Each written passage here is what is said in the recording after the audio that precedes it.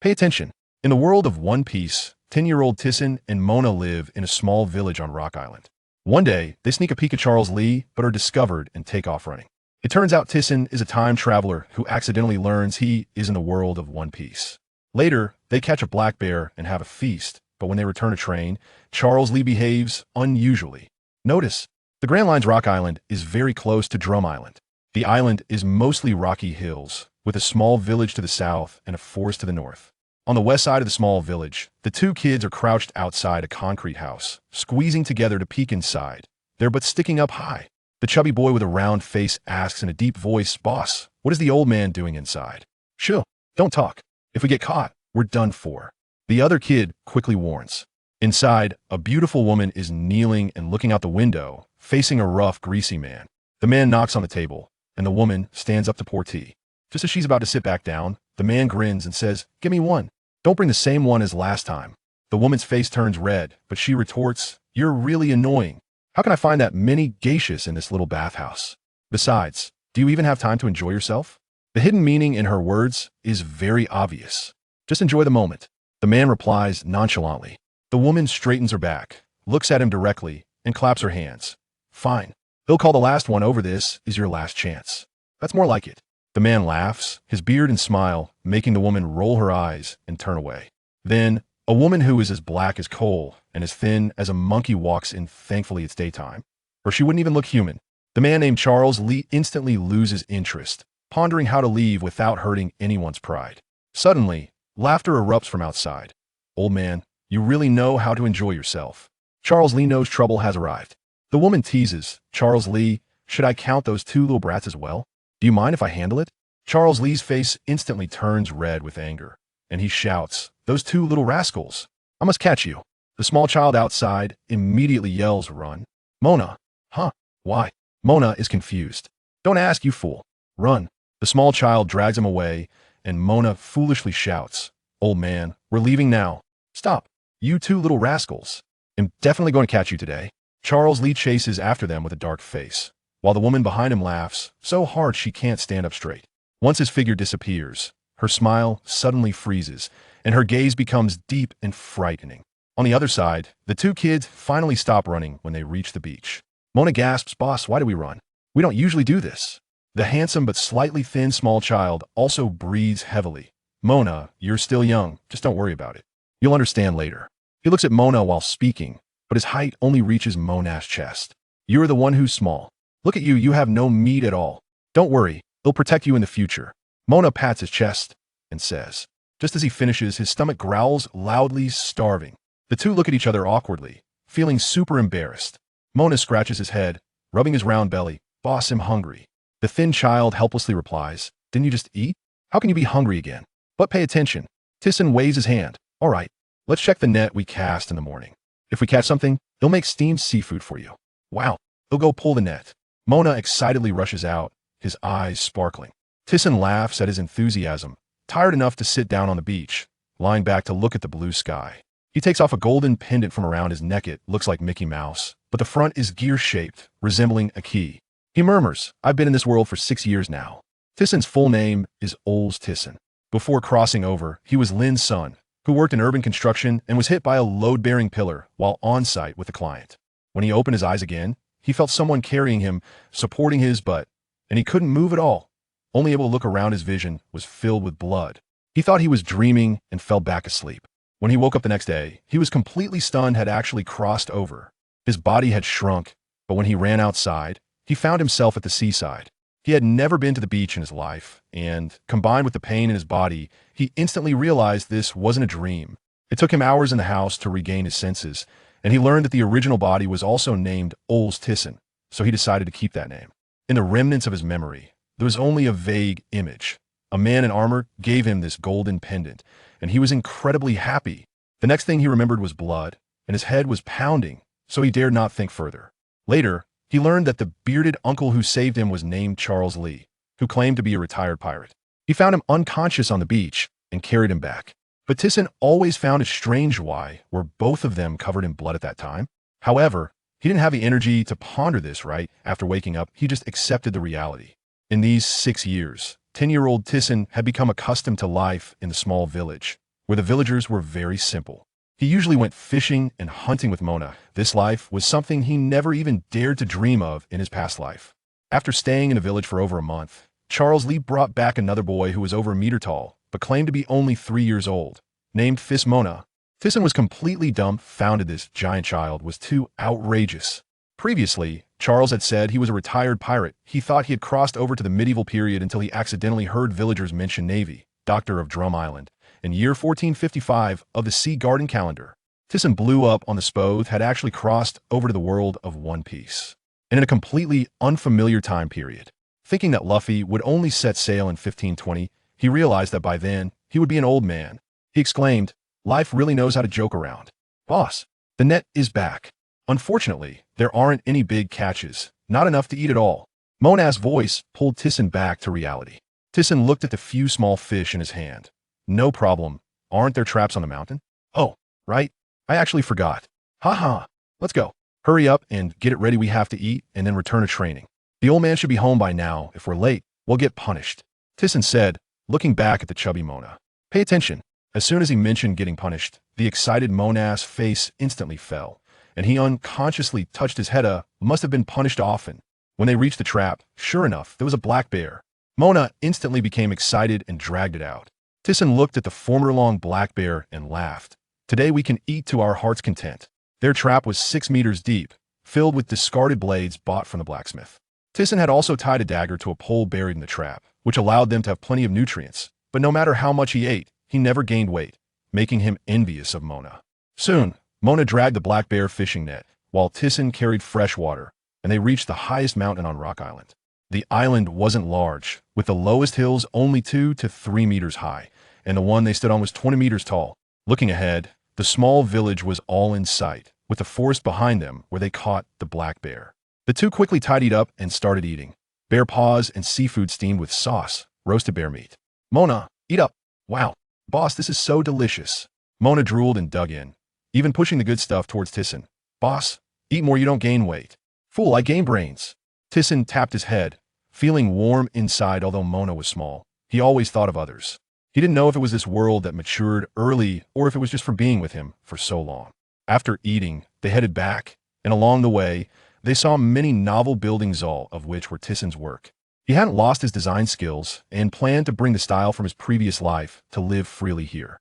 "Hey, the little genius is back." The villagers greeted them. They went straight to the training room. Upon entering, they saw Charles Lee sitting quietly, a bamboo sword resting on his lap. Thiesen muttered, "Something's off. The old man usually doesn't do this." But Mona exclaimed, "Old man, you're back." Charles Lee didn't hold a grudge. "Today, well, change things up in training. You two practiced your moves yesterday, and today they'll be your opponent." Mona drooped her ears. "Huh?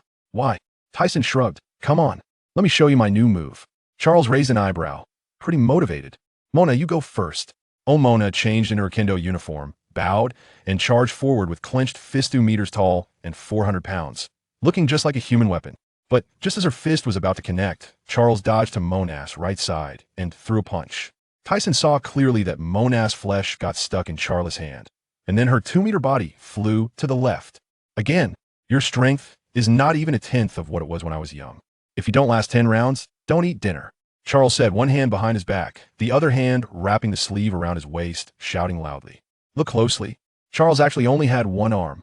Thiesen had asked him about it, and he said it was cut off by a pirate, but he didn't say who, and Thiesen didn't press further. But he suddenly realized that the reason he subconsciously felt someone supporting his but was because of this. Previously, he had even encouraged Mona to ask about it, only for Mona to get beaten up by Charles, and afterward, she ignored him for 2 hours. Mona stumbled back up and charged again.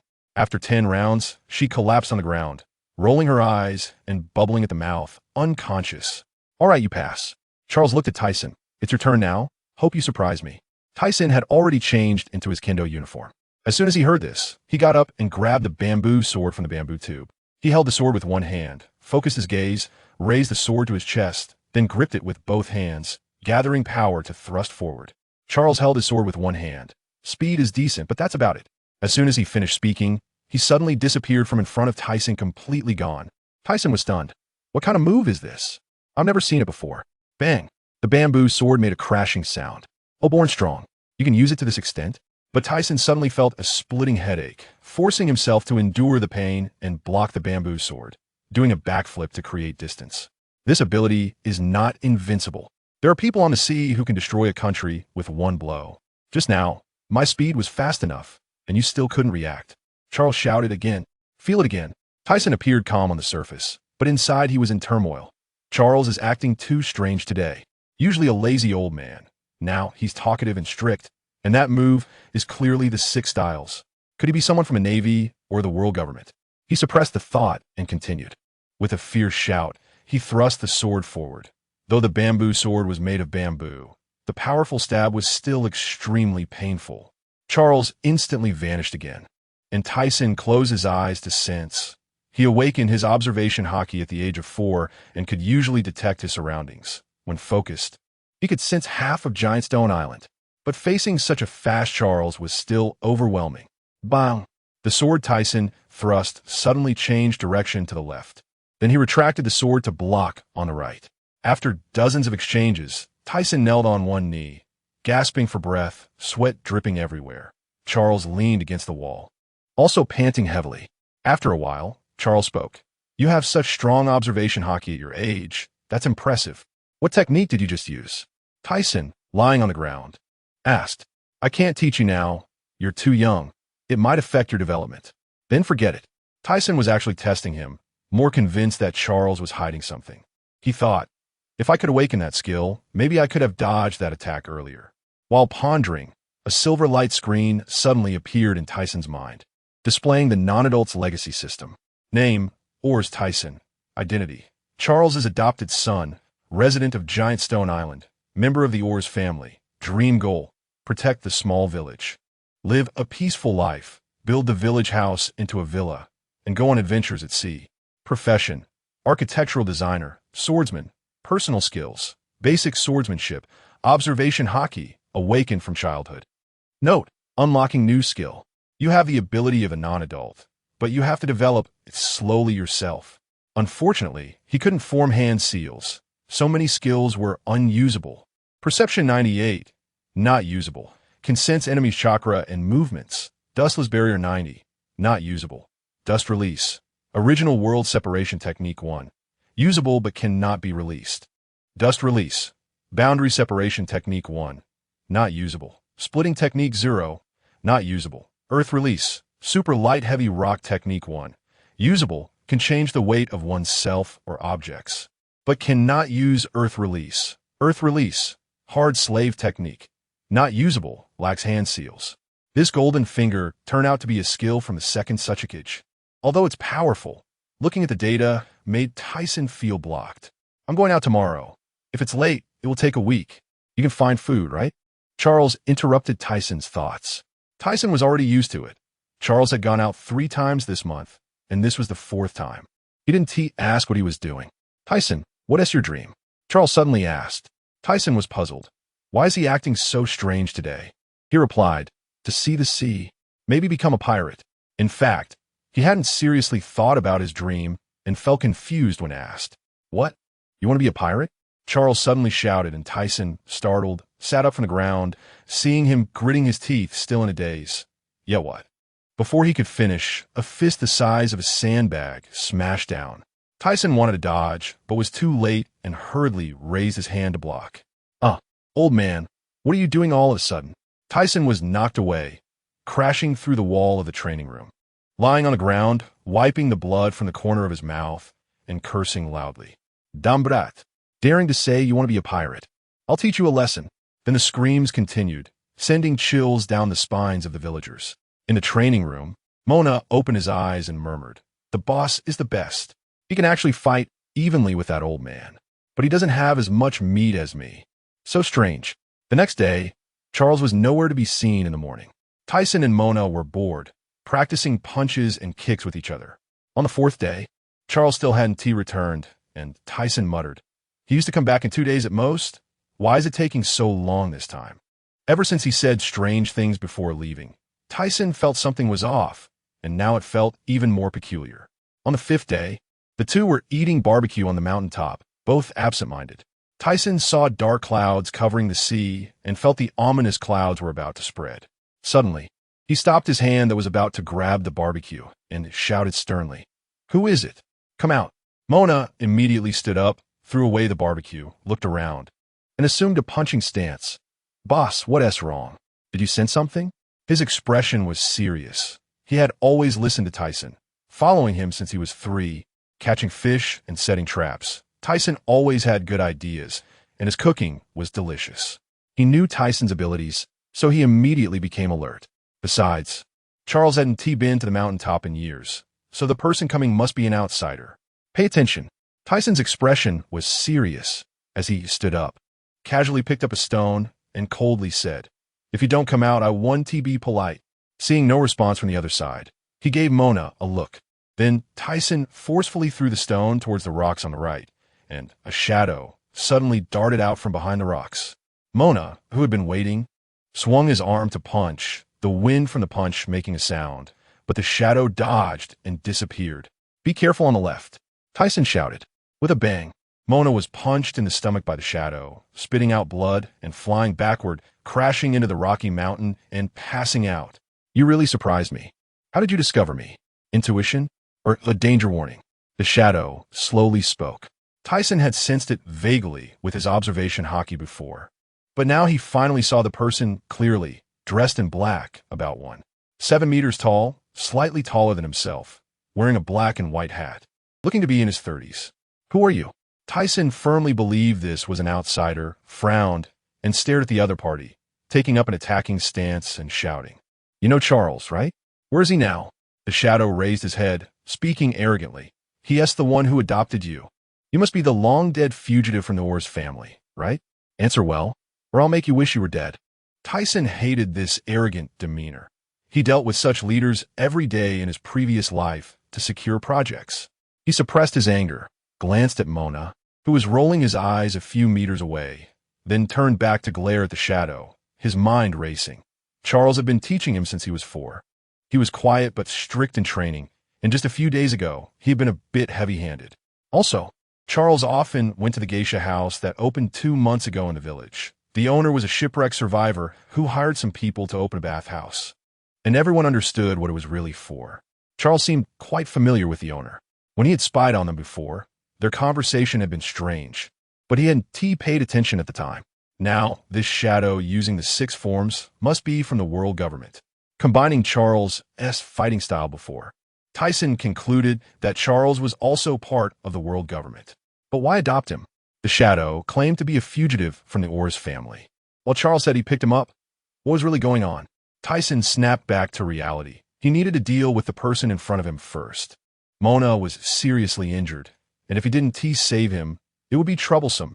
"You are from the world government, right? You say I'm a criminal of the Aurs family. What is going on?" "Oh, damn, Charles actually told you everything. Then you definitely can't be left alive." The shadow cursed, and after finishing, he vanished. Thiesen knew the other party hadn't truly disappeared. It was the same technique Charles had used a few days ago, most likely one of the CP agents. As for the purpose, he would investigate later. Focus. Pay attention. This was only the second time Thiesen had faced such a battle. Although he had awakened observation hockey since childhood and wasn't weak, apart from the last time he fought Charles, this was only his second time, and he lacked experience.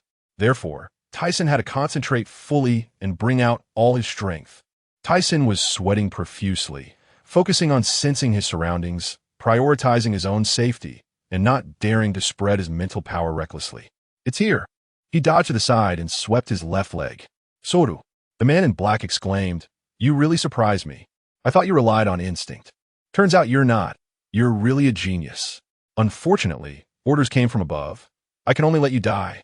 After saying that, the man in black used Soru to flash behind Thiesen. Having sensed it early, Thiesen hurriedly dodged, but after dodging several times, he couldn't keep up with his stamina. After dodging once more, Thiesen's hand reached toward his pocket. Did he have to take this pill? This was the golden finger given by the system. He was super excited when he got the pill from the newbie gift pack, but the bottle said not to use it lightly, as it could pose life risks. Scared, he complained, "This damn system. Doesn't he explain anything? How do you use it?" After that, he didn't dare to take it nor test it on animals. What the system provided should be good, so he planned to wait until later. But now that his life was at stake, he had to take it, even with the risk. Just as he was about to pour out the pill, his pupils suddenly constricted. Not good. In a daze, his stomach churned violently, and he spat out a mouthful of blood. His body was sent flying, crashing into the stone mountain that Mona hadn't broken, only stopping after hitting a second stone mountain. Sliding down, he vomited blood again. The remains of roasted meat mixed with internal organs spilling out, pain coursing through his entire body. How careless! He cursed inwardly, realizing he had let his guard down during the fight. Looking at the flying medicine bottle, he forced a bitter smile. No need to hesitate now. No matter what hidden weapons you have, I must strike first.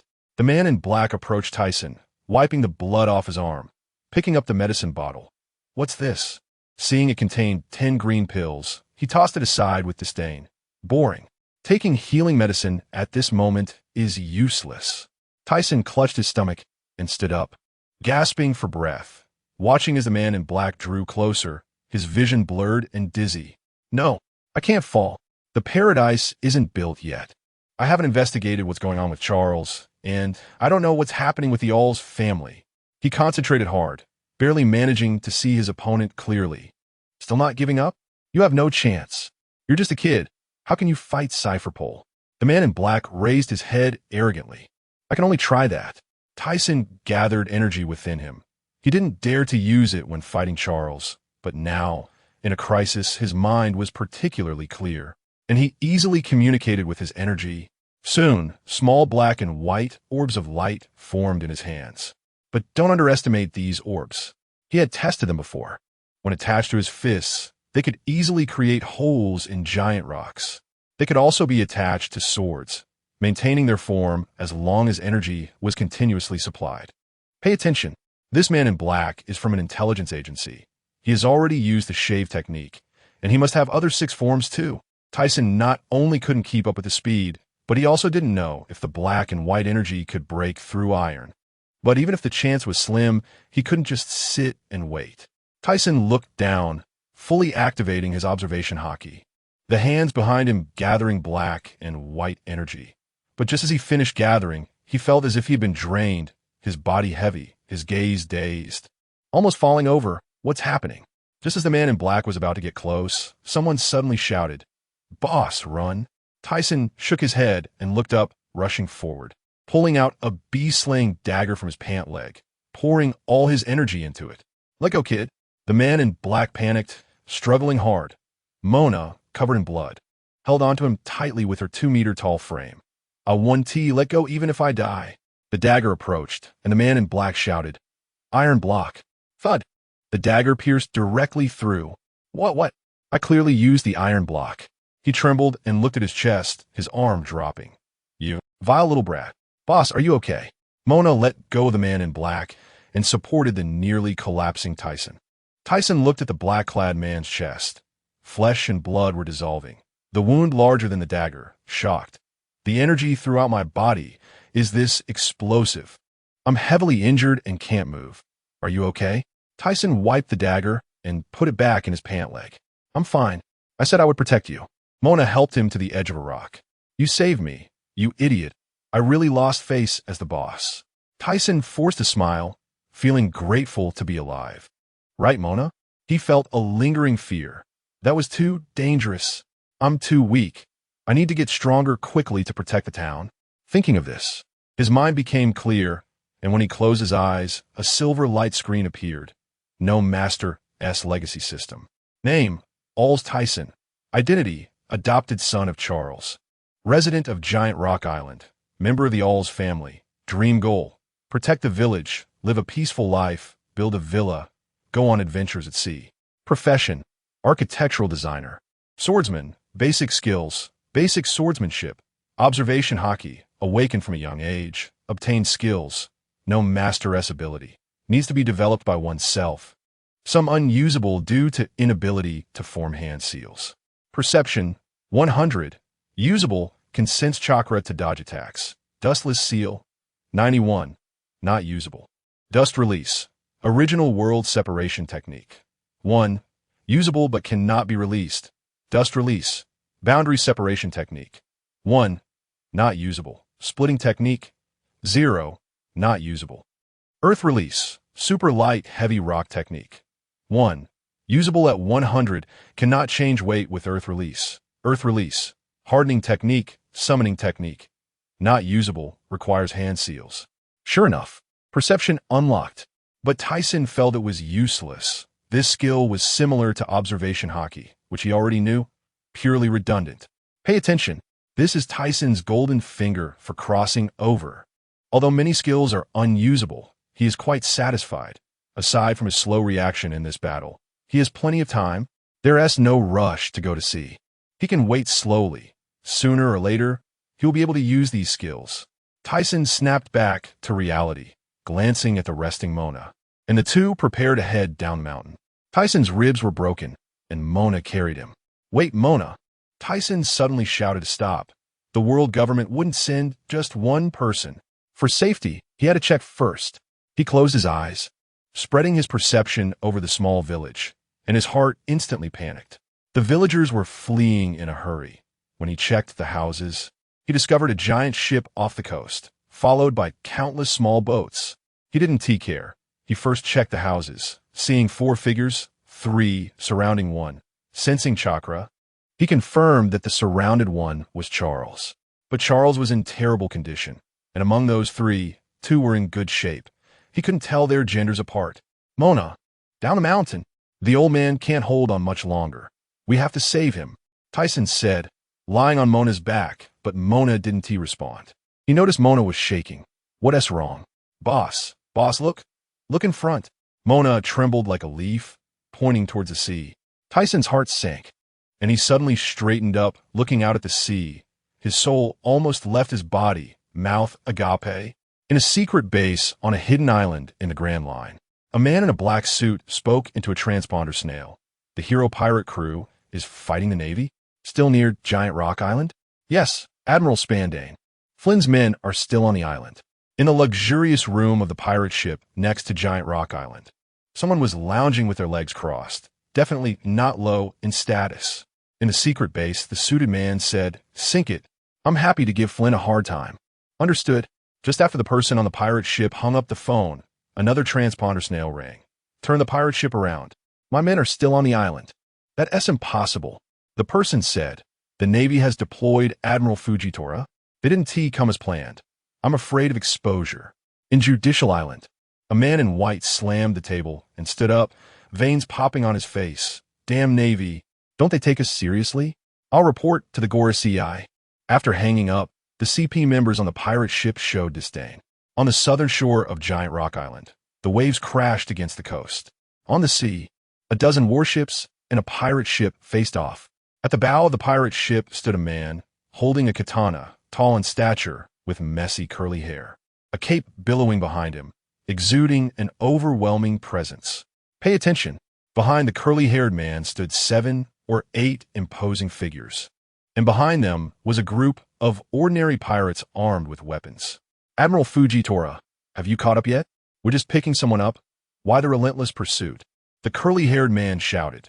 They had already been chased for several days. Shut up. Jerry's Murray. Pirates are trash. Today, not a single one will escape. The bearded Navy commander on the warship yelled, face filled with disgust. Major Santon, have you forgotten the scar from last time? This time, I'll make sure you remember. The short-haired man on the pirate ship stepped forward. You. Santon was about to curse, but the man at the front of the warship interrupted. Gravity Man Murray. We want to stop until the pirates are eliminated. Enough of the nonsense. He added, you are surrounded. In front is Giant Rock Island, with no way to retreat. Surrender quickly. Although Santon was unhappy, he could only retreat. He was just a major. Ha ha ha. Murray laughed exaggeratedly. Fujitora, you still don't know me? I would surrender. He withdrew his hand from the sword. Come on. Snow cone. Fujitora transformed into a giant snowman, conjuring a massive snow cone to smash down. Your snow cone is useless against my ton press fruit. Murai panched, ten ton greviki fist.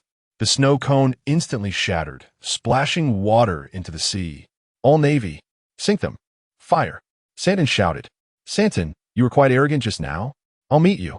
The short-haired man jumped to the bow of the ship. Santon exploded with rage. Stone, stone man, stoner. I'll make you shut up. Oh, come with me. We can't unleash our powers here. I can't fight in the air.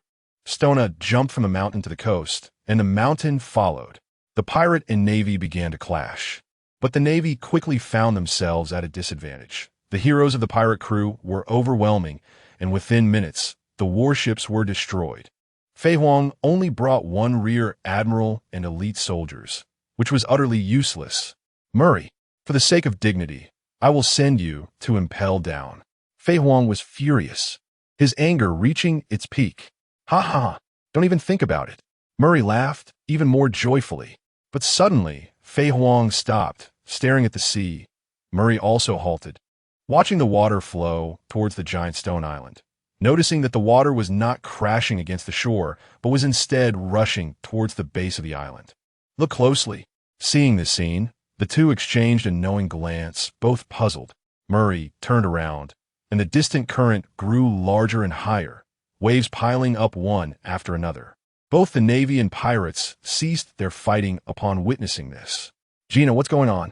Murray asked, frowning at the woman in the blue dress. She was dressed elegantly, and her blue dress paired with high heels made her look both beautiful and noble, with a cute little mouth and face. Captain, there are hidden sentries below the island. It must have been set up by someone, otherwise it wouldn't trigger so easily. Gina said anxiously. What will happen? The entire island will collapse from the hidden sentries. Look at the water flow. It will sink soon. What about the village on the island? What will we do? Gina's face was filled with worry. Is there a way to stop it? After thinking for a moment, Gina said, Stona is a stone fruit user and can control rocks. But it might be too late now. She then hesitated, but Stona is fighting on the island. Could it be him who did this? Idiot. How could that be possible? Stona would never joke about people's lives. He's extremely kind. Don't say such things. He is our partner. Murray's face darkened. I was wrong. I shouldn't have mentioned Stona. I'm sorry, Captain. Gina said, her face filled with guilt, but her eyes flickered subtly. Suddenly, a loud bang echoed, and everyone widened their eyes, staring at the giant stone island. Not good. Hurry and save people. After saying this, Murray used his fruit ability to fly directly towards the village on Giant Stone Island. Seeing the sudden change on the island and hearing the captain's words, Gina hurriedly directed the crew to steer the ship towards the village. All Navy personnel, quickly save people. General Fei Huang glanced at the pirates and immediately ordered, his expression indicating that they could not be outdone by the pirates. Just then, a transponder snail rang. Hello, Marshal Sauce. What's going on? Fei Huang took out the transponder snail, and the snail's head displayed a white crew-cut image. Fei Huang, how's it going? Have you captured Jerry Murray? No. There has been a situation. I will continue to pursue. Fei Huang glanced at Giant Stone Island. Retreat. The opportunity has passed. The transponder snail mimicked the voice perfectly. What happened? What is the problem? Flino from Judicial Island reported you. The Gore CI wants you back. But it's fine. I've explained it. Come back first, and we'll find another opportunity. Marshal, I can't return for a while. Giant Stone Island is collapsing. What? The transponder snail's mouth froze. We'll talk later. I have to hang up. Fei Huang ended the call and transformed into a snowman flying towards Giant Stone Island. The scene shifted to Thiesen, who saw the water gradually rising from afar, approaching with ice chunks in the water, making his body feel colder. He quickly closed his mouth that had been agape. What is happening? Captain, why do I feel my body tilting to one side?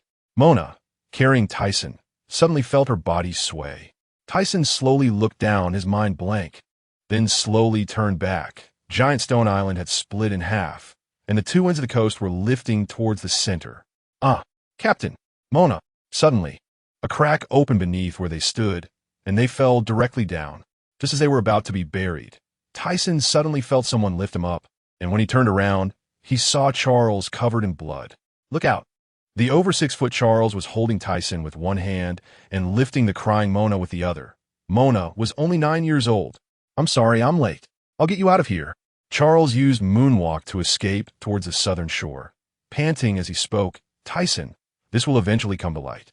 You have to be strong and live according to your own thoughts. He paused. I'm sorry, I can't accompany you anymore. We had such a good time together before. Old man, what are you saying? We're almost at the shore. There's a boat over there. Mona sensed something was wrong and shouted anxiously.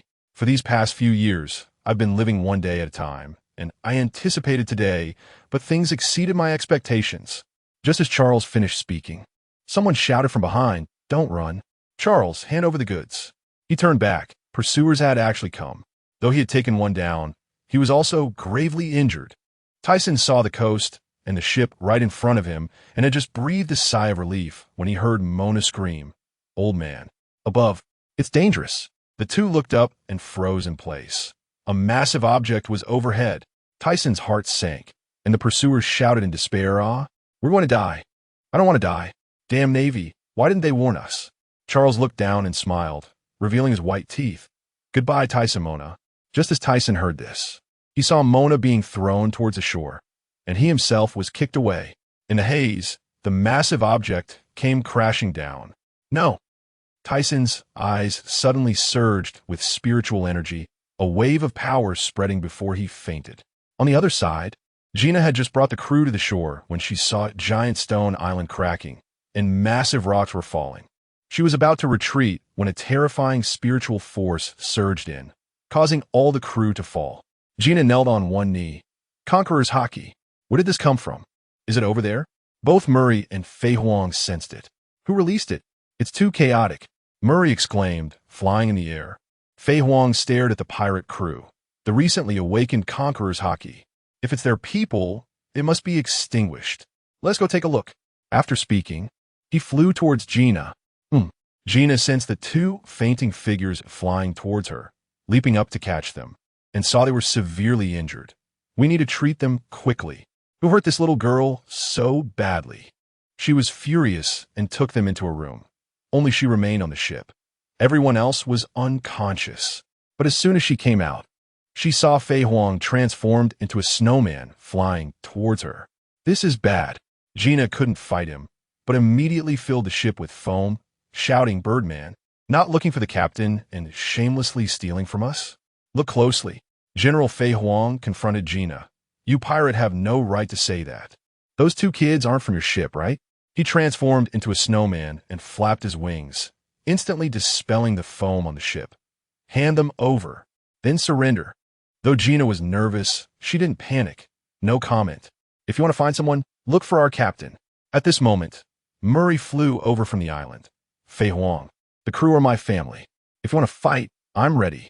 "General Fei Huang, go check on Rear Admiral Stona." Stona suddenly appeared, and the cadres returned to their positions. Fei Huang weighed the safety of Stona and the marshal's words, staring at Murray. "Next time, I won't let you go. You won't last long." He glanced at Stona and flew away. 3 days later, in a small room on the hero pirate ship, Thiesen lay on a girl's pink bed. He had been unconscious for 3 days. At this moment, he was sweating profusely, his expression pained, as if having a nightmare. Thiesen screamed, sitting up, panting, his mind filled with the image of Charles being crushed by the giant stone. "Where's this?" His head was dizzy, his mouth dry, and his stomach growled. The door opened, and Mona came in with porridge and ham. "Captain, you're awake. Gina's sister made this for you. Hurry and eat." "Where's this?" "On a pirate ship. Gina's sister saved us." Mona handed him the food, but Thiesen didn't move. Mona sat on the floor, crying. "Captain," the old man, "the village, the island are all gone. We didn't do anything wrong. Why did CP kill us?" Seeing Mona shedding tears, Thiesen also cried. After a while, he calmed down and held Mona's shoulders. "You still have me." The old man wanted us to live well and train. "Don't you want revenge?" He smiled bitterly. "In this world, you have to become stronger to live. I was too naive before, thinking I could live peacefully, but reality slapped me in the face." "Captain, I want revenge," Mona cried out. "Then let us work hard. You can only decide your own life by becoming stronger." Mona, do you have dreams?" "I didn't have any before, but now I do. I want to taste all the delicious food in the world." Mona stuffed some tear-soaked ham into her mouth. The door opened again, and Gina, wearing a blue short skirt, walked in. "Wow, little sister, you look so spirited." "Boss, this is Sister Gina. She gives me meat to eat every day." Mona introduced. Tyson was confused. Little sister? I'm a boy. Gina laughed. Look at what you're wearing. You're clearly a pretty little girl. Tyson then noticed he was wearing a pink dress. No wonder it felt empty when he stood up. Who dressed me? I'm a boy. There must be men's clothes on the pirate ship, right? Just give me back my original clothes. His face turned red, and he shouted, Ha ha, I'm sorry. It's just that you look too much like a girl. Gina explained with a smile. After we brought you to see the doctor that day, we wanted to change your clothes, and when we took off your pants, we saw a little worm down there. But since you were already undressed, we could only put this on you. Your clothes are on the bed. She raised her chin to indicate.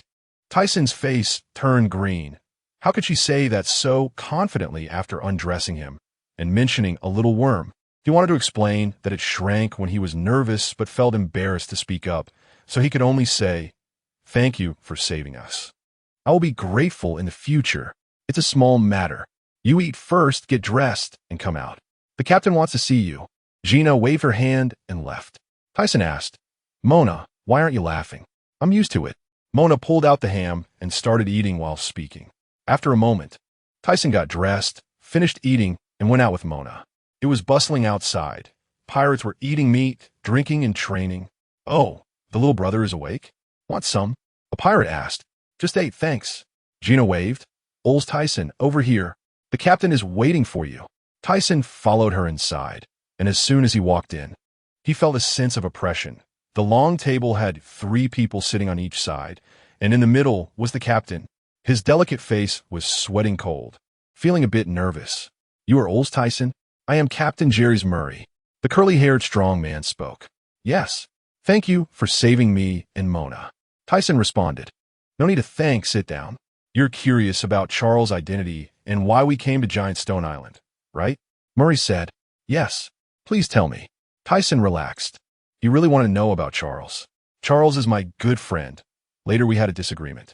I became a pirate, and he wanted the world government to be a CP.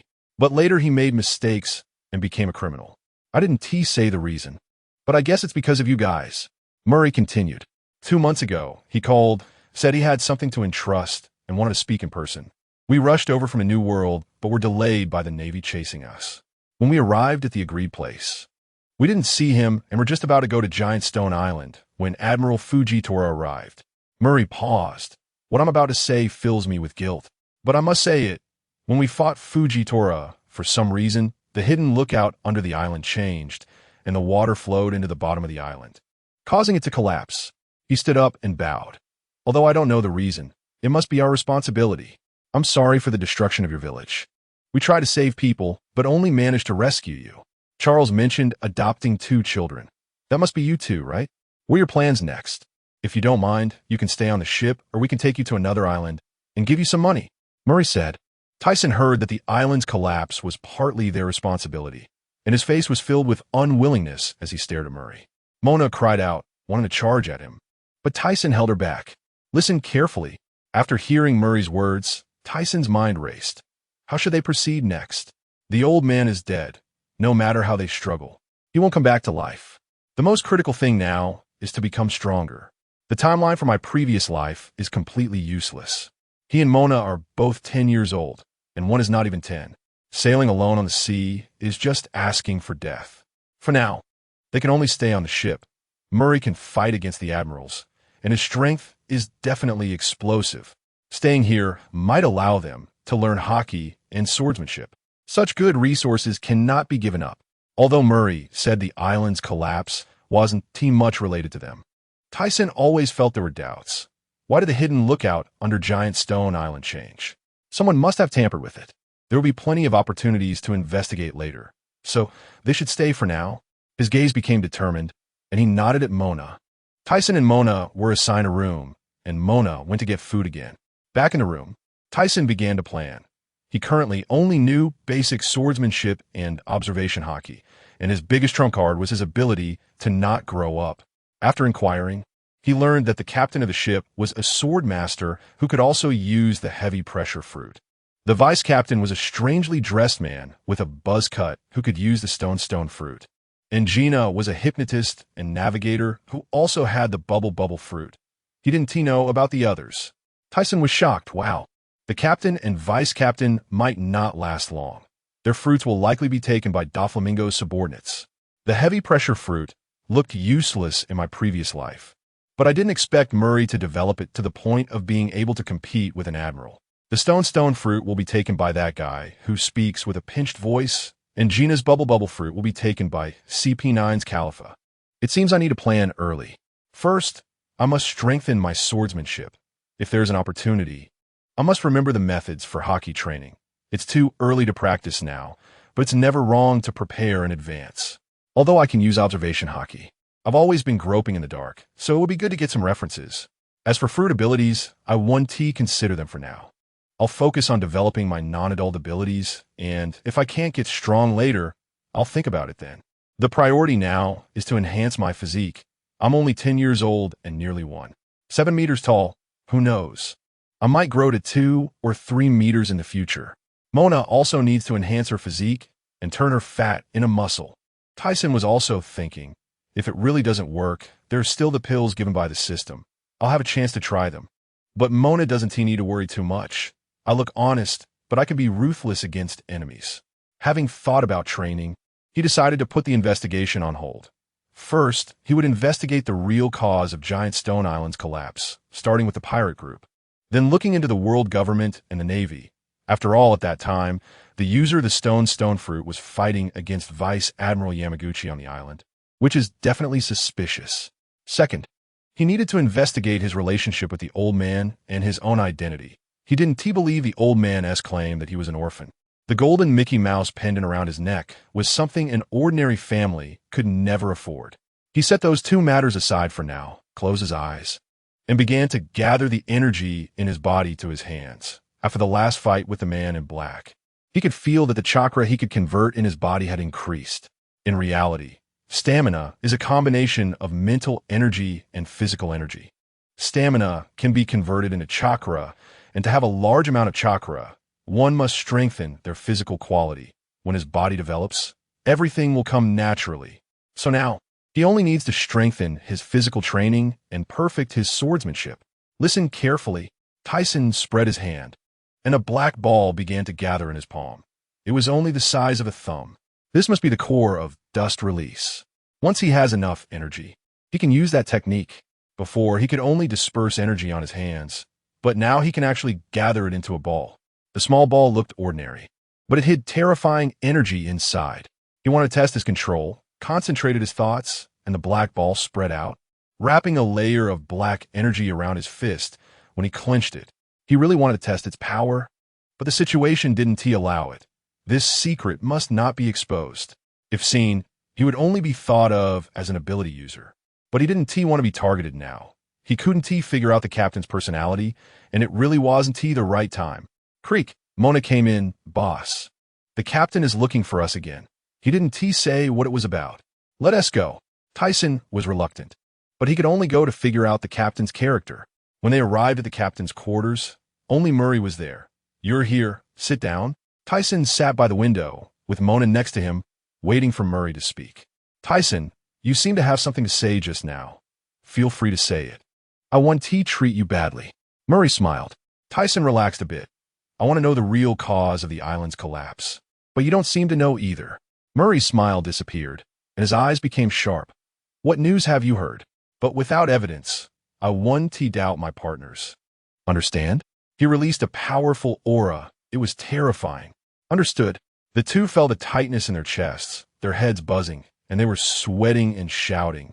Seeing this, Murray retracted his aura and instantly turned back to a smiling face. Oh, I'm sorry, it wasn't intentional. What has Charles taught you? Swordsmanship. Fist technique. The two wiped their sweat and replied. Thiesen, you're really surprising.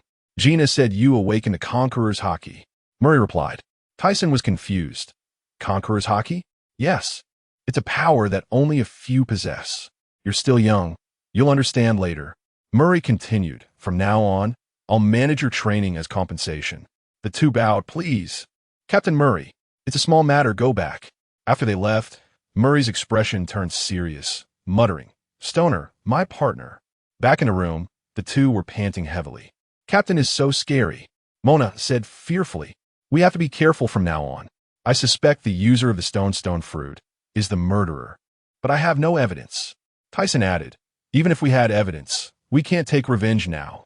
We must become stronger. This world doesn't allow the weak. Mona nodded. Boss. I know. I'll train twice as hard to achieve my dream. Yes, keep it up. Pay attention. Tisen and Mona made a pact to get stronger together. Tisen never expected to awaken the Conqueror's haki. He still felt shaken recalling that day. This was a power only top-tier, strong individuals possessed, and now he had it. This brought him closer to his dream, and Tisen was extremely excited.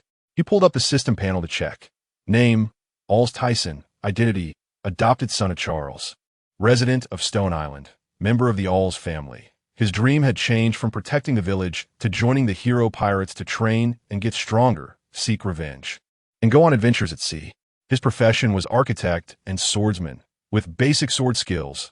Observation haki awakened since childhood, and the recently awakened unstable Conqueror's haki. The ability he gained, the no adult ability, needed to be developed slowly, and because he couldn't form hand signs, many skills were unusable. Perception 100 could be used to sense an enemy's chakra and evade attacks. Dust release. World separation technique 2 could be used but not released. And super light heavy rock technique 5, while most others were unusable.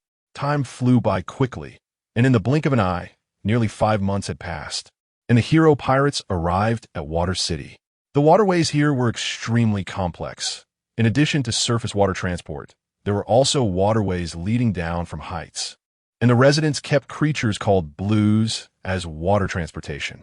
Stone Island was close to Drum Island, and the pirate crew did not stop along the way, encountering only minor pirate ships, which the officers easily crushed. During this time, the officers took some time, but Tisen wasn't clear on specifics. At that moment, in a tavern in Water City, Tisen sat by the window. He was wearing a black samurai outfit, his face beautiful as a girl's, tall and fair-skinned. Opposite him sat Mona, a muscular man with a crew cut, towering at 2 meters tall, dressed in a blue trench coat, yellow-white long pants with black boots. The two sitting together had a stark contrast in body proportions. Tisen watched as Mona devoured ham with one hand and held a drink with the other, shaking his head helplessly. No wonder he had half-giant blood. In just 5 months, Mona's height had grown from 2 meters to 2 meters and 60 centimeters, a full 60 centimeters. Tisen himself had only grown a few centimeters, now just over 1.70 meters, but he wasn't worried. At this rate, he would at least grow over 2 meters in the future. After arriving at Water City, the captain allowed everyone to explore freely, but they had to return to the ship by afternoon. Tisen and Mona headed straight for the tavern after disembarking, not wandering around. Tisen felt it was too early to explore, as no one on the island recognized them, and they had only disembarked once during their long stay on the ship to resupply. Mona wanted to try some barbecue, so they found a large tavern. The tavern was packed with people, mostly ordinary members of the pirate crew, and at the bar sat 2 officers, Shipwright Raleigh and Fighter Ilna, both of whom could use dual-color haki. Ilna was a user of the bear fruit, with a bounty of 190 million, nicknamed Exploding Bear. Raleigh had a bounty of 110 million. It's important to note that this was not the era of great pirates. Pirates with bounties over 100 million were extremely dangerous, basically all possessing haki or being rare fruit users, with explosive strength. After spending a few hours in the tavern, Tisen and Mona had just eaten and were about to go out when an unexpected event occurred. Gina rushed in, clearly panicked. The Navy is here. Everyone run. The people in the tavern instantly stood up, and Raleigh and Ilna at the bar turned around. Ilna urgently asked, "Who's leading? Where are they?" Gina took the drink Tisen handed her and finished it. Admiral Fei Huang is fighting the captain. Rear Admiral Shanton has also brought people. This time, the Navy has dispatched 4 rear admirals. What about Stoner? Ilna pressed, and Tisen also stared at Gina. No news about him. Don't worry about it, just run. The captain wants us to get on the ship and wait for him, Gina urged. Meanwhile, not far from the tavern, Rear Admiral Shanton was commanding the Navy towards the tavern. Hurry up. The pirates are just ahead. Crush them. He suddenly called to a colonel. There's a boy in the hero pirates named Aurs Tisen. He looks like a woman. Capture him at all costs. He then said fiercely, The tall one next to him is named Fist Mona. If you can't catch him, kill him. I'll have Major Fowl assist you. The colonel instantly changed from panic to excitement. Rest assured, I'll capture them even at the cost of my life. He was overjoyed. This would secure his promotion and raise. Back at the tavern, the pirates were fleeing towards the coast, with Thiesen and Mona following behind. But the fastest Ilna suddenly stopped. Pirates, you can't escape. Your doomsday has come. Rear Admiral Shannon was already blocking the front, and Navy footsteps were heard approaching from behind. What do we do, Lord Ilna? The pirates panicked. Ilna decisively shouted, Everyone escape. I'll hold off Shanton. Rally, Gina, take them away. Meet at the coast. Understood. Gina yelled, Thiesen, Mona, come with me. Thiesen looked at the battlefield. The situation was extremely unfavorable. Behind them were 2 Navy majors, along with elites and officers, all from Admiral Fei Huang's group. Following Gina, they were almost at the coast when a Navy major suddenly flashed in front of Gina and threw a punch. Gina was already prepared, using her fruit ability to create bubbles, but the major had anticipated this, retreating and blocking the path. With her back to them, Gina said, You go first. I'll hold him off. The coast isn't far. I'll be there soon. Thiesen was deeply moved over the past 5 months. Gina had taken care of them like an older sister and had saved them twice. He wanted to stay and help, but he knew he would only be a burden. The opponent was a Navy major, far stronger than those from the branch. Although he had observation hockey, he was still young, and his physical skills and swordsmanship were mediocre, not enough to stand on the battlefield. Just then, as Thiesen and Mona were trying to bypass the fight and run to the coast, Thiesen suddenly felt a tightness in his whole body. Something was off. He pushed Mona aside, using the force to do a backflip and land steadily, his eyes fixed on the spot where they had just stood. Mona got up from the ground and immediately saw a bullet-sized hole in the ground. If it hadn't been for Thiesen just now, he would have been shot through. He broke out in a cold sweat, trembling in fear. Major, these 2 kids are mine and Fowl's. I, Faru, will stake my life to keep them here. Major Fowl's face turned red with anger. He had intended to sneak attack and kill Mona for glory, but now everything was ruined, and he was filled with rage with no place to vent. Hold on, I'll finish this major and come to save you, Gina shouted while battling the opposing major urgently. The major, ignored, was furious and charged forward using the 6 styles, while Gina had no choice but to put all her energy into the fight. Mona, you deal with Major Fowl. I'll take care of this, Faru.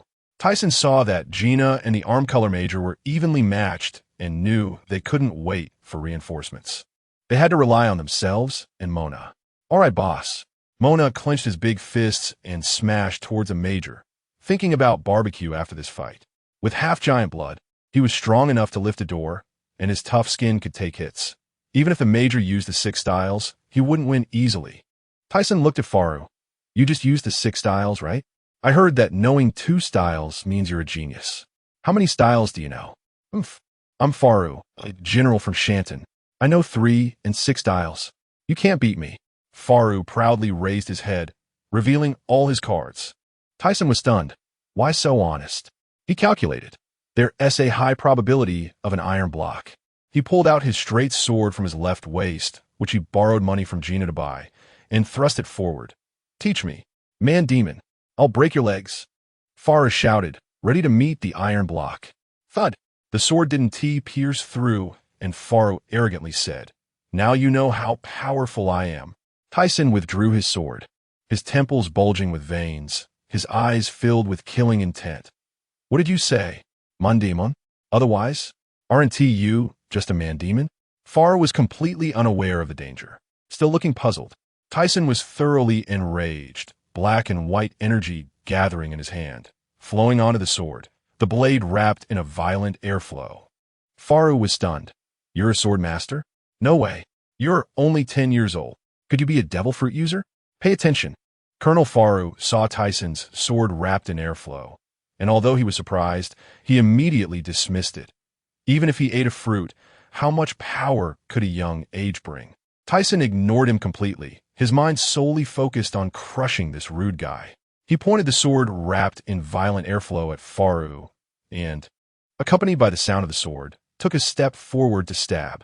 Farah saw Tyson thrusting hard just like before and felt relieved. I told you, you can't break my defense. As the sword was about to stab his heart, he shouted, Iron block. But this time, Farah was completely off the mark. Tyson had relied on dust escape to kill CP people on Giant Rock Island, let alone this colonel. If Farah hadn't been so careless and relied on the iron block, Tyson wouldn't have won so easily. How? How is this possible? Farah stared wide-eyed at the wound, unable to close his eyes. If given another chance, he would never dare to be careless. But unfortunately, it was too late. Tyson withdrew his sword, seeing the wound scarier than when he killed CP. Both sides of the flesh seemed to have disappeared. He sighed inwardly. Dust escape really wrecks the scene. If he wants to stand at the peak of the sea in the future, it might just rely on this. These 5 months of training made his chakra grow rapidly. He guessed it was due to the strong physique in the pirate world. Tyson exhaled, sheathed his sword, and turned to look at Mona. You definitely wouldn't expect this. Mona had pulled out a ham from somewhere, leaning against a collapsed house to eat, looking very annoying. Tyson didn't expect Mona to win so quickly, but seeing Mona covered in blood, with blood flowing from his forehead, he knew the win wasn't easy. Mona, pretty impressive, won so quickly. Tyson smiled. Mona rubbed his head, feeling embarrassed. No way. That guy only knows how to dodge. I couldn't keep up and just got hit. Luckily, I seized the opportunity and smashed him with one punch. Let us go check on Gina. Maybe we can help. Sure thing, boss. Seeing Tyson unhurt, Mona's determination to grow stronger became even firmer. He still had to take revenge. When they reached Gina's side, both were exhausted. But Gina was more severely injured. The Major had only exhausted stamina and had blood flowing from his forehead. The Major was stunned when he saw Tyson and Mona come over without seeing Farah in full. Oh. Took them out? He recalled what General Shanton had said and realized this seemingly feminine little ghost wasn't simple. Tyson and Mona ignored him and directly helped Gina. Gina was also surprised. These two little guys were too unexpected. Then the Major took out a transponder snail. On the other side, General Shanton kicked away the black bear, took out the ringing transponder snail, and answered. Didn't he catch them? No matter. Just kill him directly. Major Deus hung up the phone, both hands gathering the arm color, staring at Tyson and the others. General Shanton? Tyson immediately recalled the battle between Stoner and Shannon on Giant Rock Island. Pay attention. Tyson thought. General Shanton must have thought of capturing me after the Giant Rock Island incident. Could Stoner be in Navy undercover? He was sure. So he could only set the question aside for now. Looking at Major Deus' armed color, although the color was not deep, it was rare on the Grand Line. For Tyson now, this was a strong enemy. Besides, the opponent also knew 6 styles. Although he had a trump card, the opponent had exhausted a lot of stamina. And with observation color, he might be able to deliver a one-hit kill. He could only see the situation. Tyson immediately said to Mona, You take Gina to rest. I'll deal with him. Gina panicked. No way. You can't beat him. I'll do it. Mona directly pulled Gina away. Sister Gina, trust the boss. Tyson looked at Gina, feeling moved. Gina, don't worry. Trust me. Seeing this 10-year-old little ghost with an extremely confident gaze, Gina finally retreated to the side with Mona. Tyson turned back, drew his sword, and black and white energy wrapped around the sword, instantly forming a violent airflow. Major Deus was stunned. Are you a devil fruit user? No wonder you crushed Farah in full. But you're done here. Tyson was puzzled. Did the other party say that killing him would cause trouble? Did they originally plan to capture him? He suddenly understood. Previously, Farah went straight to kill Mona, didn't he attack him, and only relied on the iron block for defense without counterattacking. Combined with the dialogue between the opponent and Shanton, it definitely had something to do with it. But now asking would be pointless. He could only fight first. Deus couldn't wait, disappearing with the 6 styles. Tyson concentrated all his energy to the left. He directly blocked the left side where Deus appeared with his sword clang. The sword and fist collided, a tremendous force struck, and Tyson gritted his teeth to withstand it. Deus was stunned. This little ghost could actually take his punch. He can even use observation color. Moreover, this strength, even if he only had 60 to 70% power left, was still comparable. Just as he wanted to add force, he suddenly felt pain in his fist. Looked down, his fist had actually been cut. or rather, a part of it had been dissolved. Thiesen was also shocked. Does dust escape even dissolve armed color? This is too explosive. He was just trying out, not expecting dust escape to be this strong. It really can decompose everything. But he quickly noticed that the black and white energy on the sword had also decreased significantly. Originally capable of dealing with armed color, but the energy would cancel out. Seeing this scene, Thiesen couldn't help but increase his energy output again. Pay attention. Major Deus immediately withdrew his arm and dodged, staring at his fist. Feeling lingering fear. There was actually a shallow sword mark on it. A little later, and his fingers would have been completely dissolved. Thiesen saw that the energy on the sword had decreased, so he immediately increased his output, the airflow on the sword becoming more violent and wider.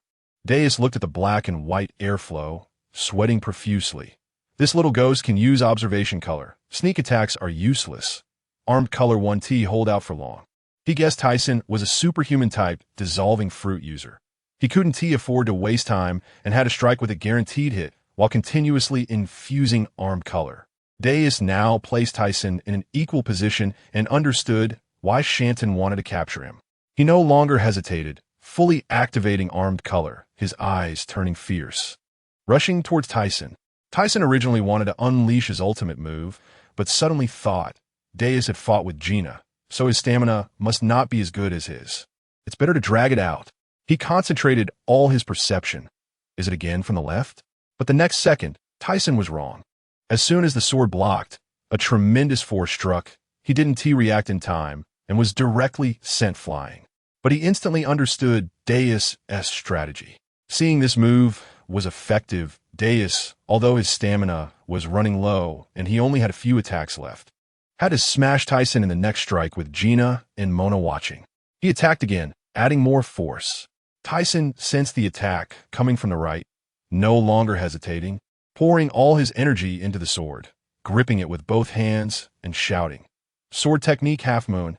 A crescent-shaped halo flashed, and the two crossed each other. Thiesen slowly sheathed his sword, but Deus was staring at his chest. Not only was he cut, but he could also feel his internal organs dissolving. Deus fell face down to the ground, and Thiesen gasped heavily. This move was the Moon Flow sword technique he practiced with Captain Murray. Although he couldn't unleash sword energy yet, and wasn't at the level of cutting iron, it was already his strongest move, and his chakra was completely exhausted. He weakly walked towards Mona and Gina, who were both stunned. When did you become so explosive? Your growth is too fast. What devil fruit power do you have? Hurry and tell me. She puffed her cheeks, pretending to be angry, firing off questions like a machine gun. Thiesen was amused, tricking her into thinking he was a melt fruit user. Not that he didn't trust Gina, but there was no way to explain the dust release. Mona, already knowing the truth, chimed in.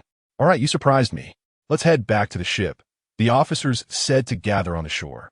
Gina said with a smile. Just as Thiesen was about to leave, he suddenly turned back to look in a certain direction, puzzled, and muttered, What's wrong? Gina asked. Thiesen, maintaining his composure, replied, it's nothing, let us go. But inwardly cursed. Sure enough, it was that stoner guy. The direction Thiesen was looking had hid someone among a giant rock. What was that kid doing? Did he see me? Impossible. He was able to crush a rear admiral. That's shocking. I was planning to deal with Flynn, but this makes things easier. Back at the coast, Thiesen saw that the other officers and pirates had boarded the ship, and a few were missing. Looks like they're not coming back. The three quickly boarded the ship, waiting for the first mate and Captain Murray. Just as they boarded, Stoner followed back. Over the past few months, Thiesen had memorized the chakra of everyone on the ship. And since Stoner was a stone fruit user, he was 100% sure that person hiding in the rock just now was Stoner. But he decided not to say anything for now. Even if he told Captain Murray, the latter wouldn't believe him. So he could only wait for an opportunity. Before long, Captain Murray flew back, shouting, "You brats, set sail." Behind him, General Fei Huang was angrily chasing after him. "Murray, you bastard, stop." "Ha ha, I'll hit you next time. I'm hungry." Murray turned back and threw a punch. 50 tons, gravity punch. Fei Huang quickly used his wings to block, but was sent flying. Murray took the chance to fly back onto the ship, leaving Fei Huang on the shore, cursing. Murray stood at the stern of the ship laughing, clearly having dealt a heavy blow to Fei Huang. Tyson was shocked. Can a ton-press fruit be used like that? Compared to Doflamingo's subordinates, the latter are just useless. It seems the strength of a fruit depends entirely on the user. Moreover, the two hadn't even clashed directly. It must have been high-level armament hockey being released. The hero pirates escaped from Water 7, and a banquet started on the ship. Tyson, holding milk, leaned against the wall, pondering. How can I convince the captain that Stoner is a problem? Everyone, listen up. Tyson and Mona are on fire today, someone announced. Especially Tyson, who single-handedly crushed a rear admiral. Murray shouted out what Gina had said. The crew instantly cheered. Tyson is awesome. I heard he's a fruit user too. Long live Tyson. Tyson raised his glass with a smile, but his heart tightened. Danger was right around the corner. Stoner was most likely from the world government or the Navy. It was just unclear which side. He decided to consult Gina first. By evening, most people were passed out on the deck, and the officers returned to their rooms. Tyson quietly knocked on Gina's door. Gina said, I've thought about what you said before, but I have no evidence. Last time I brought it up, the captain scolded me. Actually, the captain is a bit suspicious too, but he values his comrades so much that he wouldn't believe it without proof. Stoner said he was being pursued by the world government, and we can only keep an eye out. After hearing this, Tyson fell silent. Captain Murray had treated him well, teaching him swordsmanship and Mona's martial arts. But he was a bit stubborn. No wonder the fruit users on the ship ended up scattered across the sea. Tyson had no other way out now. He could only take one step at a time. The scene shifted to the Navy headquarters at Marineford. Someone reported. Flynn said that kid is from the former Aurs family. There was an accident when CP captured him. General Fei Huang added, given today's situation, we must nip this in the bud. Even the rear admirals couldn't handle him. Dicey might not be at full strength. But that kid is a Conqueror's hockey user. The lower-ranking officers erupted in argument, and the first white-haired elder banged the table. Quiet. Although this is a conflict between Flynn and Spandam, for the peace of the sea, we must issue a bounty. The world government wants to suppress this. Don't mention his previous identity, just issue it quickly. Yes, Marshal. Vice Admiral Shanton felt helpless. Flynn, I've tried my best. Who told you to offend the Spandam family? Even CP is against you. Inside impelled down, Flynn looked at the bounty notice and exploded, slamming the table and shouting, these bastards in the Navy. They directly announced it without considering my feelings. Although it wouldn't lead to his downfall. This was a tough situation. Remember this, Spandam's kid. In a secret base in the Grand Line, Spandam looked at the bounty notice featuring Tyson, a smirk forming at the corner of his mouth. Old man, this time you're in for it. Huh? The hero pirates had been sailing for 3 days after leaving Water 7, and everyone was busy when suddenly a flock of carrier pigeons flew over, dropping a pile of papers. The crew shouted, "What's this? Let us see what news there is." Wow, the first bounty is this high? Gina came over with several bounty notices, looking worried. Tyson, Mona, you two have been issued bounties. Tyson and Mona were training when they heard the commotion and turned around.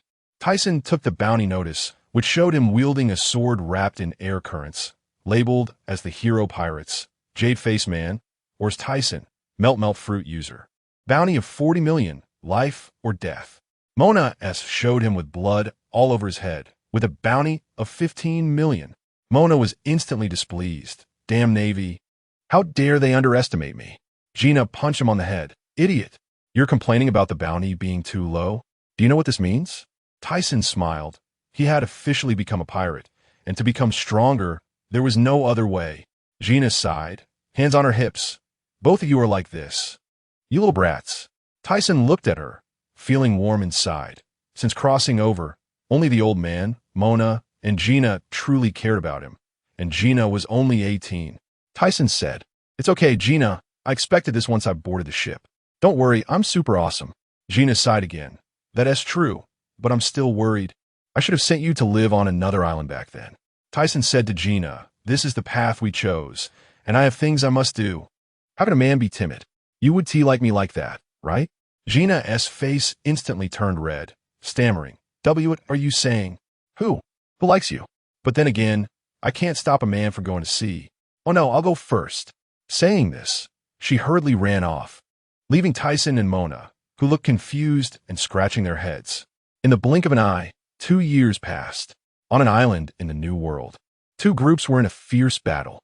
Thiesen shouted, "Swordsmanship, full moon." With one sword strike, he sent his opponent, along with their sword, flying, cutting them down. Suddenly sensing danger behind him, Thiesen swung his sword back and directly split a bullet in half. A man with red curly hair, black skin, and over 2 meters tall approached with a sniper rifle. "Are you the jade-faced Thiesen who has risen in these 2 years? I'm Lakiru from the Rock Pirates. I'm enough to deal with you." Thiesen laughed. "Stop bragging. You've already lost. Look at your captain." Lakiru turned to see his own captain actually at a disadvantage under Captain Murray. Thiesen was shocked. This was Rox D. Zebek, the future king of the world over 20 years later. He was only in his 30s now and could hold his own against Murray, who was on par with the general. "That's too explosive," Lakiru said. "That's our captain. He can battle a general at such a young age. The sea will eventually be conquered by him," Thiesen retorted. "That depends on whether you can live until then." Lakiru was about to respond, but Thiesen lost his fighting spirit and found a place to sit. Other officers had stopped fighting and were just waiting for the captain to determine the winner. Lakiru also sat down and asked, "Hey, why did you become a pirate?" Thiesen exploded. "Don't call me a brat. Do you believe I'll cut you down with one sword?" Lakiru looked at him as if it were obvious. "I'm 18, 6 years older than you. What is wrong with calling you a brat?" Thiesen couldn't help but draw his sword to attack, but Lakiru quickly waved his hands. No. I won't say it anymore." Thiesen sat back down. He had just exhausted his energy and needed to recover quickly, just in case. Lazarou felt a chill in his heart. "This little brat is too scary. The killing intent just now almost scared me to death." Thiesen, recovering while asking, said, "Red hair. Is your captain A? Why don't they use their abilities?" Lazarou instantly exploded with anger. "Damn little brat. You still want to extract information? Dream on. And don't call me red hair." Thiesen sneered. He has used his abilities while fighting Murray for so long. Could it be that he has a garbage fruit? Otherwise, why not use it? Lazarou's hair stood on end as he stood up, baring his teeth. But just as the words were about to come out, he hurriedly shouted, "Our captain is not a garbage fruit. He's a Logia." "Oh no, almost let it slip." He quickly covered his mouth, cursing this little brat for being a trap. Thiesen laughed madly. "Oh, Logia? That's explosive. Thanks, red hair. You little brat." Lazarou was furious, and Thiesen glared at him. "Do you want to fight?" Lazarou immediately backed down. And no. Thiesen looked over at Murray. "Is the winner decided?" The camera shifted, and Rox was panting. "Murray, stop fighting. You don't have any stamina left. Just wait and see my true skills. You guys retreat." Murray thought, "This newbie is really explosive. Thiesen on my ship can't lose to him." He shouted, "Let us go. The Navy is coming." His back looked a bit lonely. Lazarou, before leaving, threatened, "Thiesen, I want to let you off next time." Thiesen ignored him, feeling sour as he watched Murray's back. Having been in this world for 8 years, only 12 years old, and still 60 years away from the protagonist setting sail, he didn't want to grow old and be beaten up, especially live-streamed. Mona came over. "Captain, all the crew members are on board." Thiesen turned around, his gaze firm. "Let us go, Mona." The corners of his mouth lifted. "Anything is possible on the sea. Let us get stronger first." The feeling of annoyance vanished. Name, Aurs Tisen. Identity, adopted son of Charles, resident of Rock Island, member of the Aurs family. Dream goal, to protect the small village on Rock Island. Live a peaceful life, and turn the houses in the village into villas. Dream shattered. Go out to sea for adventure. Join the heroes pirates to train and become stronger. Trying to find enemies. New goal. Occupation, building designer, swordsman skills, sword technique. Half moon, sword technique. Full moon, observation hockey, awakened since childhood. Conqueror's hockey, unstable state. Acquired skills, has the ability of a child without adults, just needs time to develop slowly. Additionally, due to not understanding hand seals, some skills of a child without adults cannot be used. Perception, 100, can be used. Can sense the flow of enemy's chakra, able to detect enemy movements, and quickly evade enemy attacks, with a range that expands as chakra increases. Dustless Mist, 100, can be used. has the ability to become invisible, but cannot escape the detection of observation hockey. Tisen looked at the new skills in confusion. Dust release. Original realm separation technique 12 can be used but cannot be released. Boundary separation technique 12 cannot be used. Splitting technique 0 cannot be used. Earth release. Super light heavy rock technique 15 can change weight but cannot perform earth release. And that invisibility skill, since it can be sensed by observation hockey, is only somewhat useful by catching the enemy off guard, feels redundant. After that, the hero's pirates continued to roam in the new world, and Tisen trained crazily with Murray. Every day, there were reckless pirates provoking them, and he took them all on, brushing up on combat experience. If he couldn't win, he would call the officers, and Mona was the same, getting beaten up every day. Clothes tattered. The two of them trained recklessly and quickly became famous. The whole ship knew these two little brats trained day and night, and when fighting, they fought with their lives. The Navy higher-ups directly put them on the kill list, and even the higher-ups of the world government knew about these two fierce characters. Time flew by, and in the year 1465 of the Marine calendar, in the little garden of the Grand Line, everywhere was in its primitive state, with extinct species and dinosaurs. In the dense forest, Tisen and Mona were exchanging blows, turning the battlefield into a plain. Tisen shouted, "Sword technique, half-moon slash." As he crossed paths with Mona, he turned back and smiled. "Not bad, Mona, you actually caught this move?" Mona scratched his head. "Captain, I haven't been slacking off these past 2 years, but I still can't feel observation hockey. I can only rely on my alertness to dodge. If you use another move, I'll be helpless." Tisen looked, la, bring it on. "Be careful." Mona instantly exploded, his 3'9" stature bulging with muscle. His right arm wrapped in a thin black layer, armament hockey, jumping up to punch Tisen.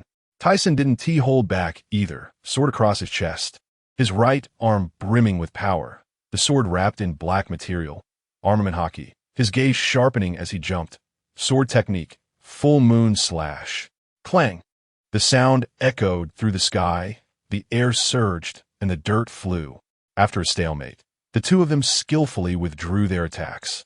Tisen did a backflip, landing steadily with his sword. "That's enough for today. We're setting off soon. The captain has something to say." He thought to himself, "Mona's progress is too explosive. Now I have to use dust release to win. Moreover, Mona has grown too crazy, shooting up from 2 meters to nearly 4 meters in 4 years. While I'm still only 1'9". He clenched his fists. The black and white energy, chakra, in his hand was only the size of a thumb 4 years ago. Now it's the size of a fist. Unfortunately, he couldn't release it like the Earth Shadow. It might be because he has too little chakra or hasn't found the right method, but he firmly believes he will be able to do it sooner or later. Speaking of chakra, Tisen had stumbled before. Using it all at once left him completely powerless, just like exhausting his stamina. For years ago, he almost died when he ran out of chakra and stamina.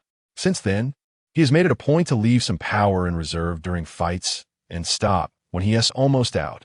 Fortunately, the stronger his physique, the more chakra he has, and the more his body can hold. Although there are drawbacks, he is quite satisfied. Let us go find Sister Gina. Mona knew that he could fight with Tisen like this all, because Tisen wasn't serious. But he was quite satisfied with how much stronger he had become in these 4 years. Tisen had already thought of finding a powerful devil fruit for Mona in the future, while he would choose based on the situation. When the two found Gina, everyone was gathered, and Captain Murray was saying goodbye to 2 giants. They had stayed in Little Garden for 3 months, and the captain became friends with the giants after defeating them. Tisen often went to play with the giants, standing on their shoulders, feeling super cool, and was considering getting a large flying creature in the future to enjoy the scenery. When Captain Murray opened his mouth, the whole place fell silent. "Everyone knows what we're doing today, right?" The crew shouted in unison. "Rescue the vice captain." "That's right. How dare the Navy capture the vice captain?" Murray waved his hand to quiet them. "A month ago, we found out that the Navy's escort troops will be passing nearby in the next few days. I'm counting on everyone." The crew shouted angrily. "We will definitely rescue Brother Stona. Let us smash the Navy." Tisen looked at this scene helplessly. 4 years ago, He felt that Stona was an undercover agent, but in these 4 years, Stona had been obedient, and even the captain didn't suspect him. But Thiesen didn't let his guard down.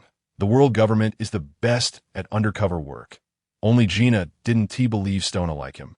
So he had to think of a good escape route. Otherwise, he wouldn't even know how he died. Little ones, let us set off. Murray walked towards Thiesen. I know you suspect Stona, but that's just a guess. He has been on the ship for 6 years. If he wanted to cause trouble, he would have done it long ago.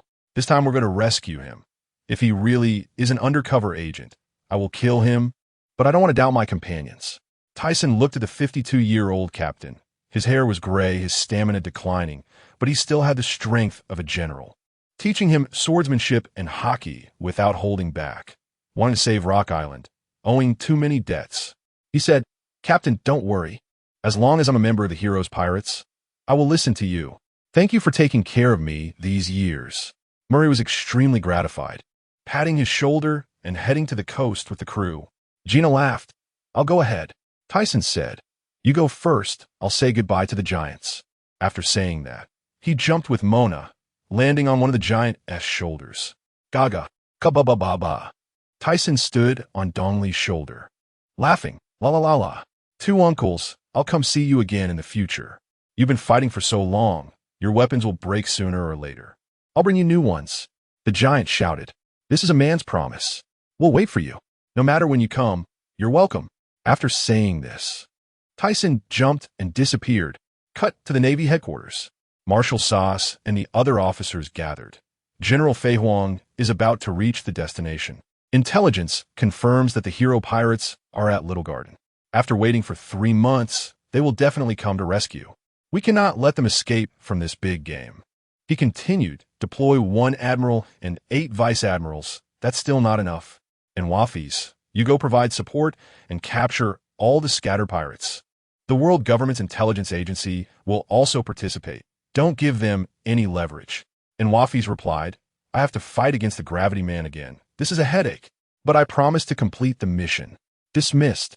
At a certain secret base in the Grand Line, Spandane sat in a big red chair, swirling wine. This plan worked. I'm getting closer to a high position. The world government has thrown me here as the head of a small base. Just wait and see. Flynn, you remember this. Back near the waters of Little Garden, the hero pirate ship received news. Escorting Stona is their old rival, General Fei Huang, along with 8 vice admirals and countless officers. Thiesen immediately found Gina. What are you planning to do? Gina smiled. Murray saved me. This time I'll fight to the death. You two have a chance to escape. You're too young. Thiesen took out 3 wooden barrels. Take these. They might save your life at a critical moment. Gina curiously asked, what are these? Thiesen helplessly replied, don't ask, just hide them. Mona directly stuffed them into her arms. The captain came out. Murray shouted, the Navy has stopped at the nearby island. You guys, get closer and prepare for battle. The crew shouted angrily. Navy, wait for us. Deputy Captain, we are coming. The pirate ship charged towards the small island. On the other side, the Navy had already set up an encirclement. General Fei Huang stood at the front, with 8 vice admirals behind him, and at the back was the handcuffed Stona, injured all over, clothes tattered, covered in blood, sitting with his head down so his face wasn't visible, flanked by 2 officers. Fei Huang sensed the movement. They're here. Everyone prepare for battle. The Navy shouted, crush these sea trash. Eliminate them all. Look closely. The Navy pointed at the hero pirate ship and shouted, at the bow is the Gravity Man Murray, bounty of 780 million. Ship Dr. Tadon, insect fruit, 360 million. Exploding bear Ilna, bear fruit, 230 million. Gina, bubble fruit, 150 million. Sniper, Cook 140 million. Shipwright 130 million. And Thiesen 80 million. Mona 55 million. Vice Admiral Longbeard stepped forward. Leave those 2 kids to me. General Fei Huang nodded. Vice Admiral Shanton, I'm counting on you. Shanton grinned. Don't worry. I will definitely take down these 2 kids. What potential newcomers? They're all sea trash. The hero pirate ship docked, and the pirates shouted as they disembarked, with the officers rushing to the front, and Thiesen and Mona following behind. Murray teased. Fei Huang, It's been over 2 years, and you're still laying ambushes to catch me? 2 years ago, Thiesen smashed a rear admiral, which is why your bounty has risen so fast. Fei Huang roared angrily. This time you won't escape. All Navy personnel, crush them. After saying this, he started fighting with Murray, and the Navy launched a fierce attack, with the officers each finding their opponents to battle. Thiesen looked at the battlefield and felt something was off. There's no way the Navy wouldn't set up defenses. But now that the admiral and vice admirals were all present, he could only be cautious and also had to guard against the Navy encircling them and cutting off their retreat. After explaining things to Mona, just as he was about to move forward, Shanton suddenly blocked his way. You two kids. Last time I let you escape. This time I will definitely take you down. If I let you grow, the sea will be in chaos. Thiesen's heart sank. This Shanton is an elite vice admiral. He can use both color of arms and the full 6 styles, has extended skills, and even knows life return, with no weaknesses and is tough to beat. The two of them together can't defeat him. Thiesen could only think of a way to stall for time until the officers could support. We've never fought before. Why are you targeting me? Shanton sneered. It's only natural for the Navy to capture pirates. Do you still dare to pretend to be innocent? The world government's things are not easy to take. The things you left before you died, hand them over, and I can make your death a bit more painless. Thiesen appeared calm on the surface, but was shocked inside. Before the old man died, he really did give him a map marking an island in the Grand Line, not far from the Shambadi archipelago, but he never mentioned that it was something from the world government. Pay attention. Thiesen had long wanted to take Mona to the island on the map, but they were too young, and Captain Murray would definitely disagree. Plus, he didn't want anyone else to know about it. He suspected that the map might be related to his identity, but at that time, he had no strength. And even if he knew his identity, it would be useless, so he could only put it aside. Now hearing Shanton mention it, he was having doubts. Could it be that the old man really left something good? Thiesen tentatively said, The thing you mentioned, I sold it a long time ago. Shanton exploded on the spot. You little brat. Are you crazy? That's something the world government wants. What did you sell it? Thiesen scratched his head, pretending to be confused. Oh, I forgot. Shanton roared. I want you to remember it right now. As he spoke, he swung a punch at Thiesen. Thiesen was already prepared, dodging to the side, turning to Mona and shouting. For years of training wasn't in vain. Don't mess up. I'll attack right. You attack left. If we can't win, just stall for time. Preserving your life is the most important. Mona clenched her fist, as big as a sandbag. Don't worry, boss. I'll go first. At 9 meters tall, she took a leap towards Shanton. Thiesen didn't hesitate either, drawing his long sword. Over the past 4 years, he had become a sword master, not only reaching the level of cutting iron, but also able to unleash sword energy. He covered his sword with armament haki and charged forward, flanking Shanton with Mona. But Shanton reacted abnormally quickly, first punching Mona away, then used his dark arm to block the sword, creating a clanging sound and sparks flying everywhere. Mona was knocked back, covering her arm and gritting her teeth. This strength is too explosive. His fists are as hard as iron. My arm feels weak. She could only drag herself to the side, watching to see what the boss would do. Thiesen saw that his attack was ineffective, leaping back dozens of steps, knowing full well Shanton's armament haki is absurdly hard. It can't even scratch the surface. Shanton lowered his dark arm, sneering. I'm not surprised that the little brat awakened armament haki. After all, you even have Conqueror's haki. But with your level, it's not enough to see. I'll take down this little giant first, then deal with you.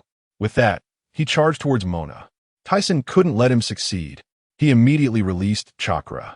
Pouring it all into his sword, the blade instantly wrapped in violent airflow, looking terrifying.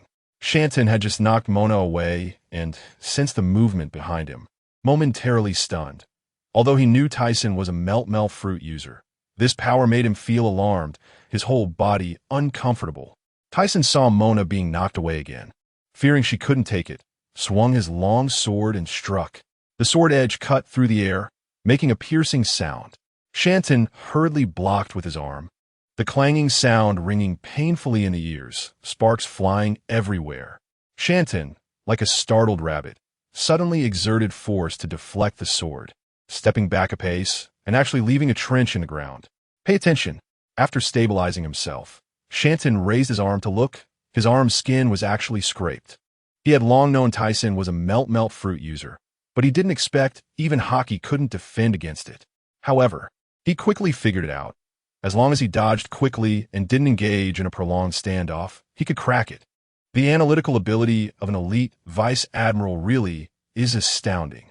Shanton immediately used Soru to teleport, then launched a finger gun attack towards Thiesen. Thiesen dodged to the side and immediately shouted, "Sword technique, full moon." A sword energy wrapped in hockey slashed out. Chakra still couldn't follow the sword energy. No matter how many times he tried, Shanton's eyes widened at the sword energy, roaring, "Even if you can unleash a slash, you can't defeat me." The more he thought about it, the more anxious he became. This little brat is related to the Aurs family. If he keeps growing, it will definitely be a problem. He immediately used Gale Foot to disperse the sword energy and charged right up. Shanton opened his iron block in the air and unleashed a finger gun aimed at Thiesen's head. Thiesen dared not take it head-on and hurriedly jumped away. Meanwhile, Mona, who had recovered, swung her fist at the just-landed Shanton, and Thiesen also took the opportunity to charge up with his sword. Who would have thought? Shanton's armed color fist, originally aimed at Mona, suddenly turned around and smashed towards Thiesen. What?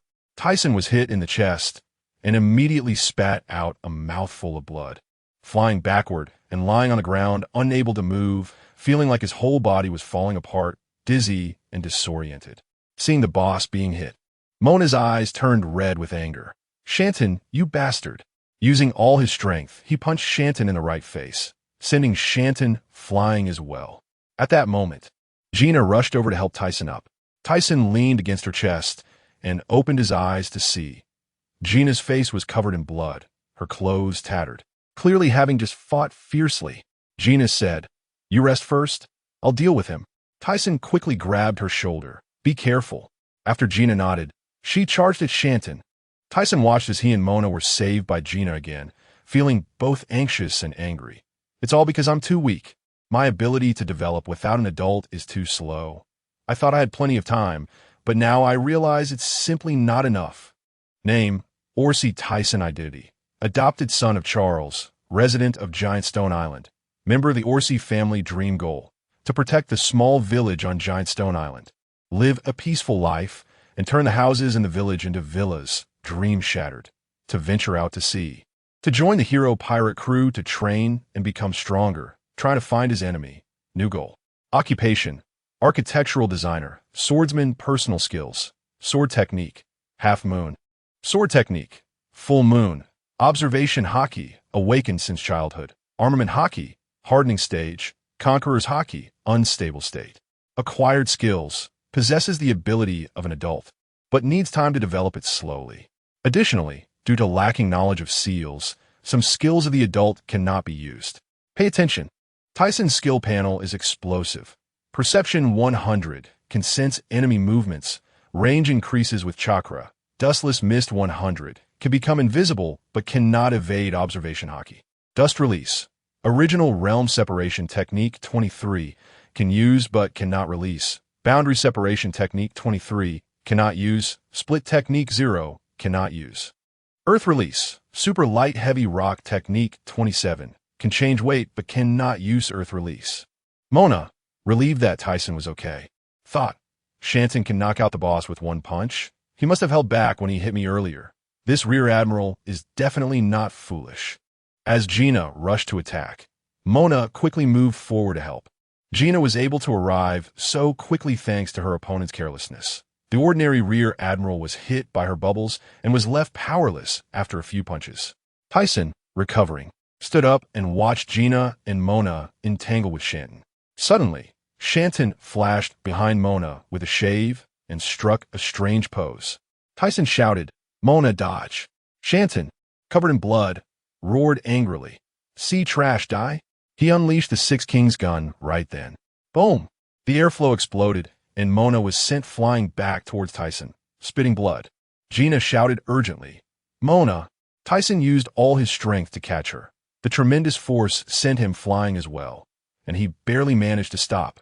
His old injuries had not healed, and he was impacted again, spitting out another mouthful of blood, but fortunately, it was blood accumulated in his lungs.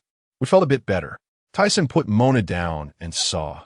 Mona was covered in blood, his clothes tattered, eyes rolled back, and he had directly passed out. He panicked. This is my brother since childhood. He has never been injured so severely. Suddenly, he had a flash of inspiration and pulled out a small bottle. I can only gamble this time. No matter the risk to life, I can't care anymore. Inside were 10 pills he had never dared to use. Now he had no choice but to take the plunge. Thiesen fed 1 pill to Mona, and a few minutes later, Mona's fingers moved. He was overjoyed. The medicine is too explosive. It's actually a healing medicine. But the next second, he was stunned. Mona suddenly screamed. It hurts. Boss, it hurts so much. His whole body's muscles bulged, veins bulging, and blood could be seen boiling within the veins, rolling on the ground and roaring. Thiesen was so anxious his heart hurt. What kind of broken medicine is this? Mona, don't scare me. Answer me, brother. Mona's miserable state instantly attracted the attention of the two combatants, and Gina quickly dashed to Thiesen's side. Pay attention. Seeing that Mona had survived his full power punch and was not dead, and that Gina ran over again, Shanton was furious. Damn pirates. Here, I come to finish you off. He charged towards them. Gina looked at the rolling Mona, both anxious and pained. Thiesen, how could this happen? Was it from Shanton's punch? Just as Thiesen was about to answer, Shanton's attack arrived, and at this moment, Mona suddenly shouted, Boss, I feel all my strength about to explode. It hurts so much. Thiesen thought quickly. Mona, stand up. Go fight Shanton. Release your strength. He then shouted to Gina. We'll support you. Protect Mona. He could only try anything at this point. Feeling that Mona's symptoms seemed somewhat familiar. Upon hearing this, Mona suddenly stood up. His original height of 3 meters 9 instantly disappeared. His speed multiplied compared to before, and cracks appeared in the ground. Thiesen and Gina were stunned. Could that pill increase strength and speed? Thiesen shouted, Gina, let's go. Gina worried. Your injury isn't healed yet. I can go alone. Thiesen reached out to wipe the blood from Gina's mouth. It's fine. I'm not at ease with you alone. Gina's face turned beet red, stammering. You. Why are you like this? Thiesen teased. Should I help you rest? It's just me and Mona here. At that moment, a distant shout from Mona came, Boss, hurry over here. Gina quickly lowered her head. No, I'm fine. Let's help Mona first. Thiesen rushed ahead, and Gina looked at his back, feeling both angry and shy. You little rascal. I'll deal with you sooner or later. She also charged up. The scene shifted. The hero pirate crew's officers were about to win. Most of the Navy's rear admirals were lying down, but only a couple of officers were still standing. Murray and Fei Huang were still fighting in the air, both covered in injuries, and it looked like the outcome was about to be decided. Murray, panting, glanced at the people behind Fei Huang, suddenly gathering all his strength to attack. 1,000 tons, supergravity fist. Seeing this, Fei Huang hurriedly gathered a massive snow pillar to block. But just as he did, he shouted, Be careful. Murray is attacking. It turned out that Murray had planned this all along. First, to engage in a battle with Fei Huang, and while he was distracted, to rescue Stona. The two school-level officers were scared and retreated repeatedly, their faces going pale. Murray laughed. Got it. Stona, I'm here to save you. Below, Stona's eyes flashed, smiling as he said, Captain Murray, thank you for your hard work. Murray reached out to grab Stona's shoulder. But just as he was about to grab it, an unexpected event occurred. Pay attention. Just as Murray's hand was about to touch Stona, a pair of handcuffs clicked shut on him. Immediately after, a pitch-black fist slammed into Murray's stomach with great force. Murray didn't even have time to react. Spitting blood and flying backward, his head hitting the ground and leaving a deep gouge, making the scene nerve-wracking to watch. On the other side, the officers and members of the hero pirate crew, who had just been excited about Murray rescuing Stona, were now stunned by this reversal, and even the Navy stopped fighting. The pirates instantly exploded. Stona, you bastard! What are you doing? Aren't you our vice-captain? How dare you attack the captain? You traitor! We're going to fight you.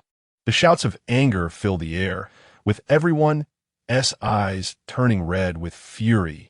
Stona slowly turned around, looking at the enraged pirates, his face full of mockery. Traitor? Don't be ridiculous. I was originally a member of the world government. Vice captain? That was just an act for you to see. You bunch of sea trash. How dare you call me brother? He completely disregarded the pirate's curses, feeling overjoyed inside. Mission accomplished. I can report to Lord Spandane, and I can help him rise a few levels within the world government. This is a big profit. It turned out that Stona was a direct descendant of the Spandane family, having infiltrated the secret agency 6 years ago as an undercover agent on the hero pirate ship, all to pave the way for Spandane. Previously, the collapse of Giant Stone Island was also his doing. At that time, Linfo was dispatched by his subordinates to carry out a mission. He deliberately provoked Shanton, using the stone fruit to manipulate the boulders to collapse the island, directly sabotaging Linfo's plans. Later, in Water 7, when he saw Thiesen kill Rear Admiral Deus, fearing that Thiesen would be caught and affect the plan, he even appeared to warn him. Stoner turned to General Fei Huang and said, "General, don't waste time. Quickly crush this group of pirates. I need to hurry and report good news to the world government." Just as he finished speaking, the originally knocked back Murray unexpectedly stumbled to his feet, covered in blood and injuries, but he managed to break the shackles on his hands with a loud crack, gasping and shouting, "Stoner, you can't leave today."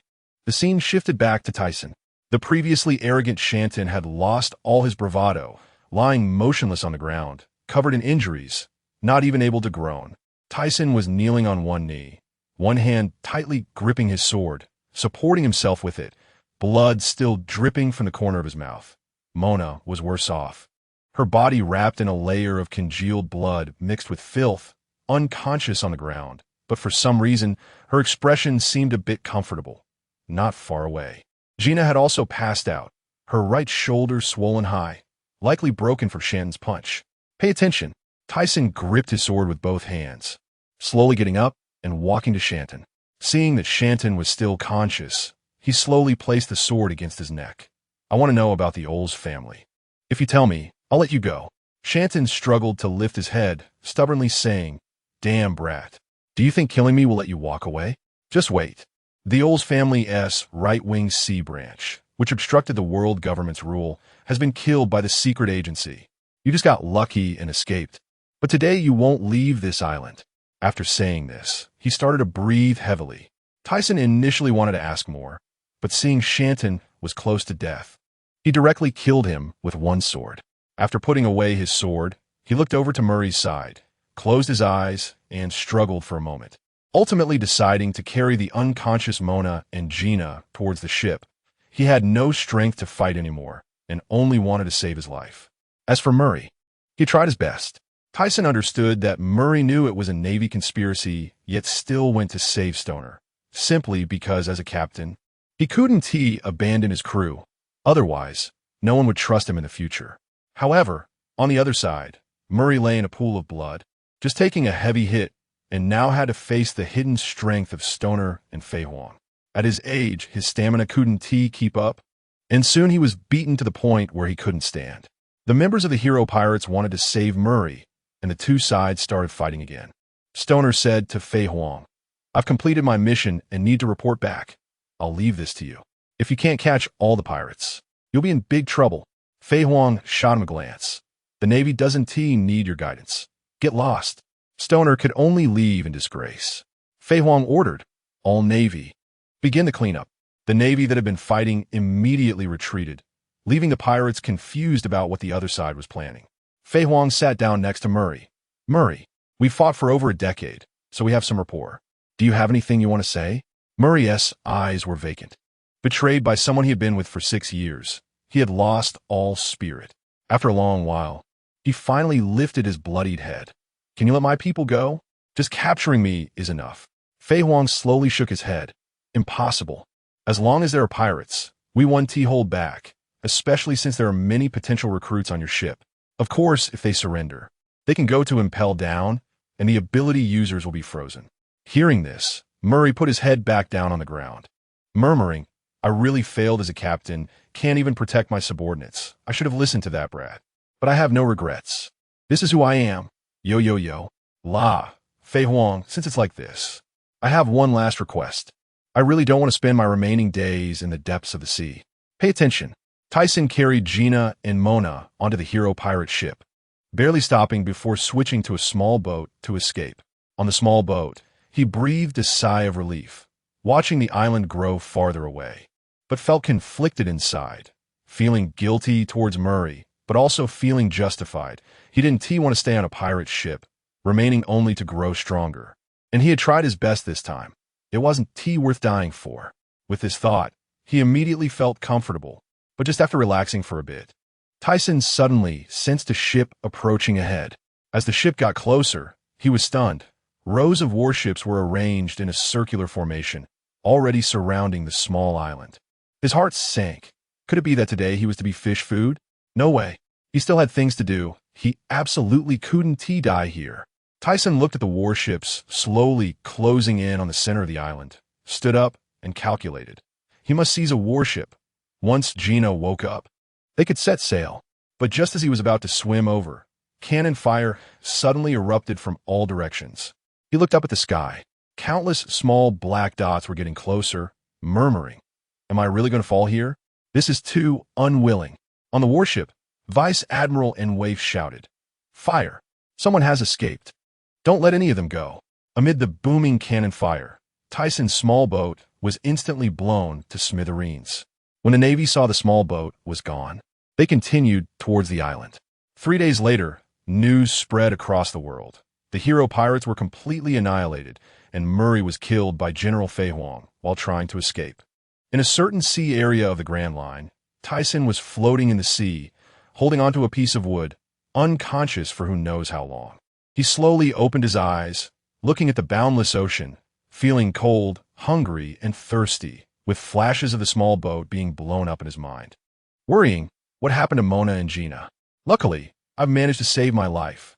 Suddenly, Tyson remembered something, one hand holding the wood, and the other pulling out a small wooden barrel. This was the emergency supplies he had prepared earlier. He opened the barrel and gulped down water, then took big bites of jerky, instantly feeling relief in his lips and throat. Just as he thought he could float to an island or encounter a ship for rescue, he suddenly realized something was wrong. There was no wind. The sea was so still that there weren't even any waves. Could it be the calm belt? Just as he realized this, he heard the sound of splashing water. The sea began to rise, waves crashing against him, and when he looked up, he was petrified. An enormous beast emerged from the water, stretching as far as the eye could see. He sensed that this beast looked like a frog, only able to see its massive eyes turning. "Pay attention," Tyson prayed frantically in his heart. "Please don't see me.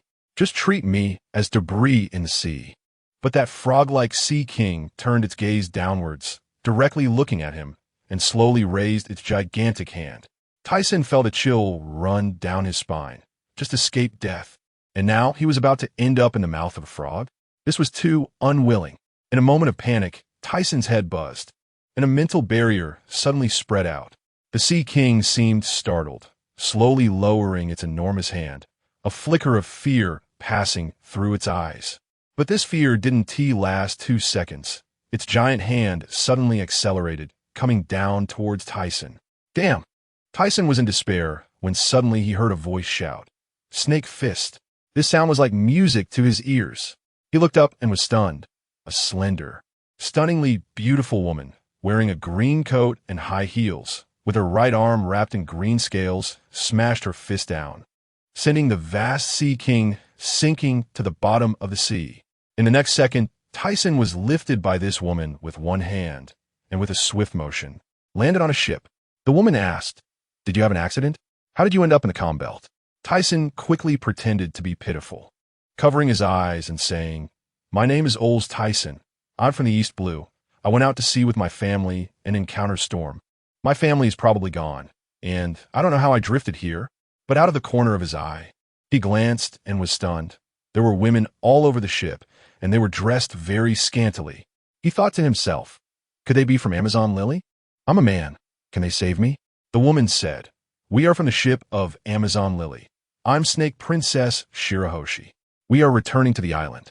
Do you want to come with us, or get off the ship?" Tyson cursed inwardly. Get off the ship to feed the Sea King? But he didn't dare to say that, and had to pretend to be obedient. "I want to stay on the ship. Thank you." At this moment, Sherry Lila said again. The nine snakes do not accept outsiders, especially men. Women can be treated a little more leniently, so respond quickly. Thiesen froze instantly.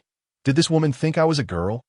He felt immensely humiliated, his face burning, but his life was at stake, so he could only accept it. Sherry Lila instructed her subordinates. Take her to change clothes and get some food. A woman about the same height as Mona, with a large chest and a slim waist, walked over. Hey, come with me. Thiesen internally complained. So many twists in one day, it's truly misfortune coming in droves. Upon entering the cabin, the woman led him into a room. You stay here first, I'll go get some food.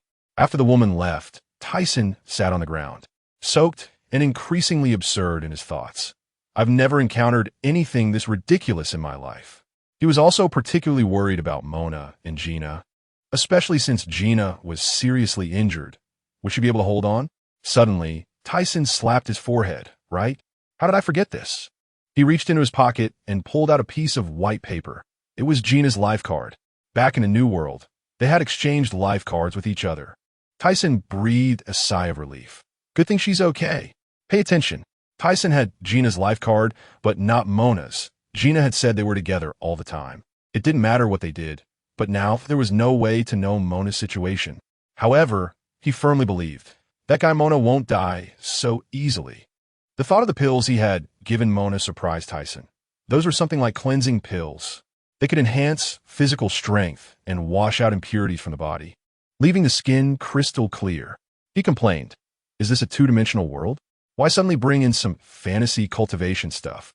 However, despite the benefits of the pills, they were really painful to take.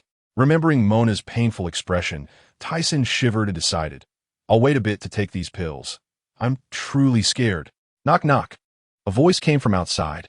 I'm coming in. Thiesen quickly got up. Please come in. The tall woman from before walked in, holding food in one hand and clothes covered with a cloth in the other. Here you go. Change clothes first. Don't catch a cold. Thiesen lifted the cloth and was dumbfounded. There was a cloak on top, but underneath was women's underwear. He cursed inwardly. Why would a big man wear this? But looking at the size, it seemed to fit quite well. Fit or not, this was just too unlucky today. He could only try to say, could you get something less revealing? I'm not really used to this. The woman said, women in the daughter's kingdom are all warriors. Wearing this doesn't affect combat. If you want to stay, you have to adapt. Thiesen immediately changed his tune. I can wear anything without affecting combat. Please, sister.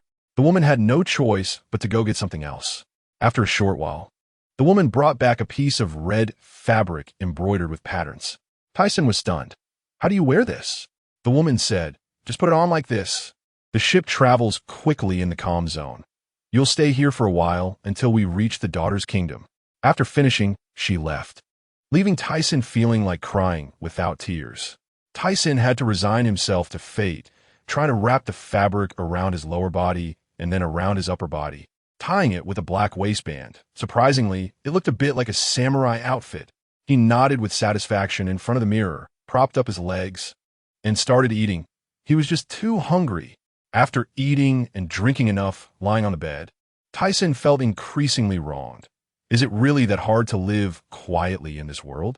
Just because of the world government. I'm fleeing one after another. Did I really do something wrong? Pay attention. Thiesen suddenly widened his eyes. No, it's not my fault. It's all the world government's fault. He grew angrier. The world government had repeatedly ruined his life. Was there really no place in this world where he could live quietly? He took out the Mickey Mouse-like golden pendant around his neck, reflecting on his experiences, and soon fell asleep from exhaustion. More than 20 days passed in a flash, and the nine-snake ship was finally arriving at the Amazon Lily. During this time, Thiesen had finally gotten familiar with the people on the ship and had fought in 2 battles, encountering 2 pirate ships and a merchant ship. The women on board had directly smashed everyone and moved all the goods onto their ship. Before the battles, many women looked down on him, but after the fights, everyone's gaze towards him had softened. Indeed, they were a fighting nation. Thiesen had also figured out the situation. The current Empress of Amazon Lily was Sherry Lila, who had rescued him, aged 46, and would abdicate in 2 years. The next was Gloria. The familiar Rurelia was a nearly 4-meter tall, female giant, about the same height as Mona. Upon hearing the name Gloria, Thiesen thought, "Isn't that the short old lady? I wonder if she is still short now." Finally, they arrived at Amazon Lily. This island was in the calm zone, surrounded entirely by sea king nests, and neither pirates nor the Navy dared to enter casually. However, Thiesen knew that in a few decades, Vegapunk would invent ships embedded with sea prism stone, allowing the Navy to enter. The island's residents were isolated from the outside world, and apart from the warriors who went out to sea, many people had never seen a man. As soon as the ship stabilized, Rurilius said, "Thiesen, you will temporarily join the National Defense Warriors. I'll take you to meet the captain." Thiesen was a complete mess at this point, with no plan at all, so he could only follow the arrangements. As night fell, the 9 snakes held a celebration banquet, and the hall was filled with cheers. Rurilia took Thiesen to meet the captain of the National Defense Warriors, and as they passed, a short woman. Thiesen looked at her for a few extra seconds before following Rurilia outside. Upon meeting the captain, Thiesen was instantly dumbfounded. She was the most beautiful woman he had seen since crossing over. About 2 meters tall, with a voluptuous figure, blonde hair, wearing pink revealing clothes, half-exposed chest, and a pink cape, she was both delicate and sweet. He had never lost his composure like this, not even when he met the still charming 46-year-old Sherry Lila. Rurilia stepped forward to introduce. "Thiesen, let me introduce you. This is our daughter's kingdom's National Defense Warrior captain. Pay attention." The captain, curious about Rurilia bringing in a stranger, was instantly intrigued. She had never left the daughter's kingdom since childhood, and every time the warriors returned from the sea, she would chase after them to inquire about the outside world.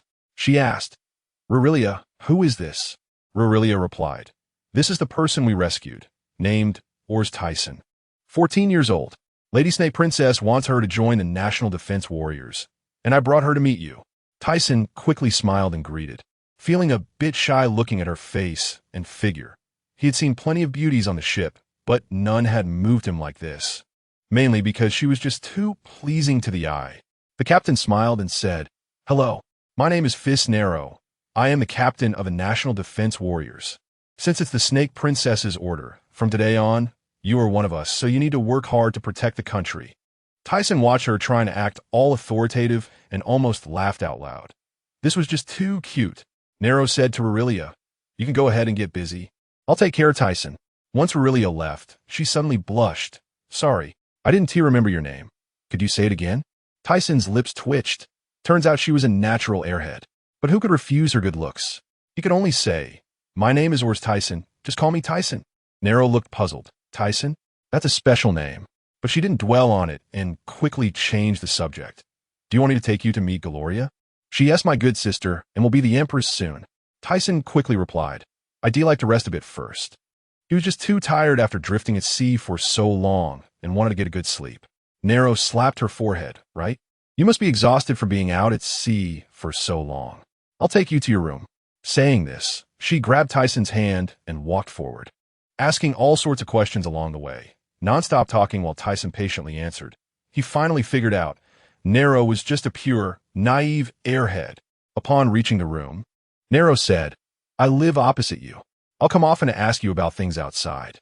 Don't find me annoying." She blinked her big eyes and pouted her lips. Adorably cute. Thiesen said, "I'm really too tired today. Can we talk tomorrow?" He actually wanted to inquire about where Luffy was training, only remembering a tree that looked like a giant radish, but he really had no energy left. Nariku was extremely happy. "Really? That's great. Good night." She waved her soft, white hands and smiled as she left. As soon as Thiesen entered the room, he collapsed onto the bed and began to ponder his next plan. First, he needed to improve his haki. Although he had awakened it before, his arm color was too weak. There was an island nearby where Luffy would go to train later. The creatures on the island were incredibly fierce, and training there would definitely make him stronger. Right now, he could barely compete with an ordinary rear admiral, and even then, he might not win, mainly because his stamina couldn't keep up. Pay attention. Thiesen knew clearly all of this could be solved. He had the pills provided by the system, which could enhance his physique, and training arm color would be a cheat. He was already a sword master. and going to the island to fight fierce beasts would be super efficient for honing his skills. He could unleash Conqueror's Haki, but couldn't control it. So he would seek advice from Snake Princess to stabilize it. He had to come up with a signature move for Chakra. Otherwise, he wouldn't have a chance to escape when facing strong enemies. Once all of this was settled, he would find Mona and Gina. Lost in thought, he fell asleep. The next morning, Thiesen was bursting with energy, wrapped in a red lace outfit, and secured his cloak. Today was the first day of being a national protector, and Nariku would help him familiarize himself with the environment. Upon stepping outside, he saw Nariku, looking even more seductive and beautiful in the daylight. As they walked, Nariku said, "Amazon Lily is a high mountain fortress surrounded by jungle.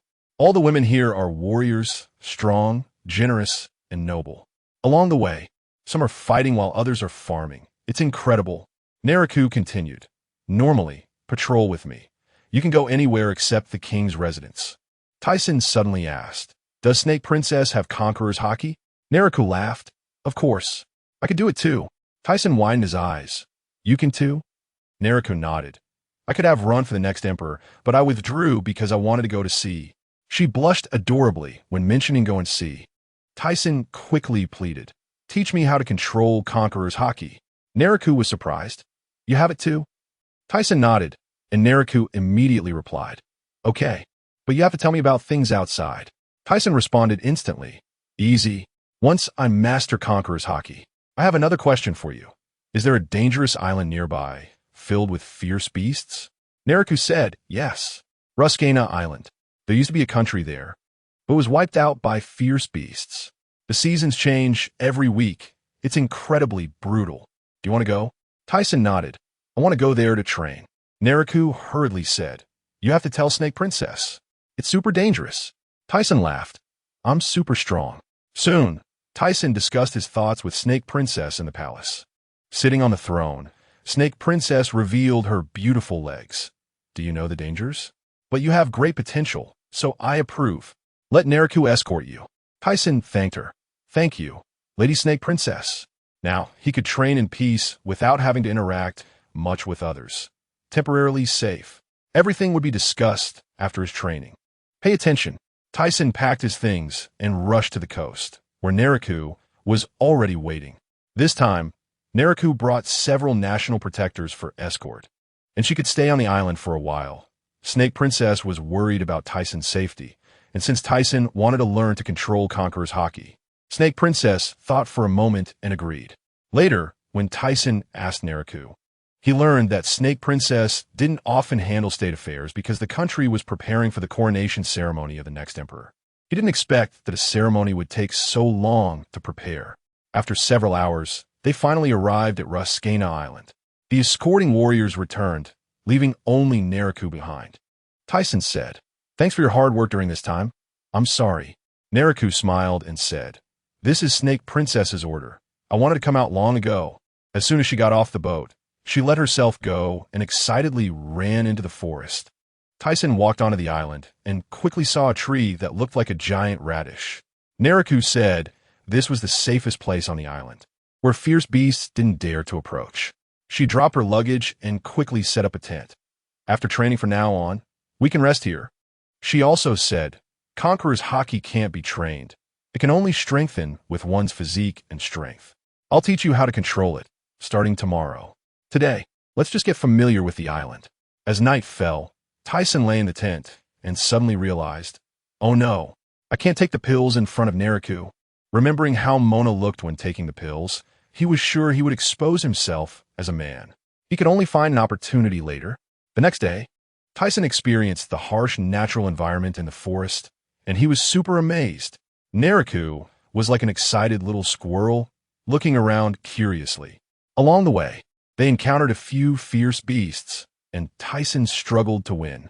From then on, he fought fiercely with the beasts every day, just to become stronger. In the year 1466 of the Sea Garden, Thiesen felt that his armed color had improved a lot, but his age limited his physique, so he could only take the pills. Nariku had returned to Amazon Lily a few months ago, so he didn't have to worry about being discovered, but it was still safer to go deeper into the forest. After fighting several fierce beasts, Tyson was exhausted and found a place on the other side of the island's coast to eat a pill. As soon as he finished eating, pain exploded through him. Tyson shouted, "What is happening with this boiling blood?" His body was covered in blood and dirt, and it felt like there was a fire raging inside him. With an abundance of strength that he couldn't use up, just wanted to find something to vent. The fierce beasts in the forest were in big trouble now. He crushed over a dozen giant beasts in succession, making a commotion so loud that it could be felt outside the island. Tyson didn't care about any of this. All he could think about was venting, even losing track of where he was. An hour later, satisfied after venting, he lay on the ground, surrounded by dozens of beasts rolling their eyes in dizziness, and whole patches of trees were toppled. On the coast outside the island, Neriku shouted, "Quick, bring food. I'm going to check out the commotion just now." Saying this, she dashed towards the depths of the forest, her face filled with anxiety. She had guessed that the commotion was caused by Tyson and just hoped he was okay. Neriku fought off several beasts blocking her path and finally reached the scene. The area of hundreds of meters was flattened, with beast corpses everywhere. After searching for a while, she moved aside one beast and finally saw Tyson, covered in blood and dirt. Sensing that Tyson was still alive, she breathed a sigh of relief and hurriedly called out, "Tyson, are you okay? Pay attention." Seeing Tyson bleeding so much, Neriku was scared and quickly carried him back to the tent.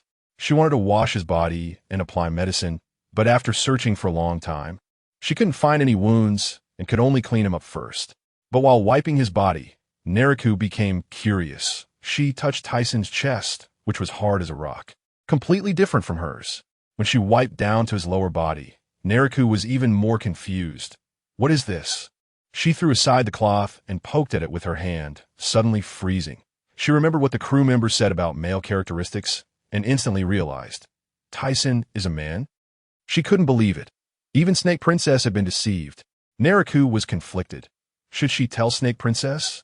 But having spent so much time with Tyson, she hadn't felt anything bad about him. The crew member said that men were toxic, but she had been with him for so long without any issues. Suddenly, she seemed to remember something, pulled her hands back, knelt on the ground and shrank back, her cheeks reddening to her ears, extremely shy. Moments later. Tyson slowly opened his eyes, feeling cold all over. As he propped himself up, he saw Neriku aiming a bow and arrow at him. His heart sank. "Oh no, I've been discovered." He could only smile wryly and say, "You found out. I'm sorry, I shouldn't have lied to you." Whoosh! The arrow shot straight at him. Tyson quickly dodged, turning back in fright to say, "You really shot?" Neriku said seriously, "Any man should die." Saying this, she knocked another arrow. Tyson panicked. "What have I done to you? Have I harmed you or this country?" Neriku's expression was emotionless. But they say men carry viruses. Their nature is bad. Tyson was speechless. This was all because of a lack of exposure to the outside world. He quickly said, "Neriku, put down the bow and arrow, we can talk." Before he could finish, another arrow shot over. Tyson was in a flurry. He knew Neriku was incredibly strong, wielding all three types of hockey, and had even taught him how to control Conqueror's hockey. He had to take it seriously, or he would be in big trouble. At 15 years old, Tyson had developed quite well, and being in close combat with Neriku made him feel very awkward.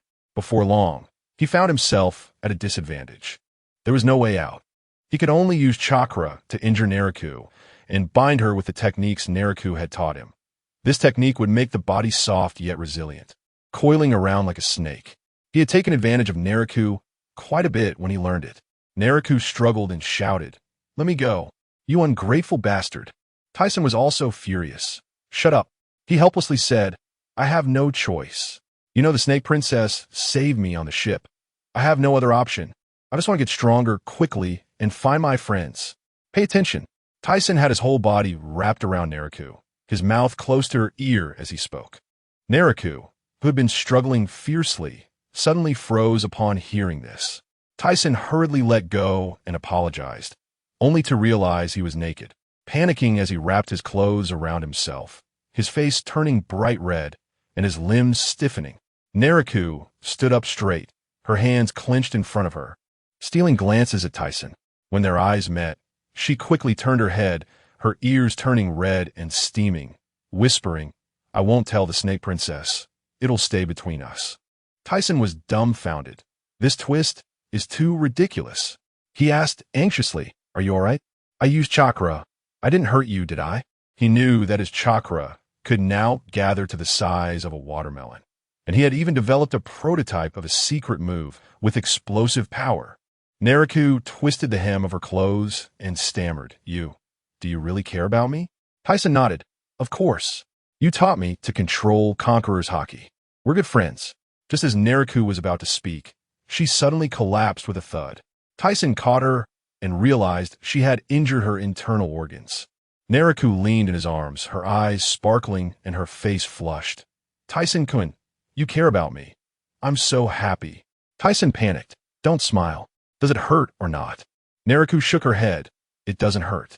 Tyson helplessly said, "You, partner." Nariku whispered, "Call me Nariku." The scene shifted. On an island near the Grand Line's little garden, the audience around the arena was packed like sardines, and the roar was deafening. Two fighters were battling fiercely in the arena, one nearly 5 meters tall and the other over 3 meters, with the audience shouting wildly, "Smash him. I bet 5 million on Mona. Kill the fishman." Before long, the tall fighter shouted, 10 tons gravity punch. Bang!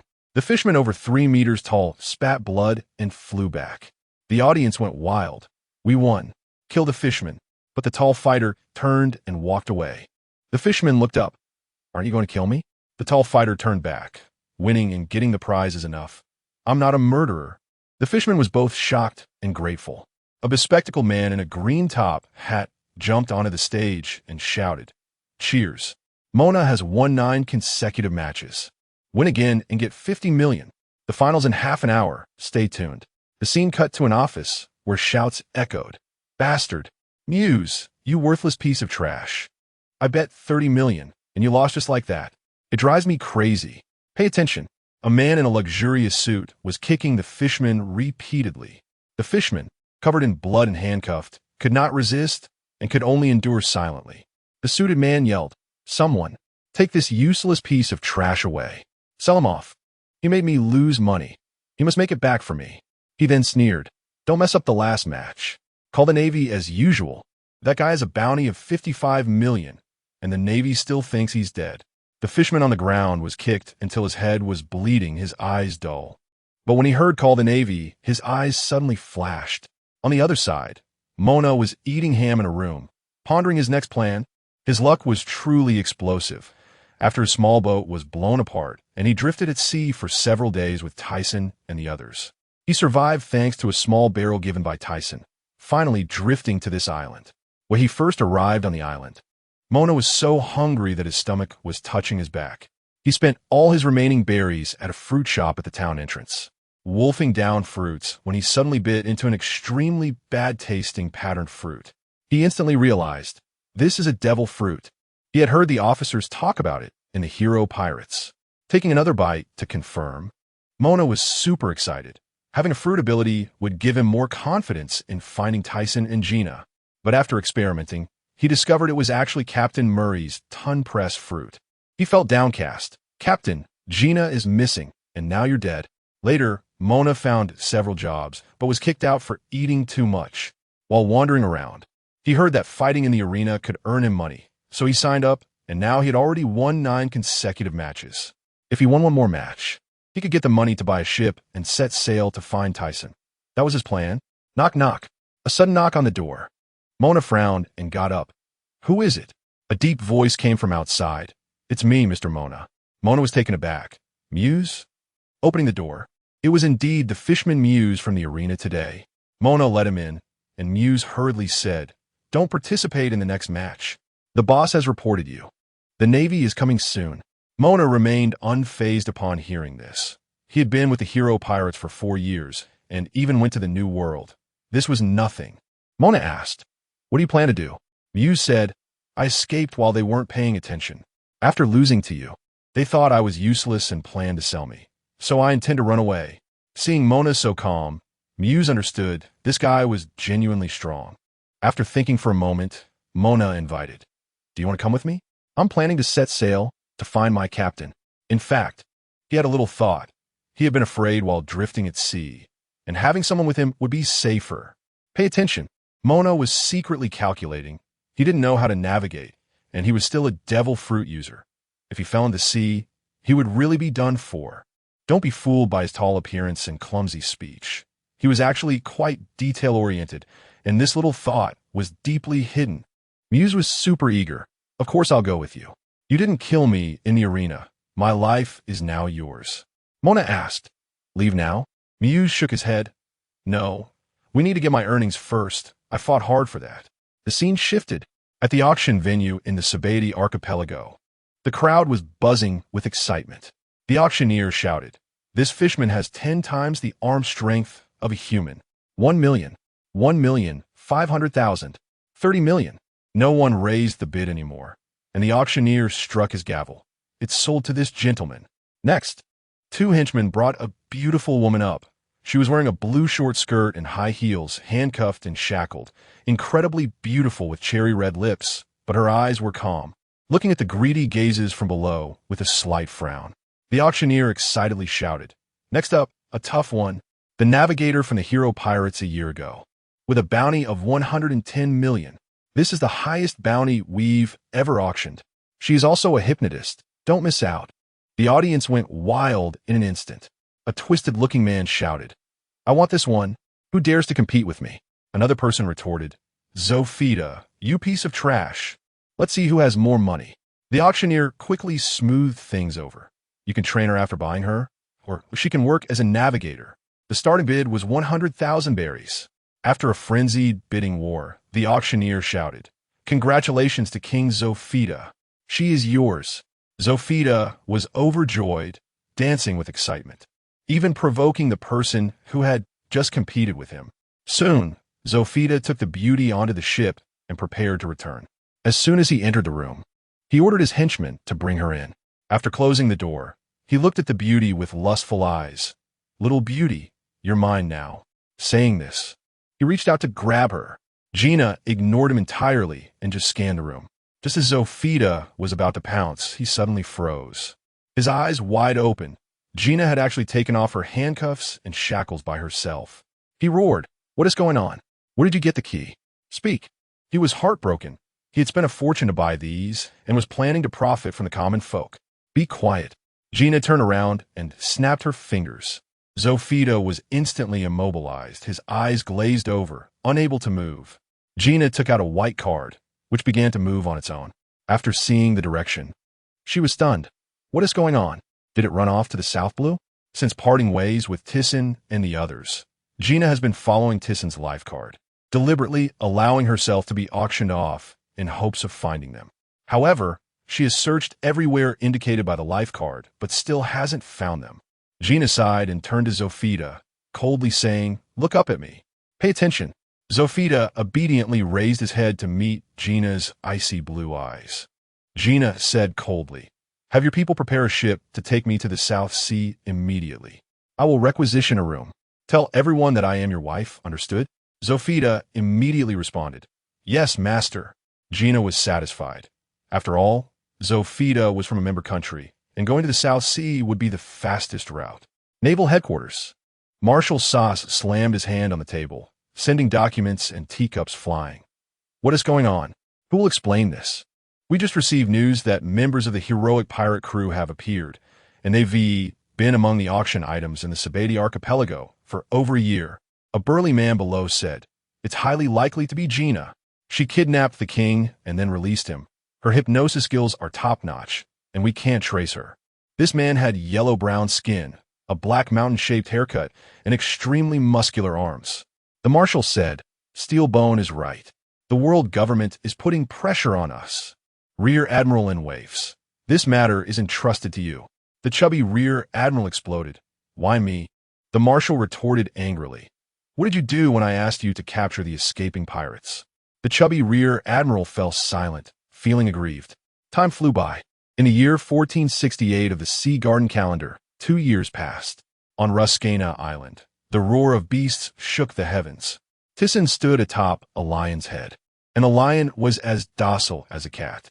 He had sharp eyebrows and starry eyes, looking incredibly handsome at 17 years old and towering at 2 meters 4. He had long since transformed from a girl into a cold and handsome young man. Thiesen sighed. It's been 2 years. I wonder how Mona and Gina are doing. He decided to stop his training and look for companions. After bidding farewell to the beasts, he used the shave technique to vanish in an instant. While practicing, he had inadvertently learned the 6 powers and his combat strength sword. At the safe tree, Nayla was cooking meat in pink underwear, accompanying him through hardships for 2 years. Nayla shouted with a smile, "Thiesen-kun, the meat is ready." Thiesen flashed over and hugged her. "I'm leaving to find companions." Nayla's face instantly turned calm. Thiesen turned her around. "I'm sorry, but I will come see you," Nayla whispered. "Gloriosa is setting sail, and I'm acting as the regent. Xiaoqi has great potential, and when she ascends to the throne, I will be able to find you." Thiesen hugged her, their faces close. "Don't worry, I'll be back before you know it. Just wait for me." Nayla felt Thiesen's face getting closer. Her cheeks flushed, and she stammered, "Thiesen-kun, I will wait for you." The two then embraced tenderly. After a while, the guard team came to pick them up, and upon seeing the two emerge from the forest, they found it strange. Thiesen was calm, but Nayla was blushing the entire time. Nayla personally sent Thiesen to the Sabati archipelago, ensuring the guard team had everything ready. It took 2 weeks of sailing to arrive.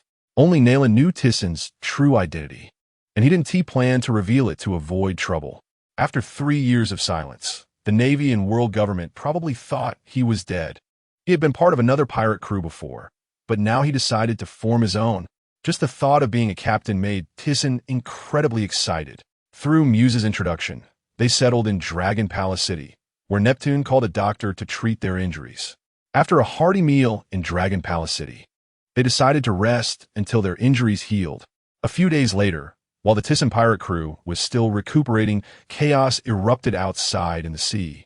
The newspaper reported that Admiral Flying Huang had died in battle, and the culprit was Rox. Thiesen was stunned. He had still wanted to greet Flying Huang. In truth, Thiesen did not hate Flying Huang. Being a pirate has a beginning and an end. The heroic pirate crew was finished, but his fight was just beginning. A strong person's heart is not easily hindered by trivial matters.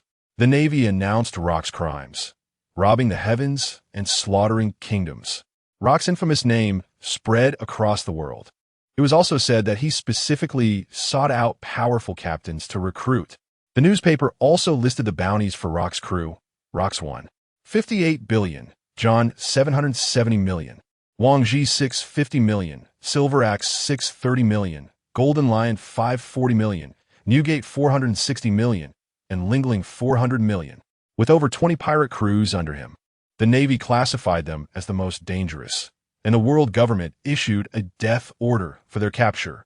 The second major event. The Thiesen pirate crew defeated 9 Navy rear admirals in Sabati, and Thiesen defeated a supernova to enter the New World. The new bounties. Thiesen 724 million. Mona 410 million. Jerry 350 million. Tianshan 280 million. Gina 230 million. Muse 220 million. Green Bull 5 million. Pirates were all discussing. Rox is looking for strong allies. The Thiesen crew will definitely submit and join. Upon seeing the newspaper, Thiesen felt anxious. He hadn't expected those few people had joined Rox already. When he met Rox 8 years ago, Rox only had a few subordinates with bounties over 100 million. Yet now, they had become so formidable. Thiesen thought, sooner or later, I will have to face Rox. I'll deal with it when I get to the New World. If I can't win, I'll avoid the spotlight for now. The world government will definitely be watching Rox. After all, he carries the D, and there will definitely be movements. In truth, he was eager to confront Rox's crew. Aside from Rox being mysterious, he was not afraid of anyone else.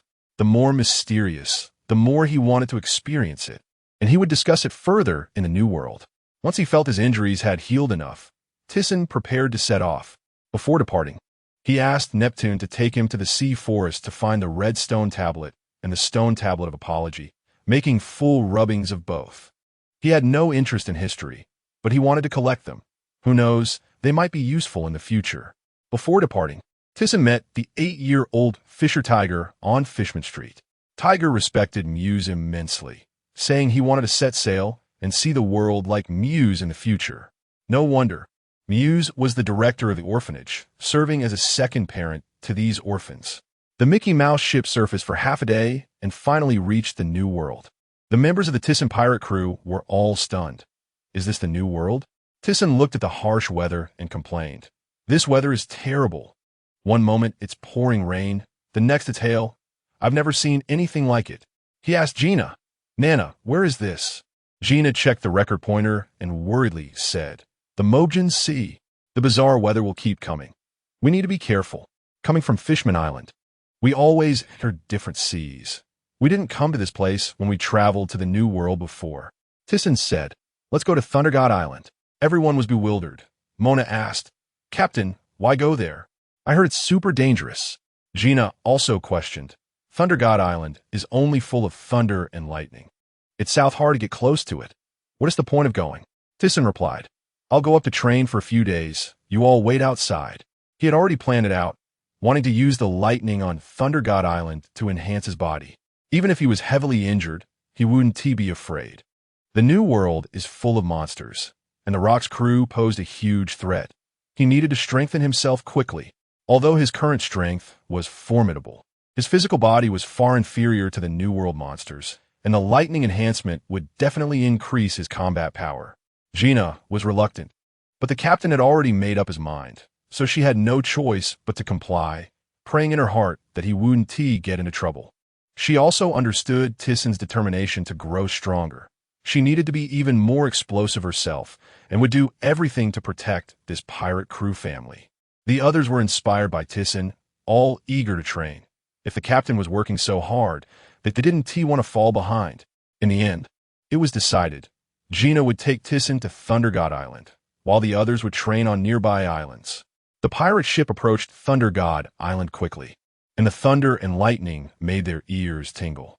Thiesen leaped off the ship to say goodbye and made his way to the island. Next, Thiesen would undergo the baptism of lightning on Thunder God Island, while his companions practiced and sparred on nearby islands. The scene shifted. In a certain sea area in the first half of the Grand Line, a small town on an unnamed island was bustling with activity. In a tavern, one subordinate said to the pirate captain, Captain, we've spotted 3 merchant ships heading towards the island. The pirate captain revealed a cruel smile. Finally, the big fish are coming.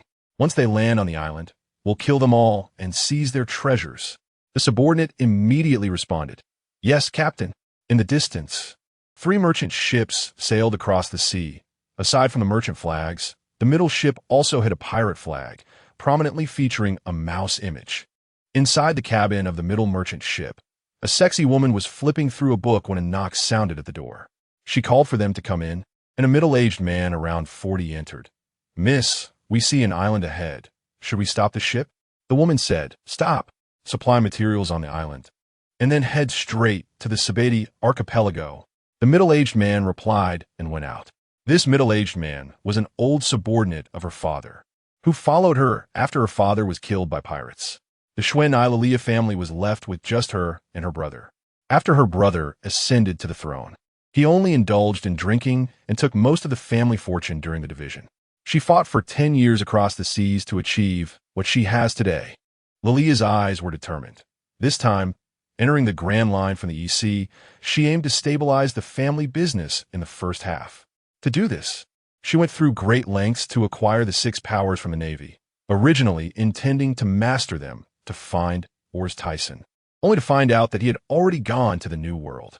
The speed at which the Thiesen pirate group developed shocked her. She was relieved she hadn't misjudged him, as this guy had explosive potential but was also extremely dangerous. Now, that Thiesen's group had a great reputation. Her merchant fleet traveled smoothly from the EC to the Grand Line, displaying the pirate flag, which scared all other pirates away. She planned to buy land and develop business in the Sabeti archipelago. It's close to the New World, and there are many people, making it an excellent location. She had previously mentioned this to Thiesen. Although she didn't get a response, leveraging his reputation would be extremely helpful for development. The scene shifted. Neriku reluctantly watched Thiesen disembark. He was still a member of the guard team, and even though his appearance had changed, the group on Daughter Island couldn't recognize him. Tyson first found a tavern. Having spent 3 years on Daughter Island, he learned to drink and loved it more and more. He planned to bring over his knowledge of brewing from his past life once he built a paradise, which could increase income and allow his people to enjoy drinking too. After all the experiences, Tyson decided to build a paradise. Since there was no stable place in this world, he would create one himself. His primary task now was to find Mona and the others and form his own pirate group. Over the past 3 years, he had asked the guard team to find Mona. Nariku said that after Garolio Osa ascended to the throne, he had gone to sea and never returned. The information he gathered indicated that Mona had appeared near Little Garden but later disappeared after being pursued by the Navy. Tyson planned to take a chance at Little Garden, but to go to sea, he needed a ship. The money Nariku gave him was enough for food and drink, but not enough to buy a ship. Tyson was determined. He would go to the auction house to borrow some money. Soon he arrived at the lawless zone, and the auction was already underway. He decided to act after the auction ended. Watching people being sold as goods, Tyson frowned in disgust, but this was the state of the world, and there was nothing he could do about it. At that moment, the auctioneer shouted, "Ladies and gentlemen, the next item is a member of the original Ghost Pirate crew, with a bounty of 70 million. He's also a swordsman. Don't miss out. Pay attention." The auctioneer shouted, "This is a great helper for guarding the house." Now bidding starts at 500,000 berries. The auction house owner, Henry, had been on a lucky streak lately, consistently receiving good items, and his fame was growing. He hoped that the big shots in the underground world would notice him, and thinking of this made him unable to suppress his sly grin. Someone in the audience complained, "What are you going to do with him? He looks lifeless." "Right, who can he fight like this?" Henry panicked and quickly smoothed things over. "Everyone, he just looks like this because he's been locked up for too long. Take him home and feed him for a few days, and he'll recover. Don't miss out on such a good fighter. I'll bid 1 million. I need a guard. I'll bid 2 million. Henry wiped the cold sweat from his brow, finally managing to gloss it over. He had almost faced disaster just now, but fortunately, it was a close call. He smiled and shouted, 2 million. Is there anyone willing to go higher? If not, this gentleman wins. Suddenly someone shouted, 5 million. All eyes in the room instantly focused on him. Henry was overjoyed. He originally thought that the swordsman from the original Ghost Pirate crew, who now looked like a lifeless person, could sell for 500,000, but now he could sell for 5 million. He was going to make a fortune. The nobleman who had previously bid stood up angrily. "Which bastard dares to compete with me? Are you looking for death?" He followed the voice and saw a cold and handsome young man in a black samurai outfit, holding a straight, long sword sitting there. The young man heard the shouting, frowned, and turned to look over. The nobleman met his sharp gaze and instantly felt a chill run down his spine, immediately sitting down obediently. This young man was Tyson. He had no interest in the auction items, but seeing a member of the original Ghost Pirate crew reminded him of the heroic pirate crew, and he was the only one left. Suddenly feeling a bit sentimental, he couldn't help but bid. After all, he didn't really have to pay. It was just for fun. He looked at the swordsman on stage, who seemed to have suffered a lot, and decided to buy him. Whether he could recover would depend on the other person. The auctioneer excitedly shouted, "If there are no further bids, this item will belong to this gentleman." Tyson lost interest in the rest of the auction until it ended with a merman from the Seahorse tribe. Tyson went backstage for the transaction, and the staff rubbed their hands and smiled. "Sir, this is your item, a total of 5 million berries. Pay up, and you can take it away." Tyson coldly replied, "I have no money. You can leave." The staff's smile instantly froze, and their eyes turned fierce. "What did you say? Don't joke around. Hurry up and pay." Just then, Henry walked over. "What's going on?" The staff member said, "Lord Henry, he won't pay." Henry's face darkened. "What do you mean, sir? If you're looking for trouble, you've come to the wrong place." Tyson was too lazy to waste words. His gaze sharpened, and an invisible wave of spiritual energy spread out, deliberately avoiding Henry. Then he drew his long sword and held it against the other's neck, coldly saying, "Do you want to live or continue? Pay attention." Seeing Tyson not make a move, everyone in the living room fainted, instantly panicking and going weak in the knees. This was definitely a ruthless character. Looking at the sword against his neck, Henry immediately begged for mercy. "Spare me. Please spare me, sir." Tyson's eyes were fierce. Release all the slaves and prepare 200 million berries for me. You have 2 minutes. Henry still wanted to threaten. Do you know whose auction house this is? If you provoke him, you won't get away with it. Tisen coldly retorted. Stop talking nonsense. 10 seconds have already passed. With no other choice, Henry could only obediently comply. Tisen watched as Henry first went to release the slaves, then entered the room to get the berries, not worried at all that he would play tricks. At this time, he looked at the member of the original ghost pirate crew. His eyes were lifeless, like a vegetable, nearly 2 meters tall, wearing a dark blue robe, with a clearly defined physique, but he looked particularly dejected. Tisen spoke. Your partners are gone, and you become like this? I used to be part of the heroic pirate crew, and now I'm the only one left, but I'm still living well. My journey is just beginning. He continued.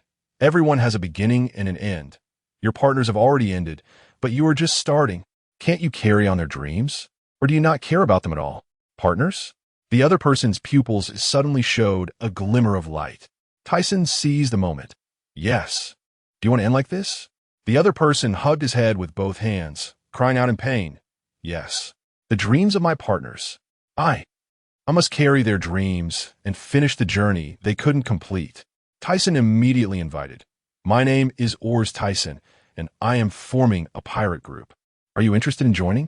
The other person looked up at Tisen, then glanced at the people lying unconscious on the ground, feeling a bit familiar, and gratefully said, You pull me back from death. My name is Jerry, swordsman of the original ghost pirate crew. Honored to join, Captain. He regretted his period of dejection. Seeing Tisen dare to single-handedly storm the auction house, he knew the other party was powerful. Meanwhile, Henry was hiding in the room, calling his boss for help. Boss, save me. A rough voice came from the transponder. Snail. Waste. You can't even handle this little thing. Go die. After saying that, he hung up. Henry was so scared that he wanted to roll up the money and run away, and just as he got up, he saw a figure come in. With a puff. He didn't even see what happened before he was out of breath. Jerry came out with a katana and a box of treasures, saying to Tisen, Captain, that guy wanted to run away, so I took care of him. The money is here. Tisen nodded. Next, we need to buy a ship. I need to go to a place to find my old partners. You go recruit a few who can sail. It's best if you can find a navigator. I'll take the treasure to exchange for berries. Jerry replied, Understood, Captain. After finishing, he handed the treasure to Tisen and turned to find the crew. Tisen watched as Jerry walked away, pondering. Where exactly is the shipbuilding place? He muttered to himself. The shipbuilding place is probably number 50. He first went to exchange the treasure, getting only over 150 million for a box, complaining, such a big auction house, yet it's so poor. Then he thought, but that's still a lot of money. Upon arriving at the shipbuilding location, Tisen spent 50 million to buy an 80-meter 2-masted sailboat.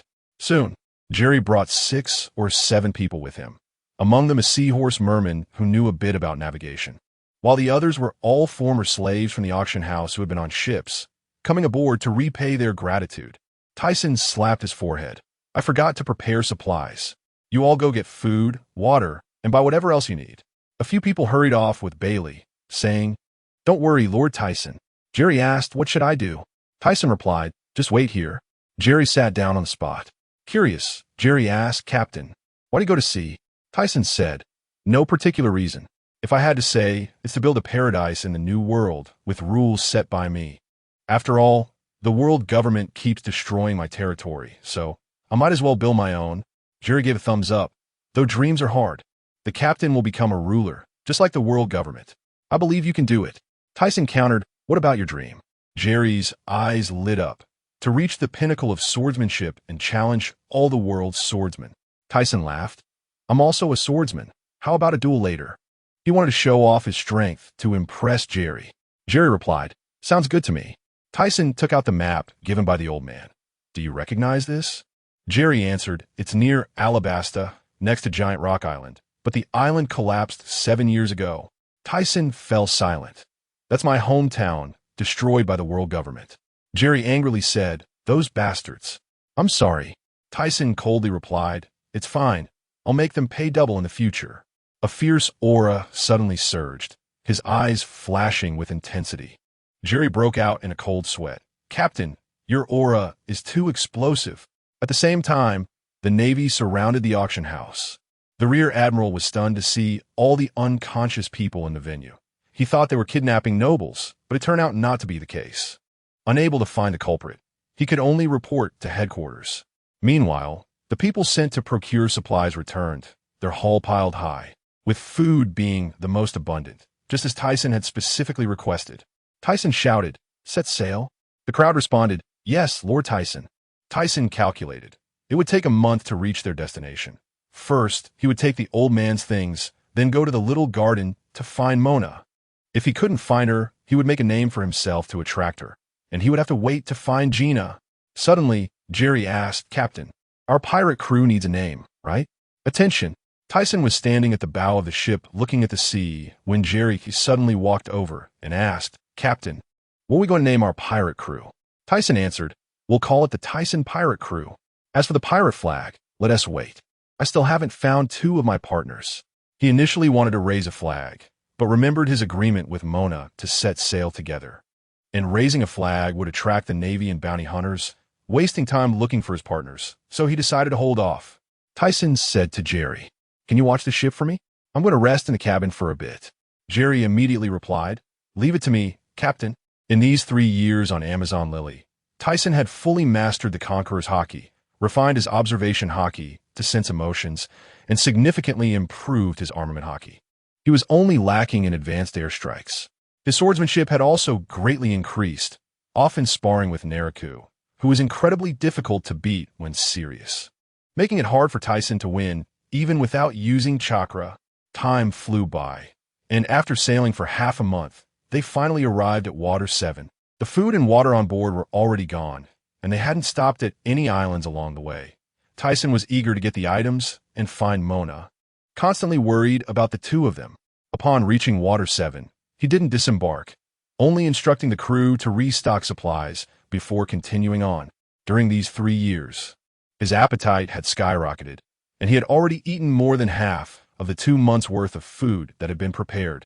Jerry leaned against the deck wall, holding a bottle of wine and watching Thiesen hurry along, curiously asking, "Captain, you seem anxious. Is there something important?" Thiesen turned back, "Yeah, I'm also worried about the two partners. I told you before that they were both seriously injured when we got separated."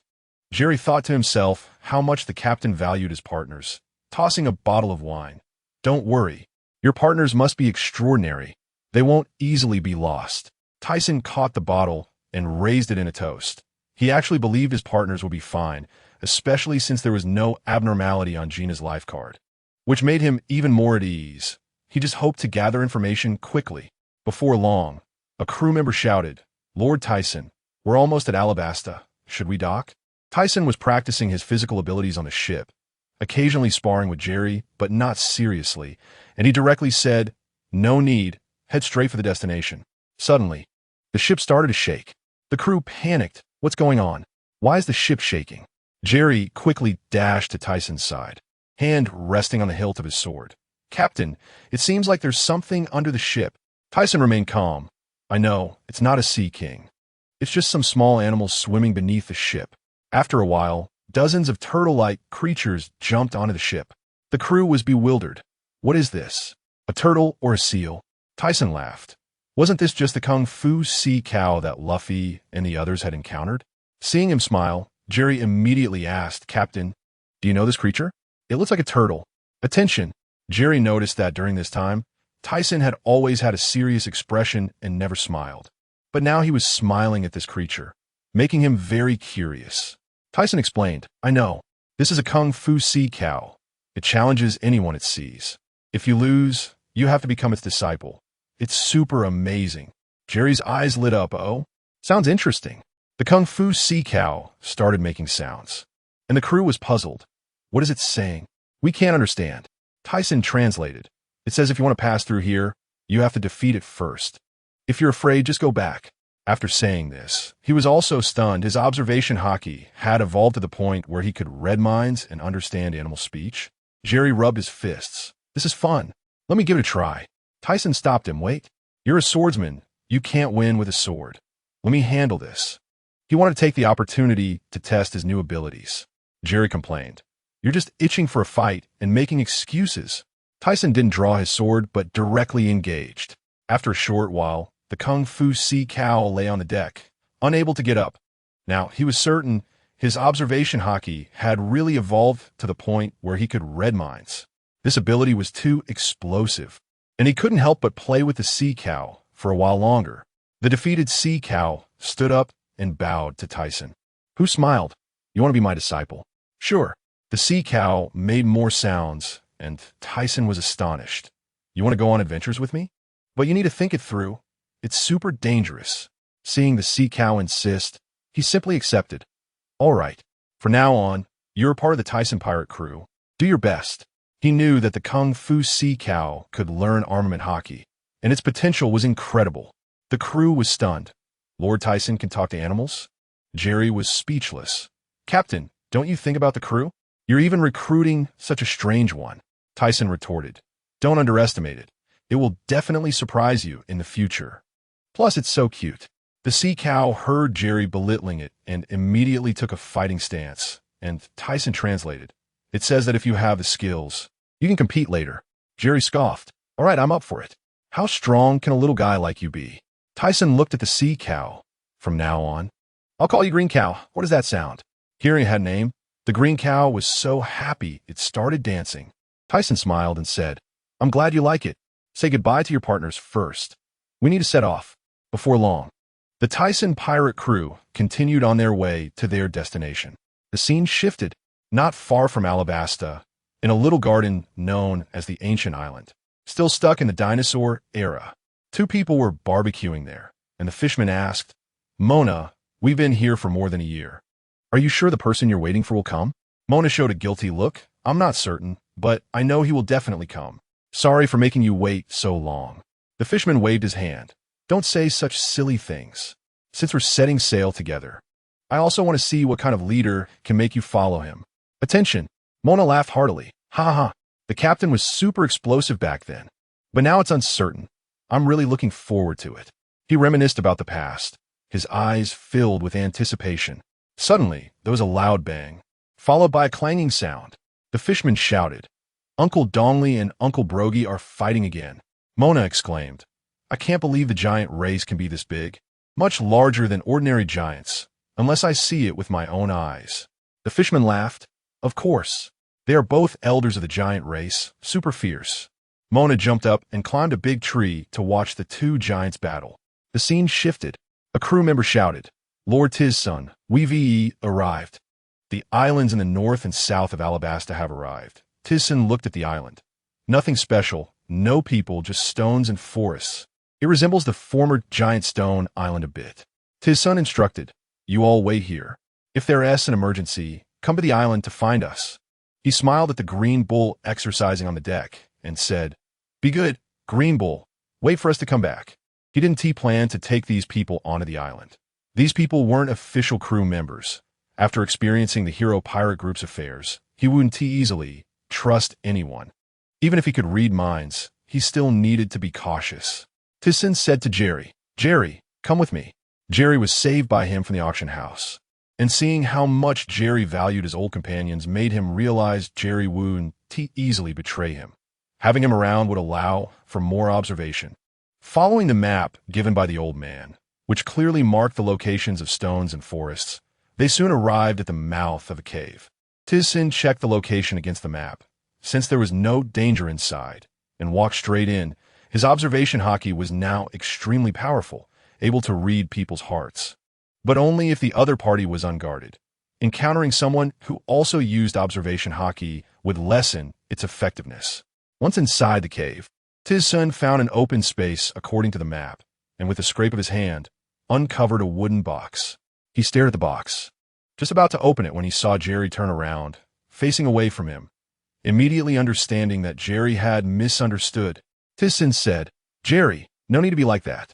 You promised to join, so you're my partner now. There's no need for formality between partners. I was just a bit sentimental earlier. Jerry scratched his head and laughed. That is true, ha ha ha. Opening the box, both of them widened their eyes. Jerry exclaimed, It's a devil fruit. Looks like it's a Logia type. Thiesen hadn't expected the old man would leave such a good thing. There was also a sealed letter inside. He quickly opened it to read. The information he had always wanted to know was all inside. The cave fell silent in an instant. Thiesen's face grew increasingly grim. His gaze fierce, and veins bulged on his forehead. After reading the letter, Thiesen slowly put it away and walked out of the cave step by step, forgetting to take the devil fruit with him. Seeing his expression, Jerry knew something big had happened and quickly picked up the devil fruit to catch up. Back on the ship, Thiesen slowly said, "Go to the little garden." The crew members looked at each other, not reacting. Green Bull noticed Thiesen entering and felt that his master was off, losing focus on his workout, and quickly stood up. Jerry shouted, "Did you hear? Go to the little garden. Pay attention." Jerry didn't know what was written in the letter, but guessed it must be bad news. However, he trusted Thiesen, believing that the captain was just temporarily in a bad state. He just needed to do his part. Such a man who could say those words would definitely not easily crumble. After Thiesen returned to his room, his expression was very complicated. He really hadn't expected things to be like this. The letter said that Chaz, who later changed his name to Charles Lee, was originally a friend of Captain Jerry S. Murray of the Hero Pirate Group. But they parted ways after going to sea due to differences in opinion, which was consistent with what Captain Murray had said before. Later, the world government assigned a mission to the commander of Judicial Island, Flynn O, and Flynn O sent CP to the Aurs Kingdom to assassinate the first prince, Aurs Yuan, and his faction and family. The Aurs Kingdom had two princes. The first prince opposed joining the world government, fearing exploitation of the common people, while the second prince, Zofita, supported joining. The two had always been at odds, and now the ministers were directly divided into two factions. What was even more ruthless was that the second prince actually colluded with the world government. When CP made their move, he directly launched a coup and killed the entire faction of the first prince. However, there was an accident during the CP's execution of the mission. Chaz and other CP members discovered a 4-year-old child, the first prince's son, when they were assassinating the first prince's family. While others wanted to kill the child, Chaz took the child and fled, even losing his right hand while escaping. The Logia-type gas fruit in the cave was originally a bargaining chip given to the world government by the second prince. The world government took advantage of the first prince's opposition to their rule to send CP to assassinate him. Thiesen finally understood that the blood-soaked Chaz he had seen after his crossing and the scene of Chaz holding him with one hand were actually related to this. Moreover, the owner of the geisha house on Giant Stone Island was also CP. No wonder when he was peeping, he felt something was off when Chaz was talking to her. In fact, as soon as the geisha arrived on the island, Chaz had already discovered she was CP. But Chaz had already contacted Captain Murray and used the gas fruit to threaten, which delayed things until now. When Chaz said he wanted to go to sea, it was to meet Captain Murray, but he was chased by CP and returned to Giant Stone Island out of concern for Thiesen and Mona. This was also the reason why the Hero Pirate Group didn't wait for him and was pursued by Admiral Flying Huang. Understanding all this, Thiesen finally realized why the commander of Judicial Island wanted him dead. CP's mission not only allowed him to escape, but also lost the Logia fruit that the world government valued, which they would certainly not be willing to accept. Thiesen felt a mix of emotions. Chaz was an enemy to the original owner, but to the traversed him, he was a true benefactor. Without Chaz, he would have died long ago. When the second prince gave the order, no one dared to take him in. He might have even been sold for a bounty. Recollecting his thoughts, Thiesen made up his mind. First, go to the Aurs Kingdom. After all, he was also considered a noble, and maybe the second prince had recognized his mistake and would even pass the throne to him. Additionally, that CP geisha house owner from Giant Stone Island had to be dealt with too. World government. Thiesen's eyes seemed to blaze with fire. His repeated escapes were all thanks to them. Just wait. If you enjoy ruining others' lives, then be prepared to have yours ruined. I'm determined to build a place you can't control, to let you know that this world isn't yours to dictate. Pay attention. Thiesen felt that the ship had been sailing for a while, regained his composed expression, walked out, and asked, "How long until we reach the little garden?" The crew member replied, "Lord Thiesen, we'll be there soon." The Green Bull, who was exercising, also waddled over with concern. Thiesen smiled and patted Green Bull. "Green Bull, fine.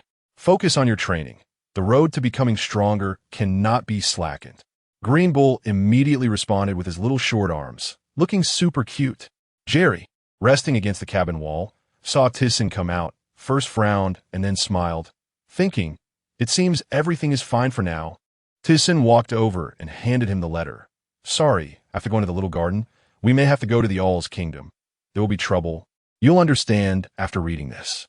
A few minutes later, Thiesen said, "In short, that 4-year-old child is me." Jerry handed the letter back, his eyes deep. The world government really knows how to do good deeds. He then said, "Trouble for partners isn't taken for granted?" Thiesen smiled. "That's true. I was being overly sentimental." Only then did he realize he had to get used to being the captain and let go of the past to embark on a new journey. Suddenly, a cannon fire sounded ahead, directly targeting them. Thiesen immediately snapped back to attention, only to see Jerry was already prepared, his hand on the hilt of his sword. With a swift movement of his arm, a wave of earth-colored light flashed, and 4 or 5 cannonballs in the air were all sliced open, falling into the sea. Thiesen asked curiously, "Who is it?" He used his observation hockey to sense that the ship ahead was neither a pirate nor a navy. They weren't flying a pirate flag, so why were they being attacked? Jerry gritted his teeth, his eyes blazing. "It's a slave-catching ship." Thiesen asked, "Do you need help?" Jerry replied, "No need. Just watch from the side, Captain." After speaking, he leaped into the air and landed directly on the opponent's merchant ship. The people on the ship raised their weapons and surrounded him, and a scar-faced man walked out. His gaze fierce. "It's actually a swordsman. This is going to be a big deal." The scarred man shouted, "You guys, capture them and sell them. Then we can live it up for a while." Jerry sneered, "A bunch of trash." When he was in despair before, he felt nothing. Now that he's awake, he just finds this group disgusting. Thiesen sat against the wall watching the show, wanting to see how explosive Jerry would be when he got serious. But looking at the cowardly appearance of these people, he thought there would be nothing to see, until the next second. The merchant ship was filled with flashes of blades, and the attackers were all taken down in an instant. Lying on the deck, the scarred man saw all his subordinates gone and surprisingly remained calm, cursing them as useless, then glaring at Jerry. "The sword master is indeed hard to deal with. But too bad you ran into me. Prepara tutti." As he spoke, his hands and feet began to transform. Jerry understood immediately, and Thiesen straightened up. "Oh, now this is getting interesting." He initially thought it would be a one-sided crushing, but unexpectedly, the scarred man was an ability user. This reminded him of the bearman Ilna from the heroic pirate crew, who also had a bear-shaped fruit. He never expected Ilna was already dead. "Pay attention," Thiesen pondered. Either the Navy killed Ilna without fear of the fruit leaking, or Ilna was killed while resisting. It seems the Navy's newspaper is true. Besides the 3 of us, the rest of the heroic pirate crew must be gone. He had long since bid farewell to the past, leaving only a bit of nostalgia, and refocused his attention on the battlefield. The scarred man couldn't beat Jerry even after transforming into a bear. Jerry could use 2-color hockey and also unleash sword energy. The animal type was no match. Bearman Ilna could hold his own against the Navy headquarters, but this scar man was far from it. Moments later, Jerry shouted, "One sword style, heavy flow slash." He crossed paths with the scarred man, and a flash of blade light appeared. He sheathed his sword and turned around. The scarred man fell to the ground, full of unwillingness. Thiesen gave a thumbs up. "Jerry, that was explosive." Jerry was super happy. This was his first battle in the crew, and he finally earned the captain's recognition. Afterward, they continued to the little garden, finding only Bailey and the slaves on the merchant ship. They released the slaves and left. Thiesen knew Jerry could have destroyed the merchant ship, but held back out of consideration for the innocent. This made him appreciate Jerry even more.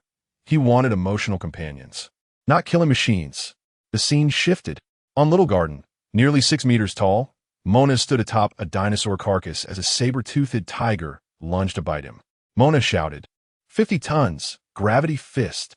With a bang, the saber-toothed tiger was sent flying and crashed into a large tree. Mona complained, not tough at all. The fisherman Muse approached. There's a ship approaching the island. Should we check it out? Mona nodded. Let's go. That's the 4th ship, but I won't give up. We encountered a pirate ship before, smashed it, and collected supplies. I'm happy to replenish our supplies. Mona said, as long as they're not bad people, I'll let them go. After saying that, he walked towards the coast. Thiesen stood at the bow of the ship, looking at the shadow of Little Garden. Is Mona there? If not, I'll look for Dongli and Brogy. He reminisced about the days in the heroic pirate crew, struggling to remember what his companions looked like, sighing at how things had changed. Suddenly, he saw the outline of the island, and Thiesen sensed something, his low spirits instantly lifting. Jerry and Green Bull stopped to look at him, and Thiesen laughed. It was worth the trip. That guy is so tall, he's 2 or 3 times my height. On the shore, Mona and Muse were getting impatient. Mona said, Muse, get to work. Muse jumped into the sea. This was the routine for the past few times. Mona would attract attention from the front while Muse attacked the ship from the sea. But as the ship got closer, Muse froze. Wait, the figure at the bow looks so familiar, but I can't be sure. Pay attention. Thiesen's height and appearance had changed over the past 3 years, especially his face. He himself took a long time to confirm when sensing Mona, so it was normal for Mona not to recognize him at first. Suddenly, Mona reacted and shouted, It's the captain. Muse, come out. The captain is here. He laughed wildly. We finally waited for this. Ha ha ha. Mona, nearly 6 meters tall, with distinct features, wearing a blue coat, yellow-white long pants, and black boots, looked just like 3 years ago, only the size was bigger. As the ship docked, Thiesen and Mona embraced, tears flowing uncontrollably. Jerry looked at the tall figure on the shore, muttering, This is the captain's partner? What about the other one? He glanced at the fisherman in the water, recalling the captain had said it was 1 man and 1 woman. So he knew this fisherman wasn't it. Green Bull saw his master was happy and also chirped excitedly. Muse, who had climbed up from the sea, looked at the cool young man in a black samurai outfit and sandals, thinking, Is this Mona's captain? The aura is so explosive. He must be a strong one. The scene shifted. In the jungle of Little Garden, 2 giants were laughing while eating barbecue. Thiesen and Mona were throwing a feast. Drinking like crazy, just didn't bring the promised weapons for Dongli and Brogy. The 2 giants didn't mind.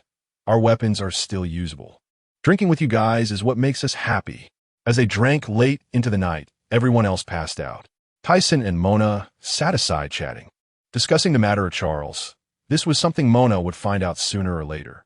Mona's voice was low, tears in his eyes, so there was so much going on. The old man was really kind. He asked, Captain, do you hate the old man? Thiesen's gaze turned cold, his body tense. I lost all my memories before I was 4. I only remember the armor and the pendant, so I don't hate him. When a person dies, it's like a light going out. Now I just want the people who deserve to die. It's that simple. Mona immediately said, I listened to the captain. Whatever you want me to do, I'll do it. Just like before, I trust Thiesen. The next day, they initially planned to go to the Aurs Kingdom in the afternoon. Mona also brought over the items from the previously sunk pirate ship, but they got delayed by other matters. Mona asked, Captain, are we looking for Sister Gina next? Thiesen smiled. No rush. We haven't fought in a long time. Let me see how much you've grown. Since he left Daughter Island, he hadn't fought seriously. He was worried about Mona before, but now that he'd found someone and Gina's life card was intact, he could finally relax. Mona grinned mischievously. Captain, I'm definitely going to surprise you. Ha ha. In the center of Little Garden, 2 giants in a crowd surrounded the 2 of them to watch the battle. The blue demon Dongli laughed. These 2 boys have grown a lot. We know this little brat Mona. His progress is super fast.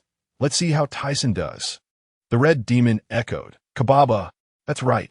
Jerry and Muse stood to one side, and Muse suddenly asked, Who do you think will win? Jerry looked at him sideways, as if he were an idiot. Of course it's the captain. Is there even a question? Muse shrugged. Whoever wins is fine. I just want to adventure freely on the sea and not be caught and turned into a slave. Pay attention. The 2 in the middle suddenly started fighting, and everyone watching straightened up, their eyes glued to the battlefield.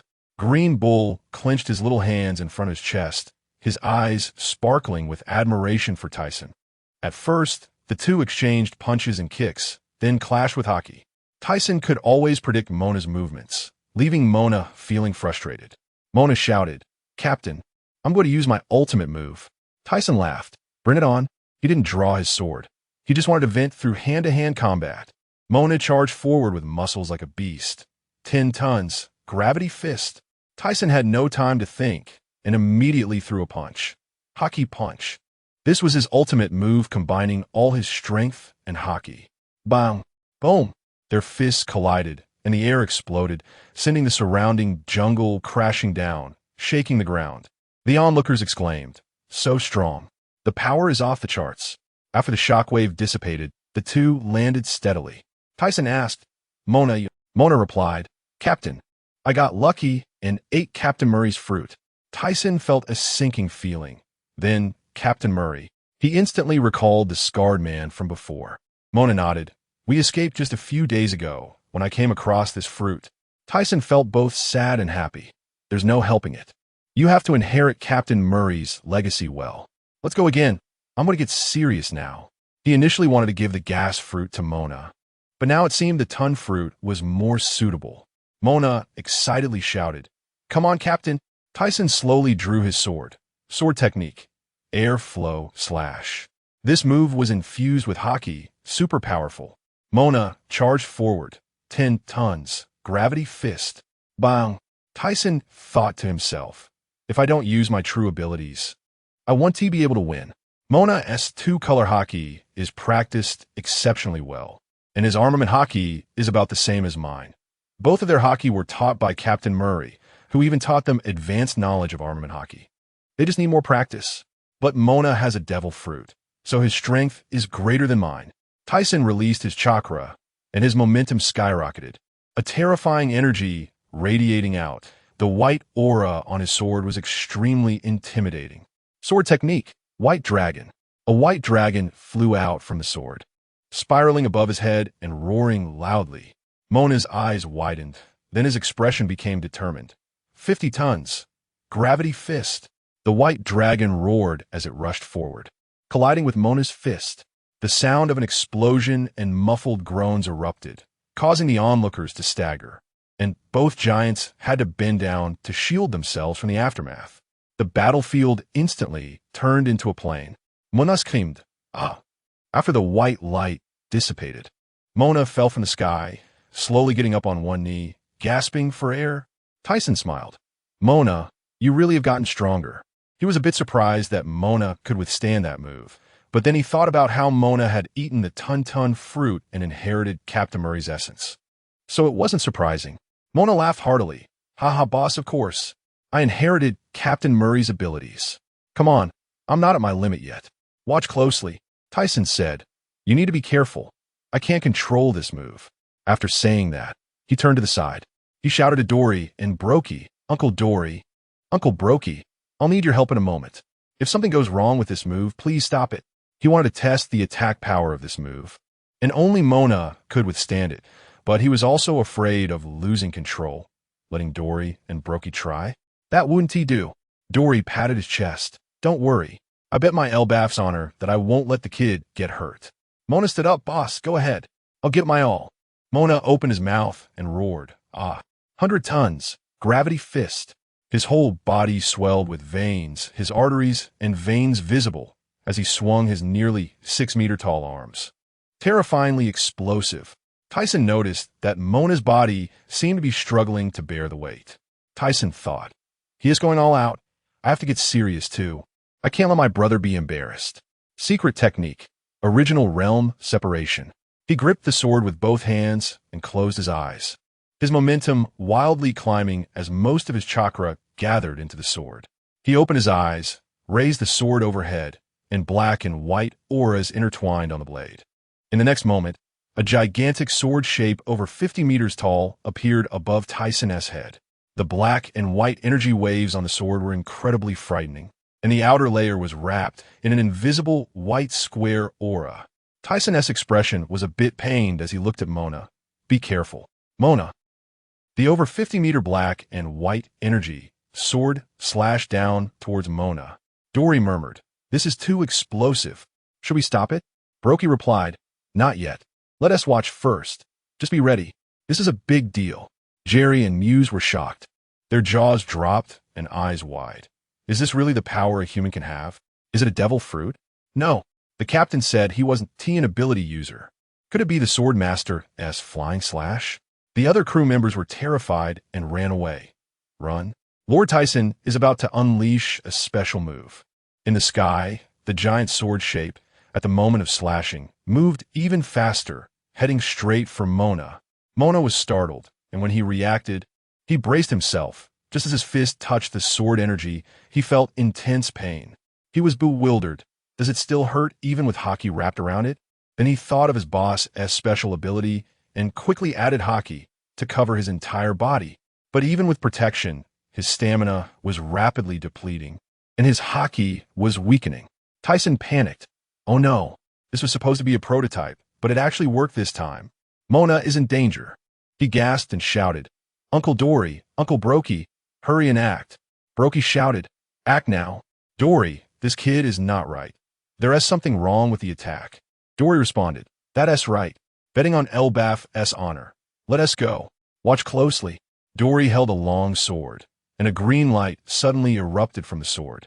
Brokey gripped his giant axe, and red light burst forth. The aura spread over their bodies, their momentum akin to a tidal wave.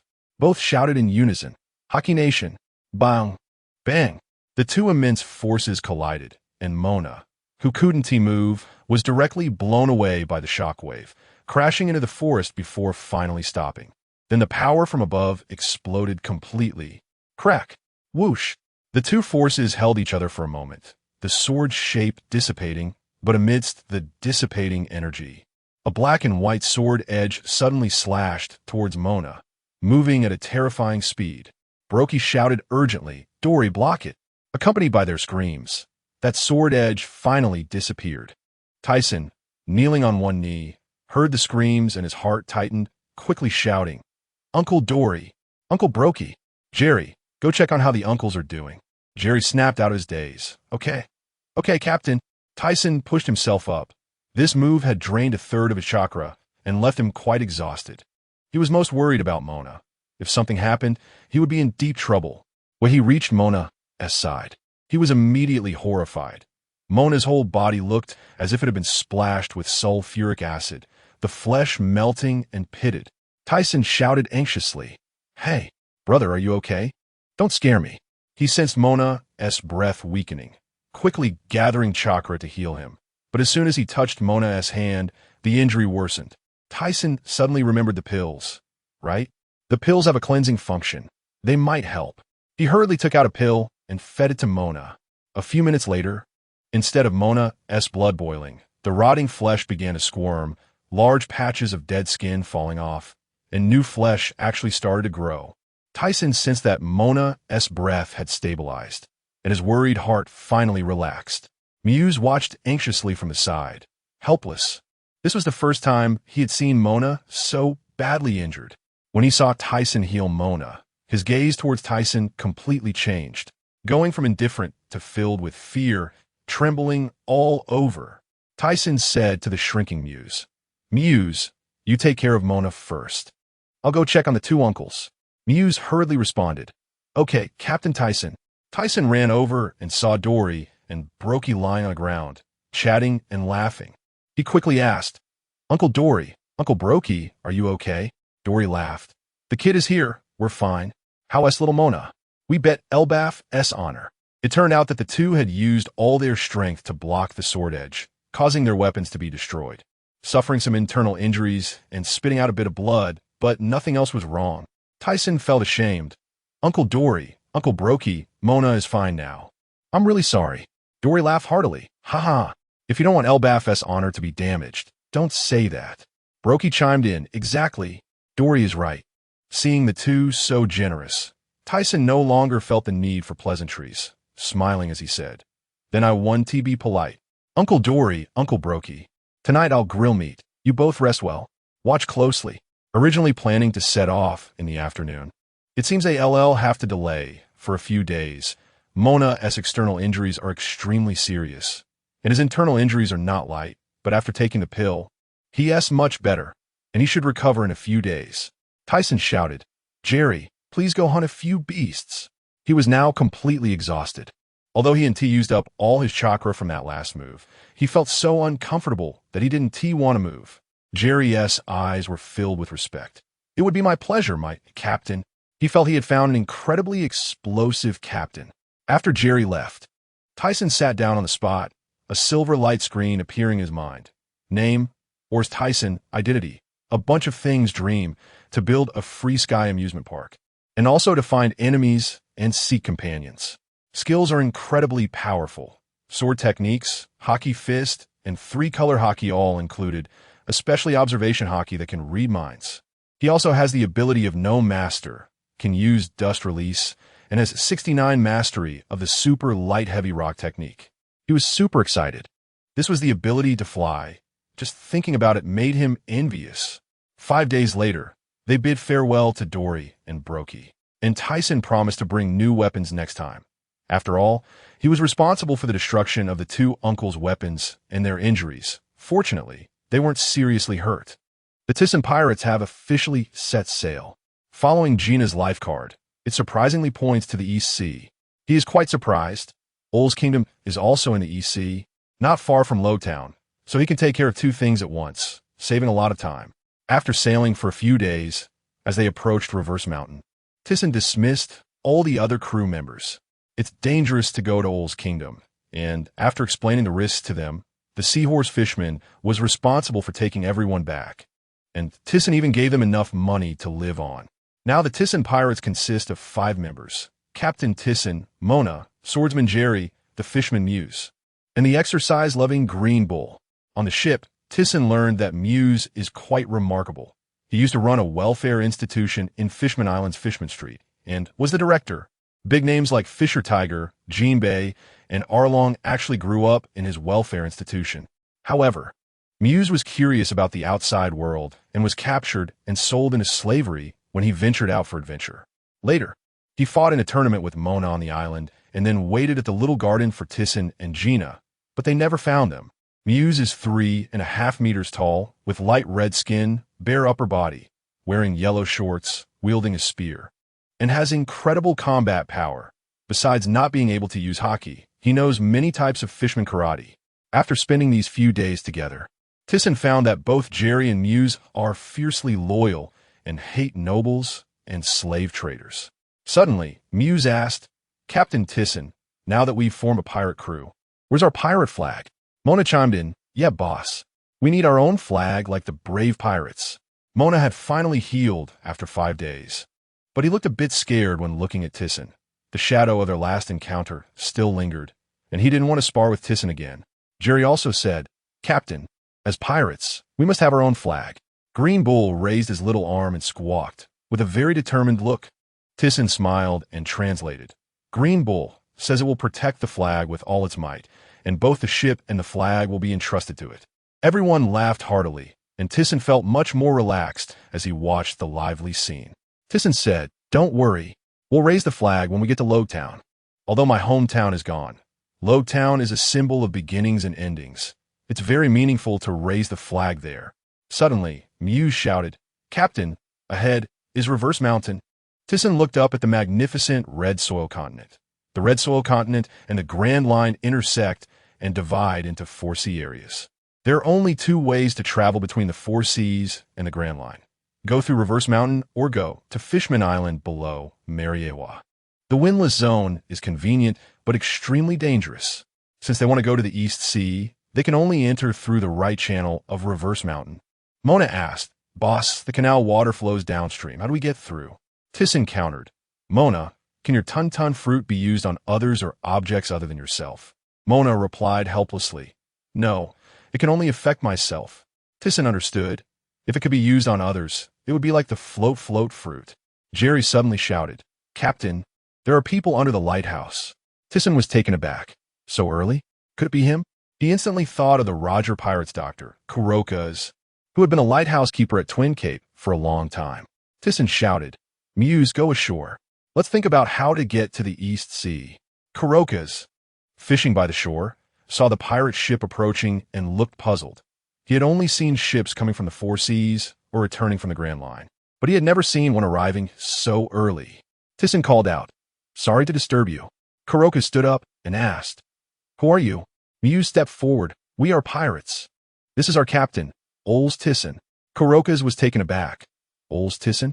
He suddenly pulled out a bounty notice, and as he took a closer look, his eyes widened. You are the faceless man of the brave pirates from 3 years ago. Bounty of 80 million. Didn't you die a long time ago? Jerry immediately drew his sword. Hey, watch your words, or I'll cut you. Green Bull also squawked fiercely, daring to say the captain was dead. This guy must be tired of living. Kurokas hurriedly waved his hands. I'm sorry. It was reported in the newspaper. Thiesen waved his hand. It's fine. I'm not that easy to kill. He then asked, I want to know how to get to the East Sea from here. Pay attention. Although Kurokas was curious why they wanted to return to the Four Seas, he still told the truth. It's not possible. The canal water flows upstream. You can only come up from the Four Seas.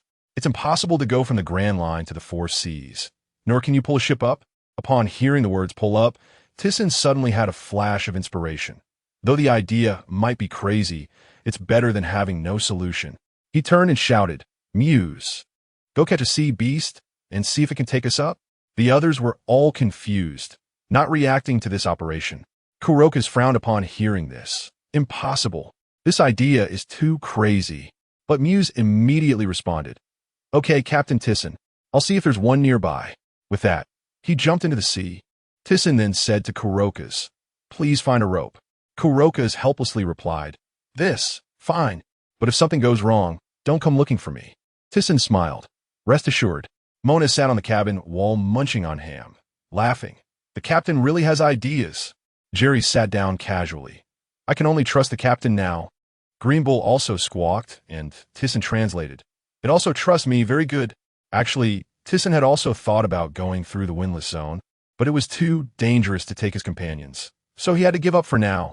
Not long after, the water surface suddenly bulged, and a large ribbon fish flipped onto its back, floating to the surface. Muse also swam back. Captain, I found a ribbon fish, just the right size. It just doesn't listen. So I knocked it out. Kurokas came over with the rope and was still advising. Are you really going to do this? It's too crazy. Thiesen took the rope and handed it to Muse. Tie it to the ship, and you all get on board. After saying that, he jumped and landed steadily on the ribbon fish's back. As the ribbon fish woke up, it saw a small person standing next to its eye. Just as it was about to get angry, it was suddenly overwhelmed by Thiesen's terrifying aura and couldn't move, sweating cold. Thiesen said, Take us up the canal, where you won't have a good time. Thus, a ribbon fish tied by a rope pulled the ship, racing wildly through the canal, splashing water everywhere. Kurokas watched, his eyes wide in disbelief. This kid is too explosive. After about 10 minutes, the Thiesen pirates finally arrived in the East Sea. During the process, the ship hit a rock and was a bit damaged, but it held up until Logtown without any issues. Thiesen drew his sword and cut the rope, smiling. Little ribbon fish, thank you for your hard work, goodbye. The ribbon fish, frightened, quickly swam into the deep sea, disregarding the rope on its body, just wanting to escape from this group of two-legged beasts. Thiesen stood at the bow of the ship, sighing. Is this the East Sea? Born a Grand Line, he had never imagined he would come to the Four Seas. Although the process was bizarre, they finally arrived safely. He was still wondering why Gina would come here. To see her as soon as possible, he directly instructed Muse to head for Logtown. However, just as they were approaching Logtown, they suddenly saw a fight in the sea ahead. As they got closer, it turned out to be a group of pirates attacking a merchant ship.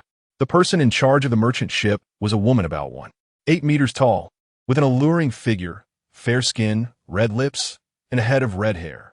Pay attention, the red-haired beauty gratefully said to Thiesen. Thank you, sir, for saving us. We are very grateful, and if you don't mind, please come aboard our ship. The group of pirates that had just attacked the merchant ship had a captain with a bounty of 20 million, who was instantly cut down by Jerry. The other pirates tried to flee, but Thiesen directly cleaved their ship in half with a single sword. The beautiful woman in charge was stunned, immediately inviting them aboard. Thiesen waved his hand. No need, we're going to Logtown. He didn't want to get involved with these people. He had important matters to attend to. The beauty quickly said, Wait, we are also going to Logtown. Your ship looks damaged. We will take care of the repairs when we get there. Thiesen's eyes flickered as he wanted to see what she was up to. So he said, I hope I'm not bothering you. The beauty immediately made a welcoming gesture. However, just as they were about to board each other's ship, they realized that Green Bull hadn't followed. Green Bull was croaking nonstop, and Mona scratched his head and asked, "Boss, what is it saying?" Tisen translated, "It wants to take care of our pirate ship." The beauty chuckled, "What a good child." Her body shook as she laughed, which was quite eye-catching. Once they entered the room, Tisen didn't want to waste time and got straight to the point. "If you have something to say, just say it directly. Don't beat around the bush." The beauty replied, "If I'm not mistaken, you are the jade-faced man Tisen from the heroic pirate crew 3 years ago, the little giant Mona, and the original ghost pirate ship's swordmaster Jerry, right? My name is Shue Nai Lilia, the second in command of the Shue Nai family. Our family does merchant shipping and wants to join you. I'm a navigator, and our family wants to expand into the Grand Line but lacks the channels. Following you will be convenient, and I can provide you with intelligence and resources." Tisen understood immediately. This was an attempt to hitch a ride. He refused outright. "Joining is out of the question. I don't need a vase on my ship, but you can borrow our pirate flag. Just provide us with intelligence." Tisen's pirate crew wasn't well known yet, but it would soon echo across the seas. Xuanai pouted and bit her lip in anger at being called a vase, but still handed over a small transponder snail. "Then take this. We'll officially become partners." It was the first time Tisen had seen such a small transponder snail, and found it quite cute. Half an hour later, they arrived at Lowtown. They said goodbye to Xuanai and agreed to place the repaired ship back in its original position. They found a hotel to stay in, planning to rest for a day before setting off, while also preparing the pirate flag. Tisen had already thought about how to draw it, having been a city planner in his past life. Creating a simple design was no problem. After resting for a night, the next morning, Tisen's pirate crew set off in the direction indicated by Gina's life card. Xuanai had already prepared supplies. There was enough food for 3 months. At this time on the pirate ship, Jerry asked blankly, "Captain, are you serious?" Muse also asked, "Captain Tisen, is our pirate flag really like this?" Mona burst out laughing. "Ha ha ha, since it's the boss's idea, there's nothing we can do." Green Bull croaked as well. Tisen smiled and said, "La la la la. I spent 3 hours drawing this. ISNT it pretty good? Look closely." The pirate ship's double mast was flying Tisen's pirate crew's flag. The flag featured a skull with a straight sword diagonally inserted, which looked normal, but the skull had a strange animal on it. It didn't look like a mouse or anything else. It was exactly like the pendant around Tisen's neck. This was something he had thought of long ago as a memento, being the only thing left by his original self, resembling Mickey Mouse. Jerry sighed. "Since it's been decided, there's nothing we can do." His expression was full of helplessness. But Mona laughed loudly. "Ha! As expected of the boss. This is really interesting. I just thought of a fun idea." The others were confused. "What is it?" Mona smiled mysteriously. "I want to tell you now. You'll find out later." Ha ha ha. The kingdom of Aurs was located east of Lowtown, and it took 3 days by ship to get there. At this moment, in the palace, King Zofida was indulging himself while dancers were performing, and many officials were greedily watching the dancers, while a few others were expressionless, drinking. A middle-aged man on the left stood up. "King Zofida, the heavenly goal for the world government is due soon, and we are still short by half." The king jumped up instantly. "What? Still that much short? Didn't we have the officials and soldiers donate 3 years ago?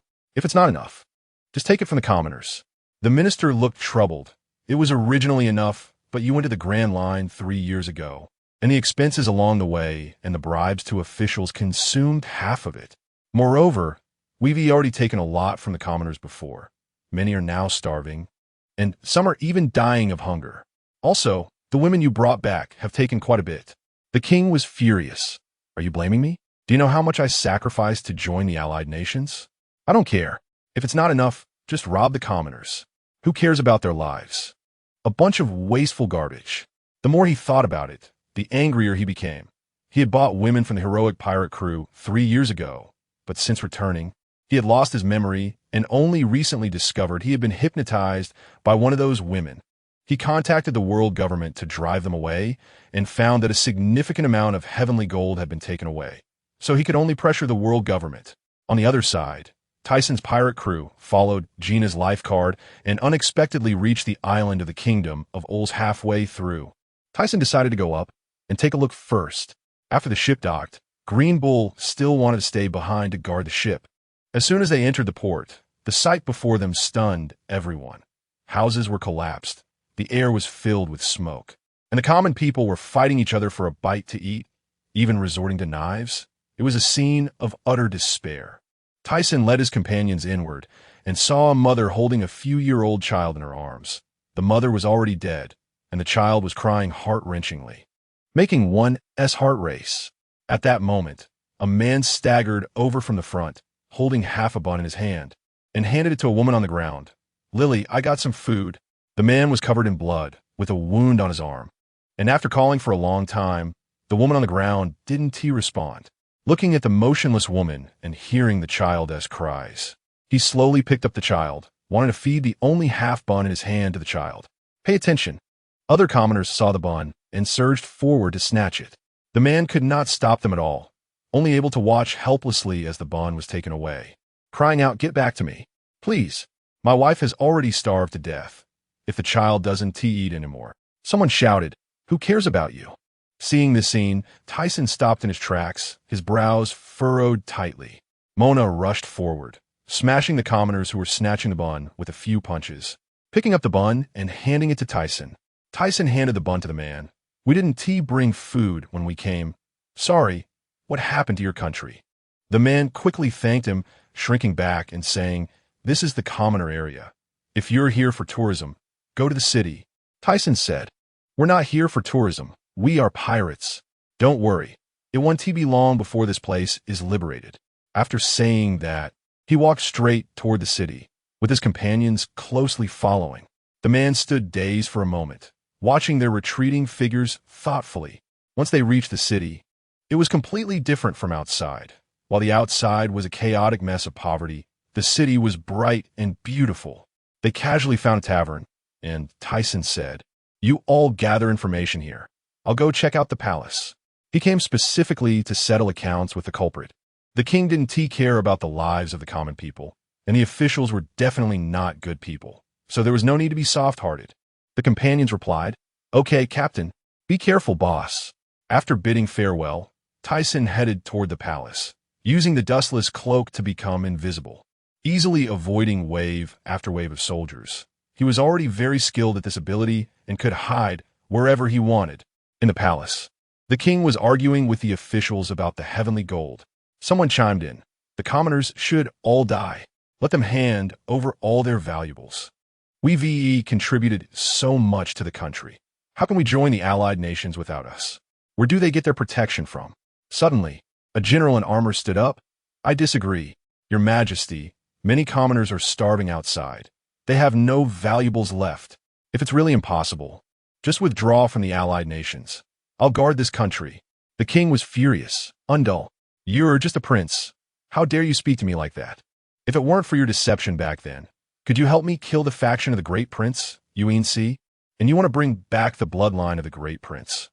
Isn't it because you colluded with Flynn to kill the Great Prince's son, Aurs Tisen?" The king slammed the table and shouted, "Come, take this traitor out and sell him as a slave." But after shouting for a long time, there was no response from outside the door. Just as he was about to shout again, someone suddenly burst in, and the officials exclaimed, "Who are you? How dare you break into the palace?"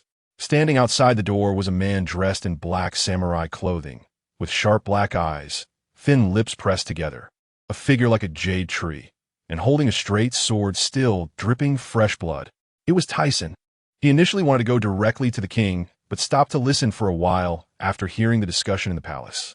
The officials looked at the bloodied Thiesen, frightened and retreating, except for one person who stood still, eyes wide in disbelief. The king was still shouting, "Come here. What are you all doing? Hurry up and capture him." Notice that Zwafeta didn't recognize Thiesen at all, thinking he was an assassin come to attack, and he slammed the table in anger, ordering the soldiers to capture him and deal with him. In the next moment, the palace doors crashed open, and rows of soldiers rushed in, armed with swords and guns, surrounding the hall so tightly that not even a drop of water could escape. The atmosphere instantly tensed to the limit. Just as the soldiers were about to act, Prince Olzalato suddenly burst out, shouting, "Stop! This is the eldest prince's son, Aurs Tisen. He is the rightful prince of the kingdom. No one can harm him." Thiesen had no intention of wasting time with the soldiers. His aura surged violently, and a wave of crimson energy swept across the entire hall in an instant. In the blink of an eye, everyone in the palace, except for Alato, Zwafeta, and the officials, fainted. Outside the palace, it was even more exaggerated, with soldiers collapsing in large numbers like cut wheat, not one able to rise. In a tavern in town, Mona and Jerry were drinking when they suddenly looked towards the palace, their expressions tightening. Just as Muse was about to ask what was wrong, everyone around him collapsed, and he felt dizzy, short of breath, and sweating cold. Mona's eyes widened as she shouted, "It's the boss. I've sensed this aura 7 years ago. It can't be wrong." Jerry stood up suddenly. "Should we go?" Mona nodded heavily. "We must go." Inside the palace, Alato knelt on one knee, panting. "In just a few years, you become this strong." Tyson's face was cold. "I know what you want to say. No more nonsense." Alato looked up pleadingly. "Please don't harm the soldiers and civilians. They are innocent." At this moment, Mona and the others rushed in, seeing Tysen unharmed, and Mona sighed in relief. "Boss, are you okay? That aura just now scared us to death." Tysen told Alato, "You can spare them." Then he ordered, "Bring out all the officials who participated in the plot against the eldest prince, and gather all the noble officials of the kingdom to the palace." Alato was stunned. Why gather all the nobles? Tysen's eyes were filled with killing intent. "Don't ask. Just do it. If you don't want the country to perish, obey." An hour later, Alato brought the noble officials to the palace. He commanded an army of 10,000, the entire military, and no one dared to disobey. The palace was thrown into chaos in an instant. Noble officials shouted at the top of their lungs, "Do you want a rebel? I am King Zwafeta. Let me out."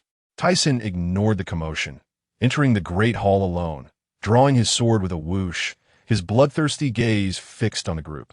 And the hall instantly fell silent in fear. One noble still arrogantly shouted, "Commoner, let me go." A scream erupted, followed by cries for help. "You are a demon. I'll give you treasures. Spare me." The cries rose and fell. Tysen didn't even lift his eyelids, and several sword energies slashed out. Blood splattered in the palace, flesh flying. The scene was horrific. Alato stood outside the palace, listening to the screams, his body stiff as stone. The soldiers beside him were even more terrified, their faces pale and trembling, unable to hold their weapons. Notice that one soldier, scared to the point of stuttering, said, "Prince Alato, is this really okay?" Alato clenched his fists, his face full of pain, tears streaming down, and after a moment of silence, he slowly relaxed his grip. He said solemnly, "There's no need to be soft-hearted. This country has long been hollowed out by these pests. If we don't want the Aurs kingdom to be completely destroyed, we can only do it this way." At the naval headquarters, someone slammed the table and shouted, "Urgent news. The Aurs kingdom is being attacked by Thiesen from the original Heroes pirate group. It's about to be overturned. I've already sent the naval forces from Rogtown to rush over. We need to think of a countermeasure quickly." Another person flipped through the data and said, "Thiesen was originally a noble of the kingdom. After the royal family turmoil, he fled and became a pirate, staying with the Heroes group for 4 years. How is he still alive after we destroyed the Heroes group 3 years ago?" Marshal Soth slammed the table and stood up, glaring at everyone. Seeing no one speak, he directly grabbed the transponder snail and dialed. The voice on the other end sounded perfunctory. Marshal, don't get angry." At that time, General Fei Huang said 3 people escaped. "I blew up a small boat carrying 3 people, thinking it was them. I didn't check due to the urgency." The marshal was furious. 3 years ago, his bounty was 80 million. Now his strength must have skyrocketed. He is a user of Conqueror's Haki. It will be a huge problem if he grows up. The other side, however, was indifferent. "I'm capturing the hypnotist Gina in the East Sea, and we'll bring him back too. Don't worry." The nearby General Fei Huang and other officers, however, closed their eyes and rested, appearing unconcerned. Outside the Aurs kingdom, Mona and Jerry waited, the smell of blood in the air growing stronger. Inside the palace, it was even worse. The floor and ceiling were covered in blood. Piles of flesh on the ground, a shocking sight. Tysen sat on the throne, holding his sword in one hand, slightly panting. This was a complete farewell to his previous self. The next step was the real him. After a while, Tysen stood up, and as the palace doors opened, the people outside rushed forward. But the overwhelming smell of blood and the horrific scene made the soldiers scream and vomit. Mona hurriedly asked, "Boss, are you okay?" Tyson was covered in blood. "I'm fine. Let's go back." Alato wanted to stop Tyson, but was blocked by Jerry drawing his sword. Alato shouted, "Your Highness, I have something to tell you about your father. Wait." Tyson paused, telling Mona, "You guys go wait on the ship." Mona replied, "Okay, boss." Alato took Tyson into a room where an iron frame hung with armor. Alato said, "This is your father's armor, and the treasury key. You are the king of Aurs." Saying this, he handed over the key. Tyson took it and suddenly froze. His Mickey Mouse pin around his neck was exactly the same as the key. This was also the treasury key. He said coldly, "I won't inherit the throne. Let's go to the treasury first." Alato had long known that Tyson didn't want to be king, but still held out hope, continuously persuading him on the way to the treasury. "Your Highness, this is your father's country. Only you can save it." Notice that in the kingdom's treasury, Tyson actually found 2 devil fruits. One was an ancient type of Zoan, and the other was a regular Zoan. He only took the ancient type, and also took some treasures, leaving everything else untouched. Tyson told Alato, "The kingdom is handed over to you. There's also a devil fruit inside. If you want to protect the country, you need strength." Alato watched Tyson walk away, pondering his words, deep in thought. After leaving the island, Tyson suddenly noticed Gina's life card starting to burn, and the direction was different from before. He was startled and quickly had Muse change course to chase after it. Several dozen nautical miles from the northwest corner of the Aurs kingdom, a single-masted sailing ship was sailing. Bloody Gina stared at the life card in her hand, anxiously turning the helm, while cannon fire occasionally came from behind. A fat man with braided hair shouted angrily from behind, "Stop, you damn woman." He thought capturing Gina would be easy, but she had outsmarted him with her sailing knowledge, almost sinking several times, and now he was being made to return in disgrace. Gina had been doing well in the Aurs kingdom, but when she was discovered while hypnotizing Zwafeta, the other party notified the world government, sending the Navy to capture her. The Navy finally realized that 2 years ago, the auction of the Heroes pirate group members in Sabati Archipelago was her doing. Gina originally wanted to escape to the Grand Line, but when she found Tyson's life card changing direction, she was overcome with emotion. She had been going crazy looking for Tyson, confirming he had gone to the comm belt. But she didn't dare go and could only wait in the Aurs kingdom. Now that the life card had changed direction, she knew she was being pursued by Rear Admiral Enwa Faze, but she dared to return. Just as she was thinking, a cannonball came crashing towards her. Gina quickly turned around, extending her index finger to shoot an air bullet, hitting the cannonball accurately, averting the crisis. But she didn't dare let her guard down, knowing the warship was getting closer and her little boat couldn't outrun it. Before long, Gina's ship was hit by the warship and the stern began to sink. Knowing she couldn't escape, Gina's face turned ashen as she jumped onto the warship, ready to fight. No matter how powerful Gina was, she couldn't defeat Rear Admiral Enwa Faze. Her hypnosis was only effective against the weak or unsuspecting, and her fruit ability was useless against the opponent's armament hockey. Although she could use armament hockey too, she was far inferior to the elite Rear Admiral of the Navy. In a moment of distraction, Gina was hit by a punch, crashing into the bulkhead while coughing up blood. She clutched her stomach and got back up, her eyes darting as she tried to think of a way out. Enwa Faze approached, his eyes fierce. "Surrender. But since you're a devil fruit user, I can only break your hands." Gina snorted coldly. "You want me to surrender? Dream on." But she knew she couldn't dodge this time. She couldn't jump into the sea as a devil fruit user, and after waiting 3 years to meet up with Tyson, she didn't expect to fall here. Just as Enwa Faze was about to grab her, Gina was about to use her ability to push him back, when suddenly, she saw Enwa Faze flying backward, crashing through the bulkhead and into the air. Gina was stunned. "Who is it?" Enwa Faze quickly landed back on the warship using Moonwalk, glaring angrily at the figure slowly appearing ahead, along with a pirate ship approaching nearby. "Look closely," Gina exclaimed excitedly. "Tyson, is that you?" Although the figure had changed, she still recognized the shadow from years ago. Tyson turned around and hugged Gina, whispering in her ear, "It's me. I'll come and get you." Mona called out to Sister Gina, and Gina, overwhelmed with joy, buried her face in his embrace, her face turning red, and quickly pulled back. Tyson gently set Gina down on the Mickey Mouse ship, saying, "You rest first, leave the rest to me." Upon seeing Tyson ignore him, Inwa, filled with anger and humiliation, threw a punch. Tyson sidestepped to avoid it, slashing his sword across Inwa's arm, sparks flying. Then swung his sword to unleash a sword wave. Inwa countered, shattering the sword wave, the resulting airflow making everyone squint. Inwa was shocked. This conqueror's hockey brat is surprisingly strong. He knew he couldn't catch Tyson and still growled, "Even if I die, I must eliminate you." His pupils turned red, and his arms were enveloped in black armament hockey. Tyson remained calm. His armament hockey was on par, and his observation hockey had an advantage. To save time, he decided to go all out. At Navy headquarters, the sound of a hand slapping the table silenced the room. Admiral Soares shouted angrily, "What does this bastard think he's doing? So cruel." Admiral Flying Huang said, "Tyson killed the Aurs aristocrats and also wiped out the Navy at Rogtown." Someone muttered, "It's normal for him to seek revenge. But it's too fast."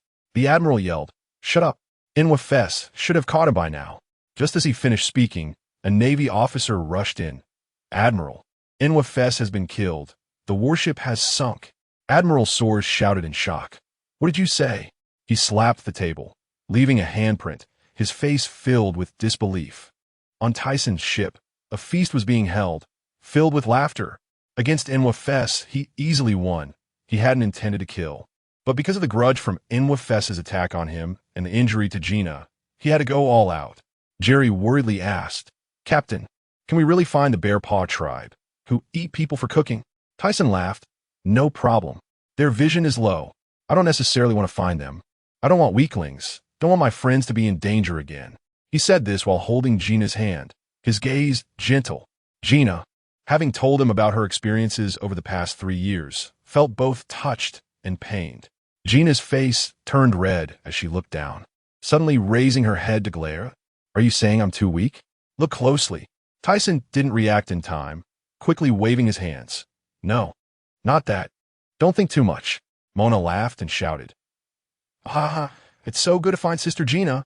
Green Bull croaked, and seeing this, Gina immediately hugged it and rubbed her face against it. "Aw, so cute." Green Bull croaked again, and Tyson translated, "It says women only affect its training. Let you go." Everyone burst into laughter, but Gina's expression turned fierce. "What? Dare to say that? Today you're stuck with me." Upon hearing this, Green Bull immediately played dead on the ground, causing everyone to laugh uncontrollably. Amidst the commotion, Tyson pulled out an ancient Zoan-type devil fruit. "By the way, I got something good." The people around were shocked. "Is this a devil fruit?" Gina, experienced, said, "It looks like a Zoan-type." Mona asked, "Boss, what ability does it have?" Tyson replied, "Ancient type, dragon fruit, shark-tooth dragon form. Does anyone want to eat it?" Gina said, "On the ship, only you, Jerry. And Mews are not devil fruit users. This fruit is super rare. Are you planning to eat the Logia type?" Tyson shook his head. "I'm not eating it now. I'll wait until my strength can't grow anymore." Jerry also refused. "I want to be a pure swordsman, not eating." Mews waved his hand. "I'm a fishman. If I eat it, I can't swim anymore." Tyson said to Gina, "If no one eats it, then I'll leave it to you to keep. And that Logia type too, we'll talk about it when we recruit new partners." Gina took it happily. "All right, if I run out of money, I can trade it for money." Tyson got anxious. "No, Gina, this is a rare type. You'll have as much money as you want in the future." Gina laughed. "Huh, don't worry. Look at how anxious you are." Suddenly, Tyson had a thought. "I want to go to Sky Island. There's a ton of gold there. And I can also look for the strongest Logia type devil fruit." Just then, his din mushy rang, and upon answering, the other party said, "You really dare to act. You actually crushed a Navy rear admiral." The din mushy simulated a sultry voice. Tyson asked, "Is that all you called to say?" The other party reminded, "I want to tell you, defeating is fine, but you also killed him. The Navy headquarters definitely won't let you off." Tyson couldn't be bothered and hung up the phone. On the other end, Yakina was in disbelief. This bastard dared to hang up my call. He used to think I was weak. Just wait and see. She turned and shouted, "Hey, Butler, did you get the training method for the Navy's 6 dials?" The scene shifted to Bear Paw Island in the East Sea, named for its resemblance to a bear paw. The Bear Paw tribe on the island is known for being food enthusiasts and culinary philosophers. In a cave, a large pot was placed over a fire, and a man over 3 meters tall, resembling a wild man, stirred it with a long spoon. He had a muscular build, a white buzz cut, circular designs painted around his eyes, a triangular shape drawn on his forehead, and 3 small dots under his eyes, resembling a bear paw. Someone entered the cave, holding a wooden stick with a tied knife. "Chief, a group of pirates has come outside." The burly man put down the long spoon, picked up his weapon, and grinned. "Let us go. Call everyone. We can make human meat dishes again today. Ha ha ha ha. Look closely." The chief of the Bear Paw tribe was super excited. He was a culinary philosopher, and it had been a long time since he made human meat dishes. He absolutely couldn't miss this opportunity. Just as Tyson's pirate crew disembarked on the coast of Bear Paw Island, a group of people suddenly sprang out from all directions. Jerry complained, "Captain, do we really want to find these wild men as partners?" They look at this group of people, wearing blue and white striped short sleeves on top, black shorts with flip-flops on the bottom, all holding sticks with tied knives. Gina showed a difficult expression, glancing at Tyson, whose eyelids twitched and face twitched. The chief shouted, "Pirates over there! I am a chief of the Bear Paw tribe. Encountering us, you should obediently surrender." Seeing Tyson and the others unresponsive, he got angry. "Charge. Capture them for cooking." After saying that, he waved his weapon and charged forward. Muse suddenly stepped forward. "I'll do it. That's enough." Tyson nodded. "Go try out this chief. If it doesn't work, then forget it." He was also helpless. He had originally heard that the Bear Paw tribe was good at cooking, but didn't expect them to be like this. A group of people charged forward, and Muse directly used a fishman technique, water strike. Water droplets formed in his hands and shot out, instantly knocking everyone down except for the chief. The chief, seeing this, broke out in a cold sweat and unconsciously took a step back. "Who the hell are you?" Muse replied, "We're the Tyson pirate crew. We originally came to recruit a chef, but now we see you all are useless." The chief angrily retorted, "Who are you calling useless? I am different from them." After saying that, he charged at Muse, but as soon as Shark Fist was unleashed, he was sent flying. Although Muse was at the bottom of the crew, didn't use hockey. He had many fishman karate techniques and had previously fought against Mona, who was a tough character with a devil fruit and dual color hockey. In the East Sea, there are either strong warriors or a bunch of rabble. When Tyson saw the clan leader being knocked away and not moving, he said to everyone, "Let's go." I thought the Bear Paw clan, known for their cuisine, was impressive, but it turns out they are all useless. What a waste of time. Everyone nodded. Just as they were about to board the ship, the clan leader suddenly propped himself up and struggled to stand. "Stop right there. We, the Bear Paw clan, are culinary philosophers, renowned for our cuisine. Take back your words." Tyson and the others stopped and turned back. Tyson asked, "Oh, what will you use to make me take back my words?" The clan leader took a deep breath. "As a chef, of course, I will use a chef's way. Watch closely." He turned and shouted, "Everyone get up. Bring the ingredients over." The people on the ground slowly got up. Before long, the clan leader managed a pile of ingredients by himself, and a pot of fresh delicacies was ready. Tyson looked at the people around him, especially Mona, who was drooling all over and staring at the big pot with shining eyes. The clan leader filled bowls with food and handed them over. "Please taste." The group ate and praised endlessly, finishing the entire pot without feeling full. Mona stared at Tyson with sparkling eyes. "Boss, I like the chef. Can we keep him?" The clan leader quickly said, "Don't get me wrong. Making dishes is to prove that we're the best foodies in the East Sea. Not for you." Tyson, sensing their intention, quickly interrupted. "Let me reintroduce ourselves. We are the Tyson pirate crew, and I am Captain Aurs Tisen. We came here looking for a chef, and I apologize for what happened earlier. I would like to invite you to be our chef." The clan leader directly refused. "I won't go. You all leave." Tyson continued to persuade. "Isn't your Bear Paw clan known for being foodies? Staying in this small place means you can only keep making these ingredients. Come out to sea with us. You'll see so much more. The ingredients in the ocean are beyond your imagination. And there's the legendary All Blue. Upon hearing All Blue, the clan leader's eyes widened in excitement and disbelief. What? Is what you said true? Do you have proof? Thiesen shrugged. Believe it or not, I just said that. What is your answer? He didn't want to waste time here. The Navy's pursuit was surely coming. And while he wasn't afraid, he found it troublesome. The clan leader stared into Thiesen's eyes for a long time, finally nodding. My name is Tian Shan. I am the clan leader of the Bearpaw clan. Please take care of me in the future. Thiesen smiled. Welcome. We'll be waiting for you on the ship. Moments later, Tian Shan carried a large pot onto the ship, reluctantly looking back at his clansmen. Mona walked over. Don't worry. You can come back whenever you want. Tian Shan nodded. I know. Gina leaned over and asked, Tian Shan, I heard that your Bearpaw clan even cooks people. Is that true? Tian Shan awkwardly replied, we wanted to, but it always goes wrong. Either we get rescued, or the pot breaks. What rumored outside is all fake. We've never succeeded. Thiesen burst into laughter. Huh? So you guys are just the comic relief. Gina patted her chest in relief, but thinking Thiesen was laughing at her. She puffed her cheeks in anger. What is so funny? Eating people is super scary. I don't want any perverts on the ship. The group laughed along, while Green Bull and Tian Shan scratched their heads in confusion. 3 days later, the Thiesen pirate crew, along with Tian Shan, continued their voyage to the Grand Line. Thiesen planned to go to Sky Island first, then to the New World. At this time, among the 4 emperors, 3 of them were still under 20 years old. Kaido and Big Mom were kids, and Shanks hadn't even been born yet. Someone called out, Captain Thiesen, ahead is Osaka Island. Should we stop to resupply? Thiesen frowned and looked back at the ship. Everyone hurriedly asked, What is wrong, boss? What happened? Thiesen said in a deep voice, That Rear Admiral is following us again. It seems we have no choice but to fight. Mona, impatient. This Rear Admiral Erdi is really persistent. Boss, let me handle him. They have been sailing for a month since departing from Bearpaw Island, constantly pursued by Rear Admiral Erdi. Thiesen only allowed Mona and Muse to sink the enemy's warships without facing them directly.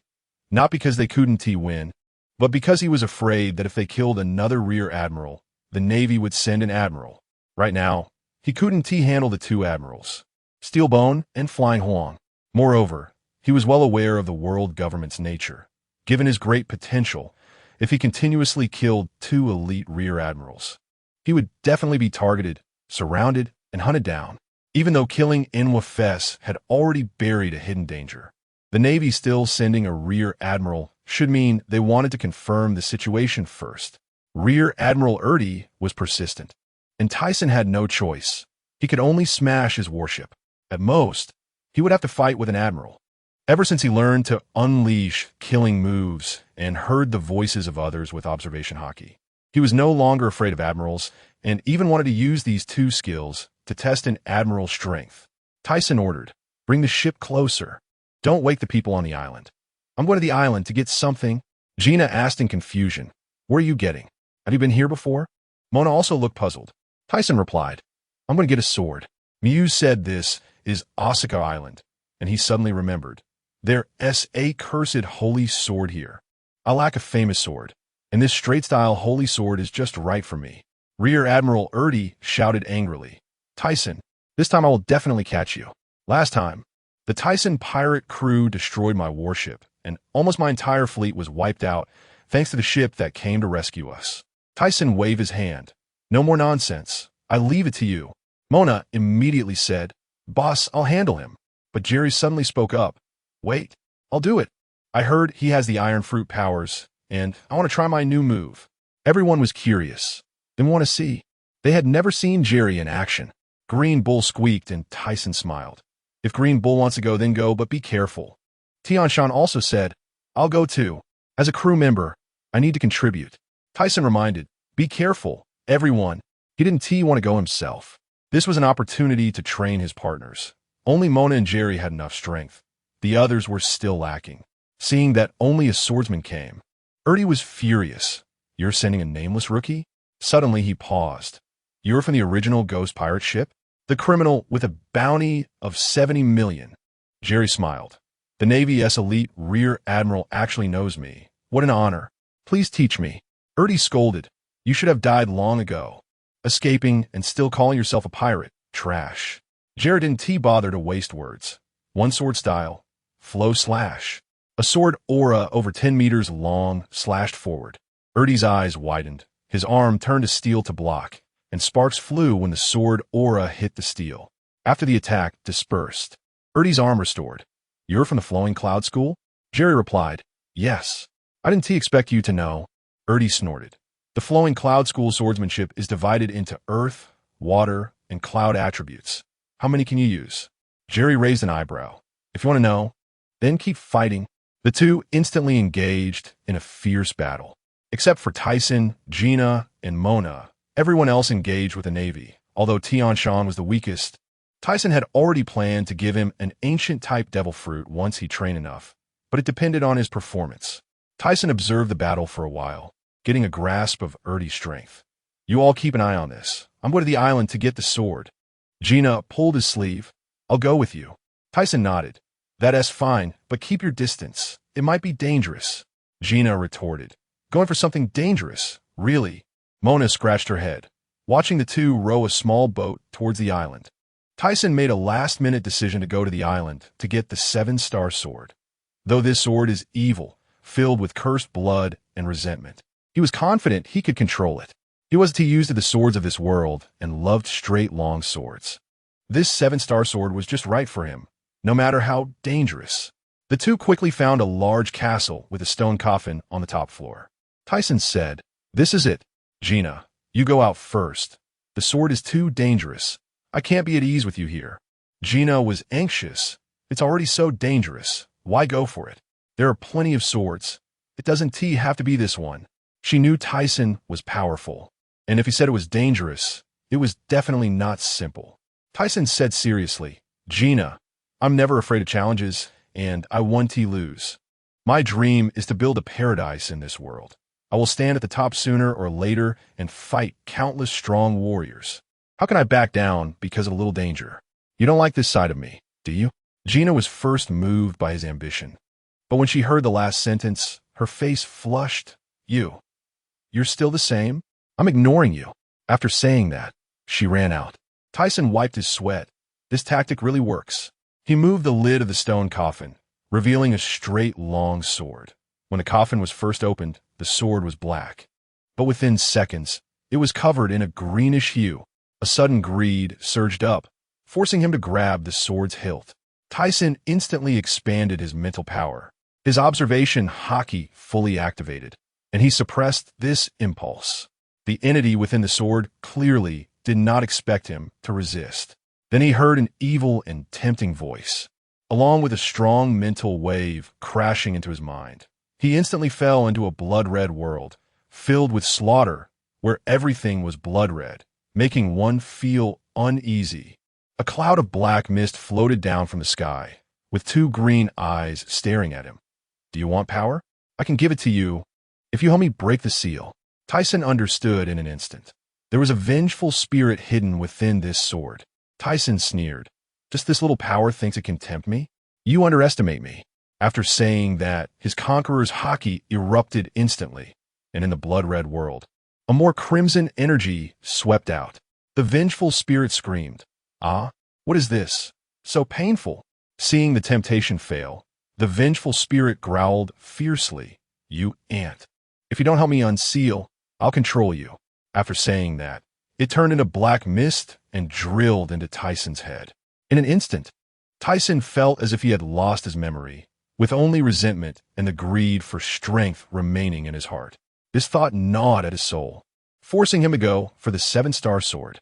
On the other side, at the coast of Asko Island, the battle between the pirate crew and the Navy was nearing its end, with only Jerry and Rear Admiral Erdy still fighting. Both of them were injured. Jerry had a fatal wound on his waist from steel, while Erdy had a knife wound on his chest. Though not deep, it still affected his combat power. The two clashed again, neither gaining an advantage, and they both retreated. Jerry took a deep breath, his eyes filled with bloodshot veins, and his sword-wielding arm swelled. with veins clearly visible. He shouted, "One sword style, earth flow slash." A massive earth-colored sword, chi, slashed out, changing the color of the sky. Look closely. Rear Admiral Erty saw Jerry unleash his big move and knew it was bad, but he still braced himself, his arms turned to steel, wrapped in shiny black hockey. And he leapt toward the sword chi. However, as soon as he collided with the sword chi, it was like hitting a mountain, and the next second, the sword chi pounced at him like a mad beast. Puff! Rear Admiral Erty stared wide-eyed, trembling as he said, This is the earth flow slash of the flowing cloud style. It's focused on defense and power. I lost." After saying that, he collapsed to the ground, lifeless. Mona ran over and praised, "Jerry, you were amazing.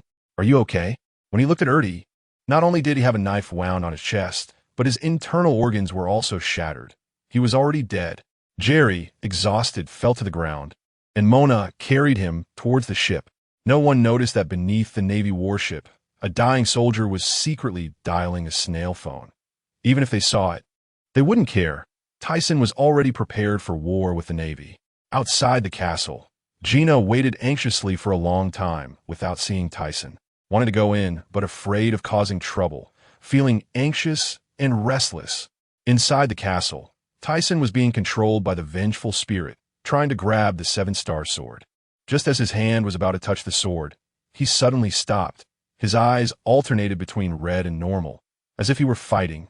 In the blood-red space, Thiesen suddenly awakened with his strong mental power. The vengeful spirit shouted, "You ant! No matter how much you resist, you can't escape greed." Thiesen sneered, "This is not my greed. What are you, the coward hiding in the sword, no? Let me show you true power." He concentrated his spirit to resist, and suddenly a blood-red giant hand reached out towards the vengeful spirit, which screamed and disappeared. Thiesen's eyes returned to normal as he picked up the seven-star sword. The greenish hue was gone, and it turned into an ordinary long sword. The sword had 7 round jewels arranged on it, and the sword tip had a red tassel, while the guard looked like a pumpkin. The 6-foot-long sword suited his 2-meter-4 height perfectly. Thiesen complained, "This sword guard is too ugly. I need to find a blacksmith to remold it. And I also need a sheath. So troublesome." Suddenly, a killing intent surged into his mind, and Thiesen's eyes turned red in an instant. He hurriedly controlled himself, and after a while, he restored his calm. The vengeful spirit was gone, but the sword still retained its murderous aura. Looks like he had to adapt slowly. He wondered if he still had the ability of the demon fire. He gripped the sword with one hand, exerting force, and the sword instantly emitted a greenish light. The more strength he used, the brighter the light became. Thiesen smiled. "Fortunately, the ability is still there. Now I just need to adapt." Name, Aurs Tisen. Identity, Charles' adopted son, resident of Giant Stone Island, member of the Aurs family. Dream goals: create a free paradise, a sky paradise, new dream. Find out the enemy, goal: set sail for the Grand Line, new goal. Occupation: architect, swordsman skills, secret technique. Boundary stripping, core skill, sword technique. Half moon, sword technique. Full moon, sword technique. Air slash, sword technique. White dragon fist, observation hockey, mind reading.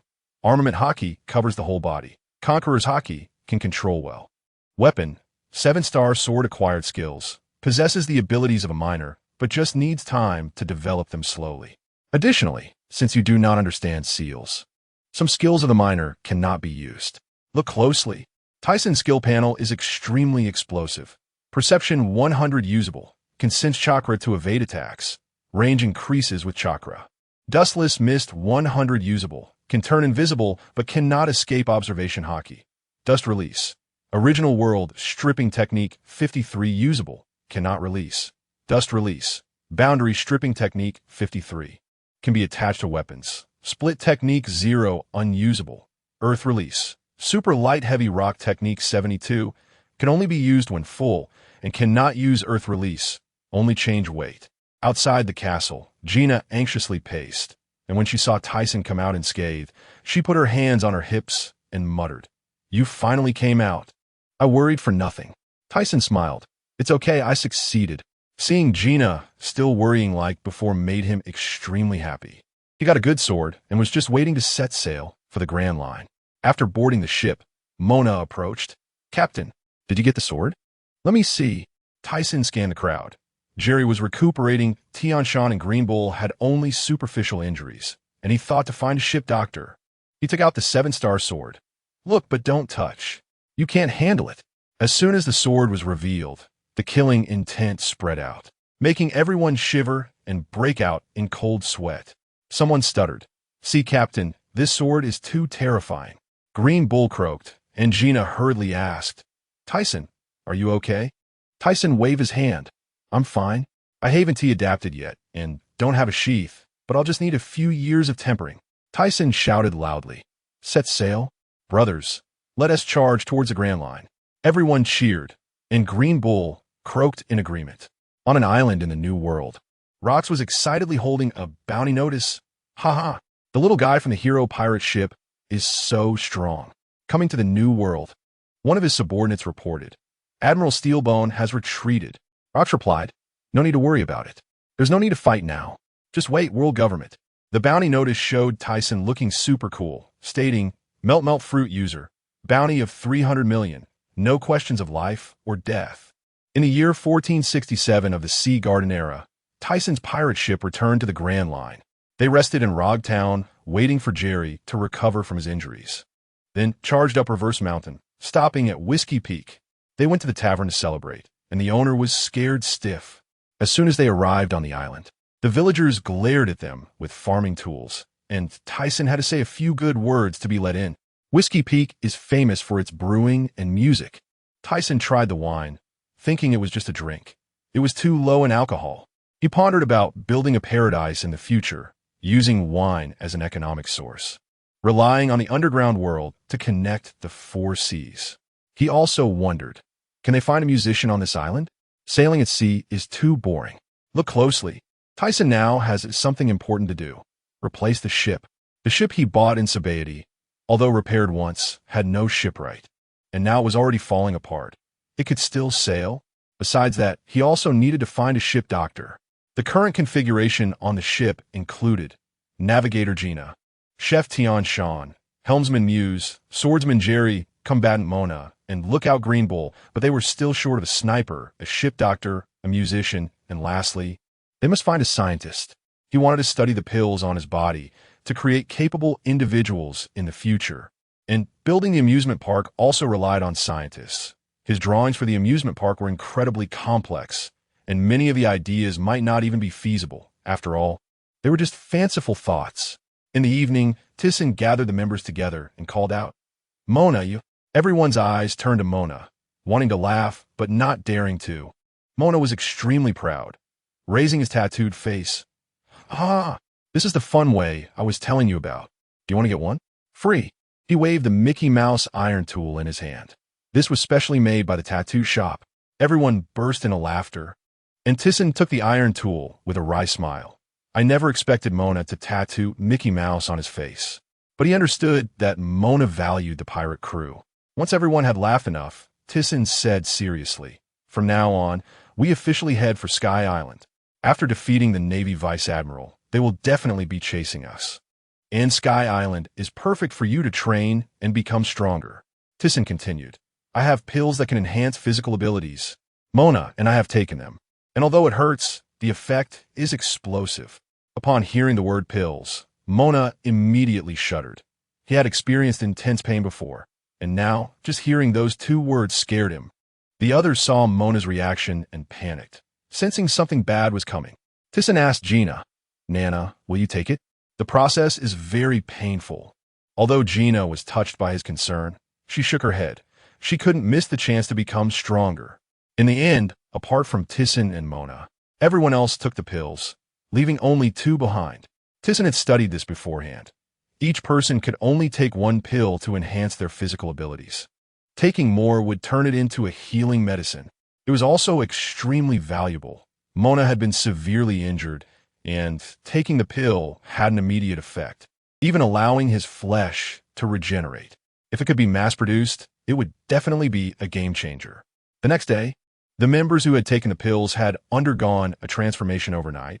as if they had become entirely different people. Their physical abilities skyrocketed, and Gina looked even whiter and more beautiful than before, making her feel amazing. Thiesen was also surprised that the pills had this additional effect. Seeing everyone's improved physical condition, Thiesen thought, I need to get the training methods for the 6 styles. With their current physiques, they will definitely learn quickly. Thiesen himself had already mastered Soru and Shave, and he wanted to learn Moonwalk as well. Additionally, after spending 3 years in the Daughter's Kingdom, he was always hungry. When he ate, he devoured like a wild beast, distributing excess energy throughout his body, allowing him to extend his combat power like a life returned during battles. Someone excitedly shouted, "Captain, these pills are incredible. My strength increased significantly. Where did you get them? If this leaks out, who knows how many people will be envious?" Jerry, who was originally a swordsman and usually trained his physique, had taken the pill last night, and although it hurt like hell, he felt much lighter afterward, and his grip on the sword felt like a cheat. Muse clenched his fist and shouted, "I'm super explosive too. My strength doubled, and I can now use Fishman Karate with an extra 500 watts of power." Green Bull flexed his tiny arms to show off his muscles, looking quite tiny. Yesterday, Thiesen didn't want to let him take it, but he swallowed it directly. Although it hurt a lot, he gained a lot. And Thiesen was looking forward to him awakening his haki. Tianshan trained with Mona, gaining weight just like Mona did back in the day. Thiesen handed the training over to Mona, hoping he would awaken haki quickly. Otherwise, he wouldn't be able to keep up in fights. Early in the morning, the pirate ship rushed towards Gaia Island. Thiesen wanted to change ships. The treasures that Gina had salvaged in Sabaody were enough to buy a good ship, but there were no shipyards nearby, so they could only make do with repairs and head to Sky Island first. Everyone was busy with their own tasks, while Thiesen enjoyed cooking in the kitchen paired with red wine, feeling extremely satisfied. Suddenly, the din-din mushy rang, and when he picked it up, the din-din mushy had sensual lips. "Thiesen, there's a ship transporting sky gold in the South Sea, close to Gaia Island, but you can't pass through the Combelt, and there's Vice Admiral Valdian escorting it." Thiesen smiled. "Oh, finally some news. Shuanai, your intel is so timely." Shuanai was anxious. "Are you really going to rob it? You madman. Robbing Sky Gold is a serious crime. I don't want to hear about your crew being wiped out." Thiesen hung up directly. "You don't need to worry about it." Shuanai was furious. "This bastard hung up on me again." The din-din mushy was sweating cold. In fact, Thiesen had already asked Shuanai to inquire about it. He just wanted to confront the world government and find clues about number 08 and Stona. Thiesen pondered about crossing the Combelt. Either he would go by himself but couldn't transport gold, or he would take everyone with him. He asked for everyone's opinions. And Mona's eyes were fiery. "Boss, I've been wanting to confront the world government. We can also find Stona and capture him." Gina said, "I'm afraid of the danger, but I want to find Stona. I'll follow your lead." Jerry, "I hate the nobles and the world government. I have no objections." "Captain, give the order." Everyone agreed. Thiesen shouted, "This time, let's go wild. We'll cross the Combelt. It's the closest route, and the enemy has probably left the old route back to the South Sea." Gina panicked. "Crossing the Combelt, my navigator skills are useless. It's super dangerous." Mona was excited. "If the boss decides, let's do it." Someone shouted, "The captain is really crazy. I want to see how big the Sea Kings in the Combelt are." Thiesen laughed. "La la la. I promise not to disappoint you." He had experienced it personally before. "Pay attention." Someone asked, "If we decide to cross the Combelt, how will the ship get through?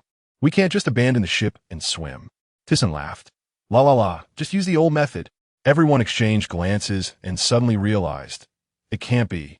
On the sea, 5 or 6 warships were approaching Thiesen's pirate ship. On the front warship, a person in an admiral's uniform commanded, "All Navy, head for Gaia Island." The fluffy-haired Navy officer approached. "Steelbone Admiral, why did we suddenly change course?" Steelbone replied, "Headquarters ordered it. Thiesen's pirate crew is going to Gaia Island, and we're lying in wait to catch them all." Sengoku was puzzled. "What's so special about this pirate crew? Do you need to come personally?" Steelbone said seriously, "Don't underestimate him." Admiral Fei Huang said he's a noble from the Aurs Kingdom, escaped from a coup. He awakened Conqueror's Haki at 10 years old. Naturally has observation Haki and mastered armament Haki 3 years ago. Plus, he's a sword master and a magu-magu fruit user. Steel Bone continued. Now he has gathered a group of ruthless people to build a pirate crew, and recently his crew defeated Vice Admiral Erty. There are also 2 former legendary pirates on board, who were strong and had bounties. 3 years later, they will definitely be even more explosive. Admiral Fei Huang stared at Rocks. I might have to take over. You all need to grow quickly. Sengoku, hearing this, felt the pressure, but was fired up and still wanted to achieve merit. He asked again, so you sent Karpi and Fei Huang to do the job, while you personally come and catch them? Steel Bone nodded. I brought you along to let you achieve merit. Although you are a commander, your strength is enough to be a vice admiral. Sengoku was super touched. Don't worry, Admiral. This time I will definitely catch them all. Suddenly, the din-din mushy rang, and Steelbone picked up. Hello, Marshal Sauce. Sauce hurriedly said, Steelbone. Intelligence says Thiesen's pirate ship suddenly disappeared, right near Gaia Island. You all need to move at full speed and find them and capture them. Steelbone replied, received. After hanging up the phone, he felt anxious. Where did this pirate ship go? Steelbone ordered, all troops full speed. Search the waters near Gaia Island. He didn't believe they couldn't find it. But at that moment, near Gaia Island in the calm belt, a large sea beast was pulling Thiesen's ship southward. If this were seen, they would definitely be called madmen. After all, even if a sea beast was pulling the ship, a sea king could swallow both the ship and the beast in one bite. This action was purely reckless. On the ship, Thiesen and the others unleashed their big moves in succession. Sword technique, White Dragon, 100 tons, Gravity Punch. One sword style, Earth Flow Slash. Tang Grass Tile, Right Fist. But the Sea Kings kept appearing. The sea beast pulling the ship was terrified and swam forward madly. The emerging Sea Kings were enormous, with one eyeball bigger than the ship by dozens of times. Seeing 3 giant Sea Kings charging towards them, Thiesen had no choice but to use that move. Pay attention. Thiesen chuted, secret technique, Bundari removal. A giant horizontal sword energy sliced out, instantly freezing the 3 Sea Kings. Taking the opportunity, they broke free from the calm belt, and everyone finally breathed a sigh of relief. The weak ones directly collapsed on the deck. Even Green Bull was scared out of his wits. This experience would definitely be remembered for a lifetime. Thiesen leaned against the ship's wall, assessing the situation. The ship's keel had cracked, and it couldn't hold out for long, but it was still manageable. He shouted, Nana, the flying gold is coming through this area. Steer towards it when you see the ship. Everyone else, take a break. There will be a big battle soon, and the world government won't just send weaklings. This time, I won't intervene. It's a good opportunity for you to sharpen your skills. Half an hour later, Thiesen was eating ham in the cabin when he suddenly sensed movement. They're here. Nana, steer the ship southeast. Not far away, 5 warships were rushing in, with a rear admiral, Valdian, standing on the central ship, and each of the other 4 ships had a rear admiral as well, along with a bunch of world government personnel in black clothes and white hats. The warship sentinels used binoculars to scan the area, suddenly stopping in shock, and, after confirming, they shouted in panic, Rear Admiral Valdian. There's a ship ahead. The fog is too thick to see the flag. Valdian replied coldly. Wait until we can see clearly. Signal them to give way.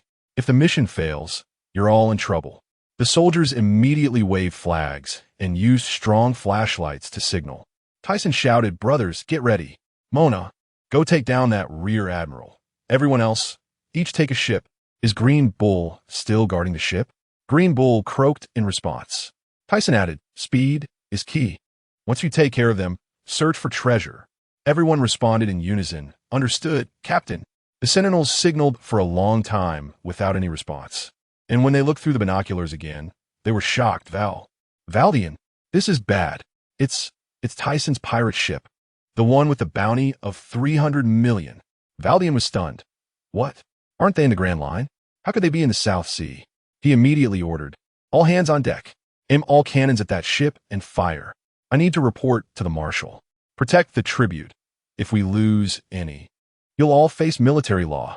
At that moment, a person in black clothes and a white hat walked over. Admiral, what's going on? Valdian replied, It's Thiesen's pirate ship. The captain has a bounty of 300 million. The person was furious. Isn't this area supposed to be safe? Didn't the Navy scout properly? Valdian said helplessly. The sea is unpredictable. The person threatened, I don't care. You must hold your ground. If you lose anything, I will report you to the world government. We will also assist. Although Valdian looked down on him, he could only nod in agreement. As the two ships got closer, Mona could no longer wait and directly charged at Valdian using her devil fruit powers. Ha! Rear Admiral of the Navy headquarters. I'm here to deal with you. Valdian, seeing that the one charging was not Thiesen, finally remembered who she was. Previously, a swordsman from Thiesen's ship had been able to take down a rear admiral from the headquarters, so he couldn't afford to be careless. Moreover, he had already contacted the headquarters and believed that Steelbone and the others were on their way here. As long as he could hold them off, he could capture everyone. Before long, Thiesen's pirate ship collided with the 5 warships.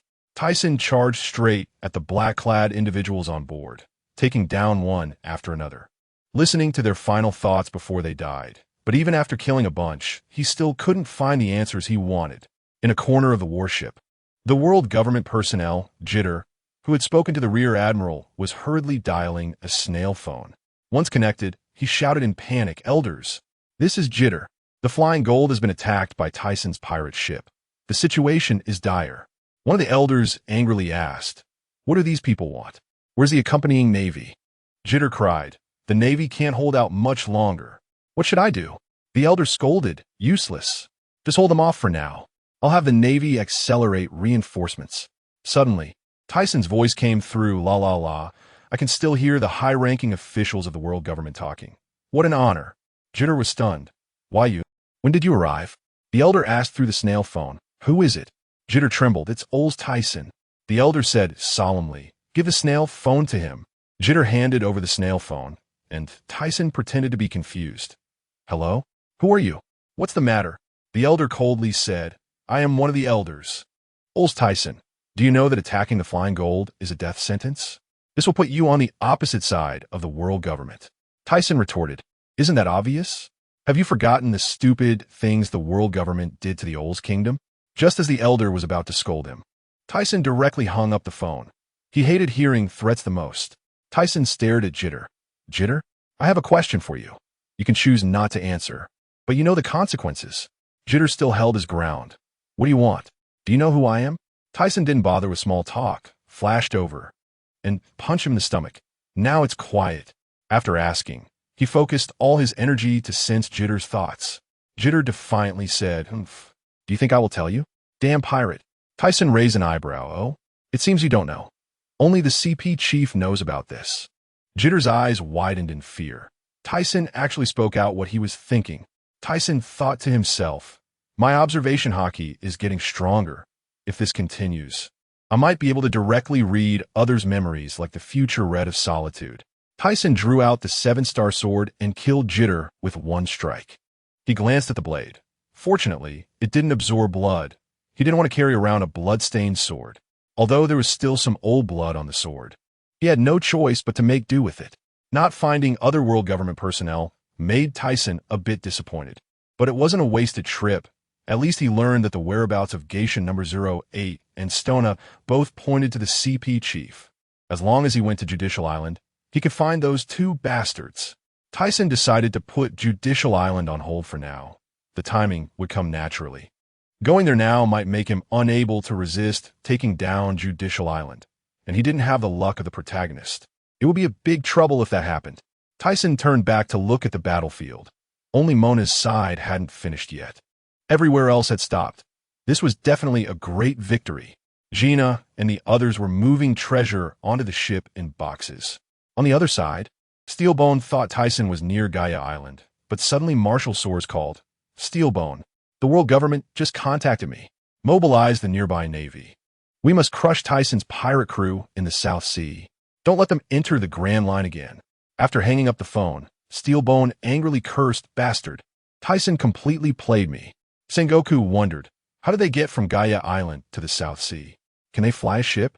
Steelbone pondered, he doesn't have that ability. There's a floating fruit pirate in the New World. We were just about to catch him. Sengoku exclaimed, could it be that they crossed the Combelt? That's impossible. He knows how terrifying the Sea Kings in the Calm Belt are. It's possible for one person, but impossible to take a group. Steelbone ordered. No matter how they got here, hurry to the South Sea. If we can't catch up, it proves they crossed the Calm Belt, and we can target them in the future. Sengoku responded, Yes, Admiral. Tisen stood at the bow of the ship watching the fight between Mona and the Rear Admiral. Mona still had energy, while the Rear Admiral had reached his limit.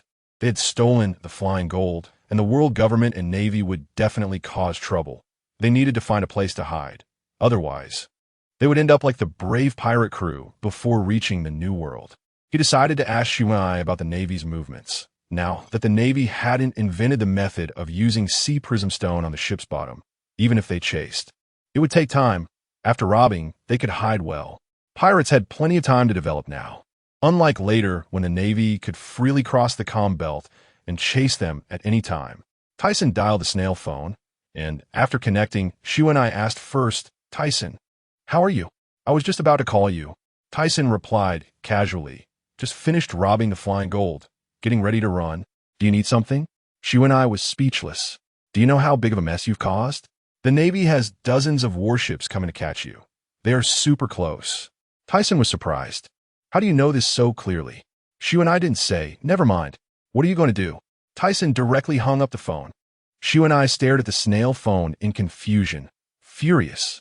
At that moment, a person in charge came in and said, Miss, the 6 styles are ready. Just the paper drawings are missing. Shuai took the training method and felt much better. Tisen, wait for me. I'll find you soon. On the other side, Tisen watched as the battlefield finally showed a clear winner. Mona had won, and Rear Admiral Valdian had already passed out. Someone asked, the Navy is chasing us. Should we fight them or cross the Calm Belt again? Everyone shouted in unison, let's fight the Navy. It seemed the last time they crossed the Calm Belt had scared them. Tisen felt a bit uneasy, but didn't say anything, thinking he would wear whatever he liked later. Just wait a bit. Tisen shouted, Nana, find nearby islands. Everyone take a break. The Navy will take a while to arrive. Let's head to the island and start the banquet. La la la. He wasn't tired, but the crew had just finished fighting and needed to rest. There were more than 10 warships on the other side, and if an admiral led the team, they might have to run, but he really wanted to test the admiral's strength. Soon, they reached a small island. It was tiny, with only some rocks and trees, just right for resting and starting the banquet. Tisen asked, Mona, are you okay? We still have to fight later. He was a bit worried. The enemy had many warships, and the crew had just fought, so they needed to be cautious. Mona smiled. I'm fine, Captain. A short break is enough. I didn't even use my full strength when I fought the Rear Admiral earlier. The Mickey Mouse tattoo on her face made her look particularly innocent. Tisen raised his glass. To winning the next battle, cheers. Everyone shouted in unison, oh, cheers. On the other side, Admiral Steelbone abandoned his ship and crossed over from the Red Earth continent, and the Branch Navy had already prepared the warships. Upon reaching the previous battlefield, looking at the debris and bodies on the water surface, Steelbone's face turned dark, veins bulging, furious to the point of exploding. Someone reported, Admiral, we found their hiding place. On the island ahead, the sentry saw their ship stopped there. Sengoku and Steelbone exchanged glances. Steelbone smiled mockingly. Are these guys waiting for us on purpose? Too arrogant. They completely underestimated us. Sengoku was also angry. Bastards. We must capture them this time. But they couldn't find Vice Admiral Valdian. Could he have been captured? Steelbone said, no matter. Let's go over. Don't let them escape. The warships docked. And Steelbone ordered, surround the island. Don't let a single one escape.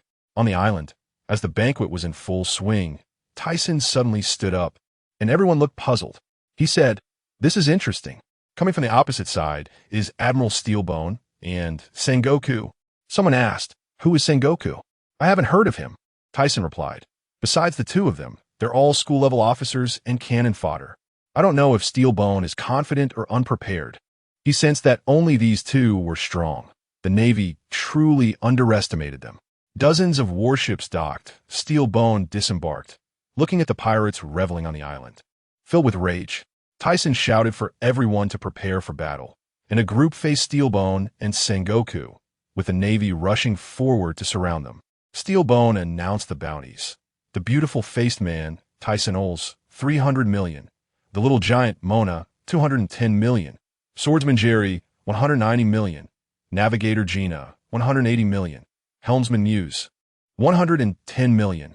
Chef Tian, 15 million. And the pet manatee, 3 million. Green Bull protested loudly. He was upset for a long time after seeing his bounty of 3 million. And if it weren't for Thiesen's advice, he would still be angry. Steelbone ignored him, staring at Thiesen. Thiesen Aurs, surrender. Thiesen retorted, Admiral Steelbone, is this all you have to say when you come over? Pay attention. The boy with the fluffy hair angrily shouted at Thiesen. Thiesen Aurs, watch your tone when you speak. How dare a mere pirate be so arrogant? Tisonaft, la la la. So it's Sengoku. Sengoku was stunned. You know me? I just graduated from a naval academy. Next up, high energy. Thiesen, no more nonsense. Let's test how strong the Navy's top combat power is. He wanted to smash Steelbone, getting more excited, his blood-red aura erupting. The next second, the Navy fell like wheat being cut, all rolling their eyes, leaving only 7 or 8 school-level officers. This wave of crushing left everyone dumbfounded. Tian could fit an egg in his mouth. The captain is exploding like this. Mona and Gina, though aware, were still shocked. Jerry had guessed Thiesen had the qualities of a king, and after feeling it personally, he was directly stunned. Green Bull's eyes sparkled with admiration for Thiesen. Sengoku was sweating coldly under the pressure of Conqueror's Haki. This is Conqueror's Haki. Even more terrifying than what Steelbone said. Steelbone exploded with rage. You bastard. What are you doing to my subordinates? Thiesen shrugged. I couldn't hold back. I wanted to train the crew, but all the cannon fodder is gone. Steelbone pressed. Where's Valdian? Thiesen, we'll talk after we win. Steelbone roared. You killed 2 vice admirals and are still causing trouble. Your crimes are unforgivable. I'll throw you into the great prison. You absolutely wouldn't expect this. Steelbone unleashed a powerful aura, moving so fast that he became a blur. Thiesen remained calm. He could sense chakra and had top-level observation haki, so dodging was super easy. But he didn't want to dodge. He wanted to test how hard the Admiral's fists were. Sensing Steelbone coming from the left, Thiesen wrapped his fist in haki and met him. Boom! Their fists collided. The mountain-like force made his arm shrink, and he quickly increased his strength to counter. The two exerted force again, the air pressure blowing away those around them, sparks and lightning intertwining, yellow sand and giant rocks flying everywhere. They were locked in a stalemate for a few seconds. Thiesen couldn't hold on and used the momentum to retreat, then dash forward, his right fist wrapped in haki. Chakra gathering in black and white light. Steelbone also charged, his fist cutting through the air with a piercing sonic boom. Just as they were about to collide, Thiesen felt like he hit an invisible wall, being knocked away by the immense force. He wasn't injured but felt uncomfortable, sliding across the ground and leaving a deep trench. After sliding out a trench, he stood up again, looking at Steelbone's retracted fist, thinking to himself that this is what haki training at the peak must be like. It could allow for attacks to hit from a distance, truly a nemesis of devil fruits. Pay attention. Thiesen understood clearly. Chakra dissipating haki takes time. And increasing usage isn't as good as drawing his sword. Since he wanted to test Steelbone's strength, it was time to get serious. Next up, high energy. Thiesen drew the 7-star sword from his waist, using his observation haki and swordsmanship to charge at Steelbone. Instead of fighting strength, he opted for close combat. The two moved so fast they left after images, exchanging blows at full throttle. Those around watched in awe, fearing being caught in the crossfire. The attacks leaking out were enough to knock them out. On the other side, Sengoku and Mona had just separated when Sengoku glanced towards the Steelbone battlefield, his mind blown. Thiesen is only 18? He can fight an admiral like this. He must be captured. Mona directly shot back. Are you looking around while fighting me? Do you look down on me or not believe in your admiral? A fist the size of a sandbag smashed towards him, and Sengoku hurriedly responded, both of them not using their devil fruits, testing each other out first. Sengoku scoffed. Pirates are evil. The Navy is righteous. Evil can never defeat righteousness. Mona laughed. The Navy is justice? Ridiculous. He didn't have the energy to waste words. He hadn't recovered from fighting the rear admiral earlier. and wanted to end things quickly.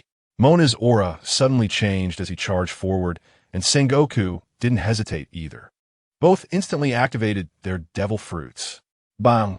Sengoku transformed into a giant Buddha over 10 meters tall, the sound of the Buddha's voice echoing, super sacred. Mona, stunned and unresponsive, was knocked back by a punch, staring at the giant Buddha in shock. What kind of devil fruit is this? I've never seen it before. Sengoku declared fiercely, I have no obligation to waste words with pirates. Capture him for the Great Prison. Mona laughed wildly. The Great Prison?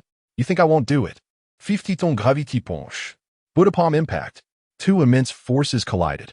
The air exploded. The space seemed to tear apart. The ground shook violently. And the sound of the explosion filled the sky. This collision blew the scene apart. Meanwhile, back at Thiesen and Steelbone, the two stood in place panting. Thiesen was injured. After being hit too much, his insides felt like they were churning. He thought to himself, Steelbone truly lives up to his name. His fists are ridiculously hard, and before even touching chakra, he felt uncomfortable from the shock. He needed to quickly practice hockey and study chakra techniques. Steelbone stared at Thiesen, who was about to charge again, reluctantly admitting defeat. You monster. I've never seen observation hockey trained to this level. It's truly a headache. He appeared steady on the surface, but was already panicking inside. Thiesen could hear thoughts, and he had to remain vigilant. That black and white energy was too terrifying. Thiesen also didn't hold back. You also explode. Hockey is so hard I can't break through. He had a sense of the situation. Steelbone's observation hockey wasn't weak either. Trying to eavesdrop on thoughts was super difficult, as the other party remained on guard. Pay attention. Thiesen was not at all anxious. Steelbone is always on guard, and his mental strength will eventually crumble. As long as he finds a flaw, he can deliver a fatal blow. After analyzing, he charged directly. The two started fighting again. Steelbone's fists all missing. Thiesen seemed to read his mind, but Steelbone's defense was also explosive. Every time he tried to find a flaw, it was blocked. Next up, high energy. Thiesen seizes the opportunity to unleash his ultimate move. Sword technique, White Dragon. The 7-star sword wraps around black and white air currents, and a giant white dragon appears above, accompanied by a greenish glow, changing the color of the sky. The white dragon rushes towards Steelbone along with the sword. And in the next moment, Thiesen merges with the white dragon, his momentum skyrocketing. Steelbone, however, doesn't back down, his arms enveloped in armed color. His momentum 10 times stronger than before. The ground cracks open around him. He leaps into the air, his dark fist smashing towards the 7-star sword. Bang! The two forces collide, causing the surrounding ground to collapse. The clouds in the sky roll chaotically, and red and black lightning flashes at the point of impact, with spatial rifts crawling everywhere. Steelbone shouts, Thiesen, surrender obediently. As he speaks, he suddenly increases his strength, and Thiesen can't hold on any longer, being sent flying with a punch, spitting blood on the spot. Thiesen knows very well. A general is indeed a general, with top-tier speed and strength. He can't confront head-on. He needs to rely on his swordsmanship to gain the advantage. Just now, he was testing the limits. Now he confirms he can't win, so he won't use his ultimate move, planning to wear him down, using observation hockey and demon fire to find weaknesses, while the sword wrapped in hockey chakra exhausts Steelbone's stamina. And finally, he will see how it goes. If he can't win, he will escape. At only 18 years old, he has plenty of opportunities. You absolutely wouldn't believe it. Steelbone looks at his arm and finds a shallow line of blood. Although he sent Thiesen flying, he was also injured by the sword. He wonders, that black and white energy is too strange, consuming a lot of hockey. And his stamina has dropped a bit, but it's not a big deal. He thinks that if he keeps wearing him down, he will win for sure. He doesn't believe an 18-year-old kid has better stamina than him. But Steelbone is also troubled. Every time he thinks of attacking, his intentions are immediately seen through by Thiesen, and he can't hit him at all. Moreover, Thiesen's sword is also wrapped in greenish flames, which aren't very powerful but disturb the mind. He was injured just now because he was affected. It's hard to deal with observation hockey, plus the mental disturbance, making it directly unbearable. On the other side, Thiesen's pirate crew has already defeated the school-level officers and the awakened navy. Mona and Sengoku are still fighting, both reaching their limits. Mona sees Sengoku injured all over but still able to fight. While she is completely exhausted, she glances at the resting pirate crew, then at the battlefield between Thiesen and Steelbone, and ultimately can't hold on anymore, collapsing to the ground. Pay attention. Sengoku is gasping heavily, suddenly seeing Mona fall, and he pauses for a moment before feeling relieved. But his stamina is also running low, and as he relaxes his body, he collapses directly to the ground. On the third day, when they open their eyes, Mona and Sengoku start fighting again. Both are fighting desperately, and Jerry tries to help, but is stopped by Mona. It's a rare opportunity to face a strong enemy, and he wants to break through himself. On the other side, Thiesen supports himself with one hand on the sword, covered in injuries, blood flowing from the corner of his mouth, sweat soaking his entire body, still gasping greedily for air. Opposite him, Steelbone is in slightly better condition, but he also has several sword wounds. Some areas look like they were splashed with acid, melting some flesh. But the area isn't large. Thiesen knows very well. Steelbone has only external injuries, while he has internal injuries. His lungs feel like a storm is raging, and his legs are trembling. Continuing to wear down is too dangerous. The Navy or the world government might send pursuers, and he has already figured out his strengths and weaknesses. Steelbone, take this. Thiesen grins, his momentum suddenly surging, more intense than at any time before, making onlookers feel anxious. Steelbone sees his change, and his expression instantly becomes serious. Next comes the high-energy moment. Thiesen grips the 7-star sword with both hands, closes his eyes to gather energy, his momentum reaching its peak.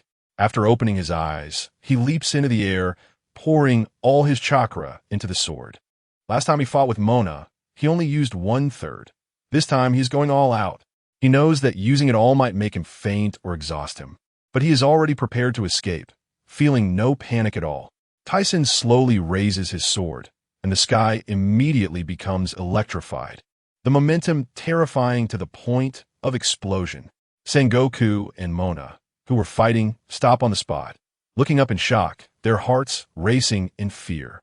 They see Thiesen holding a giant sword over 100 meters long, the blade wrapped in black and white energy, mixed with a bit of green. The black and white energy on the sword's edge is pulsating the most violently. That is the densest area of chakra. You absolutely wouldn't believe it.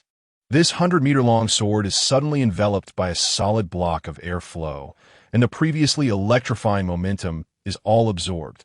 If you don't look, you wouldn't feel it at all. But once you look, you know the energy inside could explode at any moment. Steelbone looks up at the sky, both shocked and confused. What kind of ability is this? It doesn't seem like something a swordsman could unleash. But he doesn't dare to be careless, activating his entire body, preparing to take it head-on. Such a massive attack cannot be dodged. Sengoku is stunned and asks Mona, "Isn't your captain a melt fruit user? This isn't a swordsman's attack at all." At this moment, Gina rushes over and shouts, "Mona, hurry and run." Sengoku wants to stop her, but he knows their mission has already failed halfway, and he can't possibly stop Thiesen's pirate crew. Thiesen solidifies his move in the sky, shouting, "Secret technique limit break." He swings the giant sword and charges towards Steelbone. The giant sword looks incredibly shocking on the small island. Steelbone watches the giant sword approach, suddenly unable to move, and can only muster all his strength to respond. But as soon as he makes contact with the massive sword chi, the black and white energy on the sword's edge goes wild. Pay attention. Steelbone becomes even more frantic. Besides blocking the giant sword, his body feels like it's being bound. While blocking the sword, he feels the air distorting, and his skin is slowly melting. He quickly envelopes his entire body in haki, feeling slightly better, but the haki is weakening, and his stamina is dropping. Steelbone, frightened, desperately tries to disperse the giant sword. But this giant sword is not that easy to deal with. Steelbone's expression suddenly changes, his momentum surging again, his muscles bulging. Bang! It sounds like the space has cracked. With a crunching sound, he finally can move, using all his strength to disperse the giant sword. and the black and white energy is gone. Sengoku on the warship is dumbfounded. The small island has been split open. The clouds rolling chaotically like the end of the world. A shocking sight. He worries about Steelbone and rushes to the island as soon as the attack disperses. Using Moonwalk to fly into the sky, to look, centered around Steelbone, the small island is cracked like a spider web. Which seems so wide that he can't land at all, only able to fly towards Steelbone. You absolutely wouldn't believe it. Steelbone still stands in place, trembling as he lowers his arms. His momentum weakens significantly, but the fierce look in his eyes remains. Sengoku sees this, and his eyelids twitch. Steelbone's arms have lost all flesh, leaving only white bones and a bit of flesh still connected. And his chest and back have also melted quite a bit, looking extremely terrifying. Sengoku is shocked to the core. General Steelbone, are you okay? Steelbone suddenly erupts with momentum again, and then his arms and the flesh on his body actually start to writhe, and moments later, they grow back. Sengoku's mouth drops open, his eyes wide, completely unable to believe it. Steelbone says, I'm fine, just a bit hurt. I exhausted a lot of stamina. Just need to rest a bit. This mission has failed. Sengoku asks, did they escape? Steelbone nods. Thiesen used up his move and became exhausted, and was taken away by his companions. It's okay, just recognize your strength. The Navy will rely on you in the future. I underestimated them this time. I will be scolded by Admiral Sauce when I return. Upon hearing Admiral Sauce, Sengoku immediately breaks into a cold sweat, scratching his head in guilt. Steelbone continues. Call the nearby Navy to clean up the aftermath. Sengoku quickly responds. I've already called them. They should be arriving soon. On the other side, Mona is munching on ham and asks Gina, Sister Gina, does the Sky Island that the boss mentioned really exist? It turns out they had agreed earlier. If they win, they will rest. If they lose, they will go to the Sky Island.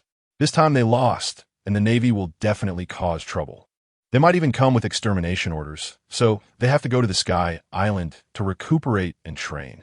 Thiesen fainted right after the fight, and before losing consciousness. He instructed Gina to take everyone back to Gaia Island. Gina says, I'm not sure either, but if the boss says it exists, then it definitely does. Just do as he says. Jerry drinks his wine, feeling that the Sky Island is unreliable, but the boss's words are different. Mona shouts again, don't stop the ship before reaching Gaia Island. Tian-shan, do we have enough food? Pay attention. Mew speaks up, no problem. If we run out, I'll dive into the sea to catch sea beasts.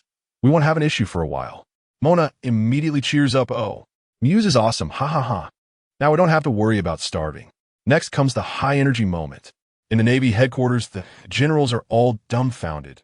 When Admiral Sauce is on the phone, the area where he supports himself against the table has cracked, clearly trying to suppress his anger. He can be heard yelling at the phone bug. I want to know, why didn't you capture the jade-faced man, Thiesen? Even with you personally taking action, you couldn't catch him. Steelbone, you are about to succeed the Marshal, and the world government needs to know about this. On the other end of the phone, Steelbone quickly responded, I know. I will personally explain to the world government. Don't worry, Marshal. SOS then said, the Typhon pirate ship has already entered the Grand Line. Come back and report the specifics, and we will decide on the capture plan. If they escape to the New World, it will be difficult to catch them later, and the Navy doesn't have time to deal with them now. Steelbone hurriedly replied, understood. You absolutely can't imagine. At the Holy Land of Mariewa, the 5 elders directly scolded. Steelbone couldn't catch them even when he went personally. What is he even doing? Someone shouted, this threat must be eliminated. If one admiral isn't enough, send more. How dare they provoke the world government? It's too arrogant. Another person said, we decided to let Steelbone succeed the Marshal, but now it seems too early. Someone suggested, put a bounty on Typhon. Steelbone has always been serious in his work, and if he can't catch him, it only shows that Typhon has truly grown to this extent in the past 3 years. Letting him go to the New World. We don't have extra troops to catch him. Right now, the focus is on rocks. Others immediately agreed. I agree. Seconded. Now, looking at the captain's cabin of the Typhon pirate ship, everyone counted the heavenly gold they had stolen and handed it to Typhon, who categorized it and looked at the pile of treasures, calculating his gains. The most precious is a Zoan-type scorpion devil fruit. And there's also a 50 craftsmanship quality knife shadow show. Additionally, there are 10 boxes of rare liquor, which is extremely rare. Only nobles can drink it, and it can't be bought on the market. All are tribute offerings from various countries to the heavenly gold. Lastly, the treasure can be exchanged for about 500 million berries. Typhon internally complained, "Is this worth it for a fight with an admiral?" But thinking about it again, the gains are actually huge. He has figured out his own strength and shortcomings, and he got so many good things, it's not a loss. His skill list is even more explosive. Core skill secret technique boundary stripping. Sword techniques include half moon, full moon, airflow slash, white dragon overlord fist. Haki is fully loaded. Observation Haki can read minds. Armament Haki covers his whole body, and Conqueror's Haki is easy to control. The weapon is the 7-star sword, and he also possesses the ability of the no adult, but it needs to be developed slowly, and he can't use some skills without understanding the hand seals.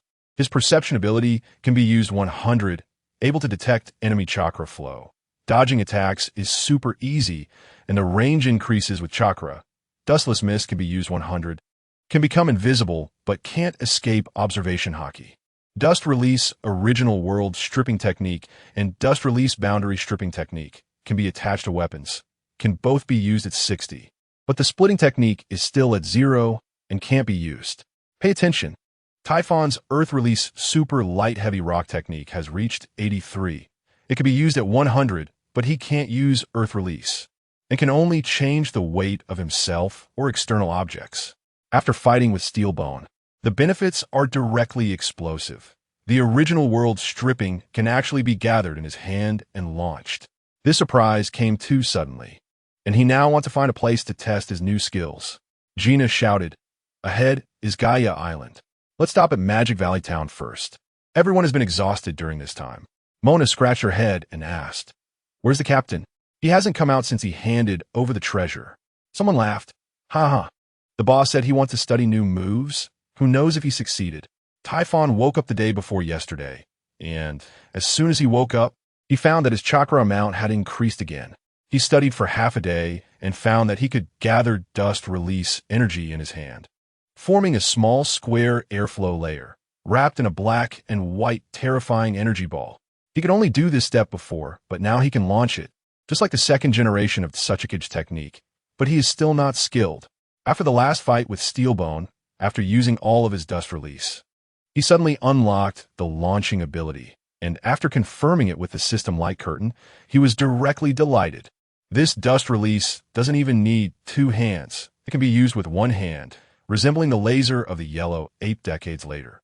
But Typhon's power is much stronger. The place hit directly melts away, decomposing into atoms and disappearing. He is not proficient now, and he is just looking for a place to practice. Going to Sky Island is a good opportunity. "Typhon, we have arrived at Magic Valley Town. Get off the ship."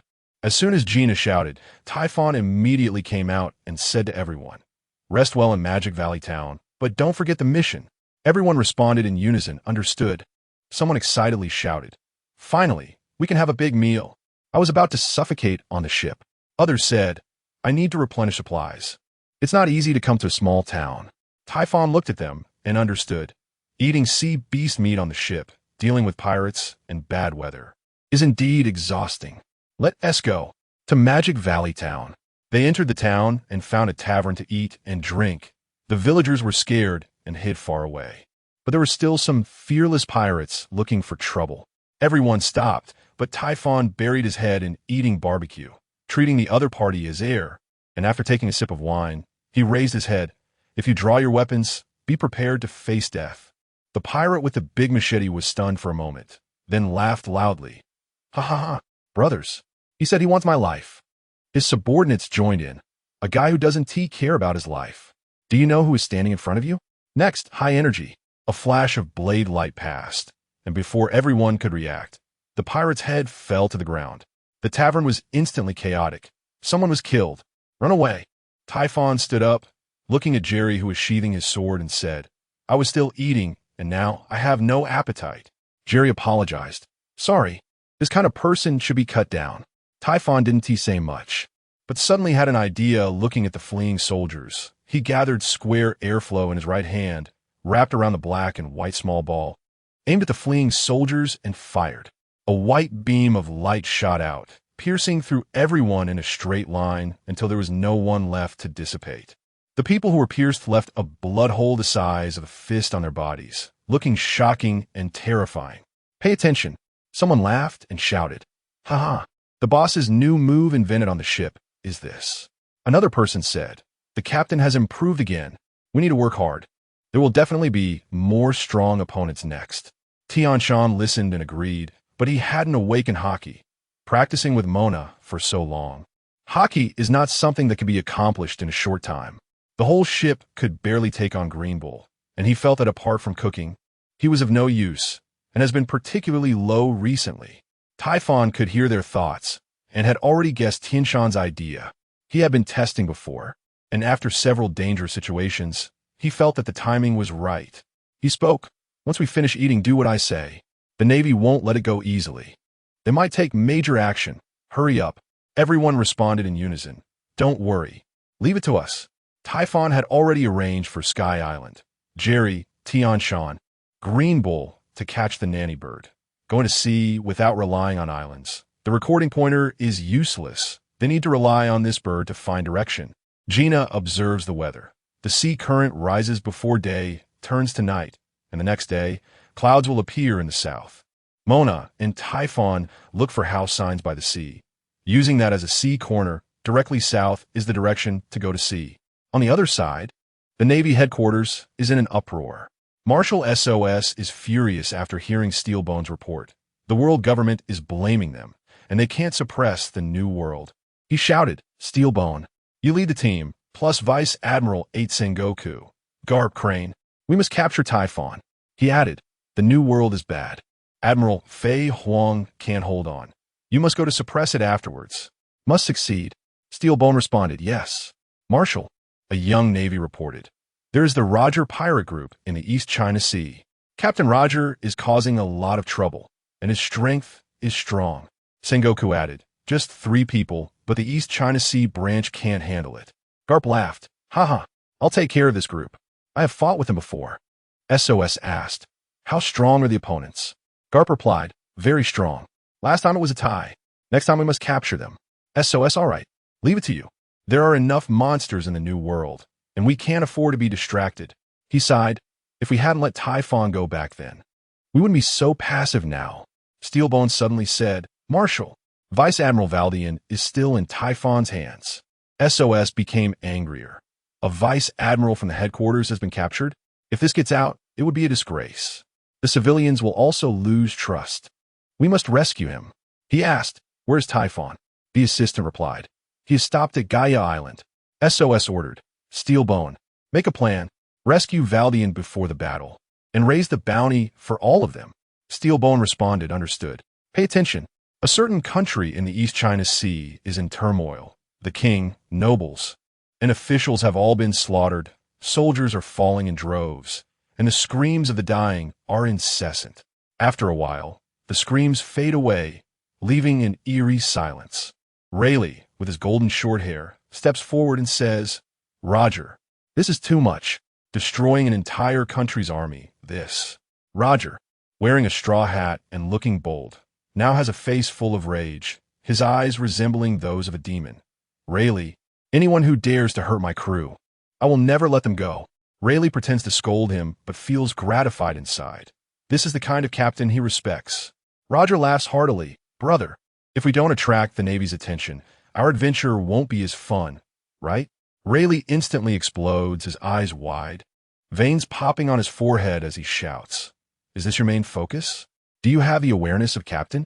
A muscular man nearby, wearing sunglasses and with a ponytail, helplessly hands over a bounty notice. "Stop arguing. Look at this." Rayleigh, after reading it, is astonished. "Isn't this the pirate who destroyed a country recently? Roger, just as ruthless as you." Roger takes the bounty notice, his eyes deepening, and then claps his hands in laughter. "This guy's bold. I really want to meet him soon." Rayleigh quickly advises, "Roger, it's too early to meet him now." But Roger continues to laugh. Next, in a high-energy scene, In a certain sea area of the New World, two pirate ships are going wild. The battle cries are deafening. Kill. Smash them. Steal all the treasures. In the crowd, a tall, blond man, Whitebeard, is incredibly explosive, taking down nearby pirates with ease. And no one dares to approach. His companions shout, "Whitebeard, hurry and find the treasure." Whitebeard glances sideways. Not interested. His companions are dumbfounded. "Huh? What did you say?" Whitebeard repeats, "I said I'm not interested in treasure." His companions are speechless, having never seen such a pirate before, and have no choice but to rush in themselves. Whitebeard sits on a barrel, tossing the bounty notice aside after a while, staring out at the sea with a pensive expression. Now, back to Magic Valley Town. The Thiesen pirate ship has been resting here for 5 days, and the time has finally come. Everyone looks at the accumulating clouds in the sky and the sea water swirling into a vortex. Someone shouts, "Nana, get closer. The ascending sea current is coming." Someone else worries, "Captain, the ship has been repaired, but can it withstand this sea current?" Thiesen replies, "No problem. We'll get a new ship after this. This one can't keep up with us." Everyone is reluctant. They haven't stayed long, but they have developed feelings, yet there's nothing they can do. Steady the helm. The sea current is coming. As soon as the words are spoken, everyone feels the ship rising into the air. The sea current rushes from below. The force of the water is incredibly strong, and everyone struggles to keep their balance, grasping tightly to the ship. The ability users are splashed with seawater and lose all their strength. Pay attention. Everyone quickly grabs Mona, and Thiesen pulls Gina over, holding her with one arm while gripping the side of the ship with the other. He shouts, "Follow this sea current. It's a free ride to the sky." After a minute, the impact of the sea current suddenly disappears. Everyone opens their eyes. It's all a sea of white clouds. The ocean below has turned into white clouds. Someone stutters, "Sea Captain, is this Sky Island?" Another exclaims, "There really is a Sky Island. I thought it was just a legend."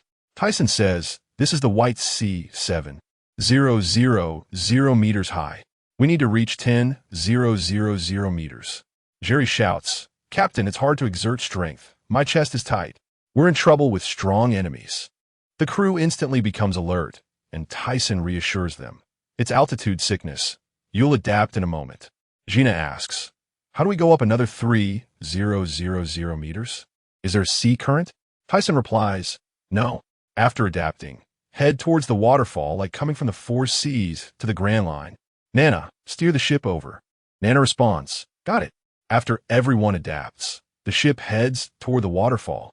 Sure enough, a short girl is guarding it, demanding 1 billion per person. Thiesen ignores her, and before long, they are taken to the 10,000 meter Sky Island by a fast-moving creature. Gina asks, "The inspector has wings. Is it okay if we didn't pay?" Thiesen answers, "Sky Islanders all have wings. We're here to take something. We will definitely have to fight." Suddenly, a flying knight bursts out of the sky. "Stop. I am Gagon Full. You haven't paid the entry fee, and I will capture you." Mona shouts, "I'll handle it." With a leap, she quickly subdues Gonful, who has the strength of an elite vice admiral. Without much effort, Thiesen says, "We're just taking a few things. It won't affect your rule. If you keep this up, I will destroy your divine nation." Gonful bites back his insults. "What do you want to take?" Thiesen replies, "Take me to Skypea." Gonful is shocked. "That's been guarded for generations. I won't let you take it." Thiesen adds, "I'm not interested in the historical texts. I just want to see the Golden City and take some gold. We'll stay here for a while, and we won't take the Golden Bell." Gonful is dumbfounded. "Why do you know so much about this place?" "Pay attention." Thiesen says, "If you want to hear more, take us to find a place to stay, and I will tell you everything." Gonful hesitates for a long time, his eyes flashing, and finally replies, "Okay, as long as you follow the rules. You can take some gold." Thiesen sees through him. He just wants to take them to the palace and surround them with his troops, but Thiesen doesn't care. He will conquer them sooner or later. As they walk towards the palace, the horse fruit bird that was knocked away earlier flies back, and Gonful quickly jumps on it, arrogantly shouting, "You bunch of criminals! Wait to be punished by the army." The soldiers see him and then notice the unfamiliar people behind him, immediately asking, "God, who are they?" Gonful orders, capture these illegal immigrants. Instantly, many soldiers rush out from beside and inside the palace. Next, high energy.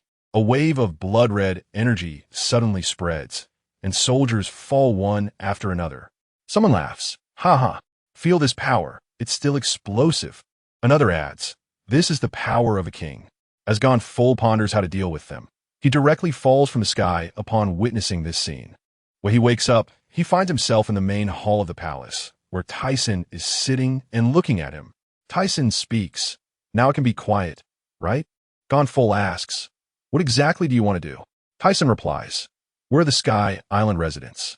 Take me to find them, and I will clarify everything. Thiesen has long thought this through. He doesn't want to hear two factions fighting every day and wants to build a ship to return to Qinghai. There are plenty of shells here to build a prosperous ship, equipped with various tools, and he needs the locals for that. He doesn't want to use force, as there is no deep hatred, unless someone stands in his way. Gone Full, though unwilling, can only obey since he can't win, leading Thiesen to find the Sky Islanders. When the Sky Islanders see Gone Full coming, they think he is going to attack, but Thiesen's friendly exchange forces them to sit down in pain and listen. After Thiesen finishes speaking, both the Sky Islanders and Gone Full show expressions of disbelief. Thiesen says, I've said everything that needs to be said. I hope you all can reconcile. Appiato was originally a small island in Qinghai washed up by the currents. You can live together. The Golden Bell can also be rung together. The village chief of the Sky Islanders suddenly becomes excited. Wait, you said you know where the Golden Bell is? Thiesen replies, I do. It's right above Appiato. Everyone gasps. What? Thiesen asks, will you choose reconciliation or continue fighting? Or is it more important to go together to ring the Golden Bell? The Sky Islanders say, if what you say is true, we will put down our 400-year grudge. But we must first find the Golden Bell. And Gone Full must return Appiato to us. Gone Full, who was sitting on the ground, stands up at this moment. If we can really find the Golden Bell, we are willing to return. Thiesen says, great. Let's go witness it together. Soon, they see the huge Golden Bell at the top of Appiato. And Thiesen is truly shocked when he sees it. Pay attention. After finding the Golden Bell, the Sky Islanders kneel and cry. And they learn about the navigator Mont Blanc Nolan. His descendants are still waiting for the Golden Bell to ring. The Sky Islanders express their gratitude. Thank you, Qinghai people. We will definitely do our best to help. Gone Full is also teary-eyed. Thank you for resolving the 400-year war. If you need help, just say so. I apologize for my earlier impulsiveness. Thiesen smiles. It's good that the misunderstanding is cleared up. However, I really need help with something. I want to build a ship. And I need your technology from Sky Island. Village Chief Sandia and Gone Fur exchange nods. You are our benefactor. We'll take care of this. But what kind of ship do you want to build? Once the matter was settled, Thiesen returned to the palace. Now that Sky Island had not yet been occupied by Enel, they found a quiet place to settle down. In the evening, the Sandians and the Sky Islanders reconciled, and the whole Sky Island celebrated wildly. You wouldn't believe it. Thiesen's pirate ship has incredible combat power. He selects crew members based solely on their potential, not on any burdens. Let's talk about Mona. He's Thiesen's brother. Over 6 meters tall, definitely a little giant. He hasn't eaten a devil fruit yet, but is already immensely strong. After eating the Tun fruit, he developed even more fantastic abilities. His strength is close to that of a candidate for admiral, though his hockey isn't top-notch yet. Now, let us look at Jerry, before boarding the ship. He was a swordsman, and after some honing during this time, he can fight against elite vice-admirals and even defeated Vice-Admiral in Wave Fest, though he was heavily injured. A win is a win. Gina is also much stronger than 3 years ago. Her hypnosis skills have improved, and she has awakened her hockey. Although she can't beat elite vice-admirals, she is still good enough. What about Muse? Thiesen doesn't care about him. He lets him practice fishman karate. He wants to be weak in the future. You have to know that decades later, Jinbei became a warlord of the sea thanks to fishman karate. Plus, Muse can now use both types of hockey, just not at a high level. Finally, there is Tian and Green Bull. Green Bull was a spontaneous addition by Thiesen. He didn't plan to let him join the elite cadre, but with continued training, there will definitely be surprises. Thiesen even personally teaches him, and results will come soon. Thiesen asked, Tian, How is your training going? Have you awakened your hockey? Thiesen turned around. Captain, I feel a bit of a sense for observation hockey. But I haven't figured out armament hockey yet. Thiesen said, you'll awaken observation hockey soon. Practice armament hockey with Mona and awaken it as quickly as possible. Also, I'm giving you the ancient type dragon fruit. Shark tooth dragon form. Thiesen has an incredible physique. Over 3 meters tall, muscular, and is super powerful. Originally, Mona was the best candidate, but he ate the ton fruit, and Muse and Green Bull didn't want to eat it either. So it had to go to Thiesen. Thiesen is deeply moved. He really wants to become stronger. He has always relied on others for protection, and after seeing Thiesen fight with Steelbone, he feels even weaker and fears he can't keep up. Pay attention. Now it's great. With this powerful fruit, Thiesen instantly gains the confidence to become stronger. After resolving this matter, Thiesen took out a small booklet and said to everyone, this is the 6 styles training method I obtained from Vice Admiral Vardian. You can take it and practice on your own. When they captured Vardian, everyone was busy counting the gold from the sky and preparing to go to Sky Island. So they didn't pay attention to him. Later, Thiesen found time to extract the 6 styles from Vardian when he was weak, having not eaten for several days and lacking strength. Plus using observation hockey to read minds and Gina S hypnosis, he was able to extract the 6 styles. You have to know that Vardian has strong observation hockey. When he is in good spirits, it's impossible to get a hold of him, but fortunately his energy is limited and Thiesen easily managed him. After explaining all this, Thiesen decided to go to Baika. There might be research materials from Dr. Moonlight, and he also wanted to try his luck to find the thunder fruit.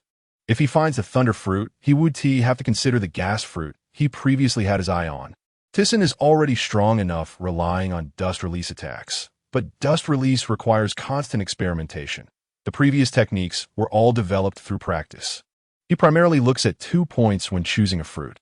It can fly and is fast. Although the gas fruit meets these criteria, it offers little help in enhancing strength. The thunder fruit can increase speed and enhance attacks, making it obviously more suitable for him. Guided by soldiers from Gonfur, Thiesen arrived at Baika. This is a small sky island in the south, full of devotees dressed like nuns. He asked the soldiers to wait while he sneaked into the church, where he found something good under the statue. Research results from Dr. Moonlight, all about machines and human modifications, which Thiesen couldn't understand. He also discovered the crafting blueprints for the Arc Maxim, but didn't take them, as he had his own plans. In the end, he only took the research materials. After searching for the thunder fruit without success, he had to return. The scene shifts. In the first half of the Grand Line, Carp shouts, Roger, stop right there. You can't escape. Roger laughs. Ha! Carp, you'll never catch me. Really, let us go. Carp watches Roger's ship sail farther away and has to give up. A subordinate asks, Vice Admiral Carp, should we pursue? We can't see the ship anymore. Carp, annoyed, replies, no need to pursue. Ha ha ha. Next time, I'll definitely catch him. I was going to go home to see my son, but I got called over by Steelbone and wasted my vacation. On the other side, the escaping Roger looks back, relieved. This guy is becoming harder to deal with. Rayleigh nods. It's fine in a direct fight. But the key is that every time we fight, we destroy ships. We don't have that much berries to replace them. Roger laughs. Haha, that's right. This guy is really a headache. Next up, high energy. In a certain sea area of a new world, 7 or 8 pirate ships surrounded one ship. Someone shouted, You're the newcomer who has been making waves lately, Gold Lion Shiki? The one with a bounty of 400 million. Pay attention. Gold Lion laughed. Ha! I've encountered a big shot, but I won't surrender. My goal is to rule the world. The man with golden long hair said this and charged forward, shouting lioness might. The earth rolls. The opponent laughed. With such ambition, you should become my subordinate. The two instantly began to fight, but their strengths were not even on the same level. In a short while, the pirate ship was damaged and floating on the sea. Gold Lion lay on the deck, covered in injuries, with a blank expression. The opponent taunted. A newcomer with a little skill dares to make threats in the new world? Choose. Be my subordinate and continue pursuing your ambition, or sink to the bottom of the sea.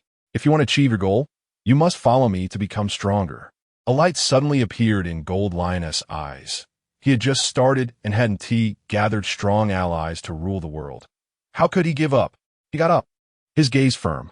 I'm willing to be your subordinate, Captain Rox. Rox laughed. The next target is him, a treasure-loving guy. Saying this, he took out a bounty notice. On it was a man with light purple hair, wielding twin cutlasses, Captain John, with a bounty of 640 million. Rock's crew instantly became excited. Among them, two figures stood out, one in golden armor, with a long black beard holding a long sword, and another holding a gigantic silver axe, dressed in silver armor. At the back, a 2'6" muscular man with red curly hair and dark skin carried a sniper rifle, staring at another bounty notice. His gaze deep. Where could this guy be? The scene cuts to the year 1472 in the sea calendar, on Sky Island Appiato. Thiesen is currently in a fierce battle with Tian Shan, exchanging blows. Tian Shan has transformed into a shark-toothed dragon over 10 meters long, with a big head and thin, sharp teeth like a great white shark, capable of swallowing a person whole. Thiesen doesn't use dust release. He only engages him with armament hockey. He has been training his armament hockey for 3 years, but hasn't reached a high level, just waiting for an opportunity, and has been looking for Tian Shan to spar. Why look for Tian Shan? 2 reasons. First, to help himself practice armament hockey, Shark-Tooth Dragon has explosive endurance and power, and is particularly tough. No matter how Thiesen attacks, he only injures the surface, which is perfect for practice. Second, to help Tian Shan become stronger. Tian Shan awakened his dual-color hockey 2 years ago, and after 2 years of sparring with partners, his strength is super impressive. Except for Mona and Jerry, the others can't beat him, and it's all thanks to his relentless training. Bam!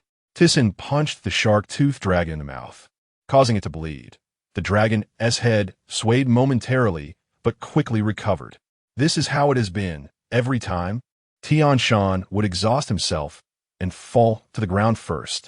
Thiesen relies on pills to cleanse his marrow. His physique is already incredibly strong, and after 3 years of fighting with others every day, he can withstand a joint attack from 4 or 5 other crew members for 4 or 5 days before becoming exhausted. Of course, this is without using his ultimate move. If he did, the others wouldn't be able to handle it. The shark-toothed dragon, transformed from Tian Shan, was momentarily stunned by a punch and immediately swung its tail to sweep Thiesen, just as Thiesen planned to dodge to its back. Tian Shan's claw suddenly came down toward his head. Pay attention. Thiesen couldn't evade Tian Shan's claw, and in a moment of desperation, he wrapped his arm with all his strength, using armament hockey. Suddenly, he felt the armament hockey on his arm flowing, all gathering to his fist. Then he punched the shark-toothed dragon in the abdomen, letting out a howl, a painful scream, and the shark-toothed dragon transformed from Tian Shan flew out, spitting out a large mouthful of blood. Thiesen retracted his hand and looked at the flowing armament color on his arm, exclaiming, "Is this advanced armament color?" He quickly glanced at Tian Shan, seeing that the other party had transformed, unsure of how serious the injury was. Soon, Tian Shan approached, holding his stomach and looking in pain. "Captain, why did you suddenly become so fierce? My stomach is churning, and I feel terrible." Thiesen laughed. "La la la. This is advanced armament color. I actually comprehended it while fighting you." He was extremely excited. He was supposed to leave Sky Island, but unexpectedly unlocked a new ability. Tian Shan suddenly realized, so that's how it is. Even I can't defend against my transformation. It's like there's a force wreaking havoc inside me. Thiesen said, "That's the power of advanced armament color. You can awaken in the future, but you must practice hard." Tian Shan declared firmly, "Don't worry. I want to get stronger. The captain's paradise can't be without a chef." Thiesen felt extremely gratified, believing that his previous efforts had not been in vain. Thiesen then gathered everyone to tidy up the pirate's ship, replenish supplies, and prepare to leave Sky Island. After a month on Sky Island, the new ship was finally completed, a double-masted sailboat, 80 meters long. The stern was equipped with 2 large wind shells for power, 1 on each side, totaling 2 systems with 8 wind shells that could automatically switch to backups for continuous use. There were over 40 small wind shells along the bottom edge for stable hovering and landing, as well as a submarine and a whale. The bow had a Mickey Mouse mouth that was a large impact shell. Thiesen could actually store dust and could release it 4 times when full, with 2 backups, allowing for a total of 8 releases. The ship had 4 floors. The negative first floor was a warehouse, power room, and dock. The first floor was a training room, aquarium, and boys' room. The second floor was the girls' room, grain storage, and dining room. The third floor was a library and bathroom. Soon everything was tidied up, and the Mickey Mouse ship set sail for the blue sea, bidding farewell to Gon Fol and the village chief of Sandia before departure. Thiesen had previously been to Water 7 and was quite familiar with it. He remembered when he fought the Navy and discovered that CP-0 Stona had issues. But Captain Murray didn't believe him, and he felt emotional thinking back on it. Coming down from Sky Island, with the wind shell support, the ship landed smoothly, thanks to the 2 sets of wind shells. After sailing for a few days, as they approached Water 7, a messenger pigeon flew by and dropped a poster. Thiesen looked at the newspaper. Steelbone, the Marine Marshal, Sengoku, Garp, and Vice Admiral Teru had captured the notorious pirate with a bounty of 400 million. He sighed. I didn't expect it to come to this. I crossed over too early, and now I finally see familiar faces. Suddenly, he had an idea. He wanted to go to Amazon Lily. It had been a long time since he saw Shu and I, and he missed her a bit. Pay attention. Thiesen wanted to find Shu and I, but thinking that he had to enter the New World quickly to avoid trouble with the Navy, he immediately dismissed the thought. This time he came to Water 7 with 2 purposes. One was to make a sheath for the 7-star sword. Having carried the sword for so long without a sheath was both unsightly and inconvenient. The sword was 6 feet long, perfectly matching his current height of 2 meters 7 centimeters. He had grown another 30 centimeters in 3 years, and at 20, he likely wouldn't grow any taller, which he was very satisfied with.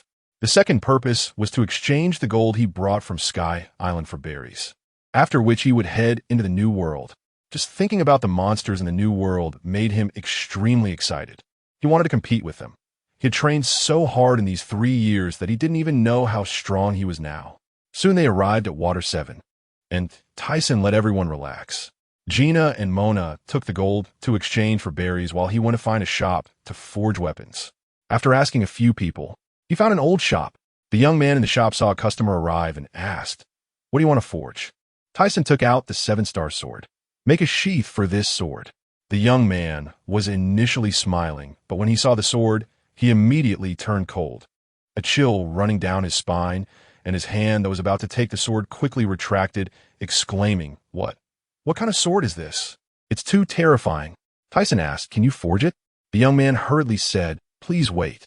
I'll go call my grandfather. He knows a lot and will definitely be able to make a suitable sheath." He finished speaking and ran into the back. Inside, the young man shouted, "Grandpa! Grandpa!" An oily old man sat in a recliner, smoking a pipe. "What is it?" "I'm not dead yet," the young man said. "There's a customer outside who wants to make a sword sheath." The old man retorted, "Can't you do it? Why are you making a fuss? Will you be able to handle things on your own?" The young man anxiously replied, "That sword is sinister. You know if you come see it." The old man immediately became interested and got up to follow him outside. The old man asked, "Where's the sword?" The young man pointed to Thiesen. "It's this customer." The old man said to Thiesen, "You want to make a sheath? Let me see the sword." Thiesen handed over the sword, reminding him, "If you can avoid touching it, please do." The old man was about to take it, but upon seeing the sword, he immediately pulled back his hand, his eyes wide with disbelief. Such a heavy, bloody smell. "This is a demon sword, isn't it?" Thiesen answered, "Yes." "Can you forge it?" The old man exclaimed excitedly. "I'm fortunate to see a demon sword. I've never seen such forging techniques. I have a piece of good metal that's been around for decades. I'll use it to make this sheath for you." Thiesen said, "All right, thank you. Also, can the sword guard be changed? Change it to a normal shape and engrave this pattern." The old man took the pattern, paused for a moment, and quickly said, "Are you sure you want this pattern engraved?" Thiesen asked, "Is it difficult?" The old man hurriedly replied, "No, not at all. Changing the sword guard will take time. This sword is too special, and the requirements are different." Thiesen asked, "How long will it take?" The old man said, "Including the sheath, it will be ready by the afternoon of the day after tomorrow." Thiesen nodded, "Good. I'll leave it to you. Pay attention." Thiesen handed the sword to the old man, who, not knowing where he found a regular sword sheath, put the sword inside and said, "I don't dare to take this demon sword. I'll find a sheath to hold it for now." You can come pick it up the day after tomorrow. Tisen nodded. Thank you. He casually glanced behind him and then walked toward the tavern. Now Fisherman Tom was only a few years old, at most 10. Tisen had nowhere else to go and planned to first have a drink at the tavern before looking for a hotel to stay in. But just as he walked away, a man dressed in civilian clothes from the corner he had just glanced at dialed a din mushy. Once connected, the other party shouted, "Hello. This is Marine headquarters." The man urgently said, "Tisen's pirate group has been discovered in Water 7. I saw Aurs Tisen. Quickly report to headquarters." The other party responded, "Understood," and hung up the din mushy. The scene shifted to Marine headquarters in Marineford. There was a knock on the marshal's office door, and Steelbone shouted, "Come in." A communications soldier entered, and Steelbone put down the documents, asking, "What is it?" The soldier replied, "Report, Marshal. Tisen's pirate group has been discovered in Water 7, confirming that Aurs Tisen is there." Steelbone angrily said, "Bastard. Of all times." He ordered go call Tsuru over. Not long after, the pink-haired Tsuru walked in. "Marshal, I've already asked the soldier about the situation." Steelbone said, "Sengoku and Admiral Fujitora are busy in the New World and can't return for the first half. What do you think?" Tsuru pondered, "Don't alert them. Call back Garp and Sengoku. When they arrive at Sabeti Archipelago, we will lead troops to capture them. There are still a few vice admirals at headquarters without missions." Steelbone thought for a moment, realizing there was no other way, and added, "Also, call Zifa back. Let someone take his place. This time, he will lead the team. By the way, where is Garp now?" The soldier replied, "He's gone to capture the Roger pirates." "In Alabasta." Steelbone fumed, "Call it back. If that bastard can't catch Roger next time, he can forget about taking a leave." Tsuru covered her mouth and smiled, turning around to make the call. Finally, it was the day to pick up the sword. Tisen had rested comfortably these past 2 days, but he was eager to head into the New World. He had already started drawing plans for the paradise. Without a computer, he could only draw by hand. The project was large and might take several years or even a decade. He quickly arrived at the old man's shop, and the old man greeted him. "You're here. The sword sheath is ready. Take a look." The sword guard was also changed according to your request. Tisen took it, holding the 6-foot sword. The sheath felt heavy in his hand and still emanated chill. The sword guard was the Mickey Mouse style he requested. He unsheathed the sword, gripping it tightly, and a greenish glow instantly burst forth from the blade. The old man was so frightened that he stepped back repeatedly, and Tisen quickly sheathed the sword. "Sorry. How much do I owe you?" The old man hurriedly shook his head. "You don't need to pay. I'm lucky to encounter such a good sword. The cold iron used for the sheath, without this sword, I wouldn't be able to use it in my lifetime." Tisen said, "Thank you, but I must pay." After finishing, he stuffed a bag of gold coins to the old man. Converted to Bari, it was several million. The old man held the bag of coins, looking helpless as he watched Tisen's figure disappear before he hunched over and went back inside. Pay attention. Tisen was heading towards the pirate ship. He had already told everyone that he would go to the New World after retrieving his sword. The reason he gave the old man money was that he didn't want to owe anyone favors. It would make him feel uncomfortable. When he got on the ship, everyone was already gathered. Tisen stood at the bow of the Mickey Mouse ship, looking back at the Mickey Mouse pirate flag, feeling both excited and burdened with responsibility. He shouted, "Brothers, set sail for Sabeti Archipelago." Everyone responded in unison, "Oh." Sabeti Archipelago SGR 1-29 is a lawless zone, crowded with pirates and bounty hunters. Extremely chaotic. There are also human trafficking and auctions of these dirty businesses, yet the world government and the Navy turn a blind eye because the celestial dragons come to visit, and it involves high-level officials. Whoever meddles will be in trouble. GR24 has restaurants, civilian streets, and other shops filled with pirates drinking in a restaurant, with bounty hunters in the corners watching their targets. Suddenly, a group of people walked into the restaurant. The most eye-catching was the nearly 7-meter-tall giant, Mona, who was super muscular but not leading the way. Leading the way was a tall figure under 3 meters, wearing a long sword on his left hip.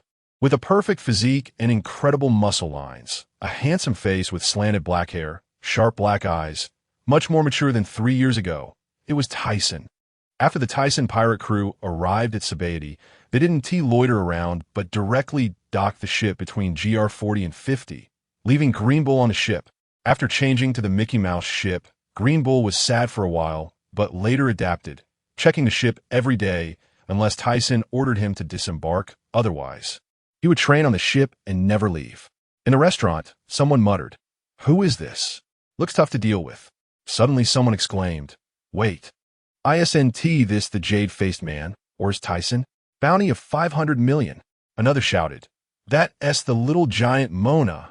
Bounty of 330 million. This is the Thiesen pirate crew." Other crew members also have high bounties.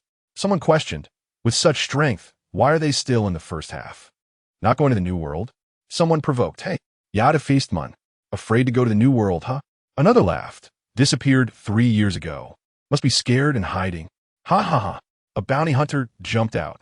"Since you're a coward, then the 500 million bounty is mine."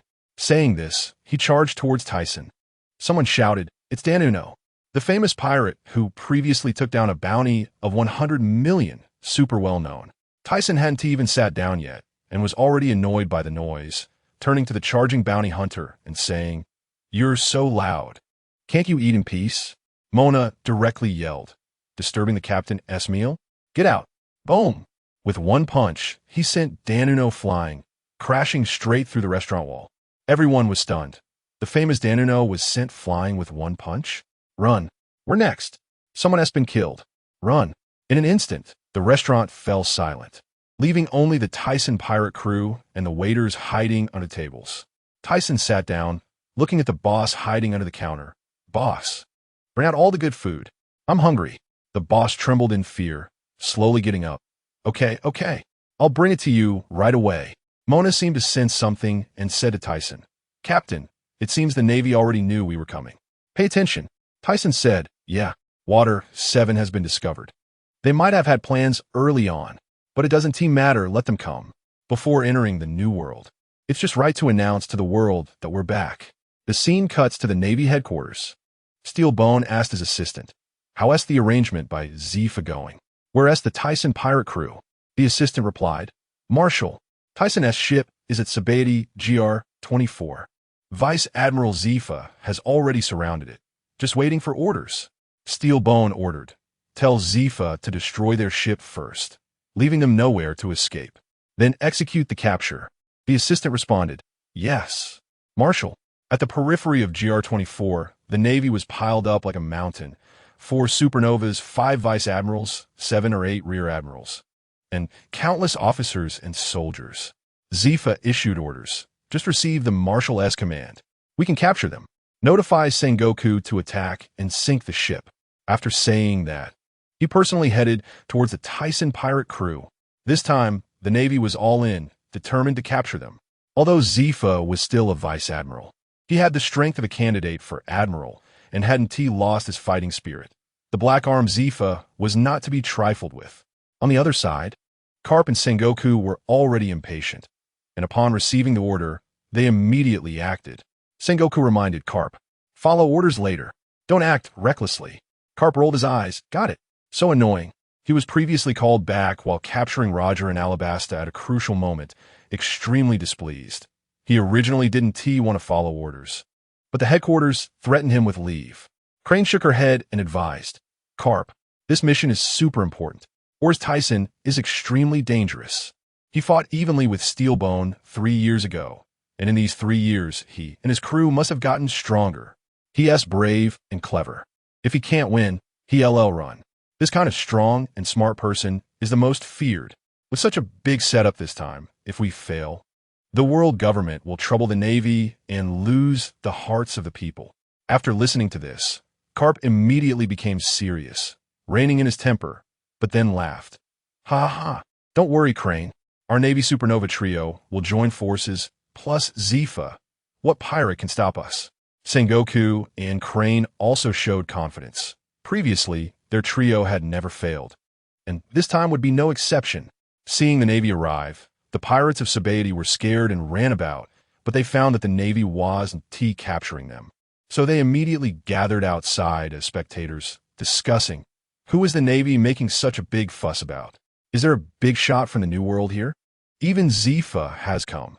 Could it be that a celestial dragon has been attacked? Idiots! Who would dare do such a thing? Have you forgotten Rox? Rox was a madman. No one is like him. Suddenly someone shouted. Look, someone came out of the restaurant. Is it real? Didn't they disappear? It turns out the Navy came to capture them. I remember now. It's the Thiesen pirate crew. The captain has a bounty of 500 million. A tough guy who can fight with steel bone. Pay attention. Zifa, seeing Thiesen come out, was shocked as he stared at the young man at the front. He didn't expect Aurs Tisen to be so young. Although he had read the information early. Seeing it in person, he still couldn't believe that someone so young could be so formidable. Zifa stepped forward and shouted, Jade-faced man, surrender obediently. GR-24 is completely sealed off. You have no way to escape. Carp muttered. A 500 million bounty guy? Looks pretty young. Sengoku retorted. Did you forget to read the information and listen in the meeting? Carp laughed. I forgot. Ha ha ha. Sengoku was furious. Can you take this seriously? Carp replied, What's the rush? I'm not stealing your credit. Crane intervened. Stop arguing. If you keep it up, I'll cleanse your souls.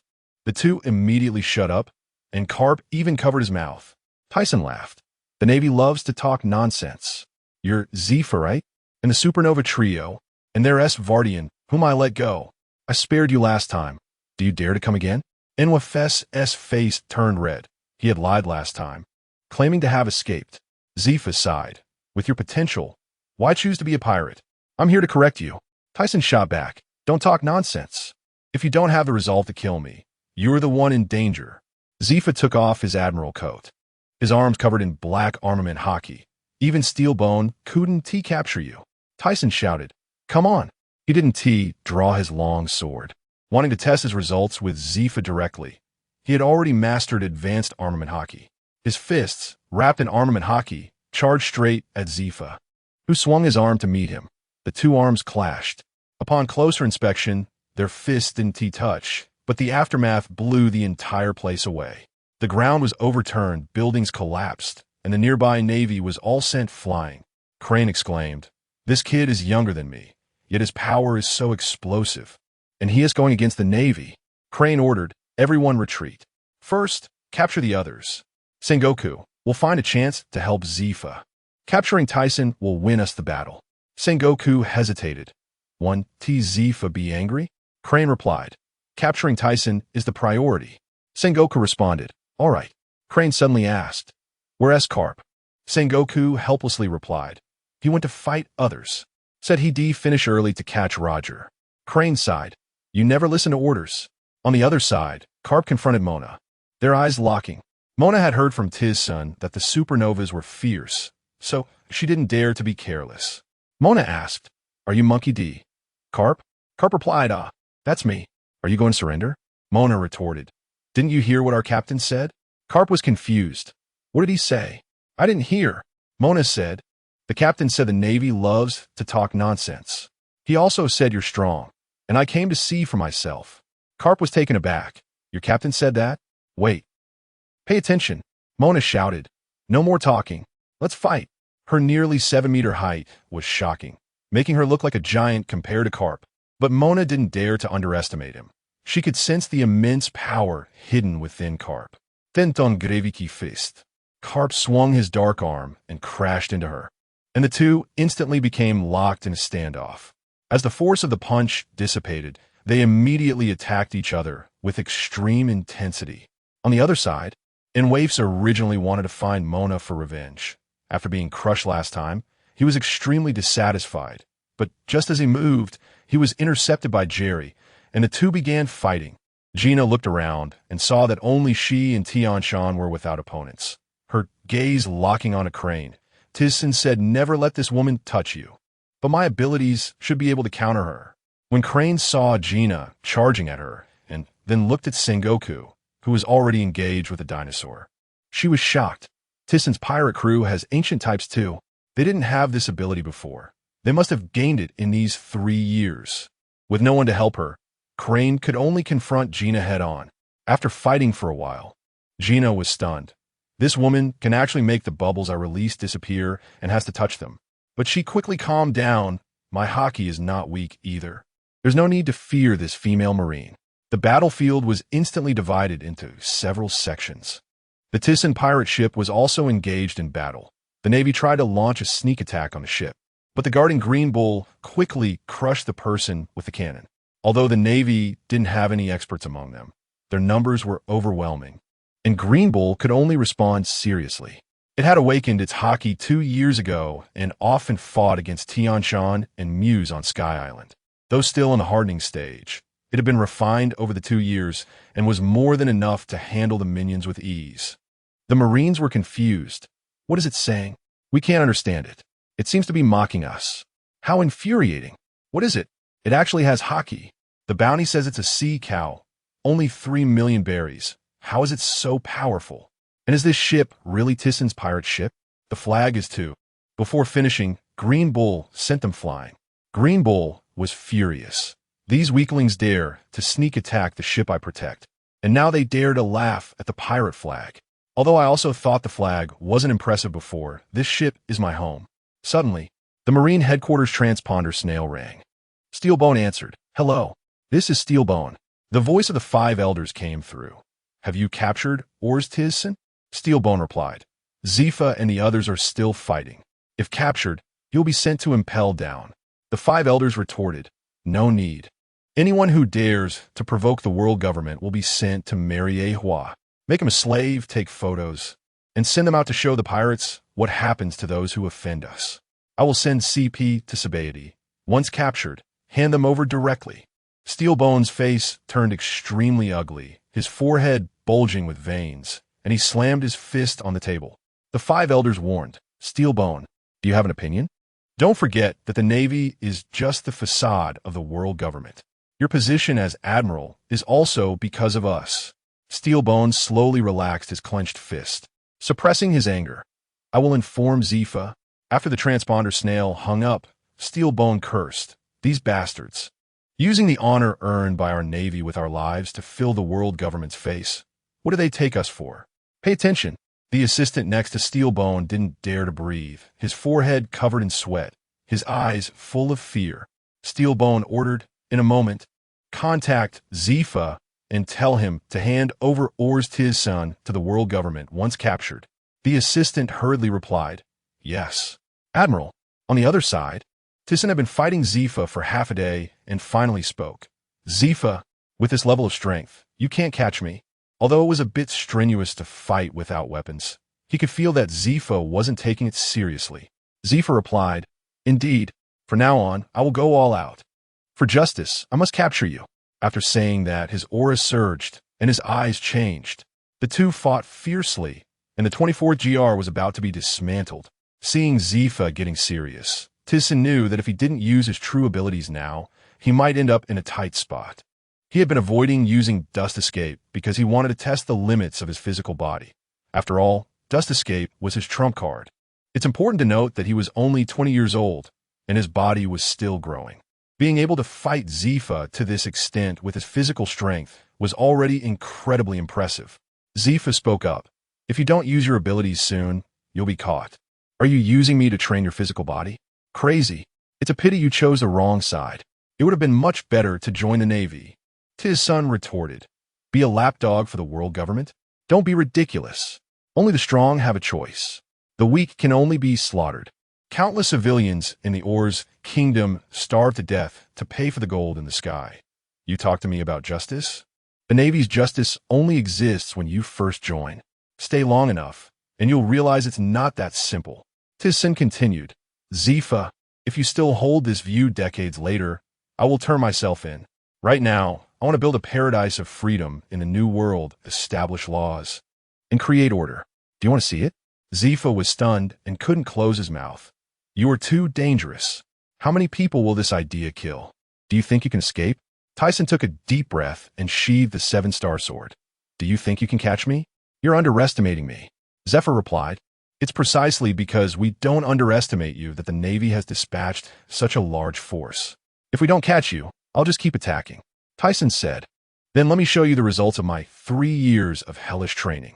He slowly extended a finger, and a white square energy layer instantly condensed on his index finger. That's right.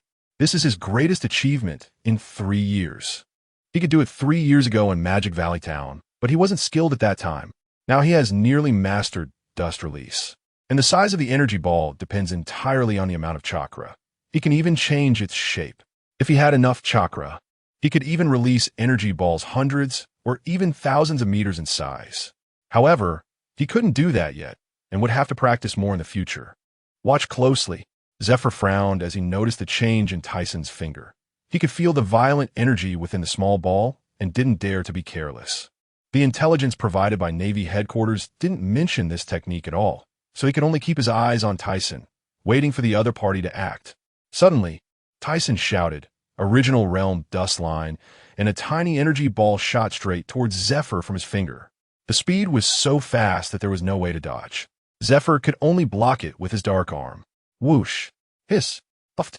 In the next second, Zephyr, like a startled rabbit, quickly withdrew his hand and dodged to the side. Thiesen's black and white energy ball had no obstruction and shot directly at a giant piece of resin on another island. The resin was pierced through, and the hole looked as if it had been melted. Thiesen withdrew his finger. This was the technique he had been practicing for 3 years. For larger energy balls, he would use his whole hand or both hands, but for smaller ones, just a finger would suffice. Powerful and energy-saving. Zephyr looked at the pierced resin and raised his arm. There was a small circular mark on it, and the flesh looked as if it had been splashed with sulfuric acid. Although it wasn't a serious injury, he knew. If he continued to endure, his hand would be pierced along with his body. Although the armament hockey he used earlier wasn't top tier, it was still powerful enough to cause damage. Zephyr lowered his arm and stared at Thiesen. This move is too dangerous. It's a fatal attack. Thiesen laughed, la la la. Don't put on a show for this level. You're just being careless. He wasn't bragging.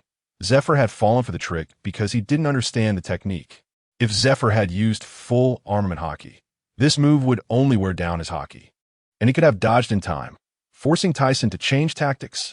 After all, Zephyr was a candidate for Admiral, with top-tier dual-color hockey that was extremely explosive. Although Thiesen's observation hockey was stronger than Zephyr's, he lacked stamina, which was a developmental issue related to age. There was no way around it. Thiesen smiled and said, "I'm getting serious. This is just the beginning. Don't die on me." Zephyr, though annoyed, couldn't hide his smile. "Humph. Arrogant guy. I will definitely catch you." Original Realm Dust Line. Black arm, fist cone. Zephyr swung his dark fist towards the white energy ball. He wanted to try this move again. Headquarters said Thiesen was a melt fruit user, but Zephyr felt something was off. The melt fruit couldn't produce this energy ball. At first, when his fist made contact with the energy ball, he didn't feel much, thinking the impact was less than his own. But soon, he felt pain in his fist. Zephyr understood at once. Without hockey to block it, being hit would lead to dissolution, just like the resin and his own arm. With hockey, he could block it, but not for long. This energy could even dissolve hockey, and if it lasted too long, he wouldn't have enough hockey to withstand it, and he would still be dissolved. This technique was too explosive. Zephyr immediately activated armament hockey, wanting to see how long Thiesen could maintain the attack. But the energy ball continued unabated, and he couldn't hold on much longer. Not wanting to waste hockey, he could only dodge. Thiesen understood Zephyr's thoughts and secretly laughed at his naivety. He didn't even know how much chakra he had inside him. But producing such a small energy ball with just one finger was no problem for several hours. Watch closely. Zephyr wanted to test Thiesen's attack method, but Thiesen was fully aware this idea was too naive. From the beginning of the battle, the advantage had always been on Thiesen's side. He had top-tier observation hockey that could hear thoughts, advanced armament hockey, and the explosive dust release. Thiesen didn't believe that anyone could defeat him in the last 3 days. To test his physical limits, he decided to go all out, aiming to crush Zephyr in the remaining 2 days. After all, they were near Navy headquarters, and the longer it dragged on, the more dangerous it became. Original Realm Dust Light. Thiesen unleashed a beam of dust with one hand. Its power and size were far greater than the dust line. Zephyr could only dodge frantically, but Thiesen's observation hockey allowed him to hear thoughts, making it extremely difficult for Zephyr to evade. Just as Zephyr was about to be hit, Thiesen suddenly withdrew his attack and charged straight at him. Original Realm Dust Light. Thiesen concealed the dust light in the palm of his hand and smashed it towards Zephyr. Zephyr could only deepen his armament hockey and harden his fist to take the hit. Bang! Puffed. Soon, the sound of Zephyr's fist and wrist being melted echoed. This was the sound of flesh being dissolved. He quickly replenished his armament hockey, and, just as he steadied himself, Tisen seized the opportunity and kicked him in the stomach. Zephyr flew backward, crashing through two massive pieces of resin before coming to a stop. This scene was witnessed by everyone, and the crowd erupted. The Navy personnel were stunned. Zephyr was knocked flying? This is impossible. Don't joke around. How could Vice Admiral Zephyr lose? Sengoku halted, his eyes wide and mouth agape. In disbelief, Crane also stopped, her expression filled with shock. Carp looked over, furrowed his brow, and then relaxed, shouting, Zephyr cannot be defeated. Don't be fooled by what you see. Focus on your own duties. Upon hearing this, Sengoku and Crane immediately reacted. They knew Zephyr's strength best. How could he lose so easily? The tension instantly dissipated. Sengoku ordered, all Navy personnel, capture the Thiesen pirates. Vice Admiral Zephyr has not lost. Stay alert. The Navy personnel immediately echoed, yes. Vice Admiral Zephyr is a candidate for Admiral. How could he lose? Capture them. They shouted in unison. Oh. On the other side, Zephyr slowly stood up from the rubble, blood at the corner of his mouth. That kick had been so powerful that he couldn't possibly remain uninjured. He spat out the bloody saliva. Feeling frustrated, what a powerful kick. I was completely careless. What surprised him even more was Tyson's observation hockey. He thought he was already at the top. Yet Tysen was even more abnormal. Previously, when Tyson had confronted him head-on, he was actually honing his own skills. Now, not only was there the troublesome energy ball, but also this freakish observation hockey. Tyson watched as the Navy transformed from despair to fighting spirit, knowing full well that kick had only injured Zephyr a little. Crushing him would not be a short-term task, but he was 70% confident. It seemed he needed to accomplish something significant before heading to the New World. Or he would be underestimated. If he didn't become famous, how would he secure territory in the future? Even if he did secure it, he couldn't keep it, whether it be infamous or famous, as long as it was useful. Watch closely, Tyson shouted, since you all have such faith in Zephyr. Today, I will completely shatter your confidence. Let you experience despair. Only by understanding pain can one comprehend the pain of others. Zephyr was momentarily stunned. Tyson actually lifted both feet off the ground, slowly rising into the air. The Navy personnel gaped, their eyes filled with fear. What on earth is this? Tyson shouted from the sky, Zephyr, don't die on me. He brought his hands together, instantly forming a gigantic white square ball of around 40 to 50 meters. Dust release was directly magnified, looking extremely terrifying in the sky. Puffed. The massive white energy ball shot straight at Zephyr. Zephyr could only muster all his strength, wrapping his entire body in hockey to block it, and initially, he managed to hold his ground. But soon he realized the hockey was dissipating rapidly, much faster than before. He couldn't hold on for long. The energy ball struck him, and his body began to dissolve. The excruciating pain instantly brought him back to his senses, and he hurriedly released more hockey to defend. The people around had already stopped fighting, all eyes on Zephyr. They could see he was about to collapse, and the situation was extremely dire. At that moment, a figure rushed forward, saving Zephyr. It was Carp. Seeing that Zephyr was in danger, he charged forward with all his might to save him. But after saving him, he was badly injured himself. Hit by Tyson's attack, his flesh was all torn up. Sengoku and Crane rushed over, and upon seeing Carp's condition, they were filled with disbelief. How could Carp be injured so quickly? Looking at the saved Zephyr, Crane covered her mouth, her eyes wide with shock. Zephyr's entire skin was being dissolved, blood gushing everywhere, looking extremely terrifying. He struggled to open his eyes, supported by Carp, staring at Tyson with both confusion and dread. Confused about what Tyson's ability was, and dread because the attack was devastating. A normal person would either die or be severely injured. Crane asked anxiously, Zephyr, are you okay? Zephyr replied, I'm fine. It's just like the last injury from Steel Bone. But Steel Bone was wrong. He didn't shoot with a sword. He could do it inherently. The previous intel was wrong. He is not a melt fruit user. He can even fly. What ability is that? We need to check it out later. For now, we have to catch him. Saying this, Zephyr activated Life Return, his flesh and blood writhing, looking extremely horrifying. After a while, new skin and flesh grew, but he had become significantly thinner, in a very poor state. The people around saw that Zephyr had lost quite a bit of weight and was panting heavily. They all knew he had exhausted his stamina using this technique. However, Zephyr shouted, "You all go catch the others. Leave Thiesen to me." Saying that, he charged toward Thiesen. Krang quickly told Sengoku and Carp, "You two go help Zephyr.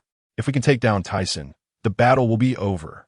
Though Carp was reluctant, he worried for his partner and rushed in. Thiesen watched as Zephyr approached, not unleashing any more big moves, though he couldn't use them many times. He didn't want to use them now. After all, they were too close to the Navy headquarters. If another admiral came, it would be troublesome. Name, Aurs Tisen. Identity, adopted son of Charles, resident of Giant Rock Island, member of the Aurs family. Dream goal: create a free paradise, a sky paradise. New dream: find out about enemies. Goal: become the overlord of the new world. New goal: profession: architect, swordsman. Core skills: pay attention. Thiesen's core skill is explosive, secret technique. Original realm separation, secret technique. Original realm separation, plus original realm escape line and original realm escape light. His sword techniques are even more powerful, capable of half moon, full moon, air slash, white dragon, and demon fire. White dragon. Ultra light heavy rock and dominating fist are also not a problem. His haki is top tier. Observation haki can read minds and glimpse a few seconds into the future. Armament haki is a high-level flowing form that can destroy from within enemies, and Conqueror's haki can affect the tangible. His weapon is the 7-star sword, and he possesses abilities like No Master's power, perception, dustless maze, dust escape, and has fully unlocked ultra light heavy rock, which he used to achieve flight during the Sky Island arc and can alter the weight of other objects. Thiesen looked ludly, seeing Zephyr's ugly expression. La la la. Zephyr, I can't believe you can take that attack. Zephyr retorted. Are you underestimating me too much? Thiesen replied. Oh? Then let us continue. Your stamina probably can't hold out for much longer, right? Zephyr gritted his teeth. Catching you is more than enough. Thiesen gathered Dust Escape in his palm and started fighting Zephyr again. Dust Escape can wear down haki, but Zephyr is a top expert. As long as he has stamina, he can endure. Thiesen was also helpless. Zephyr's stamina was explosive, and his life return with Steelbone was very special. It could restore stamina while consuming energy to heal, albeit at the cost of some stamina. He was also curious. Why didn't Zephyr use this technique when he lost his arm decades later? Thiesen asked, Zephyr, can your Navy's life return regenerate severed arms? Zephyr angrily replied, Do you think you can sever my arm? Seeing that Zephyr didn't answer, Thiesen didn't ask further, just increased his strength, and after a series of heavy strikes, suddenly understood. So that's it. Life return can only restore flesh and blood. Bones cannot regenerate. Upon hearing this, Zephyr became furious on the spot. He was red again. Feeling insulted, he shouted, You bastard! I will catch you even if it kills me today. Thiesen laughed. La la la. Are you angry now? Come at me if you can. The scene cuts to the Navy headquarters. Steelbone asked, Is there any news from Zephyr? The assistant replied, Not yet. Steelbone sat in his office, feeling uneasy. Suddenly, a communications soldier rushed in. Marshal, it's bad. We received news from the New World. Admiral Flying Yellow was killed by the Rocks pirates, and the Navy was completely wiped out. The communications soldier finished speaking and started crying. Steelbone instantly froze, jumping up from his chair, disbelief on his face. His eyes bulging. What? What did you say? The Thiesen pirates and the Navy had been battling for 3 days. Carp and Mona were still fighting, but Mona had gradually fallen into a disadvantage. Carp's willpower was terrifying, and he could use Conqueror's haki, putting Mona in an extremely passive position. Mona genuinely admired Carp's willpower, so it was normal for him to be at a disadvantage. Moreover, he had been fighting Carp for 3 days. He feared he wouldn't be able to hold out much longer. Pay attention. Tian battled Sengoku, and by the early third day, he was defeated. His ancient Zoan fruit was not fully developed, and his haki was inferior to Sengoku's, relying solely on the toughness of the ancient Zoan. If it were a normal Zoan, he would have been crushed long ago. Gina and Crane were locked in a stalemate. They had taken a break in between, but still couldn't determine the victor.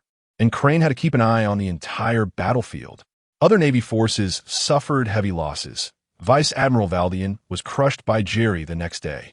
Crane observed the situation. Things were going terribly for Zephyr. Only Sengoku and Carp were able to fight, but Carp was momentarily unable to break free. After defeating Tianshan, Sengoku wanted to help Zephyr, but was blocked by Jerry, forced to wait for an opportunity. Thiesen and Zephyr's battle was nearing its end. Thiesen's clothes were soaked with sweat, one hand clutching his stomach, the other wiping the blood from the corner of his mouth. Wincing in pain, he touched his abdomen. At least 3 ribs were broken, and his stamina was nearly depleted.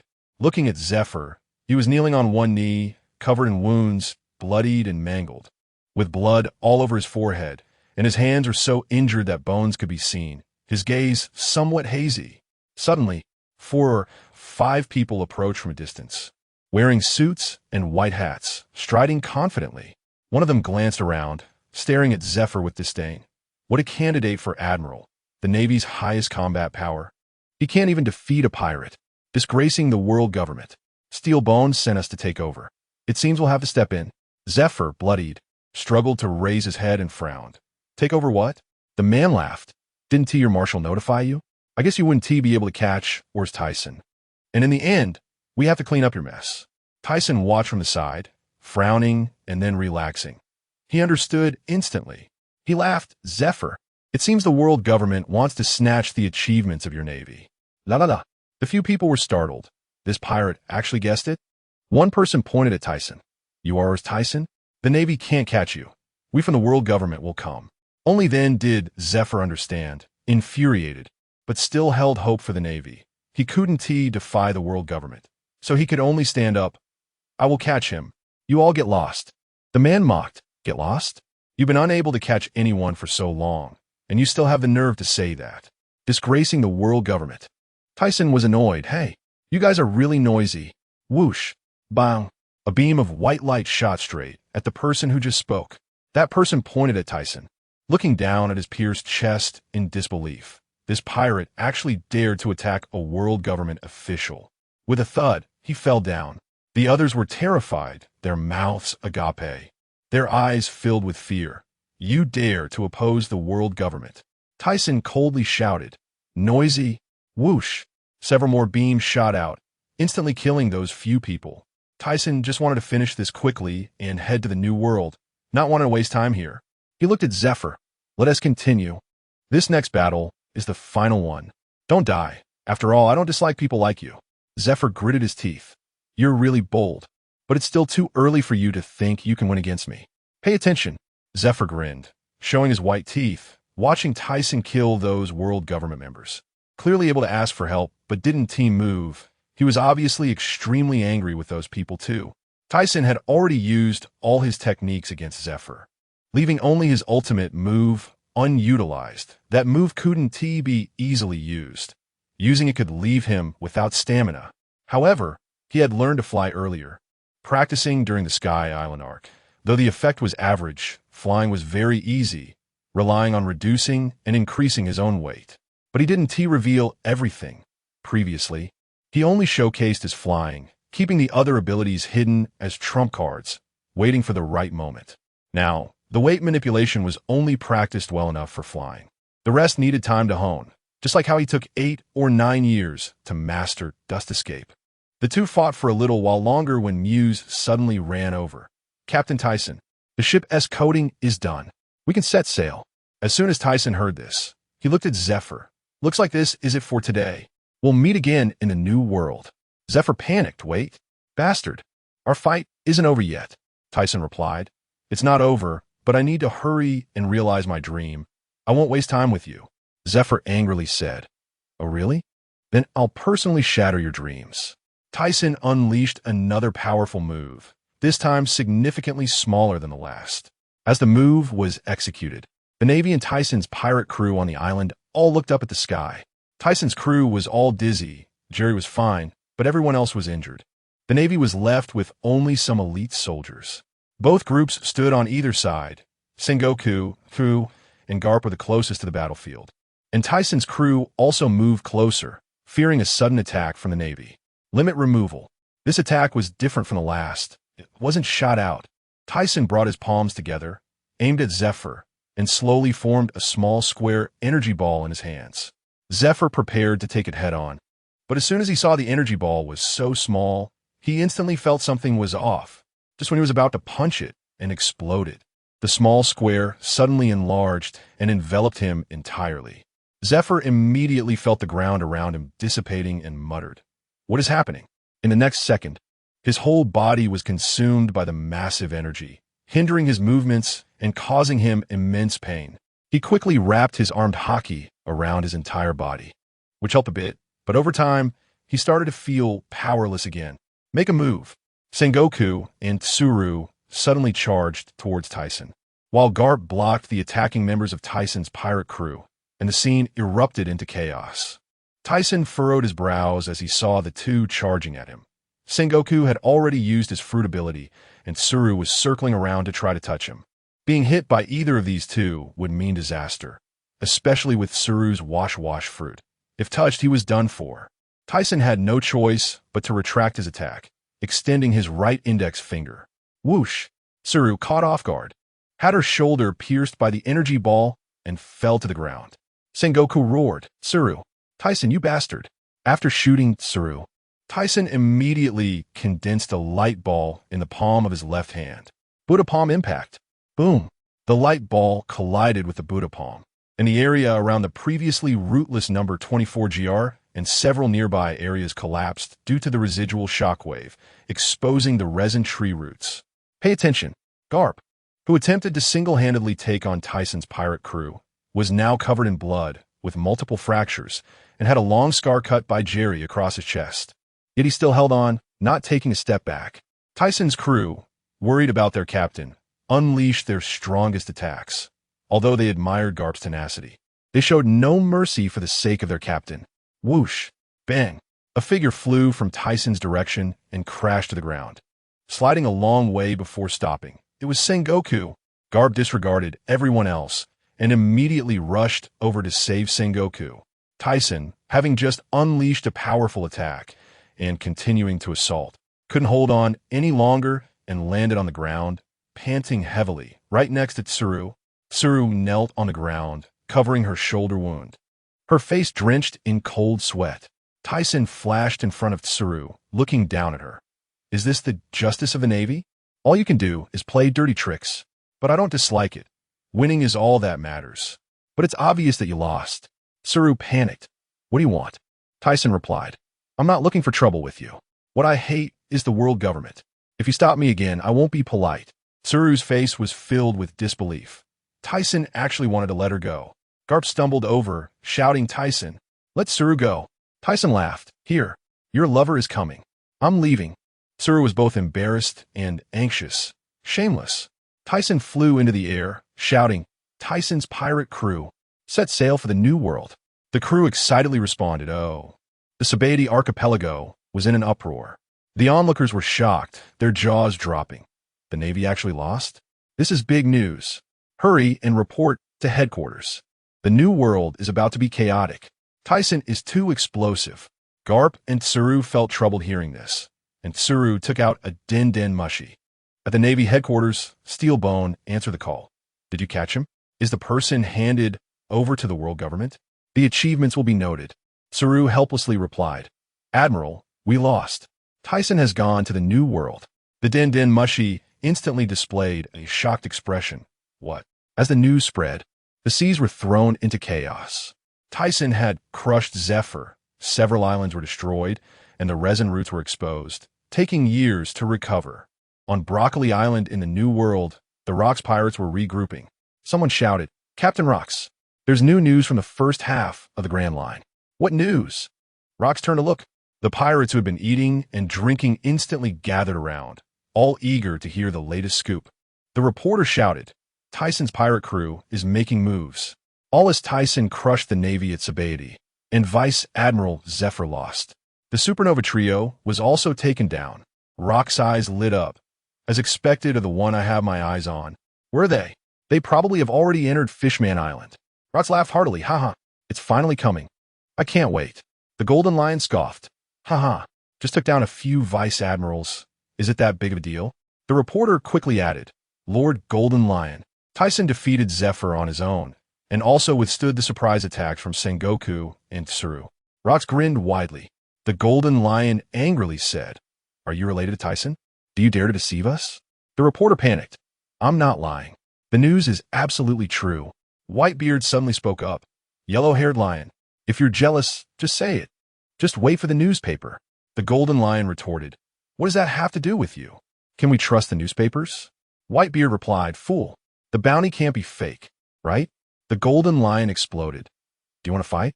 I'm up for it. Just right. Let you know who the real boss is. Rox watched the two argue, not caring at all. As long as it didn't delay things, it was fine if they killed each other. In the distance, on a tree, Rikairu was eavesdropping. He had seen Thiesen 8 years ago, now with red hair down to shoulders, standing at 2 meters 5 with explosive muscle lines. Suddenly, he grabbed a sniper rifle and fired a shot. Bang! A giant bird on a nearby island was shot and fell down screaming. Rikairu muttered, so close to hitting its wings. Looks like I need to practice more. The new world is about to get lively. Can't wait to meet. Rox shouted, Rock's pirate crew. Set sail. Let's conquer the next country. They had just finished annihilating one country and were already ready to stir up trouble again. At the Navy headquarters, a day had passed since the battle. The world government officials came to hold them accountable. You guarantee it's all nonsense. You didn't catch Thiesen and killed our people. What do you have to say? Steelbone replied coldly. I've explained it to the Goracia. Get lost. Those few people, proud and arrogant, were chased out in disgrace. An assistant complained. These guys are really annoying. Steelbone asked, How are Zephyr and the others? The assistant replied, They've all woken up and are recovering. The Navy was at a critical moment. Immediately notify all vice admirals and above. Gather at headquarters in 5 days. There's something important to discuss. Steelbone ordered. The assistant was shocked. This is Admiral. He instantly realized that something big was about to happen. After the battle ended yesterday, Zephyr was the most seriously injured and was still recuperating.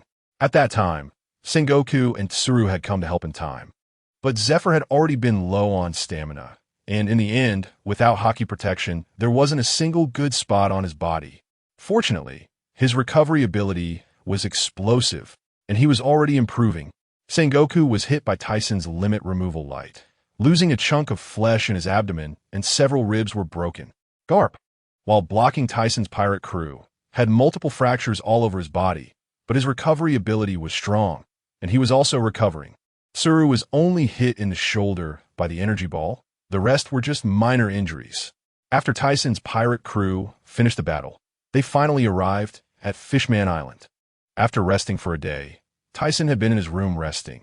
The exhaustion was overwhelming, and he still had injuries, so he left the sailing duties to others. When they first entered Fishman Island, they were stopped by the guards, but fortunately, Muse was from Fishman Island and was quite famous, so they got in without much trouble. Once inside the island, Muse took them to a tavern. The fishmen on the way saw humans and panicked, but after Muse said a few words, everyone calmed down. The group sat down, but Thiesen was thinking. After arriving in the new world, should I go to Wano to see Pluton? I was curious when watching the anime in my previous life, but then he dismissed the thought. Going now would be useless. There were many samurai in Wano, and powerful figures as well, so it would have to wait for later. Someone suggested, Captain, we need to find a ship doctor. Otherwise, if injured, I can only endure it. Tian Shan is hurt pretty badly, and even if the ancient species recover quickly, it's not feasible to push through. Thiesen nodded, You're right. But we can't rush it. We'll talk about it when we get to the new world. At that moment, Mew said they could take them to see King Neptune, as there are doctors in the palace who can treat injuries, temporarily solving the healing issue. Thiesen also felt it was time to find a ship's doctor. Otherwise, Continuous injuries without treatment could easily lead to sequelae. His ribs have healed, but the internal injuries are still severe. At Fishman Island's Dragon Palace City, someone hurriedly reported, "Your Highness the Prince, there's a big problem. A group of pirates has come outside." The prince asked anxiously, "Where are they? Do you know which pirate crew it is?" "They went to Coral Hill. It seems to be the bounty of 500 million, the jade-faced man, Aurs Tisen." Upon hearing this, Neptune instantly panicked and paced back and forth. "It's over. What should we do?" Someone advised, "The Thiesen pirate crew has killed officials and nobles before and even robbed the sky of gold. But they might just be here for sightseeing. If we don't provoke them, they will leave." Neptune angrily retorted, "What nonsense! My father is ill. I cannot let him down. I must go meet them, otherwise I won't feel at ease." Suddenly he paused. "Right, Minister? Don't you think the Thiesen pirate crew sounds familiar?" But the minister was focused on stopping him. "Your Highness, absolutely not. What if you get hurt by them? I know who this group of pirates is. ISN Team U's part of their crew." Neptune suddenly realized. The minister was taken aback. "Your Highness, now that you mention it, I remember. Muse built a welfare home on Fishman Street, but never returned after going out to see the world." The minister panicked, but he actually became a pirate and robbed the sky of gold. "If the world government holds us accountable, Fishman Island will suffer, right?" Neptune replied, "No news from robbing the sky of gold for so long. It should be fine. I'm going to meet them." Just as he finished speaking, a guard rushed in. "Your Highness, Muse has brought members of the Thiesen pirate crew and wants to visit you." Neptune exclaimed in surprise. "Quickly, let them in." He was about to look for them when they actually came directly to Dragon Palace City. On the other side, as a merchant ship just docked, a group of people suddenly surrounded them. The merchant team shouted, "It's pirates! Protect Lady Lilia." A lewd, muscular man stepped forward, staring at Xuan Nai with a grin. "Lucky us. There's a merchant ship and a beauty." Uncle Lon angrily retorted, "Do you know who we are?" The muscular man scoffed. "Is there anything I can't rob?" His subordinate shouted, "Our captain has a bounty of 16 million. Surrender obediently." The muscular man ordered, "Attack. Leave the women. Kill everyone else." Xuanai frowned. "Uncle Lon, let's take care of this. Don't waste time."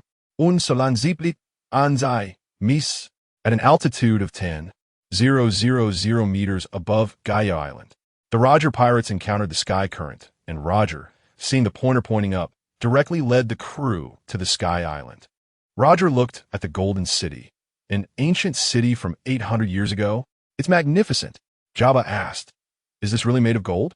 Rayleigh answered, "It should be. We can trade it for a good ship. Ours can barely hold on." The Roger pirates don't rob civilians and have always been poor, their ship being chased to pieces by carp. Roger said, "Let us go see the golden bell above."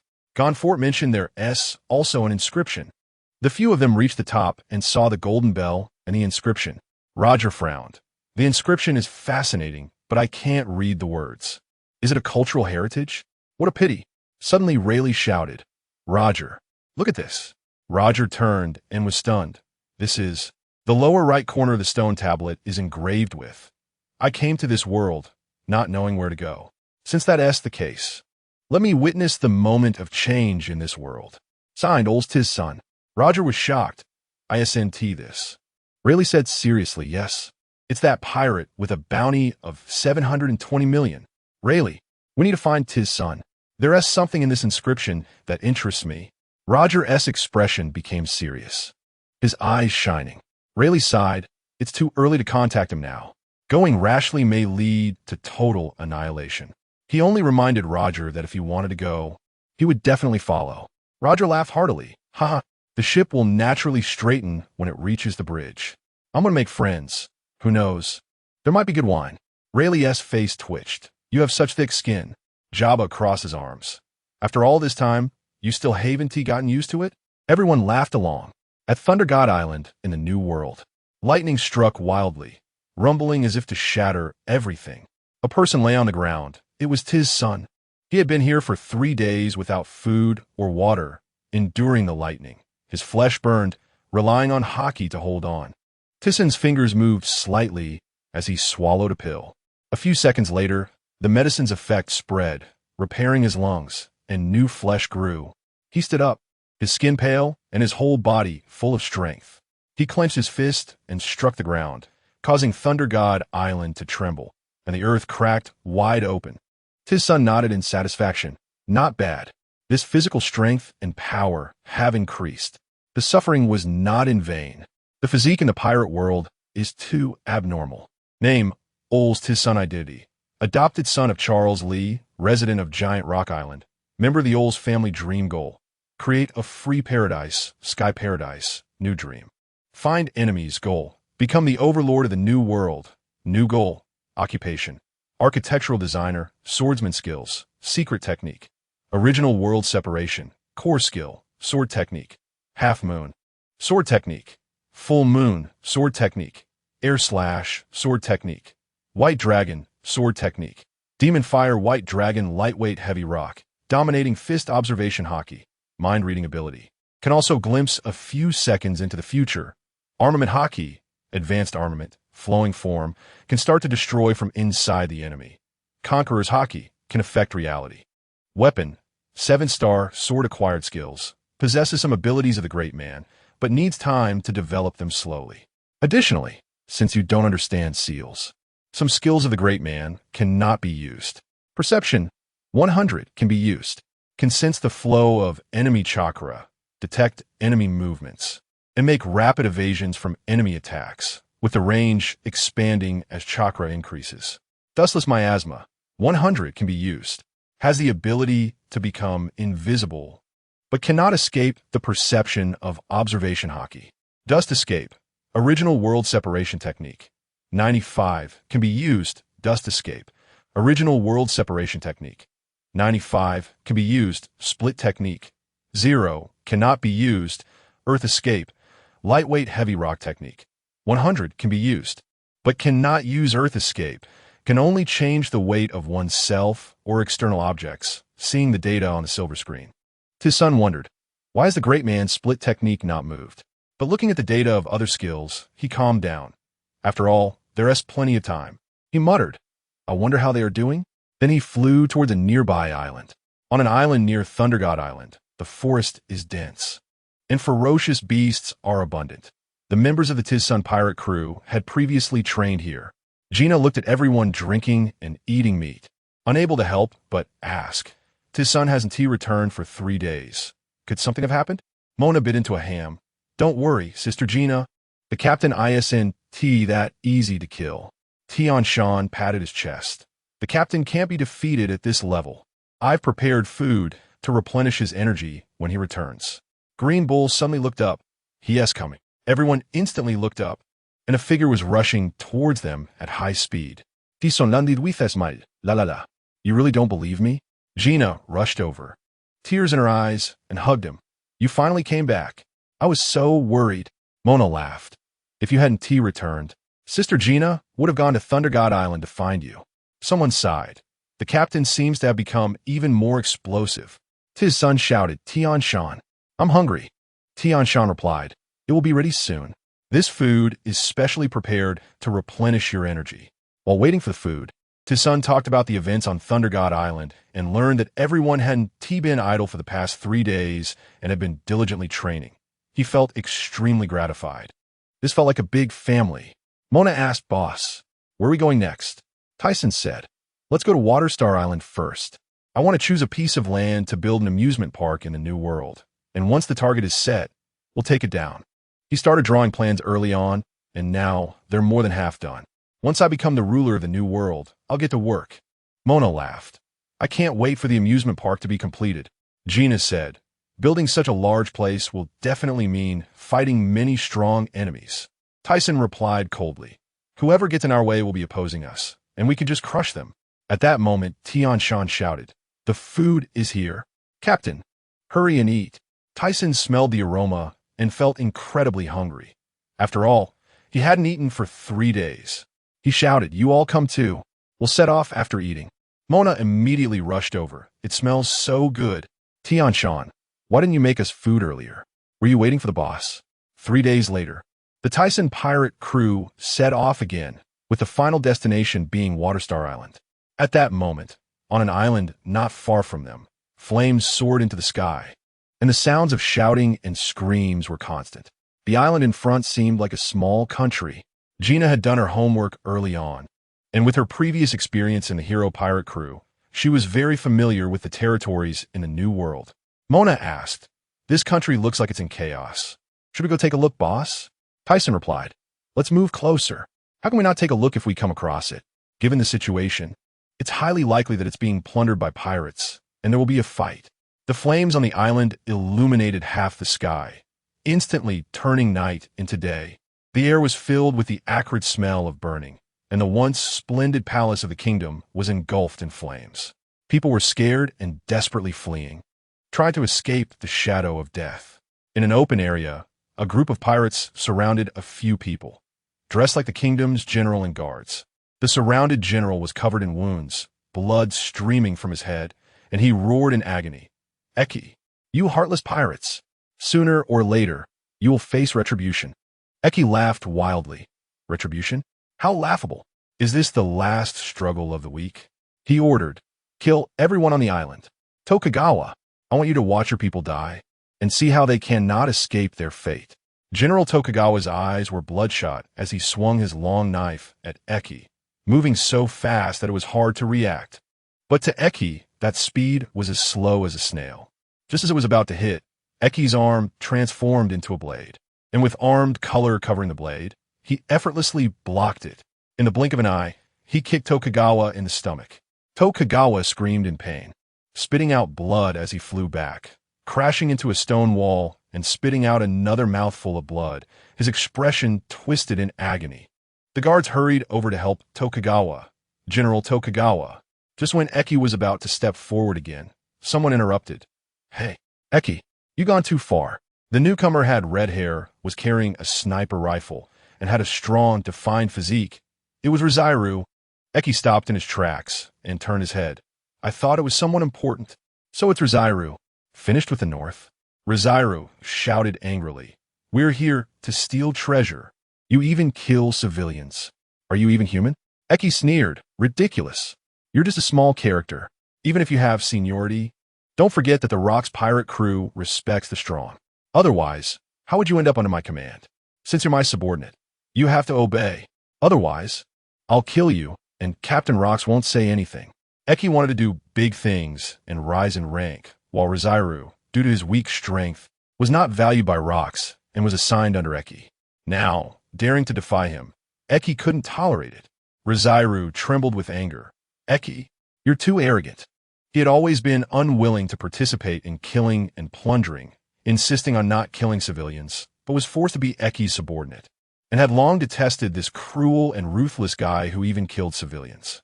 Their relationship had always been poor. Eki was furious. "Since you want to die, I'll grant you that." Rizairu quickly tried to defend himself, but he was just a sniper. No matter how good his marksmanship, he couldn't defeat Eki. After a while, Rizairu was knocked to the ground. Eki had been shot in the shoulder. He covered his wound and slowly walked up to Rizairu. Rizairu, covered in blood, tried to get up from the ground, but was hit in the stomach by Eki's two fists, several ribs breaking, leaving him with no strength to move, only able to glare at Eki in anger. Eki tore a piece of cloth to wrap his shoulder wound and looked down at him. "Oof. Don't overestimate yourself. Weakness comes with the awareness of being weak." Suddenly, his arm transformed into a gun, aimed at Rizairu. Rizairu's heart sank. "I'm going to die here today." Initially filled with hope when he set out to sea and boarded the Rock's pirate ship, he had gone from anticipation to exhaustion to disappointment. This pirate crew's killing and plundering had long made him sick. Just as Eki was about to pull the trigger, a subordinate rushed in a panic. "Captain Eki, bad news. A pirate ship is coming. It's the Thiesen pirate ship." But Eki laughed. "Haha, another opportunity for merit. The position of officer is not far from me." The subordinate was anxious. "Run. Thiesen has a bounty of 720 million. We can't defeat him." While observing the ship, he was so scared that he lost his mind. He never expected Eki wanted to fight. Bang! The gunshot rang out. Eki actually shot his subordinate and blew on the gun barrel. "Useless. I'm a rampant killer with a bounty of 386 million. How could I be scared off by a bounty?" His bounty is merely from slaughtering nations and killing civilians. He then ordered, everyone gather, kill Aurs Tisen, then I can become an officer. On the ground, Rosairo heard the Thiesen pirate crew's name, and his dim eyes suddenly brightened. He could actually hear this name before dying. Eki mocked, Rosairo, I originally wanted to kill you now, but I've changed my mind. I want you to watch me kill the captain you admire, and then ascend to the officer position. Rosairo remained outwardly calm, but inwardly sneered. You think you can take down Thiesen? You're looking for death. Many years ago, he had known Thiesen. Back then, Thiesen was still young, but in such a short time, he had a bounty. He absolutely did not believe Thiesen's bounty was inflated. On the other side, Thiesen and his crew disembarked and landed on the island, where corpses lay everywhere and houses had collapsed. Thiesen frowned. What a bunch of damn guys. Gina looked at the corpses on the ground, filled with anger. These people are inhumane. There are women and children. Thiesen sighed. This world is already survival of the fittest. Haven't you adapted yet after all this time? Jerry suddenly said, Captain, that group of pirates ahead seems to be waiting for us. I wonder if there are any swordsmen. Thiesen did not respond. He sensed a familiar presence and never expected to encounter it here, especially in such a bad situation. As they approached, they saw Eki standing with about 100 men, some scared, some excited, most with sinister expressions, treating them like lambs to the slaughter. Eki's excited face turned dark. You finally came? You are Aurs Tisen? Gina introduced from the side. The rampant killer Eki, with a bounty of 386 million. A weapon fruit user, commits all kinds of atrocities. Thiesen couldn't help but laugh. Who gave you the courage? You dare to face me after seeing me? This guy must be out of his mind. Knowing it's me and still waiting. Either you have strength or you're just plain arrogant. But Eki stubbornly retorted. You're just a guy who relied on his bounty to come to the New World. Do you think this is still the first half of the Grand Line? Pirates in the New World won't be scared off by mere bounties. Seeing that Eki was just a hothead boasting, Thiesen then turned his gaze to Rosairo lying on the ground. He was beaten badly. Thiesen asked, Did you injure Rosairo? Eki raised an eyebrow. Oh, so you know each other. So what if I did? This guy is too naive, caring for civilians. After I finish you, I'll kill him. Then Eki shouted to his subordinates, You guys, go, kill them all. Captain Rocks will definitely reward us. The subordinates immediately cheered. Kill them. The Thiesen pirate crew dares to oppose Rocks. Seeking death. Thiesen snorted coldly, his gaze sharpening. A wave of blood-red energy instantly enveloped the entire island. The pirates rushing forward all fell to the ground, rolling their eyes and foaming at the mouth. Nearby, houses cracked open, the sky was dyed red, and fish in the sea were thrown into chaos. After the wave dissipated, only 2 or 3 people remained on the opposite side, and Eki was so scared that his legs trembled, cold sweat pouring down his face, standing there like a wooden figure. This level of conqueror's hockey. He regained his composure and immediately acted tough. You bastard. Even if you have the qualifications of a king, you can't scare me. The New World has plenty of this kind of dominance. Jerry suddenly spoke up. Captain, leave this weapon fruit user to me. Ever since the battle with Rear Admiral Erdi in the EC, he hadn't fought with all his strength in the following battles. He was afraid that someone from the Thiesen pirates would exhaust themselves. So he wanted to save his strength to protect everyone and didn't want to repeat the fate of the ghost pirates. Thiesen had long known Jerry's thoughts, nodded in agreement, and walked towards a still dazed Rosairo, calling out, Gina, can you put out the fire? Gina replied, Leave it to me, although her bubble fruit hadn't awakened. It was developed deep enough to easily extinguish fires with bubbles. When Eki saw Thiesen about to leave and completely ignored him, his arm instantly transformed into a cannon. Bang! The cannonball shot towards Thiesen. Thiesen didn't even pause his steps, not taking him seriously at all. Clang! A white light flashed, and the cannonball was split in half. Jerry looked relaxed. Your opponent is me. Don't get so excited. Eki missed, and his arm turned into a blade shape, disdainfully stating, You're only worth 290 million, and you dare to stop me? I'll kill you first, then your captain. Jerry sneered. You really don't know your place. Relying on your bounty to act tough? I'll make you realize how ridiculous your words are. He then shouted, One sword style flow slash. On the other side, Rosairo watched Tyson walk over, covering his ribs and barely standing up, his expression complex. He had known Tyson was strong, but he didn't expect him to be this explosive. Tyson laughed. La la la. The red-haired boy from back then. How come you're like this now? Rosairo's face flushed, both angry and embarrassed. What a bothersome guy. What does it have to do with you? Seeing Tyson catch him in such a sorry state, he wanted to find a hole to hide in. Tyson, without Rosairo saying anything, already knew the ins and outs of the situation. This guy was really having a tough time. He just happened to be lacking a sniper on his ship, but he didn't know if Rosairo would be willing to come. So he decided to wait and see. Looking at Rosairo's temperament, he knew he wouldn't leave as long as the Rocks pirates were not exterminated. Otherwise, he wouldn't have stayed for so long. Now that they had fought with Rocks people, they had to deal with Rocks later. When the time came, they would fight and see. Rosairo watched Jerry and Eki battle. Worried, can that guy make it? Eki's strength is really not weak. Tyson was confident. Don't worry, my partner won't lose. Rosairo murmured. Is that so? His gaze fixed on the battlefield. Seeing that no winner could be determined, Tyson simply decided to hold a banquet on the spot. In the Western Sea area of Elbaf, where originally 100,000 troops of a great nation were stationed, now it was filled with pirates looting treasures. The king's officials were killed, and civilians were driven aside, waiting to return home only after the looting was finished. Someone reported, Captain Rocks, we've searched everything valuable. Rocks ordered, put up the flags. Take a break and head to the next country. The Golden Lion laughed heartily. Ha ha ha. With this country under our control, half of the New World territory is ours. World domination is getting closer. Newgate scoffed. Humph. Boring. The Golden Lion retorted. What's the meaning of your existence? While they were arguing, someone rushed in. Eki started fighting with the Tyson pirates without notifying us. The cadres instantly became alert, and Rocks shouted angrily. That bastard. He dares to disobey orders. Kill him on sight. The person added, the Navy is coming. Steelbone, Sengoku, and Zifa are bringing 35 warships. The Golden Lion volunteered. I'll go test Tyson. Newgate also said, I'll go too. I'm not interested in the killing. Rocks turned to the lavender-haired John, who had a western sword at his waist. You go with them. Conquer the Tyson pirates. If they resist, kill them. He thought to himself.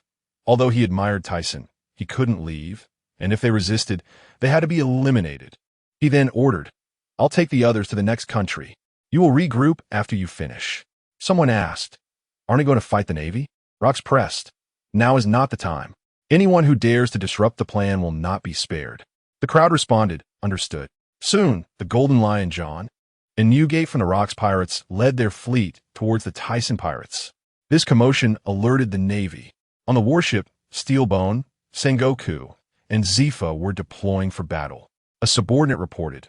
Rocks' 3 cadres separated from the main force and headed west. Zifa looked at the map. They must be going to subdue Tyson. Steelbone asked for suggestions, and Zifa said, I'll go capture Tyson to prevent them from exposing themselves. Steelbone decided, I'll pursue Rocks with Sengoku, and Zifa will capture Tyson. If Tyson joins Rocks, it will be disastrous. The Navy only has 1 admiral left, and Admiral Fujitora just died in battle. We still need to give the supernovas time to grow stronger. The world government is also investigating Rocks, just waiting for him to show his flaws. Soon, among the 30 or so warships, 10 split off and left. On the island of the Tyson pirates, only Jerry was fighting, while everyone else was having a banquet. A few people were enjoying the cooked food and barbecued meat while watching the battle. The unconscious pirates woke up, and except for Rosairo's people, the rest were all killed. Jerry and Eki were evenly matched at first, but now Eki was at a disadvantage, suffering more injuries. Victory would be determined soon. Rosairo ate while saying, after you finish fighting, hurry up and leave. Rocks definitely knows our location. He might be on his way. They have recruited many strong ones. You won't be able to win. Tyson asked, are you going back? Rosairo replied, Rocks doesn't let defectors go. I can't escape. Tyson actually wanted to fight Rocks. He didn't even know how strong he was.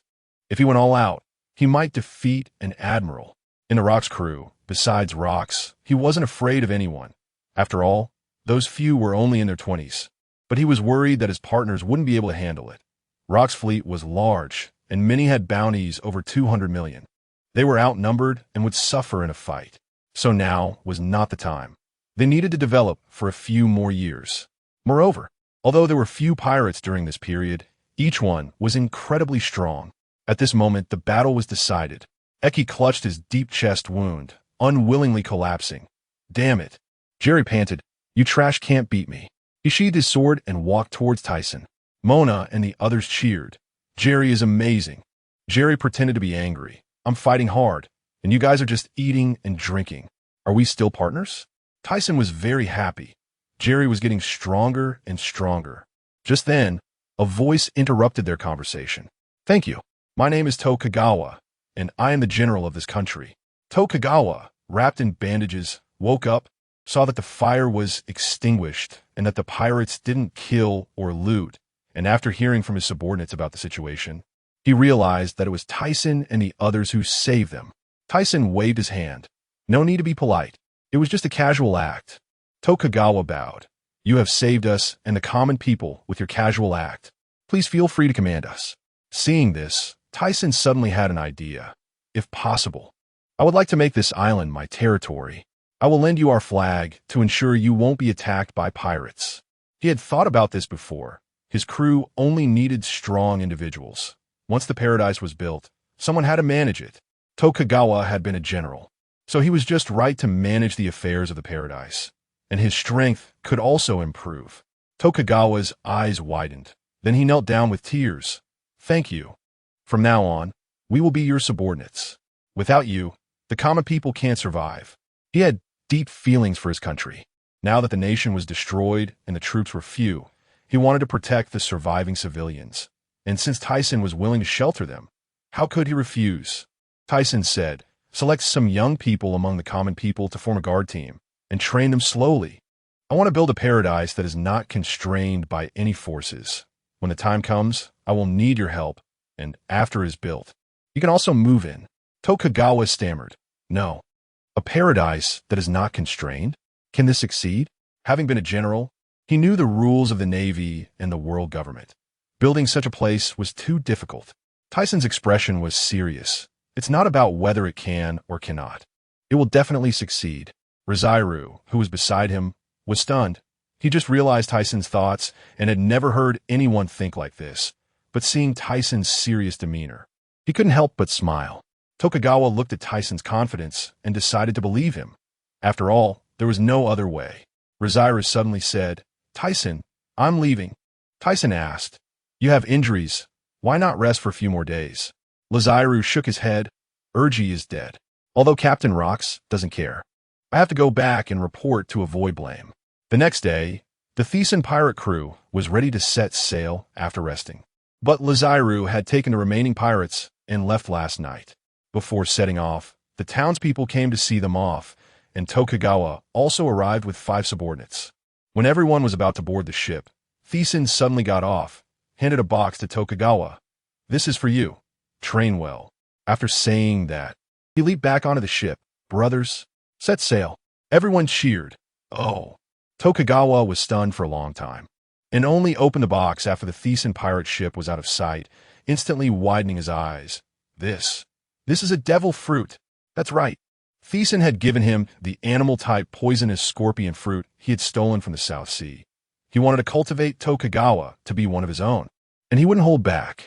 3 days later, on the Thiesen pirate ship, Thiesen was in his room drawing blueprints for the construction of a paradise. He had been working on these blueprints for several years, and there was still a lot to complete, along with several issues, the first being the materials needed for construction. The materials to build the paradise had to be sturdy enough to withstand heavy impacts without breaking, preferably metal, and they needed to be in large quantities. Thiesen had long thought about this. Choosing a location was even more crucial. The paradise needed a large area. He had seen many islands in the New World, but they were either too small or too exposed. None of them were to his liking. Building a paradise also required money. Although there was plenty of gold in the Sky Islands, he couldn't take it all, or else the Sky Island would lose its charm. Suddenly, Thiesen thought of the 8 Treasures Water Army. He remembered how Qingjiao had practiced hard to dig for underground treasures, his palms glowing white. Dust release can easily break the ice layer. Knowing the location, there was no rush. There would be plenty of time in the future. Just as he was pondering, Thiesen suddenly sensed something was off, rushed out, and drew the seven-star sword, slashing a sword chi towards the sky. Mona and the others hurriedly asked, "Boss, what's wrong?"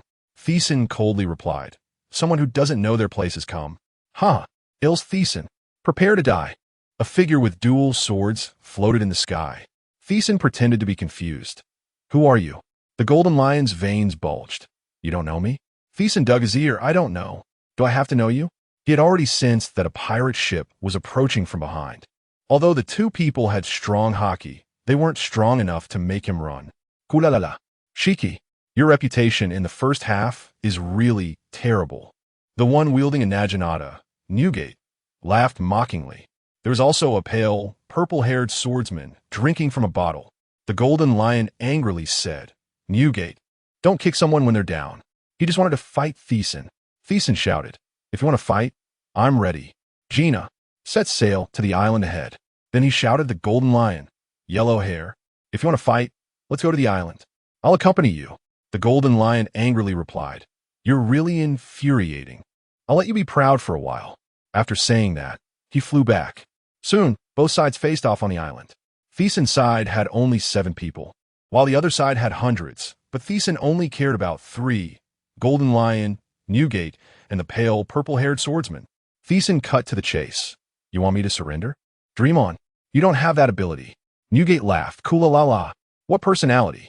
The Golden Lion, with a cigar in his mouth, crossed his arms. "You don't know your place. If you dare to fight." The pale, purple-haired man, drinking, said, "I'm only interested in treasure. Hand it over. I don't have the patience to waste." Thiesen stared at him. "You must be Captain John, right? I'm quite interested in your treasure." John laughed. Lulu. It seems you don't plan to surrender." "Of course. How could I possibly surrender?" Thiesen's voice was low. His aura instantly peaked. His gaze sharpened, and a blood-red wave spread out, enveloping the entire small island, changing the color of heaven and earth. "This bastard actually has Conqueror's haki. Perfect." The Golden Lion laughed heartily, releasing a light red aura, but it was much smaller in scale than Thiesen's. Newgate looked at Thiesen's Conqueror's haki, shocked, but he was not willing to be outdone and released his own aura. "Quite capable." John smashed his bottle, frowned, and glared. A deep blue wave also spread out. In the next moment, a large number of pirates rolled their eyes and fainted. There were hundreds when they arrived. Now only about 30 were left, and they could barely stand. Thiesen's Conqueror's haki was fully unleashed, even affecting his own crew, forcing them to retreat. The entire island was filled with 4 auras, causing birds and beasts to faint, and fish near the shore fled in panic. Not far away, 10 warships were observing. Sengoku looked at the scene on the island, muttering, "What a group of monsters." Carp appeared carefree. "Haha, that's right." But his eyes were filled with seriousness. These guys were not easy to deal with. Crane sighed. Such a good talent wasted. If they joined the Navy, the pirates would have been wiped out long ago. Zifa coldly said, "Don't waste your breath. Pirates are pirates. We'll catch them when they tire themselves out. Let them spend their lives and impel down." Carp advised, "Zifa, don't be so serious. They can't escape." Zifa helplessly replied, "You're really hopeless." On the island, the 4 had calmed their auras, leaving only dozens of people around. Thiesen looked at the 3, knowing in his heart, these people were indeed not weak, but wanting to win against him. "Impossible." He mocked. "Yellow hair. Now there are fewer people, right? Didn't you just say we were outnumbered?" The Golden Lion stubbornly said, "These guys don't count at all." Thiesen laughed. La la la. "Why don't you all come at once?" "Bastard. Don't all rush. I'm going to crush him." The Golden Lion drew his dual swords and charged towards Thiesen at super speed. Thiesen did not hesitate, gripping the 7-star sword to meet him. With a clang of collision, the surrounding air burst. John mumbled, "Shiki has long forgotten Rock's mission. Strong people care about their face." Newgate laughed. "Kula la la. Just in time to see this guy's strength." The 7-star sword and the Golden Lion's Sakura Tenmu were in a stalemate for a moment. The Golden Lion was sent flying by a great force, crashing into the ground and creating a trench. His strength was completely suppressed. The Golden Lion's expression darkened. He had clearly lost the upper hand in their earlier clash. Then he swung his sword. Wave slash. Two streams of sword chi formed across and flew towards Thiesen. Thiesen grinned, his blood boiling. He exerted force in his arm, sending out a sword chi that directly nullified the attack. Yellow hair, don't die too early, Thiesen shouted, using the sword technique. White dragon. A giant white dragon appeared in the sky, its roar echoing, shaking people's ears. He gripped the sword with both hands and fiercely slashed. The white dragon lunged at the golden lion. The golden lion quickly jumped into the air, using all his strength. Humph. Lion, Thousand Cuts Valley. Swish. Poochie. The two sword chi collided. The air exploded, sending trees and stones flying. The onlookers had already hidden to the side, afraid of being affected. The golden lion suddenly flew up, his eyes cold. Ha! Die for me. He unleashed lion's might. Earth tornado. Thiesen looked up, seeing the ground of the entire island being lifted, transforming into multiple lion-shaped earth flows rushing towards him, their roars shaking heaven and earth. Newgate frowned. Shiki wants to destroy the island? The others could only retreat to their ships to watch. Thiesen snorted coldly, stepping down. A massive sword chi shot straight into the clouds, splitting the sky. Secret technique, world séparation. Terrifying energy, black and white, enveloped the sword chi, easily tearing apart the incoming earth flow lions. Seeing this, the golden lion swung his dual swords to intercept the strike, and with a loud bang of collision. He was filled with fear, screaming, blood spitting out as he fell, his chest torn open. John frowned. Is that it? Newgate's expression was serious. This guy can't compete with Thiesen at all. John asked again, should we join in? It's hard to explain if the mission fails. Newgate replied, I'm not teaming up with anyone. Besides, that guy hasn't lost yet. The golden lion struggled to get up. His chest not only had a deep knife wound, but the surrounding flesh was also melted, severely injured. He was unwilling. How could I possibly lose? I refused to accept it, ignoring his injuries. He once again flew into the sky, glaring at Thiesen. Aurs Tisen, I will never lose. Thiesen coldly said, you don't know your place. My 10 years of training have not been in vain. He didn't give his all at Sabeti Archipelago, and with Zephyr's strength consuming time. How could he allow the golden lion to be so arrogant now? The golden lion roared. Lion's might. Royal domain volume. The entire island directly disintegrated, with flying sand and stones, yellow dust filling the sky, and seawater flooding in as a sandstorm swept towards Thiesen. Thiesen's expression changed slightly. This disaster-level ability was terrifying, but it was useless against him. He used ultra-lightweight rock to reduce his body to the lightest, soaring into the air, hands clasped. Original world separation. A huge white square appeared in the air, and the dust escape shot out a terrifying white beam, heading straight for the golden lion. The golden lion couldn't dodge in time, and could only use the sandstorm to block it. But could that defense hold? Dust escape could decompose things into atoms, and the earth flow was instantly penetrated. The golden lion hurriedly swung his dual swords to block, but he was still engulfed by the beam, originally heavily injured. He was now unrecognizable, bloodied, and horrifying. The golden lion let out a muffled sound and fell directly. The entire island was destroyed, and the seawater surged up, making it impossible to see the shape of the island. Just as the golden lion was about to fall into the sea, a figure rushed over to catch him and bring him back to the ship. It was John. He looked at the golden lion's injuries, gasping, how could you be so badly hurt? Newgate also felt a chill. His sword energy and beam are deadly attacks, too dangerous. Thiesen didn't stop him. If he really wanted to kill the golden lion, he could have dissolved him earlier. He flew to the side of the opponent's ship. The golden lion has lost. Are you still going to fight? I still have strength left. John hurriedly said, forget it. The Navy is watching, and it's dark now. It had taken almost half a day to fight the golden lion, and it was already dark. Thiesen had sensed the Navy earlier, but he wasn't afraid. If it came to a real fight, he could smash these two and still escape. Newgate laughed, Kwahahaha. I won't let you go next time. Seeing the golden lion's miserable state, he was in a good mood. He didn't want to confront Thiesen anyway. He was just here for a mission. John advised again. You can't defeat rocks, surrender. Tyson shot back. If you don't accept it, then fight. Talking nonsense is worse than Shiki. John huffed. See you next time. Newgate gave him a deep look and led his men to retreat. The island was destroyed, and they had lost nearly half their men. Not far away, the Navy immediately reacted when they saw the pirates about to leave. Zephyr was puzzled. Why did it end so quickly? The Golden Lion actually lost. How did he become stronger in just a few days? Previously, at Sabaody, he and Tyson fought for 3 days, and their strengths were about equal. Yet he lost so quickly. However, he had thoroughly studied Tyson's moves, and he could definitely catch him if they fought again.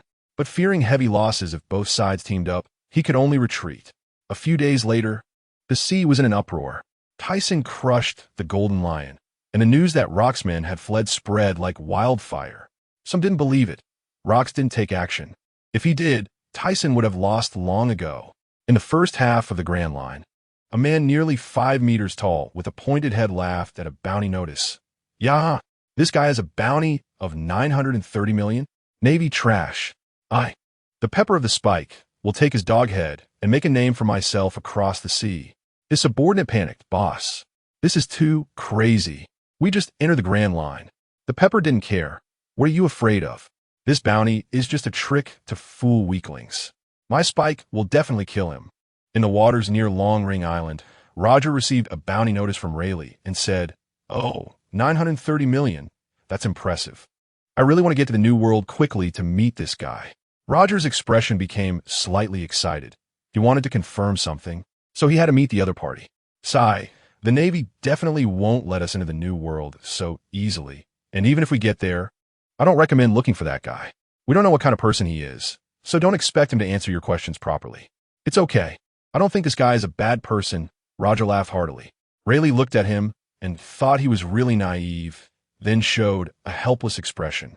At Navy headquarters, the Rock's pirates had already occupied nearly half of the countries in the New World, and all the countries that didn't surrender were killed by Rocks. The steel bone marshal frowned. He was already suffering from a headache due to the situation caused by the enemy. Has the world government not given any answers? No. They just said they are still investigating and haven't mentioned any actions, Carp said as he sat in his seat, eating a donut, and suddenly burst into laughter after hearing Steelbone's words. Carp, you bastard, watch what you say. If the world government hears this, I can't protect you either. Steelbone stood up, suddenly grabbing Carp by the collar and roaring loudly. If you don't want to say it, then don't. What's the big deal? Carp muttered quietly, looking at Steelbone, gripping his collar. So what should we do now? We can't just let them go, and we can't underestimate Tyson's pirates either. Being careless could lead to trouble, Sengoku said, his black, fluffy hair on display as he spread his hands. Vice Admiral Tsuru lowered her head and pondered for a moment before slightly raising her head to say, "Now we can only wait for an opportunity." The world government has the same idea. Once Tyson's pirates and Rock's pirates are at war, we can seize the opportunity to capture them. Additionally, the world government has recommended someone for promotion to Admiral. Since we lost Admiral Fujitora, our Navy's combat power is insufficient to capture those despicable guys. We have to accept the world government's proposal. All right, let the intelligence department closely monitor the movements in the New World. As soon as we have news, we will act immediately.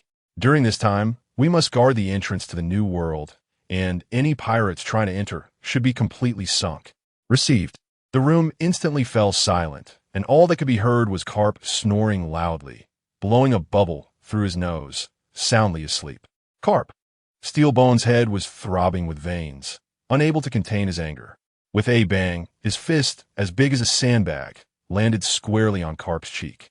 Immediately, his large figure crashed through the conference room door and flew outside. On an island in the New World, Rox said, "I didn't expect you to fail." He didn't show anger at their inability to defeat Tyson's pirates. Instead, he seemed somewhat happy, even excited. Yes, because the Navy was nearby. We didn't participate in the battle completely. After rescuing this guy, we retreated, John said while drinking, recounting the process of this operation. Next time, I will definitely defeat him. That damn bastard. Kuahaha. If we hadn't saved you, you would have died in the sea. Newgate mocked as he looked at the bandaged Golden Lion beside him. Gulp, gulp. After mocking the Golden Lion, Newgate finished a drink. Newgate, you bastard. I'm not someone who can be defeated so easily. If it weren't for my carelessness, how could I have been defeated? All right, stop arguing. Since we couldn't succeed, let's try again next time. But before that, we have important matters to attend to. After we finish this, we can go find him. As long as he can join me, our chances of success will greatly increase. This world will eventually be mine. Ha ha. Rox let out a mad laugh. Soon, the sea was buzzing with questions about why the Rox pirates didn't seek out the Thiesen pirates for battle. Many speculated whether it was because they couldn't defeat the other side or for other reasons. Meanwhile, Thiesen's pirates were nearing Dressrosa, a vibrant island. They had stayed on the island for a few days, and Thiesen was already considering using this place as a construction site for his paradise. However, he quickly dismissed the thought, as this place still did not meet his requirements. There was nothing to develop on the island. As the Thiesen pirates continued sailing toward the final island, Thiesen sensed a battle occurring ahead. Samurai? He noticed there were samurai fighting in front, so he called out to Gina to steer the ship closer. Not far from the Thiesen pirate ship, on another vessel, someone shouted, "Frost Moon Jinsaburo, you traitor die."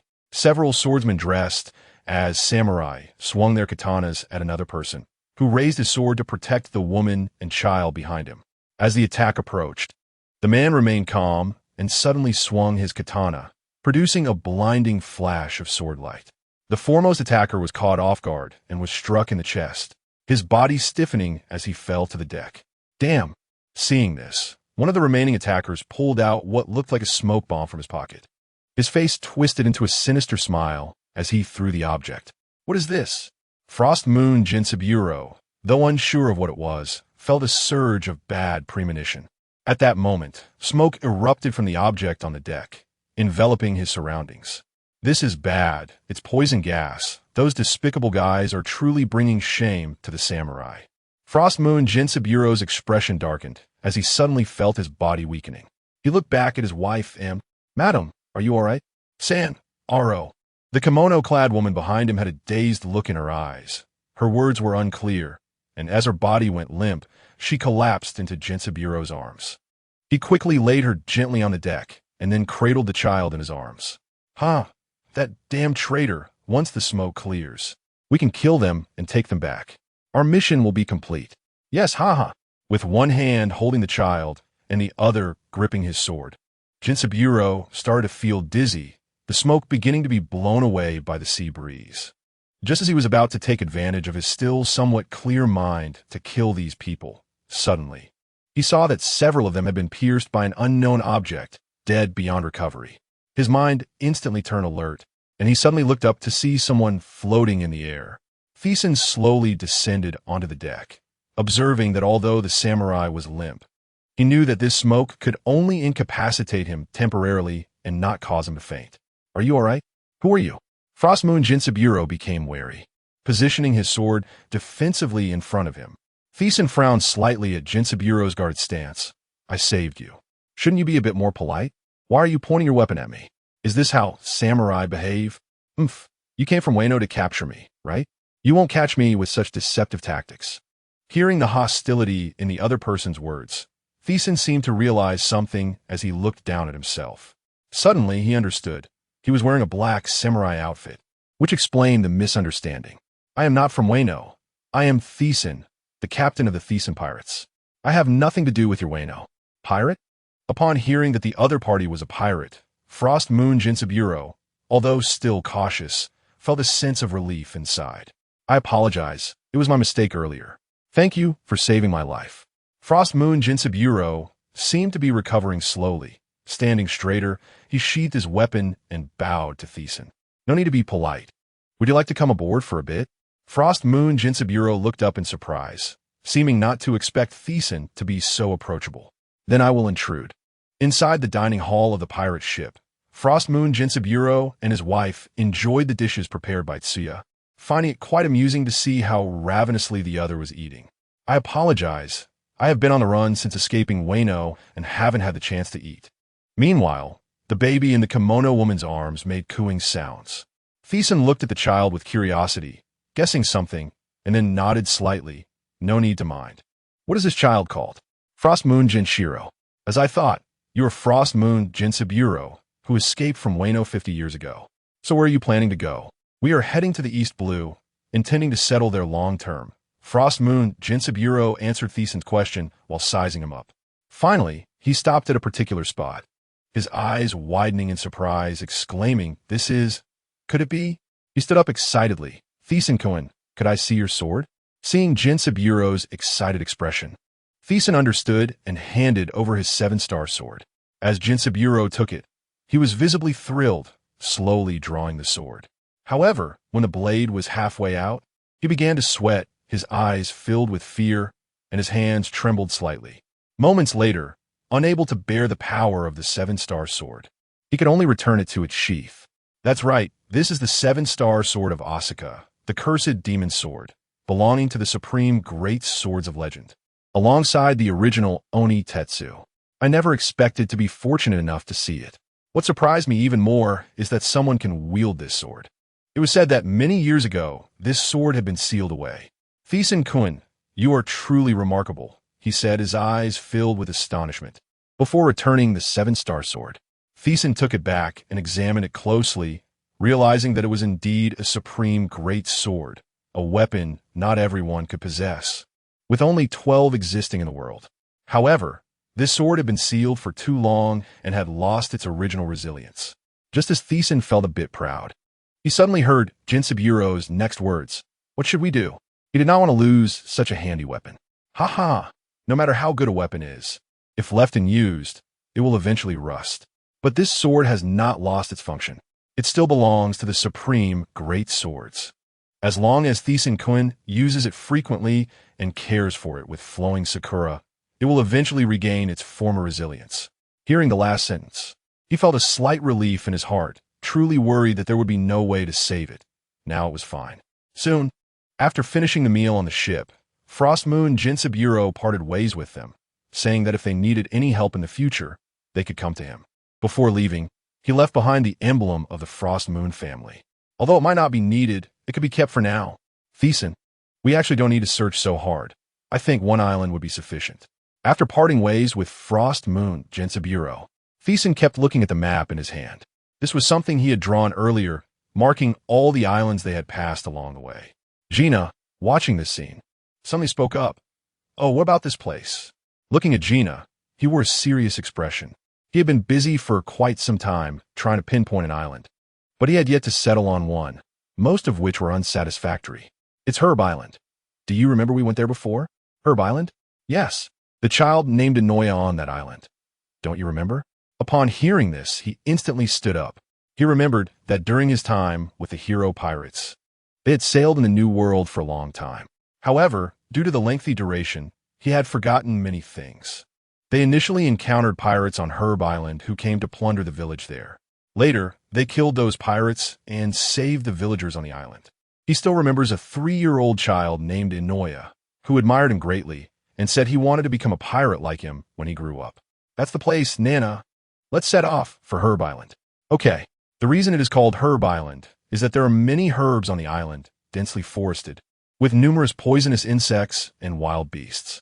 Many residents live on the island, and he remembers how grateful the villagers were after he saved them. However, Herb Island is not what he wants to talk about. He wants to mention the island next to Herb Island, which is connected to it. This island is a large one, barren, with nothing but a wasteland, and that is exactly what he wants. This place can serve as the main urban area of a paradise, and the construction of the paradise is just a main urban area. Then, by linking many islands together, a huge area can be formed with buildings connecting the islands. The other islands are relatively easy to find, but the main urban area is quite difficult to locate. Most large islands are kingdoms where many people live. He cannot just kill those people or drive them away. Now, the island next to Herb Island is very suitable. The location of Herb Island is east-west, close to the doldrums, and relatively remote. Time flies, and after 7 days, they finally arrived at Herb Island. Upon arriving on the island, they could smell the scent of herbs. The pirates are coming, everyone come out. A villager shouted breathlessly while running. Uhloose, the pirates are here. These guys are really damned. They just settled down a while ago, and now they're back. Gather the people, we are going out. Aluz's face was filled with anger. Recently, the Rock's pirates had invaded them. They were no match for them and lost many people, ultimately having to surrender. Now this place is already their territory, so he has no good feelings towards those pirates. Uncle Ulus, I want to fight too. A child holding a wooden stick ran in front of Ulus. Inoya, what are you doing here? Go back quickly. Those guys kill without blinking. You are too young, Ulus said with a darkened face, shouting at the child in front of him. No, I want to fight too. I want to kill all those pirates. I want to fight like Brother Tisen. The child named Inoya seemed very stubborn and refused to listen. Ulus looked at Inoya's eyes, which were filled with stubbornness and unwillingness. In the end, he had no choice but to take Inoya with him. When we go, you must listen to me and don't speak recklessly. Okay, I understand, Uncle Ulus. Inoya nodded hard, showing a happy smile. At the entrance of the small village on Herb Island, Ulus led more than 300 people to guard here. To prevent pirate attacks, they formed a guard team, and he is the captain of the guard team. After a period of travel, Thiesen and the others finally saw the small village. Looking at the arrangement of this place, he couldn't help but think. This place hasn't changed. It just seems that there are fewer houses now, no longer resembling what it was 8 years ago. Soon, Thiesen saw many people standing at the entrance of the village. Seeing the person standing at the front and the child beside him, he smiled. Looks like that kid has grown up. Ulus looked at the group of people, and although the number seemed small, he noticed one giant nearly 7 meters tall among them. He swallowed hard, cold sweat breaking out on his forehead, and his mind raced, seemingly trying to think of something. The child beside him looked puzzled. He felt that some of the people seemed familiar, but couldn't recall them for a moment. Stop right there, you pirates. This island is the territory of the Rocks Pirates. You know the Rocks Pirates, right? If you don't want to die, get the hell out of here. Ulus, feeling a bit scared, bravely shouted these words, hoping to intimidate them. The few people on the opposite side stood still, and Thiesen mocked the group of frightened villagers. Oh, I'm not afraid of the Rocks Pirates. You can call them over. I'm waiting. Ulus was taken aback. They didn't have any contact with the Rocks Pirates. He just wanted to scare them, but unexpectedly, they weren't afraid. Now it was a disaster. They could only fight back. Ha, the boss is really bad. All right, Thiesen, don't scare them anymore, Gina scolded from the side. Ulus, who was about to take action, froze upon hearing Gina and Mona's words. His eyes filled with confusion. Brother Thiesen, you are Brother Thiesen, right? Suddenly, Inoya's eyes widened with excitement. La. You still remember me. I didn't expect you to grow up so much, Inoya. Brother Thiesen. Inoya threw the wooden stick in his hand to the ground and ran over eagerly, tears in his eyes, but he looked very happy. Inoya, don't go over. Ulus tried to stop Inoya, but he was a moment too slow. Ulus, do you not remember us? It's me, Gina. Gina quickly walked towards them. Upon hearing that familiar name, Ulus looked at Gina and then turned his gaze to Thiesen beside her. You're Gina. Then who is he? Yes. He is Aurs Tisen, and the tall one is Mona, Gina introduced Ulus. Listening to Gina's introduction, Ulus unconsciously relaxed his grip, his eyes widening as he rubbed his eyes. Everyone, these are the members of the hero pirate crew who saved us back then. Aurs Tisen, put down your weapons. Really? Didn't the Navy say that the hero pirate crew was annihilated? What's going on? Don't worry about that. Look at the three of them. Even though so many years have passed, it's definitely them. Haha, they're not dead. That's great. They seemed to highly respect Captain Tianshan as they looked at the villagers who were both crying and laughing. Of course, Captain and his crew seemed to be the saviors of these villagers, so that wasn't too surprising. Jerry took out a bottle of wine and drank it. Inoya stood in front of Thiesen, excited. Still the same crybaby. La. Thiesen lowered his head and reached out to pat the child's head. Now standing nearly 3 meters tall, looking down at him felt like looking at a little human. What? I'm not a crybaby. I've grown up, and my strength is very strong now. Inoya cried tears of joy, arguing vigorously. Oh, is that so? Yes. At night, in the small village of Herb Island, the villagers learned that these people were the ones who saved them many years ago, and they were overjoyed, insisting on holding a banquet for them. The entire village suddenly became lively, and the firelight illuminated this remote little village. When the villagers who had gone out heard that the hero pirate crew had been wiped out by the Navy, they were sad for a long time, and Inoya cried his eyes out. Most villagers on Herb Island can make medicine, and Tyson had an idea he had for many years. Wanting to verify it today to see if it was feasible. He found Uhulus, the most famous pharmacist on the island. Can you take me to see someone? I need some help. Aurs noticed that Tyson needed help and immediately said, the best pharmacist on our herb island is in Noe, in Kawakawa. He is the most powerful person on our island. I'll take you to see him right away. After a brief moment, he led Tyson to a slightly better house. The entire house was built with smoothly polished stones, much better than the rough stone houses of other villagers. After Aurs knocked on the wooden door, it quickly opened to reveal a child who widened his eyes upon seeing the visitors. Tyson, brother, what are you doing here? And Uncle Aurs too. You live here? Tyson asked in slight surprise. Inoue, Mr. Tyson is looking for your grandfather, Aurs said. Inoue smiled and said, oh, I see. Please come in, Tyson, brother. My grandfather is inside. I'll go get him. After saying that, he ran into the house. Soon, an old man with graying hair came out, looking Tyson up and down, then slightly bent his body and said, hello, I am Inoue Kawakawa. Since this gentleman is our benefactor who saved us, please let me know how I can help. The old man's tone carried a hint of respect, as he had already heard about the matter from his grandson. Seeing the other party being so polite, Tyson no longer hesitated and directly took out a vial from his pocket. Old sir, I have a pill here. Can you see if it can be produced?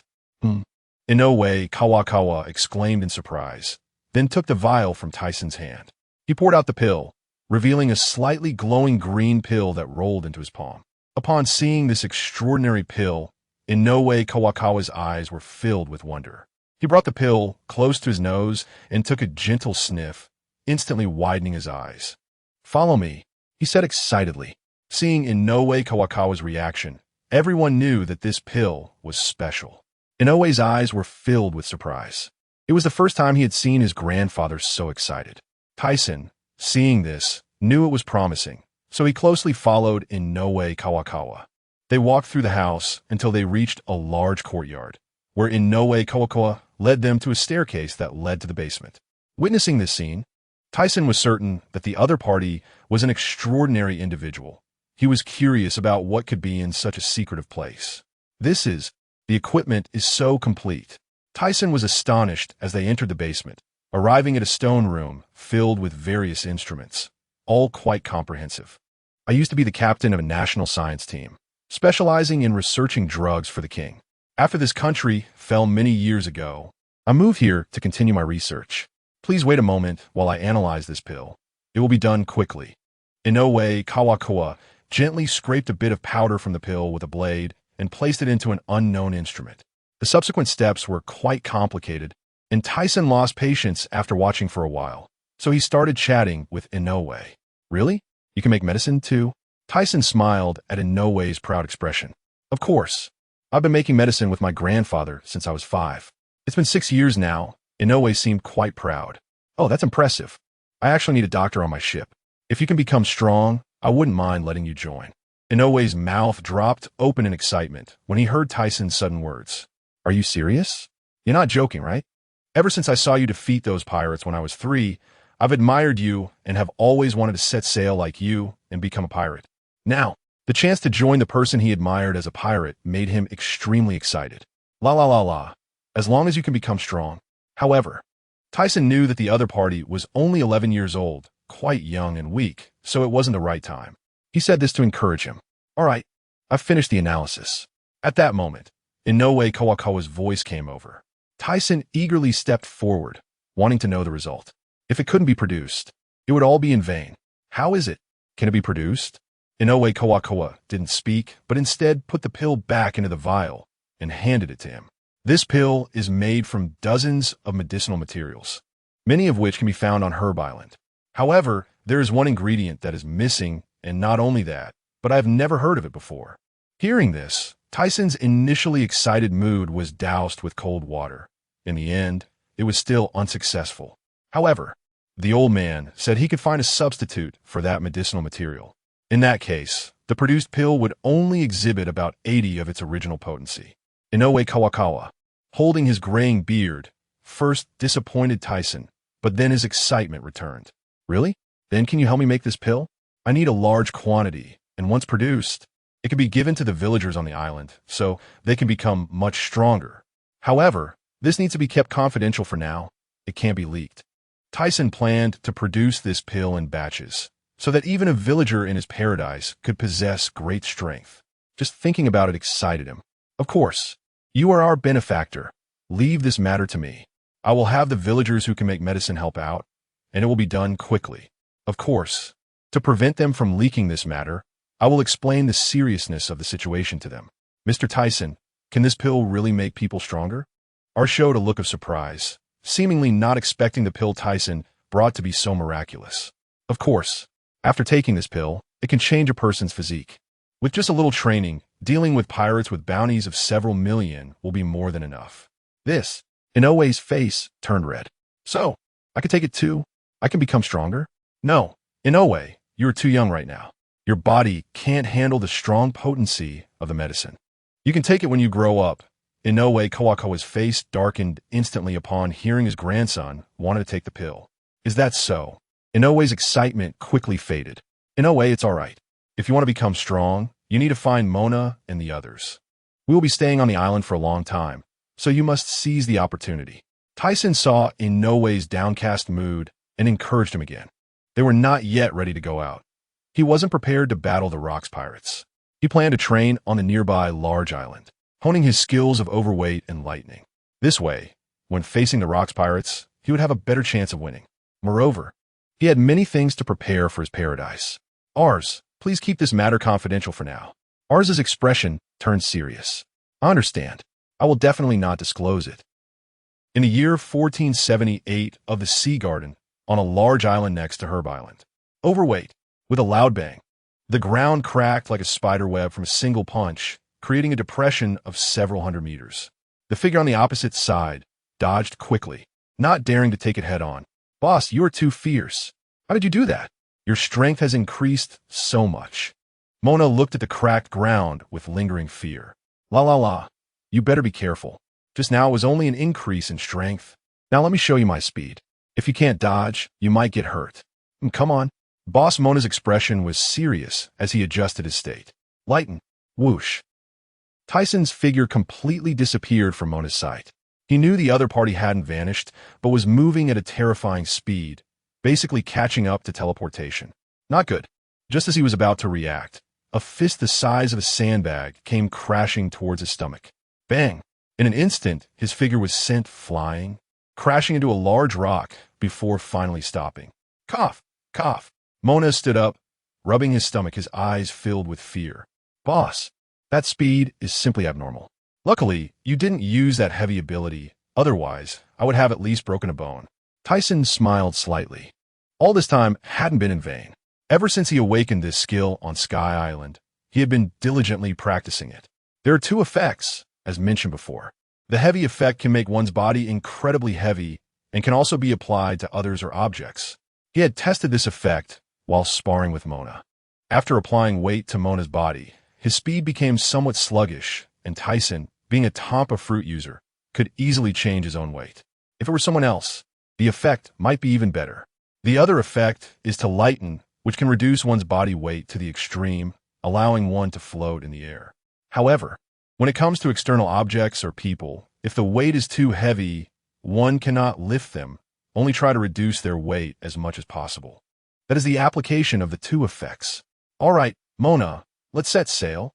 Thiesen's expression darkened.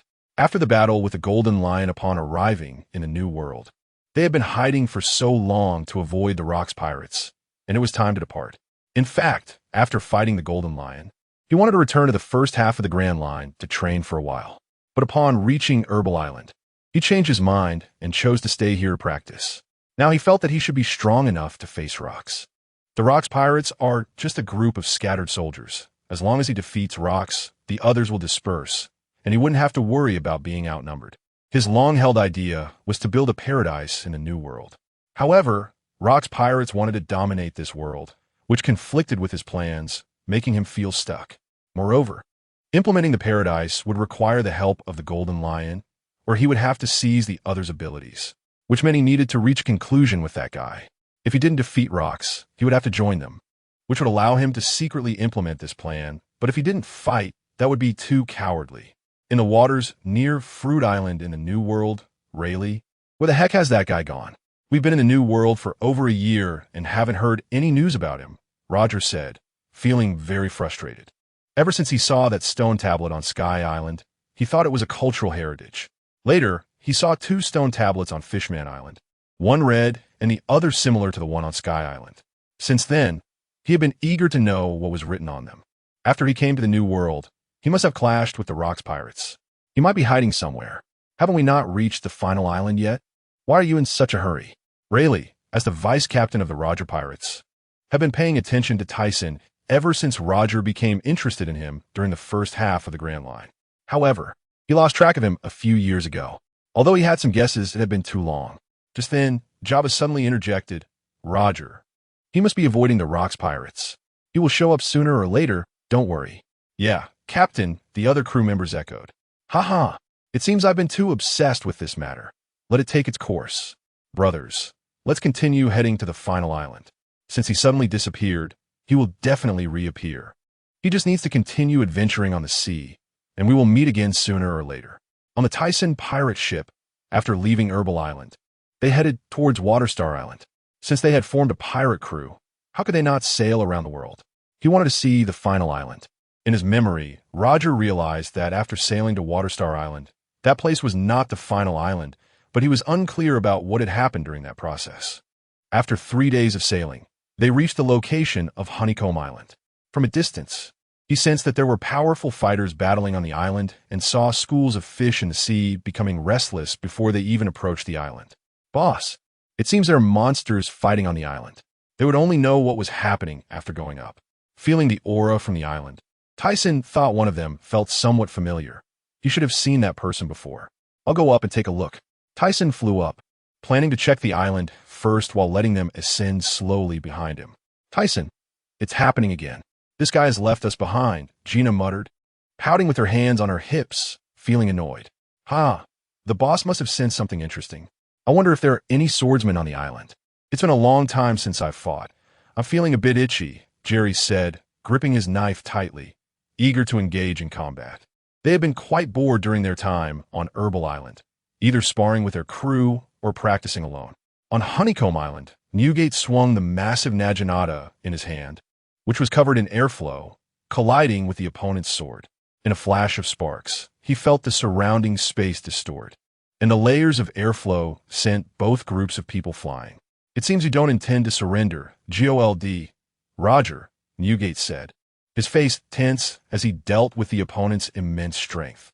I won't easily admit defeat, Roger replied, his sharp gaze bursting with a terrifying aura as he spoke with a smirk. After a brief standoff in the air, both withdrew and continued fighting. Newgate freed one hand and tightly clenched it, immediately covering his fist with a white sphere of airflow. Kula-la-la-la, since you refuse to surrender. Let me finish you off. He then threw a punch at Roger. Seeing this, Roger remained unfazed, his haki enveloping his sword as he faced the white spherical airflow. At the moment of collision, both gritted their teeth and exerted all their strength, wanting to defeat each other. However, after their attacks dissipated, neither could gain the upper hand. They had to stop their attacks and retreat to their respective sides. It seems we can't finish this today. I can feel that aura.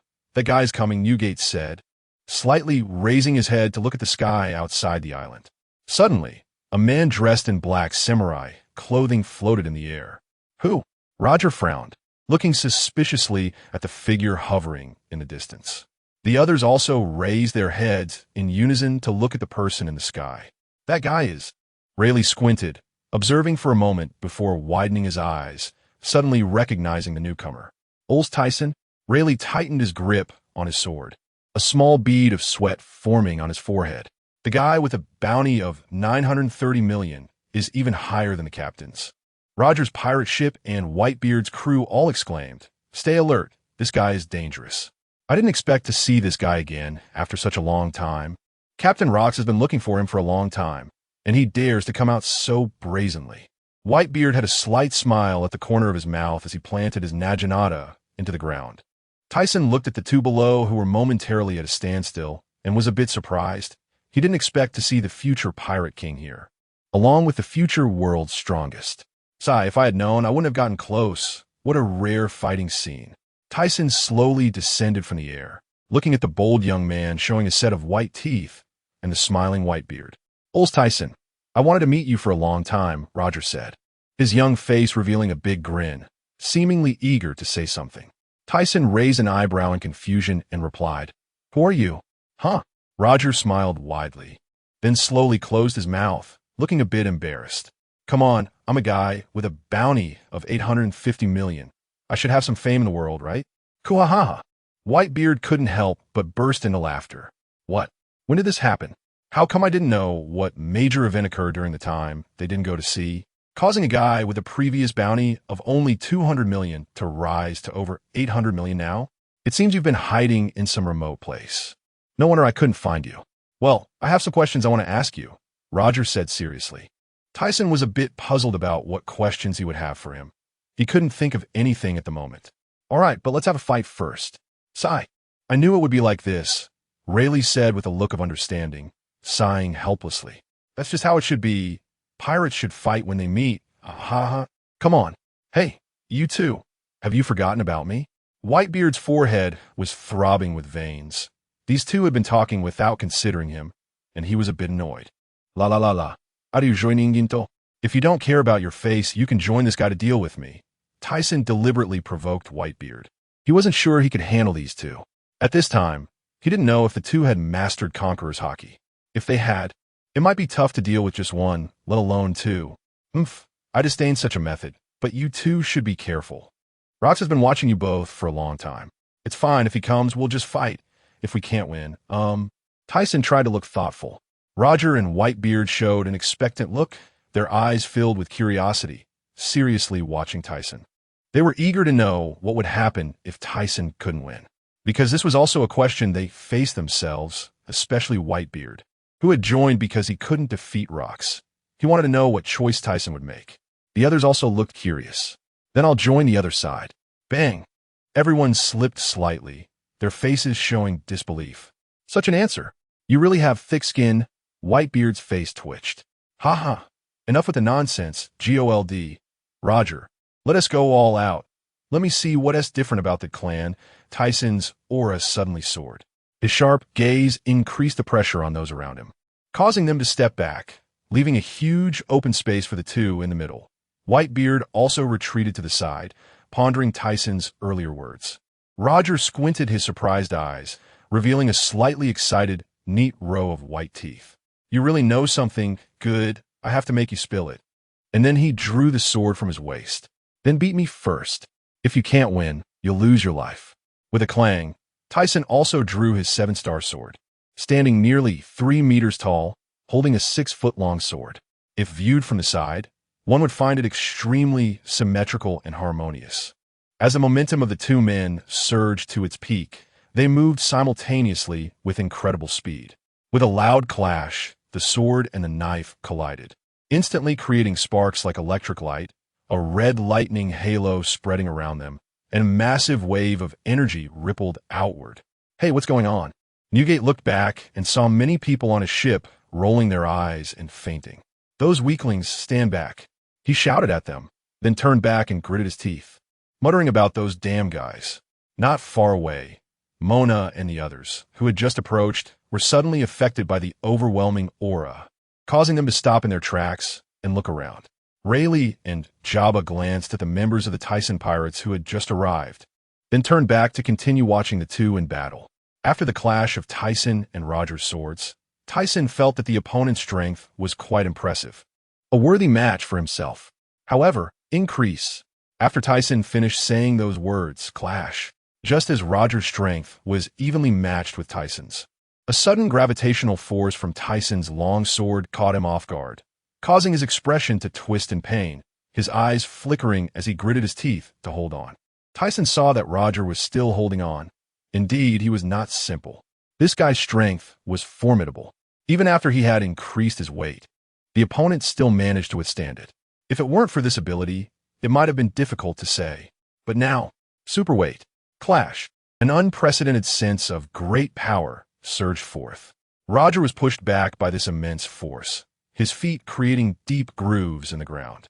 Afterward, he lowered his stance, his expression grave, surprised by the opponent's strength. Moreover, he had many questions about what kind of ability the opponent had. The newspaper said he could emit strange white beams and even fly. And now there was this new ability. What a strange guy, Roger thought.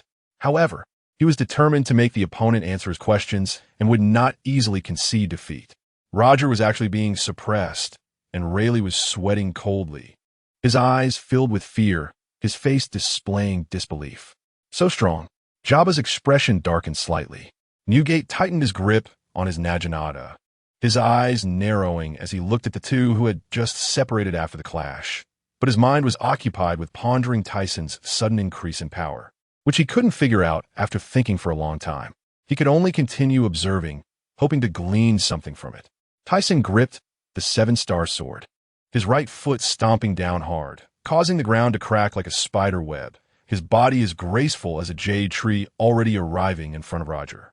So fast, Roger quickly raised his sword to block, and the dust raised by their attack spread out due to the force of their clash. Clash. Whoosh. Roger was pushed back several steps by Tiesen's tremendous strength, then actively attacked Tiesen. He didn't want to remain in a passive defense. But how could Tiesen allow him to have his way? His speed was incredible, almost like teleportation, combined with top-notch observation hockey. Roger had to stay alert, blocking Tiesen's 7-star sword without any time to launch a counterattack, putting him in a very passive position. Sword technique. White Dragon. A massive white dragon soared up, encircling Tiesen's body and hovering above his head. Roar. The white dragon image lunged forward as Tiesen leaned in. Boom. The ground collapsed as it leaped into the air. Then it fiercely bit down at Roger on the ground, accompanied by the sound of air tearing. Clash. Whoosh.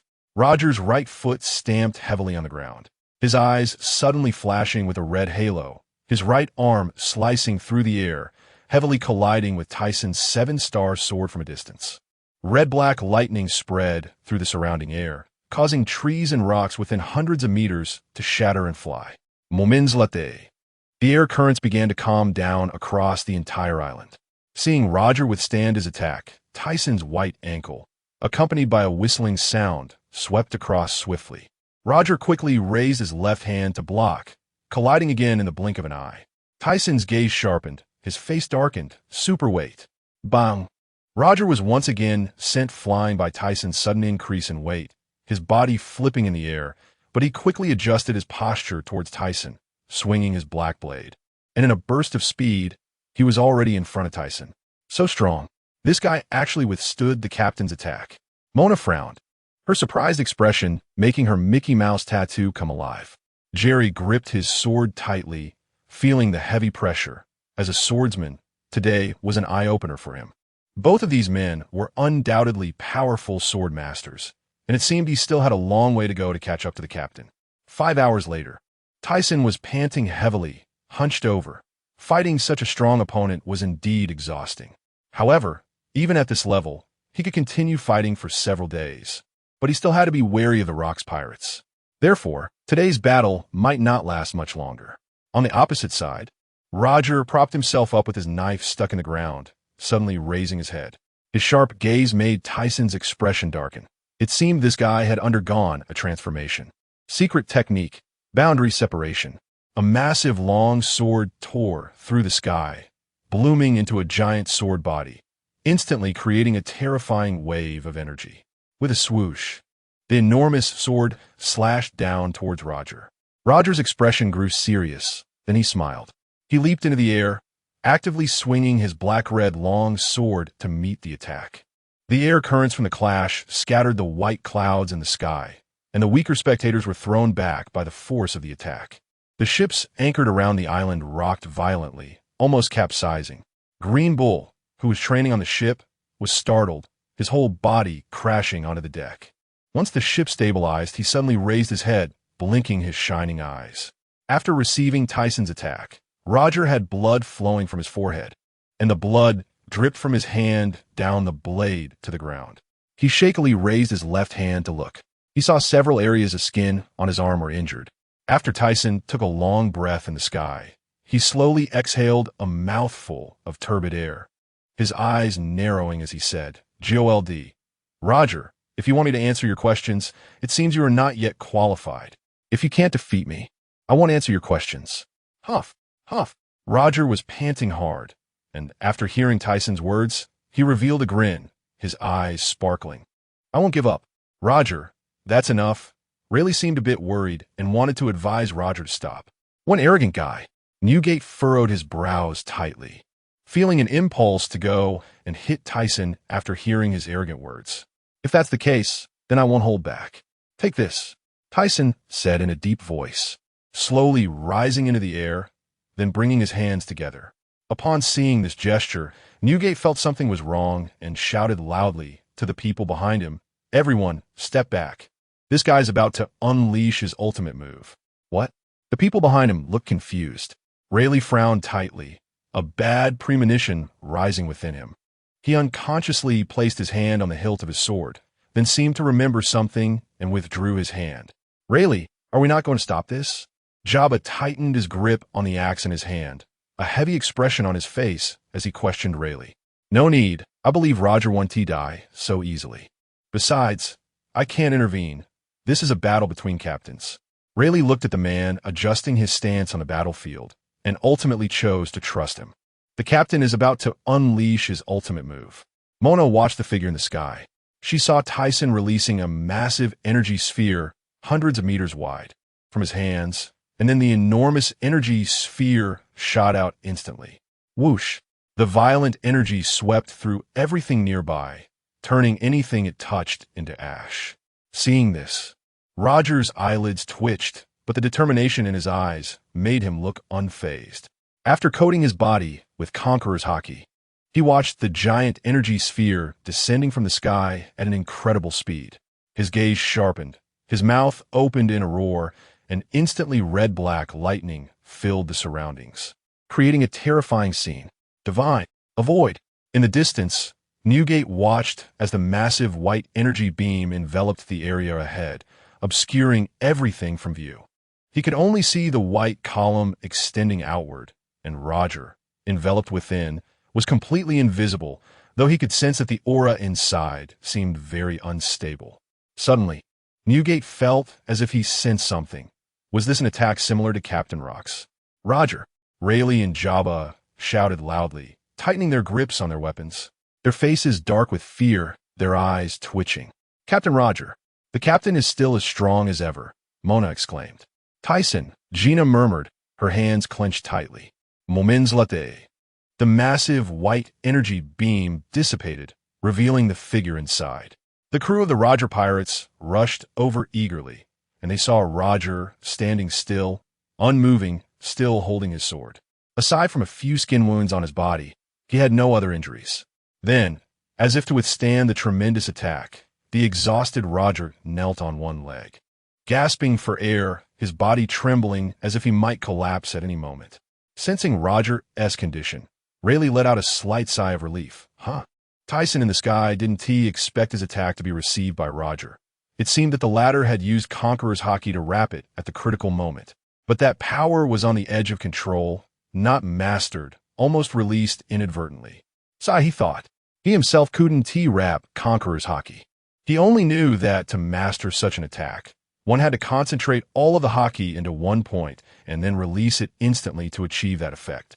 While the wrapping of Conqueror's Haki could catch his dust escape energy, it would also consume the opponent's Haki. However, this attack was incredibly powerful, and he hadn't even had time to consume his dust escape before the opponent had already attacked. Fortunately, Roger's use of Conqueror's Haki was not proficient. Otherwise, he would have likely been done for today. Tyson slowly descended from the sky, coming before Roger, his tall figure looking down at him. Rayleigh instantly drew his weapon, blocking Tyson's path. "Aurs Tisen, I'll fight you next." Roger suddenly lifted his head. "Rayleigh, step aside." "Roger." Rayleigh's face darkened. He was reluctant to ignore Roger behind him, but as the first mate, he had to step aside. Not far away, Newgate and the members of the Tyson pirates approached. Mona quickly moved and stood beside Tyson. "If you want to fight, you'll have to deal with me." As Newgate approached, he spun his Naginata a few times before planting it into the ground, his sharp gaze fixed on Tyson. "Tyson, If you're not done causing trouble, then I'll be your opponent. Tyson turned to look at Newgate's massive figure and then back down at Rayleigh, whose eyes were chilling. The originally serious face cracked a slight smile. Hey, you guys, why do you treat me like a notorious villain? If you don't want to fight, then just don't. It's really scary for me. Tyson suddenly showed a defeated expression, crossing his arms in resignation. After saying that, Rayleigh's eyes revealed a strange color of fear, and upon realizing this, he sheathed his sword. Sorry, he said, bowing slightly and stepping aside to reveal Roger's figure. Newgate, who had originally looked fierce, now raised the corners of his mouth to reveal his white teeth. Ha! You're a notorious pirate. Stop pretending to be a good person. Hearing Newgate's taunt, Tyson turned to him. Thiesen, I'm a good person, not like you see rogues. Seeing the previously tense atmosphere ease a bit, everyone around let out a sigh of relief. Roger stood up. After adjusting himself earlier, he had mostly recovered. Sigh. It seems this time I failed, but I won't give up. Tyson, he said, raising his gaze back to the earlier determination. Seeing this, the people around tensed up again. Tyson lowered his head, looking at the determination in Roger's eyes, and for a moment, he felt moved. All right, let's talk about it after we fill our stomachs. I'm starving after all that fighting. Tian-shan, I want to eat. I'm hungry. Tyson held his stomach with both hands. The over 3-meter-tall, muscular Tian-shan stood beside him, and upon hearing Tyson's familiar words, he replied, Leave it to me, Captain. Hey, you guys, do you have any good ingredients on the ship?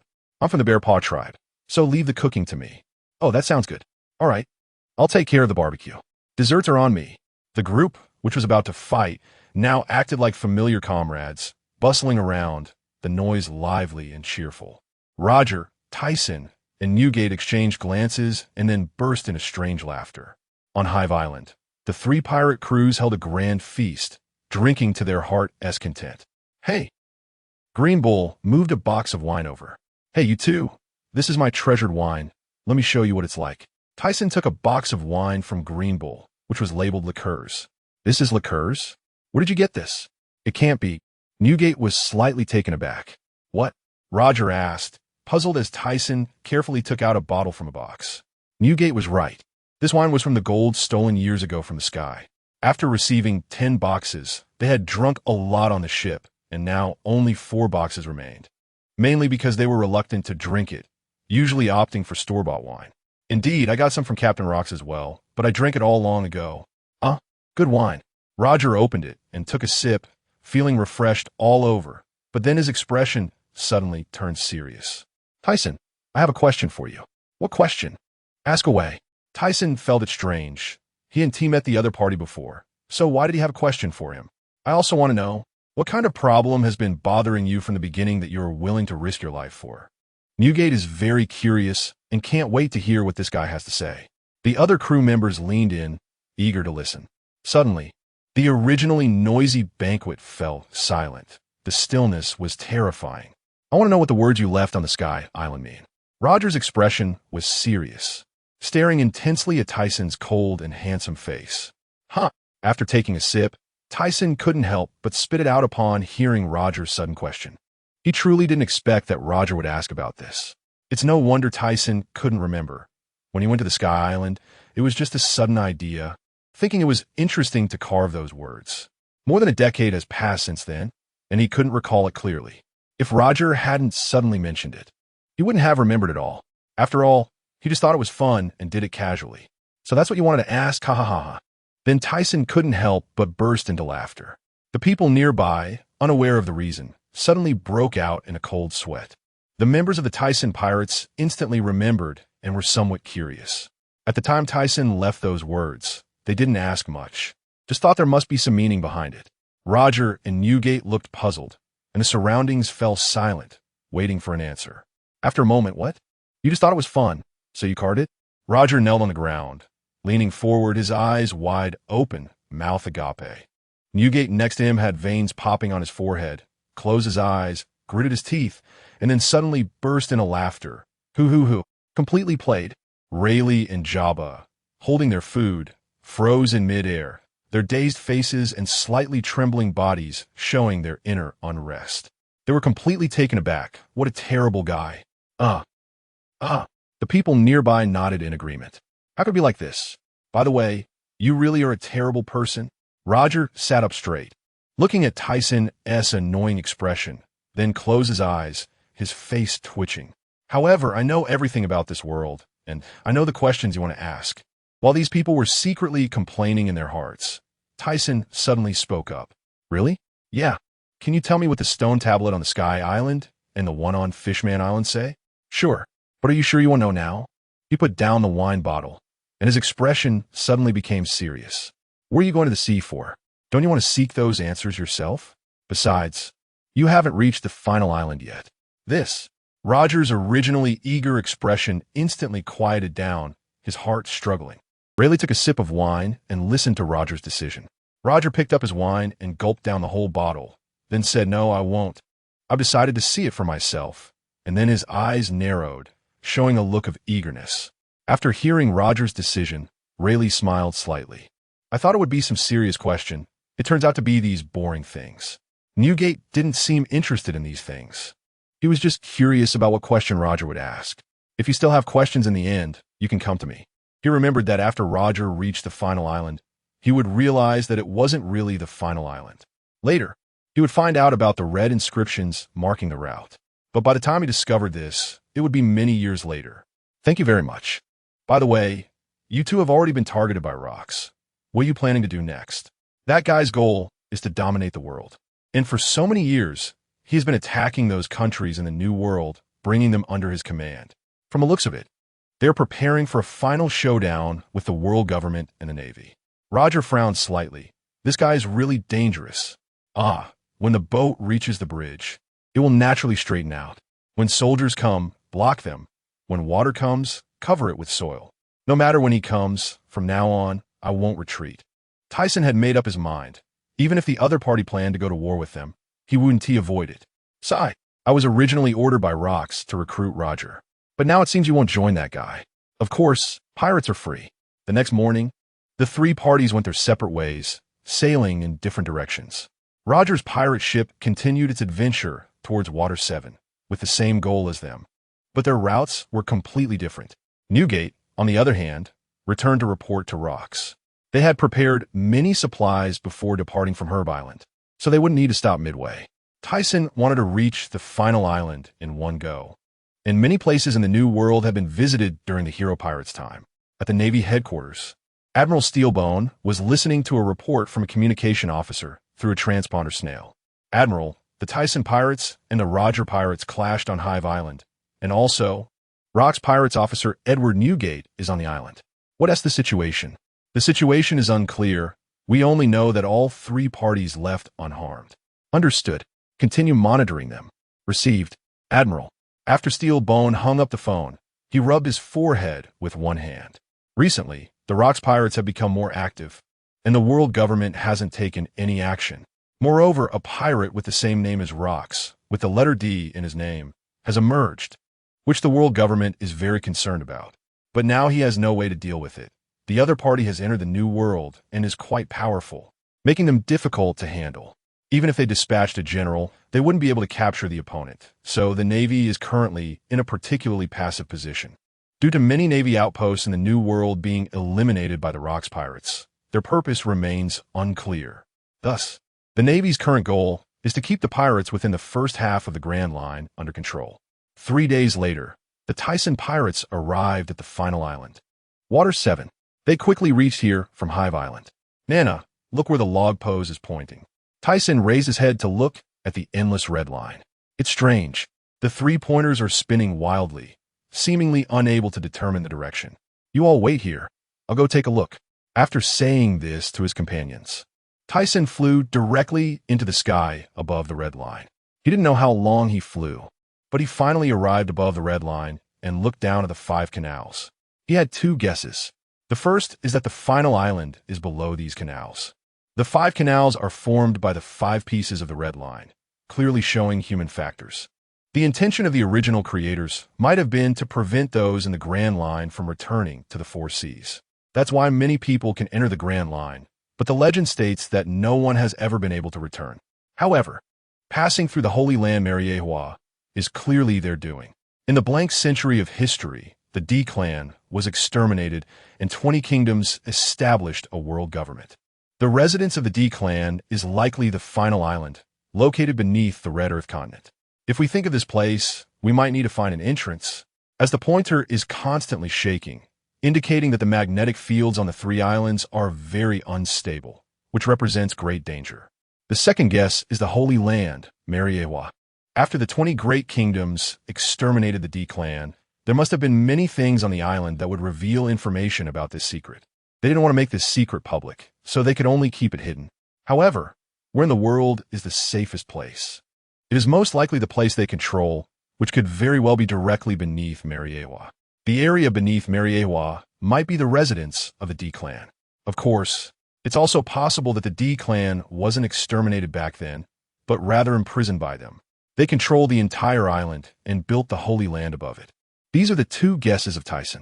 Additionally, the reason why the D clan still exists on the sea is likely that the war came too timely, and they didn't have time to return to the island, combined with the fact that the final island disappeared, so they could only survive outside.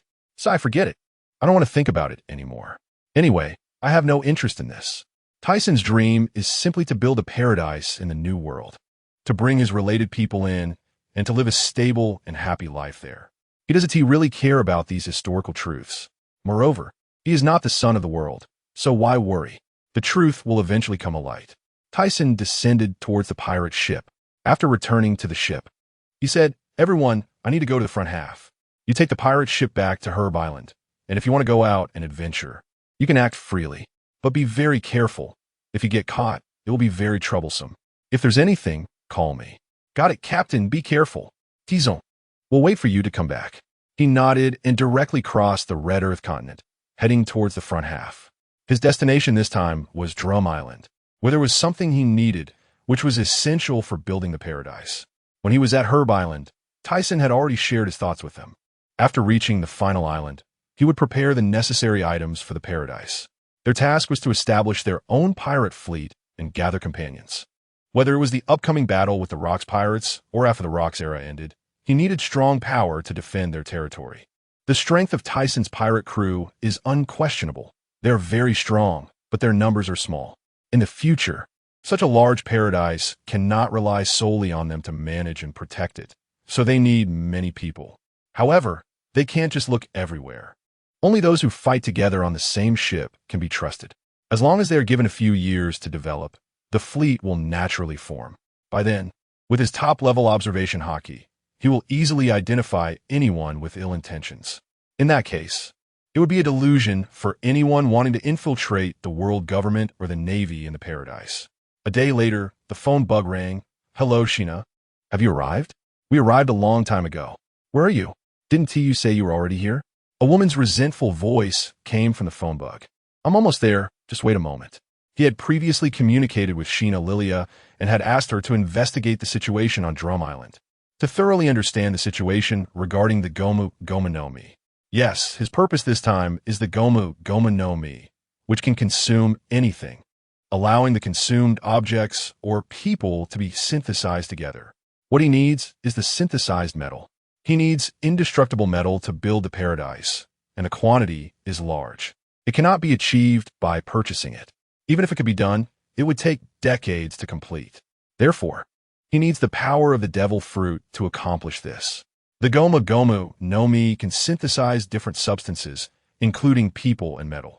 The strength of the metal depends on what the user consumes. He just needs to experiment a bit and believes he can synthesize the metal he wants. He hasn't decided who to give this fruit to or if he should eat it himself. Although this fruit can swallow the user and allow them to use its abilities, he doesn't need the fruit's powers to enhance his strength right now. Moreover, eating the fruit would create weaknesses, making it easy for others to target him. Soon, he saw 3 merchant ships not far from Drum Island. The middle one looked large, flanked by 2 ships that had large weapons on their decks, occupying the entire deck of the merchant ship. He then moved swiftly, whoosh, at great speed. On the pirate ship, Sheena Lilia was lounging on a deck chair, drinking a beverage while wearing a deep red lawn dress. Her full curves formed a beautiful sight, and her bare white feet swayed left and right beneath a sunshade, looking incredibly comfortable. Suddenly, The sound of footsteps landing on the deck echoed. Who? The nearby black-clad guards immediately pointed their weapons at the newcomer upon hearing the sound. Sheena suddenly looked up, placed her drink on the table, and dashed over. You finally came? Sheena exclaimed with joy. This is Aurs Tisen. It's really him. The notorious pirate with a bounty of 930 million. Although the lady had mentioned it before, I still can't believe that the lady is associated with such a big figure. The guard beside her widened his eyes, fear evident in his expression, his body trembling with fear. Let us go. Sheena released him from her embrace and then took his hand, leading him into the room. You all stay alert. Yes, Mississippi. Who would have thought that the lady would be associated with such a powerful figure? It's incredible. Yes, yes. Now no one will dare to rob our merchant fleet. The lady's business in the underworld will surely flourish. In the room, Sheena poured Thiesen a glass of liqueur. Oh, where did you get this from? Thiesen was slightly surprised, not expecting Sheena to be able to obtain such liquor. You underestimate me too much. Who in the underworld doesn't know me now? She internally felt a bit surprised. But on the surface, she remained composed. Is that so? So impressive. Sheena's face showed a hint of anger. What kind of expression is that? Nevertheless, it is indeed impressive for a woman to develop to such an extent in the Grand Line. He felt some admiration. Just as he descended onto the deck, he noticed that a few people were not ordinary. There were shadows of some world government secret organizations among them. These people should have been trained by Sheena. Although in his eyes they weren't worth mentioning, they were still relatively strong in the front half of the sea, and it seemed that they were just a few guards. Through his observation hockey, he sensed that there were also a few strong individuals on the two ships beside them, feeling stronger than those on this ship. Thiesen ignored the resentful looks directed at him and asked, All right, let us talk. How's the situation? Any news? The reason he asked Sheena to gather information was simply to conduct it quietly and not to make a big deal out of it. Moreover, if he can obtain it through channels, then why go to such lengths? This is just his way of doing things. The amount the king needs is enormous. 3 billion berries. Shu and I gestured with her delicate white fingers. What? He really dares to ask for that. 3 billion for a superhuman fruit. This king of Magnetic Drum Island really has the audacity to demand such a price. If it comes to worst, then I'll have to take a hard approach. That's how it is. So what are you planning to do? I can send people to help you. Shu and I looked at him with obsessive eyes. No need. I can handle it myself. Just tell me the location, and knowing the location should be an easy task. It's just that he doesn't really want to do such things. If the other party raises the price without reason, then he can't blame himself. Be careful then. I'll wait for your return. Shu and I covered her cheeks with both hands. Her ears flushed, her full figure seemingly wanting to burst out of her clothes, her eyes sparkling at Thiesen. Oh! Upon seeing this scene, he felt goosebumps all over and couldn't stand the temptation. So he hurriedly dodged and flew directly to the castle above Magnetic Drum Island. Moments later, he looked at the highest magnetic drum peak below, then activated his dusty miso ability according to the location Shu and I provided, instantly becoming invisible, managing to reach his destination without being detected by the soldiers. However, the number of soldiers in the entire country exceeded his imagination. He originally thought there were few, because according to his memory, the country on Magnetic Drum Island was just a small nation. But thinking of future Walbo, he suddenly understood. Looking at the box placed on a strange rack, it was locked with a padlock. He placed his hand on the lock and gently exerted force, effortlessly opening it. Once the box was opened, he saw a fruit covered in strange patterns inside. On the coast, 3 merchant ships were still waiting. Shu and I stood on the deck looking towards Magnetic Drum Peak, and soon saw a figure falling from the sky. So fast, I hope I wasn't discovered. After seeing Thiesen land on the deck, she hurriedly approached to ask, No, but even if I was discovered, it wouldn't matter, they can't stop me. Thiesen handed the fruit to Shu and I, asking her to find a place to put it away, as he still needed to take care of some matters in the earlier part. So it was inconvenient to carry it. Although that's the case, it's still better not to be discovered. You still have things to do, right? If the Navy finds out, they won't miss such an opportunity. True, if the Navy discovers it, it will be inconvenient to carry out my tasks. Aren't you planning to come back to the Sabati archipelago with me? Shu and I looked at Thiesen with affectionate eyes. No, I'm leaving now. The large weapons you prepared. I'll take them with me. After finishing this task, I might have to return to the new world. After all, the world government might go crazy targeting me. Before I leave, I have one thing to ask of you. After bidding farewell to Shu and I, Thiesen floated towards the small garden carrying 2 large weapons, moving at great speed. In the small garden, also known as the ancient island, 2 giants were currently battling. The original swords and axes had turned into dinosaur vertebrae, and many broken bones had piled up beneath their feet, forming a small mountain. The blue ogre, Dongli, wielded a huge vertebra and struck fiercely at his opponent, while the red ogre Brokey was equally unyielding, the bones slicing through the air, the sound of collision echoing throughout the island. The 2 gritted their teeth, staring at each other, putting all their strength into the standoff. After a while, a crisp sound of crack was heard as the colliding bones broke into 2 sections, causing both of their bodies to react too late and collide shoulders. The ground shook under this massive recoil, and soon the 2 sat facing each other on the ground. Kabababa. Dongli, it seems I have to look for large dinosaur vertebrae again. Gagaga. What a headache. There are no more large dinosaurs on this island. What should I do? The blue ogre, Dongli, first laughed loudly, then showed a troubled expression. Speaking of which, thinking back to that time, we fought against each other for nearly 100 years. Although our weapons were destroyed, at least we didn't tarnish Elbaf's reputation. Kabababa. Brokey seemed to reminisce about the old days. Gagaga. Yes, and those 2 little brats are now world-famous big shots. I wonder when we will see them again. After Dongli finished speaking, he suddenly fell silent. Not hearing a response from Brokey, he raised his head to look at him. He then saw Brokey lifting his head, a look of surprise and confusion on his face. What's wrong, Brokey? Dongli quickly frowned and asked with a puzzled expression. Dongli, look at the sky not far away. It seems something is coming. Brokey pointed with one finger towards the direction behind Dongli. Meanwhile, Thiesen was flying from Magnetic Drum Island, carrying 2 large weapons. Due to using his abilities on the weapons, the 2 items were almost weightless, and he easily reached the edge of Ancient Island. Before even landing on the island, he saw 2 giant figures standing up, looking towards him, clearly having noticed him. La la la la. Then he accelerated and flew towards the 2, the weapons in his hands making a tearing sound as they sliced through the air. La la la la. Hey, uncles, it's been over 10 years. How have you been? Is that Thiesen? The little brat? No mistake about it, that handsome face. I'm here to fulfill our previous agreement. This is for you. Thiesen threw the weapons in his hands towards Dongli and Brokey. Dongli and Brokey stretched out their hands to catch them. Gagaga. I can't believe you still remember. Kabababa. This weapon feels really handy.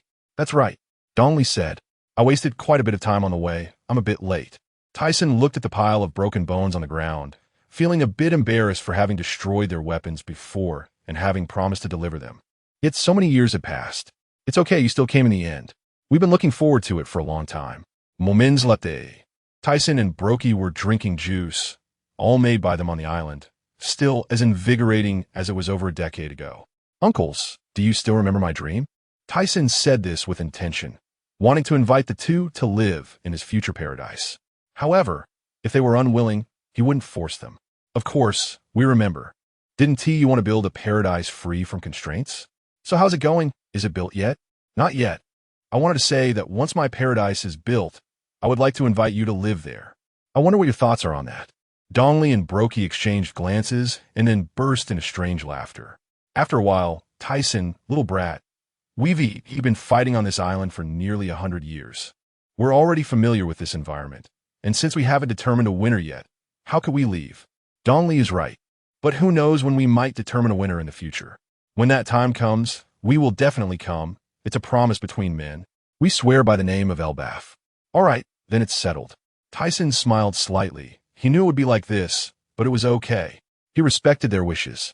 And who knows what might happen in the future. Perhaps one day they would suddenly come over. My current goal is to quickly prepare everything for the paradise. When the time comes, it will be the day of commencement, and that was the purpose of coming here for the first half. Half a day later, as I was about to cross the comm bell, I unexpectedly encountered someone. Oh, an interesting person on a pirate ship.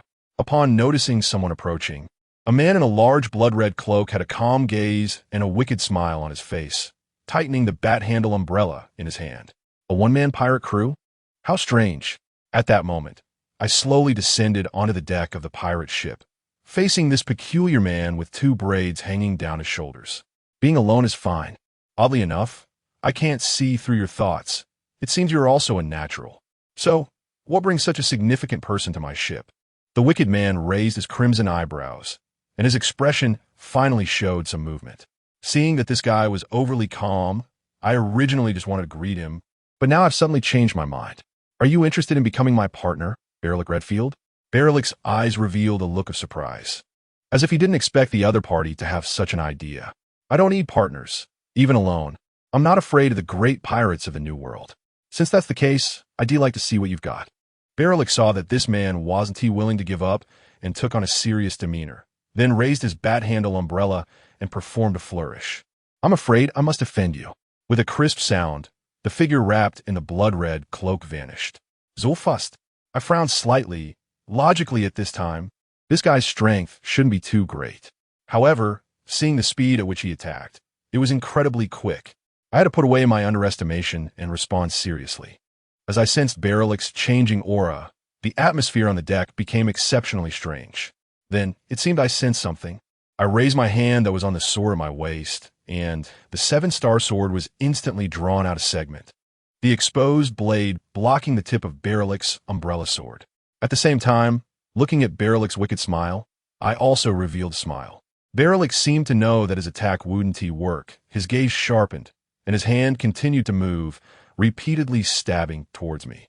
However, they were all blocked, and he tried to see through my heart, but it was as if a layer of fog obscured everything, revealing nothing. I could sense Baerlic's intentions. Although I also couldn't see through his thoughts, it was merely a clash of swordsmanship and physical techniques.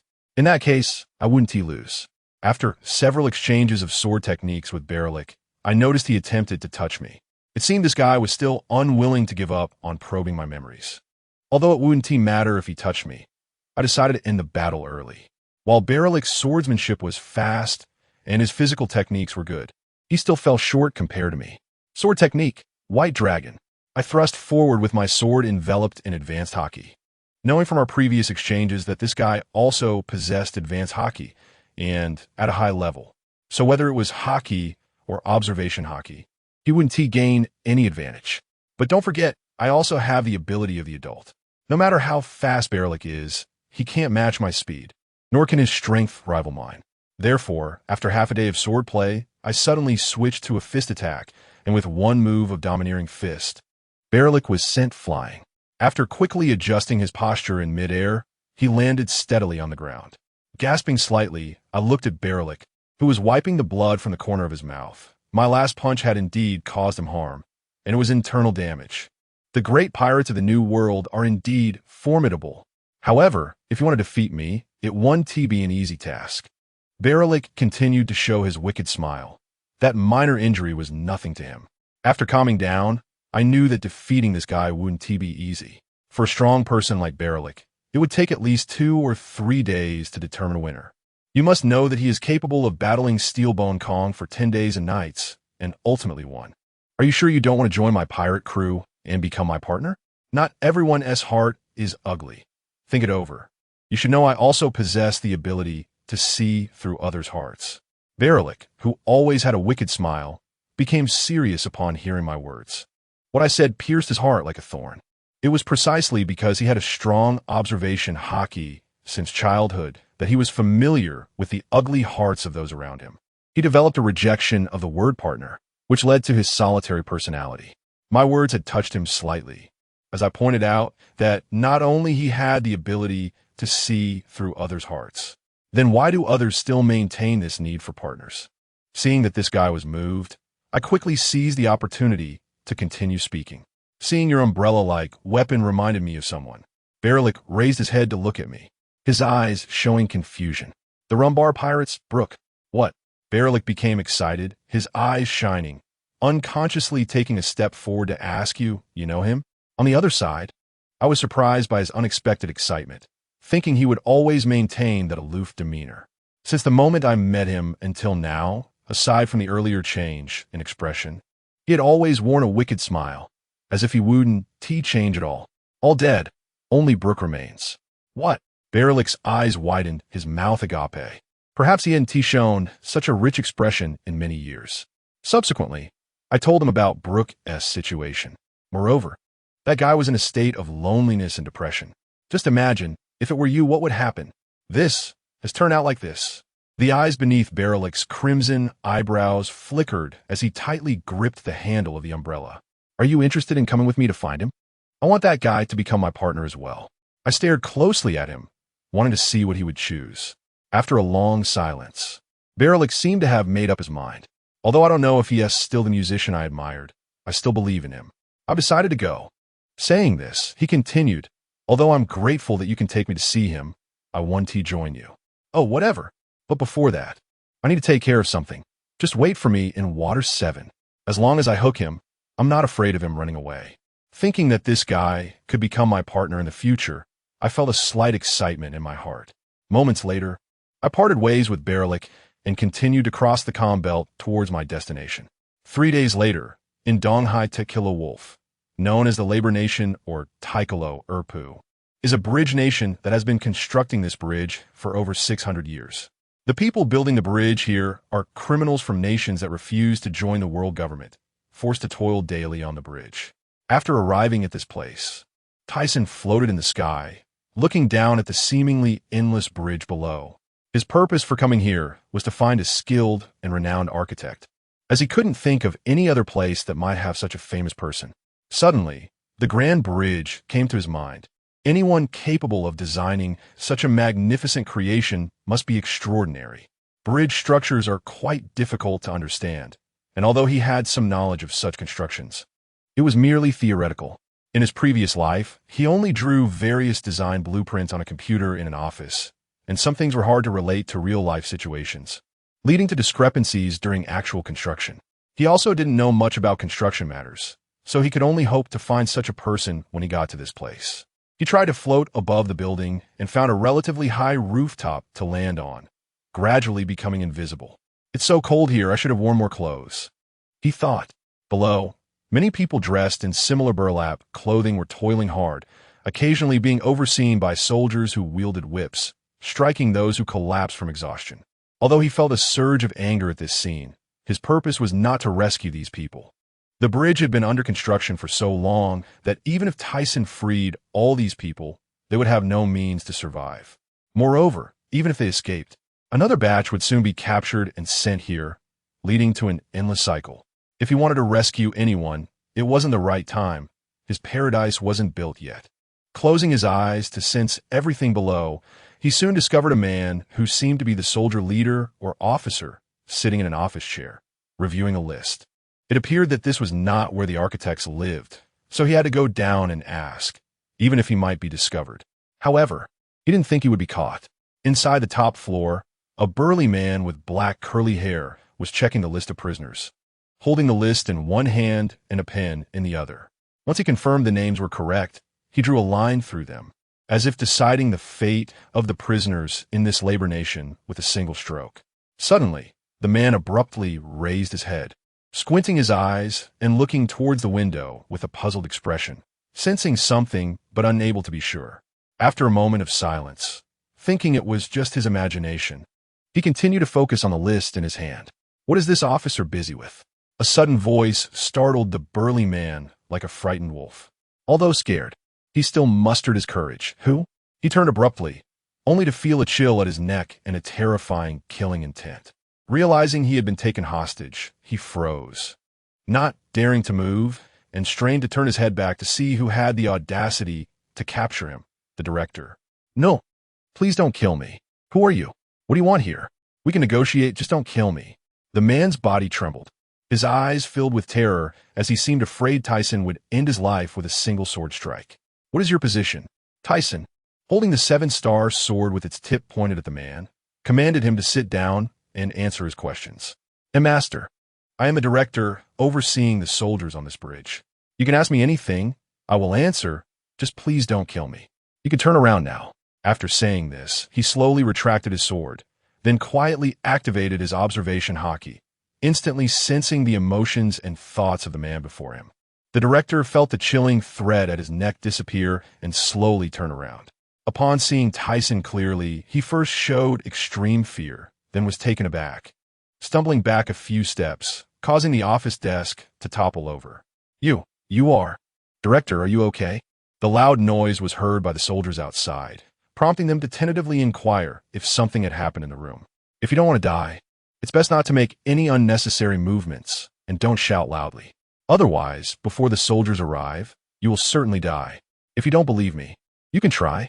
Thiesen slowly sheathed his sword, his sharp gaze fixed on the director, who seemed about to make a move, whispering words only the director could hear. It's fine, go down. Feeling anxious, the director initially intended to call out to the soldiers below, but upon hearing the sudden intruder's words, he seemed to recall something and became increasingly uneasy. Not daring to joke with his life any longer, he sat down on the floor obediently, awaiting Thiesen's scrutiny. Thiesen adjusted the chair in front of him and sat down, his cold gaze looking down at the director. Now, tell me where the architect who built this bridge is located. I won't kill you, but if you dare to hide anything, it won't be good. You, a figure of such stature, actually came here just to ask this? The director slowly raised his head, his forehead slick with cold sweat, frowning. You don't need to worry about that.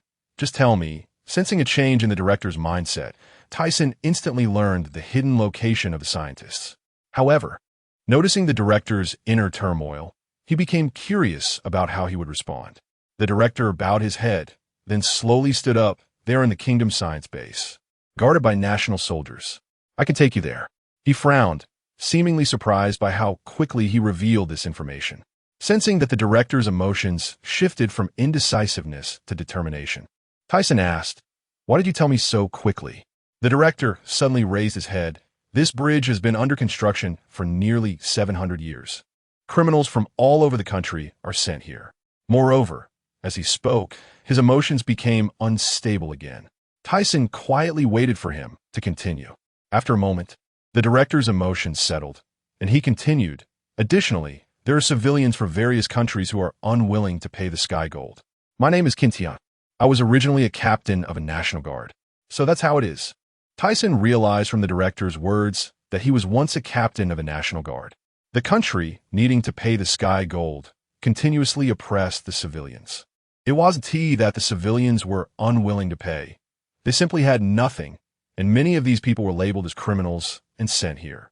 Because he was a kind-hearted person, he couldn't bear to let some criminals escape.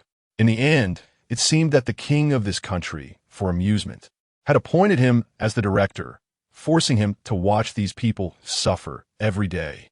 Furthermore, because of this matter, his family was arrested, and the king threatened him that if the construction deadlines were not met due to his reasons, his family would also be sent here, leaving him with no choice. I see. Please take me there first. Thiesen decided to meet with the architects before making any further decisions. Yes, please wait a moment, and soon. Kintian took out a set of soldier-esque clothes from the room. Sir, please put on this outfit, as you will need to enter the base, which is heavily guarded. And there is only one entrance, with many soldiers guarding it. Looking at the ugly clothes in the other's hand, Thiesen was somewhat reluctant. However, for the sake of the grand plan, he endured a bit and draped the coat over himself, covering his black samurai outfit. Sir, please follow me.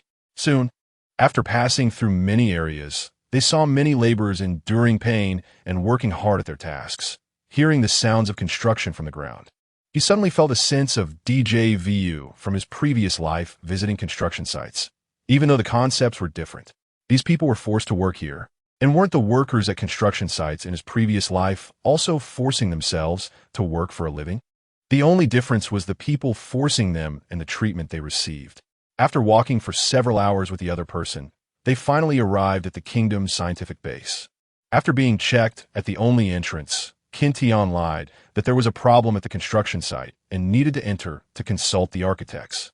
The guards, not suspecting anything, let them through. However, they were somewhat puzzled to see Kintian was not alone as usual, but brought a subordinate with him. But thinking that there had been no problems here for such a long time, they stopped considering it further. The base was filled with research facilities, and after passing through many rooms, they arrived at a research room filled with blueprints. Director Kintian, Has there been any issues at the site? A middle-aged man with short black hair, around 40 years old, asked upon seeing Kinton enter, thinking he had a question like usual. Thiesen looked around the office filled with blueprints. The metal walls were covered with bridge designs. Piles of blueprints were stacked on the floor. And there were only 2 people in such a large office. Besides the middle-aged man, there was also a man with short golden hair, who appeared to be about the same age. Mr. Izuka, I came here because someone wants to meet you. This is Lord Aurs Tisen. Kintion raised an arm to introduce Thiesen to the middle-aged man. Aurs Tisen? Who is that? Our Tsuchikage frowned, looking at Thiesen with confusion, seemingly surprised that someone would come to find him, and he had never heard of this person before. Thiesen then introduced himself. What? Our Tsuchikage displayed a look of horror, along with disbelief. You say you are a pirate? How is that possible? How could the soldiers outside let you in? Could it be Director Kintion? Another man was also shocked upon hearing that Thiesen was a pirate, instantly jumping up from his chair. His eyes filled with fear as he looked at him. Who I am is not important. What matters is that I need your help to build the Sky Paradise. Thiesen directly stated the purpose of his visit. Sky Paradise? What is that? Both men in the room, as well as Kintion who brought him in, looked at him with curious expressions. You should first take a look at this blueprint. He took out the blueprints he had drawn over the past decade and gradually unfolded the folded parts. This was just a rough outline. The actual blueprints consisted of hundreds of sheets representing his achievements over the years. Our Tsuchikage and his partner, out of curiosity, spread the blueprints on the floor to look at them.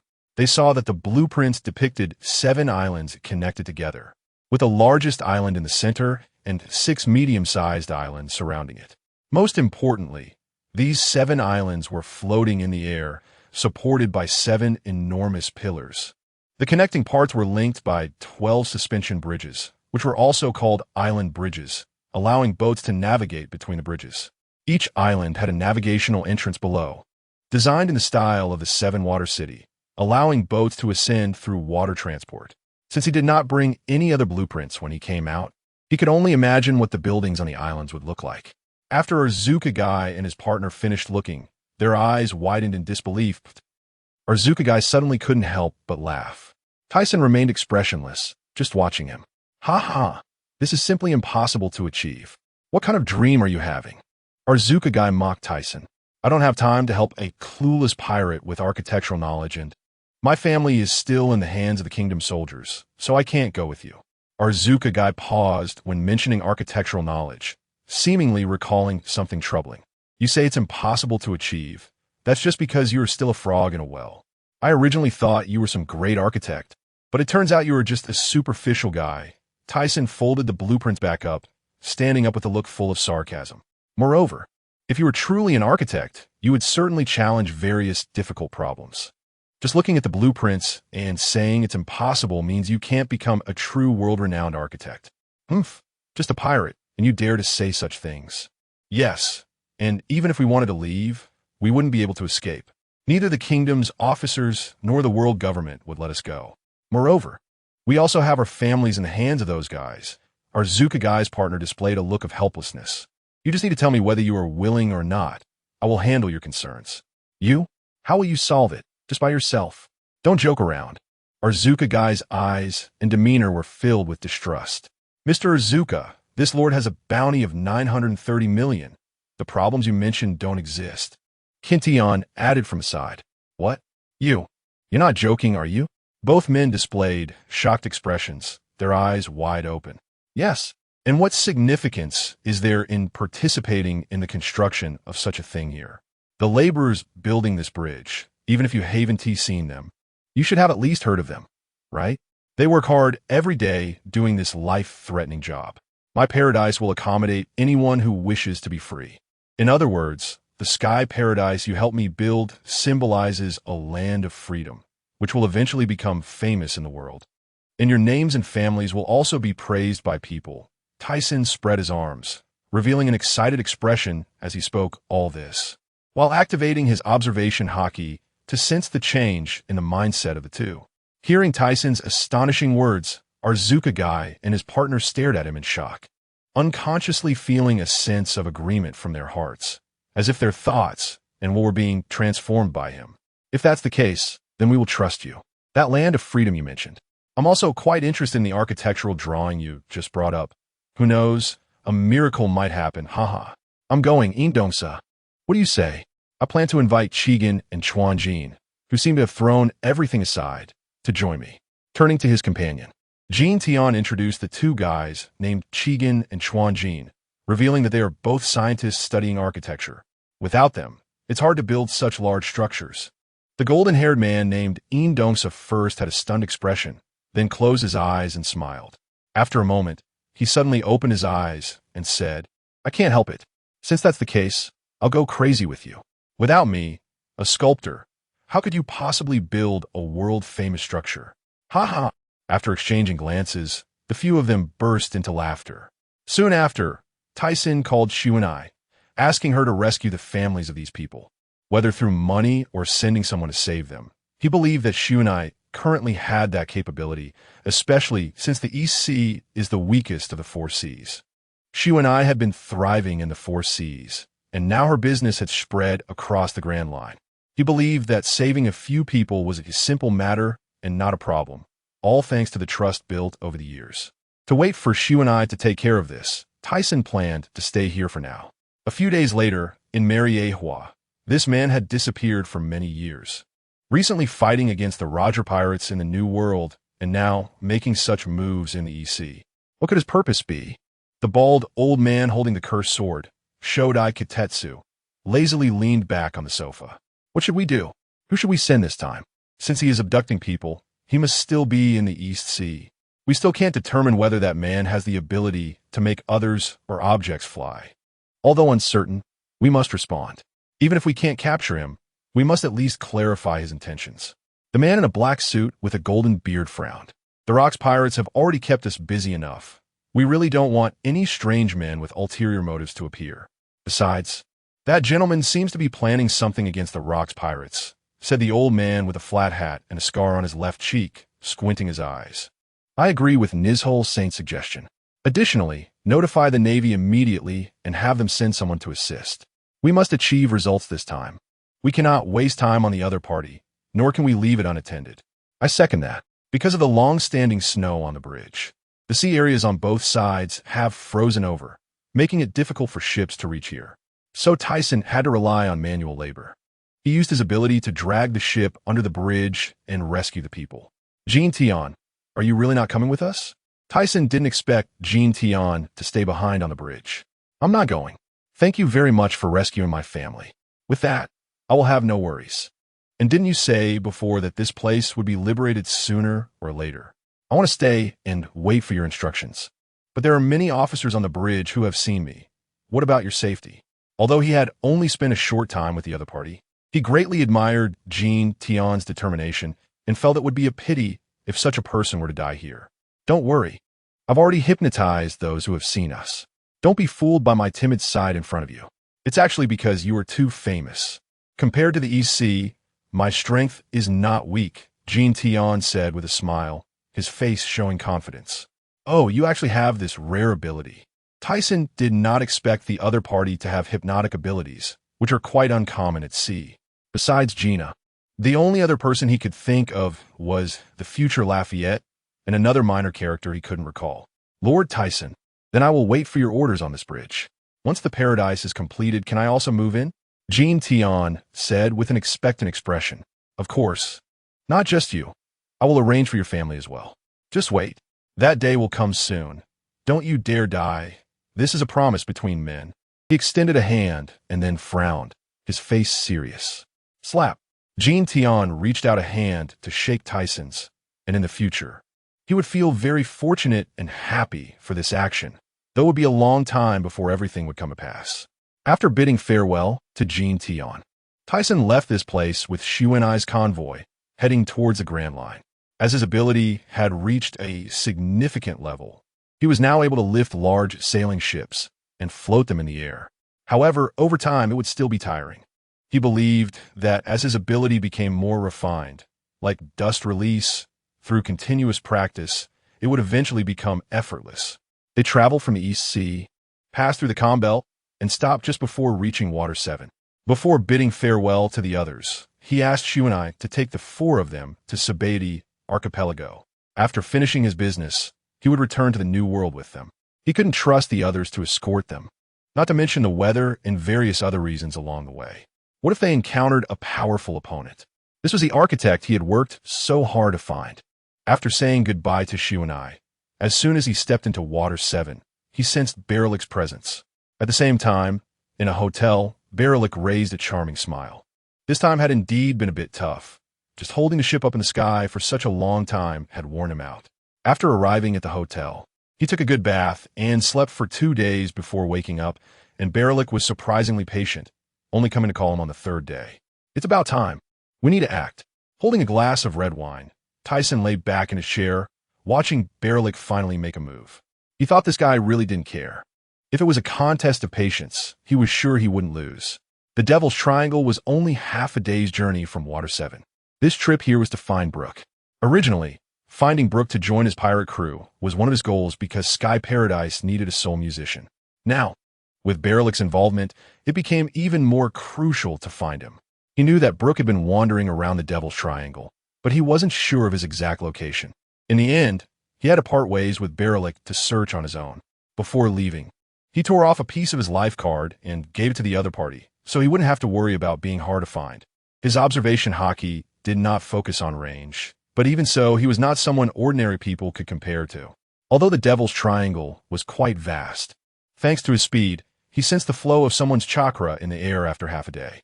Although the number of people indicated that they were not his target. He had been searching for a while and was a bit hungry, so he planned to go down and grab a meal. At that moment, below in the sea, a pirate ship was sailing. "Captain, are we really going to challenge them in the New World?" Upon hearing this, the man with a black beard and the number 12 tattooed near his left temple stuffed food into his mouth and turned to look at his subordinate beside him. "Of course, I can't fall behind others. However, boss, we still don't know if we can reach the Second Archipelago. That Navy guy named Carp has left our pirate ship in ruins," the subordinate said with a troubled expression. After hearing his subordinate's words, he suddenly lost his appetite, glaring angrily at the dilapidated pirate ship. "Damn, Carp, next time we meet, I will definitely use my proud cone head to nail that guy down." He gritted his teeth as he said this. "Sorry to interrupt." "Who?" Just as they were engrossed in their previous conversation, a sudden voice interrupted them. At the same time, Qing Tiao stood up instantly, looking up at a figure descending from the sky. A man with a cold and handsome face landed on the deck. His long sword at his waist paired with a black samurai outfit, sending a chill down one's spine. Qing Tiao frowned, puzzled, wondering where this guy came from. "Is he here to challenge me?" "B-boss, take a closer look. Doesn't he look a bit like the guy you're looking for?" After hearing his subordinate's stuttering words, he squinted his eyes and took a careful look, then reached behind him with his chubby hand to pull out a bounty notice. After comparing for a while, he widened his eyes to look at Thiesen. You are Aurs Tisen? The guy with a bounty of 930 million. "Oh, that's me." Thiesen raised his hand to his forehead. Just now, while using his dustless mist to approach from the sky, he had been observing who was below. He never expected to run into this guy, the leader of the 8 Treasure Water Army, Qing Tiao. "Ahaha, I haven't come to find you, and you've delivered yourself to my door," he said as he prepared to attack, but he saw Thiesen had somehow already sat down in front of him, happily devouring food. "Wait, I'll finish eating first," Thiesen said through his mouthful of food, his words unclear. Qing Tiao, who had just prepared to attack, stood there in a daze, blinking. Once he came to his senses, he let his arms drop and straightened his body, his expression turning kind. "Since you're hungry, there's no helping it. Let us wait until you're full. Otherwise, even if I win, it wouldn't be fair." Saying this, he had his subordinates bring out all the food and drinks. Seeing Qing Tiao treating him like a friend, Thiesen felt a bit embarrassed. He didn't expect this guy to be so easygoing. Moments later, once he had eaten and drank his fill, he picked at his teeth and said, "Wow, I didn't expect you to be so nice, treating me to a meal." No, it's nothing." Qing Tiao waved his hand, his face showing embarrassment. The subordinate next to him looked incredulous. "In that case, I've made a decision." Seeing the serious expression suddenly appear on Thiesen's face, Qing Tiao and his subordinate exchanged puzzled looks. "Qing Tiao, why don't you join my pirate crew? Become my partner." After these words spread, there was a terrifying silence on the pirate ship, and one could even hear the sound of the howling sea wind. Then Qingtiao let his hands drop, squinting his eyes, realizing it was impossible. Although Tyson's expression was amiable, he knew this was an abnormal reaction before a storm. "You bastard, what did you just say?" Sure enough, Qingtiao's kind expression had completely vanished, his hands clenched tightly, his black beard fluttering, his face like a demon, eyes angrily staring at him. Without waiting for a reaction, he leaned his head forward, pushed off the ground with his feet, and shot his entire body forward, causing the deck to crack under the reaction force. What a huge contrast! Seeing the speed at which the other party's expression changed, Tyesen was momentarily speechless. As Qingtiao's sharp cone was about to reach him, not daring to underestimate it, he instantly wrapped his arm in armament hockey and increased the weight on his arm. Bang, crack! At the moment of collision, a dull sound first emerged, followed by a sharp sound amid the electric sparks. Red-black lightning spread, and the other crew members on the deck rolled their eyes and fell to the ground. Qingtiao's expression was ferocious, his teeth clenched, veins bulging on his forehead. Following the sharp cone above his head, Tyesen also frowned, internally shocked, not expecting this guy's head to be this hard. Originally, they were colliding from a distance, but now they were slowly making contact, and he could even feel a slight stinging sensation in his fist. However, Tyesen, unbothered, smirked, finding this sea quite interesting. Although Qingtiao was formidable, there was no way this level of attack could defeat him. To avoid wasting time, he declared, "Super heavy." As he spoke these two words, a more terrifying airflow surged out, tearing the ship's walls apart. Below, Qingtiao's face twitched, blood flowing from the corner of his mouth as he screamed, "Ah!" His body was directly pierced through the deck, sinking down. The entire pirate ship was split in two, cracking right down the middle. Seeing the others fall into the sea, Tyesen took action, saving Qingtiao and his subordinates, placing them on a floating plank in the sea. Although they were unwilling to join, he held no deep grudges against them. Moreover, he found Qingtiao to be quite interesting and felt they would definitely have dealings in the future. During the last battle, he had controlled his strength. Otherwise, Qingtiao would have been left traumatized from losing his cone head and might have gone back to the West Blue and quit being a pirate, which would have been boring. In the yard behind a shop on Sabeti Archipelago, two women and a fisherman sat in chairs as if waiting for something. "Where's Tysen?" One of the women, dressed in a tight outfit, pouted. "Shuanai, don't be anxious. I think we should prepare ourselves. That guy definitely won't be back so soon. But we can't just leave without waiting for him to return to the new world. I think Gina is right. Captain Tysen must have something going on, so we can only keep waiting." Gina's face showed helplessness. Originally, they had come to meet Tysen after receiving news from him. Hanuya and T returned yet. But thinking about the possibility of him having something to deal with, they could only continue to wait. Berlik had been using his powerful Kinbunchiko hockey on the sea for a day. Apart from encountering a group of pirates, he hadn't seen any broken pirate ships or any living skeletons. The long time without seeing Tysen made him suspect that the guy was deliberately playing tricks on him. Just as he was about to see the bright sea area, he decided to turn back. Besides, he might have gone the wrong way. Perhaps Tysen had already found Brook. Thinking this, Berlik turned around. Just as he changed direction, not far from him, Tysen was boredly sensing and searching in the sky. Perhaps just as Berlik thought, he had indeed found a trace. As if sensing something, Tysen descended directly, flying towards the sea below. He had sensed a chakra flow, and it belonged to a person. When he landed, his body floated above a dilapidated pirate ship, seeing a tattered pirate flag that resembled bullhorns. As I looked further down, I saw a skeleton rolling back and forth on the deck, occasionally mumbling to itself. As it fell, a thud sounded on the deck, and Brook, who had been rolling, stopped and instantly stood upright, his mouth opening wide as he made a ha-ha-ha sound. A person, no, it's a ghost." The shocked exclamation spread, and after realizing that he hadn't seen wrong, he sighed, "No, it's a person. On the other side, Tysen watched the reaction, and the loneliness, solitude, and fear in his heart were reflected in his mind. Perhaps only Brook could truly understand that feeling. "Hello, I am Aurs Tisen, captain of the Tysen Pirates." Yes, I was rude just now. I'm Brook, just a skeleton now." I never expected to be so lucky today to meet a person. I haven't seen anyone for nearly 8 years.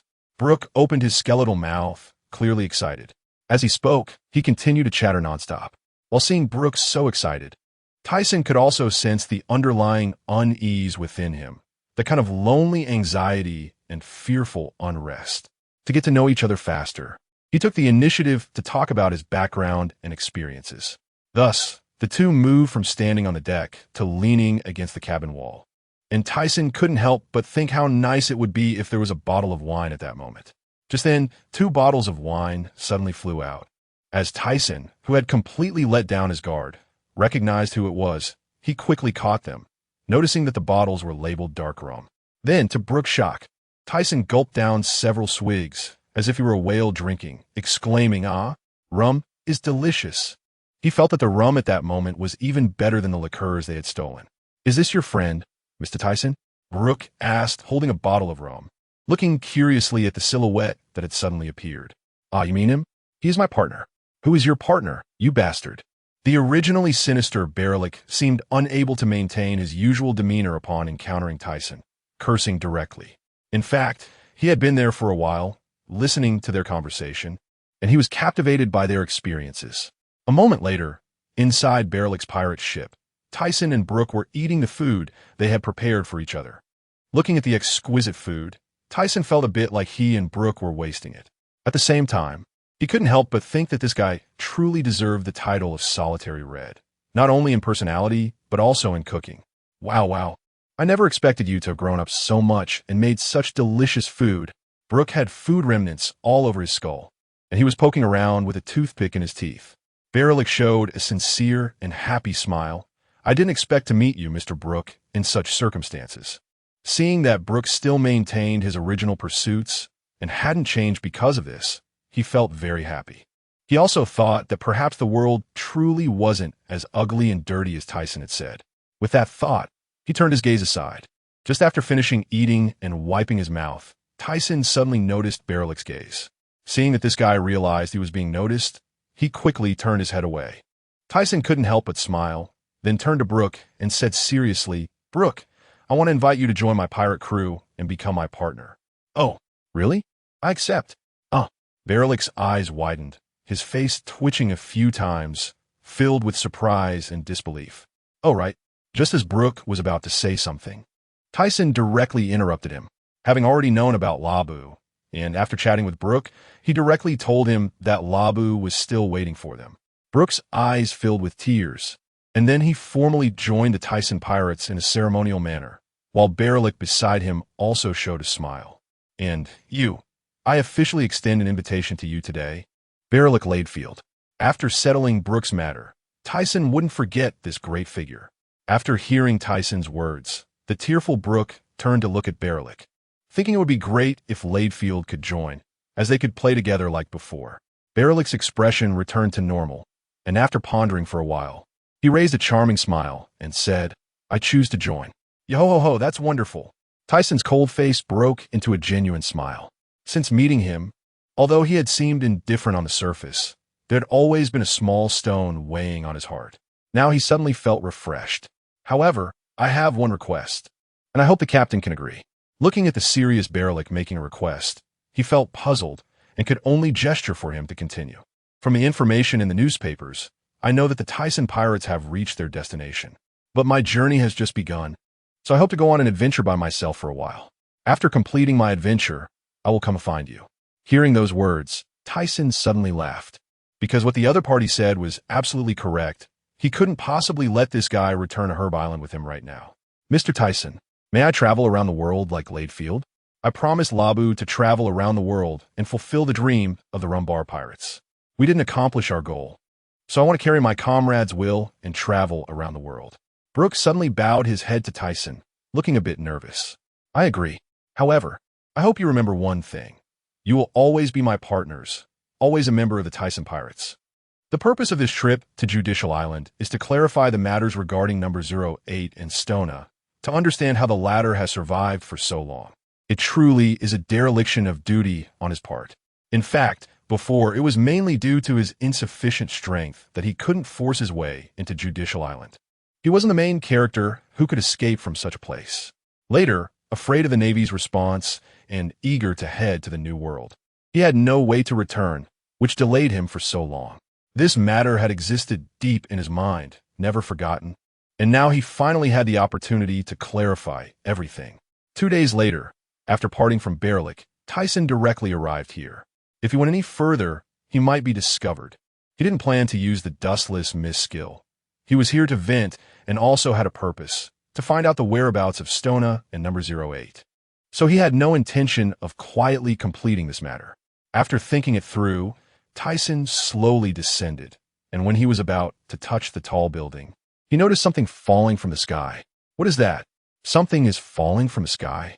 A soldier looked through his binoculars, and upon seeing it, he realized it was a person, as if he had seen them somewhere before. The soldier's expression gradually changed from confusion to fear, then to terror, and his mouth involuntarily dropped open wide. What's going on? Linfo, dressed in a white suit, was startled by the sudden alarm. Just as he was about to call and ask what was happening, unexpectedly, the snail phone rang by itself. Brew brew. Hey, what's going on? Why is there an alarm outside? Lin FAO shouted anxiously. The commissioner, it's the pirate Aurs Tisen who suddenly invaded Judicial Island. The voice from the transponder, Snail, stammered. What? Why is he here? Lin FAO murmured, taking 2 involuntary steps back, his eyes filled with panic. Then, as if recalling something, he ordered, contact the world government immediately and have them send reinforcements, quickly. At that moment, the door of the office opened, and 4 people in black suits entered, 3 men and 1 woman, all looking like well-trained agents. You came at the right time. Aurs Tisen is here. You need to hold him off quickly. I've already called the world government for reinforcements. You must hold out until they arrive. Yes, Commissioner, leave it to us. P.S. Just a mere pirate. We'll kill him without needing reinforcements. You can just wait here. After giving the orders, Lin FAO seemed to lose all strength, slumping into his chair, thinking to himself that the other party must be here for revenge. No matter how powerful you are, you can't escape from here. If I can capture you, Lin FAO, might be able to join the nobility of the world government. By then, what does it matter if the position of Commissioner of Judicial Island is given a Spandam? High above the tallest building, Thiesen glanced at the world government flag hanging in the air. Just as he was about to inquire about the Supreme Commander, 4 figures suddenly appeared around him, blocking all surrounding paths. Holy Land, Mary Ahua. Bang! A man with blonde hair and a beard slammed his palm on the glass table in front of him, his face filled with anger. What the hell does this bastard want? Just caused such a commotion in the East Blue, and our dispatch people didn't even see the other side's shadow, and now he appears at Judicial Island. I suggest we directly deploy the Demon Slayer order to completely crush him. Calm down. That man has the ability to fly. Even if we deploy the Demon Slayer order, we might not be able to catch him, and the biggest loss will only be to us. Nizar crossed his arms, showing a calm expression. Then what do you suggest we do? At this moment, an elderly bald man with a pair of mustaches suddenly spoke sharply. We can't deploy the Demon Slayer order. Let Steel Bone send a general. Coordinate with Stona and let the Navy deploy the same scale as the Demon Slayer order. We must either kill or capture him. I agree. Also, find out the other party's intentions. I don't believe what Zephyr said before about building a paradise being such a crazy act.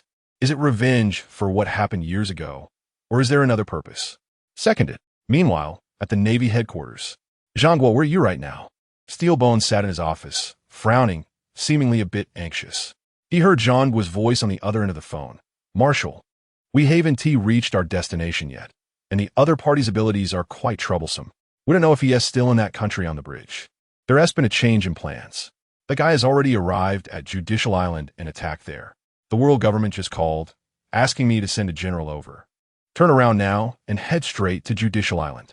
We must capture Aurs Tisen. The world government has already dispatched CP. Yes, Marshal. After hanging up, Zhangguo's eyes were filled with rage. Is this guy a ghost? Does he want to turn this world upside down? This time, I've decided not to let him go, his eyes filled with determination. Steelbone, after giving his orders, crossed his arms and pondered. He thought that the Rocks pirates seemed to be targeting the Tisen Pirates members and were frantically trying to find their location. Perhaps he could use this opportunity to make both sides fight and then execute the capture. Then he picked up the phone and called Zephyr. Keep a close watch on the Rocks pirates. Report any movements immediately. Back above Judicial Island, Thiesen was surrounded by 4 people in black clothing, dressed in black samurai attire. With a long sword at his waist, he examined their faces. Are you from CP? One of the sexy women with pink hair twirled her fingers and said, Since you know us, why not surrender? I can consider branding you with my personal slave mark and making my male pet. Stop wasting time with him, attack. One muscular man seemed impatient, stepping forward with a loud crack, and with his left foot slicing through the air, a slash was instantly sent toward Thiesen. With a tearing sound in the air, Thiesen, seeing this, no longer wasted words. He raised his right hand and lightly waved it, easily dispersing the incoming slash, leaving a mist in the air. What? The 4 exclaimed in unison, their hearts trembling, seemingly not expecting the opponent to break their signature skill so easily without exerting much effort and with just his bare hand. At this moment, the pink-haired woman shouted again towards the man opposite, Watch out behind you. The man felt a slight breeze pass by, his body stiffening as he turned his head back, only to see Thiesen's cold and handsome face looming over him, standing nearly 3 meters tall and exuding a terrifying aura. The oppressive feeling left him frozen in place. Then Thiesen slowly extended a finger towards the man's heart, making a whoosh sound as a beam of white light pierced through the man's heart. The man's expression of fear and dread remained until he died. The other 3, seeing this, immediately froze, their faces pale and horrified, as if turned to stone, their backs drenched in sweat. The pink-haired woman's figure became even more alluring at that moment. However, neither the bystanders nor Thiesen paid attention to this. So, in the face of absolute power, you can slightly understand what despair is, right? I still remember that scene when I was on Giant Stone Island. That feeling of despair is something that no one can comprehend. Only personal experience can elicit such feelings.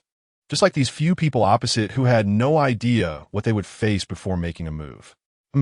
Even if you're powerful, you can't escape.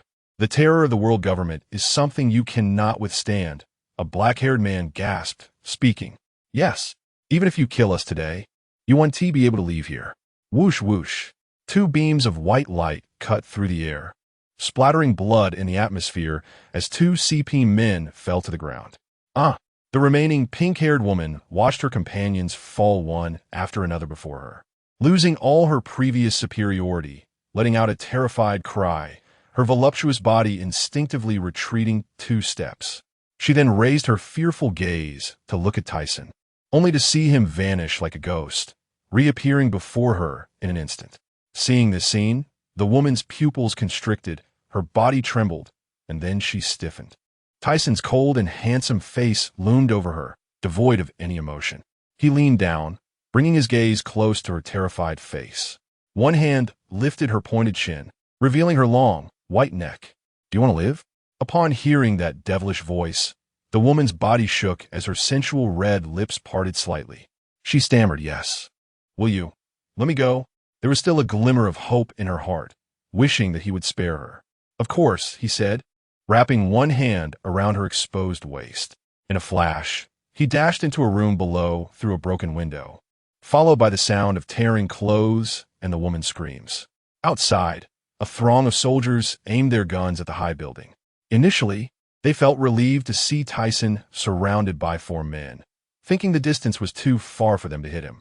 They could only surround the building. However, when they suddenly saw that even the direct subordinates of Judicial Island CP had been killed by the enemy, chaos erupted as they rushed toward the high building. Moments later, Thiesen emerged, slightly adjusting his collar and disheveled hair, tucking away the Mickey Mouse tattoo tools in a shell he had taken from Mona. He murmured, I like to leave slave marks on others. Sensing the throng of soldiers rushing up to the high building, he vanished in a flash. In the high-rise office, Lin Fio sat in a chair with his feet on the table, confident that his 4 subordinates could hold off Aurs Tisen until the world government's reinforcements arrived. He held a glass of red wine, looking quite comfortable. Suddenly, he stiffened, red wine spilling on the floor. He abruptly lifted his head, his pupils constricting, as he saw Tiesen's ghostly figure standing behind him. Lin Fio was startled by Tiesen's sudden appearance and hurriedly stood up, pulling a gun from the drawer. Bang, bang, bang. Bullets whizzed past Tiesen's head, missing him entirely, causing Lin Fio's hands to tremble. You damn bastard. Do you know who you are facing? The world government's reinforcements are on their way. If you don't want to die, get out of here quickly. Swish, a flash of white light passed, and the shadow of a blade reflected on the office wall. Lin Fio's gun fell onto the desk. On my hand. It hurts. Lin Fio clutched his right arm with his left hand, letting out a hoarse cry of agony as intense pain coursed through his nerves. If you don't want to die, be quiet and answer my question. Tiesen's devilish voice pierced Lin Fio's eardrums. The latter stiffened, his hands still raised, struggling to straighten himself. What do you want to ask? Seeing the pale look on Lin Fio's face, Tiesen posed his question. An hour later, Tiesen calmly walked out of the office, leaving behind a corpse with a hole in its head, Lin Fio's eyes wide open in death, unable to close. He leaped out, noticing that both the windows and the entrance were packed with Navy soldiers. When a Navy officer saw Tiesen emerge, he hurried toward the office. Commander Lin is dead, killed by Aurs Tisen. What? It's over. The world government will surely go mad. Damn it, shoot. Fire. Tiesen paid no mind to the scene, seemingly oblivious, and slowly ascended into the sky. He has tried to escape, shoot. As Tiesen hovered in the air, he muttered, there is no need for Judicial Island to exist anymore. He brought his hands together, then spread them apart, forming a massive white square energy sphere about 50 meters wide.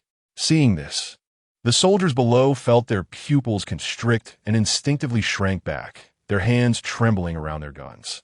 What is this? Damn it. Does he want to destroy Judicial Island? Stop. You bastard. Run. He is launching an attack. The soldiers fled in panic, abandoning their guns as they beheld the enormous white wave in the sky, terrified and lacking the courage to stand still and wait for death. At that moment, outside Judicial Island, Stona, who had just arrived, watched the scene in the sky. His teeth gritted in frustration. He was too late. He then launched himself into the air, producing a thud sound of counterforce. Aurs Tisen, you damn brat, stop. Stona shouted, knowing that if the island was destroyed, he would face punishment, and even the Spandam family would be implicated. Seeing that Tiesen ignored him only fueled his anger. But there was still a distance he could not cross. Tiesen noticed a figure rapidly escaping from the high building and felt that it was time. The white energy sphere, moving at high speed, cut a circular pattern around the buildings on Judicial Island. Then a loud explosion echoed throughout the island. Everything enveloped in the white beam, buildings and people, vanished at an incredible speed, leaving a barren wasteland in the circular area. Not only that, but even the nearby regions were affected. It looked like a massive nuclear bomb had exploded, a shocking sight. Stona's eyes widened in disbelief, his face contorting in various expressions. Aurs Tisen, you want to leave safely. I will bury you here like I did with the hero's pirates. Despite his words, he felt a bit uneasy after witnessing the earlier scene, his emotions fluctuating. In the waters not far from Judicial Island, dozens of warships sailed toward the area, with Sengoku and Vice Admiral Tsuru standing at the bow. They initially thought that Judicial Island would not be so easily destroyed, but just as they finished speaking, they heard a thunderous explosion nearby. An ominous premonition enveloped them. Accelerate all the way in, quickly. Sengoku felt anxious, fidgeting as his eyes gleamed like diamonds. Tsuru furrowed her brows, watching the white beam shooting into the sky. She knew it was Tiesen's attack, and Judicial Island would not remain unscathed. Moreover, the main issue was that they had not yet arrived.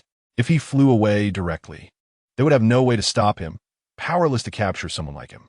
Now all they could do was hope that the CP agent could hold him back. Perhaps they could mitigate the losses. After launching his attack, Tiesen turned to see Stona approaching using Moonwalk. He had felt Stona's presence when he had arrived on the island and was filled with excitement. Just as he was about to confront him, Stona came right to him, and with the information he had extracted from Lin Fio, his hatred for Stona had reached its peak. Not only had Stona destroyed his hometown, but after barely escaping, he had been rescued by the hero's pirates, only to have his life shattered again, returning to a state of fleeing. If it weren't for being saved by the Emperor of the Daughter Kingdom, he might have been dead by now. Time and again, he had been pushed into a desperate situation, and this time he finally had the chance to take everything back. He wanted this damned guy to regret everything he had done in the past. Aurs Tisen, you bastard, do you know what you're doing? Stoner approached Thiesen. Gritting his teeth, his eyes filled with rage. Seeing Stoner's furious expression, Thiesen couldn't help but feel a chill in his heart. This guy had done so many things to him, and now he was showing such an imposing demeanor. My first mate, you haven't forgotten what you did to me, have you? Thiesen tried to calm himself, looking at Stoner with a blank expression. What did I do? You were just a criminal. And whatever I do to you 1T make me feel the slightest bit guilty. Stoner scoffed derisively, his expression disdainful beneath his graying hair. Stoner was now over 50 years old. Despite this, he still looked as annoying as ever. So, why did you destroy Giant Stone Island? There were quite a few villagers on the island. Is this how your world government operates? Thiesen seemed to say this on purpose. In fact, he did say it deliberately, to confirm something. For the future of that gentleman, even if some insignificant people had to die, so what? After hearing the last sentence from Thiesen, he had already confirmed who was behind the scenes. Although he had examined Lin Fei Ao before, the latter wasn't very certain during his confession. Now, after sensing this guy's emotional shift, he could finally be sure. With this, everything became clear. That geisha from number 08.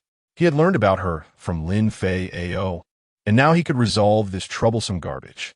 So he stopped talking nonsense. Bustat, D. Thiesen's figure flashed. Stoner, who had been indifferent, suddenly panicked. He didn't expect the other party to be so fast and visible. Moreover, his mind was still stuck in the scenes from the hero pirates. Treating Thiesen as a small fry he could easily handle. It wasn't until just now that he realized he had been careless. The other party was no longer that little guy from back then, but one of the overlords of a new world.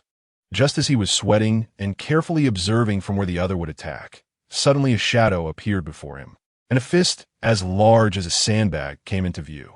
In a moment of panic, he could only hurriedly raise his hand to block, but he was met with a force like a mountain, utterly unable to withstand it. He was pushed back by the wind from a punch, his feet carving a gully in the ground. After finally stabilizing himself, Stoner quickly adjusted his posture and looked at the blood on his arm. Neither side had used hockey just now. They had only clashed with sheer strength. However, it was clear that he was no match for Thiesen in terms of power. Stoner then lowered his hand and raised his head to look at Thiesen. I underestimated you. It seems you've made great progress over the years. Of course. Do you think I would be like you, an old dog? You're not even qualified to make me take you seriously. You really think of yourself as a character? Thiesen sneered, looking at him with disdain. You, I can't be bothered to spar with you verbally. Anyway, you 1T get away today. After hearing Thiesen's mockery, Stoner's initial expression of anger instantly calmed down, as if he remembered something. Listening to the other party's words, Thiesen pondered. It seemed there was some trap waiting for him, or a trap that was about to come. Plus, he could sense the vague thoughts in the other's heart. However, he didn't care about any of that. In the face of absolute power, everything was just clouds. Even if a Marine Admiral came now, he wouldn't be afraid. At most, he would kill Stoner and then fly away. He then stopped thinking so much, his gaze fixed on Stoner. Suddenly, his aura changed completely. The previous playful strike now felt like childish play. He wanted to let the other party know just how big the gap between them was. The red and black hockey enveloped his fist, while he lightened his body, his figure instantly disappearing. When he reappeared, he was already in front of Stoner. The latter reacted with observation hockey, then covered his right arm with a layer of glossy protection. The two fists clashed together, and with Thiesen's deep voice, Stoner felt a weight 10 times heavier than before surging through his fist, causing intense pain from his fist to his arm. Under the hardness and great force of Thiesen's fist, Stoner's fist was forced back, causing muscle spasms from his fingers to his arm. An unbearable pain. He just wanted to lift his left leg to sweep at Thiesen, when he suddenly saw a white fist cutting through the air, hitting him squarely in the face. Bang! Instantly, his body flew out like a cannonball, crashing to the ground and plowing a deep gully. Just as he was about to get up, He felt that same ghostly shadow appear before him. Petrify! Stoner shouted loudly, and instantly his entire body turned into a stone-like form. But it was still useless. The immense force smashed through the stone.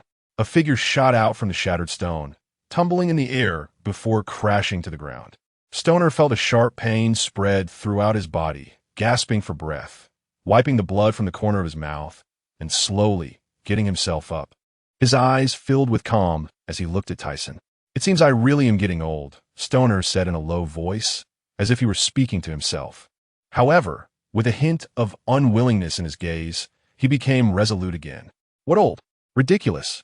How could I lose to this little brat? Today, I will show you my true power," he shouted with a tearing voice, just as he was about to continue attacking. Thiesen saw Stoner place one hand flat on the ground, and suddenly the surrounding stone mountains erupted. Huge stones seemed to come alive, wrapping around Stoner and forming a massive stone giant about 200 meters tall. Seeing this scene, Thiesen already knew what the other party was trying to do. Stoner was a user of the stone fruit, something he had known since his time in the Hero Pirates. He must have awakened his fruit powers back then. Devil fruits occasionally awaken, allowing them to influence things outside the user themselves. Just now, when Stoner touched the ground, the originally barren ground instantly turned to stone. And then those stones fused together to form the gigantic stone giant. Moreover, it didn't stop there. The entire massive stone was covered in a pitch-black hockey, indicating that this guy's strength had exceeded his expectations. But he knew the weakness of this ability. Stoner must be hiding in a certain position within this stone giant, and he couldn't sense it solely with observation hockey. He could only destroy the stone giant while searching for his trace.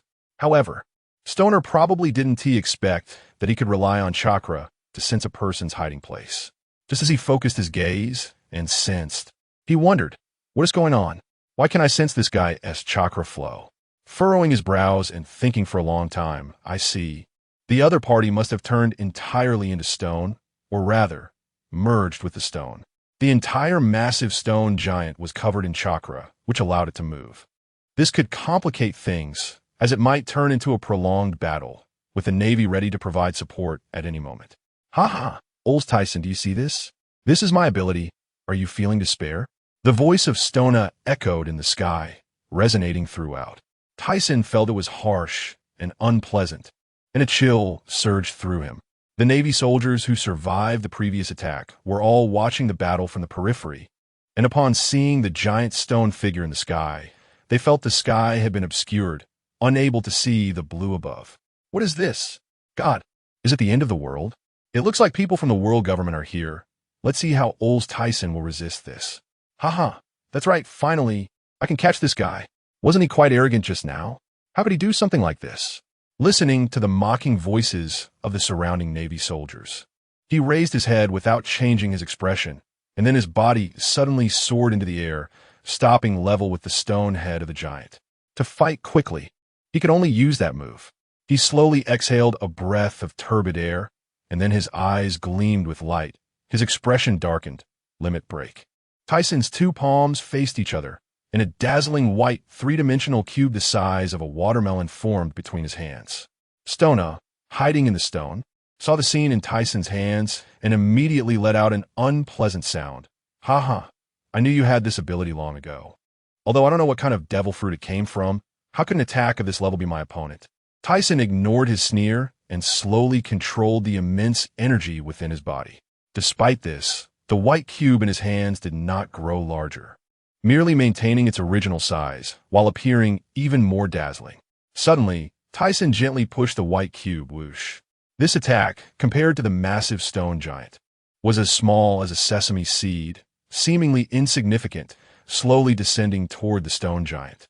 Upon seeing the small white light sphere projected towards him, Stoner let out a tch of laughter, completely disregarding the beam that posed no threat to him, instead swinging his massive fist to attack Thiesen. The air erupted with a series of explosive sounds as the fist wind stirred up a massive airflow, dispersing the clouds in the sky. Thiesen, standing in front, remained motionless, quietly watching the scene unfold. Stoner, inside the stone, stared at Thiesen's face, realizing that not only was the other party completely unflustered, but he also made no attempt to defend himself. Most importantly, the calmness in his eyes was unmistakable, and suddenly he felt a deep sense of foreboding in his brain. But at this point, he could only swing his fist forward. He didn't believe any attack could harm him as long as he was inside this massive stone giant. He was safe. Whoosh!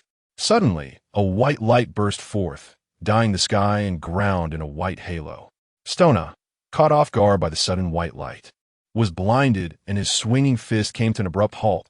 It's still daytime. What the hell is going on? His vision was filled with white brilliance, and he let out a scream.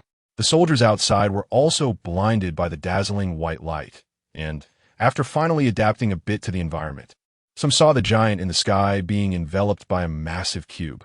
What is this? Is it an attack from Aurs Tisen? Ha ha! How could such an attack possibly work? That's right. Does he think he could defeat this massive stone giant with light? Ha ha ha! Stona felt something was off. What exactly did the other party want to do? Hey, Aurs Tisen, what do you want? He shouted loudly from within the stone giant, his voice echoing in the sky, sounding as if it were tearing at the heart, making people uncomfortable. Thiesen smiled slightly, pointing at Stona's limbs. Enjoy it. Don't die too easily. After what you did to me before, I won't let you die so easily. Stona looked in the direction Thiesen was pointing. Then his body hidden in the stone moved, glancing down at his feet. Upon seeing this, his pupils instantly contracted. Whoosh! The white beam rapidly dissipated his stone body and everything around it. Stona let out a terrible scream as the soldiers on the periphery saw the entire giant stone figure being engulfed by the originally tiny light beam. Then, it formed a massive cube that rapidly dissipated everything. Moments later, the white light faded, revealing the original scene, but looking at the devastated ground, it was truly a sight to behold. The ground had collapsed, and the once flat wasteland had now sunk within a radius of 200 to 300 meters. If it weren't for the attack range being limited and aimed at the center of the island, one could only imagine what kind of disaster would have occurred. How could this happen? What is this? Is this really an attack that a human can unleash? Is this a god? Only a god could do all this. Dealing with such a monster is truly chaotic. What kind of monster did Judicial Island offend? Sob, sob, sob. The soldiers were seen holding their heads with both hands, some crying, some blaming others. However, most displayed blank expressions, their eyes filled with fear, their bodies stiff and motionless. Thiesen landed, right next to Stona, who no longer had the arrogant and mocking expression from before. His entire body was bloodied, making it impossible to tell his original appearance. His limbs reduced to atomic status, looking severely injured. Even if he barely survived, he would likely be permanently disabled. Anyone else would probably lack the courage to live on. Sensing the other party's aura was extremely weak, as if he could pass away at any moment, Thiesen squatted down beside him, unable to see his head clearly, and murmured, "The grievances between us can be considered settled." He then stood up, feeling moved by the scene, looking at everything reduced to atomic status around him. He asked himself in his heart, is this really right? His mind was entangled with everything that had just happened, and suddenly, a surge of heat pierced through his head. No, everything is right. The dazed look in his eyes instantly focused, and then he emitted a determined expression, realizing he had done nothing wrong. The only thing wrong was this world, so he would build an absolutely safe and free sky paradise. Then, he would spread freedom throughout the world. He would become the freest person in this world. After thinking it through, a smile appeared on his lips, and his heart felt much more at ease. The blockage in his mind dissipated instantly, leaving only clear and smooth nerves controlling every part of his body, flowing without any sluggishness. He looked up at the sky. It was almost time to go back.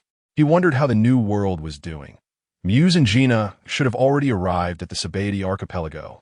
Just as Thiesen was about to take off, a flash of red light suddenly appeared in his eyes, and then he felt the hairs on his back stand on end, followed by him turning his head.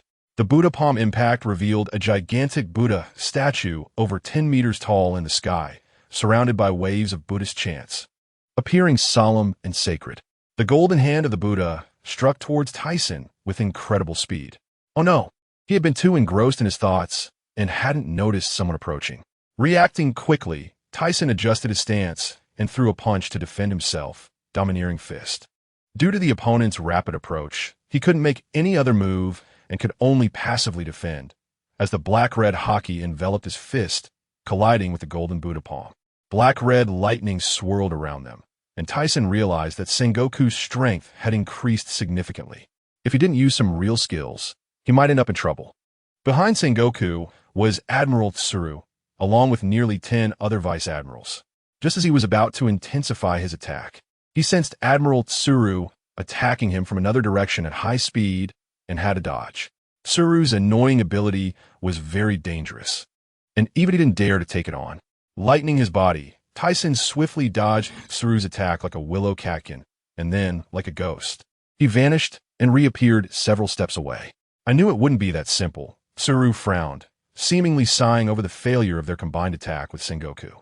After the Golden Buddha returned to Sengoku's original human form, if it were so easy to succeed, the Navy would have captured him long ago.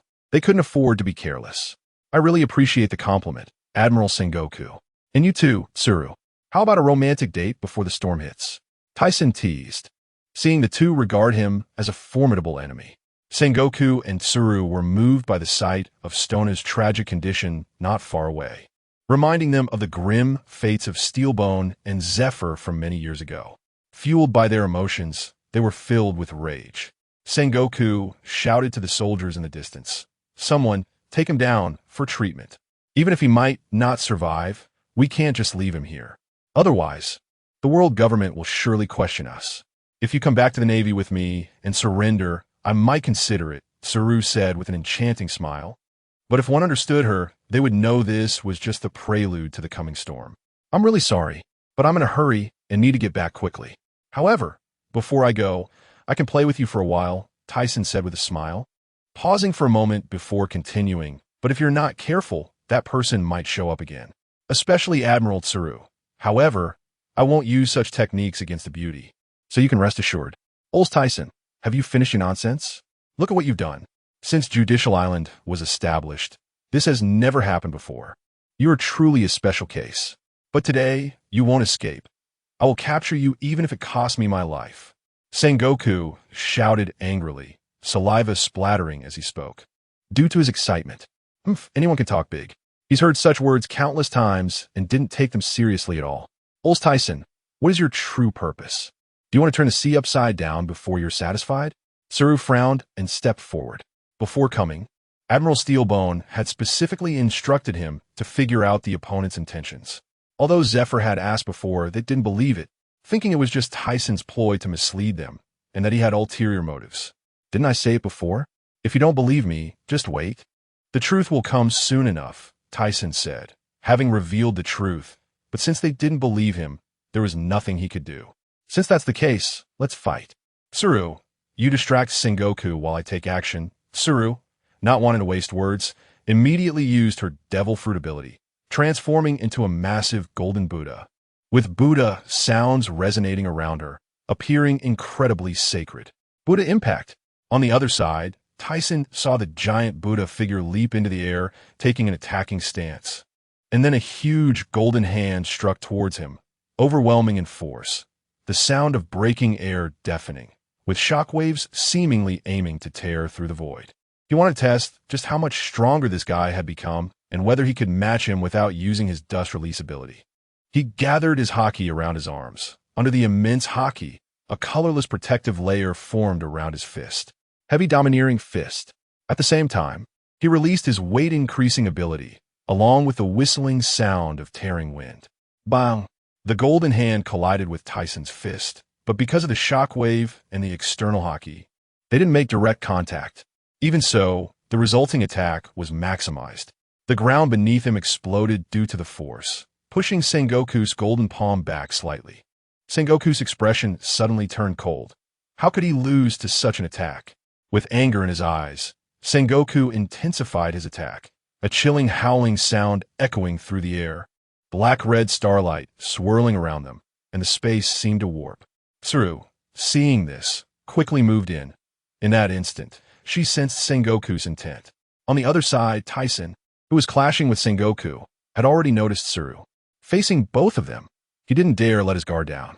just as Tsuru was about to attack him. He tensed his brow and darkened his expression, super domineering fist, maximizing the force in his punch, and then bang.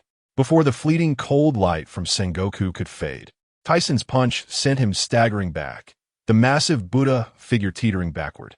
At that moment, it seemed as if Sengoku had eyes on his back, repeating the previous action to dodge Tsuru's reaching hand, which resembled a white, fair hand of a pink lady.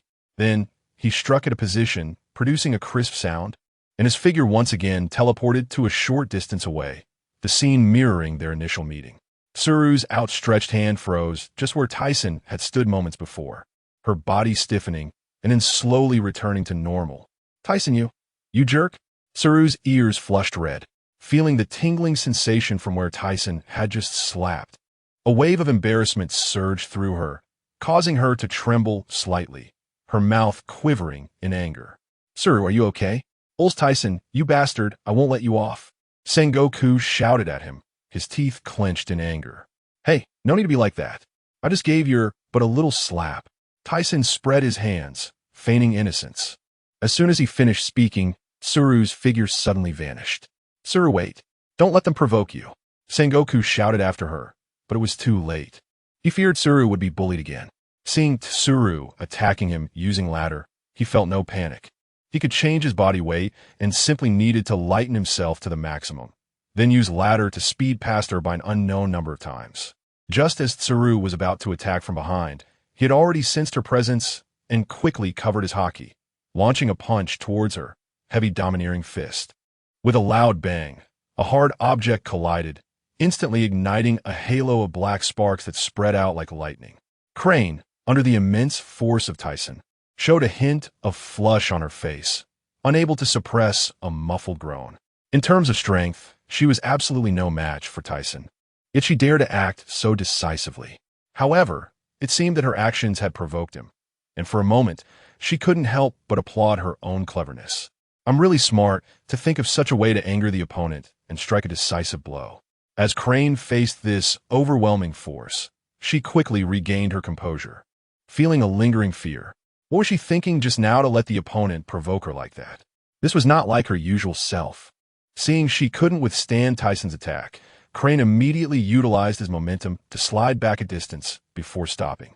She then took a moment to calm her emotions, gently exhaling a breath of turbid air, her gaze once again returning to the wise demeanor she had at the beginning. Meanwhile, Taisen, after repelling Crane, sensed Sengoku descending from the sky. He had no intention of holding back this time. He soared into the air, a white spherical beam of light forming in his palm. Super Dune light. Taisen covered the beam with colorless armed haki and slammed down on the descending golden palm. Bang! Zzz. Immediately, a muffled sound echoed, and the two powerful attacks instantly spread out in the sky, causing the air to surge. Crane on the ground could feel the astonishing wave, which made her eyes involuntarily squint. The air sliced through the sky, stirring the clouds above. Sengoku gritted his teeth, his golden arm descending like a giant pillar from the clear sky, while the golden palm came crashing down like a mountain. Taisen's expression twisted as he intensified the dust escape. Even if you were the Buddha, I'm not Sun Wukong who would let you crush me. Accompanied by a surge of new power gathering in his hand, he unleashed. Bang! Sengoku's face turned red, gritting his teeth, but in the end, he was still no match for Taisen. Under the sudden infusion of incredible power into his hand, Sengoku's shockwave quickly dissipated, and his body shot out like a cannonball, crashing down towards the ground, raising a cloud of dust and countless obscured smoke. Sengoku. Crane, seeing Sengoku knocked to the ground, felt a moment of worry that Taisen would strike again. So she hurried to his side, examining him closely. Seeing that Sengoku had only injuries on his palm and no other wounds, her tense heart slightly relaxed. Then, as if recalling something, she suddenly looked up at Taisen in the sky, her heart becoming alert. This guy is so strong. What a waste of such great talent, she muttered to herself. In fact, if she paid attention, she would realize that she had unknowingly said this sentence several times already. General Sengoku was actually knocked away. Hey, don't joke. This is actually true. 6 years ago, Admiral Zephyr was defeated by him. It's hard to believe. What should we do? Even the Admiral is no match. Is there any use in us going up? The soldiers outside and the officers brought by Sengoku were discussing among themselves, their figures becoming flustered, unsure of what to do. Stop the chatter. Admiral Sengoku hasn't lost yet. Stay alert. One of the mid-ranking officers turned and yelled at the crowd, then turned back to see Sengoku, slowly getting up, frowning slightly. The situation is very bad. Hey, when they clash again, we all charge in. I don't believe the opponent is truly a god. It should be so. Otherwise, if the Navy loses, we will truly lose face this time. In the sky, Thiesen was heavily panting. After 2 consecutive battles, he had used up almost half of his chakra. If it weren't for using the Conqueror's Haki, he would have easily repelled this guy. After spending so long on Herbal Island, he had learned the Conqueror's Haki, but he was still not very skilled at it. Sometimes he couldn't even unleash it, which was also the reason he hadn't used it before. But now, in this urgent situation, he did, mainly because he had used that move in the previous battle with Stona, and he had enlarged its range, which consumed a huge amount of energy. So now that he had repelled his opponent, he was prepared to withdraw. In his mind, he could never lose his combat ability. Moreover, looking at Sengoku getting back up below, if he wanted to defeat him, it would require using a big move or fighting for several days. Otherwise, it wouldn't be so easy to win. Hey Sengoku, Crane, goodbye. Let's fight again next time. I'm hungry. Thiesen waved his hand downwards and adjusted his posture, flying towards Sabeti Archipelago. Hey bastard, stop. We haven't determined the winner yet. And you plan to escape? Sengoku, seeing the opponent wanting to leave, instantly exploded with rage. Gritting his teeth, tried to use words to provoke Thiesen back. La la la la la. There will be plenty of opportunities in the future. No need to rush. Crane watched as Thiesen flew farther away, his cheerful words making her clench her teeth in frustration and anger. The soldiers and mid-ranking officers nearby were silent, looking somewhat dejected. Sabeti Archipelago. Thiesen arrived after more than an hour passing through Judicial Island. Although his speed was not comparable to the light-speed fruit of Kizaru or the lightning fruit of Enel, he was not far behind. By altering his weight, he could float in the air, and with the addition of ladder, he could really move quickly. After arriving at Sabeti Archipelago, he went directly to the shop run by Sheena. Although it was quite secretive, many people still saw him. But that was okay, because he was about to set off. He had previously notified Muse to come over, intending to have him take the boat to pick someone up. After 2 intense battles, his physical strength was almost depleted. He couldn't drag the boat across the Red Earth continent. Aside from the reason of consuming too much energy, it would be too embarrassing. In the future, unless there were special reasons, he wouldn't do that again. This time, not only Muse but even Gina was called over. The others were recruiting their partners in the new world, and he didn't know how they were doing. Sheena, I'll leave this matter to you. Muse and Gina waited on the ship as Thiesen discussed that matter with Sheena again. Rest assured, leave it to me. Sheena showed a reluctant expression. Previously, he had asked Sheena to help him collect slaves here. Building such a large project would require many people, and with the civilians from his territory in the New World, it should be enough. Before heading to the New World, Thiesen met the 16-year-old Fisher Tiger on Fishman Island. Due to Muse, many fishmen from Fishman Street had joined his ranks. With this, Muse could also act as the captain of fleet. Additionally, Fisher Tiger wanted to venture out on his own, so he did not join Muse's crew. On a fully loaded Fishman ship, they set sail towards the New World. 2 days later, in a certain sea area of the New World, Thiesen was pondering some matters on the ship. This time he brought 2 architects and 2 scientists from the East Blue. With him around, he believed there would be no issues with construction, if time permits. He also wanted to visit Future Country, where Vegapunk's hometown was. He should still be there at this time, not having joined the world government. If possible, it would be even better to invite him to join. Thinking of this, he turned his gaze to a pile of bounty notices in front of him, all of which were the latest bounties of the Rocks Pirates. After seeing the amounts listed, even he was taken aback. One could only say they had grown too fast. Rocks D. Zebek, bounty of 3. 69 billion. Wang Ji, bounty of 1. 563 billion. Silver Axe, bounty of 1. 546 billion. John, bounty of 1. 45 billion. Gold Lion Shiki, bounty of 1. 389 billion. Edward Newgate, bounty of 1.26 billion. Charlotte Linlin, bounty of 1.08 billion. In addition, he also discovered 3 interesting characters who had joined the Rocks Pirates, though he was unsure when they had joined. They were Kaido, bounty of 180 million.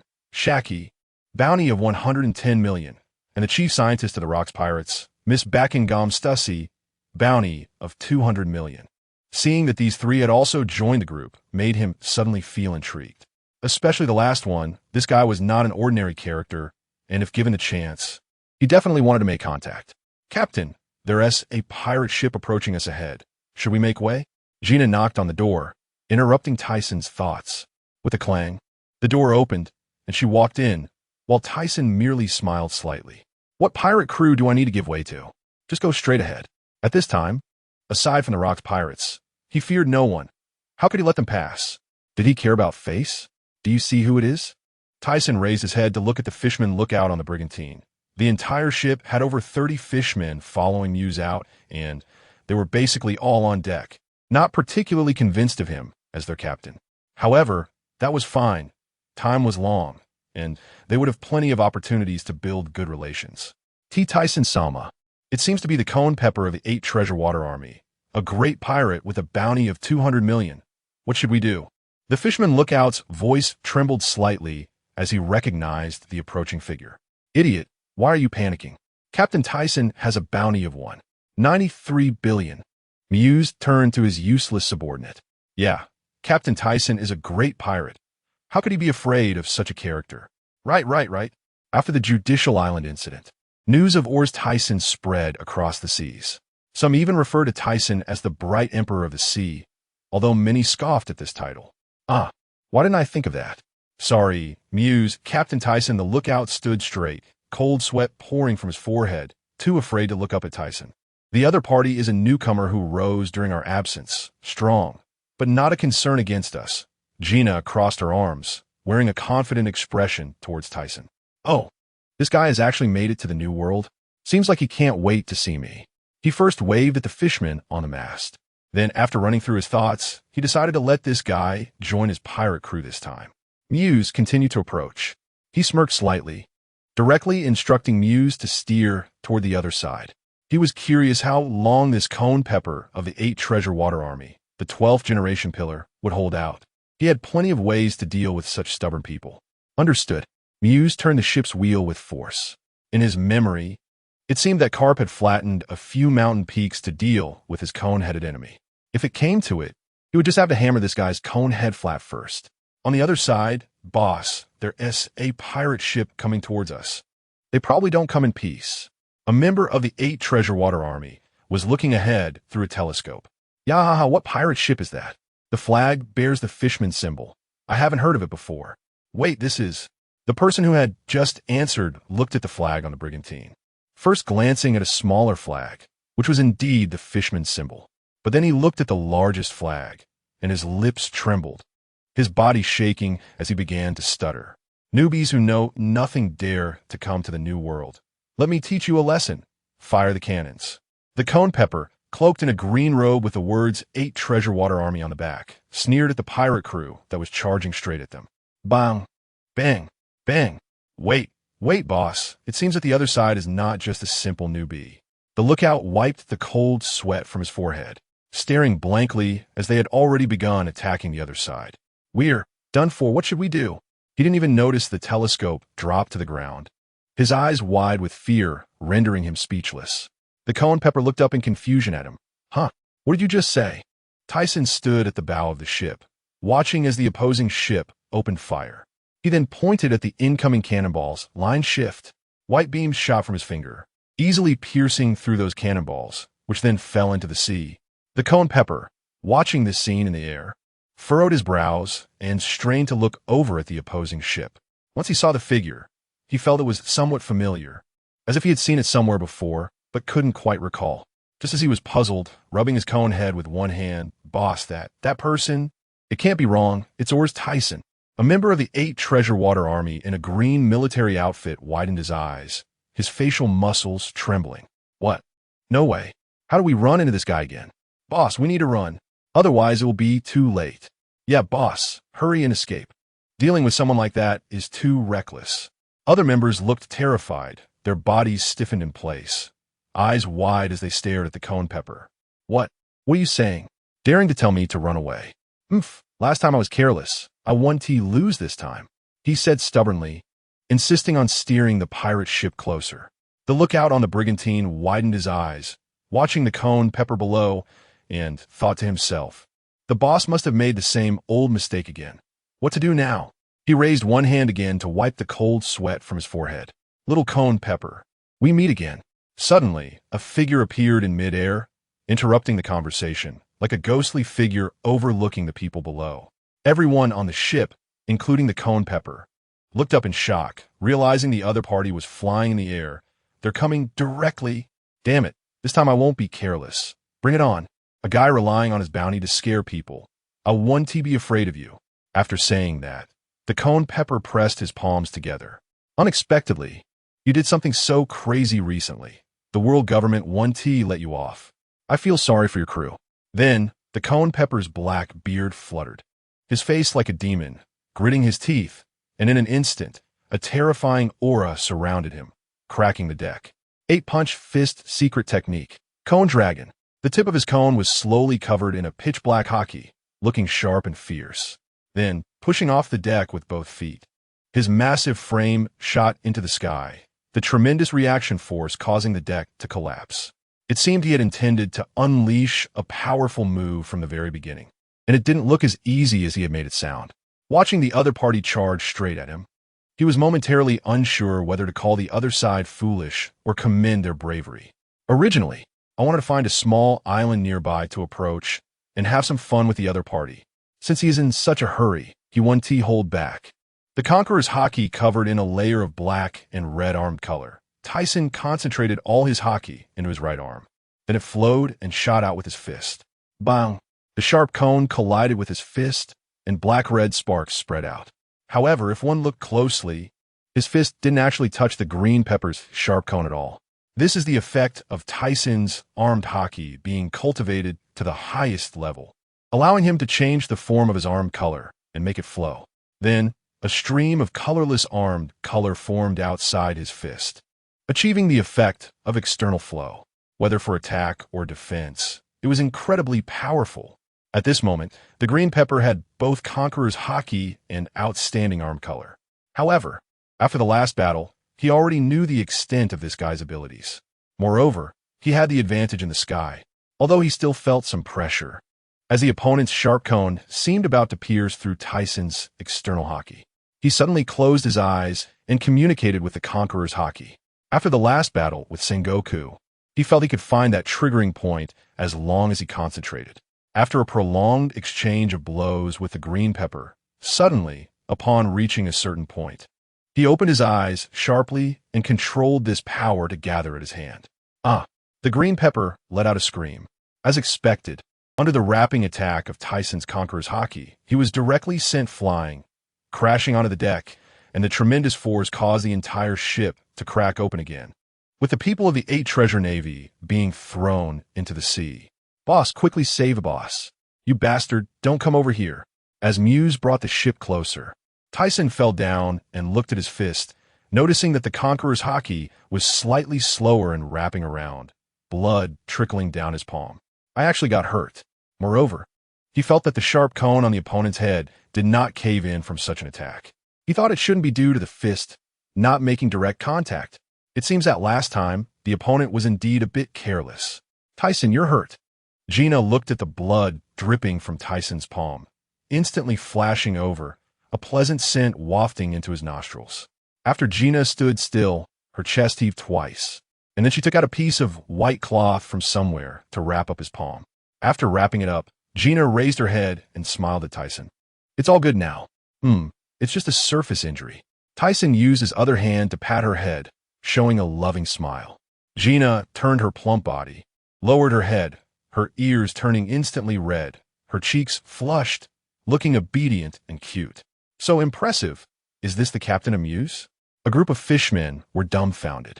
Although they knew from the start that he could become Muse's captain, he must be strong. But they wouldn't be convinced without seeing it with their own eyes. And after witnessing all this, their hearts began to quietly change. Then Tyson looked down at the people of the 8 Treasure Navy, who were scrambling to rescue the green pepper. These guys were not bad, quite loyal, good partners. He smiled slightly. Meanwhile, Muse and the slowly recovering Gina looked at Tyson's expression and wondered what this guy was up to, feeling pity for the group below. Cough, a cough. Below, the green pepper was held up by a few people, floating on the shattered wooden planks, coughing incessantly due to drinking too much water. Boss, what should we do? This guy seems like he won't let us go. The people on both sides of the green pepper raised their heads to look at Tyson at the bow of the ship, gritting their teeth with unwilling expressions. After coughing for a while, the green pepper finally calmed down, then suddenly raised his head, staring fiercely at Tyson, gritting his teeth. If you want my life, come and take it. What are you hesitating for? After all, I'm the leader of the 8 Treasure Navy. He didn't expect to die in such a place just after entering the new world. The green pepper showed a look of unwillingness. They had just been in the first half of paradise and had only recently entered the new world, just when they wanted to show their skills. They fell in such a place. Green pepper, join me. How about becoming my partner? Tyson floated down from the ship, landing in front of him, extending the invitation again. The others, who were soaking in the seawater and leaning against the wooden planks, showed hope for survival in their eyes upon hearing Tyson's words. While the green pepper closed his eyes and lowered his head, his body trembling slightly. This guy was actually so happy he trembled upon hearing Tyson's invitation. Gina hugged her chest, seemingly unable to close her arms any further, smiling as she looked at the green pepper lying on the wooden planks in the sea. You bastard. Just kill me already. One after another, you're all like this. I am the sharp-coned green pepper. There should be a limit to insults. The veins on the green pepper's forehead throbbed, and his body, which was originally trembling with his head lowered, suddenly shot up, glaring at Tyson like a demon. On the opposite side, Tyson looked puzzled, then exchanged glances with Gina and Muse on the ship, seemingly guessing something. He then ordered a group of fishermen to fish these guys out of the seawater and stopped at a nearby small island. An hour later, they arrived at a small island. Although it was called a small island, it was actually a very small place, overgrown with trees. They were roasting the beast meat caught from the island on the shore, eating while listening to the green pepper's account. So, you joined the Rocks Pirates? Tyson bit hard into the beast meat in his hand, watching the other party sitting on the ground drinking. Yes, I'm the leader of the 8 Treasure Navy. I can't die so easily.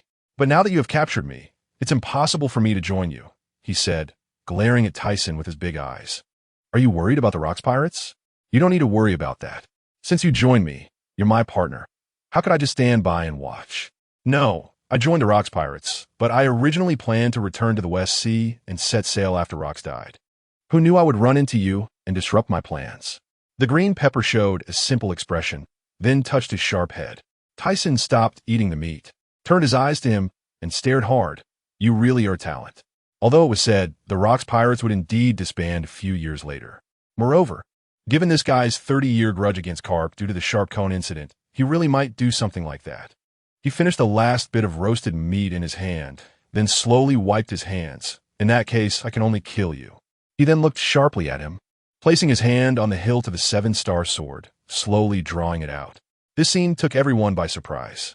The other members of the 8 Treasure Navy originally thought that since the other party was treating them to drinks and meat and was so cordial, they could escape this disaster. But who knew the other side turned hostile faster than flipping a book?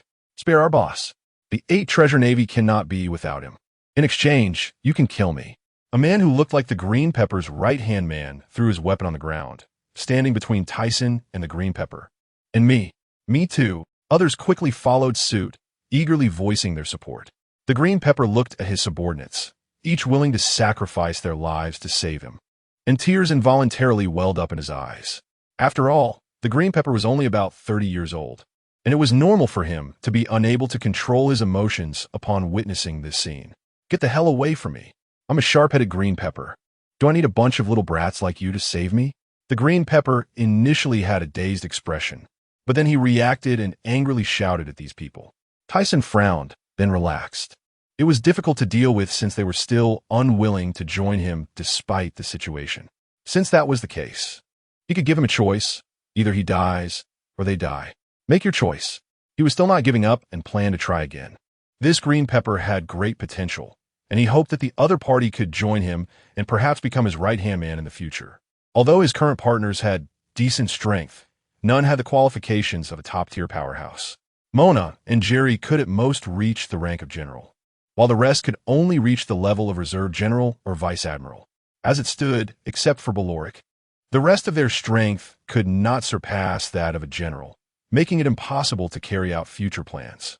Without the Conqueror's haki among top-tier powers, it was hard to stand among the elite, but the green pepper was different. He had a strong physique and Conqueror's haki, though he had focused too much on training his head. If he joined him, he would definitely become a top powerhouse in the future.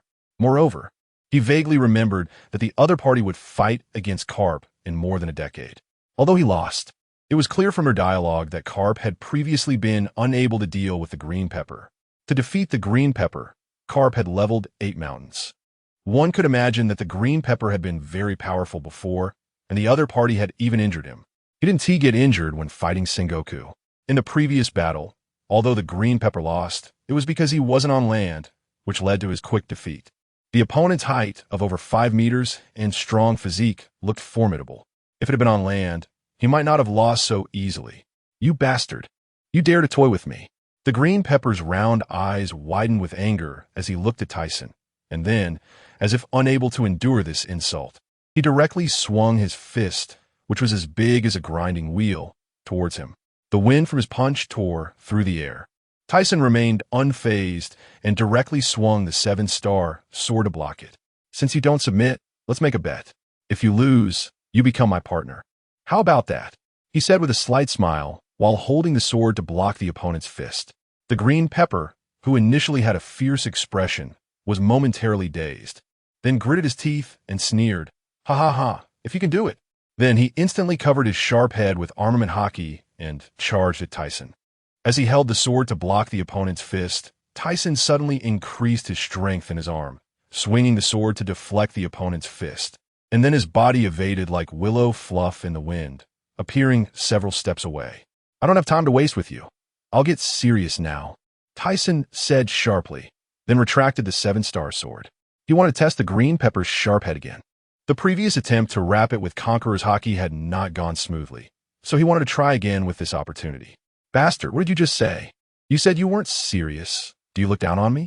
The green pepper shouted angrily. "If I look down on you, how could I invite you to be my partner?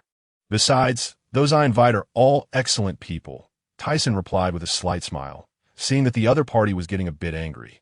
"What did you say? Bastard. You actually said I'm excellent. You underestimate me too much." The green pepper suddenly gritted his teeth and glared, his anger soaring. "I'm just a person who has been insulted by that bastard Rocks and you several times, and right now, I just want to vent my pent-up anger. This feeling of resentment and anger you absolutely cannot understand." Thiesen looked dazed, his facial muscles twitching slightly. Was this guy's nerves a bit abnormal? If he took him back, we go crazy every day? If he had to hate you until my grandchildren's generation, that would be troublesome. Before he could think more, the other party's beard fluttered, and his whole body surged with momentum. The dust kicked up from the ground swirled around, a stream of energy filling his body. He pushed off hard with both feet and charged at Thiesen, causing the ground to crack with a deep hit from the reaction force. Thiesen adjusted his posture, frowning slightly. This impact should be much greater than before. However, he remained unperturbed, closing his eyes to feel the Conqueror's haki again, then controlled it to flow into his fist. Good. This is the feeling. Feeling this smoothness, Thiesen relaxed in his heart, but then his expression darkened as he sharply looked at the incoming sharp head. Super heavy Conqueror's fist. He muttered. Bang-Z black and red lightning instantly wrapped around both of them. The green pepper felt as if he had crashed into a mountain, a tremendous force penetrating his brain, causing a painful shock. He gritted his teeth and bared his teeth. Thiesen's face tightened as he struggled to maintain this force. Then, under this immense pressure, the green pepper's sharp point gradually softened. With a muffled sound, the green pepper's eyes bulged, and his eyeballs rolled back as he shot out like a cannonball, crashing onto the ground. "Boss!" He stabilized his posture, revealing a smile as he looked at his fist. The injuries from earlier had almost scabbed over, but now, after the impact, blood flowed out again. However, these are just surface injuries and not serious. The Conqueror's haki could finally be unleashed smoothly, and this power was truly refreshing and invigorating. Then he turned to look at the stunned Muse and the others.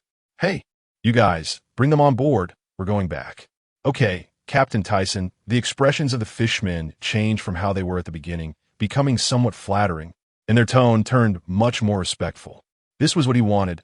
A strong person could earn the respect of others. This world was just like that. Soon, a group of people boarded the ship again and headed toward Herb Island. The Green Pepper was knocked out by Thiesen, although his subordinates were unwilling. They had no choice but to comply, boarding the pirate ship as Thiesen instructed. Holy Land, Mariewa. The losses at Judicial Island are far beyond our expectations. This is completely opposing our world government.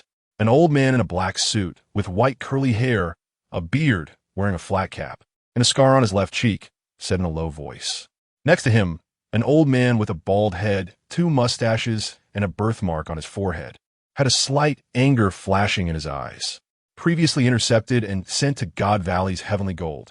And now, this has caused us such a huge loss. That damn guy. The Rocks pirates have turned the new world upside down. Who knows when they will set their sights there? We must plan ahead. If they unite, it will be troublesome.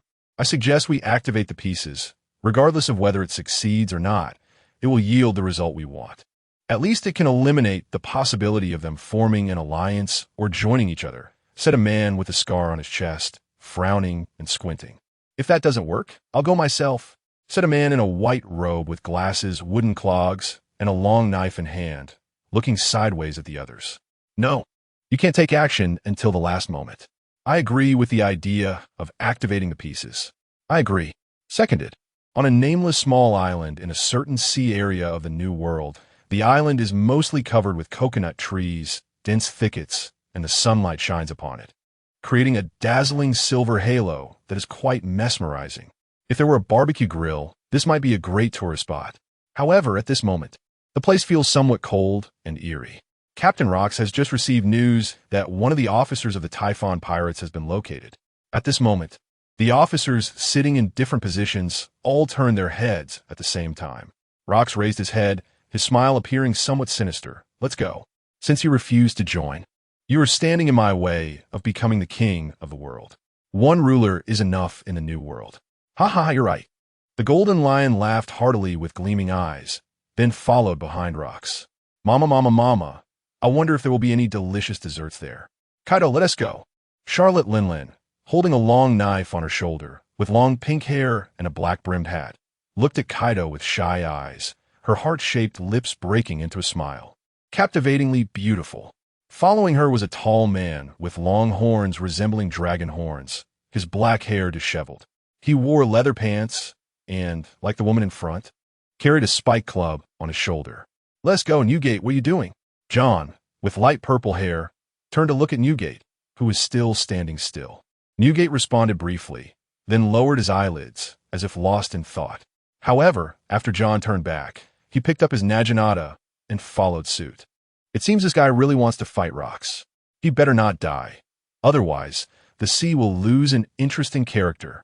3 days later, on Herb Island. What should I do? My power is gone. Now I can't retrieve my treasure. What should I do? After waking up, Qing Jiao learned that his proud pointed head had turned into a concave head, and he was in tears, droplets hitting the ground with a patter, hands on the ground. Lost in a daze. Boss, his subordinates couldn't bear to look, their eyes filled with concern, at a loss for how to comfort him. Thiesen watched this scene with both amusement and a bit of pity. Hey, you don't need to be like this. The pointed head is gone. Just practice your fists instead. Besides, that pointed head is not practical at all. If you encounter someone like me in the future, won't you be done for? You still have time to change your training methods. Shut up, you bastard. I won't forgive you. What do you know? Qing Jiao suddenly raised his head, glaring at Thiesen with a fierce expression. Thiesen didn't mind, sitting aside. Who says I don't know? Isn't it just that you're afraid you can't open the treasure your family has kept for hundreds of years? Qing Jiao, who had originally lowered his head, raised it again, staring blankly. How do you know? As if recalling something, he suddenly jumped up from the ground, his whole aura rising, glaring at him with wide eyes. You bastard. You're not trying to covet my family's treasure, are you? I tell you, no way. I absolutely won't let you succeed. What are you thinking? I'm not interested in that little treasure. I just want you to be my partner, and you already lost to me before. Aren't you going to fulfill your promise? The treasure can wait. Let's get you over first. There will be plenty of opportunities later. Besides, no one will be able to open it in the future. It will have to be done by oneself. Thinking about it this way, it's really a bargain. I'm truly a genius. What promise? I have no power now, and my heart is dead. You either kill me or let me go. When Qing Zhao mentioned losing his power, tears welled up in his eyes again. His over 5-meter tall figure, with chubby hands hanging down, looking both comical and pitiful. It was just a small accident, and you've lost the heart of a strong person? Thiesen raised an eyebrow, thinking that the other person's spirit was too fragile. That's not good. Seeing the other person sitting on the ground, not speaking, just lowering his head in a dismissive manner, Thiesen decided not to persuade anymore. He was looking for a partner. He had said what he needed to say and done what he had to do. If he didn't agree, there was nothing he could do. Thiesen left the place and walked outside. During this time, the members of the Thiesen pirates had recruited quite a few companions, and he planned to get to know them. However, only Gina and Muse's subordinates were here. The others had not returned yet. When he arrived at Herb Island, he arranged the 4 people he brought from the East Sea into a room, which would temporarily serve as their research site. He also provided them with all the blueprints of Sky Paradise, believing that plans would soon emerge. In a section of the sea near Fishman Island in the New World, on a small single-masted pirate ship, Brooke exclaimed, "Hee, I didn't expect your strength to be so formidable, Ryderfield. It really shocked me to the point of losing my eyeballs." Although I don't have eyeballs, Brooke made a strange laugh while looking at Berlik, who was resting nearby. Berlik appeared somewhat disheveled, but despite this, he still wore a charming smile. Listening to Brooke's praise, he said nothing, but his facial expression couldn't hide his genuine happiness. At the same time, he used his observation hockey to sense behind them.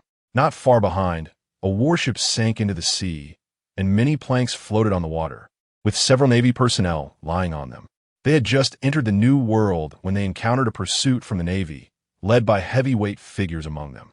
After battling for 5 days and nights, they finally emerged victorious.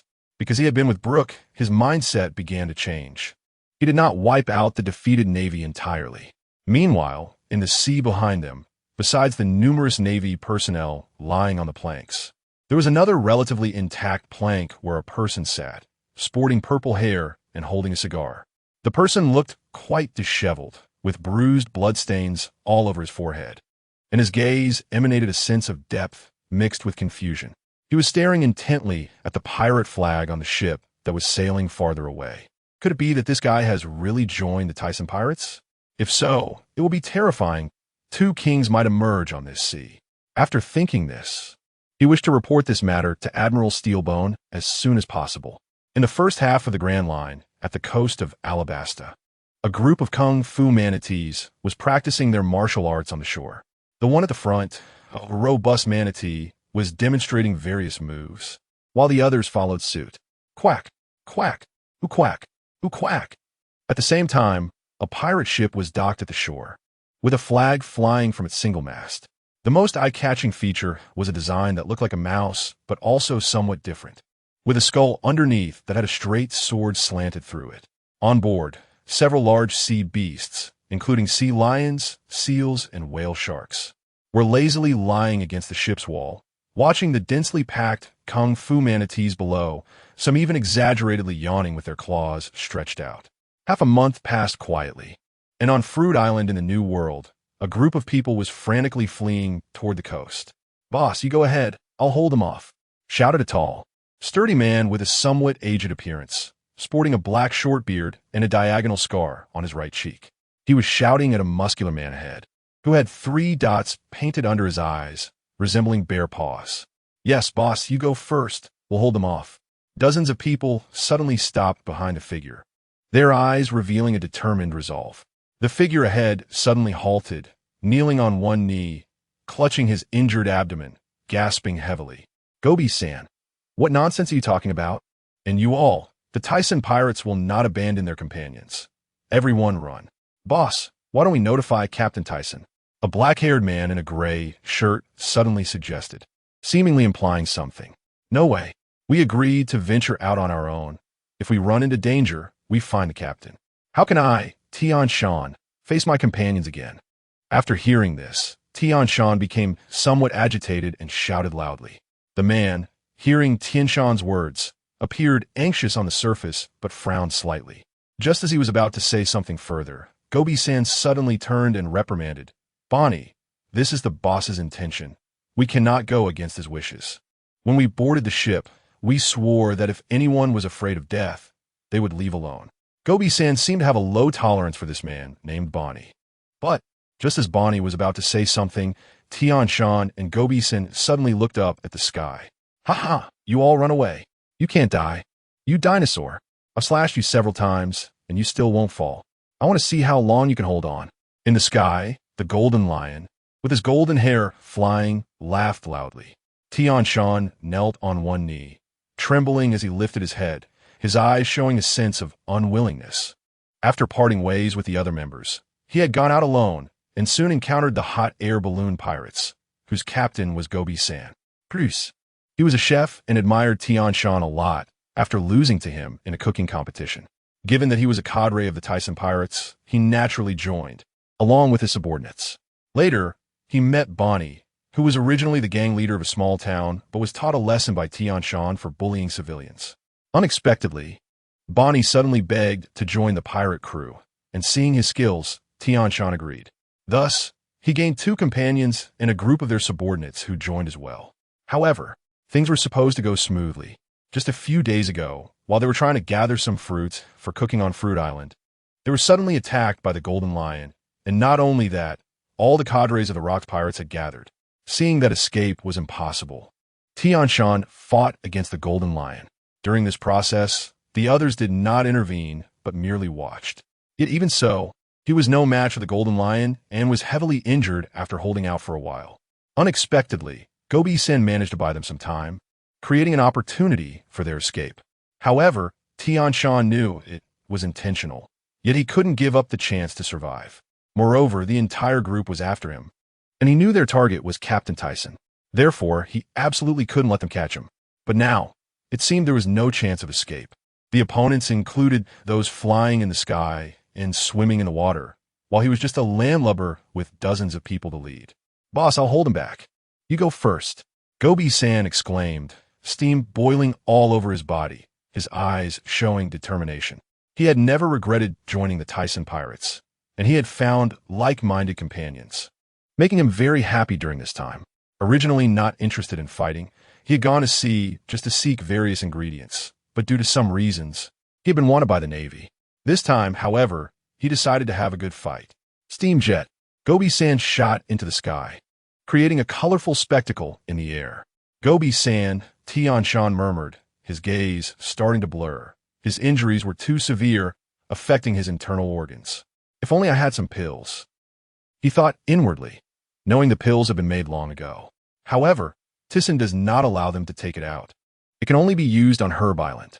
During the years they disappeared after getting injured on the island, they relied on that kind of pill. But because this pill is somewhat overpowered, Thiesen forbids them from taking it out and said it is not the right time yet. Steam piston fist whoosh. Steam boiled all over Gobi-san's body, and one of his fists, due to the high temperature, now appeared bright red, coupled with the pitch-black armament color wrapped around it. It was evident that this strike should not be underestimated. However, the Golden Lion in the sky, seeing his opponent charging straight at him, sneered and then waved his hands in the air, unleashing 2 sword flashes, swish, swish. Gobi-san, watching the intersecting sword energy, could only raise his fist to strike against it. With a loud bang, a violent sound echoed through the sky. Feeling this astonishing power, he gritted his teeth and exerted all his strength. Boom! The sword energy dissipated, but blood was already flowing down from his drooping arm. Although it was just a superficial injury, he had also sustained some damage before and previously. To create an opportunity for the boss and the others to escape, he had used a big move, which consumed quite a bit of his energy. Boss, we should call Captain Thiesen, Bonnie said anxiously, advising Tian Shan, look at Gobi-san. If we are any later, he might die here. Tian ignored him, only thinking to himself that a cadre of the Rocks pirates is this powerful. If all of them go after the captain, it will be dangerous. The opponent is delaying killing him, likely to lure out the captain. I absolutely cannot fall for it. Get out of here. They are after me. Then Tian's eyes revealed a determined look, tremblingly pulling out a transponder snail from his pocket and throwing it into the dense jungle of fruit trees without even looking. Boss, what are you saying? We won't run. We might as well die together. Dozens of people surrounded Tian, half of whom were carrying pots of varying sizes on their backs. They were all former subordinates of Gabesen, who admired Tian's cooking skills immensely after witnessing them. After Gabesen acknowledged Tian as the boss, they naturally followed him. Bonnie's expression darkened instantly at Tian's action, and just when he was about to do something, he saw that the cadres of the Rocks pirates had caught up, and there were more than just these. Turning his head, he saw that the coast seemed to be surrounded, with dozens of pirate ships wrapping around the entire fruit island like dumplings. Then Bonnie suddenly stopped, no longer making any moves, and his expression no longer showed the previous urgency, a slight smile forming at the corner of his mouth. After hearing the words of these people, Tian was deeply moved, tears welling in his eyes. You guys a bunch of fools, he said, smiling with relief. Then he turned to look at the Rocks pirate fleet on the coast, and the anxious expression he had earlier now calmed down. Even if more of you come, I am not afraid. Your plan will not succeed, ha. Bang! At that moment, a figure suddenly fell from the sky, crashing heavily onto the ground, breaking several fruit trees and kicking up countless dust before coming to a stop. Tian struggled to stand up. When he looked over, he found it was Gabesen. That bastard golden lion really hits hard. Supported by the others, he unsteadily walked over to Gabesen, seeing him rolling his eyes and fainting. After sensing Gabesen's breath, he found it was okay, although the breath was unstable. It had not reached a life-threatening level. Upon checking the wound, he discovered it was just a shallow knife wound and did not injure the internal organs, which made him feel slightly relieved. Jahahaha, a guy of this level thinks he can stop me? Truly seeking death. And you dinosaur, hurry up and contact that damn Thiesen. The golden lion slowly descended from the sky, standing in front of them, first laughing heartily, and then, when mentioning Thiesen, his expression turned angry. After pushing aside the few people blocking him, Tian showed a disdainful expression and said, Thiesen, just a defeated subordinate of the captain, yet so arrogant. What did you say? The golden lion, upon hearing this, closed his eyes, his face darkening. Isn't it true? 6 years ago, you lost to Captain Thiesen. Your current behavior is just a sign of embarrassment, isn't it? The golden lion's forehead was bulging with veins, gritting his teeth, his eyes seemingly ready to spit fire. You damned guy. Since you want to die, I will grant you your wish. Saying this, he prepared to swing his twin swords to kill Tian. At this moment, the cadres of the Rocks pirates had already approached. Muget frowned at the golden lion, then turned to Rocks and said, Our goal is to lure out Aurs Tisen and then have him join us. Won't doing this be counterproductive? A man with bushy black curly hair, Rocks, upon hearing this, reacted, Stop, golden lion. Huh? Captain Rocks, I want to kill this arrogant guy. Don't stop me. The golden lion seemed to be overly enraged, disregarding Rocks' words. I said stop. Didn't you hear? If you disrupt my plan, do you know what the consequences will be? Rocks' aura slightly revealed a hint of menace, his sharp gaze fixed on the golden lion. Feeling this aura, the golden lion's body stiffened, his angry expression instantly returning to normal. He then sheathed his swords and said in a low voice, Understood. He then turned to Rocks and asked, What do you plan to do? Listening to the golden lion, Rocks did not answer him, but looked at Tian. Upon seeing the group of Rocks approach, Tian sensed that the person at the front had an incredibly powerful aura, akin to that of a demon god, causing his soul to tremble and hair to stand on end. The slight aura the opponent had previously revealed sent chills down his spine, as if his soul had been frozen, making him shiver. This dangerous guy. He didn't know if Captain Thiesen could defeat him, but since he knew the opponent was very dangerous, he could not let them succeed. Rocks looked at Tian for a moment before saying in a deep voice, Chef Tian, a cadre of the Thiesen pirates, ancient species dragon fruit, shark-tooth dragon form. with a bounty of 680 million. Although you are not in my sights, you are undoubtedly a formidable guy. However, without the aura of a king, you will never reach the level of the world's top. But it's enough. That man will definitely come for you. As long as he joins, my plan will be halfway successful. Now, hurry up and contact him. I don't have time to waste with you, if you don't want to die. Tian Shan calmed his restless emotions and exhaled a breath of turbid air, expressionless. You just said I lack the aura of a king and cannot reach the world's top-tier combat power. You were right. But as he said this, Tian Shan's eyes instantly became sharp. What do I need that for? The Thiesen pirates only need one king. I was just a small character in the East China Sea.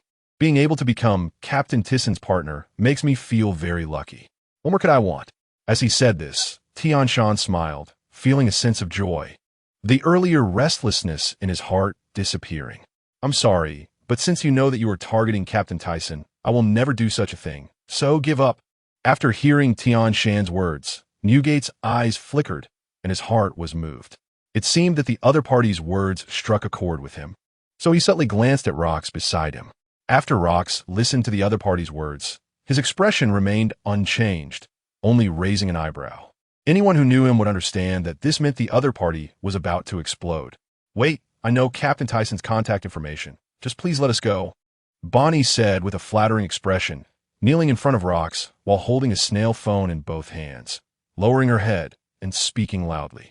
After seeing his partner's actions, Tian Shan first narrowed his pupils, then his previously indifferent expression instantly turned as ugly as pig liver, and he roared, Bonnie, you bastard, I misjudged you. Boss Bonnie. Damn it, you worthless guy. After all this time, the boss valued you so much, and you actually betrayed us. Behind Bonnie, a group of his former subordinates and others showed angry expressions, furious. Rox looked at the person kneeling in front of him, then stared at the snail phone in their hand, reached out to take it, and turned to leave, saying, first, lock them up, then start preparing for the big battle. Especially keep an eye on the Navy's movements. I'll leave this matter to you, Bakin. Leave it to me, hee, a woman wearing sunglasses, short in stature, dressed in a mink coat, with a beautiful face and wearing many jewelry rings on her hands and neck said, baring her teeth.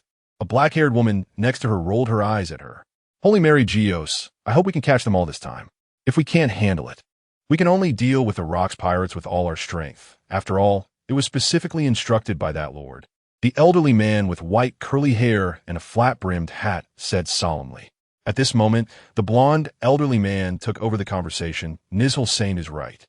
I previously thought that if the Thiesen pirates and the Rox pirates went to war, the latter would definitely win. But from the news we've just received, that's not necessarily the case. Damn it, why are there always uncertain factors emerging lately? That lord should have said that there is still some time before the lanterns appear. What is going on, especially with Roxd, Jibek, and Aurs Tisen? The elderly man with two whiskers was furious through the Navy and their own channels. They had already learned that the Thiesen pirates had added two powerful characters. No matter what the factors are, they're standing on the opposite side of us. To prevent them from disrupting the balance of this world and for the stability of the seas, we must eliminate them. Since that's the case, then notify the Navy. We can act now. Agreed. After hearing the elderly man with long white straight hair and a long beard finish speaking, the others nodded in agreement. On Herb Island, Thiesen was meditating in his room, sitting cross-legged on the bed, his hands naturally resting on his knees, his sword-like brows closed over his eyes, breathing in a rhythmic manner. On the surface, he seemed very calm, but in reality, his mind was undergoing tremendous changes. Since returning to Herb Island, he sensed that his aura was changing. Sometimes, there would be sudden soul tremors, and sometimes his perception became very sharp. This sharpness wasn't the feeling of sensing an enemy's aura, but rather a state of being able to invade others' minds. However, the process was very brief, like a blink of an eye, and afterward, he could no longer feel it. Previously, to test this state, he specifically sought out Muse to experiment. In the end, during a spar, the moment that state came to him, he struck Muse, and the latter was easily knocked away. Afterward, he personally asked what it felt like. Muse's answer surprised him greatly. She said that just as she was about to withstand the attack, her mind felt blank, unable to dodge or exert strength. This state only lasts for an instant and occasionally occurs, but it appears more frequently during attacks. He didn't know what the situation was. Could it be a mutation of observation haki? Or was it because of conqueror's haki? After thinking for a long time, without clarity, Thiesen decided to calm himself through meditation. So just now, he sat on the bed. During his meditation, he sensed the auras around him, the aura of the village, and even the aura of the small island. Slowly, the state calmed down. Thiesen opened his eyes, deeply exhaling a breath of turbid air, feeling much better. That soul, trembling sensation had disappeared. But his perception had become much sharper. Forget it, I won't think about it. He believed that as time passed, all unknowns would reveal their truths. And the changes in perception must be due to some subtle transformation. Let's go check on Green Pepper. This guy doesn't know what he's thinking.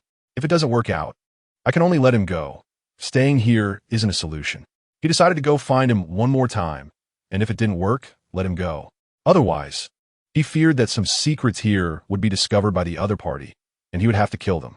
Buru. Just as he was about to find Green Pepper, Thiesen noticed that the snail phone in his arms rang. Why is Tian calling? Did something happen? Tian? Once connected, a deep voice from Aurs Tisen. Thiesen came through the phone, sounding very confident. At the same time, the expression on the snail phone's face changed. It's me. Who are you? Why is Tian's snail phone with you? The other party initially did not reveal their identity and instead spoke in a provocative tone, which was quite strange. Could it be a kidnapping for ransom, threatening to kill if they didn't pay? I am Roxd. Jibek, and as for the reason, I think you should have already guessed.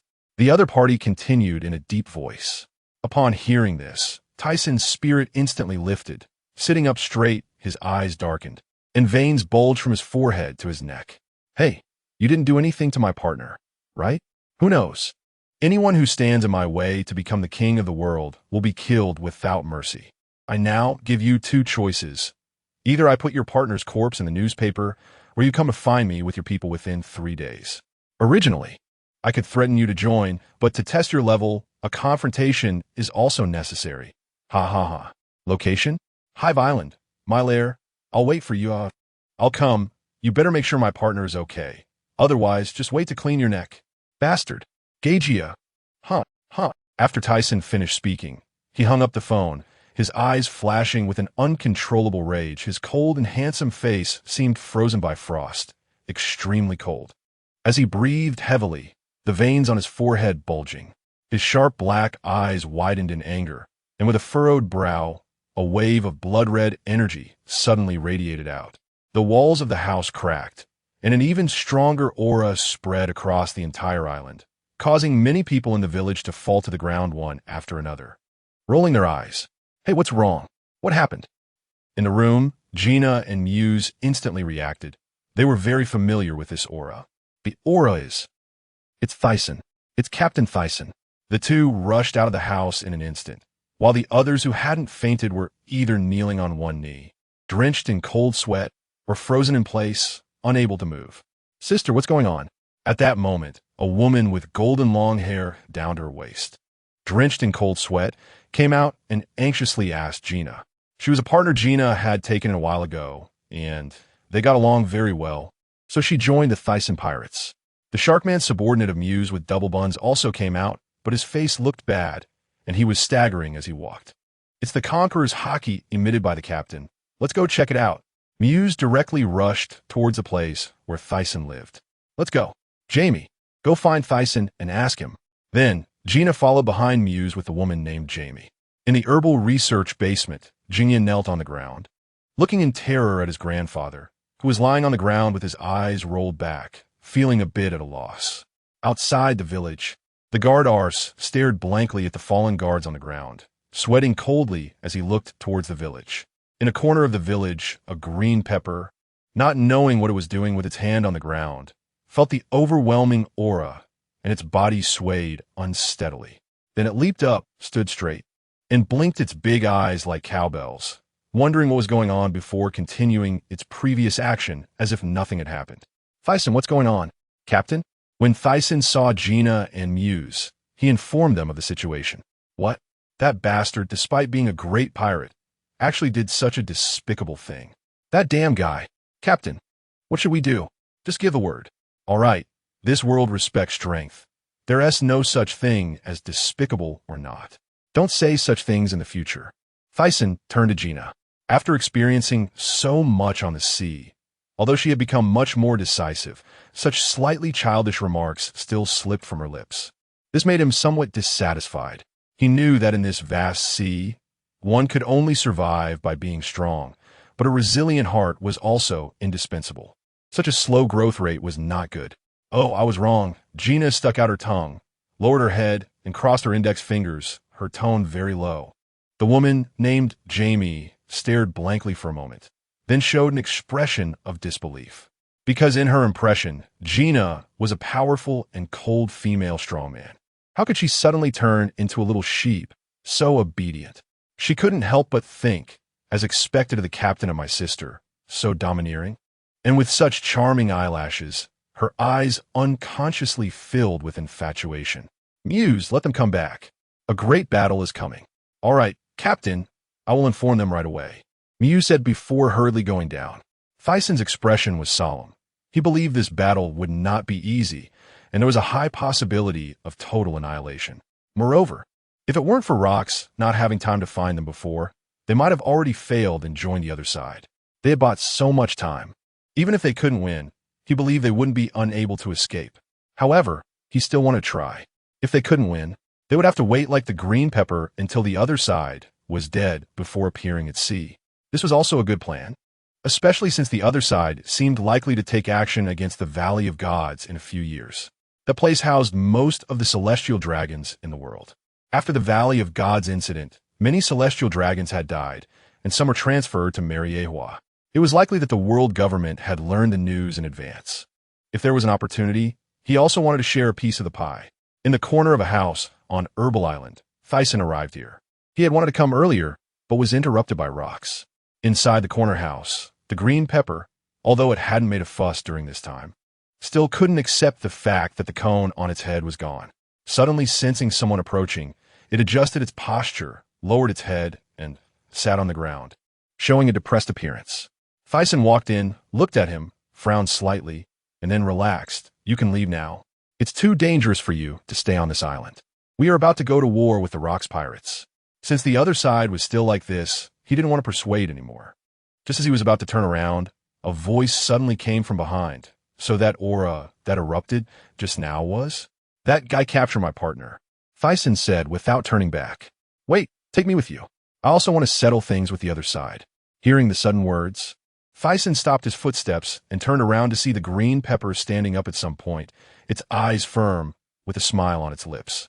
At the Marine Headquarters Marineford, Admiral Zifa had just intercepted the movements of a new world. The Thiesen pirates were about to go to war with the Rox pirates. In an instant, the entire Marineford was thrown into turmoil. At that moment, in the Admiral's office, a soldier entered the conference room with a report. The conference room was filled with Navy personnel, at least holding the rank of captain or above. Steelbone was reading a document in his hand. After the communications officer finished speaking, he raised his head. That's right. The world government had already notified us before, and the battle plan was also suggested. I want to hear your opinions. Crane, you go first. Crane adjusted her posture. By this time, she was nearly 30 years old, much more mature, with a graceful figure and charming demeanor. After a moment of thought, she stood up slowly and said, I think no matter what the world government's plan is, we must have our own ideas. Ultimately, both pirate crews will fight, and that's indisputable. However, we cannot capture both sides entirely.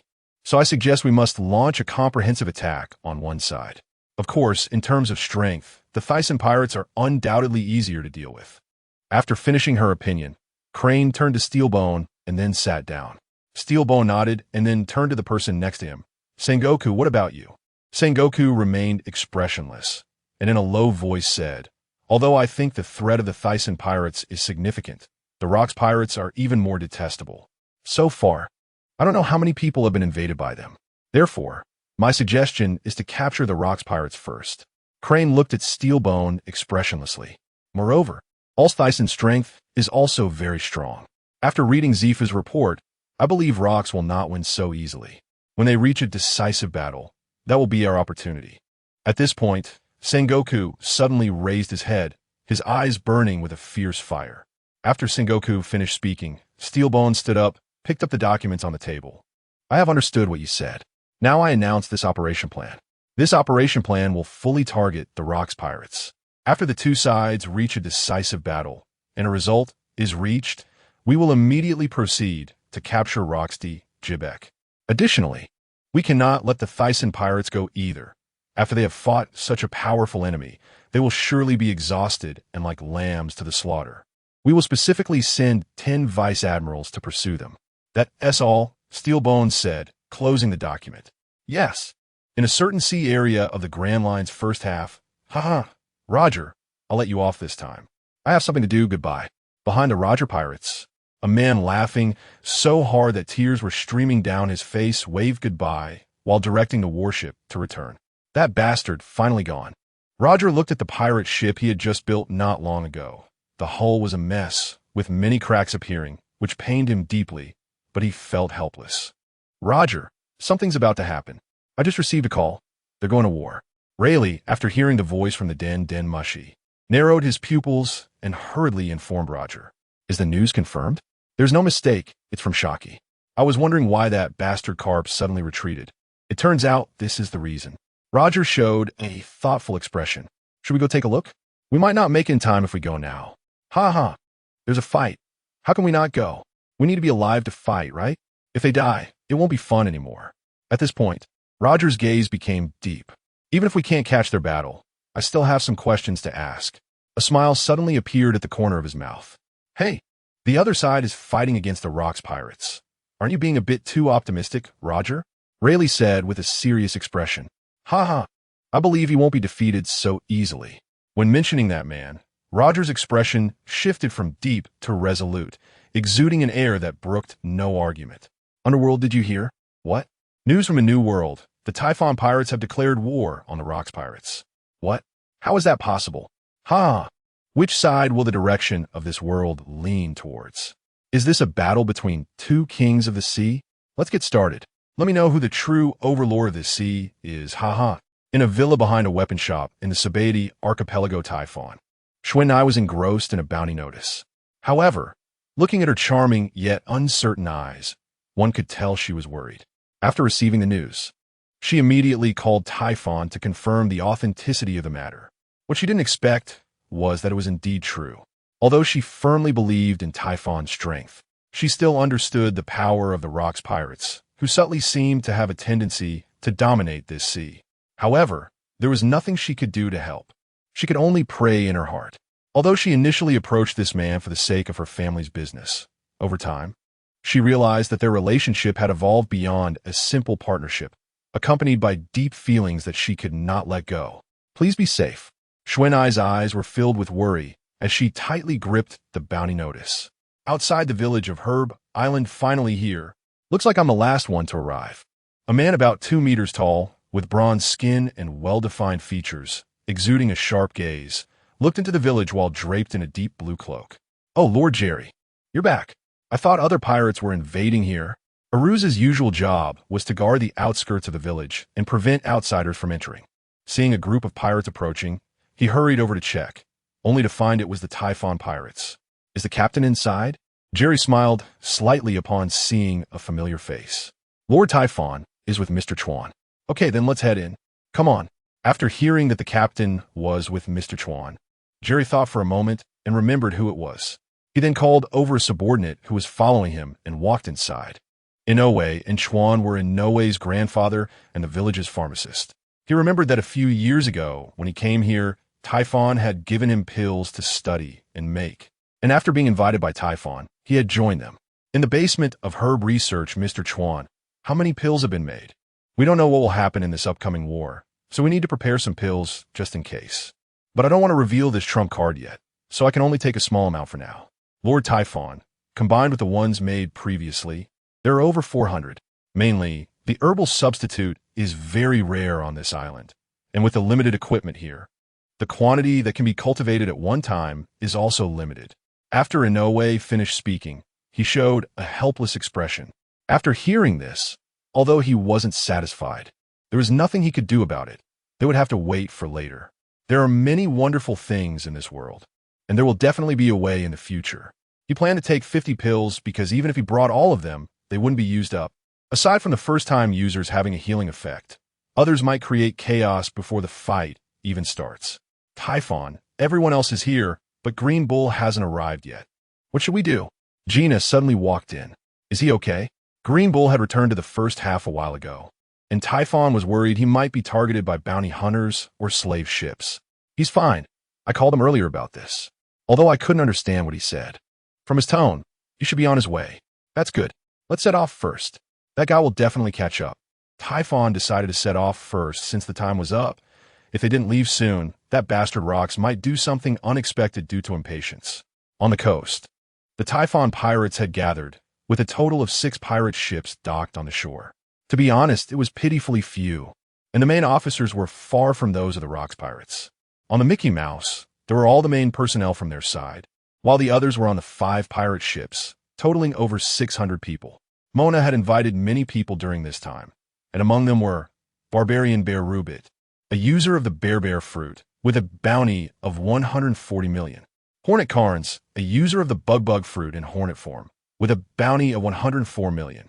Heavy Hammer Chi-Likes, a shipwright, with a bounty of 78 million.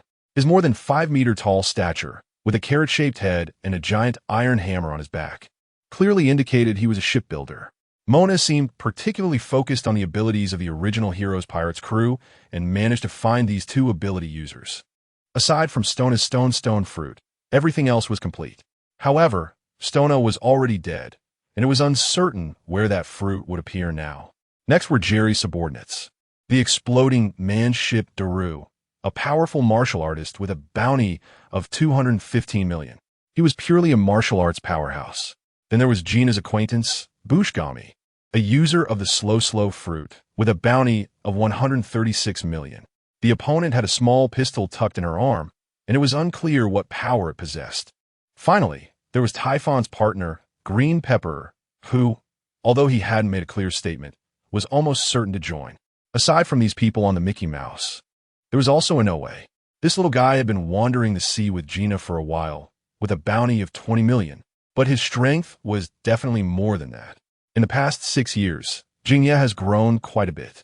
Although he is only nearly 2 meters tall, he is just 17 years old, and he has already mastered observation hockey in 3 of the 6 powers. Originally, he planned to have Gina join the world government's secret espionage organization as an undercover agent. However, after a recent trip to the first half of the Grand Line, he has found a better candidate. Moreover, since Gina has already been targeted by the Navy with a bounty, this idea was dropped. Thiesen stood on the head of the Mickey Mouse figure at the bow of the ship, one hand resting on the 7-star sword. With sleek black hair and a cold, handsome face, sharp eyebrows, and piercing black eyes, he faced a group of people and said, "First, welcome everyone to the Thiesen pirate crew. I am Aurs Tisen. Many of you may have heard about our operation this time, and since many are seeing me for the first time, I will introduce myself again. That's right, we are going to war with the dominant force of this sea, the Rox Pirates. Before we set sail, if anyone wants to withdraw, you could get off the ship now." Who would get off the ship? This is a great opportunity to make a name for myself. I won't give it up. Someone said, by the way, is this the captain of Jerry's crew? Just feeling this aura makes me tremble. What monster? Only someone like him is worthy to be my captain. The explosive man, Ship Dorglow, stared at Thiesen. They made a strange low laugh. Plus, he recently did something crazy like destroying Judicial Island. Following him, I will definitely become famous. After his strange laughter, his mind began to wander. People have already decided to follow you. Who would get off? Bush came with a silly expression, hands cupping his flushed cheeks, causing Gina next to him to have sparks in her eyes. I was already prepared when I joined. I won't withdraw easily, said Wasp Carnes, with a tan complexion and a high nose. Boom, boom, boom. I am also quite strong, said the stout and dark-skinned Ribbit, who, although 4 meters tall, was not considered tall in the Thiesen pirate crew, but compared to others, he was like a giant. I am too. We are too, Captain Thiesen. Just give the command. Yeah, who would want to withdraw? How could I easily back out of such a powerful pirate crew? Even if the opponent is Rox, with Captain Thiesen here, we are not afraid. Yeah. Tyson looked at this group of lively individuals, whether for fame or for other reasons. But since they were now on the same front as him, he would accept them without hesitation. Although there might be one or two rats among them, it wouldn't affect the overall situation. All right, since you are willing to follow me into battle, you will be my companions from now on. Anyone who dares to lay a hand on my companions, I, Aurs Tisen, will not let them go. But, similarly, if anyone dares to betray me, I will hunt them down to the ends of the earth, Tyson said in a deep voice, his sharp gaze emerging from beneath his sword-like eyebrows, and a slight pressure radiated from him, causing many to break out in sweat. A gulping sound came from their throats, and fear flickered in their eyes. Captain Tyson is mighty, someone shouted from the crowd, which immediately stirred with everyone echoing the shout. Did I arrive late? Suddenly, a low voice came, revealing Berlik, cloaked in red and holding a bat-handle umbrella. His sudden appearance startled those around him, as no one had noticed him. Green Pepper, Mona, Jerry, and others all had their pupils shrink in surprise, not expecting to be so close to a stranger. This is the Red Count Berlik Raidfield, with a bounty of 960 million. Why is such a guy here? A pirate in the crowd exclaimed in shock. I heard this guy defeated Admiral Zephyr not long ago. He isn't here to challenge Captain Tyson, is he? Others instinctively shrank back. Damn, why now? Mona, Jerry, and others were on high alert, many pointing their weapons at Berlik. Gina, standing next to Tyson, looked puzzled when she saw Tyson show no unusual expression. At this moment, Tyson finally moved, turning to Berlik with a smile. You're not late, just in time. I thought you wouldn't come. As soon as Tyson finished speaking, a strange laugh came from behind. Hee, Raidfield, your speed is too fast. I can't keep up. After getting closer, Tyson and the others all focused their attention on him. Sorry, Mr. Tyson. We didn't arrive late, did we? No, just in time. After answering Brooke, Tyson looked at the others and introduced Berlik and Brooke to them. Upon hearing that they were going to battle the Rocks pirates, those who had shown fear earlier suddenly became excited. Green Pepper looked surprised, knowing that this newcomer was not an ordinary person. Hive Island is the stronghold of the Rocks pirates. Last time, Tyson and his crew were here and fought against the Roger pirates. At that time, Rocks was mysteriously absent from the island. Otherwise, the Tyson pirates might have been forced to join. Captain Rocks, we've received word that the Tyson pirates have set sail. Miss Bakine urgently informed Rocks as soon as she got the news. Rocks opened his closed eyes, revealing a pair of deep-set eyes. Oh, they've finally come? Do we need to deploy the clones? Although not the finished product, Bakine seemed to recall something and proactively suggested. Rocks replied without a second thought. Now is not the time to expose ourselves. TCH, this bastard is so slow, wasting our time. The Golden Lion said with an ugly expression. Oomph. A guy without patience can't accomplish anything. Newgate, holding a Naginata, sat upright on a stone, squinting at the Golden Lion. Hey, Newgate, do you want to fight, bastard? The Golden Lion, provoked by the taunt, glared angrily. Bring it on, I'll accompany you. You too, Rocks said, lowering his head before suddenly raising it. This is not the time for jokes, understand? A sharp gaze appeared on his rugged face. The two fell silent at once. In a corner, lingling, what should we do this time? A tall man with dragon-like horns, disheveled black hair, and wearing leather pants asked while gripping a wolf-tooth club and digging into the ground. The beautiful woman with long, pink curls, without turning her head, casually said while eating her dessert, during the fight, we just need to hold off one or two of their cadres. The main thing is whether Rocks can win. However, that guy Aurs Tisen is definitely not going to win. Is Rocks really that powerful? Hearing this, Charlotte Lingling suddenly stopped eating her dessert and turned her head, her eyes revealing a cold and sharp gaze. Kaido, you haven't seen him make a move, so don't provoke him. Moreover, don't trust that guy. Right now, we just need to keep our lives safe. Everything else can wait for later. After saying that, she started eating the sweets in her hand again. Kaido lowered his head in deep thought, and no one knew what he was thinking, only that his eyes flickered before revealing a determined gaze. Not far away, a woman with short black hair and revealing clothes was holding a cigarette in her mouth, and she had a wanted poster in her hand that looked eerily similar to a woman from more than a decade ago. Since she had only seen her once, she wondered if this could be the same person. Back on Daughter Island, She had asked Fisnero about this person when she suddenly disappeared. But the other party's tight-lipped demeanor made her give up on further questioning. When she first saw the wanted poster after setting out to sea, she was stunned for a long time.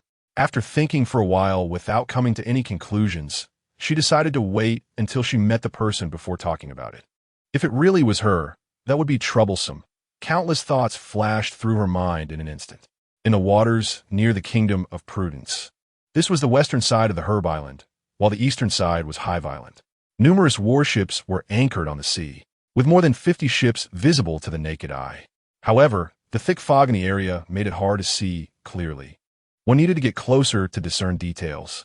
On the largest warship, naval officers of the rank of admiral were standing. At the front, Marshal Steelbone was looking through a telescope at the waters ahead. "Marshal, can we move forward?" Steelbone frowned slightly while looking through the telescope, saying, "Not yet. Let's wait a bit." After finishing, he handed the telescope to a nearby sailor. Steelbone then looked to the side, and a hint of confusion appeared in his eyes. He turned to ask the person beside him, "Sengoku, why don't I see Carp and the other main officers? They were supposed to be on a warship." It was strange that Carp was missing while everyone else was present. He couldn't help but wonder if he had gone to chase after the Roger pirates again. Marshal, Carp is sleeping in the cabin. He was initially chasing the Roger pirates, but suddenly received a return order, so he came here directly. He must be really tired. And since there's still some time, I didn't wake him," Sengoku replied, his eyes darting around, seemingly a bit embarrassed. Steelbone was about to lose his temper upon hearing that the other party was sleeping, but after hearing the latter part, he couldn't help but sigh. You guys have really worked hard. Let him sleep for a while longer. The task of waking him up will be up to you, Sengoku. This plan must not go wrong." "Yes, Marshal," Sengoku said with a serious expression. Just then, a commotion from the back of the warship interrupted their conversation. "What is going on?" Steelbone frowned and turned to ask. "Marshal, pirates have invaded our area. Major General Natos is currently in combat with them." Sengoku and the others exchanged glances. In the backwaters, on a pirate ship, a burly man with a rocket launcher on his shoulder and an iron helmet on his head was looking at Major General Natos in front of him, shouting, "Damn Navy, you don't even know who I am, and you dare to come and catch me. Yeah, you don't even know who our boss is." The crew behind him echoed, I have no interest in knowing who the damn pirates are, especially someone like you, a fish in a barrel. Listen well. Our captain has a bounty of 66 million, Ironhead the cannon ship.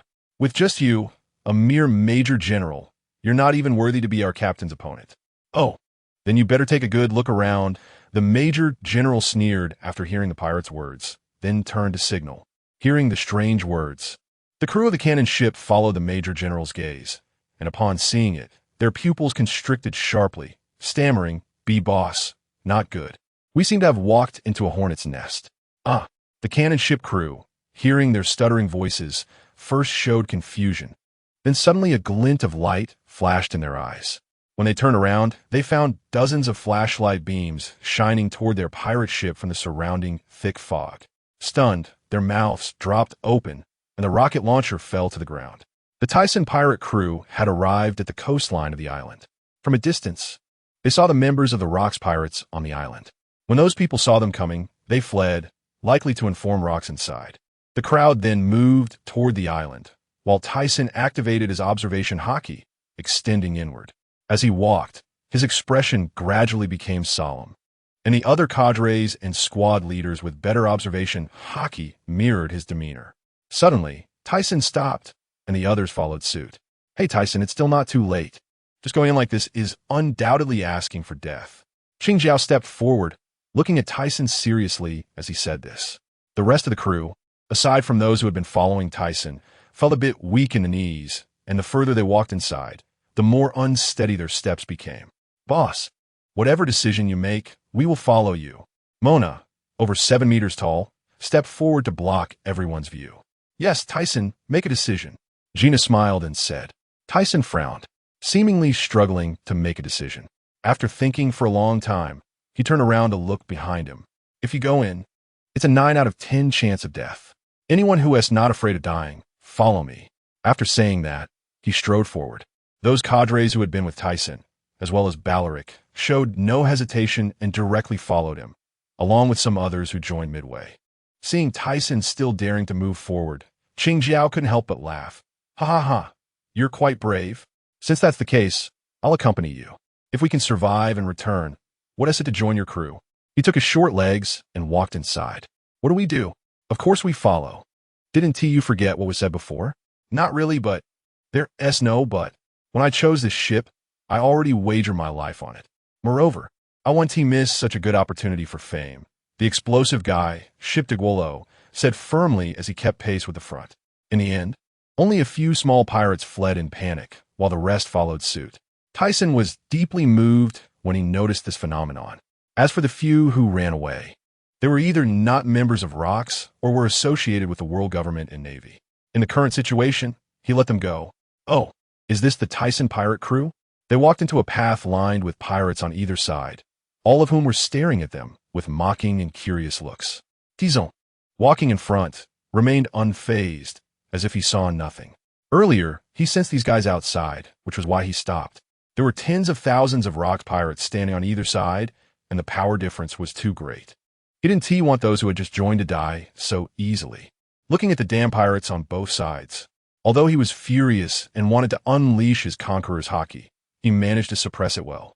Tianshan was still in the enemy's hands. Now is not the time to act impulsively. Hey, Thiesen pirate crew, are you here to die? How dare you refuse Captain Rock's kindness, you damned fools. Aurs Tisen, how could someone like you possibly be a match for Captain Rock's? You're right, arrogant fool. Kill them. Oh. The crowd on both sides became completely agitated, yet no one dared to step forward. Those holding guns merely aimed them at them without pulling the trigger. They continued to walk inward, and with a glance, they saw a sea of people with thousands of pirates on the periphery and even more inside. Thiesen remained unfazed, strolling as if in a leisurely garden.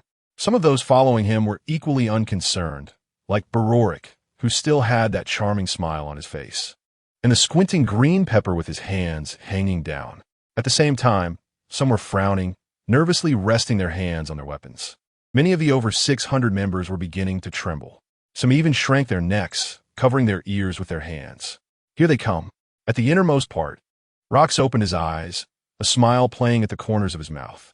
However, he remained seated, not moving from his position, while the other officers stood up and walked to either side of him. Rox, your members are too lowly, and you, living in this godforsaken place. A bunch of village fools with no brains. After entering, Thiesen began to curse directly, unable to hold back the frustrations he had felt along the way.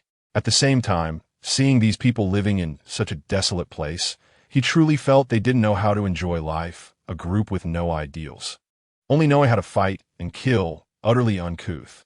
After all the members of Thiesen's pirate crew entered, Rox glanced over. Aside from 3 people, no, 2 people and a skeleton who were somewhat unfamiliar, he recognized the others. His gaze lingered on the charming man draped in a red cloak. In addition, there was that flat-headed man with a long black beard. When did Thiesen's pirate crew acquire such strong allies? Hey, what the hell are you saying? Even at this moment, you dare to speak so boldly. You really don't know how to die. Hearing Thiesen's insults, the Golden Lion displayed anger. The others also had grim expressions. Newgate first glared at Barorik, then heard the other party insult him as well, causing his facial muscles to twitch. One arrogant guy. However, the 2 people across from him looked rather formidable. It seemed this bastard wasn't unprepared at all. With this thought, Newgate's lips curled slightly. Shachi had been intently staring at Thiesen, still trying to confirm whether she was that woman, when suddenly she was hit. Instantly, rage welled up in her heart, seemingly ready to burst from her eyes. Village woman, she said, her lips twitching as she finished those 2 words. I was at least a king of a nation, regardless of whether she was or not. I had to teach her a lesson, clenching her fists tightly. Hee, what an ignorant person. How could I be like a village woman? Miss Bakine hugged her arms, shaking her head, looking at her leopard print coat, then extending her hands adorned with diamond and gold jewelry. After Rox, with his long black hair, withdrew his gaze from Barorik. It was as if he didn't hear Thiesen's earlier words, still standing up with a smile beneath his rugged face. Enough of the boring talk. Tell me your decision. Will you fight or join? Upon seeing Rox stand up, the members of the Rox pirate crew all revealed their weapons, most notably Silver Axe. Dressed in silver armor and wielding a massive silver axe, and Wang Ji, clad in golden armor and holding a long straight sword, with a long black beard. Then there was Edward Newgate, holding a naginata, with slightly longer white whiskers. Charlotte Linlin, with a Napoleon saber made of homies, had a voluptuous figure and beautiful features. Behind her was Kaido, holding a spike bat. The golden lion Shiki, with his golden hair cascading down his back. Captain John, with purple hair, dressed in pirate attire, and 2 western knives at his waist. And behind them were the strange-laughing Kinneyman and Miss Bakine, among others. Before we discuss this, shouldn't you let me see my partners? Upon sensing the aura emanating from these people, he remained unaffected, only speaking in a deep voice. If they really killed Tian Shan, then he would truly be at odds with them. The rest of Tyson's crew gathered closely to his sides, all releasing their own auras, their sharp gazes fixed on the members of the Rock's pirate crew. "Oh, almost forgot. Bring them up," Rock said, tapping his forehead and then ordering his men. Moments later, about 40 people were brought up, all with varying degrees of injuries, 2 of them quite severely hurt, though it seemed they had received some basic treatment beforehand. From a distance, Tian Shan, being supported by someone, came before Tyson, tears welling up his eyes. "Captain, I've embarrassed you," he said, lowering his head, seemingly too ashamed to face Tyson. "What are you saying?" "As long as you're okay," Tyson said, lifting him up with both hands, while those behind quickly stepped forward to support them. Then the others placed the injured members aside, and Inoue and a few others skilled in medicine stepped forward to treat them. "Now that the people have been released, and I've eliminated the undercover agent from the world government among them, tell me the answer. My patience is limited." The smile at the corners of Rock's mouth vanished, and his entire face turned gloomy. If you want to join, you better have the capability." Tyson's face was cold as frost, extremely icy. Now that his partners had been rescued, he could do whatever he wanted without having to worry like before. Aurs Tisen, do you really think that just by joining 2 capable guys, you can stand up to me? I am Rox. That damn guy let me come. Last time I accidentally lost to you, allowing you to strut around for so long. Stepping on my head, your bounty has risen to 1.93 billion. And you're the bright emperor, Ba. Today, I will defeat you and let the world know that I, Shiki, am not a man to be easily defeated by others. The Golden Lion still harbored resentment and dissatisfaction for having lost to Tyson back then. He unsheathed his twin blades and stepped forward, wanting to attack Tyson. Rox remained silent, seemingly tacitly agreeing. A guy like you is worthy of the captain personally stepping in? I can handle you just fine." Beside him, Jerry, draped in a deep blue cloak, his eyes shining brightly. "Let me handle this," he said, drawing the knife from his waist and stepping forward to confront the Golden Lion. Seeing this scene, Tyson maintained a calm exterior, similarly tacitly agreeing. However, inside he couldn't help but worry for Jerry. But at this point, he could only temporarily trust this guy. The great swordsman Jerry, with a bounty of 690 million. Although that's not bad, how could he possibly be my Shiki's opponent? "You stand aside. I'm here for your captain." Upon realizing the opponent was not Aurs Tisen, the Golden Lion became furious. Although the other was a great swordsman, he was not just any great swordsman, but also a capable person. He didn't expect Tyson to look down on him so much, allowing his subordinate to battle him. In an instant, fury surged within him. Although your bounty is higher than mine, it doesn't mean you're stronger," Jerry said as he swung the knife in his hand and launched an attack at the Golden Lion. Seeing that the opponent had no intention of switching out, the Golden Lion had no choice but to engage in the fight. "Since you want to die, I will help you with that." He dodged Jerry's slash and flew to a nearby spot. After Jerry's attack missed, he jumped several times in the air to follow. Noticing that Jerry had already engaged the Golden Lion, Tyson looked back and saw that they were surrounded. He turned back to glare at Rox, his entire aura rising. "Let me see what strange abilities the New World S Overlord has." Saying this, he drew the 7-star sword, enveloped in a layer of purple-black hockey, and moved like a ghost, reaching Rox before anyone could react. Seeing this, Rox thought to himself, so fast, but he smirked coldly and raised both arms to block the sword's edge. Ziz!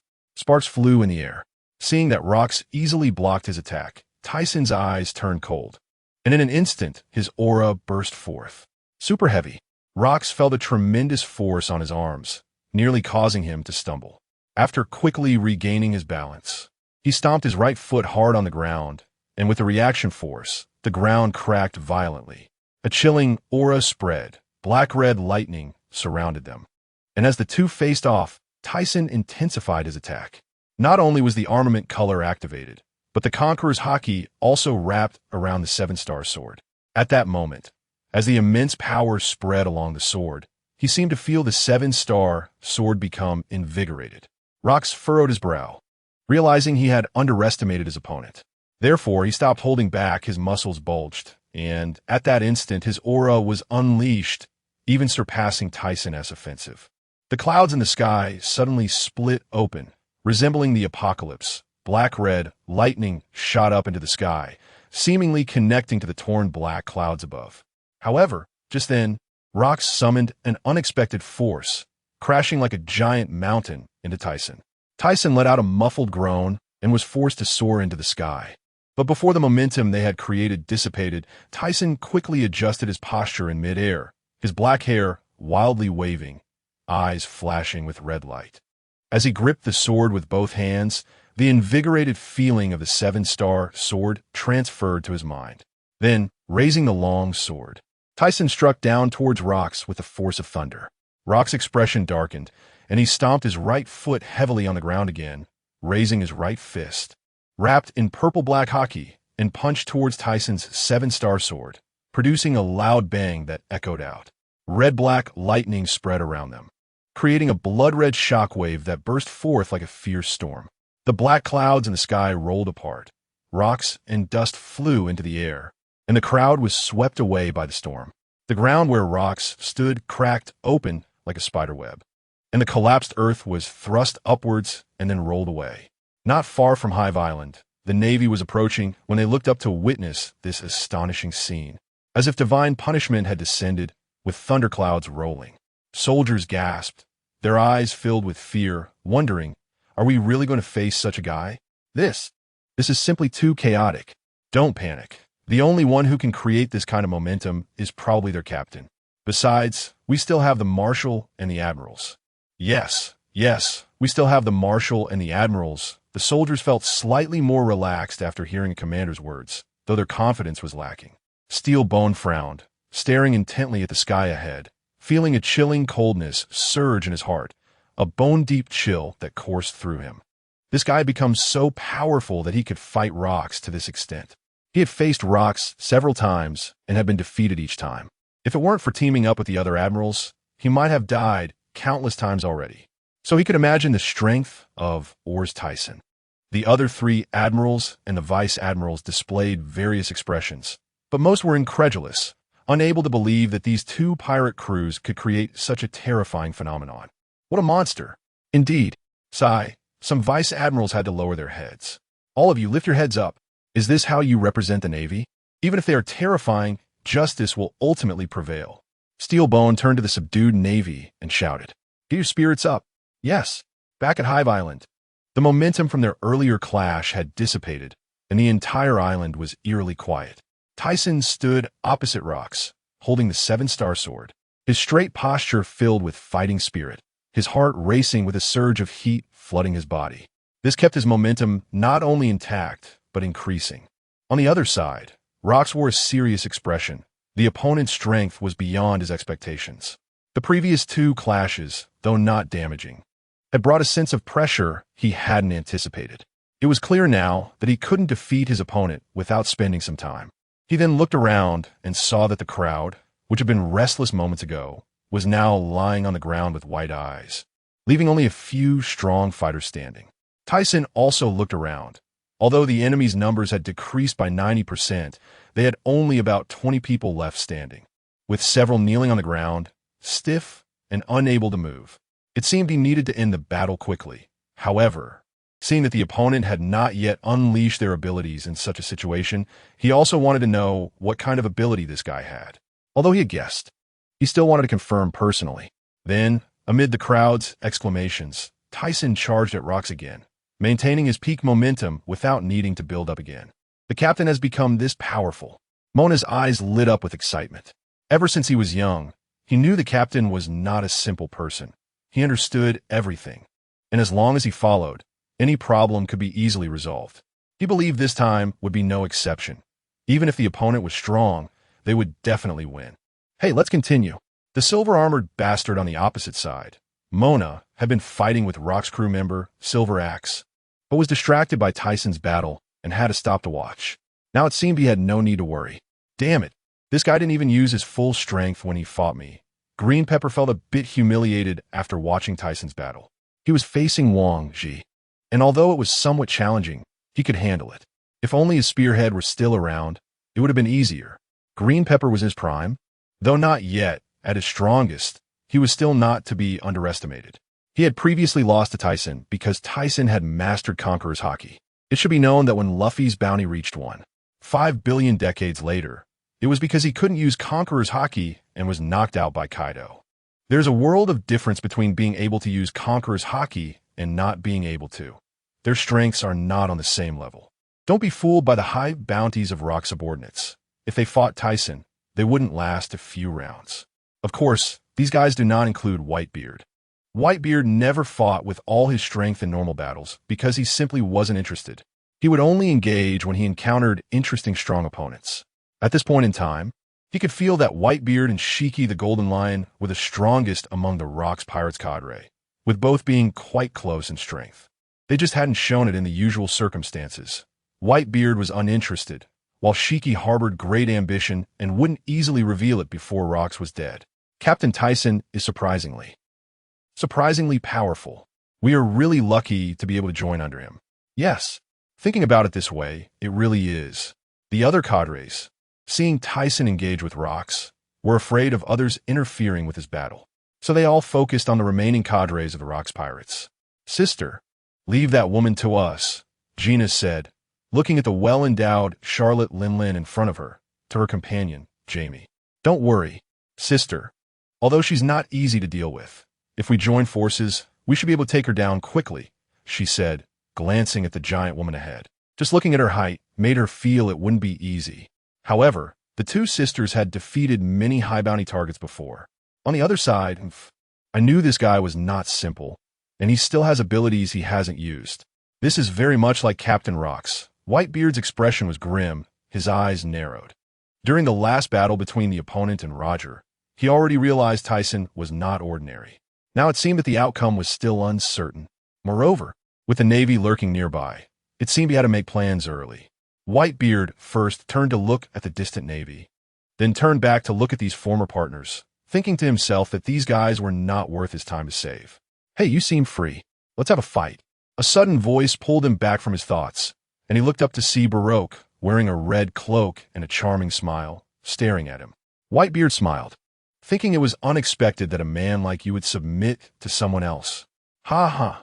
Just from a glance, he knew this guy was not simple.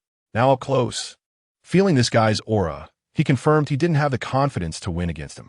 I originally looked down on partners, but later I was infected by this guy, Baroque said, a sincere smile involuntarily appearing on his lips as memories of Thiesen and Brooke chatting on the pirate ship deck flashed through his mind. Really? It seems you found the meaning of living. How about it? Want to fight? Of course.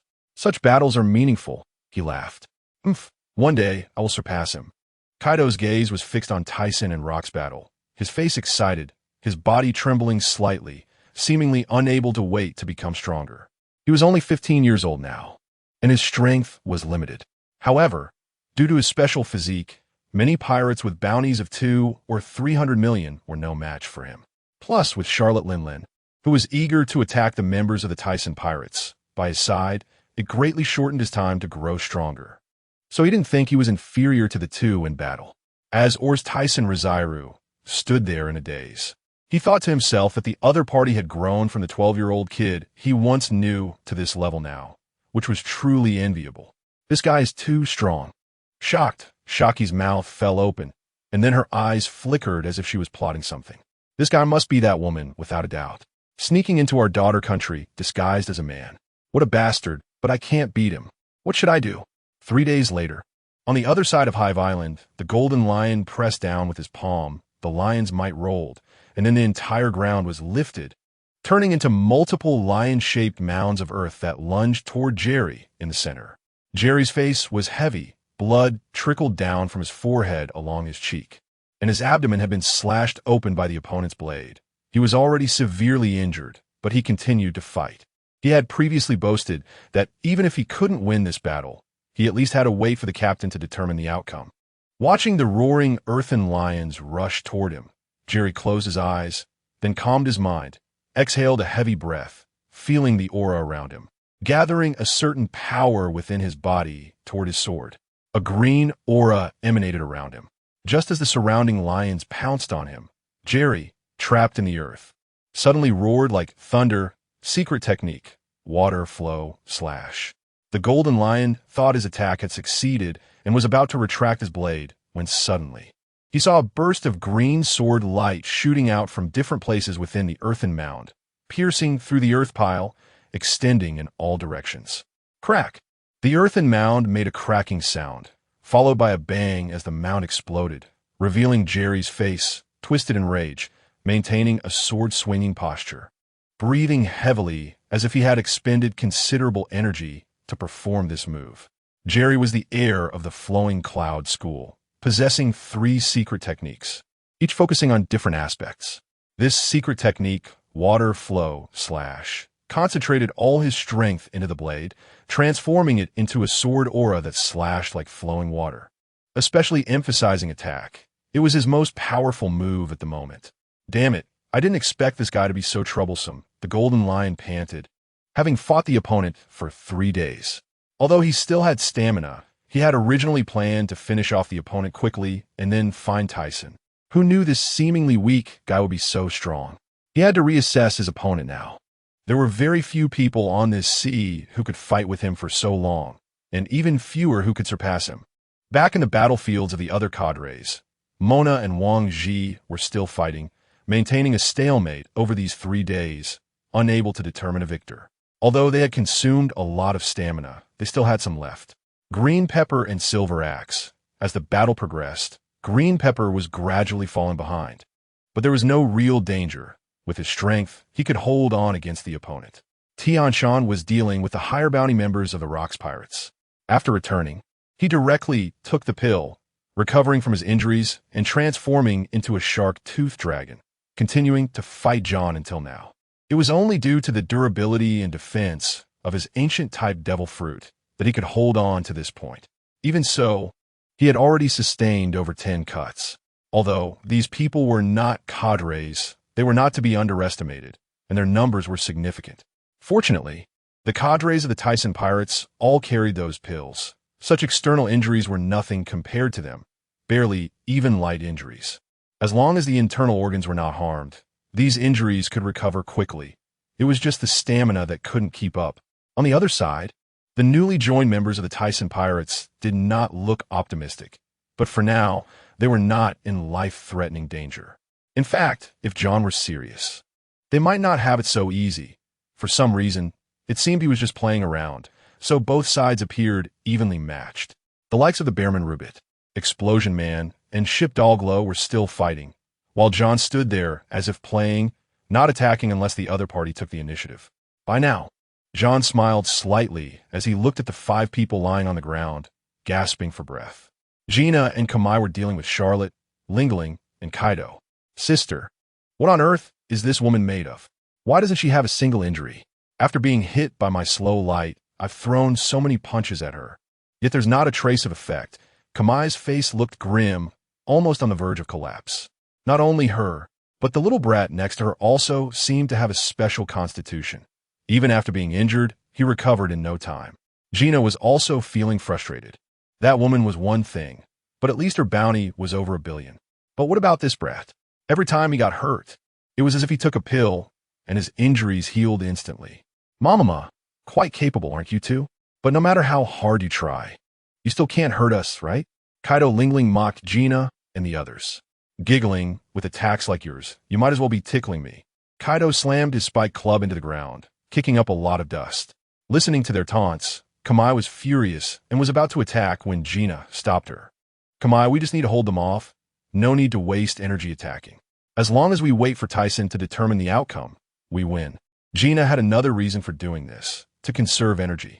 No matter how they dealt with the Navy or Rocks people afterward, there would certainly be another fierce battle ahead. And it wouldn't end easily. Tisen took a step forward, standing in front of Rocks, and then threw a punch, creating a tearing sound in the air. Bang, the opponent countered with a punch as well. Before the other party could react, Tisen's figure flickered like a ghost. Then he leaped into the air, twisting his body. With a fierce shout, everyone nearby was stunned by his roar. Then Tisen extended one hand, and a massive white pillar formed in the sky, crashing down like a heavenly thunderbolt. Boom! The ground was instantly pierced, due to the blinding white light and the swirling dust. It was hard to see what was happening inside. This guy actually fought Rocks like this. After the light pillar lasted for a while, the figure inside became visible. Besides tattered clothing, the opponent had no injuries. However, Tisen seemed to have anticipated this. He drew his sword again, and sword technique. White Dragon. A massive white dragon swallowed towards Rocks below. Not only that, he moved, gripping the 7-star sword tightly and bringing it down fiercely towards the person below. Just as he was about to strike Rocks, the hand holding the sword spun with his body and struck Rocks' arm with a crack. However, Rocks seemed unfazed and was about to grab him with the other hand. Unexpectedly, Tisen's body dodged narrowly like a flying feather. Then, with a flip of his other hand, a white stream of light appeared. A cold smile appeared at the corner of his mouth, his eyes sharpened, and the ability to sever others' thoughts activated in an instant. Rocks' pupils constricted. Before Rocks could react, it struck directly on his thigh, and he let out a muffled grunt. Tisen's figure flashed again. Rocks looked at the bright red blood flowing down his calf, quickly staining his pants. I didn't expect you to be able to do this too. I truly underestimated you. Tisen's eyes were puzzled. Did the other party know what this ability was? He had awakened this ability by chance before and had sparred with Muse on Herbal Island. This ability could sever others' thoughts or disrupt their observation hockey, causing the enemy to show momentary flaws. Damn it! Rock's forehead bulged with veins, and then, with an angry look, he raised both hands to the sky. Soon, endless darkness enveloped the world, and everyone on the island felt the sky turn into night. What is this? Is it the end of the world? What is happening? Can someone tell me? Is this the wrath of heaven? Are we going to die? Many people saw this situation, and their minds instantly exploded. Not understanding what was happening, they saw this scene descending upon them, and their bodies trembled involuntarily, with some even kneeling on the ground and crying out loud. Has he finally used it? This is Captain Rock's ability, Endless Darkness. I didn't expect him to force Captain Rocks to use his ability. This guy has indeed met his fate. The other officers stopped to watch this scene. Members of Tisen's pirate crew also paused to see what was about to happen. Although they didn't know what was going on, at this point, they could only trust Tisen. Even the nearby Shiki the Golden Lion looked over, while Jerry knelt on one knee, his fierce face showing unwillingness. He had actually been defeated by such a person. As time passed, he had no strength to resist. However, the other party seemed to be using little effort. He covered something in his arms with one hand, mumbling, "Is this all I can eat? Damn it, I'm really not willing." He didn't want to use this thing. It was just something Tisen gave him to save his life. But now, if he took it, it would mean he had lost. Nevertheless, he had reached his limit. If he didn't take it, he might perish here. This was the most ferocious fruit, the natural dark fruit. At the moment the darkness appeared, Tisen's pupils contracted, and he suddenly raised his head to look at the sky. Darkness enveloped the island, and soon he couldn't see his own hand in front of him. The vast land was engulfed in darkness. I didn't expect you to not be a devil fruit user. My greatest reliance may not work on you. But it's not just this ability that the so-called most ferocious fruit possesses. In the previous battle, he had tried to use his ability to devour the white beams emitted by the other party. However, he found it strangely ineffective, which shocked him greatly. Because he could devour the attacks emitted by the cadres of the Rocks pirates and the Navy, but now it didn't work. Moreover, the gravitational force against the attacks from devil fruit users didn't work either. If this situation occurred, there could only be one explanation. The other party was not a devil fruit user, which startled him. The other party not only used such strange white beam attacks, but could also fly. He really couldn't understand it. But watch. It will devour everything. Although the other party was not a devil fruit user, his ability was not just this powerful. The black mist shot straight from Rock's palms into the sky. The darkness not only enveloped this small island, but gradually extended outwards. Moments later, Thiesen felt a powerful attraction. After realizing it, he directly weighed down his body. Perhaps because of the excessive weight, his feet sank deep into the ground. Nearby, many people could be heard crying out in despair and howling. Captain Rox, what are you doing? We're going to die. This guy." As if sensing something, Thiesen looked up again. The sky that had just been engulfed in darkness was now forming a massive vortex that resembled a black hole at its center. In the whirlpool, a powerful suction force was formed. It was not just that. The enormous vortex seemed to be slowly approaching him. Anyone or anything that came close to the vortex would be drawn in, as if it were a mysterious giant mouth that swallowed everyone and then crushed them all. Thiesen exhaled a heavy breath, calmly extended his hands, and then brought them together. "Limit break," he said in a deep voice as his palms gradually pulled apart. The strange energy within him was rapidly flowing out, forming a small white cube that seemed almost tangible. Dust release was said to be able to decompose all things. Today, he would see if it could decompose these dark substances. "Go," he shouted, and then the small white cube shot towards the center of the black hole at an incredible speed. The chakra consumption was too great, causing his body to weaken, and he knelt on one knee. At the moment dust release was unleashed, the crowd seemed to find hope. Although the light was fleeting, it felt eternal at that moment, extending their lives and hopes. Boom!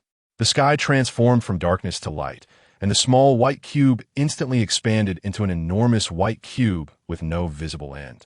It enveloped the darkness inside, revealing the sky, the earth, and the people. They gazed at the sky, their eyes glazed over in shock and terror. After a moment, they finally reacted, their expressions turning excited, with cries echoing around them. "That guy!" Rox gritted his teeth, his eyes filled with hatred. But he still tried to calm his emotions. What was happening? How could this guy withstand the black hole's devouring power unleashed by Captain Rox? Any attack from a power user should be able to be devoured. The officers of the Rox Pirates looked at this scene in disbelief, their eyes blankly staring at the black hole and the dark mist disappearing along with the white cube in the sky. Not far away, on the densely packed warships, the Navy looked at everything happening above Hive Island, stunned and wide-eyed, some even dropping their weapons without realizing it. Was this a clash between light and darkness? Is this the god of light? I once thought that the Thiesen pirates would surely lose because Thiesen was a power user. But now it seemed that the other side had some reliance. However, I don't believe this is some miracle. It must be some kind of special devil fruit. Steel Bones spoke with certainty, leaving no room for argument. "Marshal, should we begin? It seems they're almost out of energy." Zifa first looked at the scene in surprise, then asked Steelbone. At the same time, he was shocked by Thiesen's progress. It had been 6 years since their last battle, and it seemed that even after entering the New World, the opponent would still pause to accumulate strength. Such an enemy was undoubtedly frightening. He recalled what Thiesen had said to him 6 years ago on Sabeti Archipelago. "If you can still hold this view decades later, I'll turn myself in." This was something the opponent had said to him, suddenly surfacing in his mind. However, Zifa soon scoffed internally. How ridiculous that I would take the words of a pirate to heart. Meanwhile, the warriors beside him were still stuck on the previous scene at Judicial Island, where the opponent had used this technique to kill CP member Stona. The range released by the opponent just now was undoubtedly much larger than back then, almost on a different level. "Back on Hive Island, join me, Thiesen. As long as you're willing to join me, I'll give you the position of vice captain. Soon, I will dominate the world, and I can tell you what I plan to do. I'm sure you'll be interested." Rox looked toward a nearby spot, arms outstretched, inviting him with sincerity in his eyes. At this moment, he was tattered and torn, his clothes in rags, with blood streaming down his cheek from a previous cut made by Thiesen's sword. Moreover, judging by his breathing rate, he seemed to have exhausted quite a bit of stamina. After fighting Thiesen for so long, he already knew that the opponent's strength was on the same level as his. In terms of power, speed, defense, and hockey, He was not weaker. Even using his abilities, they could not determine a victor at that moment. Moreover, the opponent's abilities were quite strange. So he wasn't confident he could win. Thiesen covered his ribs with one hand, bent over, and spat out a mouthful of blood, looking somewhat uncomfortable. His black warrior outfit was tattered, revealing his fair skin underneath, and combined with his deep, cold, handsome face, he looked somewhat feminine. However, compared to him over a decade ago, he had corrected much toward a more masculine appearance. In a previous battle, due to carelessness, he had been hit by rocks, breaking 2 ribs. However, these were just minor injuries, and let us not forget he had that kind of pill on him that could heal wounds instantly, although it was less effective for internal injuries. After 3 days of continuous battle, even though he had just unleashed such a big move, every strike they made was equivalent to someone else's ultimate move. The area on Hive Island where they stood had already been nearly destroyed. At this moment, hearing Rox invite him again, Thiesen actually considered agreeing. His dream was to build a sky paradise, which did not conflict with Rox's goal, as long as Rox did not interfere with his plans. Moreover, there were 2 other reasons. One was that if he continued to fight the opponent, although he would be fine, his comrades would not hold on much longer, and the Navy was also waiting to pick them off after they were worn down. The second was that he wanted to see what the other side really wanted, what reason could be worth all this effort. But join you? What a joke. What I want is completely different from what you want, so don't even think about it. Thiesen said directly, as if it were a joke. He did not want to dominate the world. His dream was to build a sky paradise and be the freest person in the world. Moreover, he hated being suppressed by others. Since he wanted to be the freest person, he couldn't be bound by anything else. If he joined Rox, how would others see him? You're so powerful. How come you're still someone's subordinate? He did not want to hear that. So you refuse? Rox, who had originally raised his hands and looked at Thiesen with a smile, had his expression darken after hearing the response, his anger flaring up. You're right. If we have to fight again, I will oblige. But I believe you won't.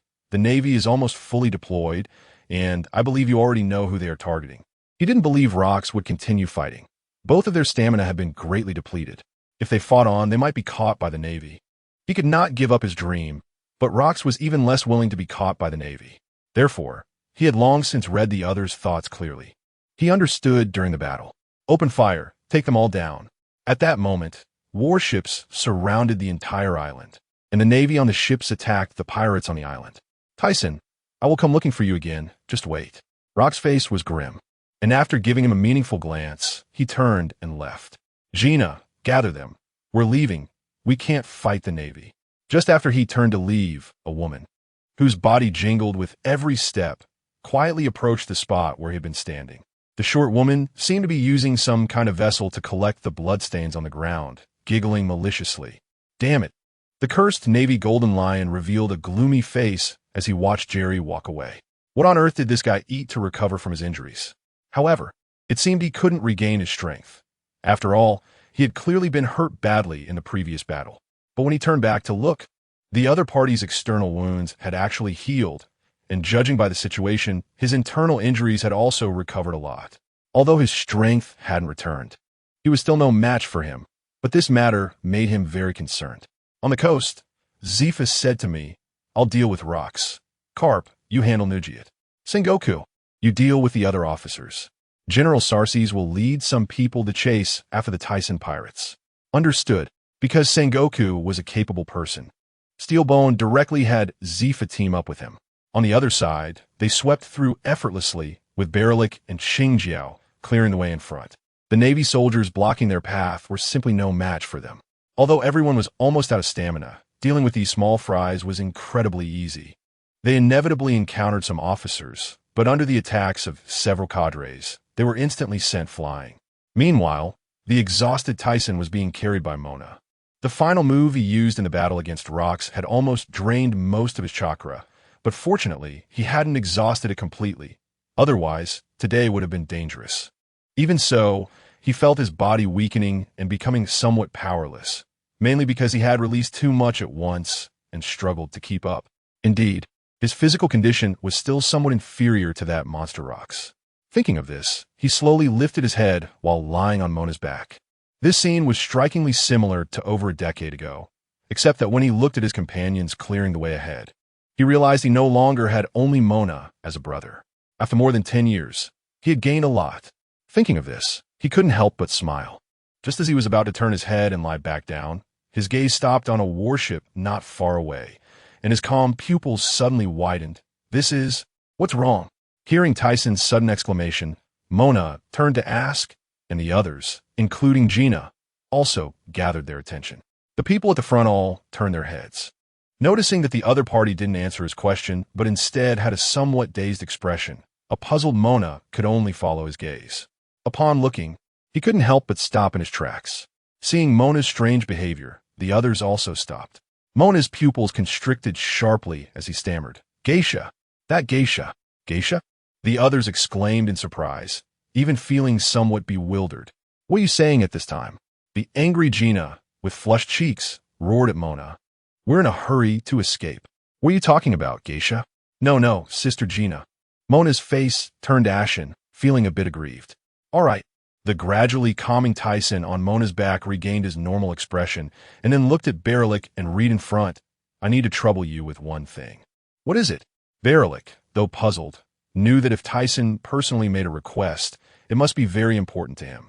Suddenly, he looked toward a warship not far away, where a woman was standing at the bow. When mentioning that woman, Thiesen almost bit his lip. Seeing Thiesen show such an expression for the first time, Baerlich immediately extended his observation hockey and then opened his eyes, saying, "Don't worry. Leave it to me." With that, his figure vanished in an instant. "Let's continue. We need to regroup at the coast." The others quickly followed suit and continued to flee outward. The reason for entrusting this matter to Baerlich was that he believed in the other party's strength. Moreover, in his previous perception, he faintly sensed that there was another strong presence over there.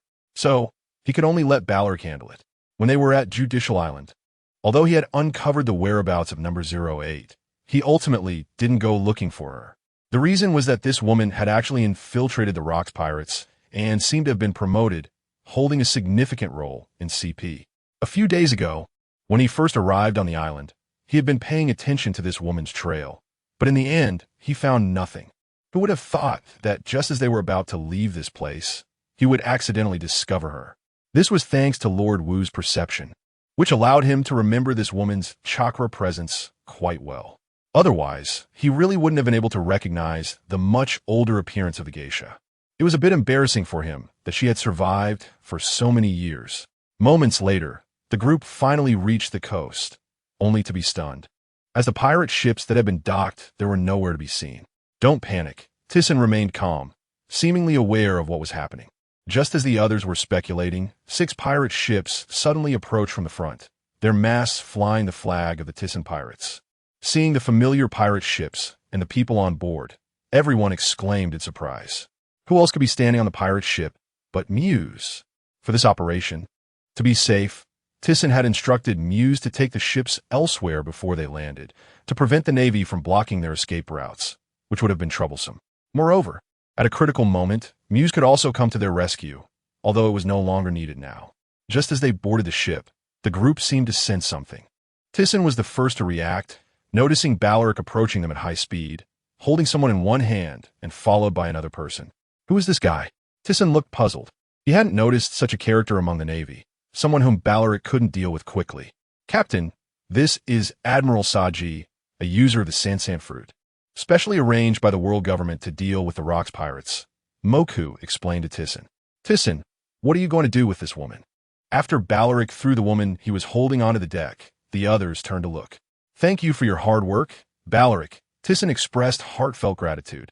"If it weren't for you just now, I might have really watched that woman escape, because whether it was Qingjiao or Mona, they were all seriously injured, making the completion of this task quite dangerous."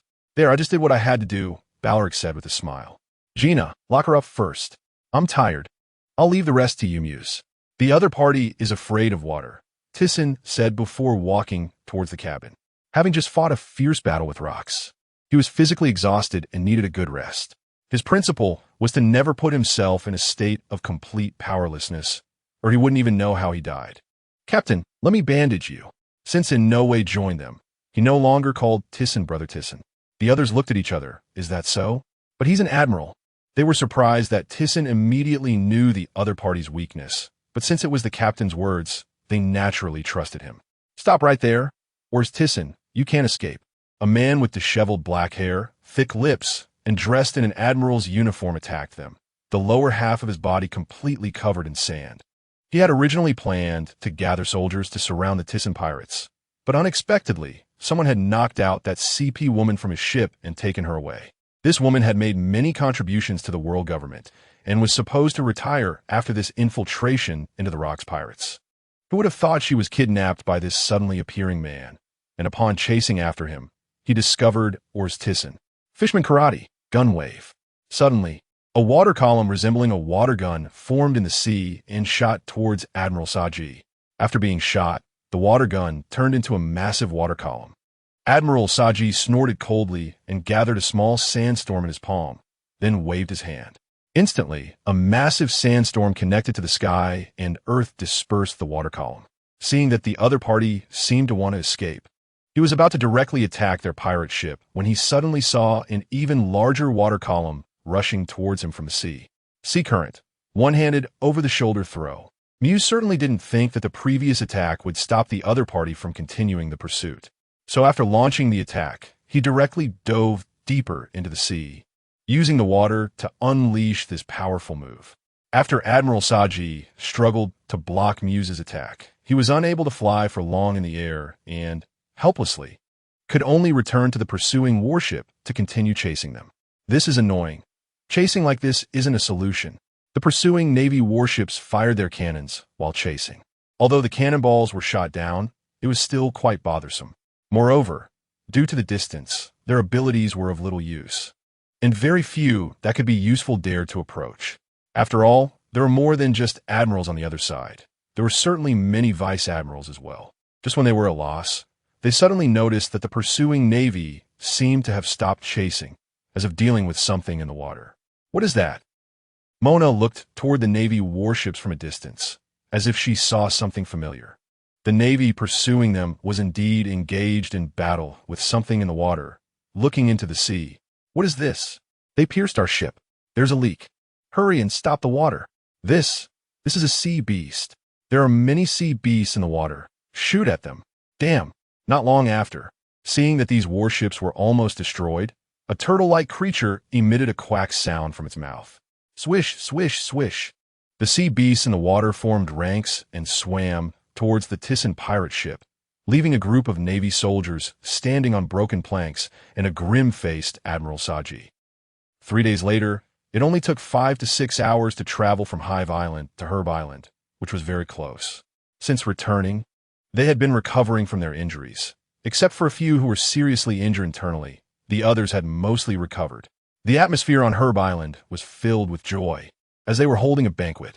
Although the losses this time were particularly great, with over 600 people going and only a little over 200 returning. They had fought against the strongest pirate group, the Rocks Pirates. Moreover, they had not been defeated. So many people were in high spirits since their return. Many guys became famous after this battle. Those who already had some reputation at sea are now even more well-known. Most importantly, after this fight, they gained a better understanding of their own strength and believe that in the coming days, they will definitely work twice as hard to make up for it. In addition, everyone's bounty has increased significantly, with Thiesen's bounty rising by a full billion, making it a total of 293 billion. As for the other members, their bounties have increased by several million to several billion, with the highest increase going to Green Pepper, who managed to hold his own against the officers of the Rocks Pirates. His bounty has now reached 950 million, which is a huge jump from the previous 200 million. Besides his strength, much of this increase is due to the notoriety of the Thiesen pirates. Furthermore, the most dazzling among them is Berlik. After showing his strength, he shocked everyone at sea. After the great battle, he even had the energy to snatch a person from an admiral and came out unscathed. Coupled with his previous victory over Zephyr, he now has the highest bounty in the Thiesen pirates, second only to Thiesen himself at 176 billion. Additionally, many others have also seen significant increases in their bounties. He has also discovered that most of the people who joined him are quite promising. Among them, the one he values the most is Duaguluo, a pure martial arts expert. According to Jerry, he is from the ship family. Although he doesn't know the ship family, this guy often practices their family's martial arts in the ocean currents and can create air currents with his punches once he reaches a certain level. If it hits a person or an object, it will have an explosive effect, and his original bounty was already 215 million. Now it has jumped to 415 million, an increase of 200 million. He first took out a guy from the Rocks Pirates with a bounty of 400 million and then teamed up with others to deal with John. Next are Bushigia, Mei, and Gobasan. The former is a slow fruit user, while the latter is a heat fruit user, both of whom have great potential and will surely be strong in the future. As for the remaining few, they are all tall and strong individuals with good physiques, and as long as they train their hockey well, they will not be weak in the future. After escaping from Hive Island, the Rocks Pirates had a fierce battle with the Navy. Rocks single-handedly drove back Zephyr and Steelbone, which was incredibly powerful, and the other officers also displayed strong combat power, ultimately forcing the Navy to retreat and perfectly securing their base. This made him wonder if Rocks still had unknown powers in reserve. Moreover, when he learned about the other officers, he was slightly surprised. One could only say that the physical strength of those officers is frighteningly strong, and they're not even at their peak yet. In a few years, with their strength, they might be able to fight him. On the coast of Herb Island, what is that? A pirate looked through a telescope at the sea not far away. At this moment, someone walked over. What is it? Let me see. After taking the telescope, he looked inside, and then his pupils shrank, his eyes widening with fear. Roger Pirates. The Roger Pirates are coming. What? Damn it, we just experienced a battle, and now such a powerful enemy is here. The pirate was terrified and angry at the same time. They had just fought 3 days ago, their injuries were barely healed, and they hadn't even had time to rest before another powerful enemy appeared. Soon, when the Roger Pirates reached the shore, a group of people disembarked, and Roger smiled. It seems these people know I'm coming, so they're here to welcome us. Don't joke, it's obvious they're not. The others teased Roger. Goldi Roger. What are you here for? Are you here to start a war with us? One pirate raised his weapon at them. Despite this, the pirate's body trembled, and his face turned pale with fear. The pirates on the coast, although scared, also raised their weapons at them. I'm here to find your captain. Please inform him. Roger said, still smiling. After hearing about the battle between the Thiesen pirates and the Rocks Pirates, they had come directly to the New World, only to find out it was already over. The result surprised him greatly. Not just him, but Rayleigh and the others were also incredulous. They never expected Aurs Tisen to be this strong. Although Roger had fought Thiesen before, he was confident that he wouldn't be defeated if he fought him now. However, upon hearing that Thiesen had fought to a standstill with Rocks, he lost that confidence. Soon, one of the pirates on the coast took Roger and his crew in, mainly because they simply couldn't stop them and didn't have the courage to do so. In a huge villa outside a small village, the Thiesen pirates were feasting. They built this place for convenience, as it serves as their residence and banquet hall. Captain Thiesen, Roger. The Roger Pirates have arrived. The pirate from the coast rushed into the villa. As soon as they entered, the people inside turned to look at them. What? The Roger Pirates? Everyone.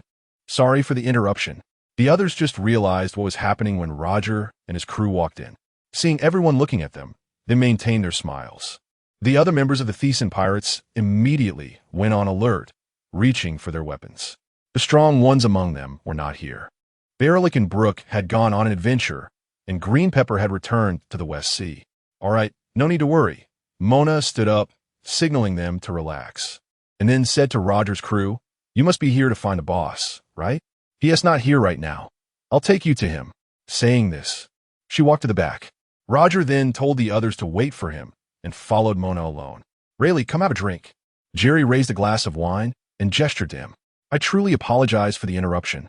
On the back mountain of Herb Island, Thiesen was sitting in front of a grave, drinking wine with bloodstains scattered on the tombstone. He occasionally murmured a few words.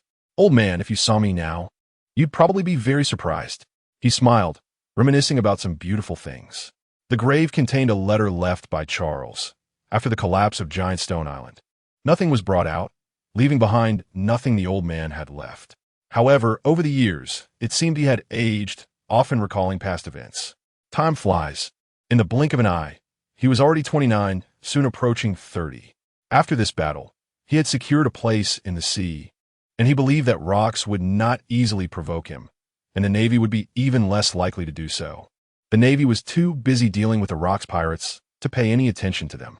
After the battle with rocks, he felt that his strength had improved again.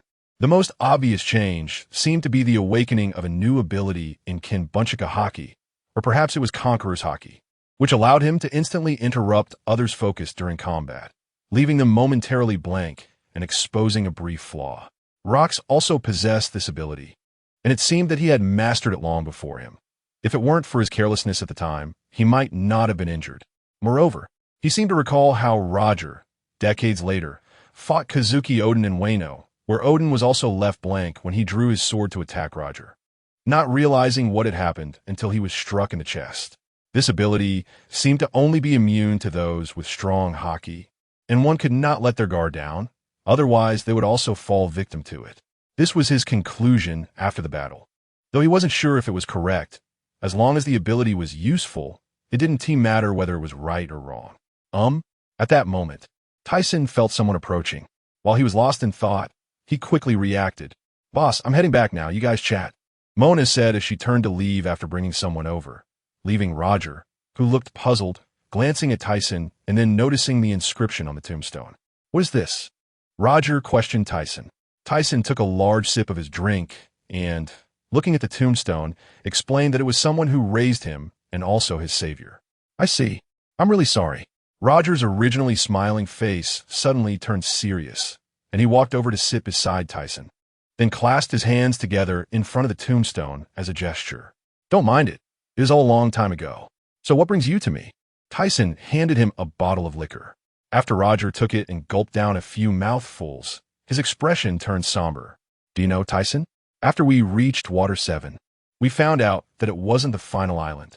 "I already knew that," Thiesen replied. "What? Then do you know how to get to the final island?" Roger's face showed surprise. Thiesen turned to look at him, a hint of confusion in his eyes. "Didn't you already know?" Seeing that the other party didn't directly reveal the answer, Roger lowered his head and continued. "I accidentally found out a way to get there, but I searched for a long time without any luck. We need to gather 4 red markers, but I only know one is at Fishman Island. As for the others, we've searched all over the East Blue and the Grand Line without any news, so I came here." Roger looked at him with urgency. "To be honest, I also don't know where those 4 red markers are." Thiesen spoke the truth. If he included the one at Fishman Island that hadn't disappeared, he currently only knew of 3. One was in Wano, one was in Zo, and as for the last one, he truly didn't know. He only knew that it would eventually be acquired by Big Mom, but it definitely hadn't fallen into her hands yet. He speculated that the inscription in the other party's possession might have been obtained from rocks. "Is that so?" Roger's face fell in disappointment, and his mood suddenly sank. "Don't be anxious, Roger. When the time comes, it will naturally come to light, and I believe that time is soon," Thiesen said, showing an inscrutable expression. He couldn't help it. Although he knew the whereabouts of the 3 pieces, he wasn't prepared to tell him. When the time comes, not only will the 4 red markers be revealed, but even the truth about the blank 100 years in history will come to light. "What are you saying?" Roger was dumbfounded, his eyes filled with terror, and he wore a blank expression. He suddenly felt that Thiesen was even more inscrutable, completely beyond his understanding. "Take your time to understand. You haven't explored all the islands in this world, have you?" He didn't directly tell the truth for 2 reasons. The first was that if he directly revealed these truths to the other party, the path ahead would be more difficult. His advantage lay in understanding the direction of the world. If he casually altered history, who knew what might happen? That wouldn't benefit him. Even if he were to change things, it wasn't the right time. He didn't yet have the power to dominate this world, and there was still an unknown force above the Holy Land. The second reason was that if he told him in advance, it wouldn't yield any good results, at most. It would only advance the Great Pirate Era by 10 or 20 years. This might lead to the common people of the world falling into turmoil even earlier, with men going to sea one after another, which would not solve the problem but only bring greater harm to the world. Listening to the seemingly insinuating words of the other party, Roger pondered in his mind but couldn't grasp it. After the other party left, Thiesen returned to his own house and called Ino to his room. "Ino, I want to put you in charge of building Sky Paradise. I wonder if you're willing." What? Captain, you would entrust such an important task to me? But I don't understand anything about this. I'm afraid. Ino hadn't finished speaking when Thiesen interrupted him. Don't worry. I'll have Longzuka, Guy, and the others help you. I believe you can do it, Thiesen said with a confident tone while looking at him. Captain, I didn't expect you to trust me so much. In that case, I will definitely work hard. Ino seemed overly excited, his eyes filled with tears, and then a determined look appeared in his eyes. Seeing the other party's reaction, Thiesen nodded slightly. This guy was no longer the little boy he once was. He had grown into a man who could stand on his own. He then handed a box to Ino. This is for you. Ino looked puzzled, then took the box and opened it. His pupils contracted, and he was left speechless. This is, it's the Goma Goma no Mi. Since I'm entrusting you with this task, how could I overlook your potential? This fruit will not only enhance your strength, but is also essential for building our sky paradise. I've written its abilities on a note and placed it in the box. I'm sure you'll know what to do after reading it. Ino was deeply touched, not expecting the captain to value him so much. Captain, don't worry. I will definitely complete the task. No matter what happened, he was determined to successfully build Sky Paradise and enhance his strength to support the captain in the future, silently vowing to himself. After arranging these matters, the next step was to wait. The building materials had already been handed over to Ino. Later, he would let Yakaina coordinate with him to transport resources from the New World. In addition, there was another matter to attend to, which was to take a trip to Future Country to recruit a few scientists to join him. Although 2 construction scientists had already joined him, he needed scientists to complete tasks related to both weaponry and daily life. Future Country was undoubtedly the best choice. He would check if Vegapunk was there. Even if he wasn't, it didn't matter, as this island was abundant in scientists. It's a place where geniuses were born. However, the next step was to practice the skill Haki interruption. He named the previous ability Haki interruption, which concentrated Conqueror's Haki at a single point in an instant to interrupt the enemy's focus, flooding their mind with a surge of energy, causing them to expose a momentary flaw. This is something he pondered for a long time before understanding. Otherwise, he really couldn't figure out the reason for it. To do this, he would need to frequently use this ability to gain practice. As long as he grasped the flaws, he could achieve a decisive victory. He didn't know if the future Roger would use this tactic, but he believed the other party must have used the same means or an unknown ability related to observation Haki. In any case, as long as he frequently used this ability, he would definitely see results, and it would be a challenge for the crew members of the pirate group. However, he wouldn't favor one over the other. Everyone would have a share, as this was also a way to help him train their strength. In the year 1480 of the Sea Garden calendar, 2 years passed quickly, and the Mechanism Island, the future nation Barkamer, was a place where geniuses were born. It was located in a certain sea area of the New World, a winter island covered in ice and snow all year round, with the surrounding waters frozen. Therefore, ships from the outside rarely came here. Similarly, the people here could only leave through icebreakers. At this moment, a figure arrived above this nation, overlooking the snow-white island below. This was Vegapunk's hometown. He slowly descended in the air while carefully observing where to land. Moments later, he landed in a specific location, where a research facility appeared ahead. Marked with the name Vegapunk, he internally confirmed that this was Vegapunk's research site from his youth. In order to improve the lives of the islanders, he established a research team and built large heating furnaces on the island. However, due to insufficient funding and technology later on, the project was forced to stop. Afterward, for some unknown reason, he collaborated with several scientists to research dangerous projects like the blueprint of life. When discovered by the world government, they deemed these studies to be the most dangerous and attempted to capture him, leading to the disbandment of the research team. These events likely took place after the disbandment of the Rocks Pirates. He looked up at the research facility and was about to push the door when suddenly, animals emerged from the left, right, and behind him, dogs, lions, wild boars, etc. However, upon a quick glance, he realized that these were all mechanically modified animals. Gradually, these animals approached him, preparing to launch projectiles from their mouths. At that moment, Thiesen raised both hands, and white beams shot out from his fingers, striking these modified creatures. In the blink of an eye, Dozens of modified beings were destroyed, their impact points reduced to atomic states as they fell to the ground. Just then, the door of the research facility slowly opened. A young man with an enlarged head walked out, seemingly very young, perhaps due to his oversized head. His tongue hung loosely from his mouth, resembling a dog resting in a cool place during summer. The other party looked Thiesen up and down, first maintaining a guarded stance and asking, "Who are you?" Then, upon seeing the pile of machine fragments on the ground, his eyes widened. "Did you destroy all of these?" Thiesen introduced himself and explained his intentions.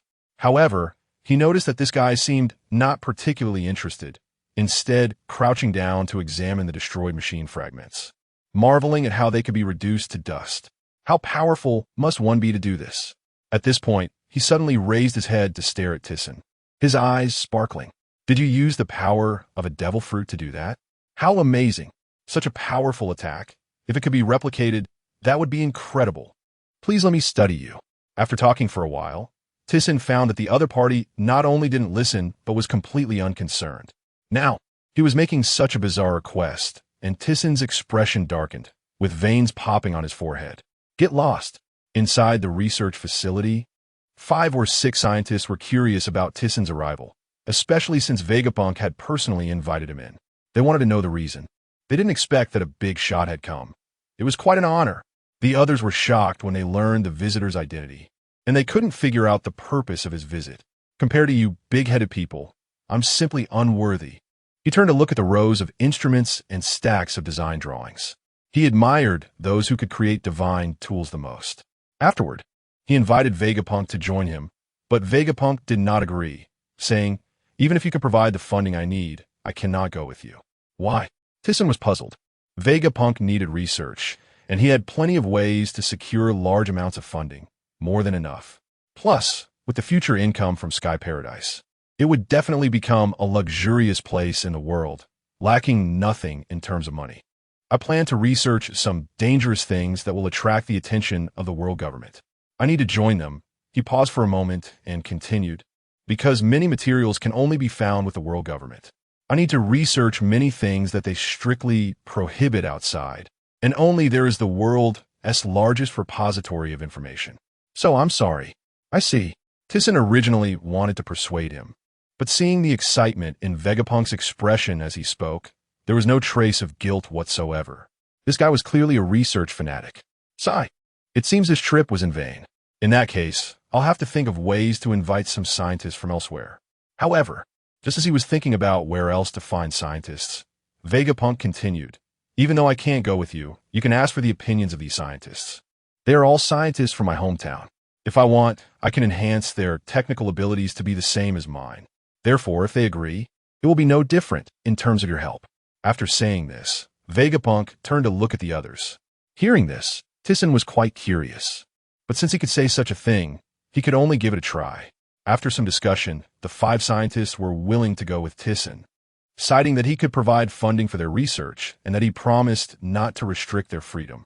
When these scientists heard that there was funding available for their research, their eyes became somewhat abnormal. To be honest, he was truly afraid that these guys would blow up Sky Paradise while researching there. Additionally, the biggest gain was that he completely underestimated Vegapunk's abilities. This guy, being a brain fruit user, could use his research to transmit information.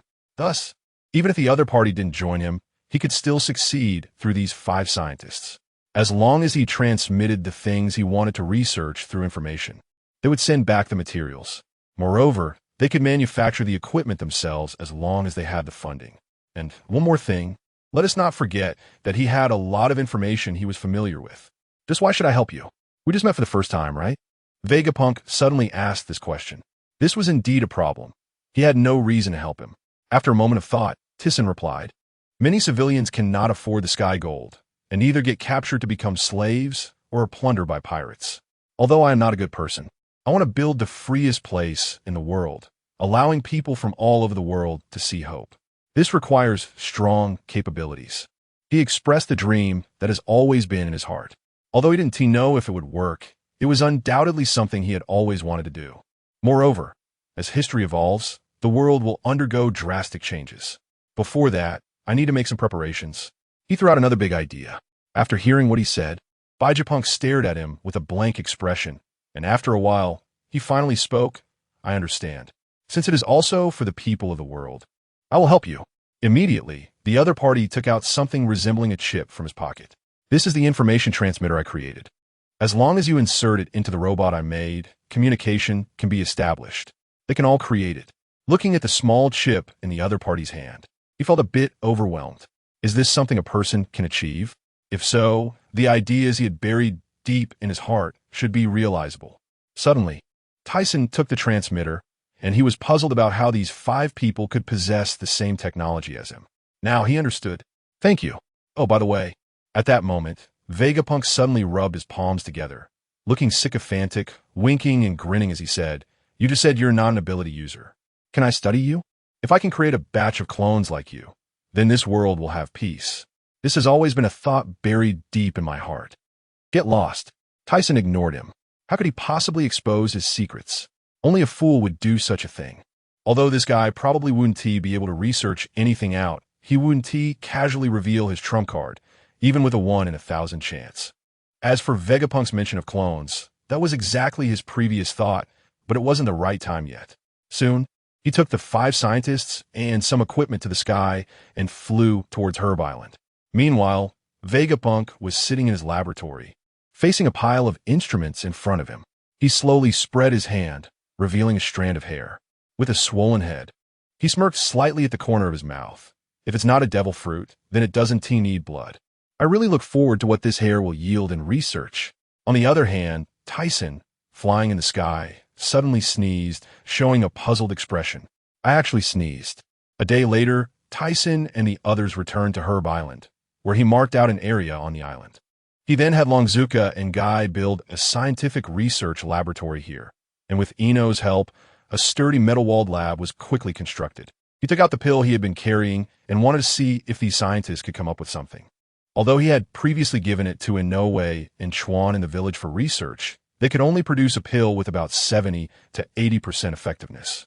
After a while of research, they indeed discovered something. They claimed they could create a pill with perfect efficacy, which just showed their worth as scientists. Moreover, through their observations, they believed that this pill could not only strengthen one's physique, but also extend life by 10 to 20 years, which shocked him. Although it could only extend life by that much, he never expected it to have such an effect. It seems he wasn't wrong to think that this was something from the realm of immortality and fantasy. Although they couldn't find the main medicinal ingredient, they could achieve that effect through drug synthesis. Thiesen excitedly gave them a thumbs up. Now, not only could he solve his own problem, but he could also gain a lot of time. However, this pill must not be used carelessly, he thought. The previous kind of pill could be given to them, but the pills developed in the future should only be taken by the senior officials and those close to him. If everyone took them or word got out, wouldn't the world descend into chaos? 2 months passed quietly in a certain sea area of the New World. Dam Carp, a woman with short black hair and revealing clothing, was anxiously instructing the snake boat in front of her to speed up, while attacking the cannonballs flying from the sky. She cursed loudly. She had been chased by the enemy for 3 days, and she was utterly exhausted during this time. She originally planned to return to the earlier sea area, but encountered a branch of the Navy along the way, sinking their warships. Unexpectedly, before she could catch her breath, Carp chased after her. Moreover, it seemed the other side was not serious. They treated her as a plaything, continuously throwing cannonballs at her, just like chasing a duck. Seeing the other side having so much fun, she burned with rage, wanted to rush over and beat them up, but there was no way. She couldn't overpower that guy. She knew Carp's strength. Looking ahead as they were about to reach the calm zone, Shachi's mood relaxed slightly. As long as they reached the calm zone, even if Carp had the strength of an admiral, he wouldn't chase them further. Haha, don't think of escaping, pirates. Carp took a cannonball in hand and hurled it fiercely towards the pirate ship ahead. Although he was blocked each time, occasionally 1 or 2 would hit the ship, causing tremendous damage. Watching the pirate ship sway, he laughed heartily. Just as Carp was having a great time, suddenly his expression froze, and he raised his head sharply to look at the sky. Upon seeing it, his pupils constricted, seemingly not expecting to encounter the other here. In the sky, A figure slowly extended 5 fingers towards him, or rather, it would be more accurate to say towards the warship. Whoosh! 5 white beams shot out, looking like a splendid curtain of light, with dots of starlight falling from the sky. Tisen, you bastard, why are you here? Carp's expression turned grim, his face darkened, baring his teeth. He then leaped into the air, his black-armed color wrapping around his fist, smashing towards the falling beams. However, due to their scattered nature, 2 of the beams passed through beside him. Boom! A loud explosion sounded as the ship burst apart, and the entire warship sank. Since Thiesen aimed for the lower edge of the ship, the Navy on board was not harmed. Help! The Navy, struck into the sea, could only swim towards a destroyed deck without any standing points. On the other side, Shachi, who was about to enter the comm zone, heard the sudden explosion from behind and turned her head to look. What is this? She widened her eyes, looking at the figure in the sky, and her heart confirmed who it was, but she couldn't figure out why the other would be here. Thiesen, you bastard, what is your purpose for coming here? Carp glared at the destroyed warship below, speaking harshly. I'm not obligated to answer you. Goodbye. After waiting for those scientists to produce the pills on Herb Island, Thiesen prepared to return to Amazon Lily. It had been a long time since he had seen Nero, and he didn't know if she would complain about him. Recalling their parting, he had promised to visit her often, but that had turned into over a decade. If he didn't go back soon, they would all be old. Bastard, don't think of escaping. Clear your words. Seeing that the other side didn't answer him, Carp jumped up and attacked him, exuding an impressive momentum. His fist produced a whoosh sound in the air due to its high speed. Thiesen, who was just about to fly away, saw that the other side was not going to let him off. Looking at the fist that seemed to tear through the air, he certainly didn't plan to dodge. A slight smile appearing on his lips. Although Carp's strength was growing rapidly, he hadn't been idle in the past 2 years either. Overlord Fist. The armed color and Conqueror's color intertwined on his fist and smashed downwards. From a distance, his fist formed a massive shadow, covered in purplish-red lightning, colliding with Carp's shiny black fist. Bang! A thunderous explosion reverberated through the sky. The white clouds in the sky were disturbed, and the sea below rose in huge waves, sending the Navy soldiers who had crawled onto the deck back into the water. Impressive. They are truly 2 monsters. Shachi showed a look of fear in her eyes. Her face blank. La la la la. Carp, I didn't expect your strength to grow so fast. Although he had known that this guy would become stronger over time, the force that had just come from the fist still surprised him. Moreover, that's not all. The other party has actually learned to use the Conqueror's hockey. Hey, I've been training hard to catch you pirates, Carp said with a cold laugh. La la la. You should know that sometimes hard work doesn't guarantee success. Only strength can determine everything. Super Heavy cut the nonsense. Bang! Carp felt a force much greater than before coming from the fist. Despite using all his strength, he was still no match. Without a point of support, he could only be blown down by the punch's wind, splash, and ultimately fell into the sea. La la la la la. Trying to catch me? It's still too early. Carp Tisen looked at Carp, who had been knocked into the water and was now resurfacing, and laughed heartily, then ignored him and flew directly towards Shachi in the comm belt. Bastard, I will catch you sooner or later. Carp's face darkened as he watched the other party fly further away. At this moment, he wondered if the other party was up to some evil scheme again. It seemed like they were looking for Shachi. What did he want with that pirate? It looked like he needed to inform Steelbone. Inside Shachi's pirate ship cabin. It's me. The Emperor Sherilira of your country saved me for some reason back then, and with nowhere to go. I stayed on the island, Thiesen said, sitting in a chair and eating the food prepared by the other party. So that's how it is.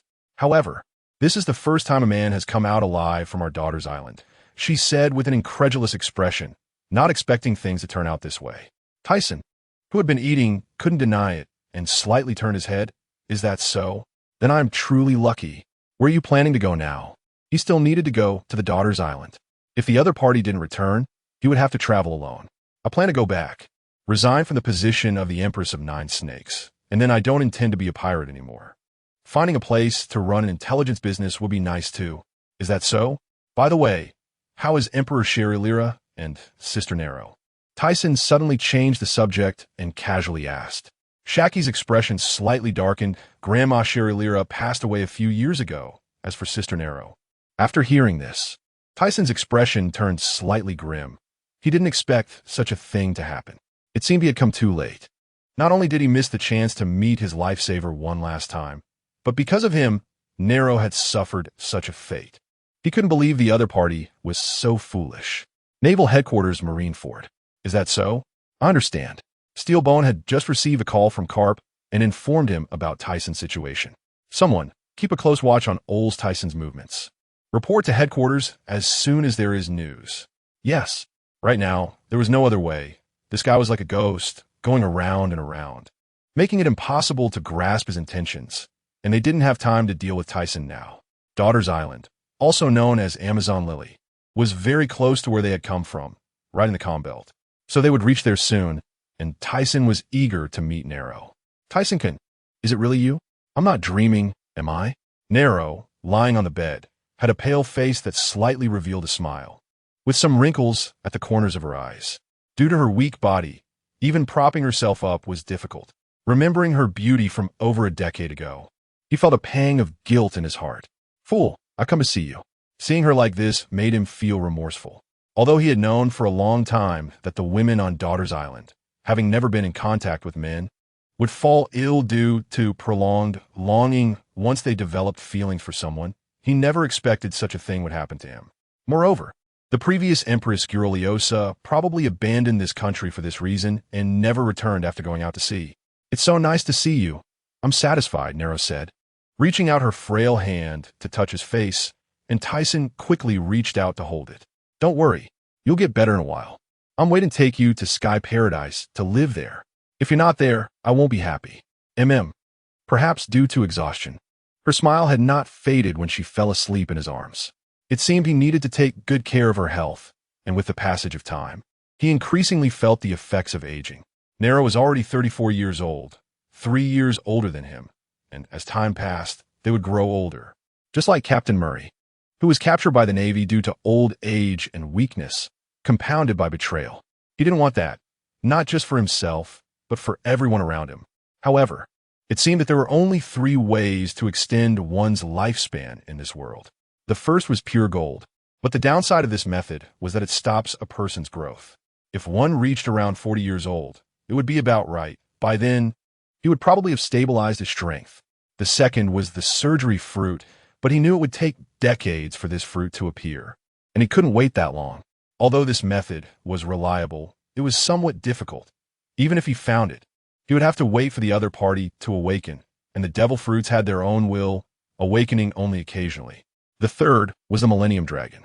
This method was the simplest, but also the least reliable, as the dragon bones of the Millennium Dragon could grant immortality, but these were just legends, and no one could prove it.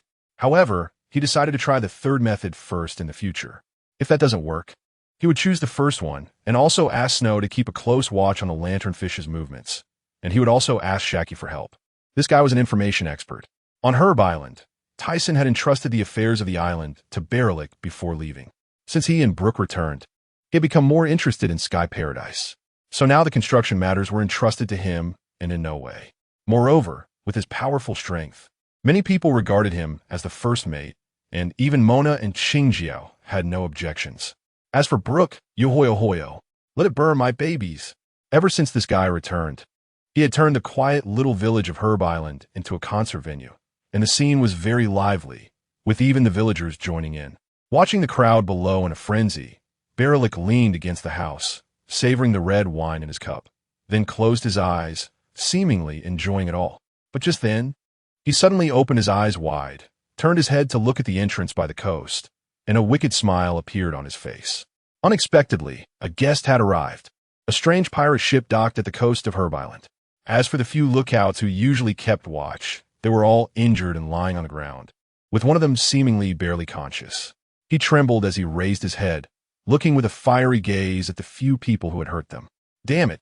How dare you lay a hand on the people of Tysen's pirate group? You are dead. Captain Tysen will not let you go. After saying this, he fell to the ground due to his injuries. Balalalala.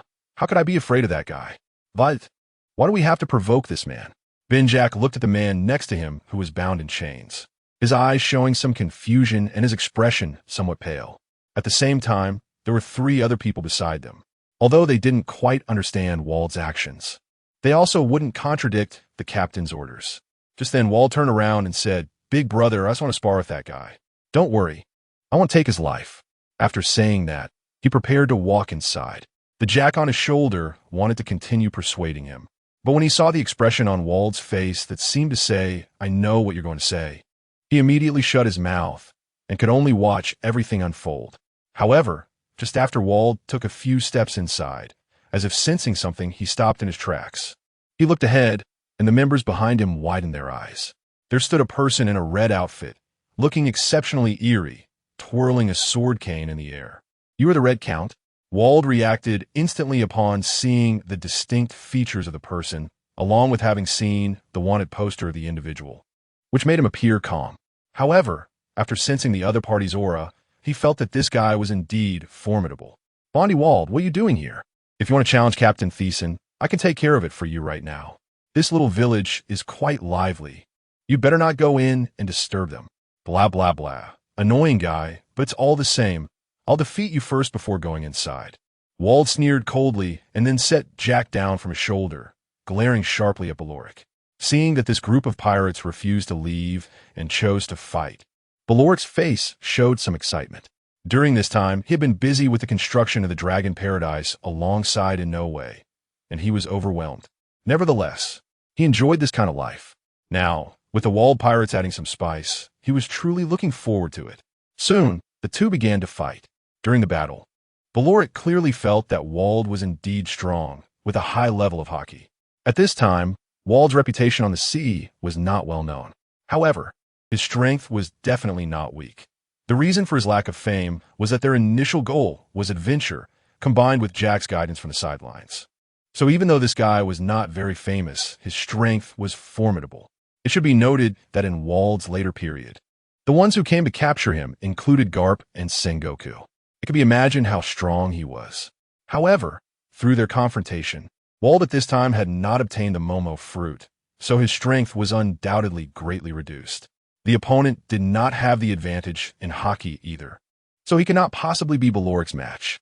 Wald, after fighting for several hours under the shouts of Jack and others, Wald spat out blood and fell to the ground.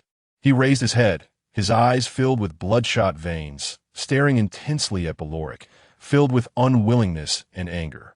"If you can't even beat me, how could you possibly be a match for Captain Thiesen?"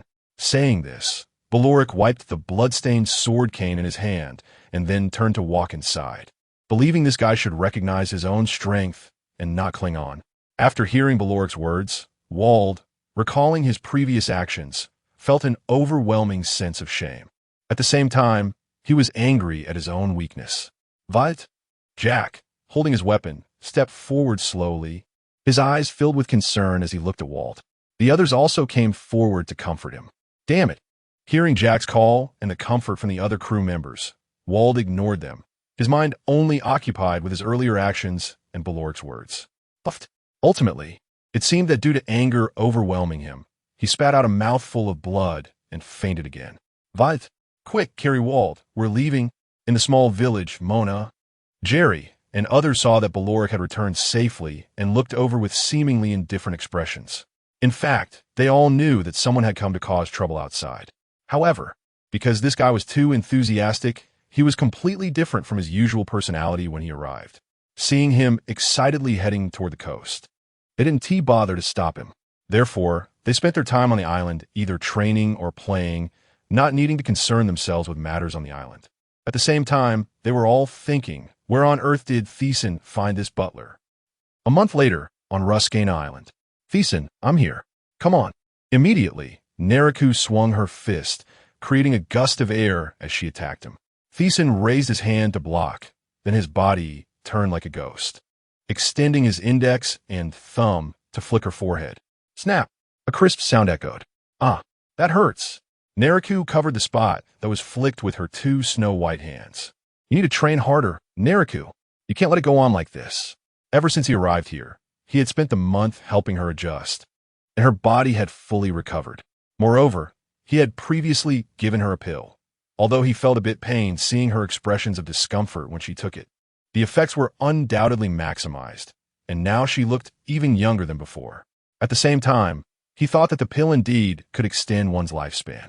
This kind of pill not only had the function of cleansing the marrow, but also helped maintain a youthful state. Thinking about it, he indeed hadn't changed much in appearance from over a decade ago, only appearing more mature than before. This discovery had given him a big surprise. Therefore, he planned to wait and observe the functions of his body. If there were any signs of decline, he would seek ways to extend his lifespan. I'm not inheriting the throne, nor am I going to see. Why do I need to be so powerful? Nariku pouted. Then her cheeks flushed as she lowered her head, continuing, besides, I have you to protect me. Looking at the rosy blush on Nariku's cheeks, Thiesen felt as if he had been struck by lightning, his expression changing repeatedly. However, he did not agree with Nariku's words. Lacking strength was not an option. Hee. Nariku, seeing Thiesen's embarrassed expression for the first time, let out a tinkling laugh and only stopped after seeing Thiesen's face change several times. All right, don't you have things to do? Hurry up. I'll be waiting for your sky paradise, and I'll definitely go when the time comes. Okay, then you wait. Thiesen reached out to ruffle Nariku's hair, and then, seeing her flushed face, he flew into the sky. The first half of his trip here was not only to see Nariku, but also to find that guy Spandam. The last time he didn't go to find him in time was due to some delays. Letting this guy live for so long was already kind of him. At the same time, he thought about whether Spandam had given birth to a child. If not, he couldn't be blamed for that. Just as he was thinking, suddenly the din mushy in his arms rang. Yakana, what's the matter? Why did this guy suddenly call him? Did he encounter some difficulties? Suddenly, on the other end of the phone, a delicate voice of Sweeney Eye came through. Thiesen, who initially wanted to hang up, suddenly became serious upon hearing her next words. Moments later, Thiesen was heading towards the Shambody archipelago. Sweeney Eye mentioned that she needed to talk to him about some supplies, although he didn't know how serious the matter was. Since it was related to the supply situation of Sky Paradise, he had to go. Half a day later, he appeared at the Shambody archipelago. Due to the crowd, and to avoid trouble, Thiesen used a dust mask to obscure his face, making him appear somewhat blurry, like a figure in mist, so that people wouldn't recognize him. If the news of his appearance here was discovered by the Navy and the world government, who knows what would happen? However, he couldn't keep himself completely hidden all the time. Using this skill for a long period made him feel like he had become nobody. He wasn't someone like Mr. Wu, who silently contributed behind the scenes. As Thiesen walked inside, he suddenly seemed to notice something, frowning slightly before continuing on. At that moment, he saw people lining up on both sides of the road. Once they could see a figure approaching, they all knelt down in unison. The entire road became empty, and the kneeling people whispered to each other, "Who is that person? What's going on with him? Doesn't he fear for his life? Hey bro, hurry up and come over." Ignoring the admonishments from the people on both sides of the road, Thiesen looked ahead at a bulky celestial dragon wearing a hood, feeling a strange anticipation for what the other party might do. Damn it, how dare he not kneel upon seeing us? The celestial dragon's fat face twisted violently, as if witnessing something outrageous. The black-clad guard beside him immediately stepped forward, shouting, "Hey, you damn guy, do you know what you're doing?" As he prepared to raise his gun, Thiesen thought, it's over for this guy. Sigh, how pitiful. Just as Thiesen was about to take action, he heard a voice say, "Wait, it's just that he didn't kneel. There's no need to take a life. Step back." Thiesen turned to look at the celestial dragon's back and was shocked to see someone standing behind him. What was going on? Why was this person here? What had happened to the timeline? Why was there such a big change? He remembered he hadn't done anything major.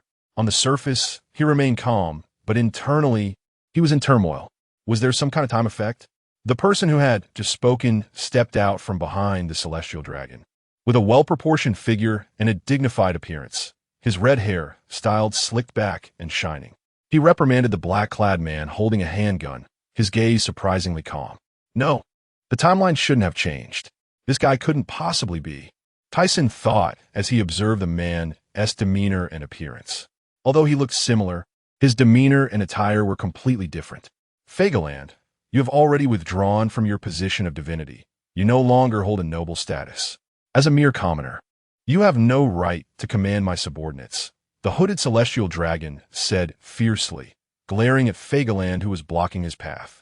I Haven T formally moved out of the royal territory, so technically I still have rights. The red-haired man named Fegaland turned his head gently, his voice sounding clear and gentle. Fegaland, Thiesen murmured, a smirk forming on his lips as he walked towards the celestial dragon. He walked right past the celestial dragon, who was wide-eyed and mouth agape in shock, as well as the others who were left dumbfounded. As he passed by, Fegaland's eyes showed surprise as he looked at Thiesen. Just after Thiesen walked past, the celestial dragon seemed to choke on something, unable to make a sound for a long time. However, from his facial expression, it was clear he was seething with rage. Guard seize.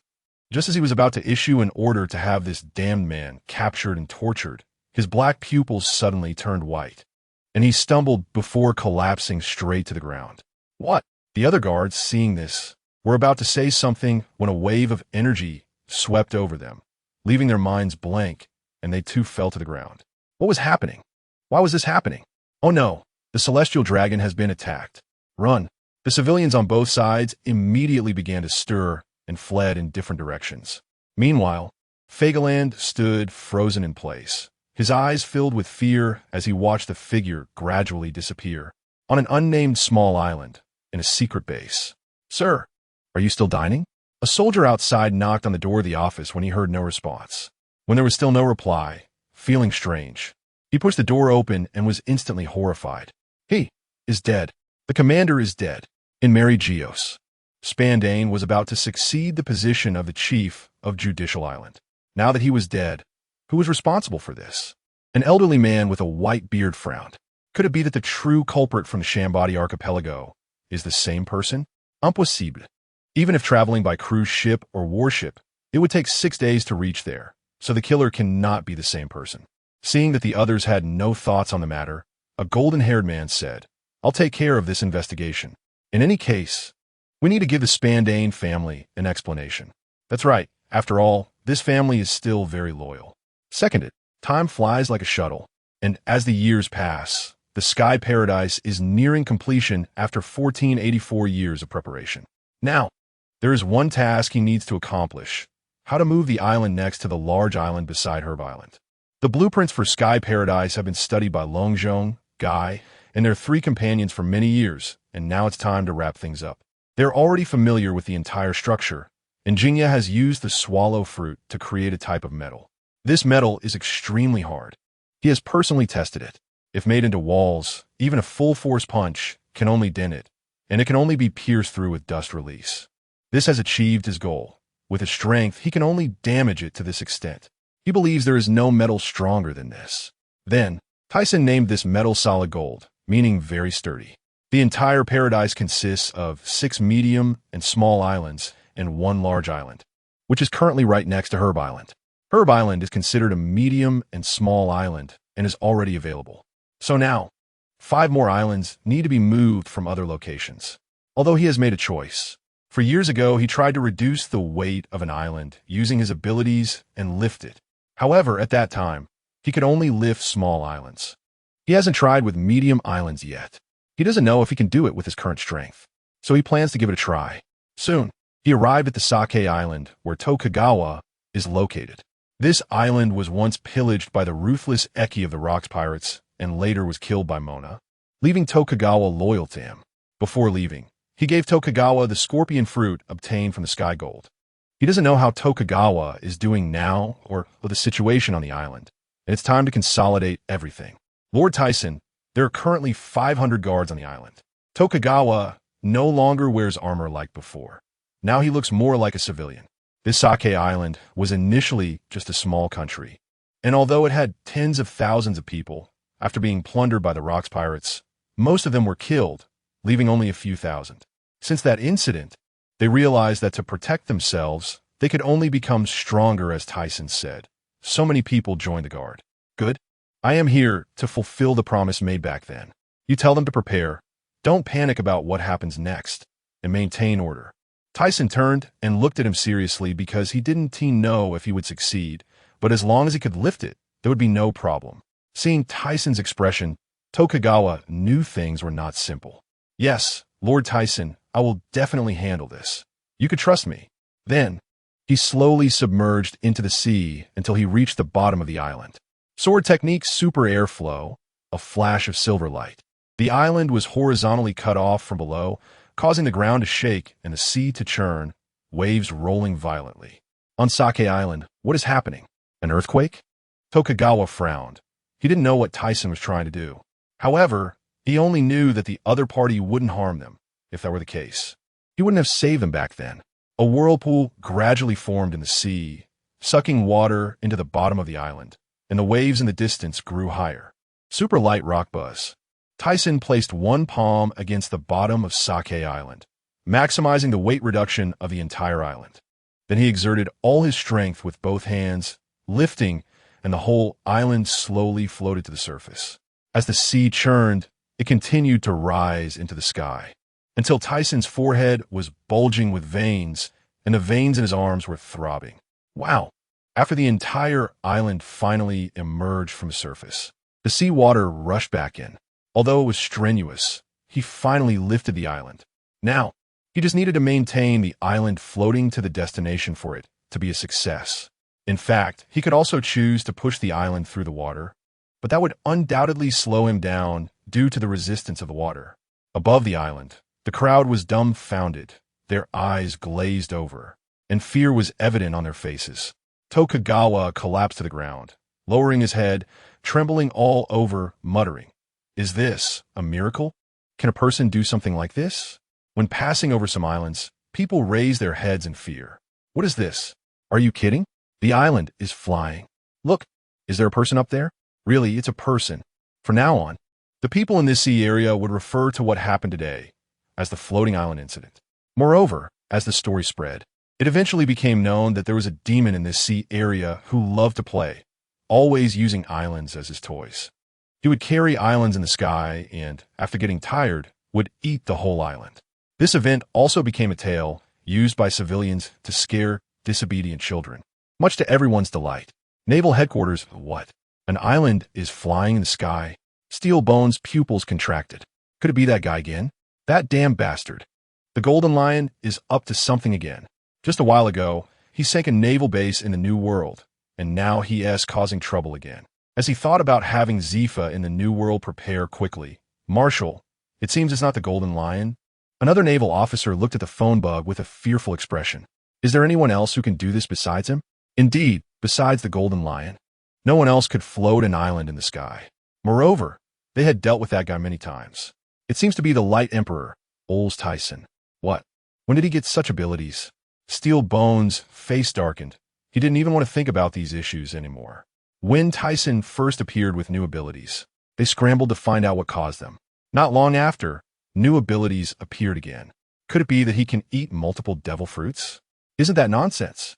Meanwhile, on the large island next to Herb Island, members of the Tyson pirates were gathered, each looking up at the sky in disbelief. Boss has succeeded. It's truly unbelievable. No wonder he can share equal footing with rocks. Baerlich showed a charming smile as he slowly lowered the island. He had completed about 3/7 of the overall scale of the paradise, for more islands were still needed. Tyson continued with the same method, moving Fruit Island and 3 nearby medium and small islands over. To facilitate memory, he also named the unnamed islands, marking what the construction on the islands would look like in the future. First is Herb Island, which will serve as a research site for medicine. Fruit Island, which will be the base for ability users, and who knows, maybe a devil fruit will occasionally pop up. Of course, that's just his wild imagination. Technology Island will be developed as a place for technological research.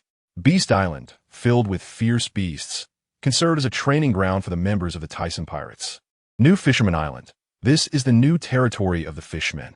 They will reference the methods of Water 7 to elevate the seawater into buildings in the sky, forming routes between islands. Finally, there will be a commercial island, which will serve as a place to accommodate those from outside who wish to come.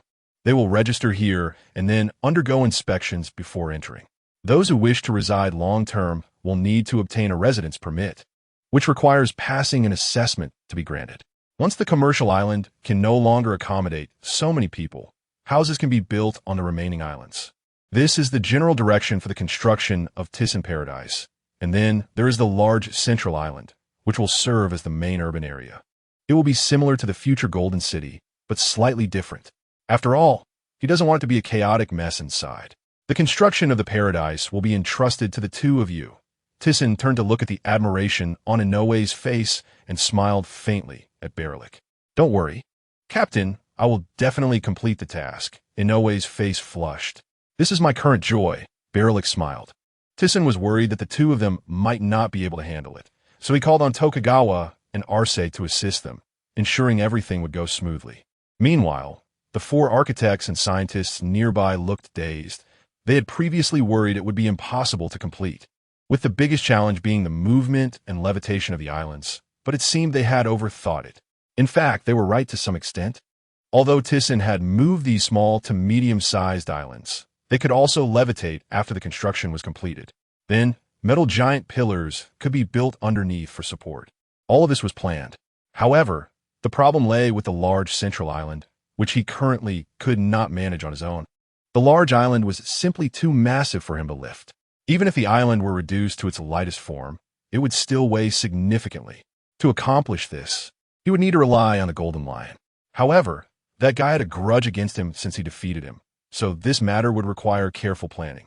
Besides, there was still plenty of time. Their construction would take a long time to complete, so there was no need to rush.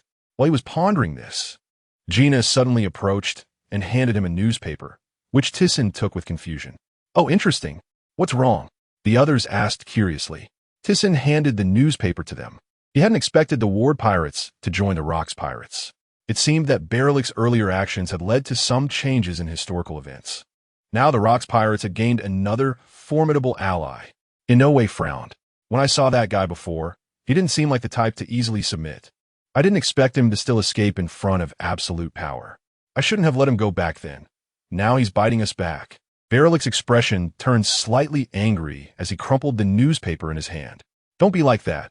These are trivial matters. You're just acting according to your own will. As long as you believe you're not wrong, there's no need to regret it. Seeing Berlik slightly angry, Thiesen could understand. Dealing with the Rocks Pirates was already difficult for the Thiesen Pirates, and now letting one of their enemies go was certainly uncomfortable. Moreover, even if they added a begrudgingly powerful ally, it wouldn't change much. The final outcome between the two pirate crews would still depend on whether I could defeat that guy. Rocks. Upon hearing this, Berlik's expression returned to a smile. If we join forces, we can definitely defeat him. But after saying this, he turned to Thiesen, his eyes growing somewhat resolute. I believe you don't need to. La la la la, thank you. That said, I wonder if there will still be opportunities. Thiesen laughed heartily, but then his expression turned deep, leaving the others puzzled. During this time, they had been receiving news about the Rocks Pirates, and it seemed the Navy was also quite concerned. Therefore, Thiesen felt it wouldn't be long before the war that would determine the balance of the world would occur. At that time, the great pirates would divide the territories of the sea and fight against each other.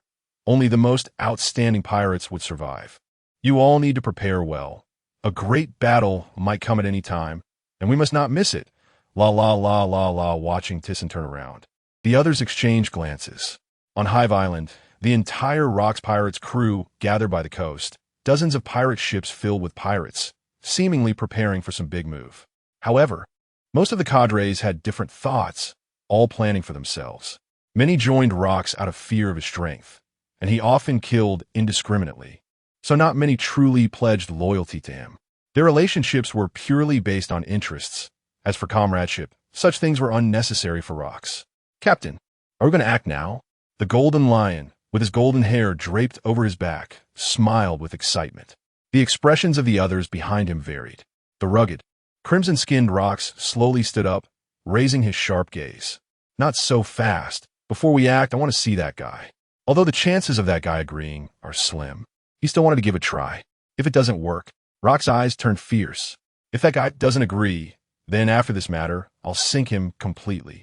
As long as I kill the celestial dragons in God Valley, I can make the whole world tremble, bring those people down from their pedestals, and then win in the ensuing war.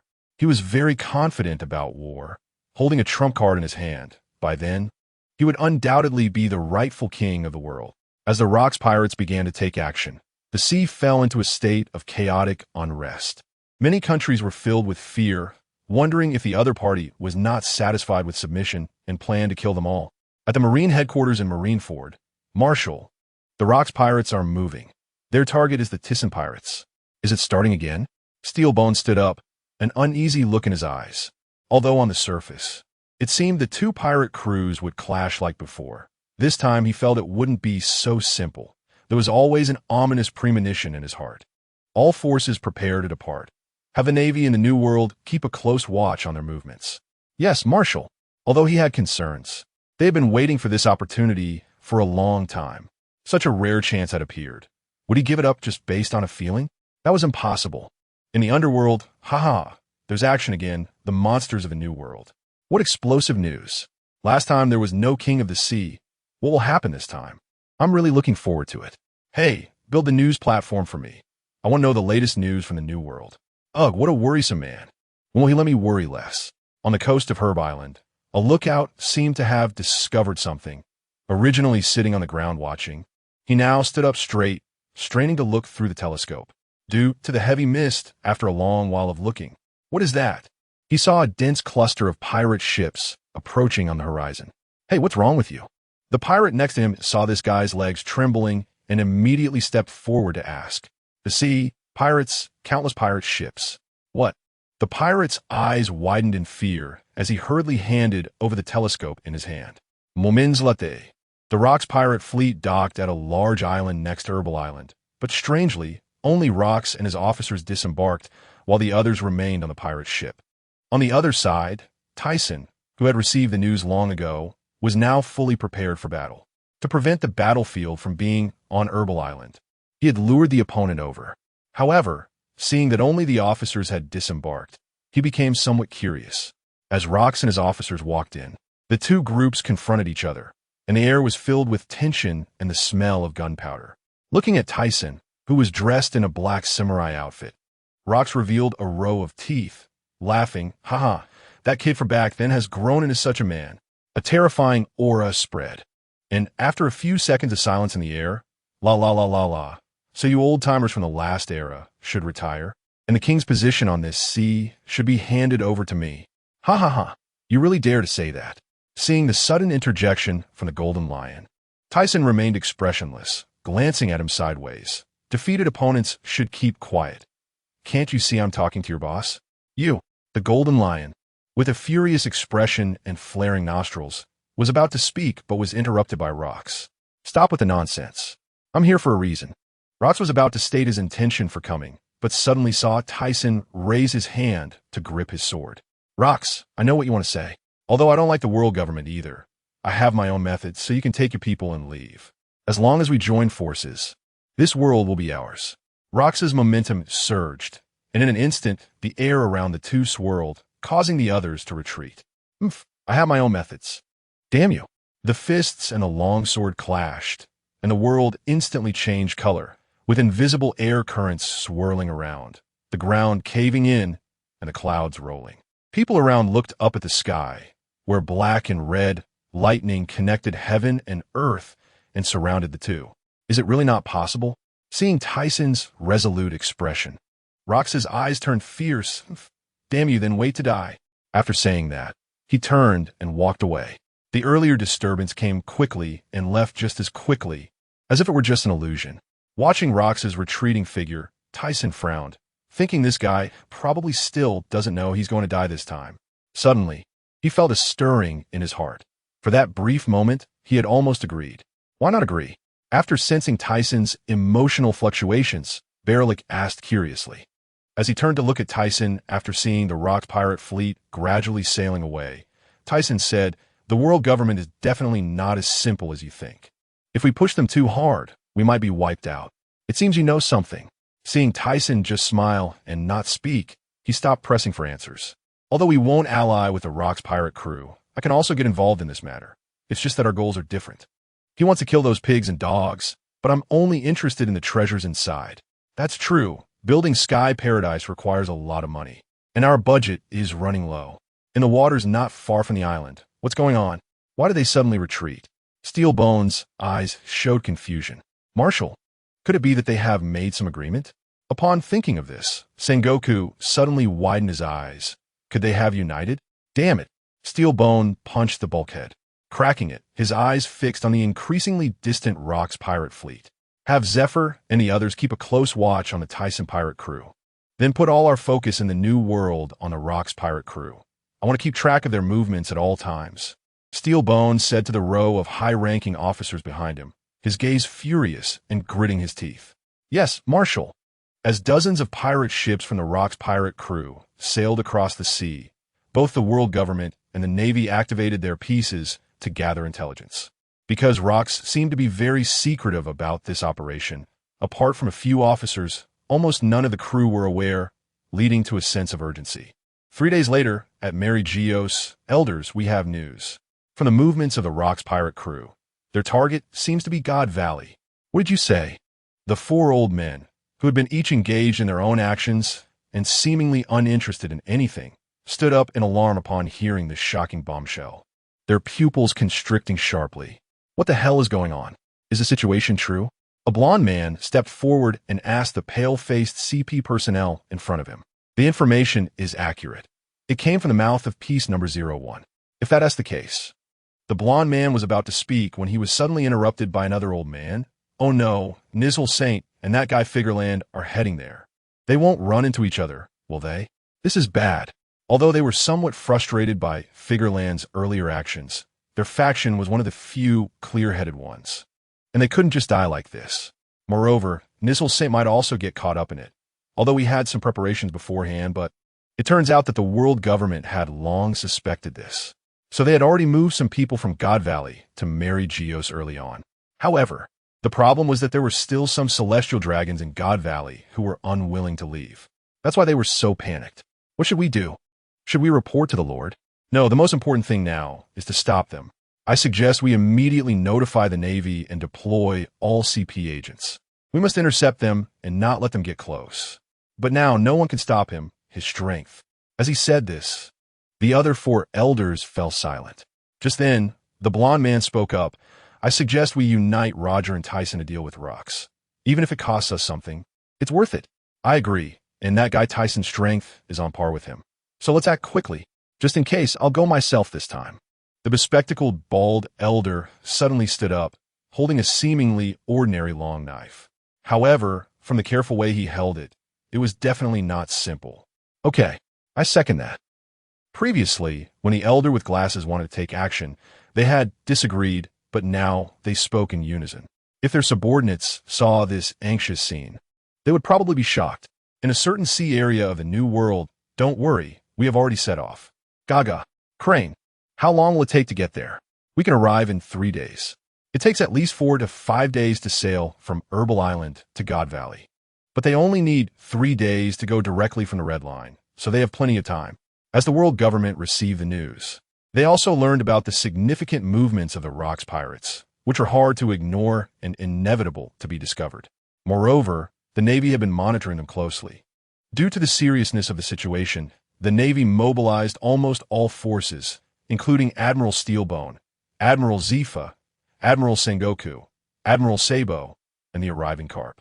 Meanwhile, the Roger pirates, who were hurrying through another sea area of a new world, suddenly realized that Carp had not caught up with them, allowing everyone to breathe a sigh of relief. This guy was too difficult to deal with. At that moment, just as they were preparing to act, a person wearing a white mask and dressed in a funeral-like white robe arrogantly raised his head and said, Joel D. Roger, I come representing Lord Gorosei for a discussion. The members of the Roger pirates exchanged glances, and Roger's expression darkened as he asked, Gorosei? Who are they? And the world government is here to talk to me. A pirate? Isn't that too ridiculous? Seeing that the other party didn't seem to have any good intentions, he felt no need to be polite. The masked man, realizing they were from the world government, showed no respect and instead revealed a mocking expression, saying fiercely, please mind your tone. The Gorosei represents the highest authority of the world government and are the decision-makers of the world. Roger seemed uninterested in wasting words with him and asked, what do you want? The Rocks pirates intend to attack God Valley to incite world turmoil. Therefore, The Gorosei sent me to ask you to work with the Navy to stop them. Upon hearing this, Roger's pupils constricted, and he showed a look of horror. What did you say? Attack God Valley? Is that guy insane? The other members of the pirate crew were also in shock, unable to believe it. If war broke out, countless people would suffer. The Rocks pirates were no ordinary crew. They attacked nations in the New World, plundering treasures and buying weapons to arm themselves. They were definitely not as pirate-like as they appeared on the surface, and their hidden strength was even more unknown. Wait, let's not discuss that for now. You should know that we are pirates. How can we possibly help you for no reason? Rayleigh stepped forward, his expression grim. The masked man seemed to have anticipated this, and continued. The Gorosei said that in exchange, you can make some demands, but they cannot be excessive. Ultimately, Roger did not wish for the world to fall into chaos. He had his own methods, so he agreed to the other party's request. On the other side, aboard the mouseboat, Thiesen had already received news and did not want to miss this spectacular battle, as it was also the final battle for Rocks. As an opponent, he respected him, so he at least had to send him off. At the same time, the treasures in God Valley had long made him envious. This time, he brought along all his cadres except for Inoue, Tokugawa, and Aurs, as who knows what might happen. Although he wasn't afraid of anyone now, caution is always wise. Lying at the bow of the ship, Thiesen suddenly opened his eyes. Thiesen, a ship is coming ahead. It seems to have the world government's insignia. Should we attack? No. Let's see what they are up to. He didn't believe they would dare to attack him. Firstly, it was an extraordinary time, and secondly, even if they wanted to capture him, they wouldn't come with just one ship. As the ship approached, it stopped. Aurs Tisen, I am from the world government's Gorosei.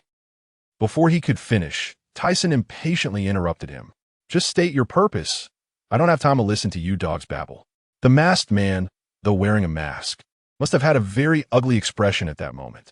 He was about to get angry, but was stopped by someone beside him, saying, It's important to get down to business. We don't have much time. We need to complete the mission and return. Because the Rocks pirates were attacking God Valley to incite world turmoil, the Gorosei ordered me to ask you to deal with the Rocks pirates along with the Navy. Oh, I see. But what does that have to do with me? Thiesen sat up straight, resting his chin on his hand as he looked at the masked man. Aurs Tisen, don't get too arrogant. You need to know who you're facing. The masked man seemed to finally lose his patience and shouted. Whoosh! A white beam flashed by. You. The masked man stumbled, looking down at his pierced body, and fell straight down. They actually made a move. This bastard, Aurs Tisen. Do you want to go against the world government? Another masked man watched in fear as the other party made a move, stepping back nervously. He hadn't detected any signs of the attack earlier, and it seemed that if anything went wrong, he would immediately avoid it. Stop with the nonsense. If you don't want to die. Thiesen glared sharply at the masked man. The Gorosei said that as long as you can act, you can make some demands. Seeing the other party's patience wearing thin, the masked man quickly said, If you want me to act, it's simple. Recognize the autonomous status of Sky Paradise. Free from your control, and your people, including the Navy, are not allowed to enter there. Thiesen then stated his demands. Although he didn't have high hopes, he had to give it a try. Besides, there would be plenty of time in the future. He would succeed sooner or later. However, to his surprise, the other party actually agreed, and it was through the words of the Gorosei. We agree to your conditions, but you must immediately go to stop Rock's madness. The other party said in a formal tone over the phone. All right, then I'll take care of it. I hope you won't go back on your word, or I'll make you understand the consequences. Click after hanging up on the other side. The sword-wielding bald elder heading to God Valley had a dark expression. Say that is, if you have a life, to enjoy it. Halalala. This guy really thought he would be foolish enough to fall for that. Anyone could talk nonsense. However, this trip would not be in vain, and he didn't plan to deal with Rocks either. He heard that God Valley had not only many treasures, but also rare items like devil fruits. For the construction of Celestial Dragon Paradise, consider it your investment. Brothers, when we get to God Valley, just grab whatever you can. If anyone doesn't bring back some treasures, I will personally accompany him a train when we return. What? Captain, are you serious? Ah, the boss still has ideas. There are so many treasures hidden beneath the ice continent. I'm not interested. Brothers, this time it's God Valley. Next time it's the ice continent. What? Tyson, you bastard. Ha ha ha. God Valley, an island surrounded by mountains, was shrouded in thick fog in the center, with the sea breeze howling along the coast. At that moment, a warship slowly approached the shore, flying the flag of the world government.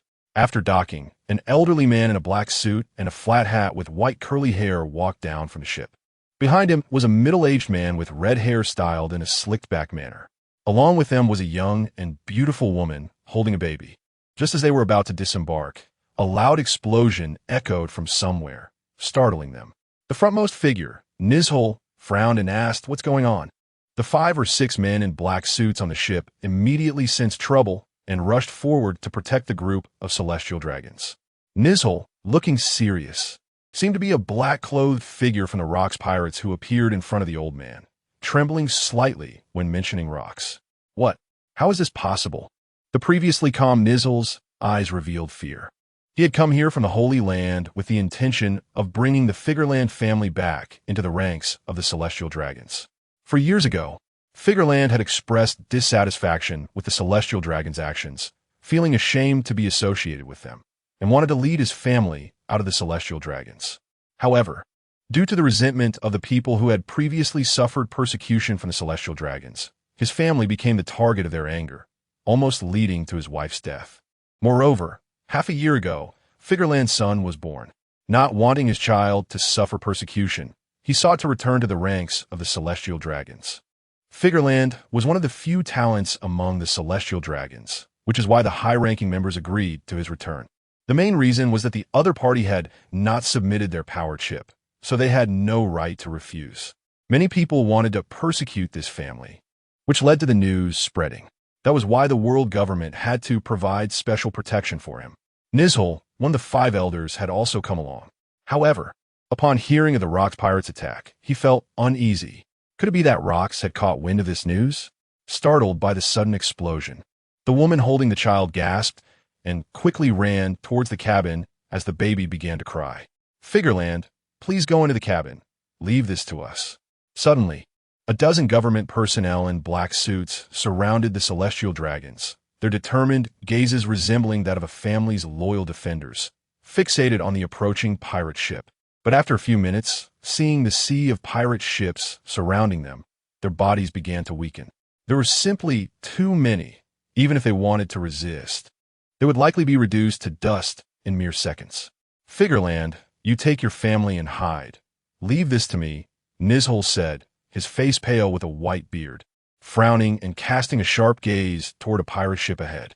Red-haired Figureland nodded, telling him to be careful before retreating into the cabin.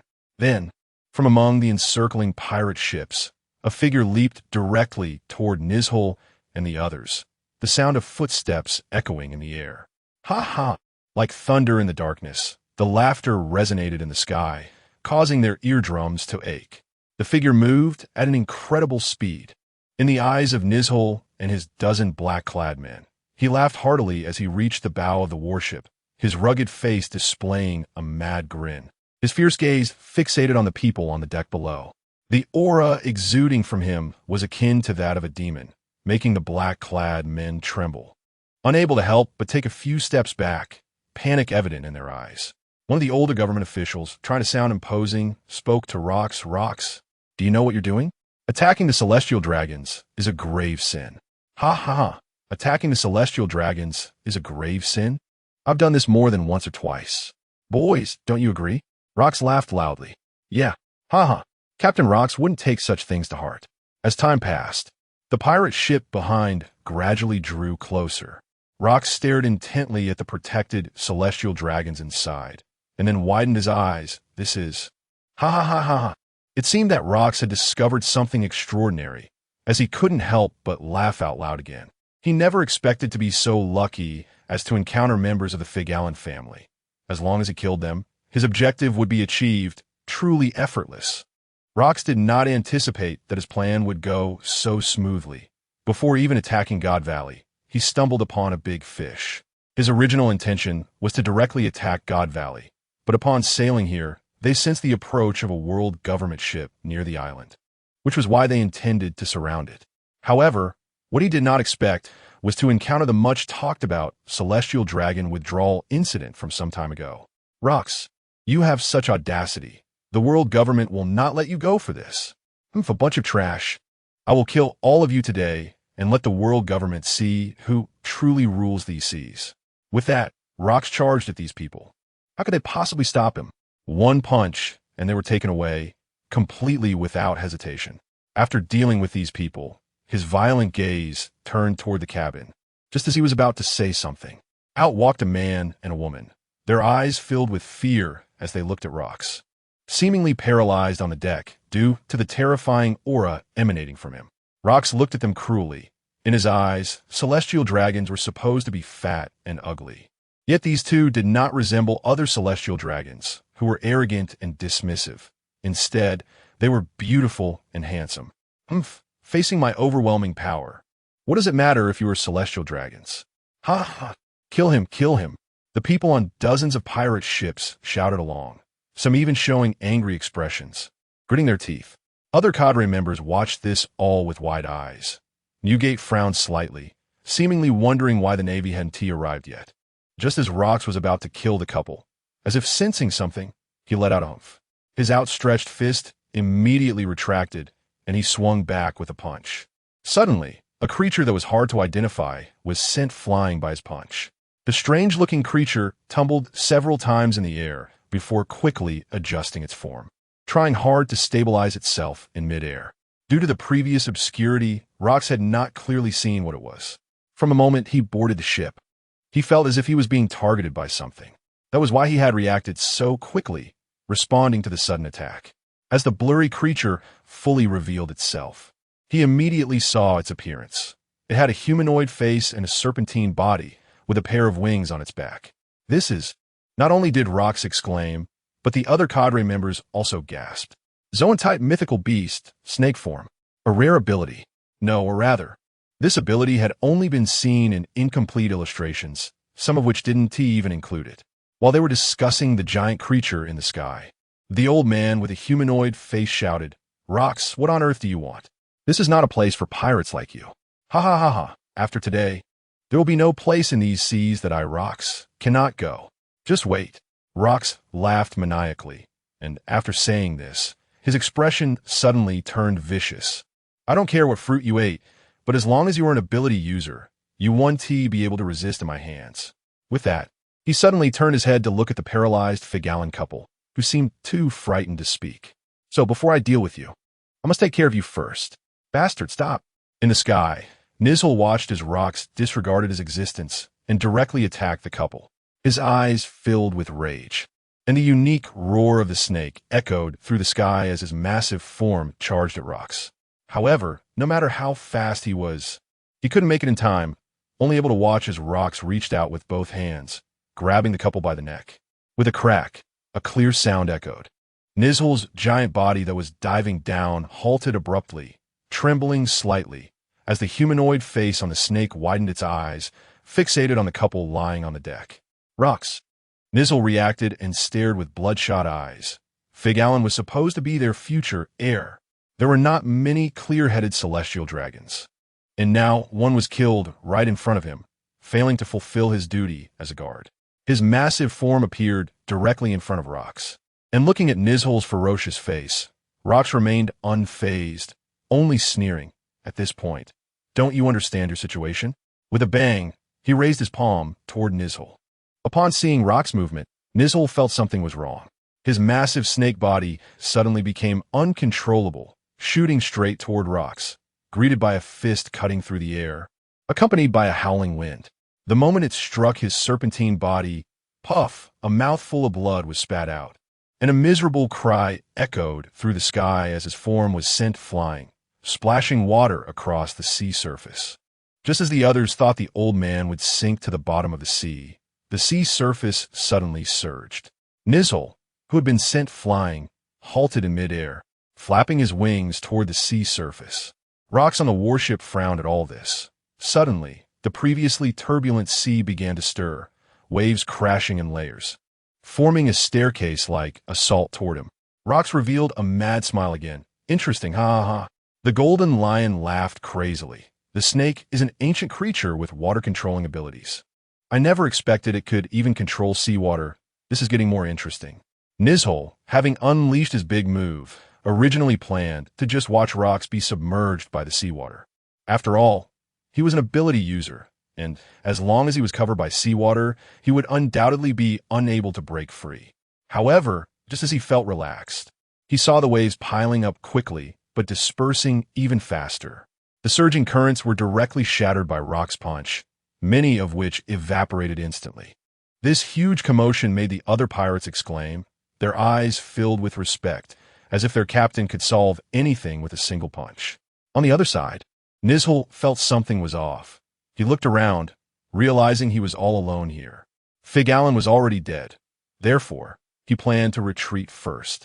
He was definitely no match for that madman alone, and staying would only lead to death. But just as he was about to take off, he found he could no longer control his body. Damn it, you stinking snake, you're quite resilient. Uncontrolled Nizhol found himself in front of rocks, and upon hearing the cold words from the other party, he immediately felt his hair stand on end. Bang, bang, bang. 3 consecutive punches struck Nizhol's serpentine body, and he seemed to be treated like a balloon in the air, ultimately crashing down on the coast of God Valley, rolling his eyes back and fainting. However, it seemed that Rox did not want to let the people of the world government go. He quickly followed. Just as he was about to kill this elder, one of the 5 elder stars, he heard a shout. "Stop, you bastard, Rox!" Just as Rox was about to make his move, Vice Admiral Steelbone and Admiral Saji used Moonwalk to attack Rox.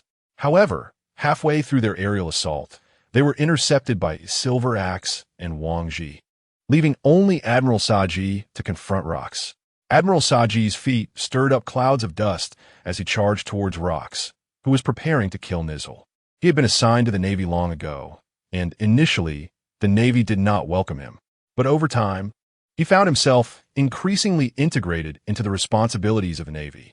Moreover, the 5 Elder Stars were his direct superiors behind the scenes. Whether for the Navy or for these adults, he had to stop this guy's rampage. However, no one expected that in the blink of an eye, Admiral Saji was punched in the stomach and flew towards the island like a cannonball. "Kill for me, attack God Valley, and kill all the future Navy." Rock's face twisted in fury as he commanded the densely packed pirate ships. If this continued, there would only be endless trouble. His purpose for coming here was very clear.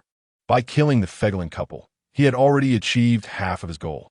Bakeen, use those things and kill all the encircling Navy. Rock's face turned fierce as he ordered Bakeen, who was frowning on the pirate ship.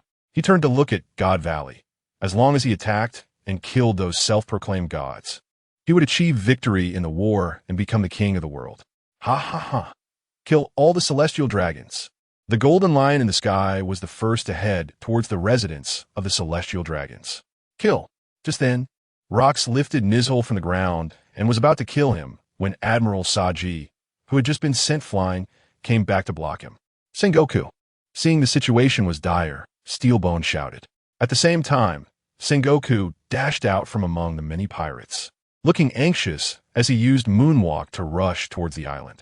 However, ha ha ha, Sengoku, I'm here to deal with you. The Golden Lion, who had originally planned to charge towards God Valley, laughed upon seeing Sengoku's anxious expression and raised his dual blades to slash down at him. Damn it!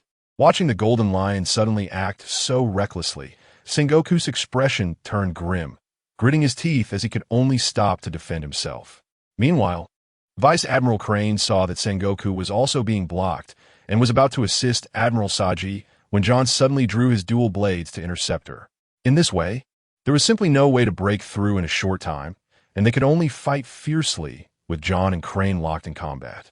However, judging by John's relaxed expression and his focus on the island, it was clear that he was not taking things seriously. All Navy, kill the pirates! Zepha, with an anxious expression, originally wanted to take advantage of the situation to support Admiral Saji, but was blocked by Newgate. If you want to pass, you'll have to defeat me first. Although Zepha was reluctant to help Rox, as one of his crew, he could not stand by in such a critical moment. As long as he could hold one person back, everything else that happened would have nothing to do with him. After such a long time at sea, he had recognized the greed, betrayal, and slaughter among pirates, none of which he desired. He only wanted family. However, before this pirate crew reached its end, he would not betray them. The pirate world also had its own sense of righteousness. On the other side, the scene on God Valley Island could only be described as unbearable. Admiral Saji lay on the ground, continuously spitting blood, with multiple injuries all over his body and bones broken throughout. He was now in a state of barely breathing. How could he possibly be Rock's opponent alone? In just half an hour since he tried to stop Rox, he had been beaten to this state. In fact, he was severely injured with the first punch. Although he was an admiral, he did not possess the physical attributes of Sengoku or Zifa. He had only become a Navy admiral thanks to the ability of the Logia Sansan fruit and the arrangements of the world government. After resting for a few seconds, just as he was trying to get up, his body suddenly stiffened. Then, trembling, he raised his head to see rocks descending from the sky, raising one foot like a dark giant pillar and stomping down hard. The sound of bones violently snapping echoed, and Admiral Saji spat out another mouthful of blood as his vision began to blur. His focus began to scatter, his face showing unwillingness and anger. And then his slightly struggling body became motionless, his vision fading to black as he completely lost consciousness. The dogs of the world government deserve to die. Rock's aura was like that of a demon, chilling and terrifying. After seeing that his opponent had already died, he turned to look at the unconscious Nizhal. This time, he did not make any grand movements, simply pulling out a pistol from his body, raising it, and aiming the gun at Nizhal, then glaring coldly as he said viciously, "You die too. Stop." A loud shout came from behind him. Bang, bang. However, Rock seemed to have not heard, and the continuous gunfire ended as the onlooker's pupils constricted sharply. But the gunfire that was fired forward did not stop. Instead, several more sounds of blades clashing against hard objects echoed. Rox fixed his gaze on the figure blocking his attack, genuinely surprised. "So you've also become a dog of the world government?" "Rox, stand down." The voice of the person who had just shouted came from behind. Turning around, he saw Carp with a grim expression, sensing that the people on the warship by the coast had already lost their lives. He turned back, about to say something, when he suddenly noticed the person lying beneath Rock's feet. Realizing that this person also had no breath, he showed anger and said viciously, "Rox, you bastard. How could you commit such inhumane acts? I will definitely sink you here today." Watching Admiral Saji die right on the spot, Carp's previously relaxed mood exploded. Although Admiral Saji was arranged by the world government, as time passed and they fought together often, it was inevitable that one would develop feelings. Moreover, he actually liked this guy a bit. "What about you, Roger? Are you also going to stop me?" Hearing Carp's harsh words, Rox did not turn back, but continued to look at Roger, who was holding his sword in a ready position. Roger lowered his sword, adjusted a straw hat, and said, "Rox, stand down. I'm here to stop this fight today." As each of their intentions became clear, the air suddenly fell silent, a cold and oppressive aura enveloping the surroundings. Just you guys. Today, let me show you my power. Anyone who tries to stop me will die." The sound hadn't ended yet, and Rock's men had already disappeared. Carp grabbed the navy coat and casually tossed it aside, ready for what was to come. Rox. In an instant, his momentum soared. His hands covered in purple-black energy, and then with a whoosh, his figure also vanished, reappearing just in time to collide with Rock's fist. Bang! Zzz. Accompanied by the appearance of purple-red lightning, the white clouds in the sky slowly turned black. The purple-red lightning seemed to want to connect with the dark layers above, while the ships by the coast creaked under the waves emanating from the island, tilting to one side. However, this evenly matched offensive didn't last for a few seconds before Carp was forced back, leaving deep grooves in the ground with his feet. "Carp, I'm here to assist you." Seeing the clash between the two, Roger knew that Carp alone was definitely not a match, so he brandished his sword and prepared to join in. "No need, Roger. Just watch from aside. Dealing with this guy, I'm enough on my own. Don't mind me. The credit is all yours. As a pirate, the Navy won't promote me anyway." "Damn it, Roger. Is that what I mean?" Carp had already engaged in battle, and although Roger was there to help, he couldn't guarantee that Carp could hold off Rox. Steelbone's expression darkened, muttering to himself. He was blocked by two of the opponent's cadres and couldn't break free for a moment, while also worrying that Carp wouldn't be able to stop Rox. As the Navy and pirates clashed, most people had already boarded the God Valley Island. The pirates desperately attacked the residents of the Celestial Dragons, while the Navy fought hard to block them. Soon, the island was littered with corpses. Steelbone's gaze swept across the battlefield until something caught his attention. He saw a dozen oddly shaped figures not far away.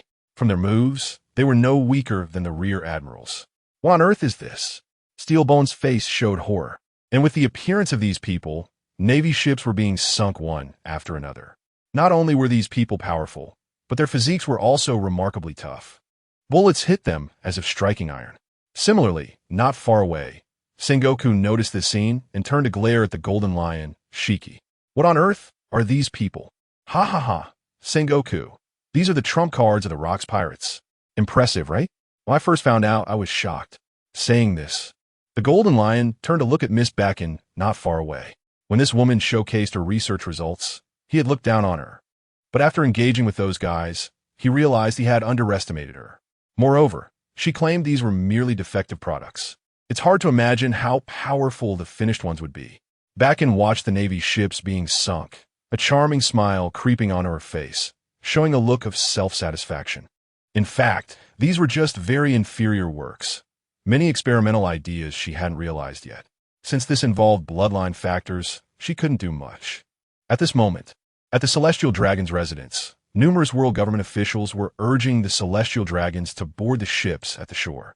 However, most Celestial Dragons were cursing at them, even using their weapons against them. Born free and unrestrained, they had always acted tyrannically. How could they possibly flee in disgrace? In their eyes, those people were nothing but slaves, tools for their amusement. As time passed, soon some pirates spread to this area, including Charlotte Linlin and Kaido. Meanwhile, Vice Admiral Tsuru's obstruction was also met by John, who had arrived here at some point. You filthy mortals, you all deserve to die. A Celestial Dragon wearing a bubble helmet pointed a gun at the incoming pirates. Kill the Celestial Dragons inside and take the treasure. John saw the Celestial Dragon in front still wearing an arrogant expression and couldn't help but get excited. He sensed a massive amount of treasure waiting for him inside the building, and a grin appeared on his face. In fact, when the Rocks Pirates set out for this direction, Rock's treasure had also been hidden away by him. Once he took the things here, he could escape. If he stayed any longer, not only would the Navy pursue him, but even the cadres of the Rocks Pirates would probably want him dead. If it weren't for seeing Rocks act recklessly and directly attack the Celestial Dragons, he wouldn't have had such courage. Although the Rocks Pirates had trump cards, he didn't believe that such little power could bring down those who had ruled the world for hundreds of years. John stopped. At that moment, a voice interrupted John's excitement. John paused, turned to look, and showed a puzzled expression. Rayleigh, are you also here to seize the treasure? Holding a long sword, Rayleigh's glasses glinted, revealing a sharp look. We're here to stop this war. On the other side, the Navy actually teamed up with pirates to deal with me. GOLD. Roger, do you really want to be my enemy? After a while of fighting, Rox suddenly threw his head back and laughed, then paused, lowering his head and glaring furiously at Roger. I'm here to stop you. Back off. Rox continued to say the same thing. Carp alone was indeed no match for Rox. But with Roger's involvement, Rox found that they were evenly matched, and his pressure suddenly increased. What are these guys doing? Rox maintained an indifferent expression. His sharp gaze locked on the two beside him, but inwardly he was wondering what his subordinates were doing. Also, since GOLD, Roger had joined forces with the Navy. What about that guy? As he thought of this, he began to feel anxious. Although he was reluctant to cooperate with this guy, Carp was indeed not his opponent alone. Carp let out rough breaths, realizing that he was struggling alone. I feel the same. I can now appreciate the strength of that Aurs Tisen guy. He could actually fight to a standstill with such a monster. Although it had only been a short while of fighting, he felt more uncomfortable than when battling others for days and nights. The Celestial Dragon's residence was gradually filled with more and more pirates storming into this luxurious mansion. Instantly, the place became a mess, filled with smoke and flames. Amidst their excited shouts, a figure arrived here. You damn pirates, die! A bald old man wearing glasses swung out a black sword aura at the invading pirates. Immediately, a large area of buildings collapsed. and the pirates inside were buried alive without having time to react. The bald old man looked on with rage, watching as the pirates invaded like this. His inner fury needed an outlet. Just as he was about to pursue the fleeing pirates, a figure emerged from the rubble he had just attacked, standing up with a wolf-fawn club in hand. Which bastard? It hurt like hell. One hand clutched his abdomen, blood flowing from the wound. Although it wasn't very deep and combined with his recovery ability, the bleeding quickly stopped. Oh, the little brat of the demon clan, an interesting physique. It can be taken back for research. The old man with glasses and a bald head's eyes sparkled. Swish, the blade flashed again. Just as he was about to seriously injure this decent person, suddenly a knife blocked him. Charlotte Lingling held a knife in both hands, lowered her head, and said, "Kaido, let's go. The things are already in hand." "Okay, I'm thinking of leaving. Stay here." The old man showed an angry expression, his aura suddenly becoming on a different level from before, making him look like a terrifying Azura. Immediately, he swung his knife, creating a huge black sword light in the sky that tore through space, slashing towards the two. The earth seemed to be stained with color, and the entire sky turned into a dark expanse. But that wasn't all. The old man, after delivering the slash, moved like a ghost, and the knife in his hand was suddenly in front of Kaido. Kaido looked at the astonishingly fast attack and could only raise his kanabo to block it. However, this sharp attack was not something he could withstand. As soon as the kanabo made contact, he was sent flying, adding another knife wound to his body. Kaido. Meanwhile, Lingling had just dispersed the slash from the opponent when she saw the dangerous scene with Kaido. Kaido. Her shy eyes widened, and then she raised her knife, her figure flashing to intercept the old man. The bald old man, having his attacks interrupted twice, looked furious. Both of these people's physiques exceeded his expectations. But he was determined to capture these damn pirates today.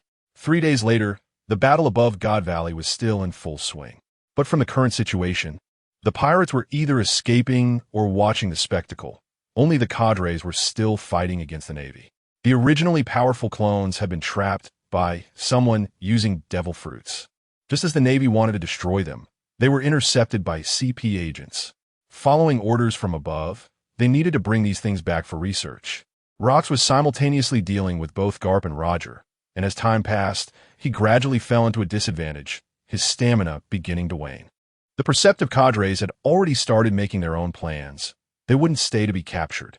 On the other side, John was still fighting with Rayleigh, but neither of them was in good shape. However, John's injuries were undoubtedly heavier, with blood flowing from his cheeks and multiple knife wounds on his body. He was beginning to consider retreating. Even if he couldn't get the treasure buried ahead, it was better than losing his life.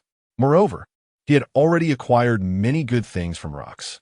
Wagwa, a giant pink sword light, dispersed the black sword energy, revealing the enraged and bloodied Kaido and the gasping Lingling. At this moment, although Kaido was already 21 years old, he was still no match for Lingling and could only assist her from the side. If it weren't for his robust physique, he might have died countless times already.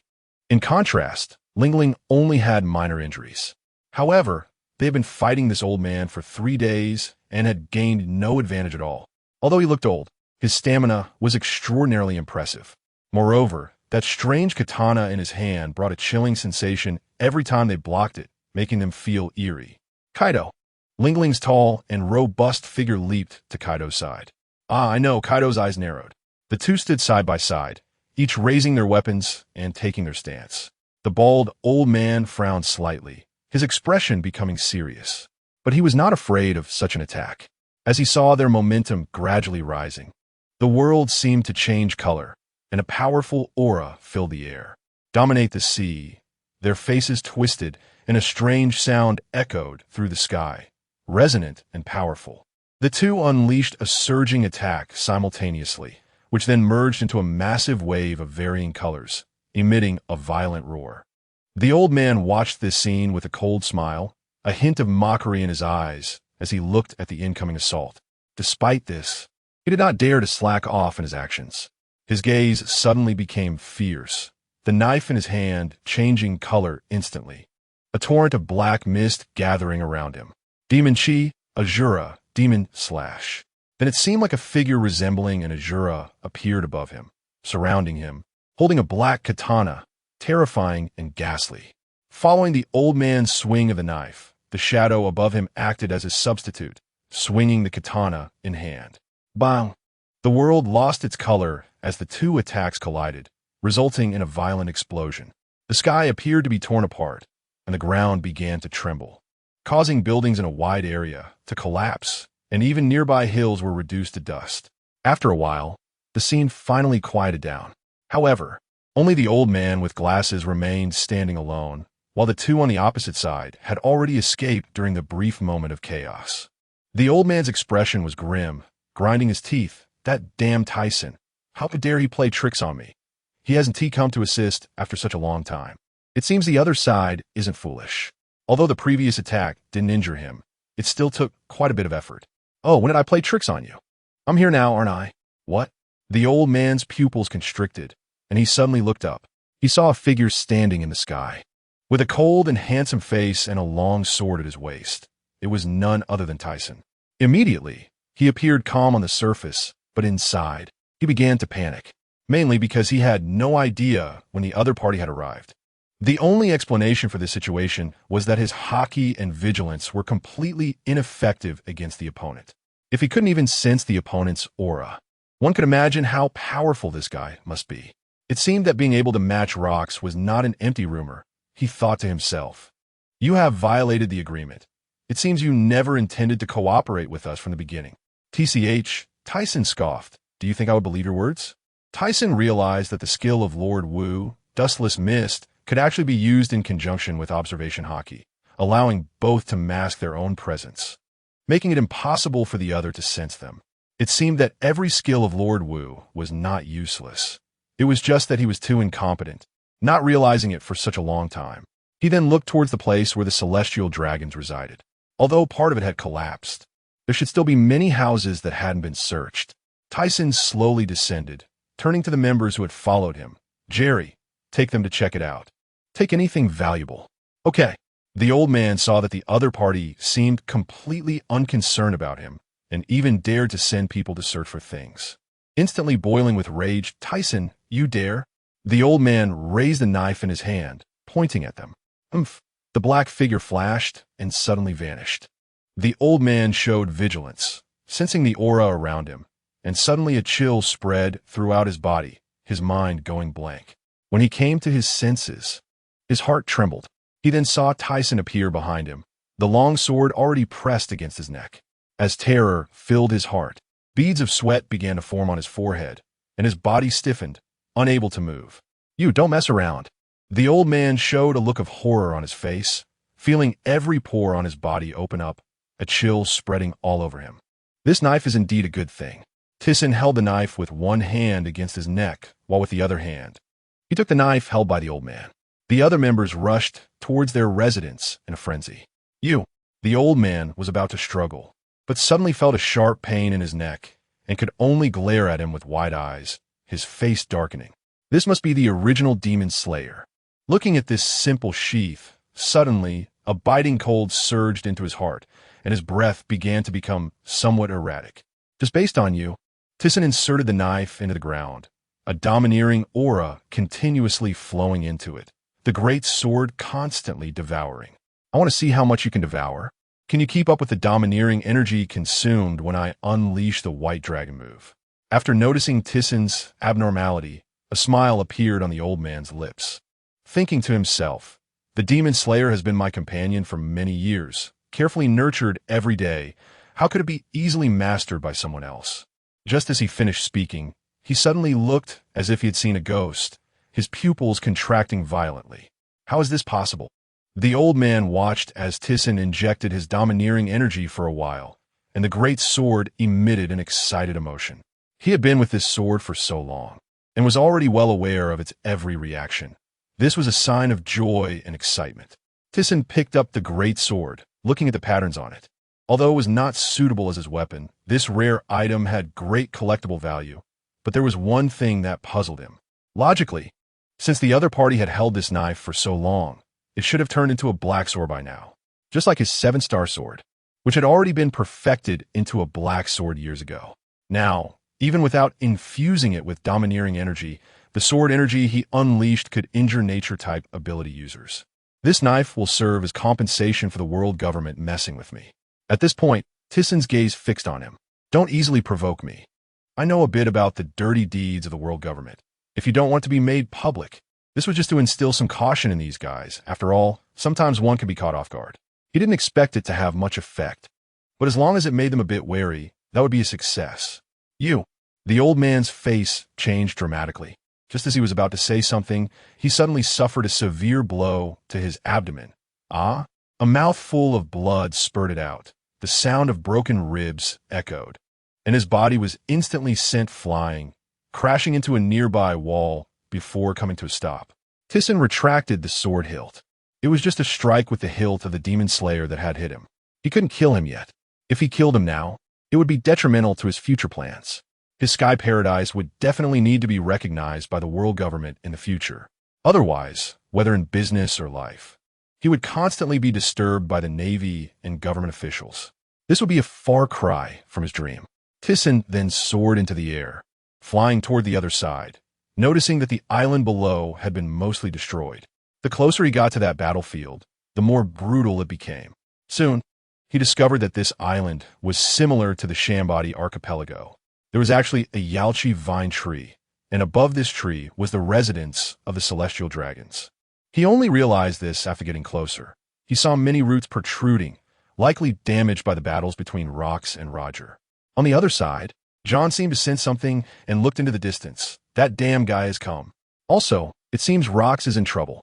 John watched as Thiesen flew towards Rox's battlefield, seemingly ignoring them, and an uneasy premonition surged within him. At the same time, Rayleigh, who was fighting him, seemed to sense it too. He suddenly looked up, and his eyes widened as he instantly moved towards that direction, even ignoring John behind him. In fact, John had wanted to leave after seeing Rox at a disadvantage. He didn't want to be left behind to be beaten by the Navy. Moreover, among the other cadres, only Whitebeard and Silver Axe remained. Everyone else had already fled. Back at Rox's side, Rox used all his strength to repel the attacks of the two, retreating a distance while adjusting his posture, glaring fiercely at the two.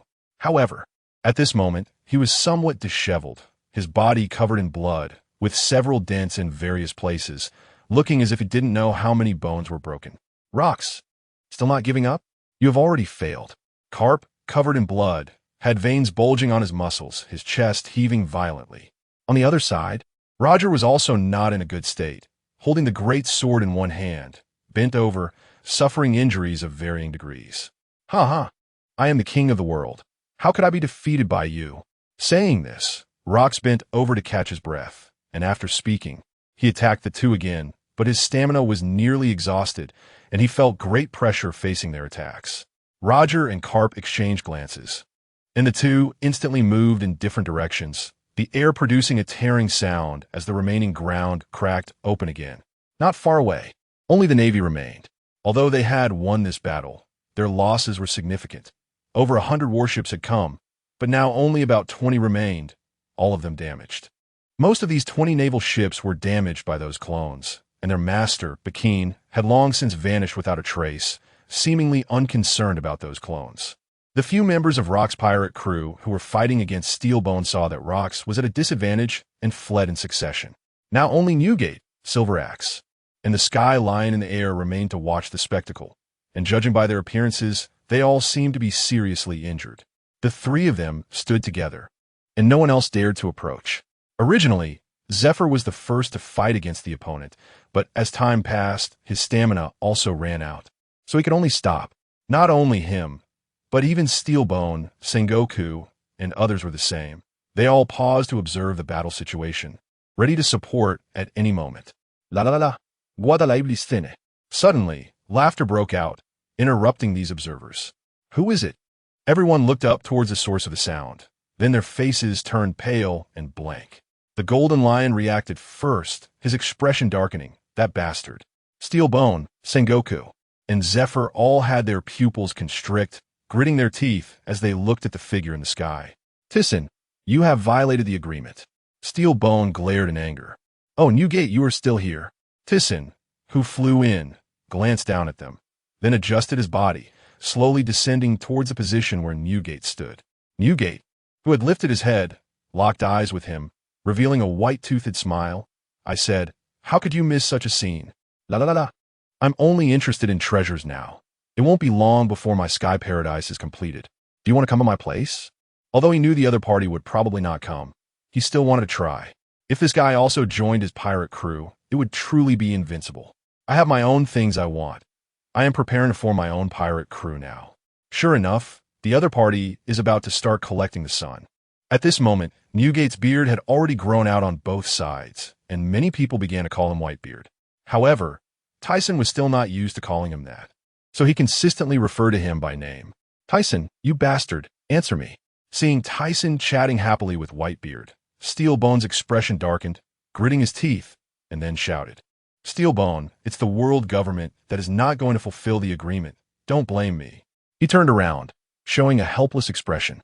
Steelbone glared angrily, ready to say something, when suddenly he looked as if he had seen a ghost, his eyes wide open, and then exclaimed in terror, "Where did that knife on you come from?" Thiesen was taken aback for a moment, then looked at the long knife at his left waist. "You mean this? I snatched it from an old bald man. Do you know what that bastard did to me? He actually dared to mess with me. So I thought his knife looked pretty good, so I took it." His tone expressed both grievance and anger. His nonchalant attitude made Whitebeard and the others roll their eyes. Steelbone and Sengoku glared at him. "You bastard, do you know who he is? And what did you do to him?" "I don't care who he is. Offending me leads to this outcome. Don't worry, he's not dead. I still prefer to respect the old and love the young. Sengoku, let me catch this guy. We can't tolerate him continuing like this." Steelbone's aura surged as he spoke to Sengoku. Upon hearing this, Sengoku's face showed bitterness. He had just fought a big battle and had no extra strength now, but he couldn't disobey the marshal's orders. The two instantly attacked Thiesen. Thiesen, seeing this, was not afraid. After all, his partner still had a bit of time, so he would play with these guys for a while. Moreover, in his perception, Rox probably still needed some time. He came not only to collect treasures, but also to do something important related to an experiment. Although he felt a bit sorry for that guy Rox, this was something that had to be done for future military strength. The members of the Roger Pirates were also watching their captain fight from the side, while Rayleigh was originally worried that Thiesen would encounter an accident after coming over. That's why he rushed over, but now he found that the other side had directly started fighting with the Navy, so his tense mood relaxed. Just as he turned to look around, he noticed the world government ships docked at the shore, and a thought suddenly occurred to him. The suggestion they made this time was about the treasure. The pirate ship needed to be replaced, all because of that bastard Garp. But when he went to the residence of the Celestial Dragons earlier and saw the collapsed houses, he knew he was a step too late. Now, looking at the world government ship, although it was protected by many Navy personnel, they were all focused on other places, so there might be treasure inside. With his skills, sneaking in shouldn't be too difficult. A few minutes later, under the protection of the surrounding Navy, Rayleigh successfully boarded the warship. As soon as he entered the ship, he felt the presence of someone inside, so he remained calm on the surface and continued with his task. He looked around and headed towards the place where the treasures were stored, and he indeed found several boxes. As soon as he saw that these boxes were adorned with silver edges and gold inlays, he knew they contained valuable items. Just as he was about to move these boxes, a figure suddenly sprang out, moving incredibly fast. Who is it? He had been prepared and turned to look, feeling somewhat surprised because he recognized this person's presence very well. "Rayleigh, you bastard. Don't you know about coming first or second?" A nearly 7-meter tall man stepped out. Little giant Mona. Rayleigh was startled. How did this guy end up here? To explain why Mona was here, he originally followed Thiesen's orders to check the Celestial Dragon's residence. But he unexpectedly saw the ship docked at the shore, heavily guarded by many Navy personnel. So he had the same idea as Rayleigh and stealthily followed over. As soon as he boarded the ship, he sensed someone coming and wanted to hide first, thinking he might discover some secrets. "I've been here for a long time. Those treasures are not yours." Mona stretched out his hands, ready to grab the boxes, but Rayleigh raised his hand to block him, smiling as he said, "Then let's see each other's skills. 100 tons gravity fist." Bang! The sudden explosion startled the outside Navy, who quickly raised their guns, pointing inside. "Who is it?" The commotion attracted Zifa and the others. When they rushed over, they saw Rayleigh and Mona fighting on the ship, with surrounding Navy personnel getting knocked down. Bastards. Why do these two have to cause trouble at this time? Zifa, covered in blood, was furious and stepped onto the ship. Meanwhile, after Mona threw a punch, Rayleigh drew his sword to block it. They each grabbed treasure boxes and tried to escape. Mona, with his large hands, managed to grab 4 boxes, while Rayleigh took the remaining 3. But as they rushed out, one box that was not locked suddenly opened. He was about to close it when he caught a glimpse of what was inside, and his pupils shrank. Just then, Zifa attacked, and he had no time to react. So he could only close the box in his hands and throw it out, which was just seen by Rayleigh, who thought Mona had to free up his hands to deal with Zifa. So he hurriedly caught the box, thus acquiring 4 boxes. A smile appeared on Rayleigh's face, and he squinted his eyes, running towards their pirate crew with 2 boxes tucked under his arm. After Mona fended off Zifa's attack, he quickly leaped into the air, his body instantly lightening as he floated away into the distance. Damn pirates! Seeing the other party run far away, Zifa gritted his teeth, feeling helpless. The Navy was already battered, and he had no strength left to fight these people again. Steelbone and Sengoku simultaneously attacked Thiesen. Both of them were the top combat powers in the Navy, especially Steelbone. He still remembered the first time they fought when he fainted due to exhaustion. Although Steelbone was also injured, it was only superficial. Now, things were different. If they were alone, they were no match for him, even if this guy was the Navy Admiral. Light escape. A white beam of light collided with Steelbone's fist, the powerful attack forcing Steelbone to retreat. The white beam was not only dust release, but also intertwined with Thiesen's armament haki and Conqueror's haki. With all 3 combined, even Steelbone did not dare to take it head-on for a moment. After pushing Steelbone back, Thiesen countered with a punch, directly striking the golden giant Buddha beside him. The palm and fist clashed, producing a thunderous sound, and the air flowed outwards. The island, already nearly destroyed, was now directly penetrated by seawater, and the roots of the Yalki mangrove were severely damaged, making it impossible to stand below. After the attack dissipated, Thiesen's body vanished like a ghost. The other 2 instantly heightened their vigilance. It was simply because this guy's attacks were too dangerous, and they could not keep up with his speed. As soon as Sengoku turned his head, a wave of energy came from the right. A chill surged in his heart, and his mind went blank for an instant. What? When he reacted, he saw the opponent's fist already coming toward him, and he could only concentrate his haki on his right cheek. Bang! The massive golden Buddha was sent flying. But that wasn't the end. The Sengoku inside the golden Buddha hadn't had time to adjust his position when a huge foot came crashing down on his body. Puff! The Buddha's belly was stomped, and Sengoku spat out a mouthful of blood. Then the golden Buddha dissipated, and his figure fell into the sea below. Sengoku! Steelbone showed a worried expression and dived down, grabbing Sengoku and placing him on the warship behind. This guy's strength has increased again. He's simply a monster. Newgate revealed a bitter smile. He originally thought that the opponent would definitely retreat when faced with both the Admiral and the Fleet Admiral. But now it seemed he had overthought it. Thiesen, I want to let you go. Steelbone's momentum suddenly seemed to surge even more than before. He continuously stomped his feet in the air, creating a current that stirred the seawater. Watching the opponent attack him at an extremely fast speed again, it seemed this time it was even more powerful. But how could he possibly be afraid? A torrent of imposing energy flowed out from Thiesen's body, and then haki gathered in his arm.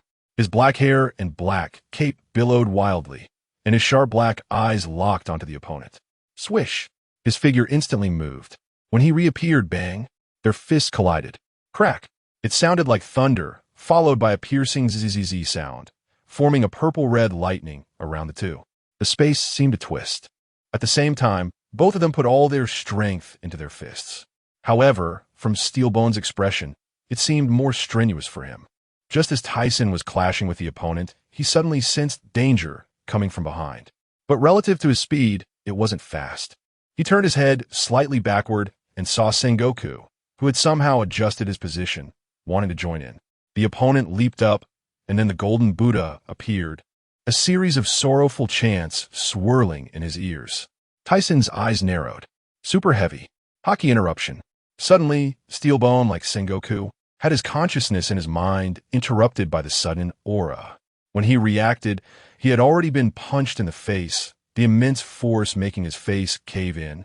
And the dizziness in his head caused his consciousness to pause slightly, his body also falling down. Admiral, what? Steelbone was knocked away? Is this the Light Emperor? This guy is a monster. Buddha impact. Sengoku's eyes widened angrily, a giant golden handprint descending, emitting dazzling golden light. Thiesen didn't have time to meet it head-on. With a swish, his figure vanished. Seeing the opponent disappear like a ghost again, Sengoku was immediately filled with anger, having to look around with his eyes, trying to locate his figure. At the same time, he was still feeling a sense of palpitations from the sudden aura that had attacked his mind earlier. However, Thiesen's speed could match that of teleportation. Even if he discovered it, how could he possibly react in time? The Buddha's palm hadn't retracted yet when a sharp pain suddenly shot through his back, a pain that pierced through his entire body. Instantly, he spat out another mouthful of blood, following in Steelbone's footsteps. What are we going to do about such a guy in the future? The Navy personnel showed expressions of terror and panic. This guy is too inhuman. He's simply a monster.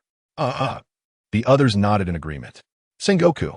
Crane, who had just caught Steelbone, hadn't had time to set him down when he saw Sengoku falling down.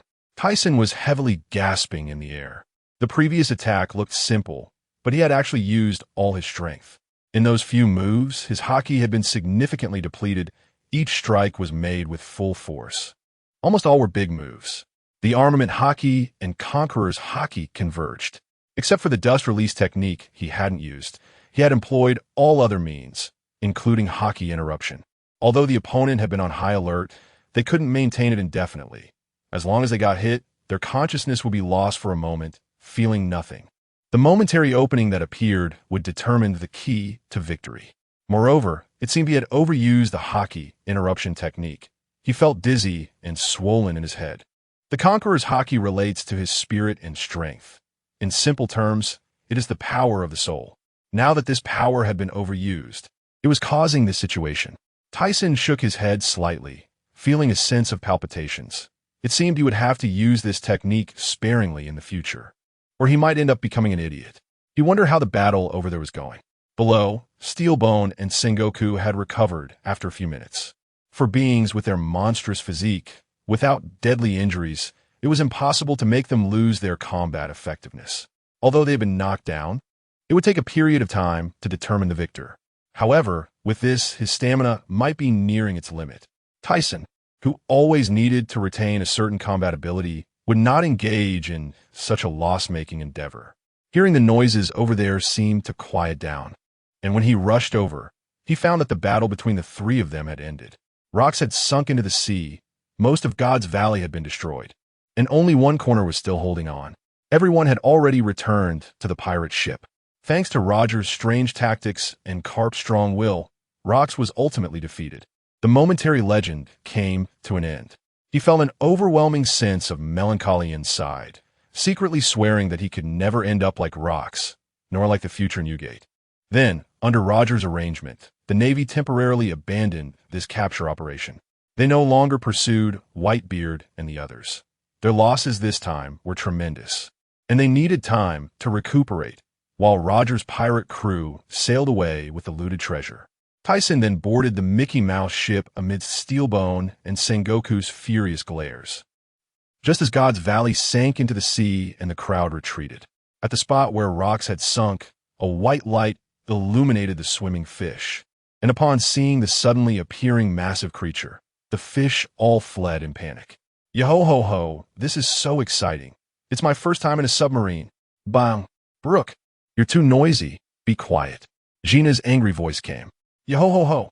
So fierce, Miss Gina. Seeing the opponent raise their fist again, Brooke could only obediently shut his mouth.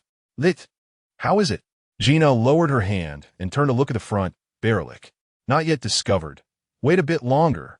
Berlik opened his observation haki, sensing the surrounding auras. Since Rocks was sunk, they had been ready to go, directly using the submarine to reach the seabed. However, after searching for a long time, they still found nothing, which puzzled him. It seemed the opponent was completely dead. Otherwise, how could there be no aura sensed at all? What is that? Brooke exclaimed, looking out the submarine window. Brooke, Gina thought he was just messing around. It's true, Miss Gina, it's really a shadow of a person. And it's sinking deeper into the sea. What? Valoric and Gina exclaimed, then looked over in that direction. Sure enough, a figure was slowly sinking. But from the aura Valoric sensed, the person was already dead. However, remembering what Thiesen had said, he still adjusted his direction to go over, near the waters close to the land of Wa, on 2 pirate ships. Kaido, do you want to join me? After hearing Lingling's words, Kaido raised his head and said, No, I want to form my own pirate crew. Lingling, with a shy expression, was not surprised. She had known Kaido for many years and was well aware of his great ambition.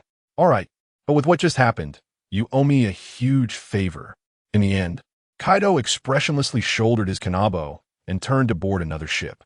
Lingling squinted her eyes, staring at Kaido's back for a long time before turning back. They had obtained quite a few good things from God Valley. She had just given him a fruit and was shocked to find it was a mythical Zoan type. Most importantly, she had received a red stone from Rox, which she had instructed Longbread to procure even before going to God Valley. Originally, she planned to seize Rox's treasure together, but unexpectedly, that bastard John got there first. However, she was already very satisfied to bring back that stone, as she had heard it was related to becoming the Pirate King, so she planned to keep it safe. Now that Rox was dead, she was liberated, and they would usher in their era. In a certain sea area, a pirate ship was heading towards the future country. Inside the cabin, Bakine was laughing excitedly. Her beautiful brows focused on a pile of instruments in front of her, along with several blood samples in containers beside them. As long as I can figure out the bloodline factors, the physique and abilities of these monsters will become my subordinates. I'm really looking forward to it. On the other side, after the Roger pirates emerged from God Valley, everyone eagerly opened the treasure chest that Rayleigh had snatched. Oh, it's opened. It's filled with gold and silver treasures. I wonder what's inside this chest. Ha ha ha ha ha. Rayleigh, you're amazing. You've gotten so much treasure. Everyone's curious eyes were fixed on the last chest, but when it was opened, this is a baby. The crowd stared wide-eyed at the baby inside the chest, gasping in surprise. Where did this baby come from? Roger, initially puzzled, then opened his mouth to reveal a joyful smile as he picked up the baby.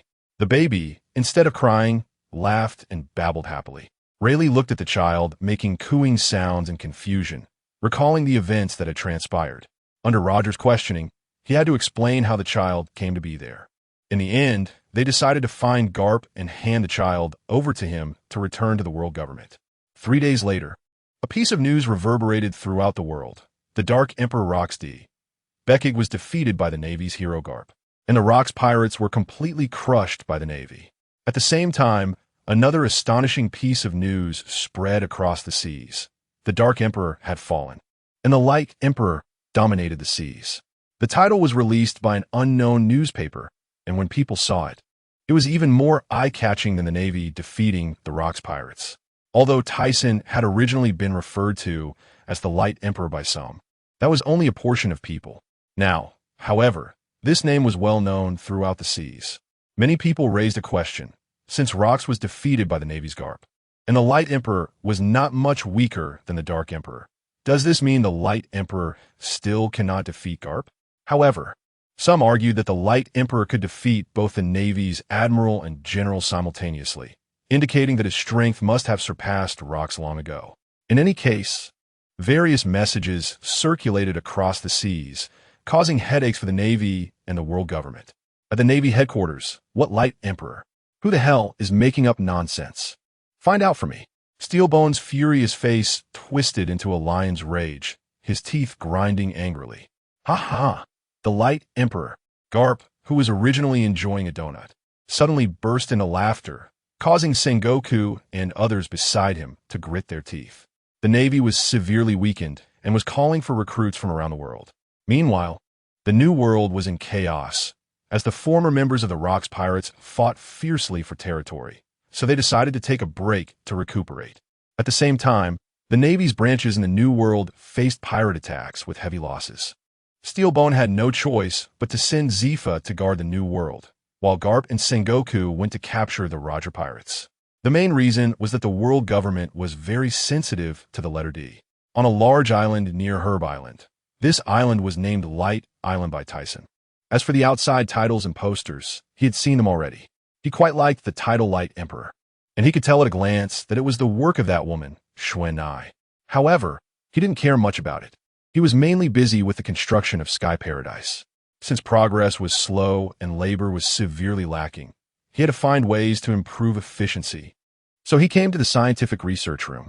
The 5 people he had brought from the future country had provided him with significant help, such as in the production of perfect pills and weapons for the paradise, which had already shown great results. But this time, he wasn't there for those matters. Lord Thiesen, you're here. The 5 greeted him upon his arrival. After all, he was their financial backer for the research, and they couldn't afford to offend him. Thiesen nodded in acknowledgement and stated his current needs. You want to make humanoid soldiers? The others exchanged glances. Is that not possible? The construction progress of the paradise was indeed very slow, so he wanted them to produce some soldiers to help. They didn't need to be combat ready, just laborers would suffice. After Thiesen explained the requirements, they said they could do it. However, even for laborers, they would need sturdy metal. Thiesen indicated that this was easy to solve, as in no way could fully cooperate. But they hadn't done this kind of research before, so it might take some time. This is for you. I believe it will help you. The 5 looked at the item he handed over in confusion and exclaimed, This is Dr. Moonview's artificial machine research. They had thought it was just a legend, but now they were seeing it with their own eyes, their expressions filled with excitement and disbelief. With this, we can manufacture them quickly. Just leave it to us. Watching their excited expressions, Thiesen was somewhat speechless as they fixated on the materials he provided. Just as he was about to turn to leave, the phone rang. Hello? After answering, Baloric's voice came through. Thiesen, we are back, and we found that guy. But he's already dead. Hearing that they had found the corpse, he became excited. Quick, bring him to the research room. After hanging up the phone, a wild smile appeared on his face. Since the fight with Rocks, Thiesen has been thinking about this guy's body. No, it's the flesh. His earlier guess was that Rocks wasn't dead, so he sent a few people to check. For safety, he directly had Baloric follow them. Now hearing that Rocks is already dead, he became excited after learning they brought the body back. This way, he can use this guy's powerful body to create cyborgs or clones, making a strong army. And that guy, Newgate, he needs to discuss this with him. Such a powerful physique should contribute to his cause. It's unreasonable otherwise. Thinking of this, he was overwhelmed with excitement. When the production is completed, the world's structure might change. After thinking for a long time, he also planned to quickly cultivate the ability of splitting from Lord Wu. With this incident, the world government would definitely take action, and he had to be cautious. However, if he was pushed too hard, he wouldn't hold back. At that time, he could directly go to the Holy Land and unleash a skill, but to avoid dying on the spot. He still needed to cultivate this splitting ability to feel a bit more at ease. Holy Land Mariewa, this bastard, I will definitely not let him go. The bespectacled bald old man had a flushed face. Before going out, he pretended to be confident, but now he not only failed but also lost his sword. The other old men exchanged glances, and after a moment, the old man with a scar on his left cheek spoke, Since even you are no match. This matter is beyond our decision. However, dealing with that guy Rocks is still a good thing. When mentioning Rocks, the old man raised his hand to touch the scar on his body, which still ached and couldn't help but grit his teeth. We can only report to that, Lord. It has to be this way. After the old man with a birthmark on his forehead made his suggestion, the others didn't oppose. Soon they arrived at the Panga City flower room, where a woman in black respectfully said, Lord, the lords have arrived. Then the 5 elders knelt at the bottom of the red stairs, not even daring to raise their heads. Lordum, Aurs Tisen has currently escaped our control, so we wish to consult with you on how to handle this. The black figure on the high platform suddenly opened its eagle-like eyes. It was not a light, so there was no need to worry. Yes, after seeing the 5 elders leave, the shadow slightly frowned, holding a bounty notice. Who is this guy, and why does he pose such an uncertain factor? After thinking for a long time, he slowly closed his eyes. After returning, the 5 elders decided, since it's not a light, let the Navy handle it. I second that. But my sword. The bald old man's eyes were filled with anger. He didn't want to bring up such a disgrace, but that sword had been with him for a long time. Let us see what conditions that man has. If they are not excessive, a trade can be made. It has to be this way. A month later, a sudden and uninvited guest arrived on Whitebeard's ship near the Sphinx Sea. "Shiki, I'm not interested in what you said. Get lost." Whitebeard said this to the golden lion in front of him and continued drinking from his cup. The golden lion's face turned angry. "Newgate, the Rocks pirates have finally disbanded. Now it should be our world. Are you really willing to let that man stand over us?" After Rocks was defeated, the golden lion was unwilling to see a new king rise in the sea and began recruiting newcomers, with some famous pirates joining. Previously, he was forced to join the Rocks pirates due to Rocks' strength, making him feel despair. Finally, with Rocks dead, it should have been his chance to rule the world. But Thiesen interrupted his plans. So he found Silver Axe and Wang Ji, wanting to form an alliance to deal with Thiesen's pirate group. Originally, he wanted to recruit Bondewald, but to his surprise, he also refused. His purpose in coming here was to seek cooperation with Whitebeard. Although he thought 3 people would be enough, he came for insurance, but Whitebeard showed no interest in his invitation. "That guy's ambition doesn't conflict with mine, so I won't join you, Sheik." Newgate continued to respond with the same words, while his gaze became sharp, as if he would take action if the other party didn't leave. The golden lion's expression darkened. "TCH, Newgate, just wait. After I defeat that guy, I will rule the world. Don't say I didn't warn you."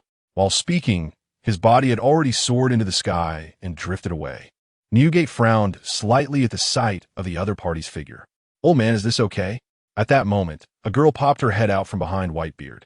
She had long hair, a beautiful face showing concern, and wore a lace scarf around her neck. "Kuahaha, don't worry. Haida Bay, I'm Whitebeard, and that guy can't defeat that man." Hearing Haida Bay's words, he laughed loudly. Even if the other party was the Golden Lion, so what? He knew that character all too well from their time on the same ship. He wasn't afraid of that guy. Moreover, this guy was thinking of such ideas. He believed the Golden Lion couldn't succeed. He had a deep understanding of that man's strength. He also had some doubts. The Golden Lion should know he was no match. Why was he so confident? After all, that guy could fight evenly with Rocks. He was definitely not someone to mess with. This guy was simply looking for death. Navy headquarters. "Marshal, the flying pirate group is moving." "Damn, Shiki. Keep a close watch on their movements." Steel Bone clenched his fists. The current Navy was not suitable for a major battle. The last battle would take at least a few years to recover from. So now, they could only watch these powerful pirates act recklessly. Above Bright Island, in no way was patrolling. Currently, among the 6 small and medium-sized islands, only one was completed. In this way, the construction speed of the other 5 could be accelerated, as they had previous experience. However, to ensure diversity, in Thiesen's design blueprints, the buildings on the 6 islands were different, with only the outer walls being the same. Boom! At this moment, an explosion was heard from one of the outer islands. Not good. Inoue's pupils shrank sharply as he looked over. What happened? He immediately leaped into the air, with his feet creating continuous shock waves in the sky. Above Science Island, one of the 6 islands, since it was full of rocks and wasteland, Thiesen had built it into a scientific research island, prioritizing it over the others. To prevent others from discovering it easily, the laboratories were underground, covered by other buildings above. The island that had already been completed was this one, which Thiesen named Science Island. It was filled with villas, and the island was connected to the left and right small and medium-sized islands, while the middle was connected to Bright Island by a suspension bridge. The connected materials were simply constructed from metal made to facilitate the movement of their personnel and the transportation of materials. However, these villas were suddenly bombarded by incoming shells, although the walls of these villas were made of special metal. While the doors and windows were destroyed, these were minor issues. These strange houses were surprisingly sturdy. "Ha, this is a good place. That guy actually thought of connecting the islands. That's a good idea, but this place belongs to me. With his abilities, once the islands float, I can easily pick up the pieces." But that's not the main point. What he really wanted to see was what expression Thiesen would have upon learning this. Countless pirates boarded the island, with at least 20 or 30 pirate ships docked along the coast, and at the forefront stood the 3 main figures of this expedition. The Golden Lion crossed his arms, a cigar clenched in his mouth, feeling slightly excited that today he could redeem himself. After doing such outrageous things, that guy probably wouldn't let us off easily. The man in golden armor with a long black mustache said, one hand resting on the sword at his waist. Isn't that obvious? But we're not to be trifled with either, replied the man wielding a silver giant axe, clad in silver armor. Ha ha, don't say such discouraging things. The three of us are enough to deal with him. I'm not the same as I was over a decade ago. Just wait, Aurs Tisen. The golden lion's eyes gleamed with malice as he gritted his teeth and stared at the figure rushing toward them. The strength he had gained over the years gave him great confidence in this plan. Meanwhile, Gobi-san and Tokugawa, who were responsible for guarding this place, quickly ran towards the attackers upon hearing the commotion. Gobi-san was sent to guard here for a reason. His heat fruit was a great power source. The island needed to build offensive weapons, so these factors were taken into consideration. At the same time, far away on Herb Island, Mona and the others received the news simultaneously. Let's head over first. The captain is still training. Let's not disturb him. Thiesen had previously informed them not to disturb him unless it was something particularly important. He had spent a long time trying to cultivate the separation ability for self-preservation, but had yet to see any results. However, he had to make preparations for future dangers. Now, to deal with the attack from the Golden Lion and the others, the Thiesen pirate crew had gathered all members on the technology island except for Thiesen. Their numbers were growing, standing off against the Golden Lion and his crew. At the forefront were Green Pepper, Mona, and Jerry, the three strongest among them. Next were Tian-shan, Muse, Gina, Rizuru, and following them were Doagulo, Tokugawa, and Gobi-san. Finally, there were the brutes like Rubit, Hornet Khan, and Heavy Hammer Chi-likes. Even Green Bull had brought a group of sea beasts to join in recently. Aside from guarding the Mickey Mouse ship, he had been battling the monsters on Giant Beast Island, aiming to conquer them all. However, there were many powerful beings up there, and many beasts had haki, making it impossible in a short time. But it was precisely this that ignited his competitive spirit. Berlik was not here this time because he was in the scientific research lab working with scientists on the body of rocks. Although he had gained some insights about the outside world, he believed the people outside could handle it, so he did not appear. Outside the research lab, aside from the three of them, there were many high-bounty individuals on the side of the Golden Lion, including some with bounties over 500 million.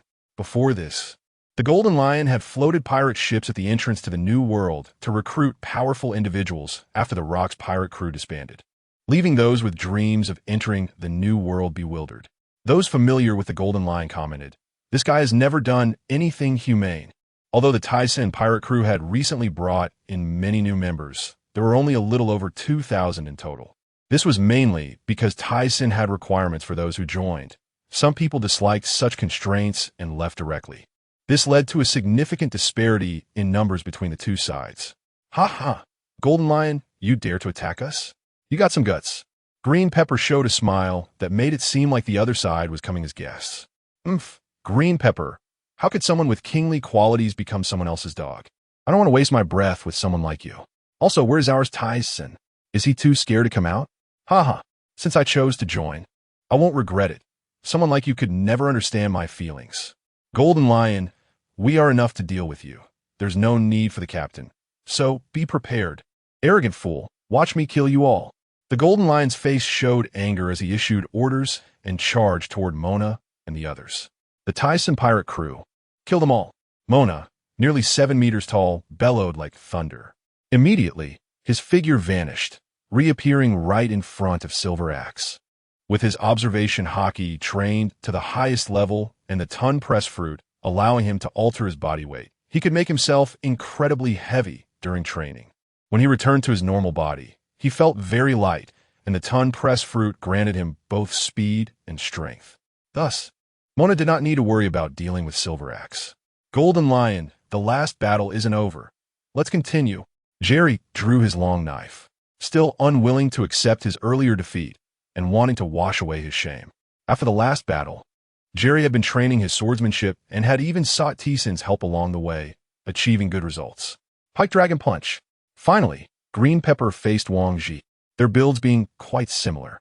Ever since Green Pepper lost the spike on his head, he had shifted his attack methods to his hands and feet, And after taking the perfect pill, his physique had increased.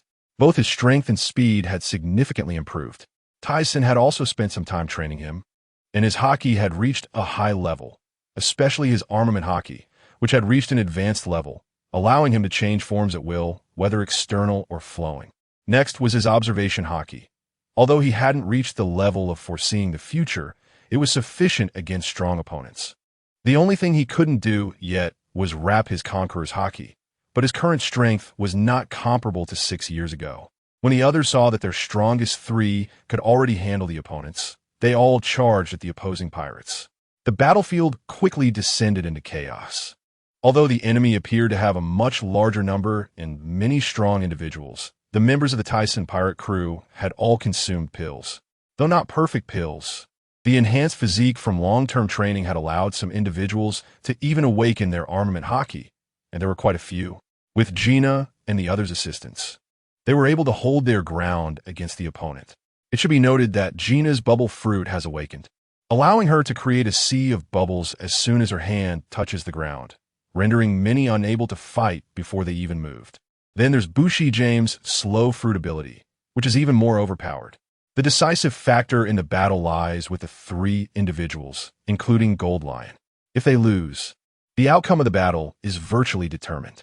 However, as former officers of the Rocks Pirates, how could they easily be defeated? One sword style cloud flow slash. Jerry harnessed the power within his body and unleashed an attack resembling flowing clouds towards Gold Lion in the sky. The moment the cloud slash was released from the sword, its speed was incredibly fast, so much so that even Gold Lion couldn't react in time and could only passively raise his sword to block. Immediately after, he was struck and sent flying through the air, flipping over. However, it appeared he wasn't injured. Gold Lion seemed slightly surprised but quickly adjusted his stance. Slash wave. 2 sword energies intersected and came crashing down towards Jerry below, equally quick. However, Jerry was prepared, gripping his sword tightly and striking upward against the cross sword energy. In an instant, the air swirled and Gold Lion's slash wave was dispersed. But before Jerry could look up at the sky, he already felt the opponent attacking him directly, and he calmly prepared to defend. The 2 transitioned from exchanging sword energies to close combat, fighting to a standstill. On the other side, Silver Axe wielded his massive silver axe and brought it down hard towards Mona's head. Quickly responding, Mona wrapped his arm in armament haki and punched the giant axe, sending black lightning surging outwards, creating a zone where no one stood within a 100-meter radius. 1,000-ton gravity fist. This was one of Mona's signature moves. The power of the ton press fruit could exert a maximum of 10,000 tons. However, he typically didn't use that kind of attack lightly. If he unleashed 10,000 tons, the burden on his body would exceed his limits. Currently, he could only exert a few thousand tons of force. Nevertheless, his strength was unmatched. Few could rival Mona in terms of raw power. Even Thiesen would need to use his overweight ability to contend with him. It's important to note that the weight added by fruit abilities doesn't remain constant once it's unleashed. Combined with his own strength, it can amplify the weight significantly. Therefore, although he called the punch 1,000 tons, it was actually over 1,000 tons. Once that force was unleashed, a tearing wind howled through the air. As if the surrounding space was distorted, the airflow swirling around his fist like a giant rocket. Seeing this, Silver Axe didn't dare to underestimate it. He gripped the silver battle axe tightly, letting out a frantic roar. Boom! Crackle! After the 2 sides' attacks collided, a thunderous explosion resonated, followed by splashes of red sparks. Upon colliding with this immense force, Silver Axe felt as if he were battling a mountain, incredibly heavy. The giant axe, along with his body, slowly tilted backward, ultimately flying back a distance before coming to a stop. Nearby villas were affected, but even the shock waves from their attacks didn't damage the structures. After all, they were made from special metal created by Inoue. Even if Thiesen struck them with all his might, it would only leave dents. Green Pepper's facial hair danced wildly. His face contorted like a demon as he clashed with Wang Ji's long sword, both stepping back. He then extended his foot, wrapped in a purple-black armament haki, and kicked fiercely at Wang Ji, only to have it blocked again by Wang Ji's raised sword. Green Pepper, having just retreated, leaped into the air multiple times and lifted a foot that had instantly turned purple-black, aiming to kick down heavily on Wang Ji's head. Dragon Spike Kick. The opponent was equally unyielding, gripping the long sword and slashing upward. The sound of an explosion like a piano blast resonated, with turbulent air sending dirt and stones flying. Both sides gritted their teeth, holding their ground tightly. 2 days later, only the 3 fighters remained engaged in battle. The rest had mostly given up. Many pirates on Gold Lion's side were exhausted and collapsed, while some fled. The members of the Thiesen pirates were also drained from fighting for so long against so many. Not losing was already impressive. The battlefield of the 3 had become unrecognizable, with the ground pockmarked and many fissures exposing deep crevices. Some villas were also damaged. Fortunately, the underground laboratory was located on the other side, so it had not yet been affected. During these 2 days, although Jerry had held his own against the opponent, as time passed, he gradually fell into a disadvantage. Despite biting down hard and attacking fiercely, he ultimately sustained injuries. The wounds were serious, which was to be expected. Even if Jerry had trained armament hockey to a high level and mastered swordsmanship like a great swordsman, the user of Conqueror's hockey, once they mastered the wrapping technique, will be difficult to defeat. Moreover, Gold Lion was also a great swordsman, and combined with his fruit abilities, Jerry naturally suffered significant losses, especially while Gold Lion was in an excited state. Suddenly, while fighting Green Pepper, Wang Ji sensed something was amiss, halted his body, and turned to look at his subordinates, all of whom were powerless and collapsed on the ground. He then turned back to Green Pepper and said, "This time, I'll let you go. Next time, it won't be so easy. Hey, what are you doing? Why are you stopping?" Seeing Wang Ji cease combat, Gold Lion's expression darkened, his eyes wide with anger as he glared at the other side. Wang Ji ignored him, turned, and called his subordinates to head back to their ship. Although Green Pepper was furious, he couldn't continue fighting upon seeing their territory so destroyed. If they continued, this small island would surely be ruined. And there was an important laboratory for Thiesen over there. He couldn't let his impulsiveness ruin everything. Silver Axe, who was fighting Mona, also stopped. "We'll meet again." Both were thinking, what a joke, their boss hasn't even shown up and they're being blocked here. If that guy suddenly appears, wouldn't we be caught all at once? Just wait. Cursed Mona through gritted teeth, veins bulging at his temples, revealing his inner fury. But considering the island's importance, he could only stop and let the others leave. Damn those 2, remember this. Gold Lion's face twisted with rage, resembling a furious lion, the veins on his forehead bulging as he huffed heavily. Suddenly, he lowered his head to look at Jerry, who was hunched over, panting on the ground. With a fierce expression, he thought that before leaving, he had to at least kill this guy. Otherwise, he would become a stumbling block in his quest to dominate the world. Lion's might imperial domain. You annoying beast. This attack was not comparable to any previous ones. Gold Lion's face was grotesque as he infused all his strength into his twin swords. As he swung them, the earth beneath him began to shift like a flowing sand and mud swamp. Moments later, these mud swamps twisted together in the air like a raging current, forming a massive lion's head, aiming to utterly annihilate the opponent. "Watch out, Jerry! Gold Lion, you despicable bastard!" The others were about to rush over to assist Jerry, but unexpectedly, they were stopped by the other party. "Don't come over!" Jerry shouted with his mouth wide open, his eyes filled with determination, standing tall with his body straight, his right hand holding the long knife hanging down. He then slowly closed his eyes, feeling the giant earth-flowing lions pouncing around him, and he struggled to adjust his breath. At the peak of his concentration, he suddenly opened his sharp eyes. The Flowing Cloud ultimate technique. Flowing Cloud, 3 flow slashes. Instantly, the purple-black blade was covered with 3 auras of earth yellow, blue, and white, representing defense, attack, and speed, which he had comprehended during this time. For this, he made Thiesen use his abilities on him every day, even practicing his knife skills in the ocean currents.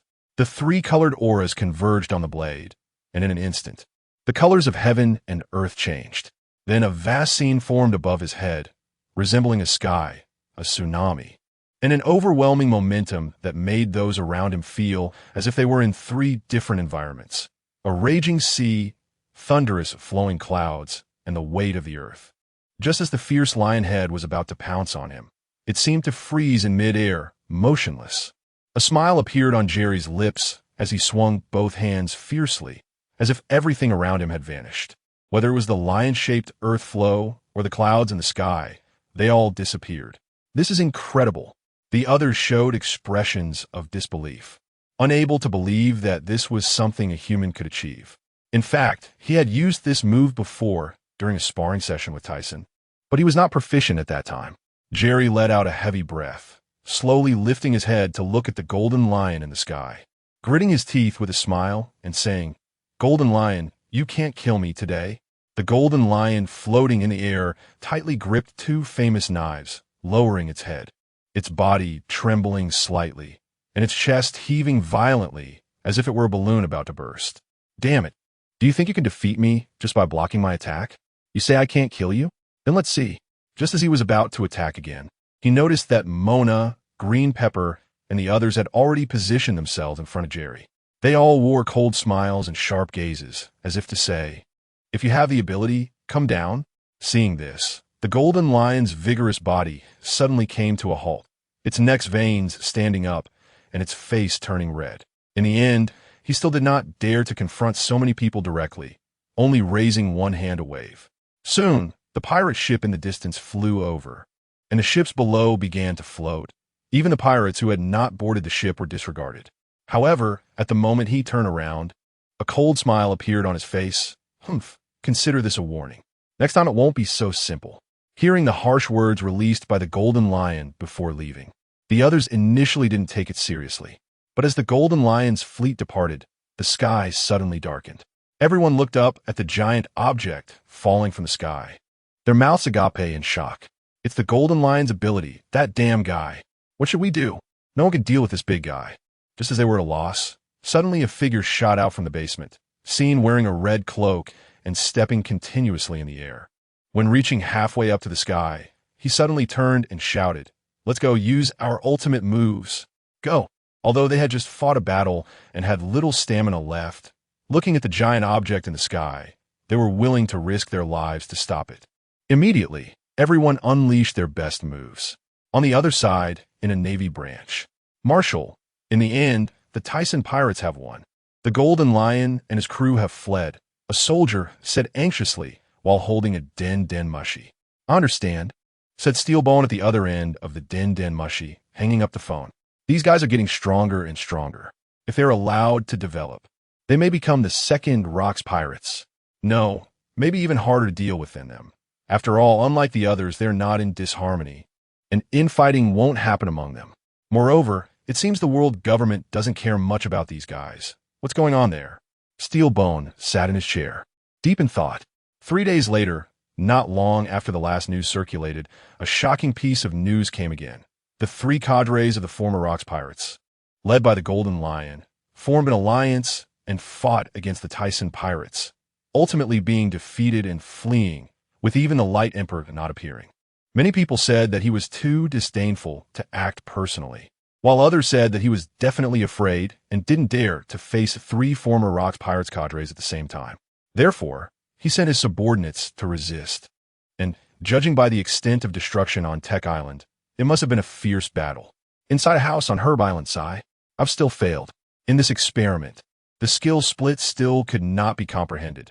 Every time he tried to evenly split the chakra within his body, it would always be a bit more or a bit less, never achieving balance. And he always failed at the critical moment, making him scratch his head. It seems that it won't work in the short term, Thiesen thought to himself. Suddenly, he sensed that the chakra of the people on Herb Island was very active. What was going on?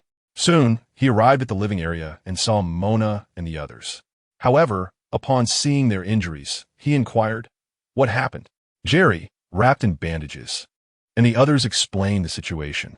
After learning everything, an uncontrollable rage flickered in Thiesen's eyes. These guys actually dared to set their sights on him. How bold. If he didn't get back some interest from them, would he still be Thiesen? They won't escape. In no time, his figure disappeared from the spot and reappeared in the air, heading straight towards Honeycomb Island. He didn't know the positions of the Golden Lion and Silver Axe, but he knew Wang Zhi's position very clearly. Sorry, Wang Zhi, you might not survive until Blackbeard comes to seize your territory. Honeycomb Island was originally the stronghold of the Rocks pirates, but was later occupied by Wang Zhi. Speaking of which, 3 days ago, after battling the Thiesen pirates, Wang Zhi returned here feeling frustrated. He had previously cooperated with the Golden Lion and others, truly believing he could defeat them and acquire their wealth. However, after fighting those guys, he realized why Whitebeard didn't get involved this time. With their cadres becoming so powerful, how strong their Captain Thiesen would be was self-evident. Therefore, when the battle was nearing its end, he began to contemplate retreating. After returning, he was worried that the other party would come back for revenge. But thinking that he had just occupied this territory, others couldn't possibly know, he felt relieved. However, just as he thought of this, suddenly his pupils shrank, and he quickly looked up, only to see Thiesen's figure already hovering above him in the air. Do you think you can escape? Wang Zhi, daring to provoke me. Be prepared. Thiesen, through his perception, instantly knew Wang Zhi's position. He remembered the chakra aura of the other party very clearly. Thiesen, how do you know my location? Wang Zhi's expression was slightly terrified, as if he hadn't expected his whereabouts to be exposed. Could it be that the Golden Lion or Silver Axe had betrayed him? For a moment, the possibility of this idea made him grit his teeth. Besides them, there couldn't be anyone else. Moreover, the opponent arrived so quickly. It didn't seem like they had conducted any reconnaissance. Who is this? How dare they come to Wang Zhi's territory, looking for death? Let's see how the boss teaches him a lesson. No, this is one of the black-haired men from the Light Emperor, his eyes filled with fear, his body trembling slightly. Really, I'm finished. What should I do?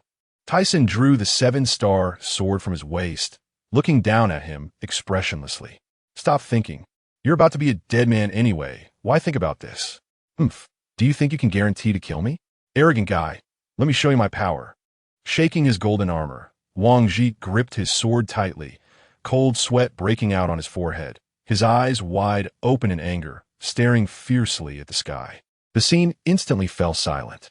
After a moment, the figure in the sky disappeared. Where did he go? Wang Zhi's vigilance instantly heightened, sensing that the opponent would attack from that direction. From a front. Clang! Just as he finished speaking, a tremendous force came from the long sword, sending his body flying backward. Before he could adjust his stance, he felt a warning of danger from behind, his hair standing on end, his pupils constricting, and then he saw a headless body flying backward. What happened? Then he realized his vision was spinning, and everything went dark. So that's it. I'm already dead? I didn't expect the gap to be this big. A head that refused to close its eyes fell from the sky, kicking up a cloud of dust. Boss, he's dead. This is impossible. Thiesen retracted his long sword and looked at these people. There were about 40 of them in total. In fact, after the Rocks pirates disbanded, Wang Zhi hadn't gathered many people, originally having 100 or 200. However, in the battle 3 days ago, he lost more than half, and these are the remaining elites. You, bring me Wang Zhi's treasure. If you dare to hide it, you know what happens next. Thiesen pointed at a black-haired man with a scar on his face. The man, shocked, opened his mouth wide and hadn't recovered when he saw Thiesen suddenly pointing at him, his eyes filled with even greater fear. And he immediately nodded and bowed. Lord Guangming, I will go get it right away. Seeing the man so agreeable, Thiesen turned his gaze to the others, noticing the fear in their eyes. Anyone want to join me? Of course, this is conditional. I am currently building a sky paradise. Whoever helps me build it, once completed, will be my partner. They can also formally join the Thiesen pirates. The people exchanged glances, and then a few suddenly stood up and said, My lord, we are willing. Rather than drifting on the sea, we want a stable home. My lord, we are willing too. After hearing these few people, the others seemed to recall something and were moved, all agreeing. Finally, Thiesen looked through the treasures he had brought out. He initially thought it was just some gold and silver treasures and couldn't possibly have anything else valuable, but unexpectedly he discovered a good thing. It was a paramecia-type devil fruit, the bomb fruit, which looked just like a bomb, with a fuse that, if not careful, would really be mistaken for a bomb. He remembered this was the fruit that the future Mr. 5 had eaten, and the person didn't know how to develop its powers. However, one of his partners was very suitable for this fruit. That was the guy Dorigo, nicknamed the Bomb Man, because he could unleash explosive air currents with his fists. If he gave his fruit to him, he would truly live up to that nickname. Moreover, since joining, he had shown no other thoughts. However, he had a notorious ambition. But that was a small matter. If one had no ambition, could they still be called a pirate? Besides this fruit, there are also many gold and silver treasures and fine wines. After loading everything onto the pirate ship, Thiesen set sail towards Guangming Island. Half a day later, when passing Sphinx Island, Thiesen suddenly disembarked, letting them go to Guangming Island by themselves. The reason he got off here was that he sensed a particularly familiar aura and had already guessed the opponent's identity, so he planned to go take a look. In the waters near Sphinx Island, a whale-like pirate ship was anchored, seemingly holding a banquet. However, there were only 4 or 5 people, which was quite few. But listening to the cheerful laughter, it sounded more like a family. Dad, that's my wine." A man with a white beard pirate group mark and 3 small circles on his right arm suddenly stood up, his tall and strong body biting his teeth. "Fasa, young people shouldn't drink too much. Dad, you're too cunning." Right, the others nodded in agreement. Just as Whitebeard was about to say something with a smile, he suddenly became serious, standing up at nearly 7 meters tall, looking at the sky not far away.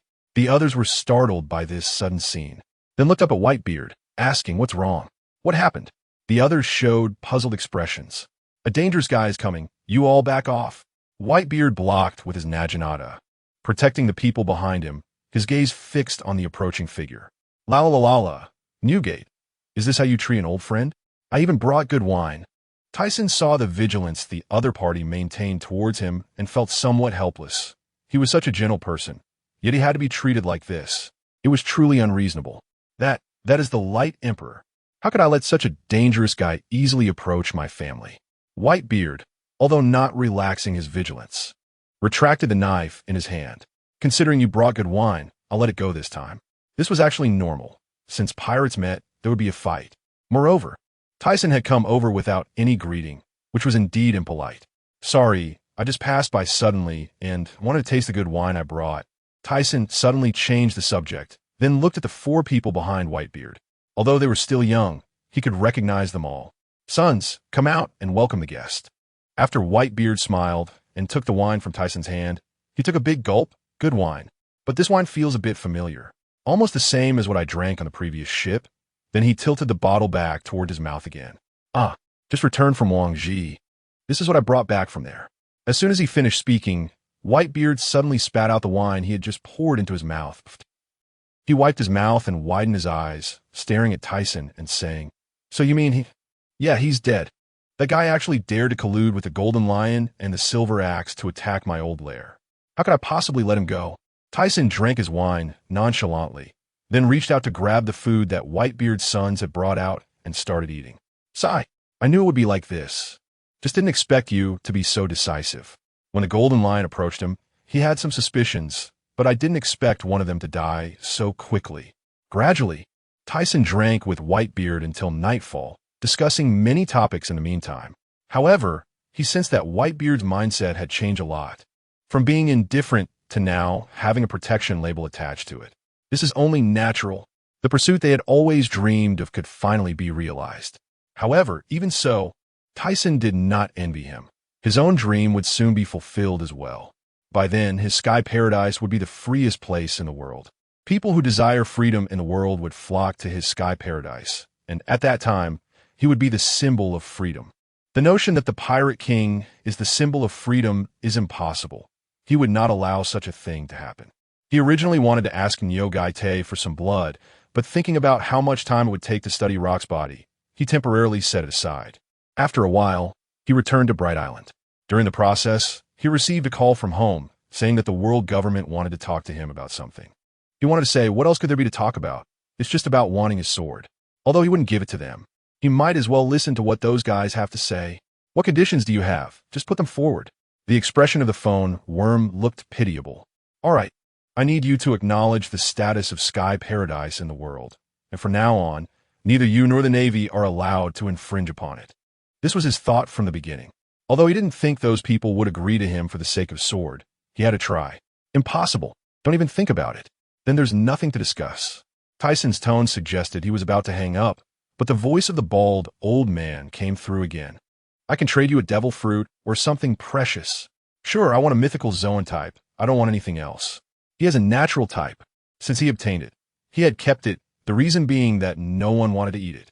If it was given to an ordinary person, it would be too wasteful. If others heard about this, they would probably drool. By the way, I can let Balor try it later, he thought. Impossible. At most, I can only offer an ancient type. The rest are out of the question. On the other end of the phone, the old man with glasses gritted his teeth. This damn guy, his tone is really big. After a moment of silence, he thought hard. Listen to me. That guy you call Nizhul is a mythical Zoan, right? How about this? You kill him, and then I'll go find him to see. How about that? Tyson spoke in a serious tone, as if he wasn't joking.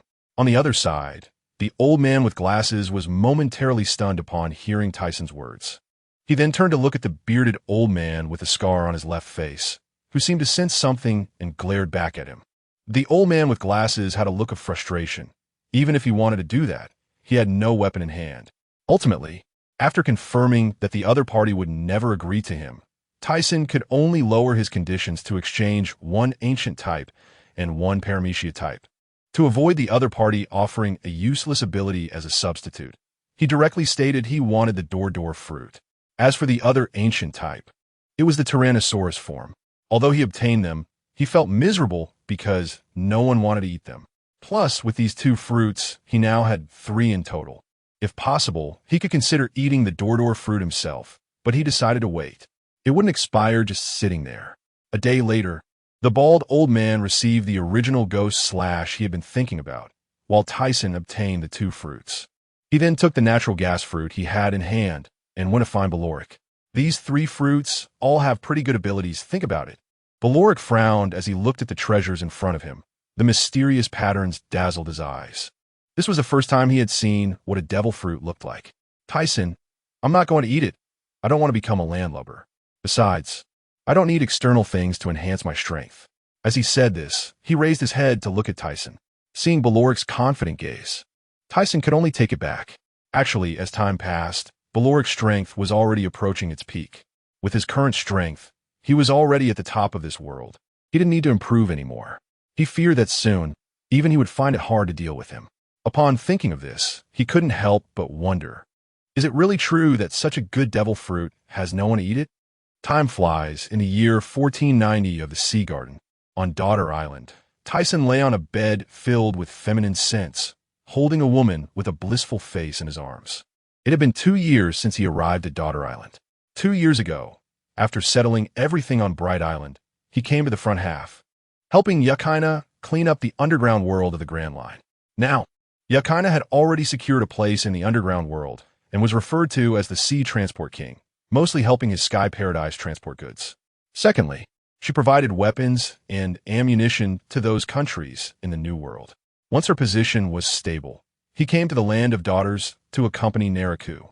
Now, there was a new king succeeding. Originally, Tyson wanted to take her out with him, but upon thinking that the Sky Paradise had not yet been built, he gave up on that idea. Besides, visiting occasionally is also nice. He could see old friends, like the 2 uncles in the little garden. He could talk about this matter after the paradise was built. Although Neriku was already 44 years old, thanks to the pills Tyson had given her, she still looked very young and had become even more charming and beautiful. Just then, Tyson's phone suddenly rang, and he knew who was calling. After answering the phone and hearing the other party finish speaking, he said, I understand, I'll be there in a bit. Are you going back? Neriku, in his arms, raised her head, revealing a charming, bashful look in her big eyes as she looked at him.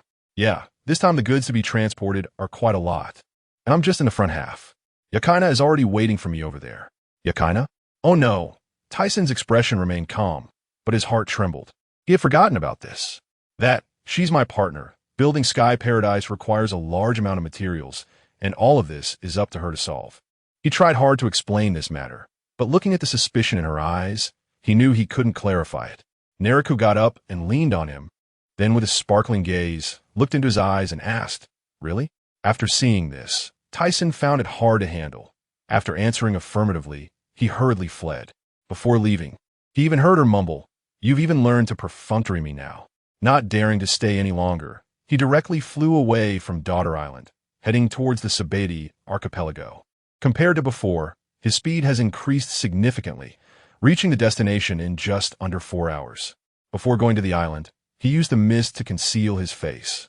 Although he is not afraid of anyone, he avoids trouble. Completing tasks safely is the best approach. In a villa behind a weapons shop on the island, Xuanai seemed to sense something and quickly lifted her head. That bastard finally arrived.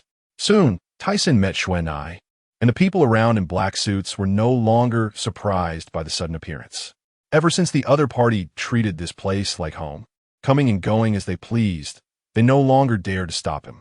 Moreover, their boss looked eager for the other party to arrive. "Why did you come now? Do you know how long I've waited for you?" Xuanai complained upon seeing Thiesen.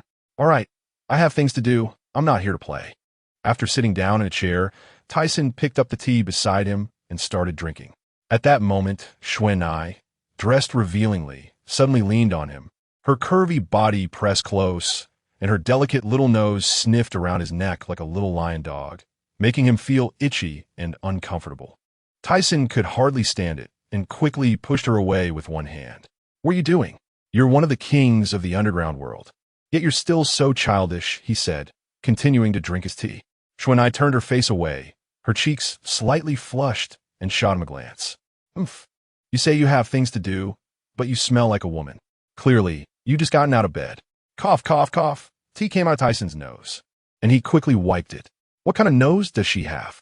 He had been floating in the air for hours, yet she could still smell him. This is really annoying. All right, how is the material preparation going? This time the amount is the largest ever. Usually, the materials transported are worth at most tens of billions. But this time, there are special materials, such as some valuable millennia-old wood, totaling over 15 billion berry. If anything goes wrong, he would have a headache and would have to make a trip to the empty island again. Seeing Thiesen's serious expression, she stopped teasing him and became serious as well. "The materials are fine. I prepared everything, but it seems someone is watching us." There was a hint of anger in her voice as she said this. "What happened?" Xuanai explained the situation to him. It turned out that after the world government discovered the relationship between Xuanai and Thiesen, they had begun targeting her. Not only that, but even the recently emerged boss of Joy Street had inexplicably interfered with their transport. Moreover, she still didn't know who the boss was, nor whether the world government had made some dangerous plans regarding this transport. If it weren't for Thiesen coming in person, she wouldn't have dared to expose this transport so rashly. In that case, I'll go meet the boss of Joy Street first. Those who dare to oppose me must be prepared. You know their location, right? He decided to see this person first, and was curious about why they would dare to oppose him knowing that Xuanai was his. Thinking of Joy Street, he suddenly seemed to remember something. Could it be? Has it already been created? He was startled. Originally, during the battle between the Rocks Pirates and the Navy, he wanted to take that woman back in for himself. But by the time he arrived, she had already vanished. It seemed she had colluded with Vegapunk and had succeeded in her endeavors. The information regarding Rock's body research needed to be transmitted by that guy. "I know the rough location of the other party, but it's difficult to find Xuanai." He told him the approximate location. "I have my own methods. Just wait." After saying that, he vanished without a trace.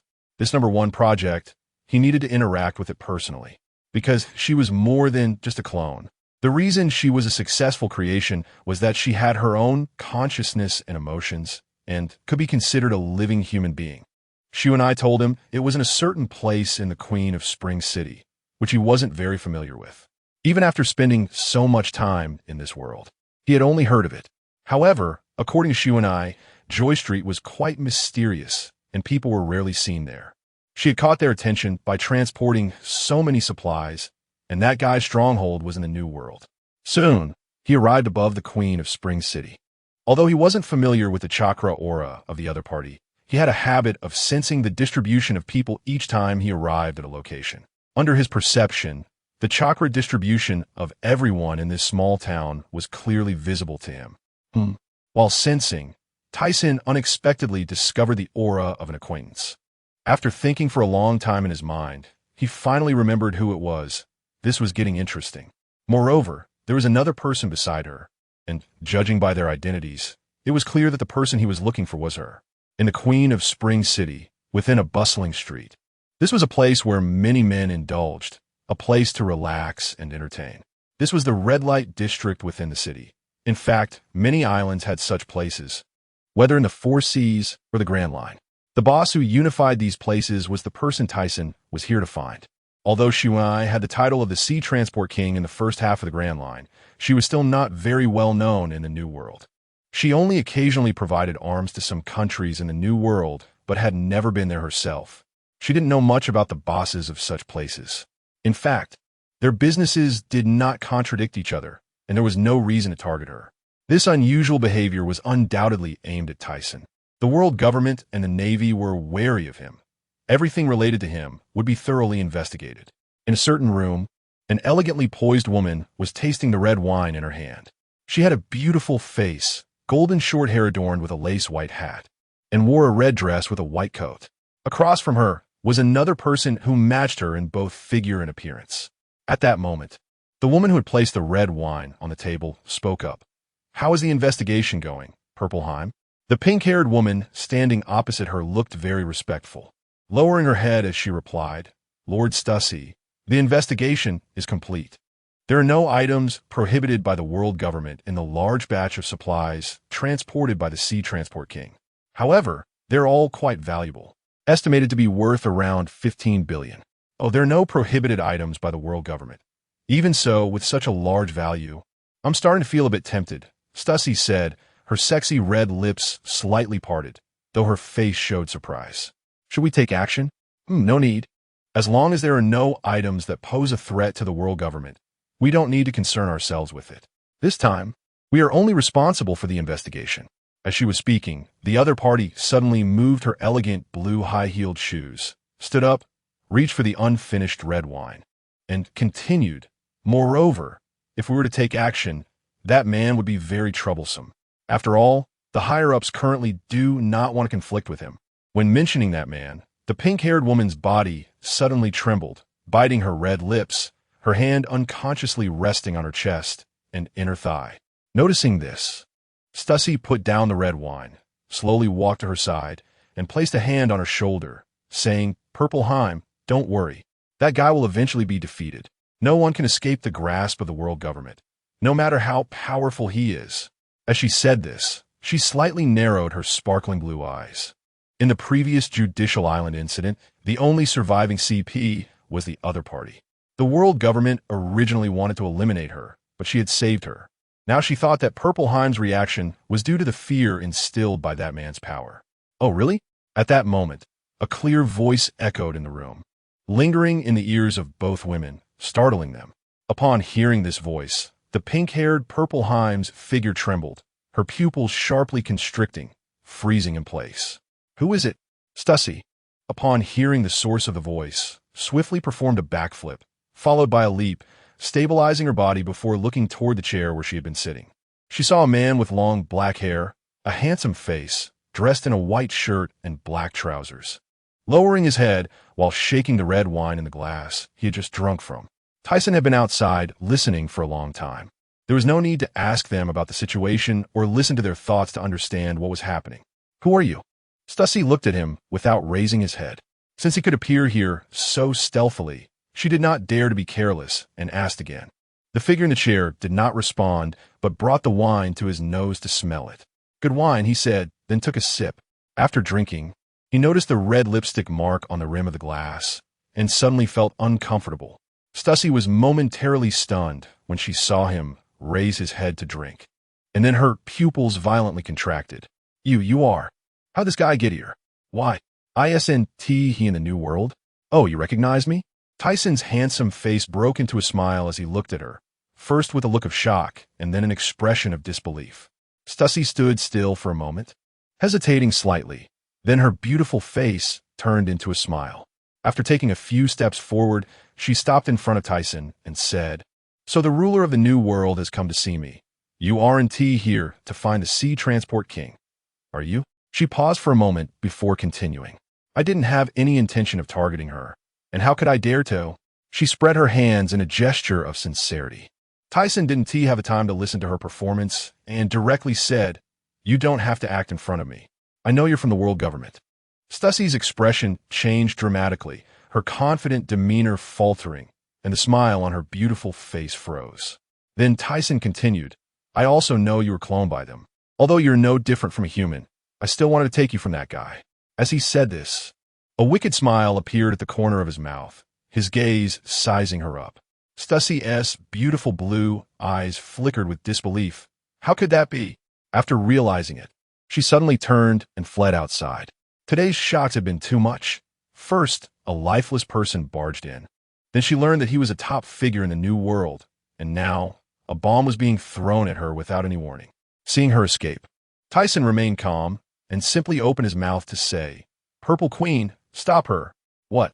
Stussie's anxious expression instantly turned to terror as she saw Purple Queen's face filled with struggle ahead. However, after a moment, she became resolute.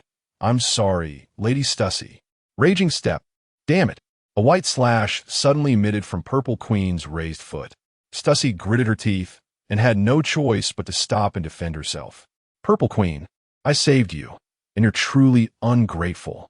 After easily dispersing her attack, Stussie dodged to the left, grinding her teeth. I'm sorry, Lady Stussie, I have no choice. Purple Queen bit her red lips, revealing a somber expression. In that case, I'll kill you first. She first glanced at Thiesen, who was sitting in a chair with his chin resting on his hand, watching the show, then directly attacked Purple Queen. This guy is no match for me. As long as I kill her, I'll have a chance to escape. Thiesen observed the fight between the two, and it was clear that Purple Queen was no match for this woman, or rather, the gap was vast. Even he was taken aback. And this was without the other party using her powers. He knew that this woman was a bat fruit user, capable of putting people to sleep. Although Purple Queen had mastered all 6 forms and taken the pills he had given her earlier, how could she possibly be her opponent? As time passed, just when Purple Queen was about to lose, the situation changed slightly. The attack originally aimed at her suddenly shifted towards him. Stare. In the reversal of the situation, Stussie directly used stare to flash above Thiesen's head, a cold smile appearing on her beautiful face. Even if you're strong, if you get hit by this move, you'll either die or be seriously injured. 6 King Spear. She saw the opponent's hands strike a strange pose, pressing down towards his head. Just when Stussie thought the opponent would surely be hit, the blue pupils reflected the opponent's disappearing figure. What? Then, she felt a tightening around her neck and a choking sensation rising in her chest. Thiesen, towering at 3 meters, had one hand around Stussie's slender neck. She struggled in pain, her long fingers clawing at his wrist, her blue high heels attempting to kick forward, but limited by the distance. Purple Queen watched as Thiesen quickly captured her superior, her body suddenly going limp on the ground, her eyes filled with even greater fear than before. Stussie was a high-ranking member of CP, far more powerful than her. Moreover, she had taken the pills Thiesen had given her earlier, greatly enhancing her physique. She had learned all 6 forms. Otherwise, she wouldn't have been able to hold out against her for so long. However, thinking of how the other party had previously destroyed the entire Judiciary Island, it was no wonder. As she was about to lose consciousness, a faint smile finally appeared on Thiesen's cold, handsome face. He then loosened his grip, letting her down. Cough, cough, huff, huff. The moment she hit the ground, she began coughing uncontrollably, her body collapsing and her hands supporting herself on the ground. Having held her breath for too long, she turned red and gasped for air. Thiesen slowly bent down, reaching out a hand to grip her chin, looking at her exquisite face flushed from lack of oxygen. Do you want to live? He leaned closer to her blue pupils. Stussie's eyes were filled with terror, her face pale. In that instant, she felt like she had walked through the gates of hell. Now seeing that she still had a chance to live, she desperately nodded. Even if it meant agreeing to some of his conditions, whether it was cooperation or manipulation, she could still gather information from him, which might not be a bad thing for her. Although it was strange that this guy knew her identity, she had no choice for now and could only contact that man later. Oh, then you better be prepared. Purple Queen, you can go out first.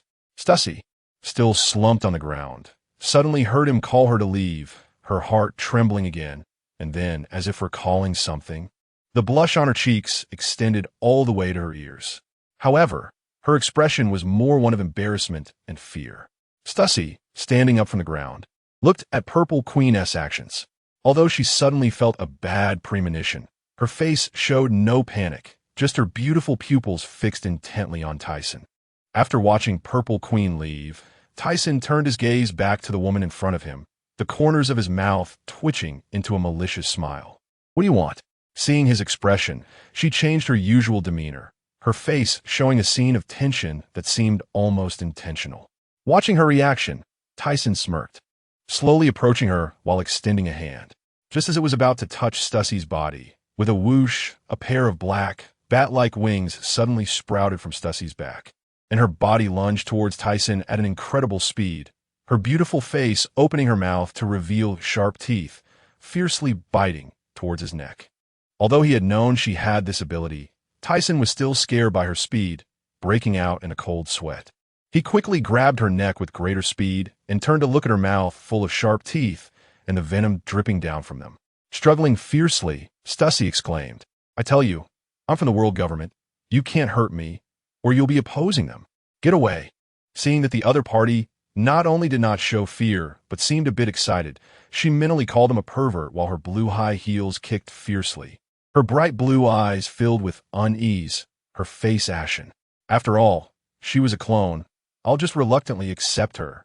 I'll have a talk to that guy Vegapunk later. This woman's strength is still quite formidable.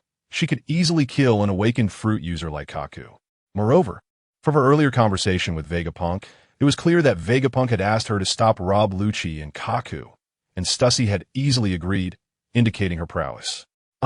You bastard, let me go." Outside, Ziji was originally leaning against the wall when suddenly a scream and the sound of tearing clothes came from inside. She stretched out her hands to cover her crimson ears and slowly squatted down along the wall. This scene reminded her of that time on Judicial Island. A moment later, Thiesen came out with a smile, tidying up his slightly wrinkled shirt, and turned to look at Ziji, who stood up instantly from the wall. "She will be our partner from now on. I promise you, when the time is right, you will be free, no longer under the control of the world government." "Yes, Lord Thiesen." After watching the man's figure disappear, Ziji pushed the door open and walked in.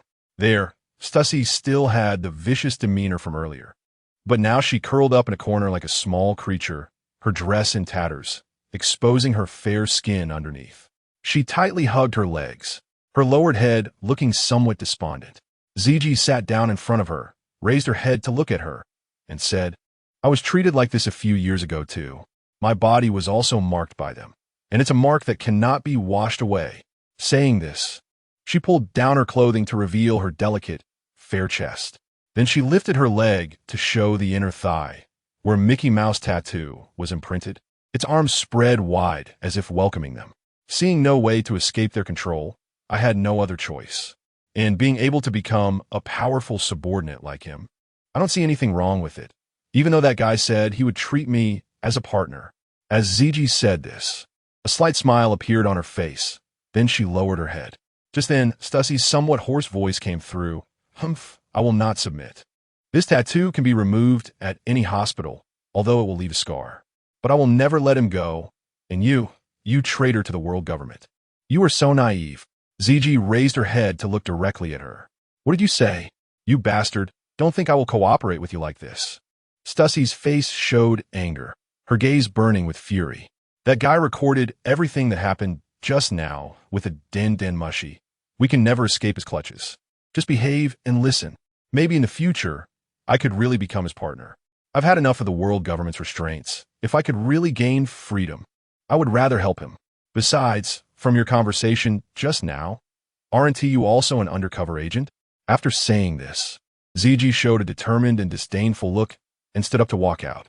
Stussy, who was originally furious, now looked stunned, her bright blue eyes darting up and down. Especially after hearing Ziji say that everything that happened had been recorded, her heart collapsed, and her face turned ashen. What should I do? If they reveal everything, then? Thinking of this, her pupils constricted, her exposed body trembling. It had taken her a lot of effort to infiltrate the world government and reach this position. Without that man's orders, she couldn't expose herself. Because if she did, that man would become dangerous. Then, as if remembering something, Her thoughts echoed with Thiesen's words, as he seemed to know that man very well. After thinking this through, she decided to ask first if she could get his consent. Helping this bastard wouldn't be a problem. After coming to this conclusion, she stood up, and as Ziji turned around in surprise, her expression returned to normal. Meanwhile, Thiesen had met up with Xuanai, and together they set sail with 8 merchant ships towards Fishman Island, although they encountered many dangers before reaching Fishman Island. With him present, they naturally arrived despite the risks. At Fishman Island, he met Fisher Tiger, who inquired about the situation of D. Muse. Muse had previously told him about the outside world. Though he felt it was dangerous, he was still filled with curiosity about the outside world and prepared to venture out. In addition to meeting Fisher Tiger, he also encountered Prince Neptune and a young Jinbi, whose small tiger teeth looked somewhat cute. Since this trip was mainly for transporting goods, he didn't stay long. After a brief rest, he set off towards the New World. However, after entering the New World, they had bad luck and encountered a fierce storm along the way. Everyone, take your positions, don't panic. Navigator, get us out of here quickly. Yes, sir. Xuanai looked at the storm rapidly approaching, feeling scared but not panicking at all, issuing various commands. She was originally a navigator, but was not familiar with the environment of the New World, as previously Gina and the others had handled the transport. This time, she was developing in the New World alongside Thiesen, which was why she found herself in this situation, feeling the ship rocking violently. Thiesen emerged from the cabin and saw a tornado approaching them in the distance, which startled him. After all, the forces of nature are the most terrifying. Xuanai, get us out of here quickly. He quickly turned and said, I know, I'm preparing to activate the outer wheel, but it will take some time. I'm not sure if we can make it. Seeing the storm getting closer, Xuanai's expression began to show signs of panic. You all hurry up. I'll buy some time. After saying this, he leaped into the air. Don't be reckless. This is the power of nature, not something that can be blocked by humans. Seeing Thiesen ignore her and fly up into the sky, her charming face changed wildly, and she shouted in alarm. At that moment, as Thiesen floated in the air, he suddenly felt his body becoming uncontrollable and immediately realized it was because he was too light to resist the fierce winds. So he hurriedly aimed for the bow of the ship, listening to the roaring wind approaching from the front. Suddenly he looked up, and a bright flash of lightning struck his dark eyes, the sky filled with rolling black clouds. It's over. We're doomed. The New World is not a place for us. I don't want to die. What should I do? Many people on the merchant ship watched the dark storm approaching closer, their bodies stiffening in place, their eyes filled with daze, and the weapons in their hands falling to the ground without them noticing. Xuanai clenched her hands tightly, her body slumping on the deck. Looking up at Thiesen's back ahead, her eyes filled with worry and unwillingness. But after realizing that Thiesen hadn't given up, she recalled their past together. Although their relationship had always been one of cooperation, with prolonged contact, she had already regarded herself as a member of the Thiesen pirate crew, almost like family. Thinking of this, her eyes suddenly became determined, and she stood up abruptly, shouting loudly, Everyone, pull yourselves together. Don't forget, the ruler of the New World, Lord Thiesen, is still with us. How could this level of storm be his opponent? Yes. Lord Thiesen, the Light Emperor, is still here, this level of storm. I don't want to die. I believe in Lord Thiesen. I also believe. Immediately, everyone regained their spirits, each preparing to do their part, thinking in their hearts that Lord Thiesen is the ruler of the New World and would definitely be able to handle this danger. Thiesen turned his head to see Xuanai smiling at him, and he smiled back, giving her a thumbs up. Then he looked ahead. After sailing for so many years, he had never encountered a storm of this magnitude. Although he couldn't fight against it, he could at least buy some time. Limit break. After using this technique, a small white square beam of light formed in his palm, and chakra surged wildly into it, making the white light even more dazzling. Go! The white square beam rushed into the rolling darkness ahead, emitting a brilliant flash, followed by a giant white square enveloping the area. Although it still seemed somewhat weak compared to nature, the rolling black mist within a radius of several hundred meters around their ship had vanished. Although the black clouds hundreds of meters away were still chasing them, this delay was enough for them to open the outer wheel and escape. Accelerate! Tyson shouted loudly, taking this opportunity to flee quickly. If they continued like this, it would only lead to endless trouble. This is the power of Lord Tyson. It's simply a miracle. Even the forces of nature stop talking and leave quickly. Although Shiwanai was internally shocked, she was clearly more rational, giving orders to the heads of the merchant ships. Yes. After a long time, the sounds of rain, thunder, and wind gradually faded, and the merchant ships returned to their normal sailing speed. Many people relaxed their tense minds and trembling legs, collapsing onto the deck to rest. They finally made it through. That was close. Thanks to you this time. Shiwanai came to him, her beautiful face beaming with a smile, her eyes filled with gratitude as she handed him a cup of wine. He reached out to take it, a smile appearing on his cold and handsome face. There was no need for such formality between partners, especially since she was helping him transport supplies. The other party had cooperated with him for many years, and she was responsible for the supplies of Sky Paradise, with hardly any issues along the way. So he trusted her. However, to avoid the storm, they had indeed strayed far off course. Shiwanai looked at the permanent recording pointer on her wrist, then took out another one with 3 pointers. He had noticed this problem long ago. They had originally been sailing in a straight line towards Herb Island. However, this time they might need to take a detour, but these were minor issues. As long as the recording pointer was still functioning, it was not a problem. Ultimately, they adjusted the ship's direction, taking a detour back to Bright Island. After nearly a day of sailing on the sea, Tyson, leaning at the bow of the ship, looked at the red sun setting in the west. Its dazzling light made it hard for him to open his eyes, so he turned his head to the side. As he turned, he seemed to see something. Perhaps it was because the red sun was too bright. He raised his eyebrows. Shiwanai, do you know what that place is? He pointed at an island in the distance, where smoke and black clouds were rising. Please wait a moment. Although I've traded with many people in the New World, I've never been there myself. Let me check the map. After taking the binoculars from someone beside her and looking for a moment, Shiwanai studied the map for a long time before walking up behind Tyson and saying, I don't know the island ahead, but the island next to it is War Endless Land. The people from that country traded with us before. War Endless Land? War Endless Land is a country located in the Grand Line, rumored to be lacking in resources and living by plundering neighboring territories, constantly at war with other countries. At this point, Shiwanai's face showed a look of pity, and then she continued, this country often collects children to serve as suicide squads. After hearing this, Tyson realized something. He remembered that the Devil's heir, Barrett, was born in War Endless Land. At this time, he should at least be 12 or 13 years old. He then instructed Shiwanai and the others to go ahead while he headed directly for War Endless Land. After all, Shiwanai had the recording pointer and could reach there directly. Plus, there was no need to worry about safety. If something happened, he could easily contact her. He had Shiwanai's life card and could keep up with them at any time. Originally, he wanted to check out the nearby island, but for Barrett's sake, he decided to head directly to War Endless Land.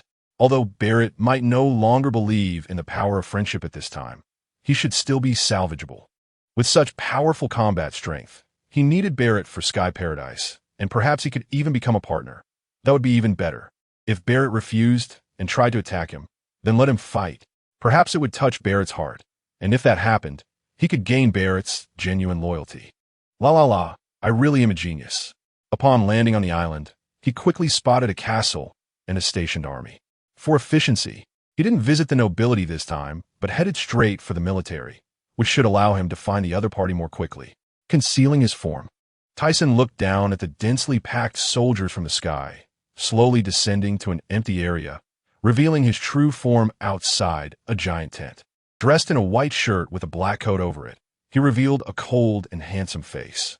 Outside the station tent, he could hear the sounds of women screaming and men laughing from inside, as if some cruel and amusing game was taking place. Who is it? Enemy attack. Suddenly, the soldiers outside reacted, standing up and aiming their weapons at him. At the same time, the commotion outside alerted those inside. What's going on? Not wanting to cause too much chaos, Tyson's gaze sharpened, and the blood-red aura intentionally avoided the tent in front of him, spreading outwards. Thud, thud. The soldiers fell one by one as if they were being cut down like wheat. At that moment, someone from inside the tent cursed and opened the flap, just sticking their head out, their pupils dilating in shock. They were met with a pale hand, and then they felt difficulty breathing. Answer my question, and I'll let you go. Otherwise, I can only ask you to die. Thiesen's tall figure loomed before him, gripping his neck and looking at him with piercing eyes. Master, please, don't kill me. The other party's expression was one of pain, fear evident in his eyes as he looked at the fallen soldiers around him. Where is Barrett? B. Barrett? You mean that guy Douglas Gray's subordinate? He stammered. Crack. Before he could finish his sentence, the sound of a neck breaking echoed. Thiesen didn't need him to tell him anything. After just a few words, he had already searched through this guy's mind. After casually tossing him to the ground, he pushed aside the tent flap and walked inside, only to see chaos within. In the corner, 4 or 5 naked women huddled together, their eyes filled with fear and tears, making it hard to bear. The soldiers outside were already down and out. How far they could escape depended on their own abilities. After saying that, Thiesen walked out. There was nothing more he could do now.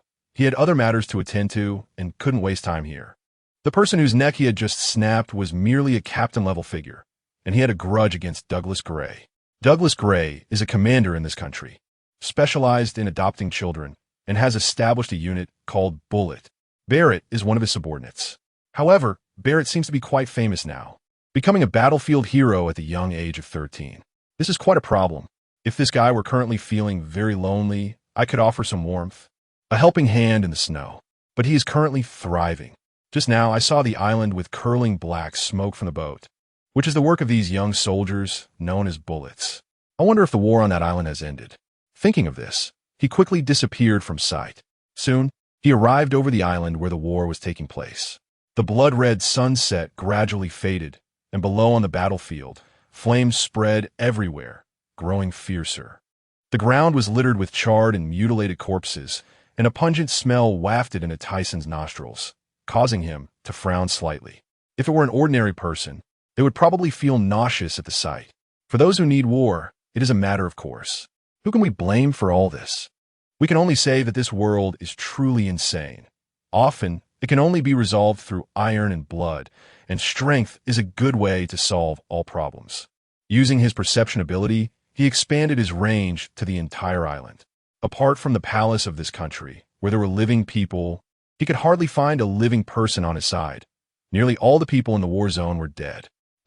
At that moment, Thiesen suddenly sensed a chakra fluctuation from a very hidden place. He quickly arrived there and saw a cave below. Passing through this cave, he found a small forest inside and gradually descended. Following the chakra's location, he walked over. He was slightly taken aback as he saw a man lying on the ground. The chakra fluctuation he sensed earlier was coming from him. This is Douglas Barrett? Looking at the sturdy and tall figure lying on the ground, dressed in tattered black military uniform, with golden curly hair and crimson skin, there was no doubt it was him.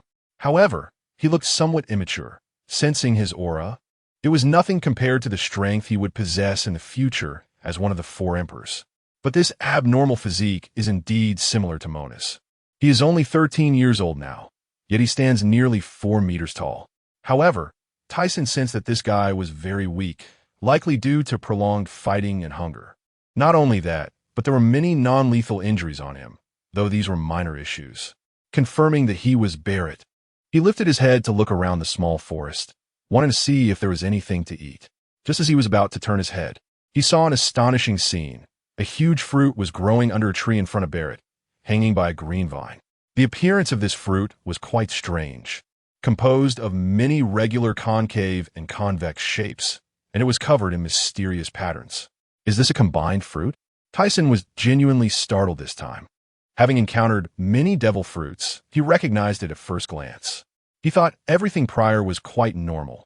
After so many years of being a pirate, he had seen all kinds of scenes, but such a clutch situation occurred right before him. How lucky is this guy lying on ground? No. Thinking of this, Thiesen's slightly fluctuating emotions instantly calmed down. The so-called devil fruit is an embodiment of will. Each fruit's manifestation is different. Therefore, only someone suitable for the devil fruits can unleash its power. This combined fruit can only showcase its power if this guy eats it. Tyson walked over, took the fruit, and headed toward the coast, planning to catch a sea king to roast and eat. Thinking of this, he suddenly recalled the barbecue life with Mona on Giant Rock Island, and it had been many years since he had done that. What a wonderful memory. Half an hour later, Barrett, lying on the ground under a large tree, seemed to be stimulated by something and suddenly woke up. He struggled to open his eyelids, revealing tired eyes, and then his nose twitched a couple of times. So fragrant, he murmured, and then, as if remembering something, his pupils suddenly constricted violently, the firelight reflecting in his large, bell-like eyes. His strong, crimson body suddenly sprang up, leaving a deep trench in the ground before stopping.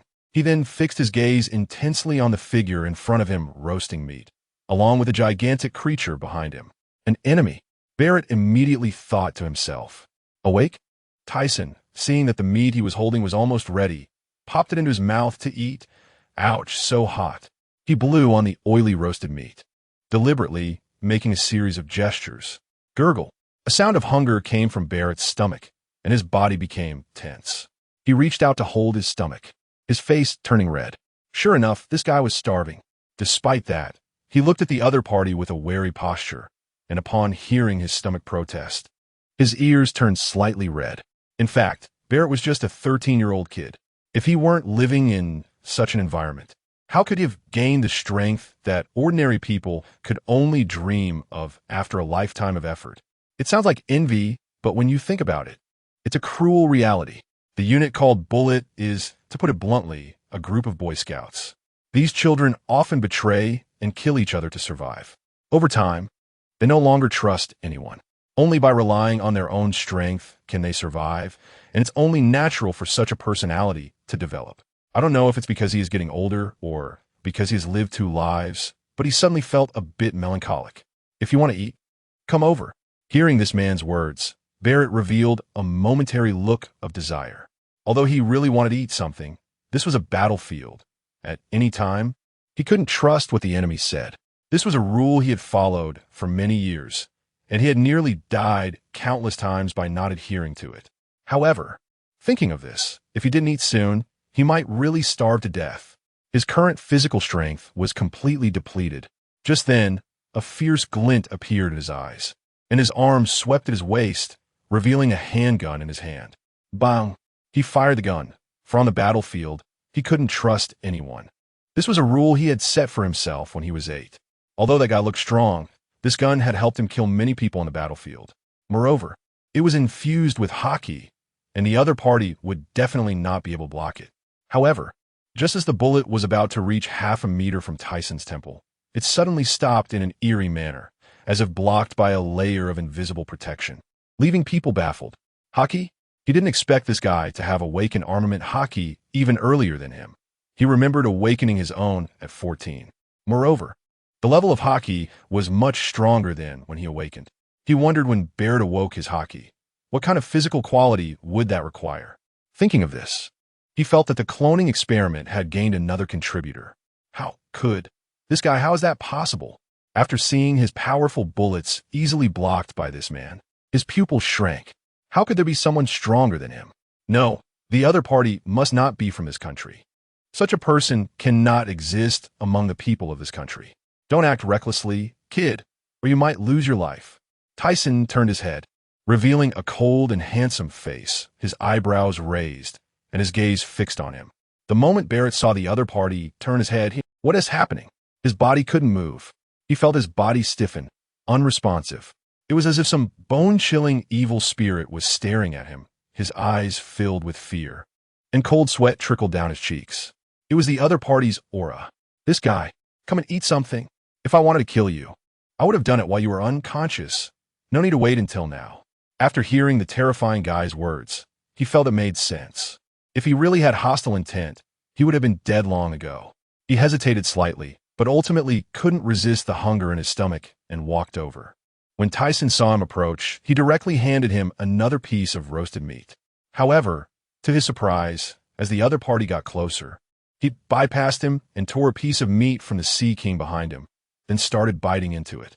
Tyson shook his head. This guy was too guarded. He didn't give others a chance to hurt him at all. Let me introduce myself. My name is Aurs Tisen. I'm a pirate. Saying this, Thiesen turned to look at him, only to see the other party completely ignoring him, engrossed in the raw meat he was eating. But he didn't care and continued to express what he wanted to say, sharing his dream of building the freest place in the world and inviting him to become his crew member, regardless of whether he listened or not. The rest would be left to fate. Seeing Barrett pause for a moment when he heard the word freedom, but otherwise acting as if he hadn't heard anything, he continued. Before I leave, let me tell you something. I know you're a Douglas Gray subordinate, but that guy only sees you as a tool for his promotion, not someone who truly cares for you. Shut up. Suddenly, Barrett's face turned furious like a demon, and his dark fist swung towards Thiesen's head. The smile on Thiesen's face gradually froze, and under his cold and handsome exterior, he slowly raised his hand, extending his index finger to block Barrett's fist, which was as big as a sandbag. What? Barrett's expression changed drastically, his black eyes violently constricting, then revealing an incredulous look as he stared at Thiesen. How could this guy be so strong? No, I will never admit it. At that moment, a shadow flashed by, and he felt a punch land on his abdomen. A piercing pain spread throughout his body, directly penetrating the nerves in his brain, and his body shot out like a cannonball, only stopping when it crashed into the rocks of the cave. It looked fierce, but Thiesen had no intention of seriously injuring him. He had controlled his strength before striking. However, he forgot that Barrett might have ideas about how to deal with him when he tried to hit him. Although he didn't use much strength, Barrett still spat out a mouthful of blood. Just as he was about to get up, a shadow suddenly appeared before him like a ghost. He trembled as he raised his head, and then saw Thiesen's cold and handsome face, along with his icy gaze looking down at him. You can choose not to believe what I say, but you cannot choose not to listen. As for whether you believe it later, that's your business. Looking at the other party's uncompromising expression, Barrett could only stop and obediently listen. What else could he do? How could he fight back against the other party? After seeing Barrett quiet down, Thiesen continued with what he had said earlier. In short, I want you to be my partner. I will not become anyone's partner. I also will not trust anyone. The squad leader promised me freedom after we win the war, and now the goal is almost within reach. How can I give that up? Barrett lowered his head, his voice somewhat subdued. Seeing that the other party thought this way, he decided not to rush things. Perhaps if he relaxed a bit, he would get the result he wanted.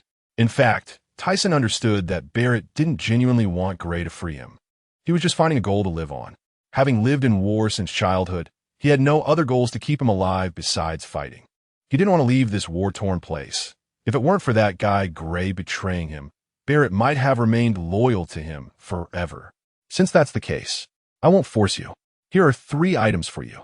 Thiesen took out 3 items and placed them in front of Barrett. This devil fruit can give you power. The pill can heal your injuries. And as for the paper, I believe you know what it is. Thiesen returned the fruit to him, preparing for the future. Since he had decided to make this guy his partner, it would be better to let him strengthen his power sooner. As for the life card, once this guy was betrayed by Douglas Gray, he would surely lose his goal again and wander the seas looking for places of war. If he happened to encounter Roger at that time, it would be a waste of effort. Giving him a life card was merely to provide him with a goal. Why are you giving me these things? Barrett suddenly raised his head, revealing an incredulous expression, his eyes fixed on Thiesen. I have already decided to make you my partner. What more reason do I need to help a partner? Partner? Barrett, people living in Sky Paradise will be free in the future. I believe you will come. And besides, don't you want to become stronger? My partners are all very powerful. As he spoke, Thiesen's body began to float into the sky, disappearing in the blink of an eye. Left behind, Barrett stared intently at the 3 items placed in front of him, still thinking about the word partner that the other party had said. How luxurious those 2 words were for him. He once had such thoughts. However, just when he was about to succeed in seizing the medal, he was betrayed by his comrades. In the end, not only was the medal snatched away, but he was also seriously injured and near death. Could he still believe in those 2 words now? Feeling the pain from his body, he reached out to pick up the pill, but just as he was about to touch it, he hesitated for a moment and ultimately picked it up and swallowed it. Meanwhile, Thiesen, who was heading towards Xue Nai and the others, suddenly received a call from her. He heard Xue Nai anxiously saying on the phone, Thiesen, we are under attack by the ward pirates. War pirates? Yes, the world destroyer with a bounty of 960 million, Bondi Ward. So it's him, Thiesen recalled. This guy joined the Rocks Pirates for some reason after being defeated by Barorik. Moreover, Ward had become extremely powerful after obtaining the Momo fruit from somewhere. Having fought against Whitebeard and Roger, although he couldn't defeat them, he was not someone to be underestimated. He also remembered that Walder would soon suffer betrayal from his companions and be captured by the Navy. In fact, it was the world government that had planted spies to incite his subordinates, leading to his capture. Later, due to the lack of Sea Prism Stone and not wanting to kill him outright, they decided to freeze him and imprison him in Impel Down. It could be said that this guy was quite pitiful. In his memory, Bondi Walder wanted to pursue freedom on the sea with his brother, to experience the vastness of the ocean and embark on adventures around the world. Although he had done evil, he wasn't inherently bad. Before this, his strength was considerable, earning a bounty of 200 million on his first encounter. However, while sailing on the sea, they inadvertently attacked a world government ship, and his bounty rose to 500 million. It was after this event that he was dubbed the Destroyer of the World. Later, he accidentally obtained the Momo fruit, further enhancing his strength, which made the Navy and the world government feel extremely troubled. The original course of history should have been like this, but his emergence caused a slight change in history. For the people of this world, Thiesen didn't want to judge who was good or bad. However, since this guy dared to provoke him, he couldn't blame him. Barorik bypassed him once, and he didn't know what he would think upon learning of it. This damn guy. He then urged Shinai and the others to hold on and rushed towards them at full speed, hoping he would arrive in time. Not far from Thiesen, there was an island where he originally wanted Shinai and the others to sail to Bright Island first. But halfway through, she intended to stop and wait for the other party. However, as soon as they landed, they were attacked by members of the Walder Pirates. How could the bodyguards who only knew the Six Powers and Shinai, who knew a bit of hockey, possibly be their opponents? They could only temporarily hold their ground due to their numbers. Bondi Walder, we are from the Thiesen Pirates. Do you really want to oppose us? Shinai confronted the members of the Walder Pirates, dressed in black, with dozens of bodyguards, planning to buy time for Thiesen to arrive. So what? I am Bondi Walder. After saying this, he extended a hand, and between his fingers were several small cannonballs, which he then threw towards them. It seemed that after obtaining the fruit, he regained his previous confidence. Momo, 50 times cannon. Instantly, the cannonballs thrown into the air grew 50 times larger, and Shinai and her subordinates' pupils shrank as they panicked. Boom! The massive cannonball, with a diameter of 4 to 5 meters, created a deep pit in the ground. Among the dozens of people, except for Shinai and a few others who managed to dodge, the rest were all injured and fell to the ground. In a corner of the island, a figure was dialing a phone. Soon, a voice came from the other end. Sir, the Walder Pirates have attacked the Thiesen Pirate Supply ship, and a battle has already started. I understand. Keep a close watch on their movements and report any news immediately. Yes. Shinai and her group had no time to think when they saw the opponent attacking directly towards them. The fruit's ability made Walder incredibly fast, and he didn't even need hockey to deal with them. Moments later, several of them were knocked down to the ground. Although Shinai could use 2-color hockey, her level was not high, and within 2 exchanges, she was knocked down, spitting out blood. She struggled to prop herself up, her eyes filled with rage as she glared at Walder ahead. Now, Walder was in his 40s, nearly 50 at the peak of his strength. He was bound by an iron chain and wore a horned hat with one horn missing, a result of his brother being kidnapped in a previous incident. To prevent his brother from being kidnapped again, he had broken off the left horn and made his brother sit on his shoulder. Walder, we shouldn't provoke them. They are subordinates of the Bright Emperor. Have you forgotten what happened last time? Benjik, sitting on his shoulder, said with a worried expression. Don't worry, big brother. That guy is definitely no match for me. If he dares to come, I will defeat him. Although he had previously lost to Thiesen's subordinate, he believed that with the fruit, he would not lose to anyone again. Vice Captain, don't you know the captain's strength? Yeah, they are definitely no match for us. The other companions seemed very confident in Walder's strength, reassuring Benjik not to worry. However, they seemed to have forgotten the scene of Walder being defeated back then.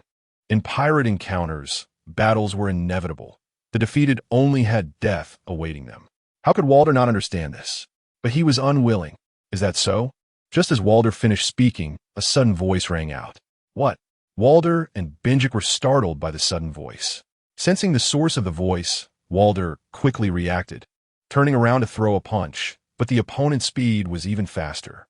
In a moment of surprise, he could only passively cross his hands to block. Bang! Captain! However, Tiesen's strength was extraordinarily great, and Walder was sent flying backward by the immense force.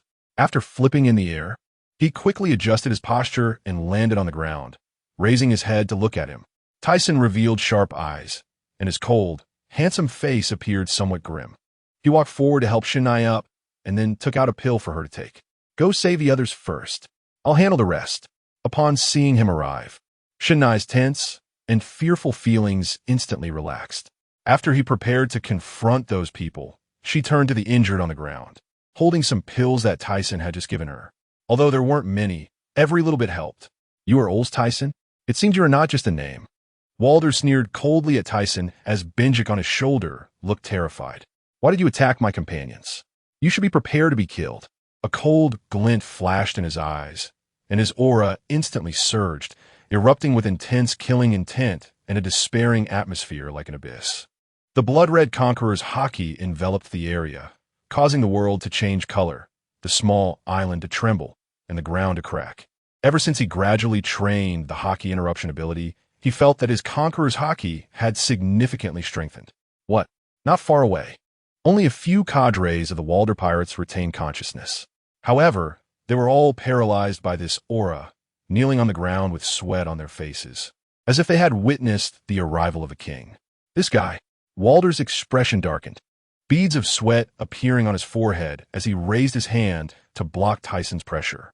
His earlier cold smile turned grim as he felt his feet sinking into the ground, struggling to slide back uncontrollably. At that moment, he seemed to sense something. Big brother. He saw the person on his shoulder, rolling his eyes and about to collapse. But Walder caught him with one hand, and after seeing his brother faint, he could only place him aside.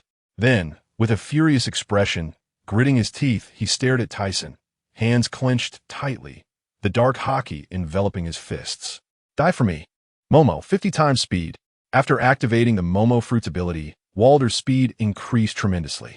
A shadow flashed by and appeared in front of Tiesen, a fist whistling through the air as it swung towards his face. Oof. Thiesen didn't want to waste time with his opponent. He wrapped his fist with armament haki and conqueror's haki. Then just as the opponent's fist was about to hit his face, his figure vanished. Like a ghost, he appeared beside Wald. Bang! Wald's body was instantly sent flying. Although this guy was fast, Thiesen didn't even need to activate his observation haki to foresee the future. He could easily sense the flow of the opponent's chakra. After lightening his body to dodge, he struck with a heavy punch before Wald could react. Wald's pupilles constricted violently. How is that possible? The attack wrapped in 2 types of top-tier haki was something he didn't dare to take on himself. Such an attack would injure him even if he were the one delivering it. Although Wald had a high level of armament haki, how could he withstand it? Momo at 100 times speed. Whoosh! Wald dodged even faster, and Thiesen's attack missed, which made him look at Wald with newfound respect. He could have directly interrupted that situation with haki, but he felt it unnecessary. However, now it seemed that the opponent was not to be underestimated. After fighting with Berlik, this guy's strength had improved rapidly. He had heard in the news that this guy could match Whitebeard and Roger multiple times, and being at his peak made such strength understandable. He suddenly found it interesting. He wasn't in a hurry anymore. It had been a long time since he had a good fight, so he decided to have some fun with his opponent. 3 hours later, Wald lay on the ground, rolling his eyes. Captain! His other companions wanted to rush to save him, but they were quickly knocked out by a single punch from Wald. Tie them up. We set sail. Yes, Lord Thiesen. The others replied with eyes full of respect. Although he quickly defeated them, he was also quite exhausted. He had sustained some injuries, but those were just superficial and would heal quickly.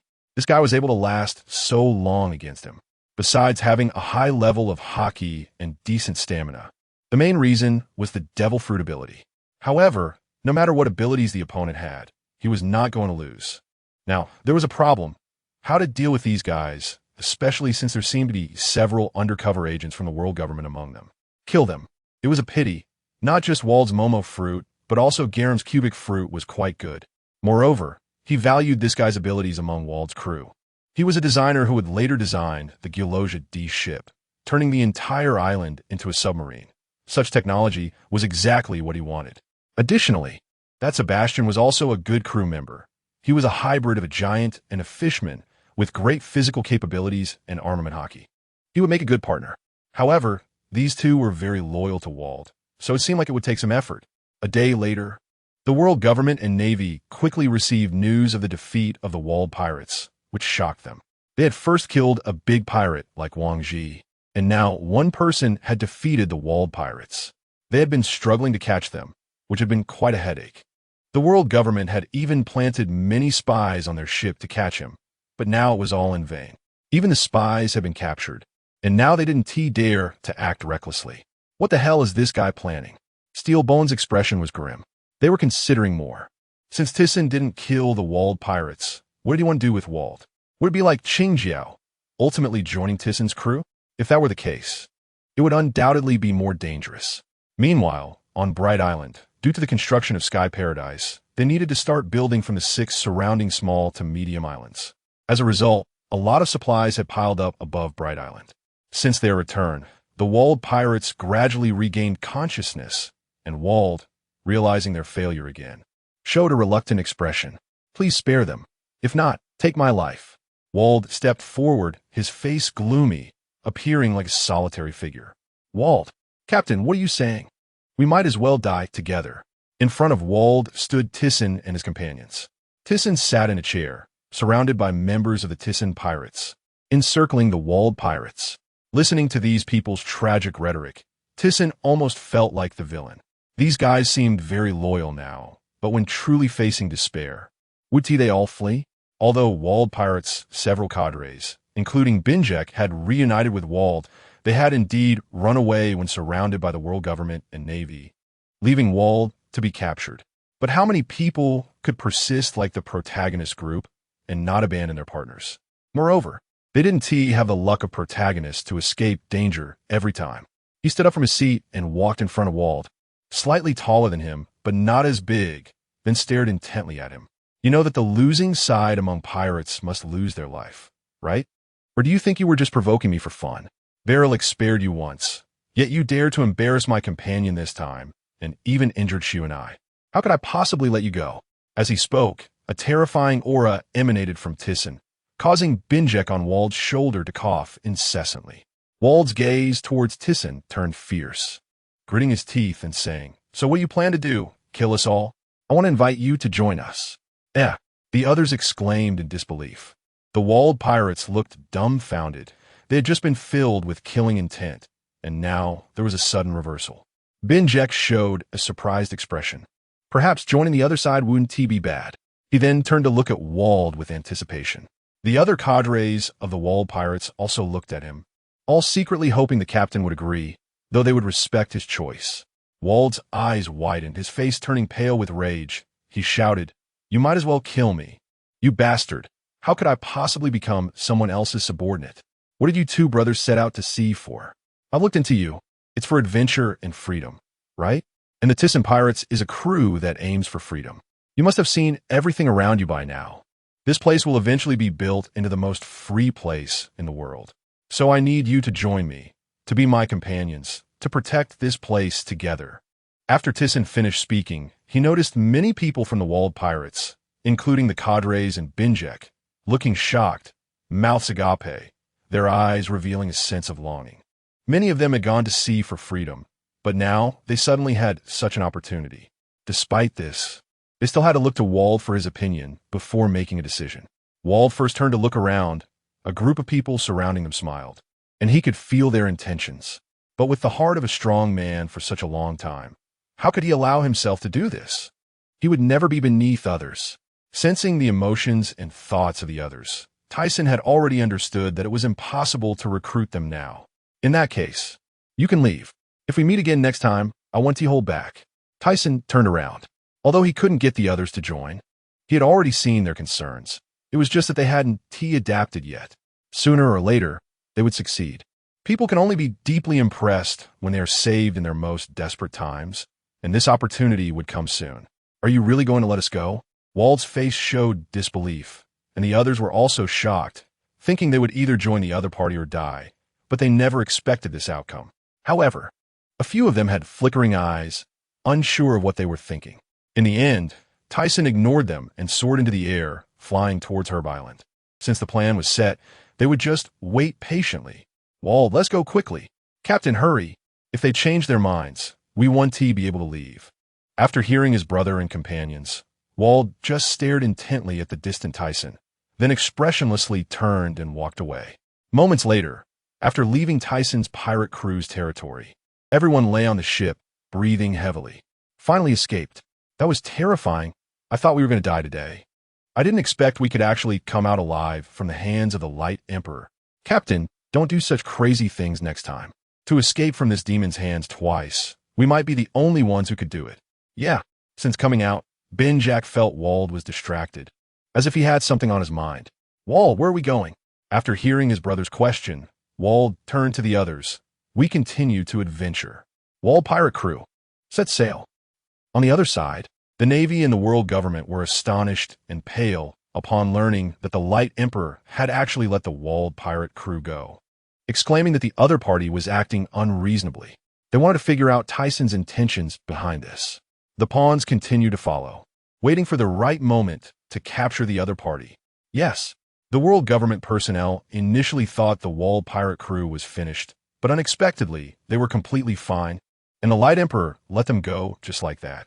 So they planned to continue with the original plan, having the pawns incite other members within the pirate crew. When the time was right, they could act. This was their usual approach. In a certain sea area of the New World, Whitebeard looked at a newspaper, his expression unchanged as he muttered, "What is this guy trying to do? Boring. Whitebeard pirate crew, continue sailing." Yes, old man. Whitebeard continued to face challenges from various pirates on different islands, defeating them and putting on a heartfelt scene of adopting sons. East Blue Log Town. The New World is lively again, Roger said with a grin, showing his teeth as he looked at the newspaper in his hand. They had been searching for the historical stone tablet in the Grand Line for a long time. However, since they couldn't understand the text on it, they had to return and rest for a while. Now, they were preparing to set sail again a year later to find someone who could understand the historical documents. At this time, the scholars of O'Hara had not come into contact with these historical texts, or rather, they had never heard of them. Their formal contact was during the time after Roger had already been executed. Therefore, although Roger was eager to know the content of the stone tablet, he couldn't find anyone who understood this kind of writing. They wasted a lot of time at sea, spending 13 years to reach the final island, and until now, they had been searching for someone who could read the historical texts. In a certain sea area of the New World, on an aerial island, they'd be proud for a while. The Golden Lion, holding a cigar in his mouth, looked at today's news and said calmly, but the flickering in his eyes seemed to reveal unrest. Ever since the last attack on Tisen's pirate crew's territory, he had stopped sailing the seas as he used to. Many people were trying to gather information about the Flying Sky pirate crew. This time, the content of the newspaper not only made the Golden Lion disdainful, but many pirates in the New World also heard about the events of Tisen's pirate crew and the Wald pirate crew. Some were disdainful, some jealous, and some admired them, etc. Although Kaido and Big Mom had heard about this matter, they didn't seem to care much. One was busy having his 42nd son, and the other was busy recruiting crew members and searching for new territories. 3 months later, Tisen was in his room, watching a figure identical to him appear before him. But it dissipated after just a few seconds. Almost there. After experimenting for a while longer, this ability can be used. From having no clues before to now, being able to use it slightly. This time seems a bit too long, he inwardly complained. But now it was good. The split body was only a little unstable, and as long as he experimented a bit more, it should succeed. Thinking about the Wald pirate crew, Tisen felt it was about time. I wonder if Shuanai has received the news. Shuanai, do you have any news about that guy? Tisen's figure appeared in Shuanai's house, and then his tall body materialized. Shuanai, who was busy compiling data in the house, was already used to this voice. having been startled at first, but now accustomed to it after many experiences. Dark Star has already sent news. The world government is preparing to act. Shuanai stood up, revealing a beautiful curve. Her alluring red lips spoke. Oh, then we should act too. This time the goal is to rescue people. So don't engage in deep combat with them. Afterwards, Shuanai communicated the message through the snail phone, directly calling for them to gather on the Mickey Mouse ship. Ryder, I'll leave the house to you. On the coast, Beloric smiled. You can count on me. You all be careful. Then, he watched the Mickey Mouse ship sail away before turning to head towards the laboratory. In a certain sea area of the New World, more than 20 warships surrounded a pirate ship in the middle. Not only that, but several pirate ships were also interspersed among these warships. On the walled pirate ship, Wald shouted loudly at the nearby warship, Kapu, Sengoku, even you guys are like this. I really misjudged you. That guy is so annoying. Kapu on the warship clenched his fists, a bit embarrassed and furious. He wasn't wrong, Sengoku said with a frown, to capture Wald. The Navy colluded with pirates to surround them here.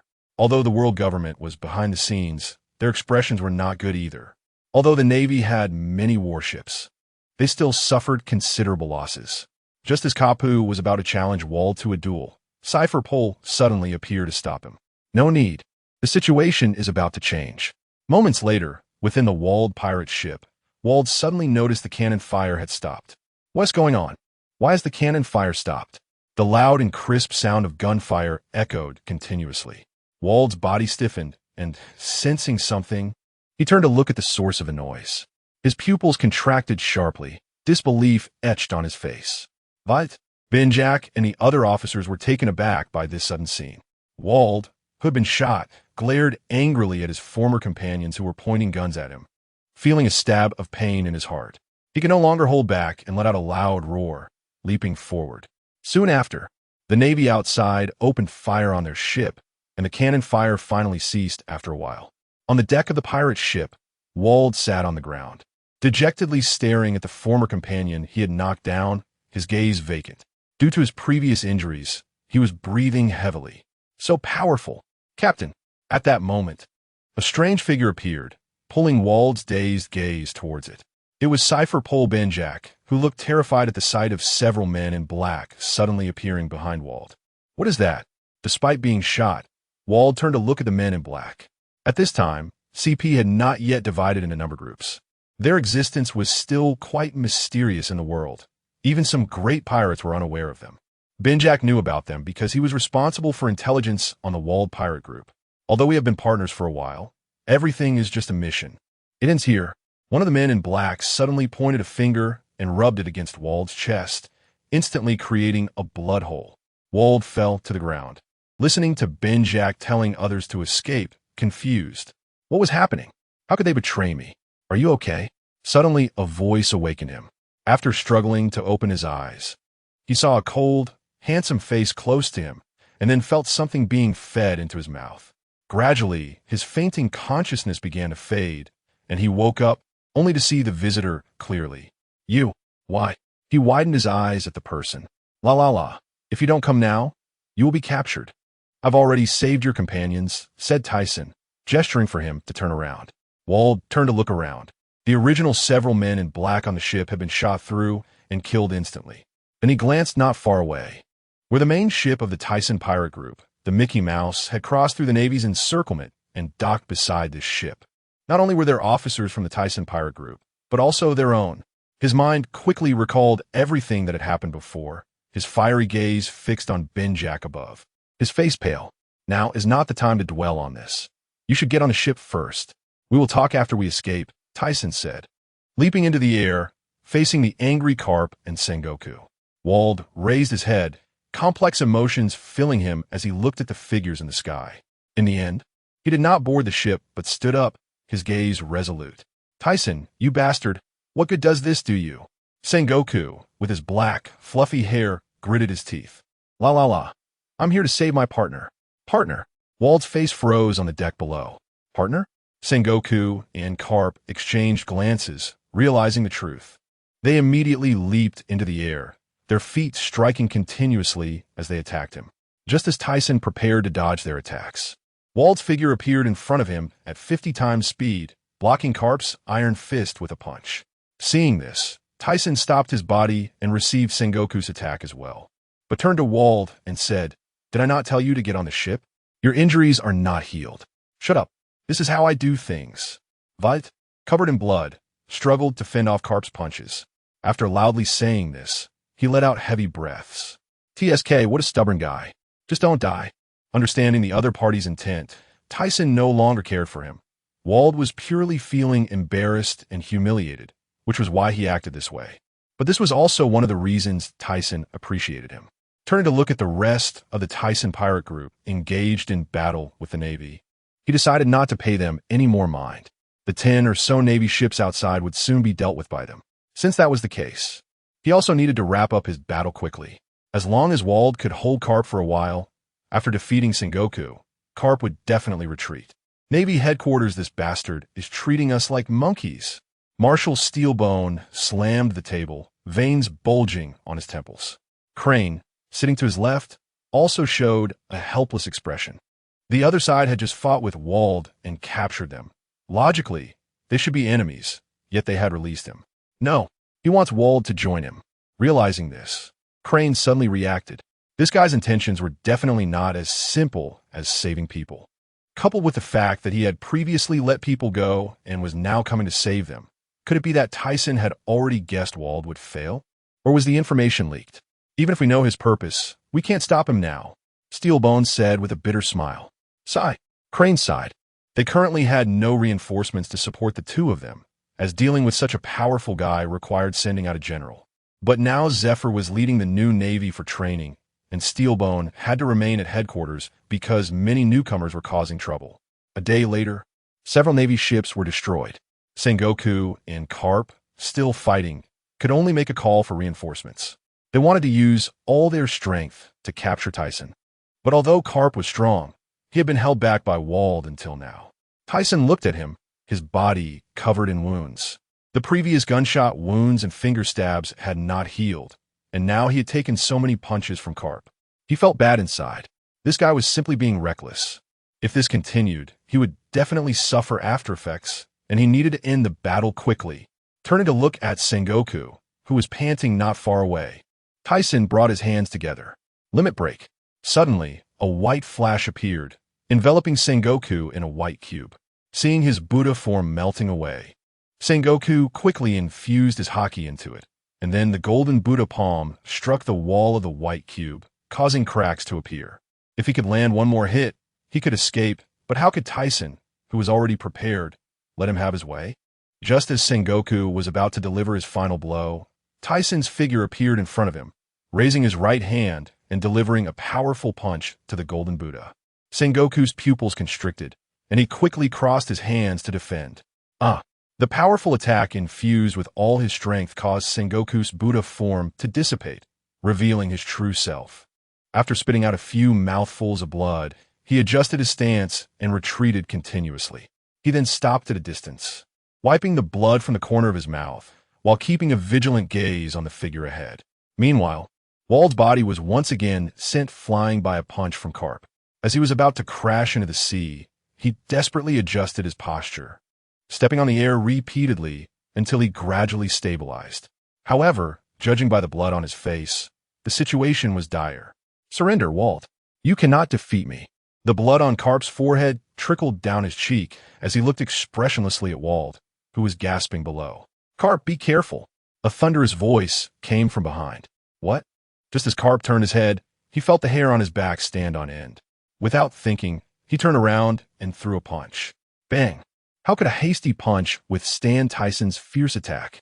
At the moment of collision, Carp's body was sent flying, and after tumbling several times in the air, he finally came to a stop. Damn it! Behind him, Sengoku was furious, gritting his teeth. Just as he lowered his head, Tisen had vanished from sight. Knowing that the opponent had strange abilities, Sengoku quickly went on guard, but there was no sign of an attack. It was not until Carp sent Wald flying that he realized the guy's attack was not aimed at him at all. "Carp, I'm sorry. Are you okay?" Sengoku hurriedly followed. "This guy's abilities are really troublesome." Carp rubbed his arm. Bearing such a tremendous force had made his arm feel a bit weak. Meanwhile, Thiesen, who had sidestepped to Wald's side, spoke. This is for you. Although taking it twice a day will greatly reduce its effectiveness, it's better than nothing. Vaithvas panting hiavidi. Upon seeing the pill Thiesen handed over, he glanced at him with a complicated expression. If he could survive this time, he would join. He then extended his blood-stained hand to take the pill and put it in his mouth, and a surge of warmth flowed through his body. Although it was not as potent as the first pill he took, he felt much more comfortable overall. La la la. Don't be so pessimistic. Don't worry.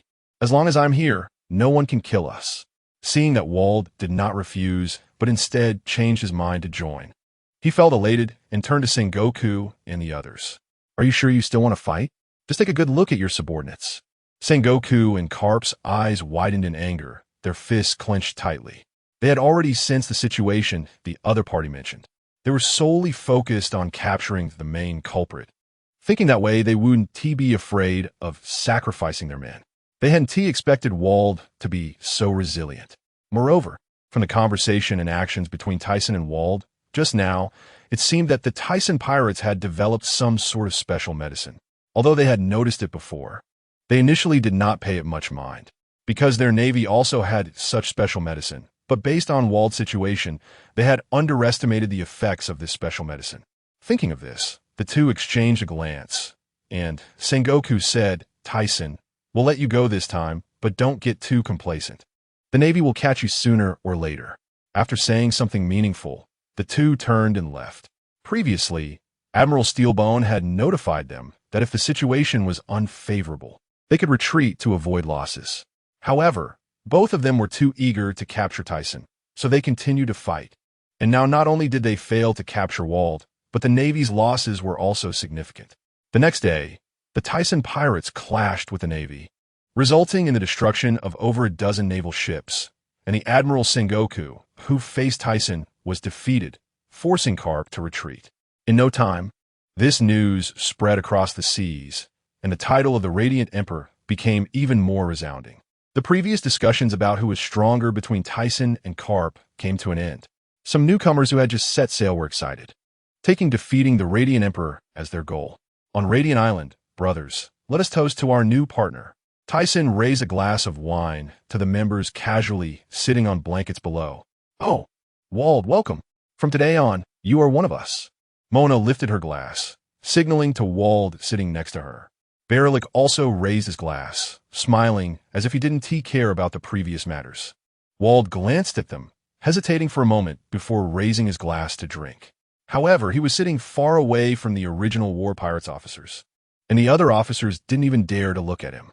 Jack wanted to go back to how things were before, but he already knew that since this incident, their relationship could never return to what it was. After downing a glass of wine, Thiesen's gaze swept back and forth between Wald and Jack. Perhaps this was for the best. Someone like Jack didn't suit them at all. He was afraid of this and that, and during a critical moment, he even led the other officers to escape. Such actions would not be forgiven by Wald or any captain. As for the other officers, they couldn't comprehend their actions when those CP government personnel boarded the ship. Logically, in such a situation as officers, they should have stood in front of their captain to guard. However, they merely watched as that CP personnel harmed their captain with a finger gun. Just for this, Thiesen disliked them. Previously, he felt some regret about that guy with the cube fruit, but now it seemed he could use him, but he wasn't trustworthy. After the banquet ended, Jack and a few others approached Wald. Wald, are your injuries all right? Jack approached, leaning on the forestand, looking worried. The other three officers stood behind him with their heads down. Wald turned around expressionlessly and said without a hint of emotion, "The Ward Pirates have disbanded. From now on, we are all part of the Thiesen Pirates, so you don't have to follow me anymore." At this point, his emotions slightly fluctuated, as if he still had something to say, but after thinking about it, he ultimately chose not to speak. "Wald, why like this? Wald, don't you remember our previous agreement?" Jack reached out a hand to try to grab him. To his surprise, Wald completely ignored him and simply turned to walk away. His eyes first flickered, but thinking of all that had happened before, he immediately became resolute. What agreement? What meaning is there in saying this now? In a certain sea area of the New World, that bastard Wald actually joined the Thiesen Pirates. I thought he was a man of integrity. But it seems he is nothing more than that. A man with golden hair draped over his back mocked. 2 months later, a major incident occurred in the Navy. Admiral Zephyr's family was killed by pirates. This matter was quickly covered up by the Navy's high command, with only a few people knowing. In the Admiral's office, Zephyr, you should reconsider. Otherwise, you can continue serving as an instructor while retaining your Admiral rank. Steelbone felt that Zephyr was still young and didn't want to lose such an outstanding talent, so he tried to persuade him to stay. Just as the Admiral said. In the end, he chose to stay, at least to do something for the Navy, and besides, this batch of trainees had not yet graduated, and there were 2 with great potential among them. However, thinking of his family being killed by pirates, he still couldn't let it go. He had developed a deep hatred for pirates. With this in mind, he picked up the newspaper on the table and looked at it. Seeing the headline, "The Navy and the Thiesen pirates engage in a great battle. The Radiant Emperor defeats the Navy Admiral, and the Navy ultimately retreats. The great pirate Bondi Wall joins the Thiesen pirates. I can't believe this troublesome guy is willing to become someone else's subordinate. Plus, with Barra Lyric, he has had quite a bit of contact with the other party before, and now with their addition, along with that guy Barra Lyric, the Thiesen pirate crew really seems unstoppable. Yes, the Navy is finding it increasingly difficult now." This statement seems to be intentionally directed at Zephyr. "Don't worry, Marshal. I will bring new strength to the Navy." Zephyr's gaze gradually became firmer. Even if he no longer participated in battles, he at least had to train new strength for the Navy. That would put his mind at ease. Moments later, Steelbone received a call from the world government. After receiving the operational intelligence, the Gorosei became very interested in the pills used by the Thiesen pirate crew, although Steelbone also wanted to obtain a sample.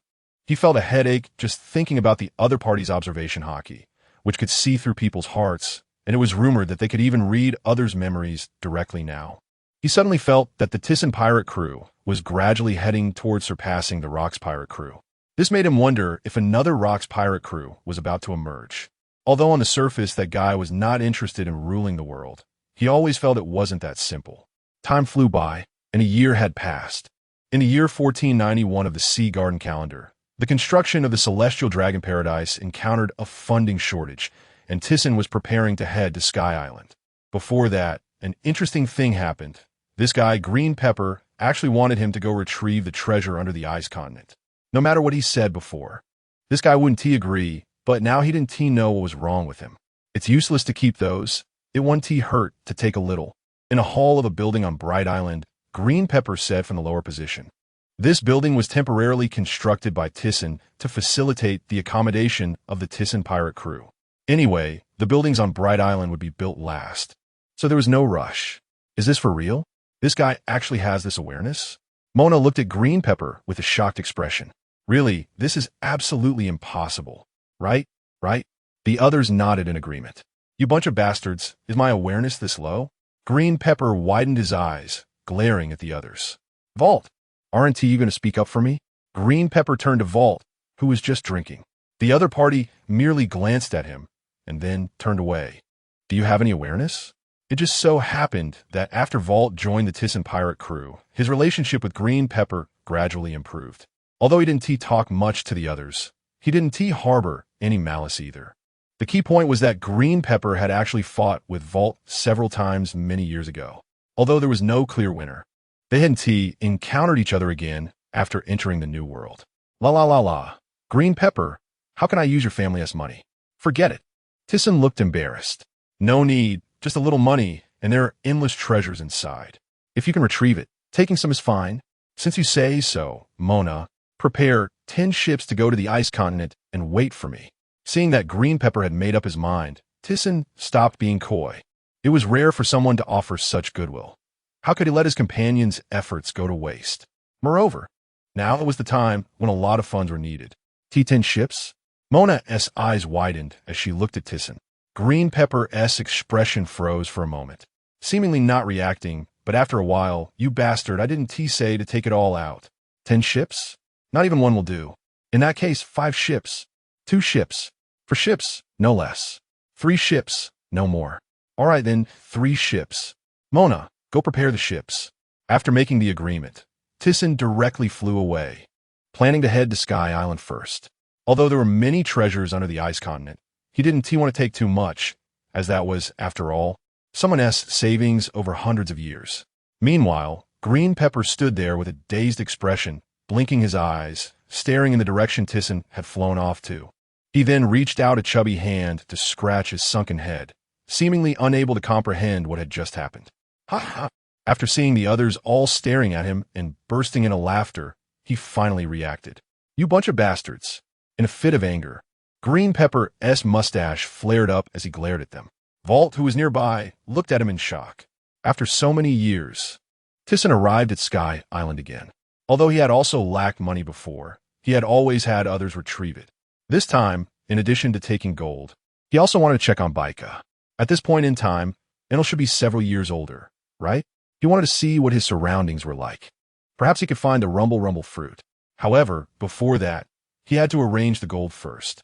Soon, he found Gone Full, and after explaining the situation to him, he took him to retrieve the gold. Since the construction of Sky Paradise, they had already come to retrieve it 3 times, and each time they had taken about 200 billion in gold. The amount of gold on Sky Island was truly beyond counting.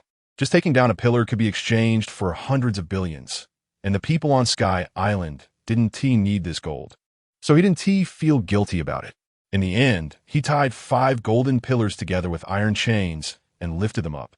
After using his powers, the weight felt as light as nothing, and he flew effortlessly towards Baika. Is this something a person can do? Gone Full and the others stood in place, looking in horror as Thiesen lifted several enormous golden pillars.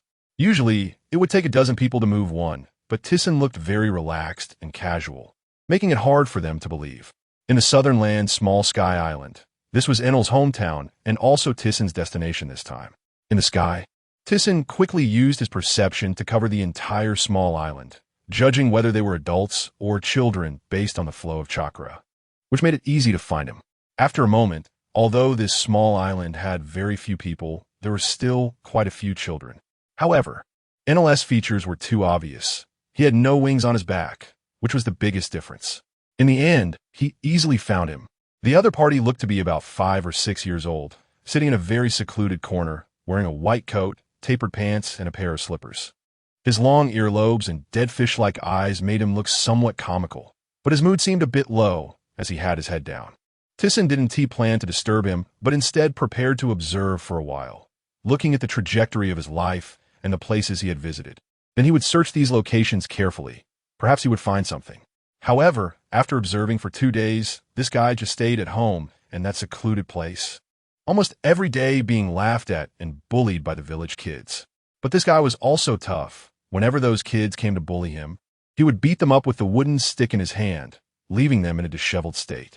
Although he would later be reprimanded by the kids' parents, he didn't seem to regret what he had done. On the 3rd day, he decided to observe for 1 more day.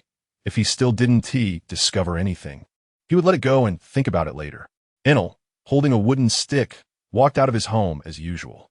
However, this time he was not heading to the secluded corner, but towards the village market, where many people looked at him with strange eyes.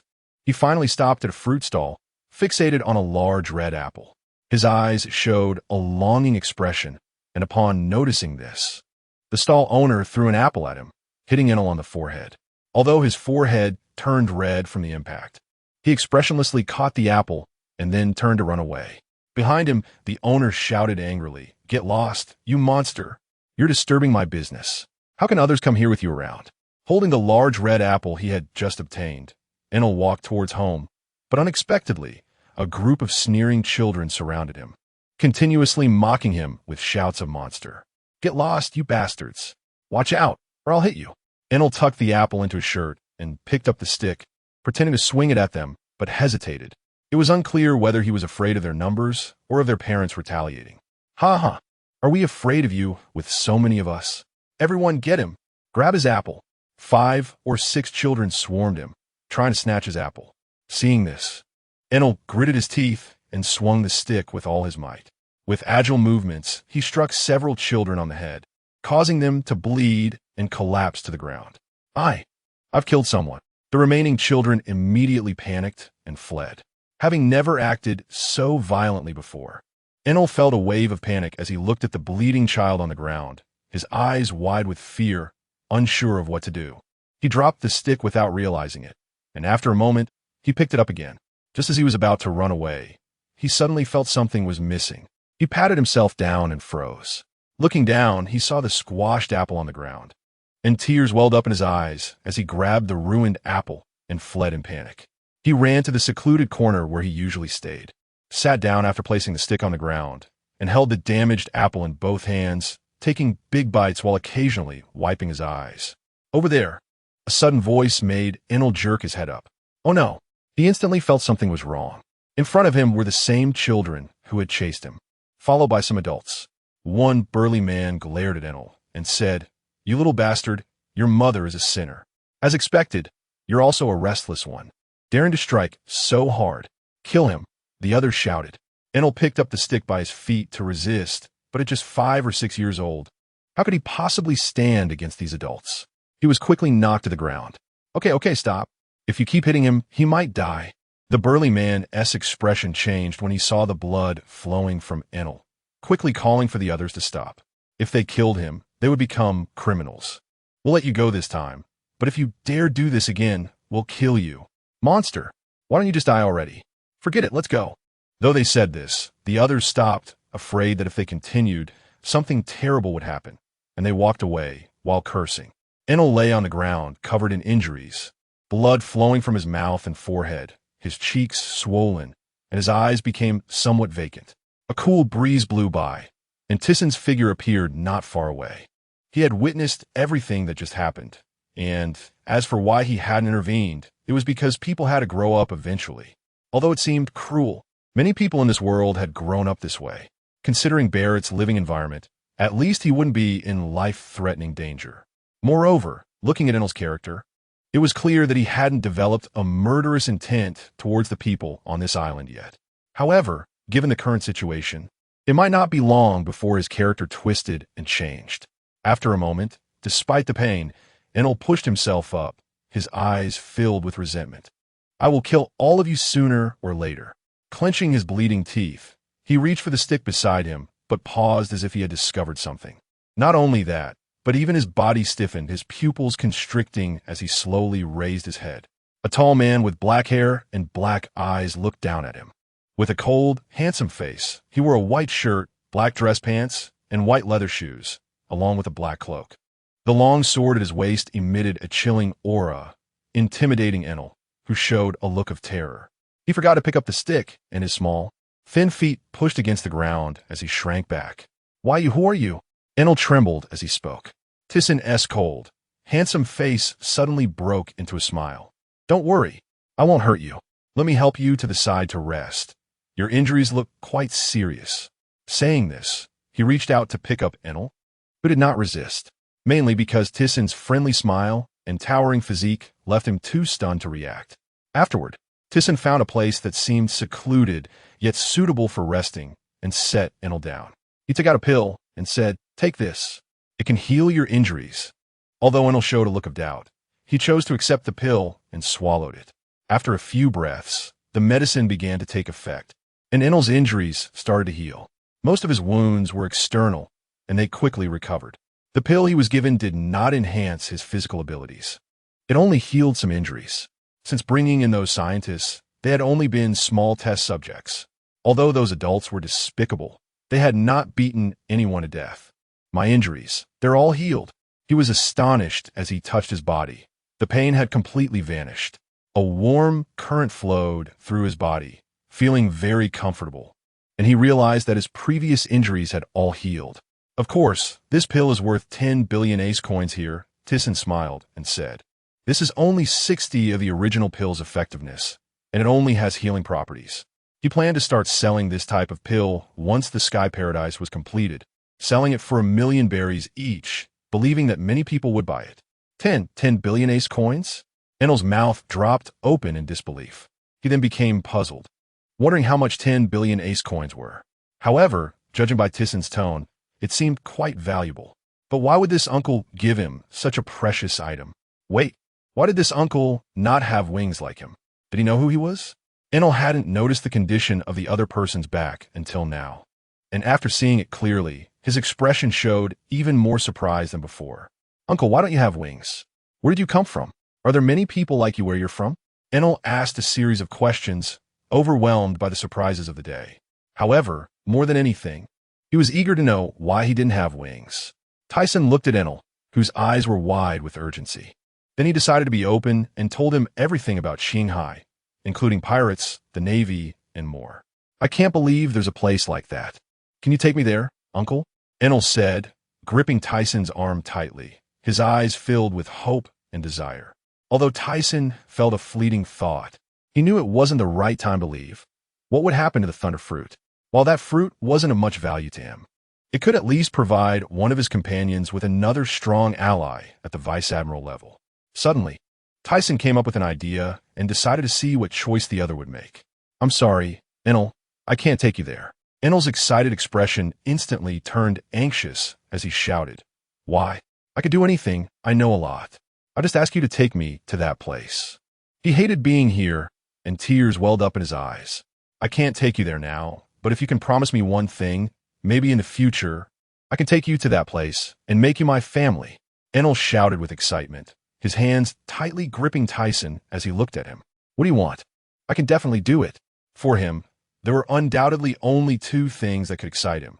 First, he wanted to know why he didn't have wings. He sought the truth. Second, his longing for friends and family.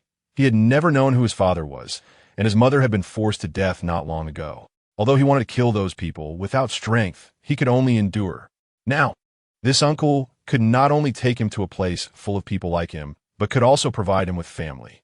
He resolved internally that no matter what the other's request was, he would fulfill it. 2 days later, Thiesen appeared in the West Sea, the ice continent. He had previously arranged a time with Mona to retrieve some treasures from this place. However, he couldn't guarantee that he could break through the thick ice layer. But with the ability of dust escape to decompose all things, he believed that even the ice layer could be broken down. On the Sky Island, Thiesen made a request to Enel. He wanted him to become stronger. He spent a day teaching him cultivation methods and gave him a perfect pill to enhance his physique, hoping it would improve his physical quality. In addition, he also handed over the blueprints for crafting the Arc Maxim, instructing him to build it in the future. Though he was still young, having experienced many things, he easily understood his intentions. Some related materials from Dr. Moonlight had already been taken by him, and without them, Enel would never have the dream of going to the moon. He searched around Enel's living environment, but did not find the thunder fruit. He had already decided to let Enel eat it in the future, and after Thiesen's prior teachings, he believed it would greatly help him and make him a good partner. Returning to the present, Mona led his pirates to the ice continent, where they found Thiesen waiting for them, along with 5 gigantic golden pillars shining brightly, leaving many pirates dazzled. Thiesen looked at the countless treasures beneath the ice continent, clenched his fist, and struck down with all his strength. The result was merely a tremor of the ice surface, which surprised him slightly. Everyone stepped back. After pushing the others away, he drew the 7-star sword. Although he had been training other abilities in recent years, he had not neglected his swordsmanship. To improve his sword skills, he often sparred with Jerry. Holding the sword, he closed his eyes and sensed the surrounding auras, the air's essence, the ice layer's essence, and his own momentum gradually rising. Upon reaching a certain peak, Thiesen jumped into the air, the black sword wrapped in domineering aura. With both hands holding the sword aloft, he struck down fiercely.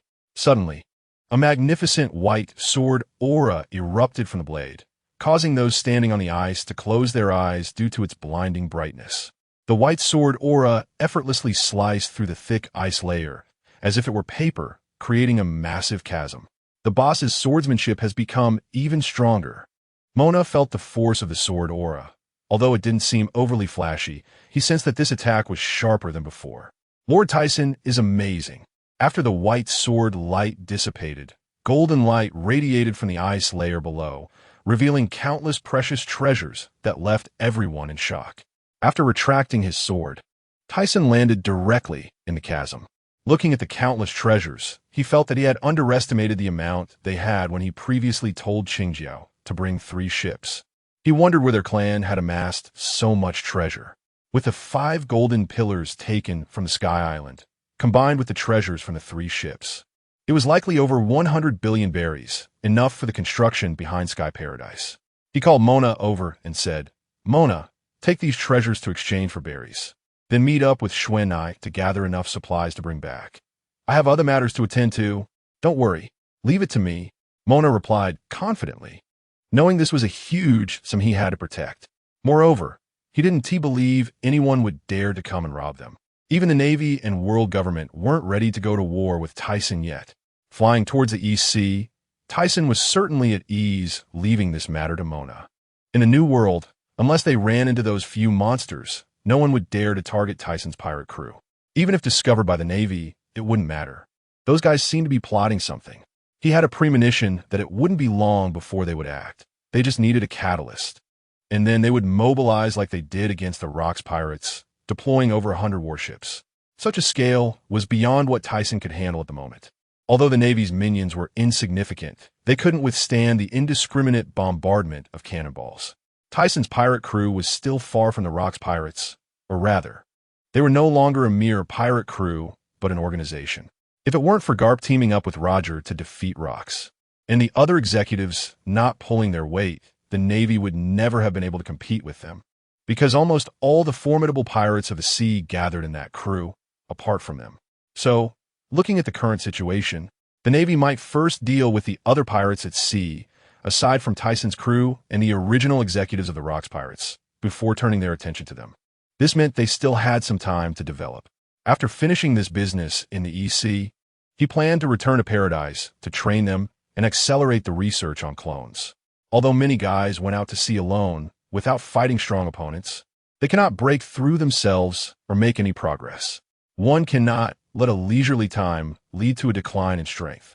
If the Navy launches another large-scale operation at that time, the chances of failure will increase even more. His purpose for coming to the East Sea this time is to find the Millennium Dragon, although he knows that the Millennium Dragon returns only once every 1,000 years. And its homeland is also the missing part of Battleship Island, which has only sunk into the sea and surfaces once every 1,000 years. This is also the origin of the Lost Island. However, he still wants to take a look, as he might find something useful, even if he cannot find useful information. He has a hypothesis he wants to test to see if it works. The reason he wants to find the Millennium Dragon is that several of his subordinates, like Wald and Green Pepper, are nearly 47 years old. If they do not increase their lifespan, enhance their functions, and activate their cells, their physical condition will begin to decline. If their strength cannot be enhanced, but instead degrades, it will be problematic. He has been out for such a long time, but he is not worried at all. In the past, he always had to pay attention to the movements of the New World. But now, the territory of the Thiesen pirates is being watched over by the Deputy Captain Baloric, along with Wald, Green Pepper, and Mona. Even if the Navy attacks now, he is not concerned. Battleship Island is located in the East Sea near the Grand Line, and Thiesen flew directly from the West Sea, crossing the doldrums. Although there are many islands, he quickly found this island due to its shape. Approaching Battleship Island, Thiesen floated on the sea surface, sensing the situation beneath the seabed. After a moment, he indeed sensed the island missing from Battleship Island below the seabed, although he could not feel any living breath above. There were many fish schools passing overhead. He no longer hesitated and directly entered the water, swimming towards the seabed. Due to the depth of the sea, Thiesen could only swim desperately downwards. What is this? Soon he saw many oddly shaped stones. No, it should be said that they are Millennium Dragons. All fossils formed after their death. They were covered in coral, and even if taken back, they had already lost their medicinal properties and could not be studied at all. In this case, he could only try that method. Thiesen swam towards the bottom of the island and then stretched out both hands to touch the very bottom of the island. Super light rock reduction. Gurgle. Splash. Suddenly, the entire underwater island shook, the currents surged, and the water pressure continued to increase. After enduring the water pressure, he used his ability to reduce the entire island to the extreme and then exerted all his strength to try to push the island upwards. The basis for the Millennium Dragon returning to its homeland has 2 points. First, they return once every 1,000 years, and second, they can sense the breath of their homeland. So, he wanted to see if pushing the island up could attract those Millennium Dragons. However, after using all his strength. Thiesen could only move the island upwards a little and could not push it up against the water pressure of the sea at all. Sigh, what a waste of effort. Thiesen sighed, realizing that his previous hypothesis was somewhat naive, and even without water pressure, it would be very difficult to raise such a large island. Then his eyes narrowed, and his expression darkened. Gold Lion, if you don't die, who will? After giving up on this operation, Thiesen swam upwards. However, just as Thiesen was about to swim over the island, his body suddenly stopped. This is a life force? He suddenly sensed a faint trace of life. Although very weak, he was sure that there was indeed life on the island. Then Thiesen quickly swam over. Following this life force, he soon found its source. An egg? He did not expect to find eggs on the island. Moreover, there was not just one, but many were buried in the soil, though most had already lost their life. Now, it seems he did not come in vain. Thiesen planned to take one egg back and then hand it over to Shiryu and others in the organization. Shiryu is one of the scientists he brought back from the future country Vegapunk, and he wanted them to use some technology to hatch the dragon egg in advance. Then, using some life research technology, they could clone the Millennium Dragon. This is definitely something that can be done. As for whether it can succeed, that doesn't matter. If it doesn't work, he can only kill the Gold Lion and use his ability to bring the island up. After figuring this out, he picked up the dragon egg he had sensed earlier and swam towards the surface. In the military nation of Jaltsburg on the Grand Line, the entire country and army were destroyed. Because this country is a member of the world government, personnel have already been dispatched to hunt down the criminals. When the world government and the Navy heard that the person who destroyed this country was just a 14-year-old child, they were all shocked. At this moment, the person who destroyed this country had already reached the coastline. If someone saw this guy's figure, it would be hard to imagine he was just 14 years old. He was seen with an exposed upper body, tall stature, and eyes like a demon, shocking those who looked at him. However, at this time, he had many injuries on him, looking somewhat disheveled, and even walked a bit unsteadily. He turned his head and saw 3 people coming not far away, their eyes looking like evil spirits. He frowned. Everyone who could fight in this country should have been killed by him. Then, he saw that the few people chasing him were all dressed in black suits, wearing a black cloak, and had dark skin. You must be Douglas Barrett. We are Cypher Pole of the world government. You have committed a great crime, and you need to come with us. One of them raised his head and spoke in a proud tone. For Barrett, who had just come out of this country, he had no idea who these people were, but he knew they were definitely his enemies. So he did not dare to be careless, especially since he had just gone through a long battle and had little strength left. Moreover, the few people on the other side looked quite strong. If he had enough stamina, he wouldn't be afraid of these dog-like things, so he prepared to run away. He used his ability to place his hand on the ground. Splash! Suddenly, a submarine emerged from the sea at the coast, making the CP members feel uneasy. This is a submarine. Stop him. Barrett jumped, and the submarine hatch opened instantly and then quickly closed. The people outside could only attack the submarine. However, this submarine was made of steel, and they had no way to destroy it, only watching helplessly as the submarine slowly sank into the sea. Damn it, he escaped. One of them was somewhat angered, not expecting this guy to be so cunning. Logically speaking, someone capable of destroying a country should engage them in a fierce battle to satisfy his desire for strength. However, this guy directly fled without even saying a word to them. After submerging in the sea, Barrett first adjusted the direction of the submarine, then bandaged his injuries before sitting in the submarine, intending to head far away. However, his body suddenly froze, because he did not know where to go. He had always lived in war and knew nothing about the outside world. At that moment, he took out a piece of white paper from his belt, staring at it with a demon-like gaze for a long time, hoping that you haven't become weaker. He muttered to himself. Then his eyes became resolute, as he decided to meet this guy. Moreover, his strength had increased significantly.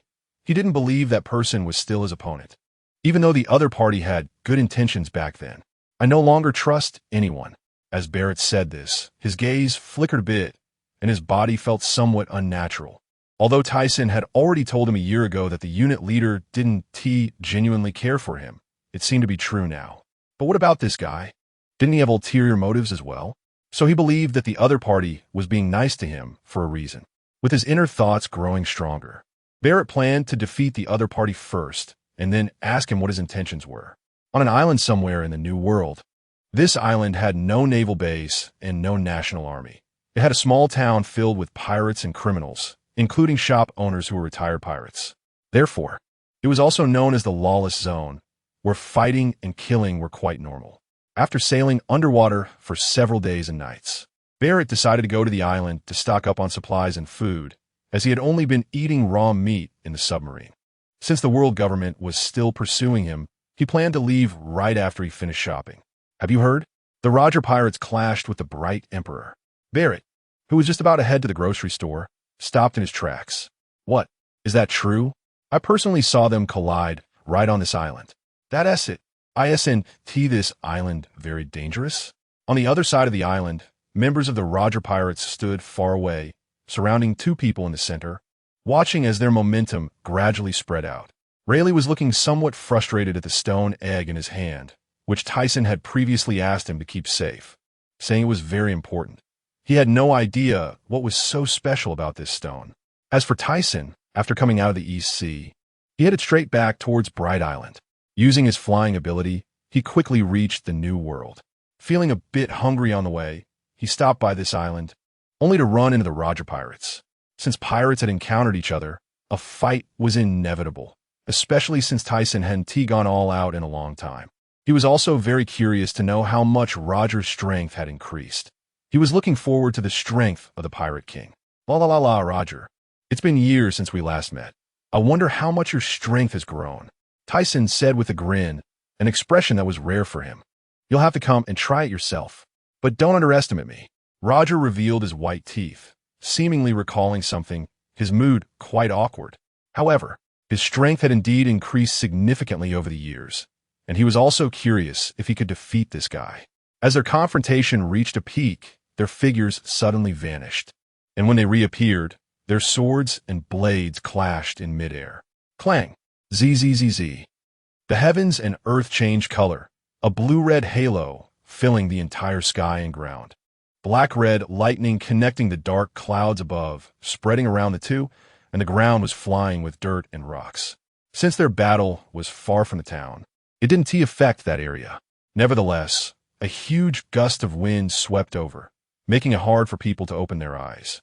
Barrett, who had just approached the battlefield of Thiesen and Roger, widened his eyes at the two not far away, his pupils constricting sharply as he muttered, "Truly strong. Are all the guys on the sea this powerful?" After seeing Thiesen's appearance, he confirmed that the other party was indeed the person he was looking for, and he didn't expect this guy to be so powerful. Their previous encounter had felt like a game between an adult and a child. Thinking of this, indeed, only by going out to sea could he find such strong opponents. Barrett's heart raced. He was determined to surpass these guys and become the strongest in the world. The sky split open. Rayleigh looked up at the black clouds that had divided into two, rolling like the end of the world. Truly strong, this guy Jabba said with slight astonishment. Of course, otherwise, who do you think it is? Besides, the other party had previously suppressed Roger, but now, it must be Roger who wins. Just after Rayleigh finished speaking, he turned his head and saw a tall, muscular man with red skin and black military uniform not far away. He frowned slightly. As the saying goes, strong individuals have a sense of each other. And this guy must be a master. He thought to himself. No one could clearly say whether the other party was from the Navy or the world government. So Rayleigh decided to observe first and stay vigilant. Then he turned his gaze back to the two who had resumed their battle. In the previous exchange, Thiesen felt that Roger's strength had indeed increased significantly, especially in the clash of Conqueror's hockey. They were evenly matched, and his hockey was also effective in blocking.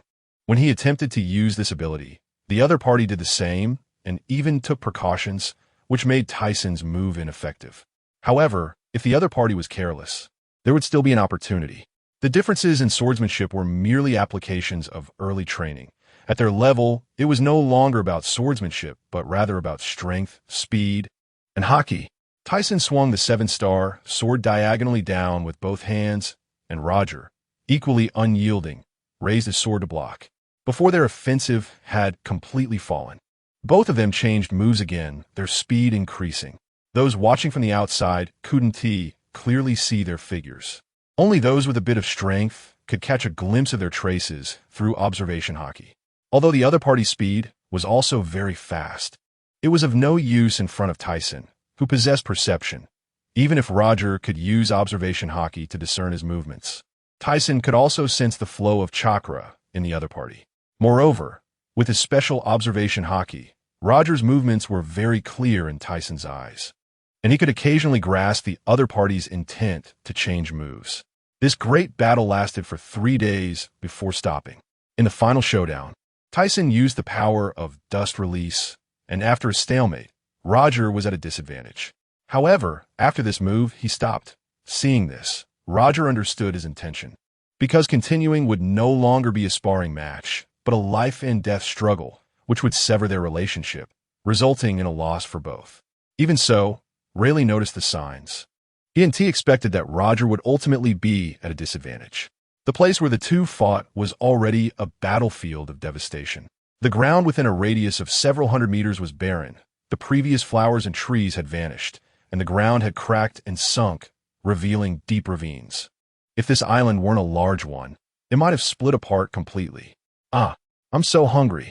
Lying on the ground, Thiesen felt his stomach growl after the battle. Roger, have your crew make something to eat. Roger also lay on the ground, feeling refreshed after this intense fight. Hearing Thiesen's words, he smiled and turned his head to his crew, shouting, "Roger Pirates, feast time." Moments later, Thiesen and the members of the Roger Pirates began to feast, and the onlookers gradually dispersed. While Thiesen was happily enjoying his meal, he suddenly lifted his head and looked into the distance, where a tall man in black military uniform was staring at him. In fact, he had noticed this guy when he arrived on the island, but after the battle with Roger, he had lost track of him. It seemed this guy had been watching their fight all along. "Hey, Barrett." The members of the Roger Pirates were drawn to Thiesen's sudden voice, and when they followed his gaze, they saw a tall stranger they didn't recognize. "Is this guy someone you know, Mr. Thiesen?" Rayleigh looked around, and after confirming it was someone he recognized, he relaxed a bit. On the other hand, Barrett looked at Thiesen with a blank expression. After a moment of hesitation upon being called, he stepped forward. Thiesen sensed the guy's presence and felt a bit excited. Indeed, he was a monster. At just 14 years old, he was already this powerful, even stronger than Mona was at that age. Although he wasn't as tall as Mona, this body was already perfect for combat. Noticing Thiesen's slightly fluctuating expression, Roger turned to look at him, feeling unfamiliar. He didn't remember such a character in Thiesen's pirate crew. So he asked, "Thiesen, who is this person? Your friend?"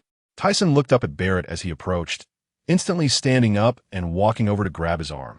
Barrett reacted by shaking off his hand. "What the hell are you doing?" Barrett glared at Thiesen with eyes as big as cowbells. "I'm here to challenge you to a duel. We can start as soon as you're ready."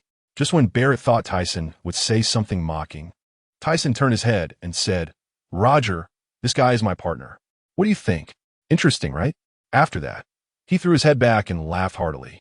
Roger's eyes darted around, and he suddenly understood, grinning, "Hey, this guy doesn't look like your partner at all. He came to challenge you." Barrett first opened his mouth, staring wide-eyed at him. After a moment, as if recalling something, his face elongated as he said, "Bastard, who is your partner? You naive fool. Hurry up and recover. I will definitely defeat you." All right, don't get angry. Let's eat first." After a while, Thiesen parted ways with the Roger Pirates. Once he saw the Oro Jackson sail away, he turned to Barrett beside him. "So, have you thought it over? Do you want to join me?"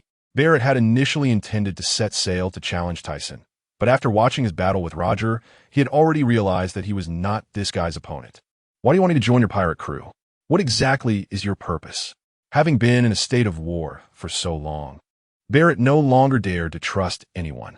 Even if this guy had helped him before, he wouldn't let his guard down. Why does helping your partner need a reason? Besides, don't you have nowhere to go right now? Just join and give it a try. Thiesen paused, then blinked and added, "And also, you're not my opponent. You can't resist me." La. Barrett was still thinking about his previous words when he suddenly heard Thiesen say that, instantly filled with rage, gritting his teeth, but he couldn't refute him. In the end, he still joined Thiesen's pirate crew, wanting to defeat this guy thoroughly. Once he joined, he could challenge him anytime and become stronger himself. 5 days later, on Bright Island, the members of Tyson's pirate crew had mostly gathered. After such a long period of development, their numbers had expanded to more than 10,000, with many powerful individuals joining. Their bounties ranging from tens of millions to 200 or 300 million. As the construction of Sky Paradise progressed rapidly, 4 islands had already been built, leaving only 2 islands and the Central Bright Island. To ensure that someone would manage and protect these places in the future, he needed to select some people. Therefore, the reason for gathering everyone here today was to let them spar and choose a captain. Aside from needing to select people, another reason was that there were too many to manage. He hadn't paid attention to this before, but as the numbers grew, it became chaotic. These pirates gathering on Bright Island were like a bunch of mountain bandits. This simply wouldn't do. Although Sky Paradise was very free, it couldn't be labeled as a den of bandits. So after bringing Barrett back, he came up with this approach. Moreover, this was just a temporary measure. Once Sky Paradise was completed, changes would surely follow. "Boss, everyone is here." Mona, standing at the front, looked up and said. Although the boss had mentioned this matter before, he didn't know exactly what to do. Many pirates were curious, wondering if there was going to be a big battle. Looking at the rows of pirates below, Tyson nodded, signaling, and then stood up from his chair. "The reason for gathering you all here today is to choose a captain for easier management. As for how to choose, it will be through sparring. Whoever is stronger will be the captain. I wonder if anyone has any objections?" So that's how it is. Everyone reacted. "No objections, right? We have no objections, but I will definitely be the captain." "Hey, just based on you? What? Do you want to fight?" The angry-looking giant named Rubit stared at the explosive man, Shipdegwolo, beside him. "Everyone shut up." Tyson frowned.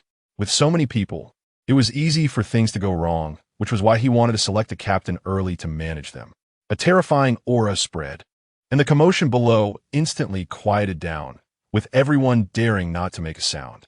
Then, Tyson asked Gina to host the matches. Her bubble fruit had already awakened, and she could also stop any issues. Barrett's eyes lit up as he heard Tyson say they would spar, feeling a surge of excitement. Since arriving here, he had been quite uncomfortable. Everything was too stable. The people around him wouldn't harm him, and occasionally, some of the officers would talk to him, welcoming him, so he wasn't used to the environment here. However, he still preferred this kind of environment, where no one was secretly plotting against him, and even if there was something, it would be said directly. This was the conclusion he had drawn from observing over the past few days. Now, who wants to participate in the captain selection? Gina held a piece of paper recording the names of Tyson's pirate crew. "I'll do it." Mona stepped forward. As the most senior member who had followed Tyson out of Rock Island, he wouldn't let this opportunity slip by. "Look, it's Lord Mona." Lord Mona is a ton press fruit user and also Captain Tyson's brother. After hearing what the people behind him said, Barrett looked up at the taller Mona, feeling particularly interested in those close to Tyson. Just as he was about to step forward, another man of similar height stepped up. "Ha ha ha, you bastard Mona. I'm here to take you down." Hearing that voice, Wald, who was still drinking, raised his head. "It's Boss Qingtiao." Upon recognizing who had spoken, Mona grinned widely and shouted, "The Conehead monster, today I will show you that even without Conqueror's Haki, I can definitely defeat you." Soon, the battlefield was divided, with a group of people sitting on either side watching the two individuals not far away, while Tyson sat in a chair observing. In fact, he knew the strength of these two very well. They were about equal.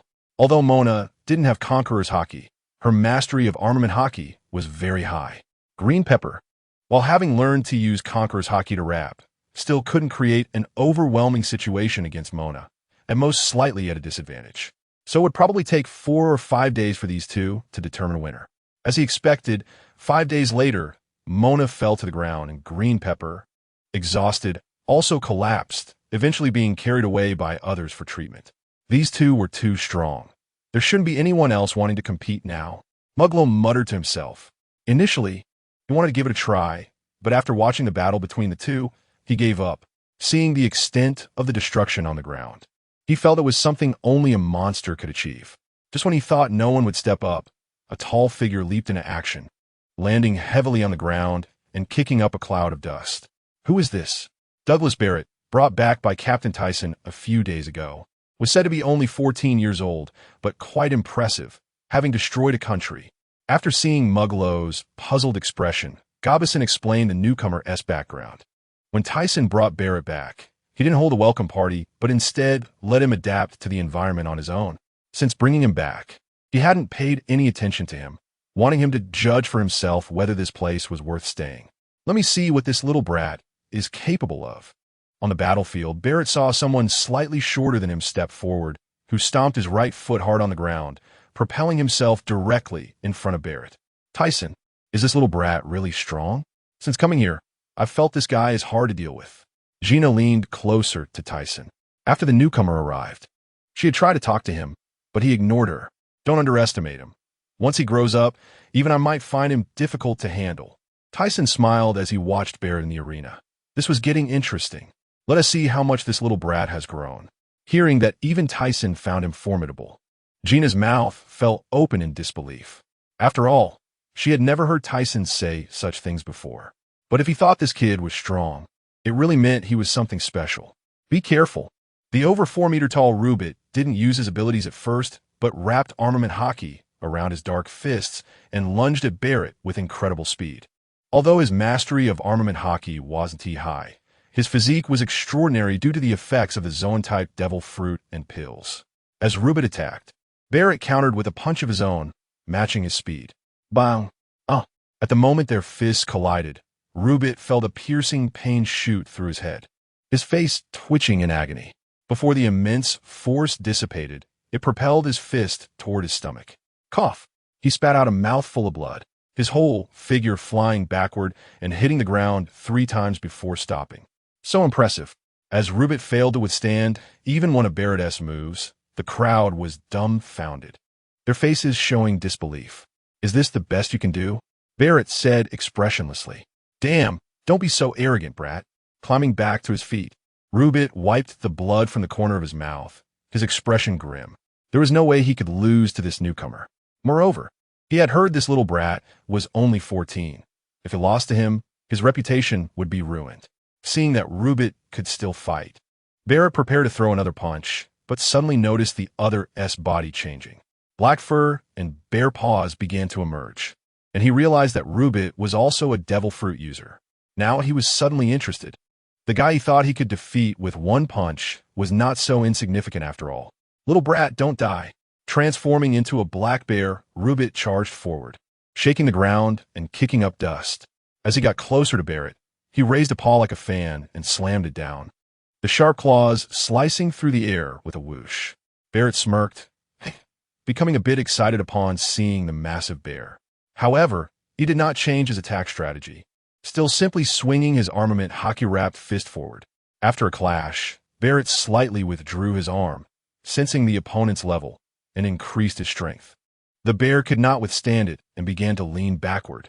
The bear's body fell back, but before it hit the ground, Rubit felt the sky darken, followed by tremendous force crashing down on his stomach. His insides churned violently, and he spat out another mouthful of blood. His facial muscles contorted in agony like a bitter melon, beads of sweat dripping down. Eventually, the bear's form began to dissipate, revealing Rubit's originally dark skin. Seeing that the opponent seemed to stop resisting, Barrett paused, then looked toward Tyson in the distance, his eyes shining with determination. Just you wait. I will defeat you one day.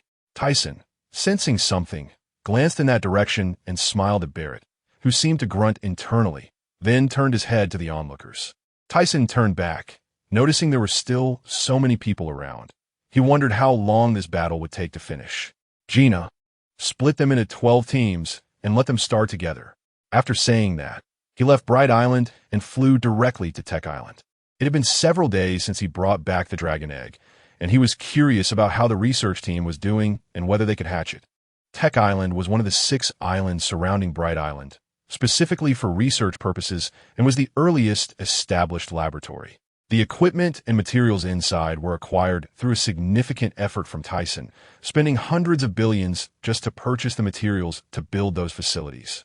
At this moment, at the entrance to the basement of Tech Island, 2 armored soldiers stood guard on either side. Suddenly, the 2 noticed a shadow on the ground and quickly looked up. Who is it? The 2 tents raised their long guns.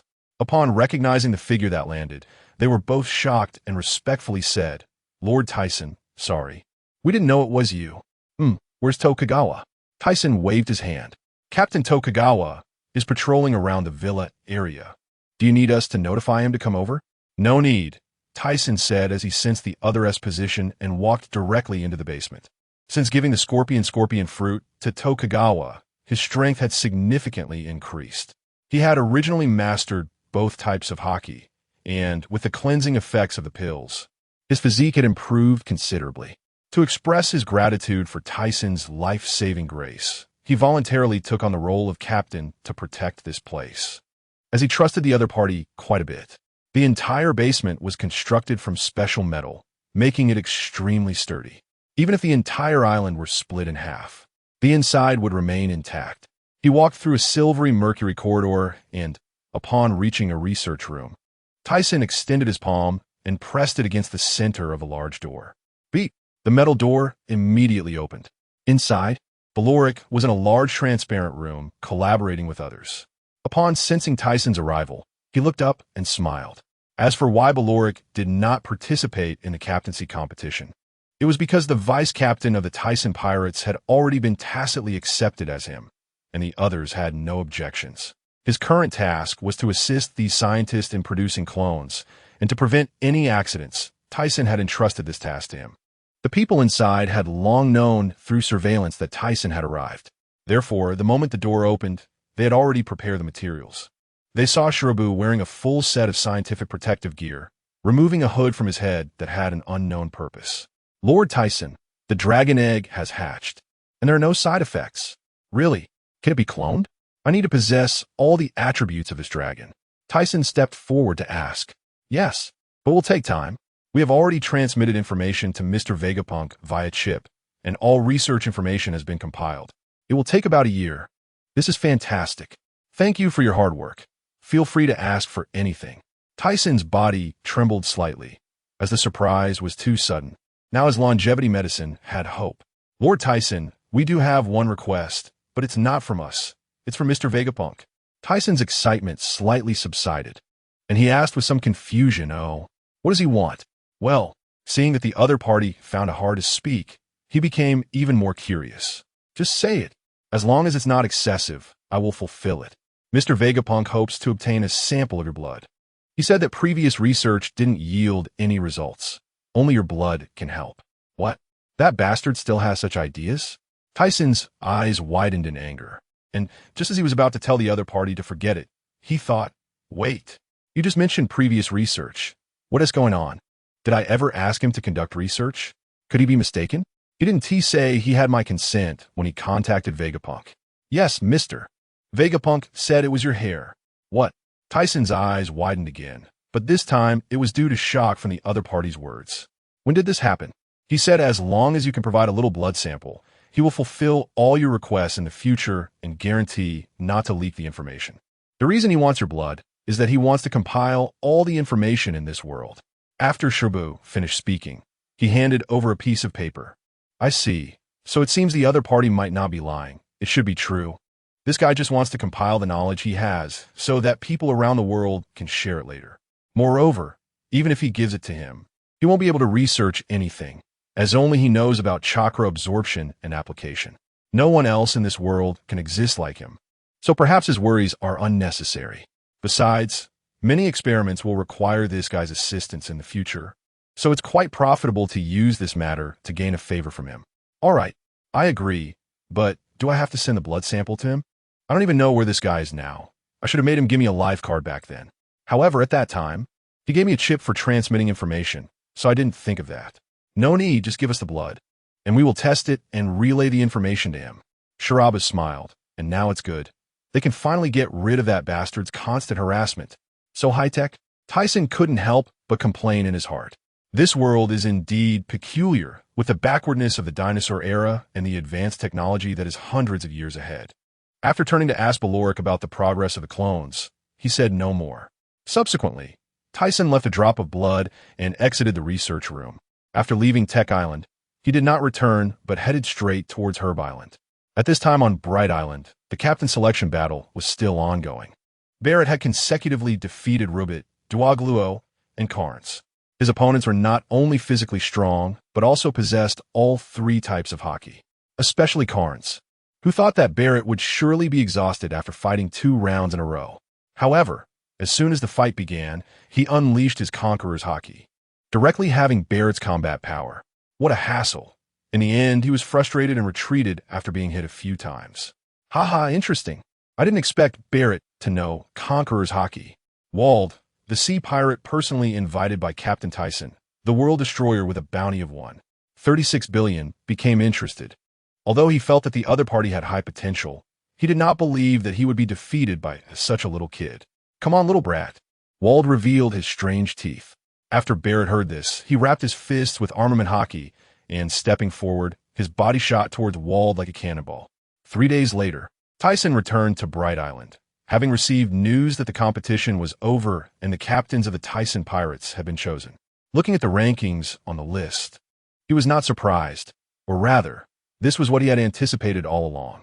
Although there were slight differences, the top 5 were roughly as he had thought. Now that the captains were chosen, they could lead those bored guys out to sea.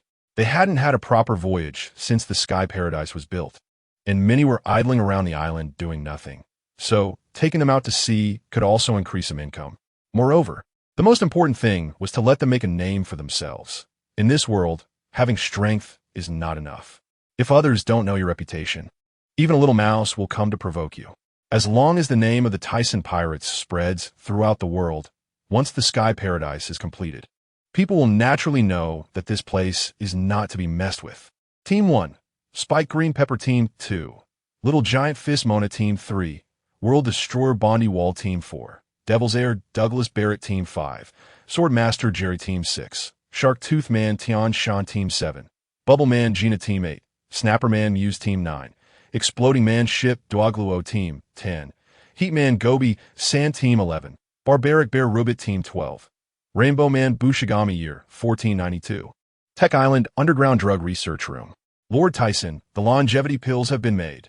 Fortunately, we collaborated with Mr. Hachuan, which allowed for such smooth production. Shirabu handed the pill to Thiesen. Can it increase lifespan? Taking the red pill, which was about the size of a jelly bean, he was not concerned about the size, but rather whether it could indeed increase his lifespan. After data analysis, this pill can slow down the body's functions and even stop the aging of organs. The final result is that this pill can indeed significantly increase a person's lifespan. Upon hearing this, Thiesen understood. Although they had detected the data, they couldn't determine how much lifespan could be added, but just being able to stop organ aging was enough. Ever since he handed over the dragon egg to the organization a year ago, Thiesen had Mr. Hachuan bring people to the Tech Island laboratory to specialize in drug production there. The final results surprised him. They really managed to create it. Furthermore, after research, the pill could indeed extend lifespan, which thrilled him. In addition to this great joy, there was another piece of good news. The 6 islands of Sky Paradise had been completed and were waiting to take flight. The central Bright Island was constructed using golden fruits, allowing the 7 islands to connect. Back in a villa on Bright Island, a woman lay against the edge of a large hot spring pool, exposing her snowy, delicate back. At that moment, a voice came. "Shuanai, do you have any news about that guy, the Golden Lion?" Hearing this voice, she slowly raised her head, fully revealing her ample chest, then nonchalantly stood up and walked to a small pavilion. Looking at Thiesen sitting there drinking red wine, she directly sat on his lap, her body pressing against him. Bringing her crimson lips close to his firm face, she said, "Not yet, but we plan to follow those little minions and believe we will find out soon." Her soft, tempting voice made Thiesen a bit unable to resist. Watching his clothes get wet from her, Thiesen's gaze fell on the enchanting figure before him. Truly a little fairy. "Ah!" She let out a shy exclamation. Feeling Shuanai's movements, his body started to heat up. He set down his wine glass and directly picked her up, heading toward the room.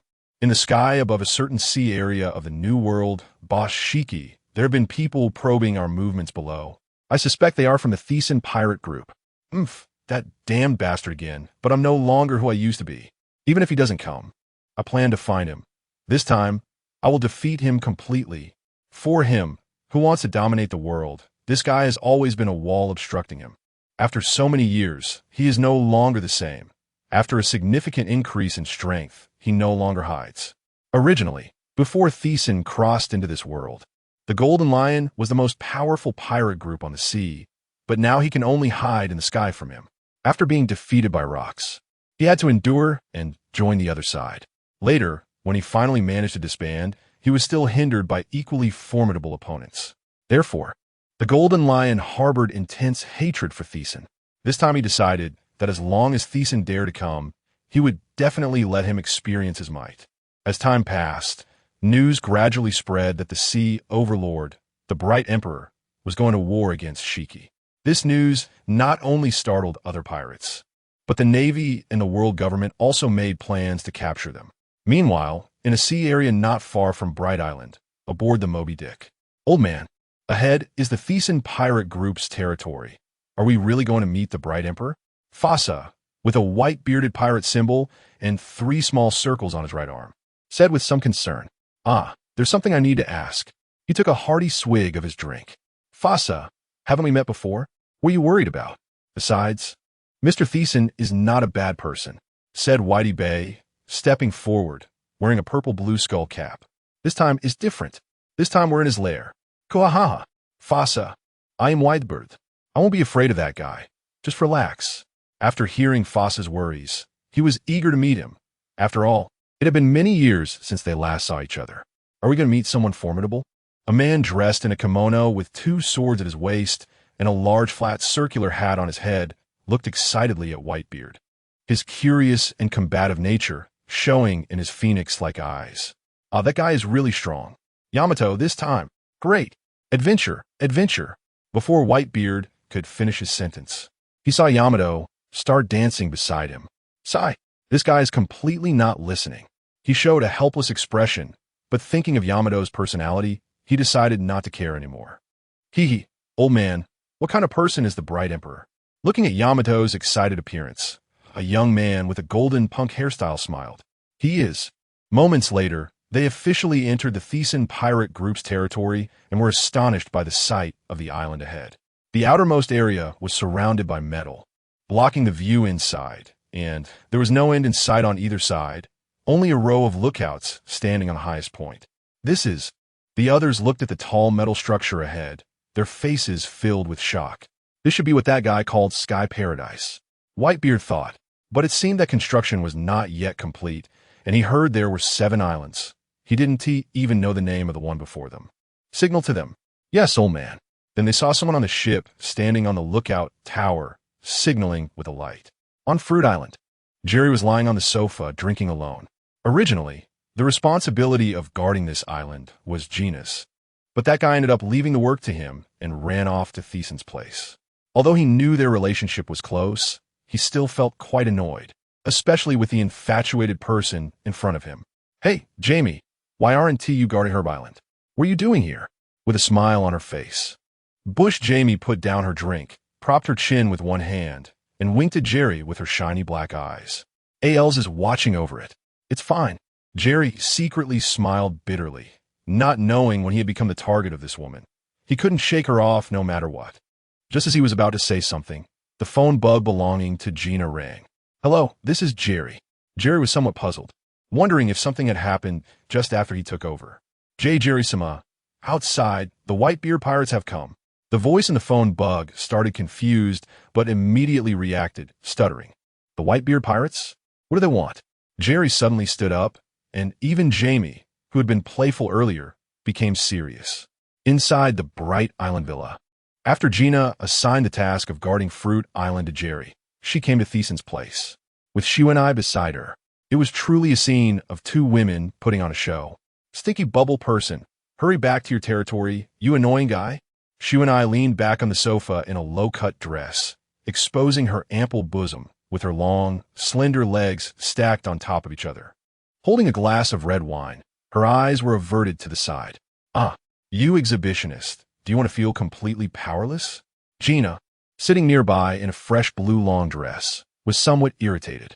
Ever since this person arrived in the new world, they had been living in the same place as Thiesen, which was quite annoying. Watching the 2 at odds with each other, Thiesen couldn't help but smile wryly. Since Shiwanai moved into the villa, the 2 had not gotten along, and he felt quite helpless about it. Just then, the phone buzzed. The noise from the side suddenly quieted down. "Captain Thiesen, the Whitebeard pirates have arrived and want to see you. Should I let them in?" Jerry's voice came through after he answered the call. "Whitebeard, what does he want? Is it about Shiki? Let them in." After hanging up the phone, Thiesen turned to Gina. "Go prepare, Nana. It's been a long time since I've seen this guy. I don't know how strong he is now. It seems he must have come because of Shiki." Soon, all the people on the 6 islands gathered at Bright Island. Besides Barrett, the captain of the 4 teams he led out, everyone else was on the island. Barrett had gone off to train his strength by fighting Kaido and Big Mom. He didn't know the specifics, but Barrett's life card was still intact, so he should be fine. At this time, Barrett was already 15 years old, and his strength had increased significantly since he first arrived. He suspected that even the first team captain, Green Pepper, was not his match. It was really a bit monstrous. No wonder he could fight evenly with Dark King Rayleigh. Because Barrett's physical prowess was truly outrageous, completely unlike someone of his age. Outside Fruit Island, the Whitebeard pirates, although puzzled by the news, adjusted their ship's direction as instructed and sailed along the wall. After sailing for more than 20 minutes, suddenly, the metal wall beside them began to move. Click, click. The members of the Whitebeard pirates stared in awe as the large metal gate outside Fruit Island slowly opened. They had originally thought they needed to disembark to enter, but it seemed they had completely misunderstood. After circling around the front of Fruit Island along the wall, they saw a large gate open between Fruit Island and the adjacent island. The metal wall of the adjacent island was marked with Beast Island, and then their ship continued to sail inside. After sailing for a while, they finally saw long metal bridges on both sides, connecting the 2 islands at the back to the central Bright Island. "Dad, these Thiesen pirates are really rich, right? We've been sailing for so long and still haven't arrived." Marco, with his punk hairstyle, looked astonished at the metal technology. As they entered, both Fruit Island and the adjacent island had built massive fortresses, with the outer walls made of special metal, and despite sailing for so long, they still hadn't seen any members of the Thiesen pirates. Whitebeard frowned, then relaxed, showing his teeth. What a boring guy, making it like this. Does he want to be the king of the mountain? Kula la la la. He wondered how Thiesen would react if he heard this. So amazing. So amazing. There's even a place like this. Uton leaned against the ship's wall with both hands, stretching his head out to look ahead, where the huge metal bridges came into view. After about half an hour, they finally saw the island ahead, which was completely different from the outside islands. This island had nothing but some strange buildings, or rather, odd houses. Soon their ship docked, and before it could stabilize, a figure leaped up, shouting adventure. Adventure! After landing heavily on the ground, kicking up a cloud of dust, he dashed toward the island. "Lord Uton, wait, this place is not like the previous ones." "That fool Uton, forget it, hurry up and follow." Whitebeard urged as he watched Uton disappear from their sight. If they were late, who knows what might happen. On the other side of Bright Island, as the Whitebeard pirates approached the island, Thiesen sensed the chakra fluctuations from the other side. The other officers, hearing that the Whitebeard pirates had arrived, became somewhat excited. After all, this was a sea pirate whose strength was close to their captain's, and battling with them would surely be exhilarating. Sitting in the middle, Thiesen looked at the eager faces, a smile appearing at the corner of his mouth. It seemed they were also eager to fight strong opponents. But for now, it was just a warm-up. Soon, he would let these guys enjoy themselves. There was a strange chakra approaching them quickly. Could it be? Thiesen guessed who it was, and the timing was just right for their arrival. Samurai? Swordsman? Jerry instinctively sensed a fierce momentum approaching, opened his eyes, and looked not far away, where he saw a man dressed in samurai clothing, holding 2 swords, exuding an impressive aura, clearly not friendly. Roar! Where did this samurai come from? Ba-la-la-la. You looking for death? Let me handle this. Since he's a swordsman, of course, I'll take him on. Jerry had already drawn his sword, his eyes filled with fighting spirit, knowing he couldn't defeat the Golden Lion. Although he had gone through a period of depression, he had already let it go. Since I can't win, I'll just strive to become stronger. As for whether I can win in the end, that will be left to fate. All right, stop fighting over it. I'll go meet him. At this point, Thiesen's figure had vanished, and they could only hear the sound of a sword being drawn through the air. Then saw Thiesen appear right in front of Uton. Uton, who had been sprinting, saw the sudden appearance of someone in front of him. His pupils dilating and his mouth agape. What? How'd you get here? Despite this, his hands did not stop, directly raising his dual swords and slashing at the opponent. Thiesen's cold and handsome face revealed a smile, his pupils flashing with a red glow as he thought, "Let me teach you a lesson." Then he held his sword with one hand, the black blade enveloped in a layer of purple-black energy, and with a swing of his arm, he declared, "Horizontal cut." What? Uten's pupils shrank violently again. Just as he was about to strike hard against the opponent's long sword, an invisible force interrupted his consciousness, leaving his mind blank. By the time he reacted, he had already been slashed, coughing up a mouthful of blood as a tremendous force propelled his body backward. With nothing to stop him behind, he flew far back before crashing heavily to the ground, creating a deep trench in the earth. Damn it, what is happening?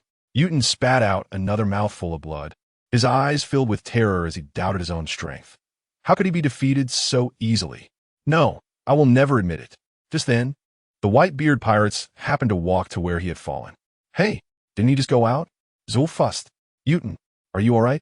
Whitebeard frowned as he looked at Uten, who was trying to get up, and then turned to glance at Thiesen not far away. A slight smile appeared at the corner of his mouth, with a red glow flickering in his pupils. Then his massive body leaped in the air, both hands holding a long naginata, slicing downwards. Are you here? Let me give it a try. Thiesen raised his black eyes, staring at the sword that Whitebeard was bringing down. A smile appeared on his face as he tightly gripped the long sword, an enormous amount of haki enveloping the blade. Then he stepped forward and forcefully slashed upwards. The long sword tore through the air, accompanied by a sound that seemed to rip apart space, and a loud explosion echoed.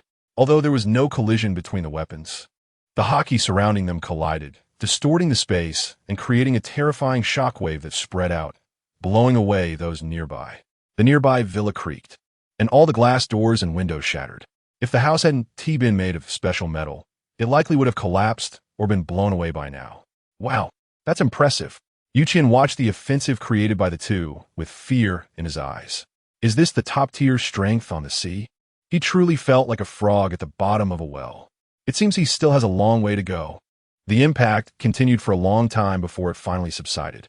Ha ha, it's been years since we last met, and you've become the king of the mountain. What? You bastard. This is technology. Do you understand technology? Thiesen glared angrily, feeling humiliated. He was furious that this guy referred to him as a king of the mountain. What technology? Boring. I came to talk to you about something. Suddenly, the other party's expression turned serious. Let us talk later. Let us have a fight first. With that, Thiesen turned his head. Brothers, if they can't satisfy us, let us completely sink them. Oh, the thunderous roar echoed throughout the sky, and those behind him smirked coldly at the people behind Whitebeard. Hey, is this for real? Marco watched as more and more pirates appeared, beads of cold sweat forming on his forehead. Hey, are you serious? Seeing the formation behind Thiesen, Whitebeard's eyes widened in shock, feeling a bit intimidated. Who told you to come to my territory? In any case, if we can't have our fun, then none of you will go back. Thiesen raised his long sword, ready to strike. Seeing that this guy was serious, Whitebeard felt a bit intimidated, but he shouted, Sons, we can't let them underestimate the Whitebeard pirates. Let's take their treasures. If we back down just because they have more people, then am I still Whitebeard? Oh, Whitebeard pirates, charge. In an instant, the captains of the Whitebeard pirates rushed forward to confront the formidable opponents. Defeat them. Above the island of Prudence, countless pirate crews gathered in the sky. Not only that, but several small and medium-sized islands floated nearby, including one large island.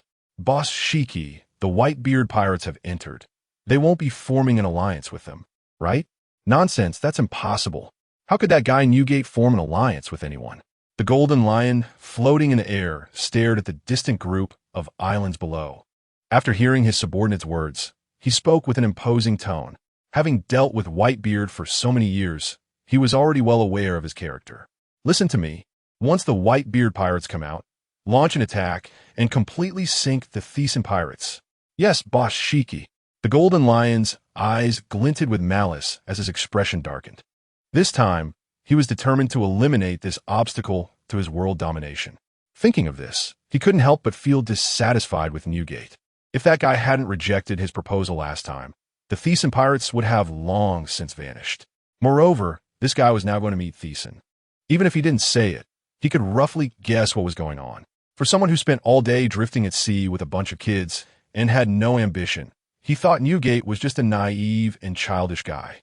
3 days later, on Bright Island, both sides had stopped fighting and started a banquet. They didn't mention the outcome of the battle, and the fight between Thiesen and Whitebeard had halted at the moment of their ultimate moves. I hope you can consider a final showdown with the Golden Lion, Whitebeard said casually while drinking, looking at Thiesen. Thiesen understood what Whitebeard meant. The reason there were so few Navy branches in the New World now was that a few of them had occupied territory. If that guy were around, the Navy's dominance over this sea would be significantly weakened. However, such reasoning couldn't stop him from raising Sky Paradise. You think too much, Newgate. Without that guy, this sea won't see any changes. It will only allow new forces to grow stronger. For example, that Kaido and Charlotte Linlin from your former pirate crew have been causing quite a stir in the sea lately. I heard that the kid named Kaido even challenged you. As time passed, Kaido and Big Mom became increasingly active at sea, especially Big Mom, who had taken control of the northeast direction outside their territory and named it Whole Cake Island. The islands were covered in sweets, and many new forces had allied with them. When I saw the islands built entirely of metal, I guess you wouldn't stop, but your dreams are really strange. If you keep this up, the world government and Navy 1T let you off. While saying this, Whitebeard remained calm. If I were afraid, I wouldn't have gone to sea to become pirate. Moreover, the world government also has things they fear. If I didn't understand this world, I wouldn't dare to openly oppose the world government. Of course, conflict with the Navy was inevitable. However, after letting the Navy understand his dominance in the New World and his strength, they would have to be wary of him, making future negotiations with the world government more promising. This was his initial thought. After all, in this world, strength determines everything. That's why he wanted to rush to bring out those clones. That's true. Although I know you can't possibly lose, you still need to be careful. That guy definitely wouldn't do anything without confidence. His strength must have grown even stronger, and many people, including the Navy, probably find his abilities quite troublesome. 2 hours later, Thiesen watched as the Whitebeard pirates left and then turned back to the villa. He felt a bit grateful for what Whitebeard had said. But if anyone knew the Golden Lion best in this world, besides the Golden Lion himself, it would be him. His float fruit was tough to deal with, especially when it came to floating islands. That was something he couldn't do himself. Although he could do it, it was artificial manipulation. But precisely because of this guy's ability, Thiesen had to fight against him. If Sky Paradise couldn't float, then why bother with the word sky? Even though he felt he wouldn't lose, Thiesen still instructed the leaders of each island to strengthen their defenses, especially in the sky, to prevent the Golden Lion from launching a surprise attack. Dozens of warships are anchored in the waters near Dressrosa Island. Admiral Zephyr and Sengoku stand at the forefront of the fleet, with Vice Admiral Garp and Crane behind them, along with nearly 30 other Vice Admirals standing ready. They hope this time will be successful. It's not easy to seize this opportunity again. Although Vice Admiral Crane speaks with certainty, her face shows no lack of worry. Crane, don't worry. This time, I'll catch that bastard Tyson. Last time he said I retreated. Garp snorts, clenching his fist tightly. In fact, no one knows Garp's true feelings about fighting Tyson. Meanwhile, Sengoku, at the front, grips his hands tightly upon hearing the discussions from behind. He is very concerned about previously losing to Tyson and constantly thinks about how they can capture him if the Navy's highest combat power is not a match. When he heard that Tyson's pirate crew would be battling the Flying Sky Pirates, he felt that the opportunity had finally come. This time, he must capture that guy. Sengoku, relax. You won't catch him like this. Zephyr glances at Sengoku, who is slightly trembling. The pressure is on, but it's not surprising if it's that guy. Sorry, I got a bit too excited. Sengoku, don't worry. Leave that guy to me. Of course, I'll let you take the credit in the end. Bastard. That's not what I meant. Ha ha. Garp's sudden interjection instantly relaxed the tense atmosphere among the surrounding Navy personnel. In the villa area, Tyson is recovering his stamina and chakra. Although he didn't sustain any significant injuries during the spar with Whitebeard, both his stamina and chakra were greatly depleted. Just as he was beginning to recover, he suddenly looked up. Not good. He then rushed out at high speed. At the same moment, Berlik in the laboratory suddenly looked up. In the castle of the commercial island, the explosion expert ship Diguolo suddenly opened his eyes. How could this be? After quickly coming to his senses, he rushed to the castle control room, looking at the anxious control staff and saying, "Activate the defenses quickly." Lord Diguolo? Yes, yes. Activating the castle defenses immediately. A staff member responsible for this area initially seemed puzzled. However, seeing the anxious expression on the head of the commercial island, he realized something was wrong. Above the commercial island, a shadow that blotted out the sun covered the entire island, and the crowd below gazed up in shock. Their eyes filled with disbelief. What is that? Are we going to die? Their expressions turned fearful, muttering to themselves. Just as they were terrified, dozens of heavy pillars rose from the entire island, and thick metal walls extended from the outer edges toward the center of the island, trying to protect the entire island. However, due to the late discovery and the extremely fast speed of the unidentified object falling from above, the defensive measures were far too slow. Even if they managed to raise the defenses, it might not withstand the giant object in the sky. Is it too late? Diguolo appeared at the top of the castle, his gaze calm, but as he looked at the panicking crowd in the castle, his hands tightened. It seemed he realized he was powerless, and his clenched fists relaxed. Just as the people in the castle thought they were doomed, they noticed that the giant object in the sky was slowing down. What's going on? Yes, yes. It's Lord Tisen. Upon realizing their lives were spared, the crowd became emotional and began to cry. Diguolo's eyes fixed below the giant object, tears welling up as he said, "That's it, Captain. Has the defense been fully activated? Hurry!" He shouted, his eyes wide with excitement. As expected of the captain, since this attack has been blocked, we must still guard against further attacks. With the disaster occurring above the commercial island, the other 5 islands raised their shields at the same time. Below the giant object falling from the sky, Thiesen exerted all his strength to hold it up. Normally, he could easily lift such small to medium-sized islands. However, he couldn't do so now and could only slow its descent. The main reason was that he hadn't fully recovered his stamina. And another reason was that the island was falling from a great height. The impact was so powerful that it was impressive he didn't let it crash down. But even if he couldn't move the island away, he could lighten its weight. Watching the defense shield below nearing completion, he knew that even if it fell, it would cause much damage. Fortunately, before this, Thiesen had asked Longzuka, Guy, and a few others to add this defensive system when building the castle. It was created through the joint efforts of several scientists, and the cost involved was beyond what others could comprehend. As the defense shield was fully activated, Thiesen released the island and darted away into the distance. Below, Diguolo, who was observing everything through a viewing device, initially thought the giant object would fall at high speed once it lost its support, but he was surprised it gently descended, which refreshed his perception of Thiesen's strength. What is going on? In the sky, after the Golden Lion dropped an island, he expected to see the scene of it being smashed to pieces below. However, it didn't meet his expectations, and he couldn't figure it out after thinking for a long time. In his mind, only his fruit ability could achieve such feats. Wait. His pupils constricted sharply as he suddenly remembered that the opponent had lifted an island a few years ago. Damn, this guy is simply infuriating. But that previous attack was just a warning. After just fighting Whitebeard, how much stamina do you have left? Ha ha ha. After a moment, all 6 islands activated their defenses. Except for specific areas that could be accessed, all other places were sealed off. Aside from a few major special personnel, combatants all gathered on the Light Island. The reason for this was to make this island the battlefield.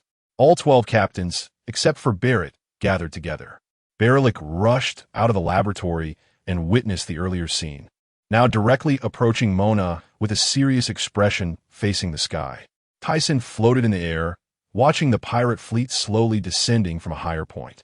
He had suspected that Shiki might attack at any moment, but he didn't expect it to happen so quickly. It seemed their intelligence was quite good. Ha ha ha, Thiesen. You didn't see this coming, did you? A golden-haired Shiki floated out from the ship, landing opposite Thiesen not far away, a cigar in his mouth. However, I was not satisfied with that last warning. As he said this, a look of regret appeared on his face. Although Thiesen felt some anger inside, he remained calm and said slowly, "Shiki, this time you won't escape here. Prepare tout." Immediately, the Golden Lion commanded dozens of pirate crews in the air to slowly descend. He widened his eyes, drawing his twin swords. "You will die, Thiesen." While drinking, his body was already moving towards Thiesen at an incredibly fast speed. Although his stamina was lacking, killing Shiki was still a piece of cake. Watching Shiki charge directly at him, he swung the 7-star sword, a red halo flickering in his eyes, as the long sword clashed with the sound of tearing air against his opponent. After the Golden Lion fleet landed, dozens of people from the pirate ships rushed out. "Kill! The Thiesen pirate group will eliminate the enemy," Mona shouted behind them. Although they had just fought with the White-Beard pirates, aside from Thiesen being somewhat exhausted, their own consumption was negligible, especially for powerful individuals like Green Pepper and Wald. Their original strength was top-notch. Although the captains of the White-Beard pirates were formidable, they were still too young and didn't require them to take things seriously, so their stamina was sufficient. Plus, with Berlik, who had royal-level strength, they didn't take the Golden Lion's attacks seriously at all. In the waters near the Thiesen pirate group's territory, the Navy saw the Golden Lion's movements and started sailing this way. However, they didn't dare to get too close to avoid being discovered. Zifa used binoculars to look towards the outer metallic wall of the paradise and questioned, "How do we cross this barrier?" In a moment, Cipher Pole personnel will open the door. We just need to be prepared. Sengoku frowned as he looked at the massive fortress ahead. Without the assistance of government personnel, it would be impossible for them to pass through this metal wall. At the same time, his perception of Thiesen's ambition escalated once more. The opponent was not only intelligent and powerful, but also adept at utilizing technological forces. This dangerous presence must be eliminated by the Navy, even at a great cost. Sengoku thought to himself. On the other side, the White-Beard pirates had been out of the paradise for half a day. When they were halfway through their journey, they felt a tremor coming from behind, so they stopped the ship. "Old man, the Golden Lion is really despicable. The Thiesen pirate group just fought us." Marco, with his punk hairstyle, said with a hint of indignation. "This guy seems to have made plans long ago. Even I was used by him." Newgate, with his long white crescent mustache, faced the direction of paradise, resting his naginata on the deck. He wasn't surprised that the Golden Lion could do such things. After spending so much time on the same ship, he knew that the Golden Lion not only looked down on the weak, but often used some despicable means to toy with them. That was why people on the same ship couldn't get along. "Old man, should we help them?" Whitey Bay said with a worried expression. Whitebeard turned to her and said, "Idiot, how could that guy possibly need my help?" He paused for a moment and continued, "However, we can block some uncertain factors. The Navy won't just sit still." The Whitebeard pirates issued orders to be fully alert to the movements of the Navy. "Yes, old man." Back on Bright Island, Thiesen slashed at the incoming earth flow lions around him, dispersing them. Then a sword aura, stretching over 100 meters, sliced through the air towards the shadow on the opposite side. Afterward, he breathed slightly heavier, and his eyes looked somewhat fatigued, after fighting for just a short while. His stamina was beginning to lag. As expected, the stamina consumed in the battle against Whitebeard was significant. It seemed he couldn't engage in a prolonged fight and needed to finish it quickly. "Thiesen, you just had a big battle with Newgate. Let me take over." A red shadow appeared beside him, filled with concern in its voice. He turned to look towards Technological Island, panting as he said, "No need. You go guard the entrance to the research room. I don't want what's inside to be discovered." His face darkened as he continued. "I want to personally capture this bastard. He is crucial for our paradise's construction." Berlik turned to Technological Island, where a large number of personnel were pouring in, including members of the world government, and then turned back to see Thiesen's determined expression. Remembering the opponent's strength, he no longer insisted. "Then be careful." Just as Thiesen felt relieved after the other party went towards the research room, he sensed Shiki attacking him from the sky once again. Slash wave. "Ha ha, what's wrong? Thiesen, has your attack power become so weak?" The golden lion effortlessly dispersed the huge, white sword aura, feeling an indescribable satisfaction. Finally able to defeat this guy. Oof. Don't get too cocky. Since you won't die so early, I'll help you. He then unleashed his full power. A massive amount of dust release attaching to the 7-star sword, with black and white violent energy crackling in the air, coupled with the haki enveloping him. Thiesen's momentum became increasingly astonishing. Feeling the seriousness of his opponent, the golden lion's expression turned grave. He had long known that this guy's abilities were troublesome.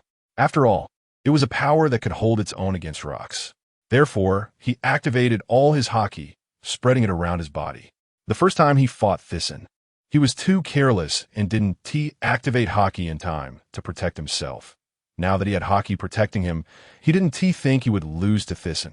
The one-sword style, original realm separation slash, the most powerful move among slashes, was unleashed from Thiesen's longsword. A violent black and white sword aura, hundreds of meters long, slashed down, changing the colors of heaven and earth, with black-red lightning spreading across the sky. The dark clouds were cut apart, and the sea was carved into a deep trench. What is this? Many people in the distant Golden Lion fleet, holding weapons, stared blankly at the bright light reflected in the sky, the dazzling halo seemingly illuminating the entire daytime. Seeing such a shocking attack, the Golden Lion momentarily lost his composure. Quickly regaining his senses, his eyes hardened as he pointed one hand towards the sky.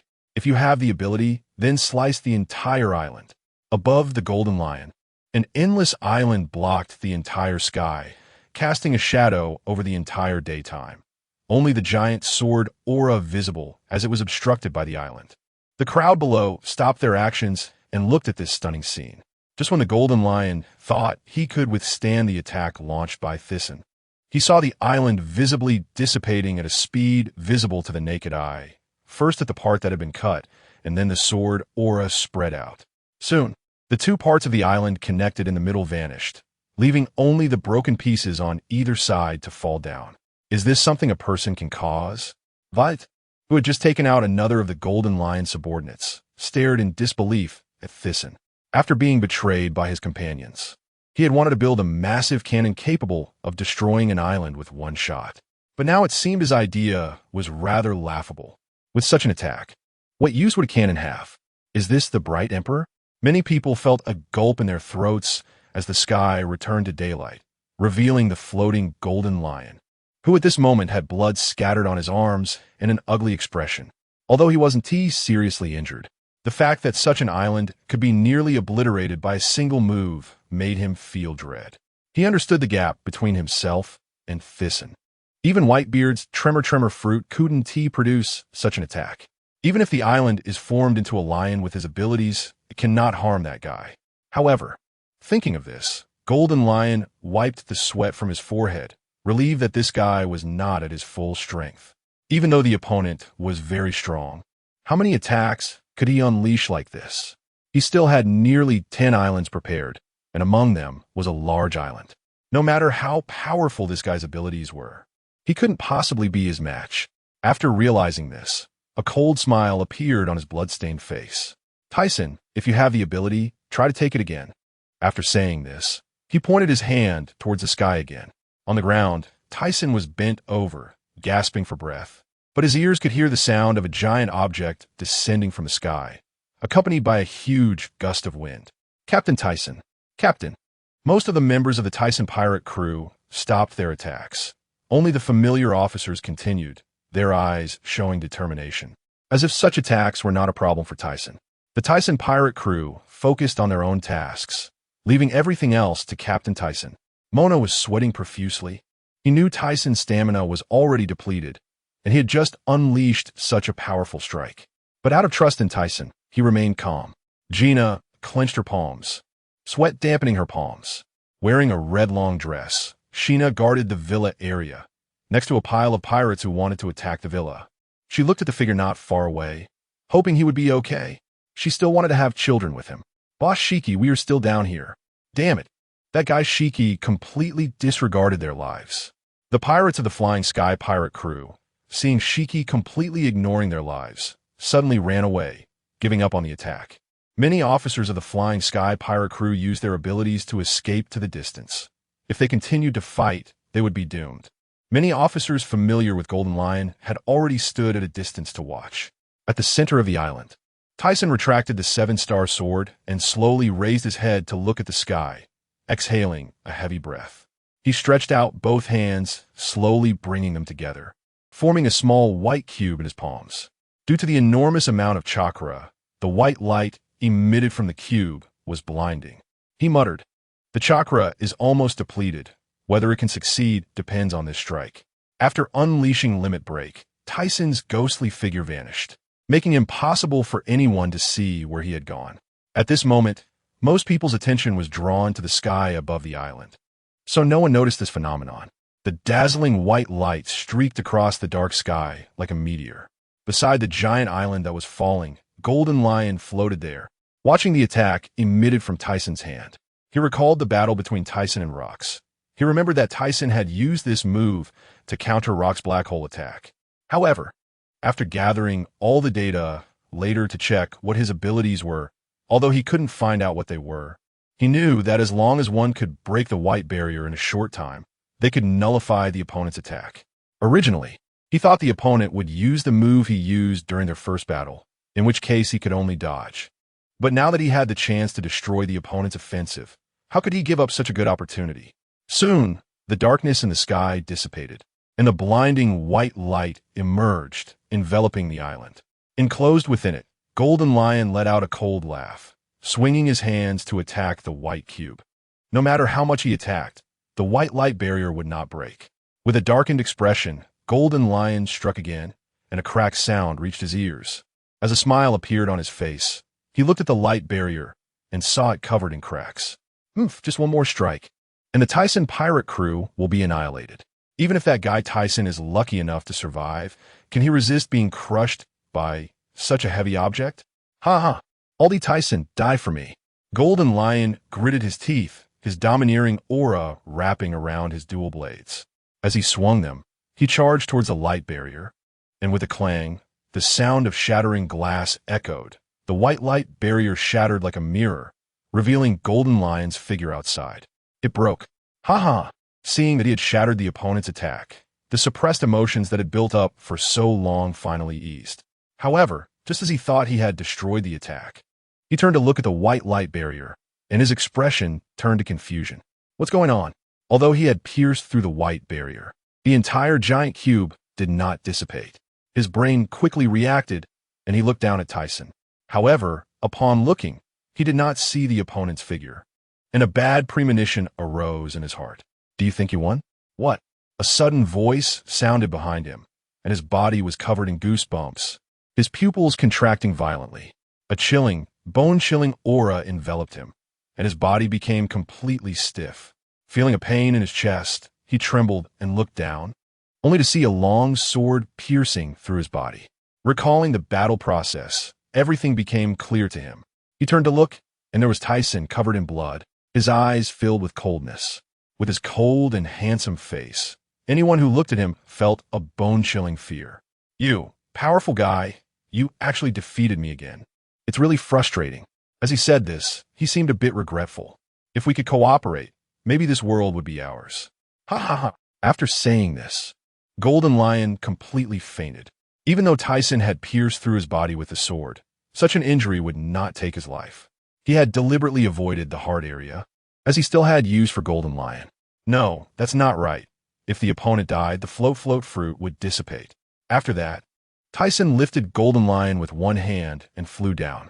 The white light barrier that had been destroyed by Golden Lion instantly restored to its original form.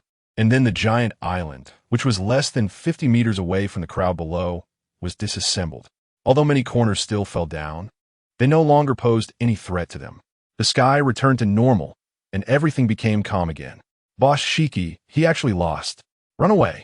Balala. Now you think of escaping. It's too late. The paradise has already closed off. You can't escape. Thiesen pirate crew crushed them all. In the villa area below, when Sheena saw Thiesen, bloodied and exhausted, she quickly stepped forward. Thiesen, are you okay? Her small face showed concern, but she was also somewhat relieved that he had not come to harm. After bringing Golden Lion into the villa area, as Tyson was about to ask Sheena to do something, he suddenly realized, not good. He suddenly remembered that if Golden Lion had fainted, what would happen if there were still islands in the sky?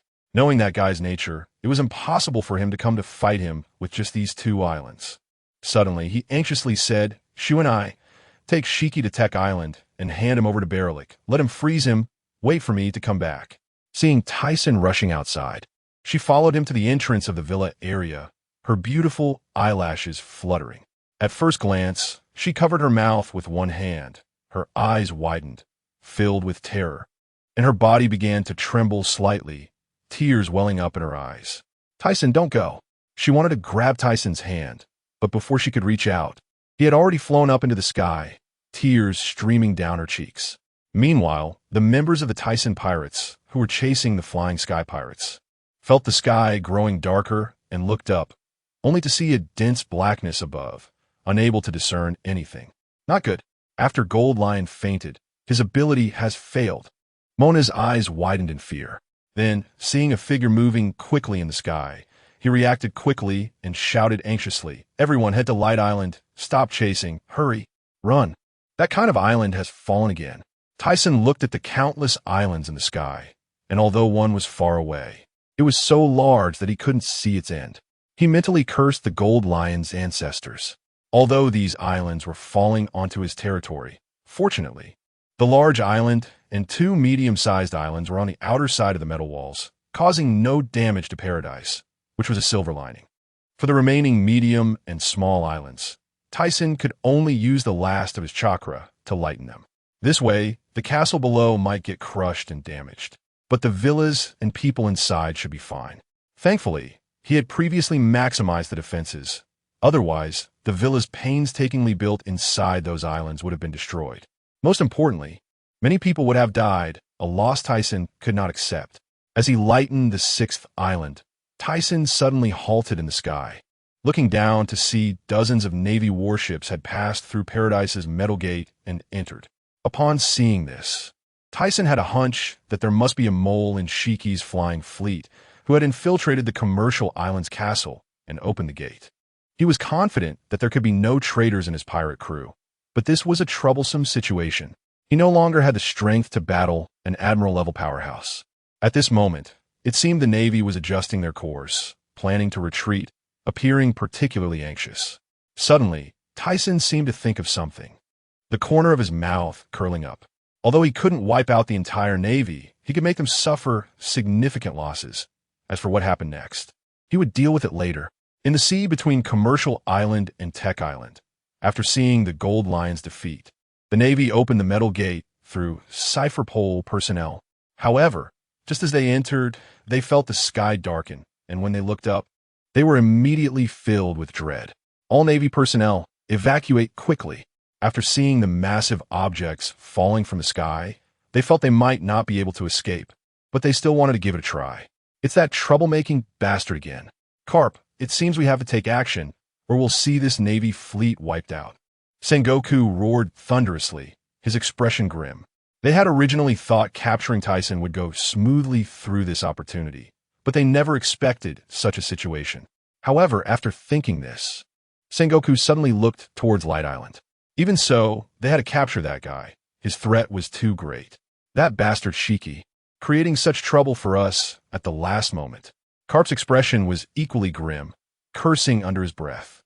Moments later, the Navy fleet had already left Paradise, sailing outward. Under the gaze of Sengoku and the others, the islands in the sky should have been descending at a steady speed. They should have had some time. But after leaving Paradise for a while, the islands in the sky suddenly accelerated, the wind driven by gravity howling against the ocean's surface, causing the Navy ships to shake violently. What's going on? Sengoku stared dumbfounded at the islands plummeting from the sky at incredible speed. Now was not the time to find out the reason. It was time to act, or it would be too late. Zephyros aura surgi. His fist wrapped in a dark armor of hockey. Carp raised his head with a serious expression. Judging by the size of the island, it should be a small island. Otherwise, they would have no way to deal with it. In the sky, after Tyson had dealt with all the islands, his chakra was almost depleted. and he could no longer even fly. Using it again would likely mean death. He had to rely on moonwalk to return to Light Island. After lightening the islands above Paradise, he made a large island and two medium-sized islands descend heavily. Although only one small island landed on the Navy's heads, it was enough to give them a hard time. Now, the most important thing was to quickly return and recover his chakra and strength. Thinking of this, Thiesen grew worried. After the battle just now, his pirate crew had strong members like Qingjiao, Wald, Mona, Jerry, and Barrett. However, except for Barrett, the stamina of the others had been almost exhausted. Meanwhile, Baralik was guarding above Tech Island. Through a casual probe earlier, he discovered not only Shiki's people had headed that way, but even the world government had dispatched a large number of CP agents, seemingly intentionally heading for that place. After realizing this, he knew that the news of the tech research facility had been exposed. However, they surely had no idea what was being researched inside, which was why they came to investigate. Now he didn't even know where Barrett was.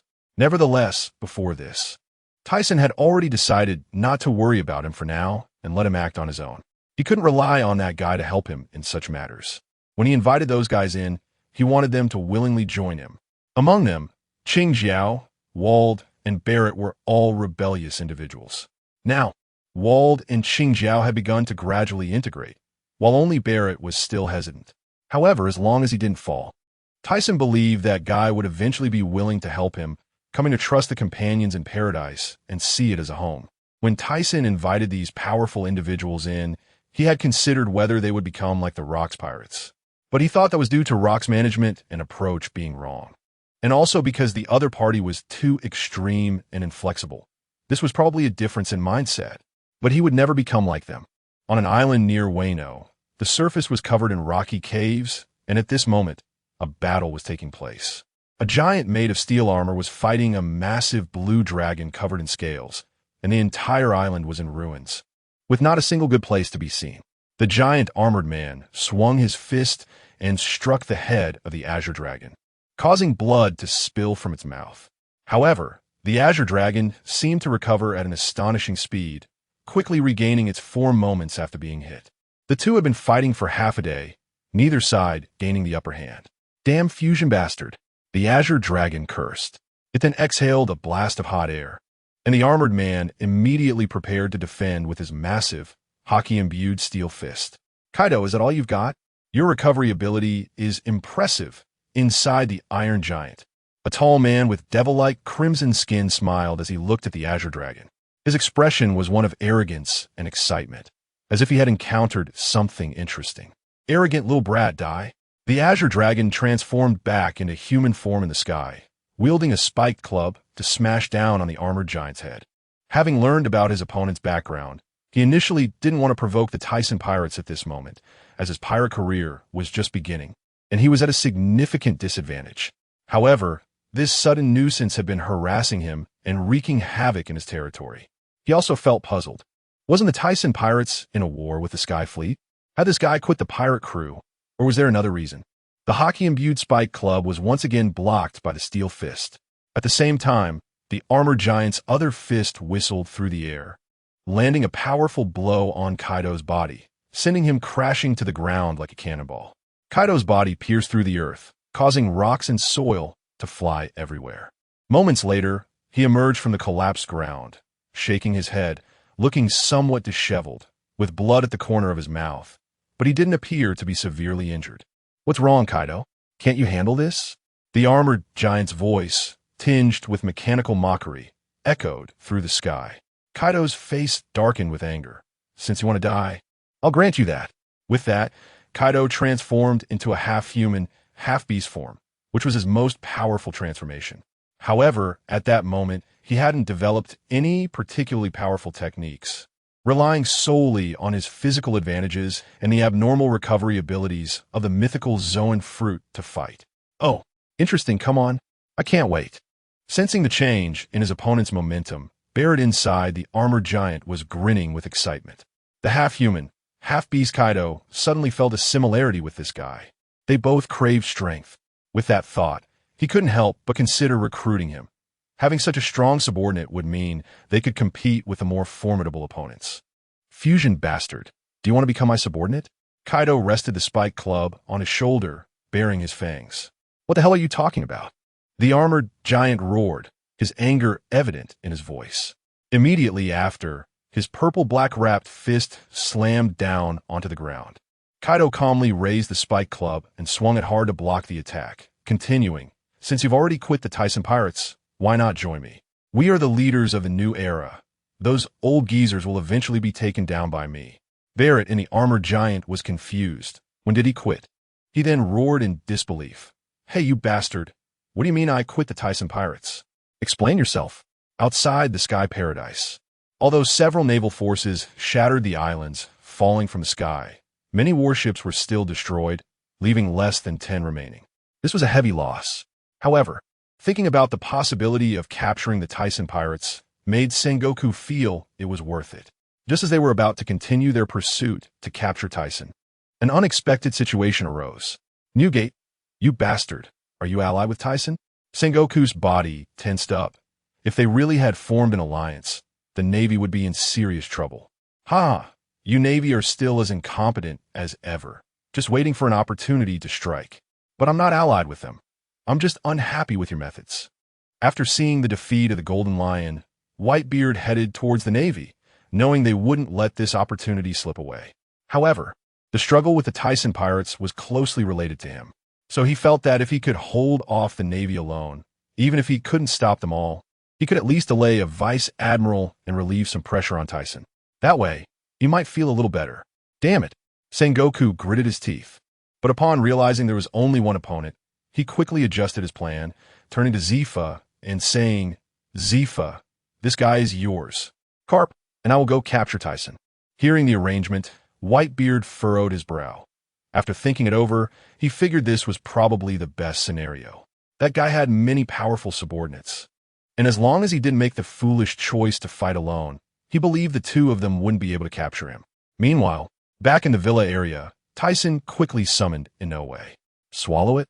Hearing the command, Inoue looked stunned at first, but seeing Thiesen's serious expression, which didn't seem like a joke, he chose to obey. Beside them, Yakina had grown accustomed to it.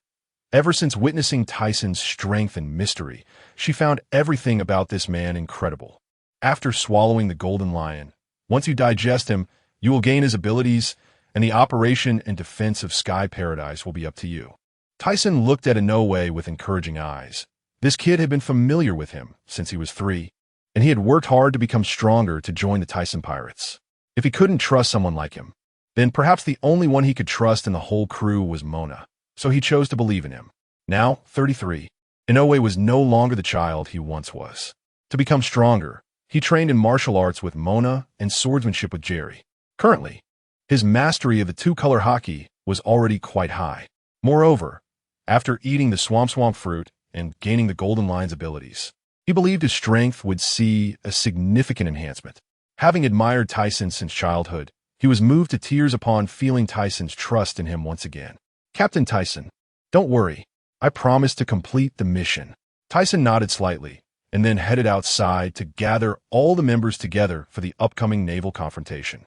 Meanwhile, the remnants of the Sky Pirates were unable to clean up. Many had already escaped through the door opened by government personnel. Watching nearly 10 warships approaching them, he sensed Whitebeard's movements and realized he owed him a huge favor. However, coming with Sengoku and Carp were also Vice Admiral Tsuru and nearly 20 other Vice Admirals. But the key players were Sengoku and Carp, so the rest were not a concern. His companions were strong enough to cope, but they were currently low on stamina, making it difficult to fight for long periods. On Tech Island, whoosh, a sword aura swept across, accompanied by splashes of blood, as groups of men in black suits were sent flying. Annoying pests. Baloric's face was filled with anger. These world government agents seemed to be recklessly trying to rush into the laboratory. However, that wasn't the main concern.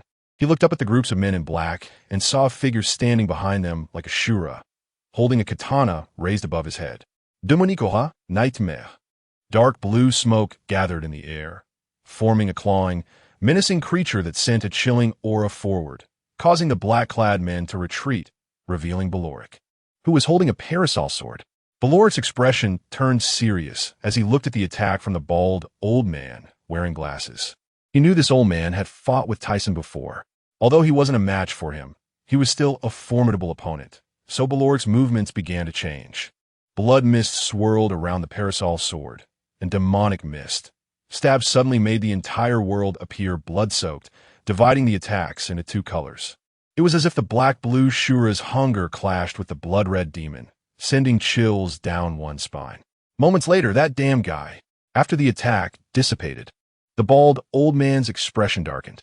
Originally, the plan was for the Navy to capture the Thiesen pirates while they infiltrated the enemy's tech lab to investigate.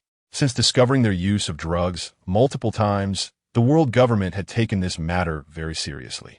They believed such things should not be allowed to exist in the open. If allowed to develop for too long, it could lead to irreversible consequences. But he never expected the enemy to take it so seriously. The dogs of the world government only know how to engage in petty schemes. But with me here, even the highest decision-makers of the world government cannot break in. With that thought, Baloric began to worry about Thiesen's situation. Meanwhile, Thiesen, who had been waiting for the Navy to arrive above Bright Island, also noticed the situation on Tech Island. He knew things were not looking good for Baloric. Those CP agents were rushing towards Tech Island like madmen. Although this guy was powerful, one sword could take down a group, he was still outnumbered. And the CP at this moment was not as useless as they would be later. Plus, that damn bald old man. He should have cut his throat with one sword back then. But considering his own plans at the time, he refrained from acting. And doing such a thing back then would have likely driven the world government mad. So, to end this fight, he would have to seriously injure either Sengoku or Carp. However, given his current state, that was simply unrealistic. Therefore, the only option now was to stall. Even if he got injured, it wouldn't be a big deal. Don't forget, they still had their final trump card. Thiesen, you can't escape this time. Surrender. Sengoku and Carp jumped off the ship, tossing aside their outer coats to reveal their black suits, clenching their fists as the other officers behind them prepared themselves. Seeing their confident demeanor, Thiesen raised an eyebrow. Feeling a bit troubled, he was already struggling to deal with one, let alone two. Thiesen, I'll handle Sengoku with Wald, and you take care of the other one. Green Pepper stepped forward. Although they were low on stamina, the two of them together would be hard for the opponent to handle. He turned to look at the two, and seeing that they hadn't given up in this situation showed their strong will. He smiled and said, then you two be careful. I'll try to deal with this guy as quickly as possible. Wald and Green Pepper then charged at Sengoku. They both understood what Thiesen had said earlier. After fighting Whitebeard and Gold Lion consecutively, they were exhausted, not just in stamina, but also mentally. So they had previously agreed to use their full strength from the start, defeating Sengoku before assisting Thiesen. Watching the two engage in battle with Sengoku, Thiesen turned to Carp, who had a serious expression. Thiesen, although this feels a bit underhanded, I don't care what others say if I can eliminate a threat as significant as you. La la la la la. That depends on whether you have the capability. Seeing Carp's confident demeanor, Thiesen appeared indifferent, but inside he regarded this man as a formidable enemy. He could sense a beast-like ferocity emanating from Carp. He moved. Carp's gaze sharpened, and then he swung his fist, the size of a sandbag, towards Thiesen, accompanied by the sound of tearing wind. At this moment, Thiesen certainly wouldn't choose to clash head-on. Instead, he used Kinbunchaku and his sensory abilities to perceive the opponent's movements and intentions. Although his chakra was depleted, he still had some stamina left, which he could use to buy time. Once his chakra recovered, he believed he would still be the victor. That damn guy. The more Carp fought, the more frustrated he felt, inwardly complaining that Thiesen's Kinbunchaku was simply too abnormal, providing 360 surveillance and prediction, understanding Carp's thoughts clearly, let alone hitting him. In fact, all of this was thanks to Thiesen's chakra sensing ability. Even though Carp's Kinbunchaku was impressive, it was impossible to evade all of Carp's attacks given his immense strength. The recovery speed of chakra was very slow. After lightning and weighing down the islands in the sky, it had only recovered a little bit by now. He could only manage to lighten and weigh down his body, and to cast his Doton Jutsu, he would need at least 3 more days. 2 days later, Thiesen finally managed to use a bit of Doton on his sword. However, by this time, his stamina was almost depleted, and he could only rely on chakra to sustain himself. Additionally, his mind was extremely fatigued. It was the first time he had fought continuously for such a long time, and even he couldn't endure it. Seeing Tiesen's poor condition, others wanted to help him, but they were desperately blocked by those vice admirals. Over 20 vice admirals were no joke. Gina, who was fighting against Vice Admiral Crane, had a pale face. She had initially been facing him alone, and if it weren't for Camille coming to assist her, she might have been defeated long ago. The main issue was that this woman's abilities were too disgusting, and her haki was no less than hers. At the same time, she glanced over at Thiesen, her pale face revealing concern. Not far away, Mona first defeated one vice admiral, but when facing another, he was already running on empty. He could only hold off the opponent now, turning his face toward Thiesen with an anxious look in his eyes. Aside from being pushed to the brink by enemies in his early years, this was the first time he had seen his boss's true strength, and he realized that if there were no turning points this time, it could really be dangerous. After dodging Karp's attack, Thiesen panted heavily, his eyes filled with fatigue. He could have easily evaded such attacks before, but now, even if he was aware of the trajectory, his body couldn't react in time. "Careful," a sharp voice called out. After hearing that familiar voice, Thiesen, who was about to dodge Karp's attack, suddenly felt a chill run down his spine as he sensed a hand reaching for him from behind. He realized something was wrong, especially with Karp throwing a punch at him from the front. It seemed that this time, he was going to be done for. Damn bastard. Watching Crane charge at Thiesen, Gina felt a mix of anger and embarrassment. Then, she placed her hands on the ground, and instantly, the entire surface transformed into a bubble sea, enveloping Thiesen in midair. That wasn't all. Nearby, Jamie also used a slow light beam directed at Karp. Karp, attacking Thiesen, paid no heed to the bubbles or the slow light. With his entire body wrapped in a dark black armament color, he delivered a heavy punch to Tyson's face and then used Moonwalk to quickly ascend into the sky. Crane, who was reaching for Thiesen from behind, saw Thiesen surrounded by bubbles and boldly attempted to touch them. Under the cleansing ability of the Wash fruit, a figure emerged, spitting blood. Captain Thiesen, Captain Thiesen. The other crew members and officers immediately stopped to look at the scene, wanting to rush over. But the Navy nearby wouldn't give them that chance. Stop looking. You have no chance to help. If you want to leave someone dead in my hands, feel free to try. The expressions of Qing Jiao and Wald, who were fighting alongside Sengoku, turned grim as they occasionally glanced over. Just as Crane was about to continue touching Thiesen, she suddenly felt a shadow flash by. What? Her beautiful face turned terrified, and then she felt a sharp pain in her stomach, causing her to spit blood that smeared her makeup and stained her white collar. Following that, her body bent over and flew backward. Who is it? The sudden turn of events shocked many. Whoever it is, at least the captain is saved. Crane. Which bastard is it? Karp, in the sky, unleashed his thunderous rage as he saw Crane being sent flying. He quickly stepped on the air and reached out his hands to catch her. Looking at her injuries, Karp gasped. He could tell that 3 or 4 of Crane's ribs were broken. The person who could inflict such heavy damage with a single blow was definitely not a nameless fighter. However, all the members of Tyson's pirate crew were engaged in their own battles. Where did this expert come from? Thinking of this, he couldn't help but gaze toward the center of the bubble sea. On the other side, seeing Crane being knocked back by a figure, Gina quickly retracted the bubbles. In the center area, Thiesen was kneeling on the ground, both hands braced against the surface, the 7-star sword lying not far from him. Standing beside him was a tall figure with skin as red as a devil, looking expressionless at Thiesen on the ground. Though the rising and falling of his chest revealed his current unease and anxiety. Breathing heavily, Thiesen slightly raised his head, revealing a face splattered with blood. And then he grinned, showing a row of blood-red teeth. "You're here, Barrett." After hesitating for a long time, Barrett extended a hand to help him up and asked in a questioning tone, "Why didn't you notify me?" Thiesen sheathed his sword and turned to look at him with a normal expression. "Before you fully accept this big family, I cannot command you. I will respect any decision you want to make. I want to force you." "Thiesen, are you okay?" Snowy and Gina rushed over, their faces filled with concern as they began checking him over, pushing Barrett aside. After confirming there were no injuries, they finally breathed a sigh of relief. I'm fine. After being pulled away from Barrett, Thiesen turned and said, "You should go rest. I'll handle the upcoming battle." After saying this, Barrett turned his head, his expression very unnatural, while internally reflecting on Tyson's earlier words.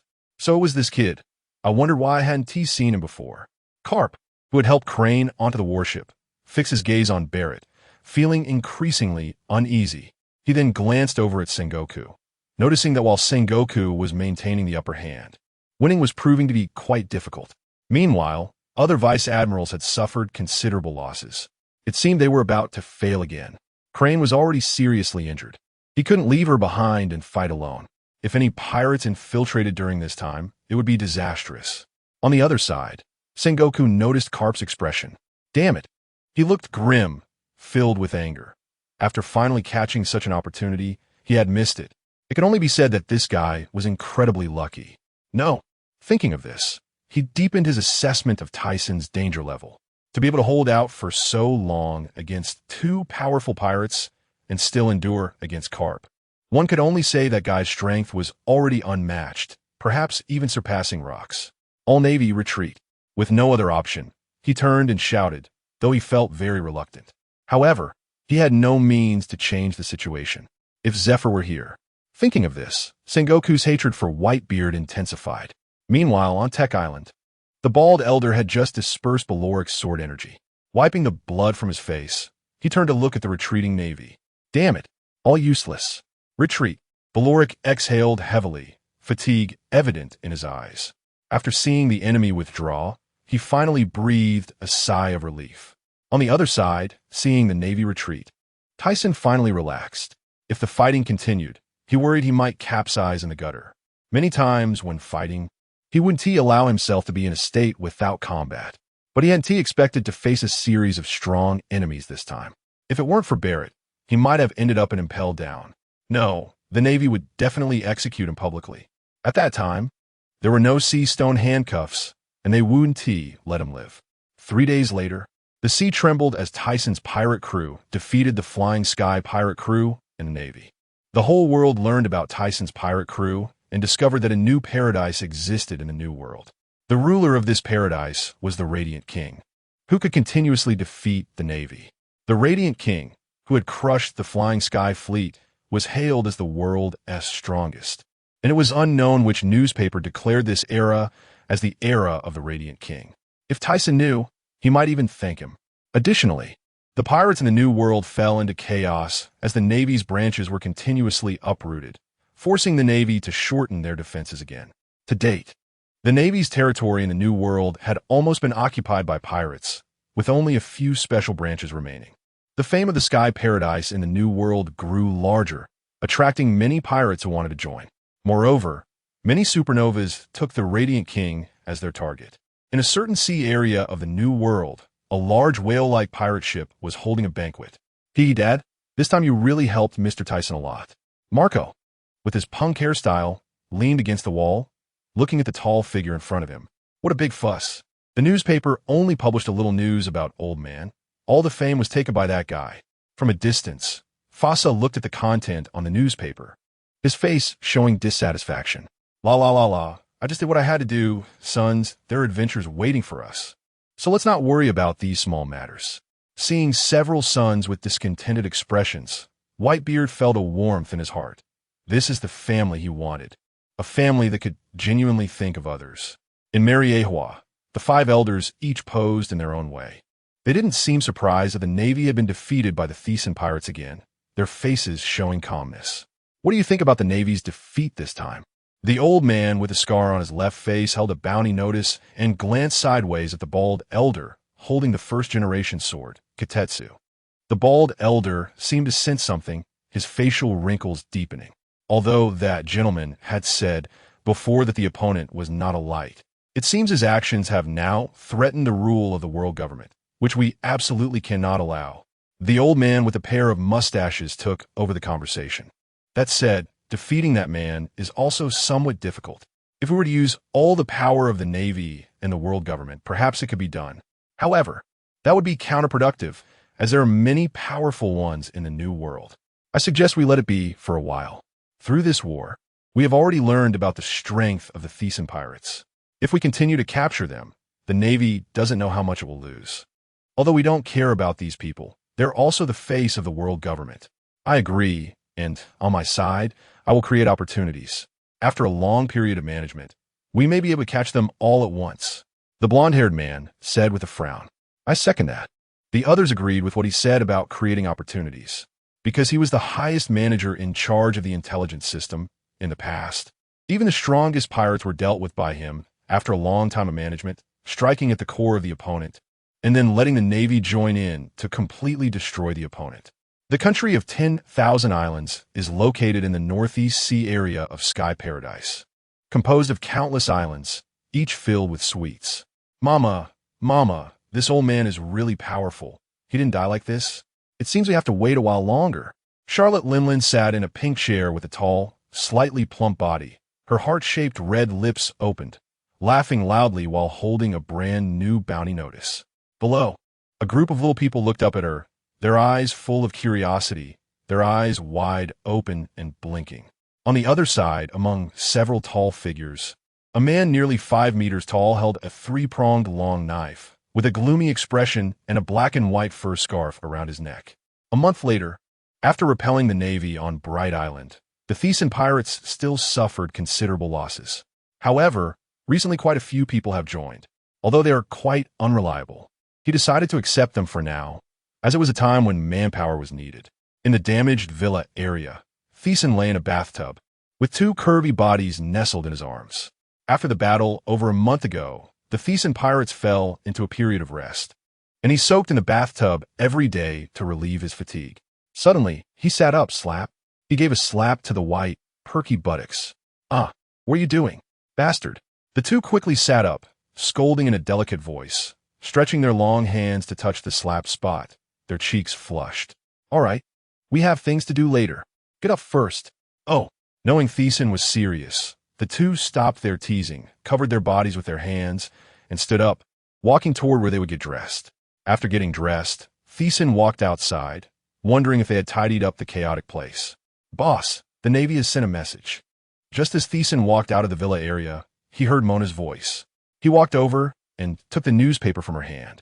Seeing the headline that Red Navy Supernova Monster Duo graduates smoothly from Naval Academy, will lead Navy to strike pirates.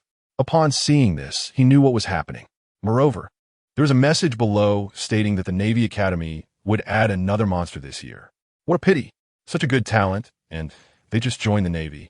These 2 graduating brats even boasted during the commissioning ceremony that they would catch us. La. This is interesting. Let them come. Mona, call them all over. It's time to witness the rise of Sky Paradise. After speaking to Mona, Thiesen soared into the air, looking at the entire paradise and sensing it.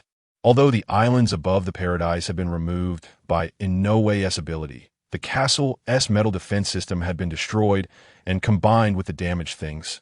It could be said that there were considerable losses with no benefits at all. Originally wanting to find the lair of the Golden Lion, who knew that his lair was in the air above a certain sea area in the New World.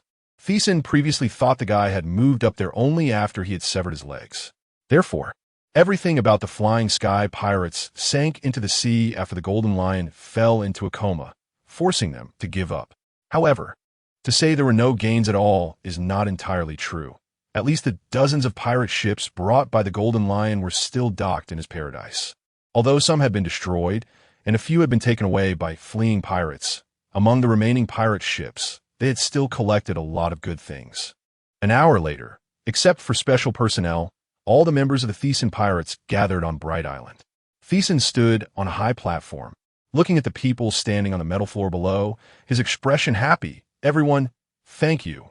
In the previous battle, because of your desperate resistance against the enemy, the entire Sky Paradise is about to rise.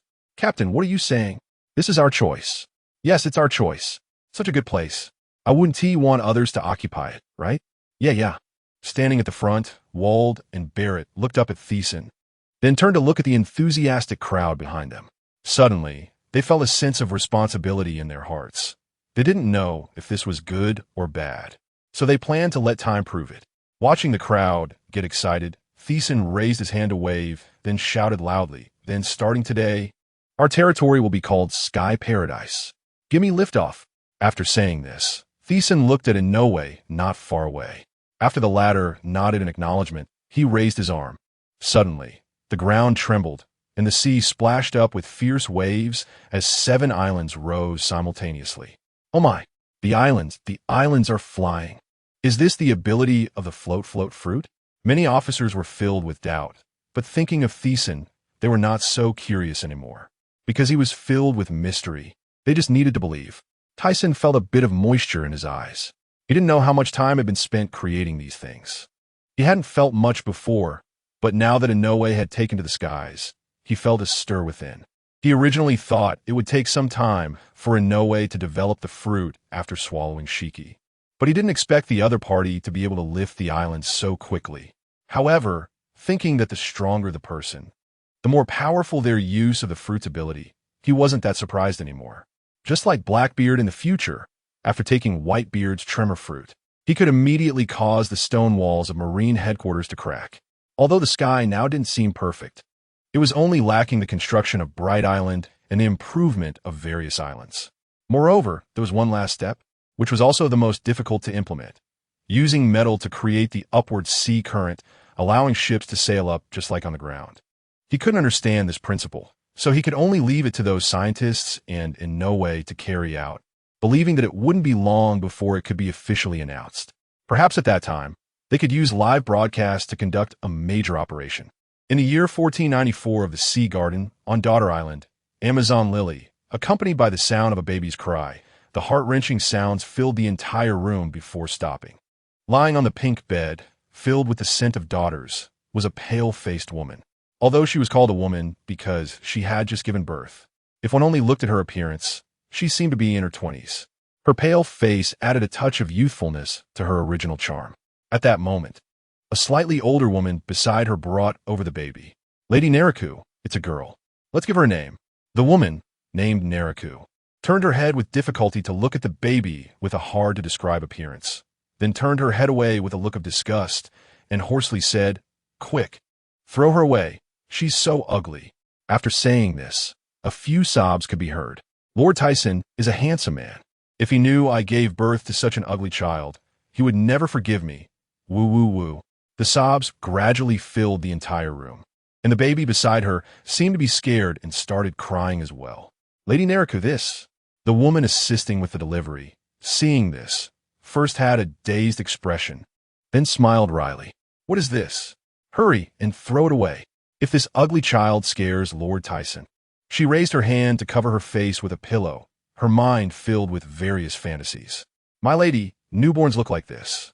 They will definitely grow up to be as beautiful as you," the middle-aged woman explained earnestly. "Really?" The hands that were squashing the pillow froze, and a voice came from inside. "Really, my lady? Why don't you try raising her for 2 years?" The woman stretched her neck like a giraffe, tried to persuade her. After saying this, Naraku finally lifted the pillow, revealing a pair of charming eyes, and then glanced to the side. "Well, let's raise her for now." In the villa area of Bright Island in the New World, a sneeze filled the entire room. Tisen rubbed his nose and wondered, "What's going on? Why am I sneezing all of a sudden? Am I getting sick?" No, he had never been sick since he was a child. After going to Daughter Island 2 years ago, he had stayed there for a year before returning. He initially wanted to bring Naraku back with him, but who knew the current emperor of the Daughter Kingdom had died, and Naraku had to stay. From what he understood, Naraku didn't want to trouble him. Plus, he had promised to wait until the construction was completed before bringing her over. Although the island had risen, Bright Island was still not built. Thinking of this, Tisen sat up from the bed. "Shuenai, how's the Jean fruit? Any news?" In front of the dressing table, a fair and beautiful woman wiped her red lips and casually replied, "Not yet, but as soon as it appears, it won't escape my sight." "Really? Then I can only wait." Since Tisen thought of building the amusement park, he had been paying attention to this fruit, but now there was still no news, and he felt a bit overwhelmed. Did he really have to wait until that celestial dragon's brat brought it out for auction? If so, it will be many years. However, there was nothing he could do. Some fruits might not have been discovered in certain places, and he didn't have the ability to investigate everywhere. Moreover, the devil fruits had their own will, and they would appear when it was time, so he wasn't too anxious. Just then, the transponder snail suddenly rang. "Hello, Mona. What's the matter?" "Boss, Mr. Roger wants to visit you." "Should I let them in?" "Roger? Oh, then please bring them over."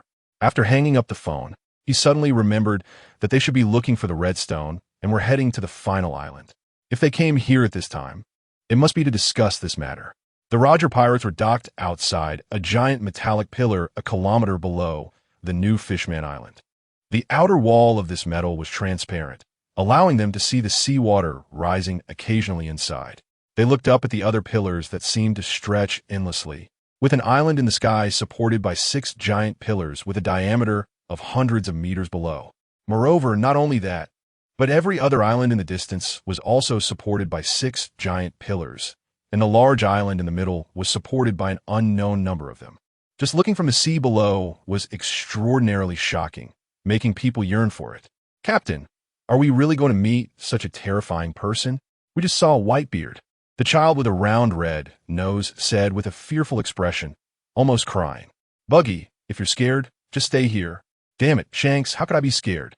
Looking at the red-haired child, smiling and glancing at him sideways, he immediately started to act fierce. "Red Taro, don't worry. Thiesen Taro is not a bad person." A man with a large circular flat surface on his head said beside him. "Here they come."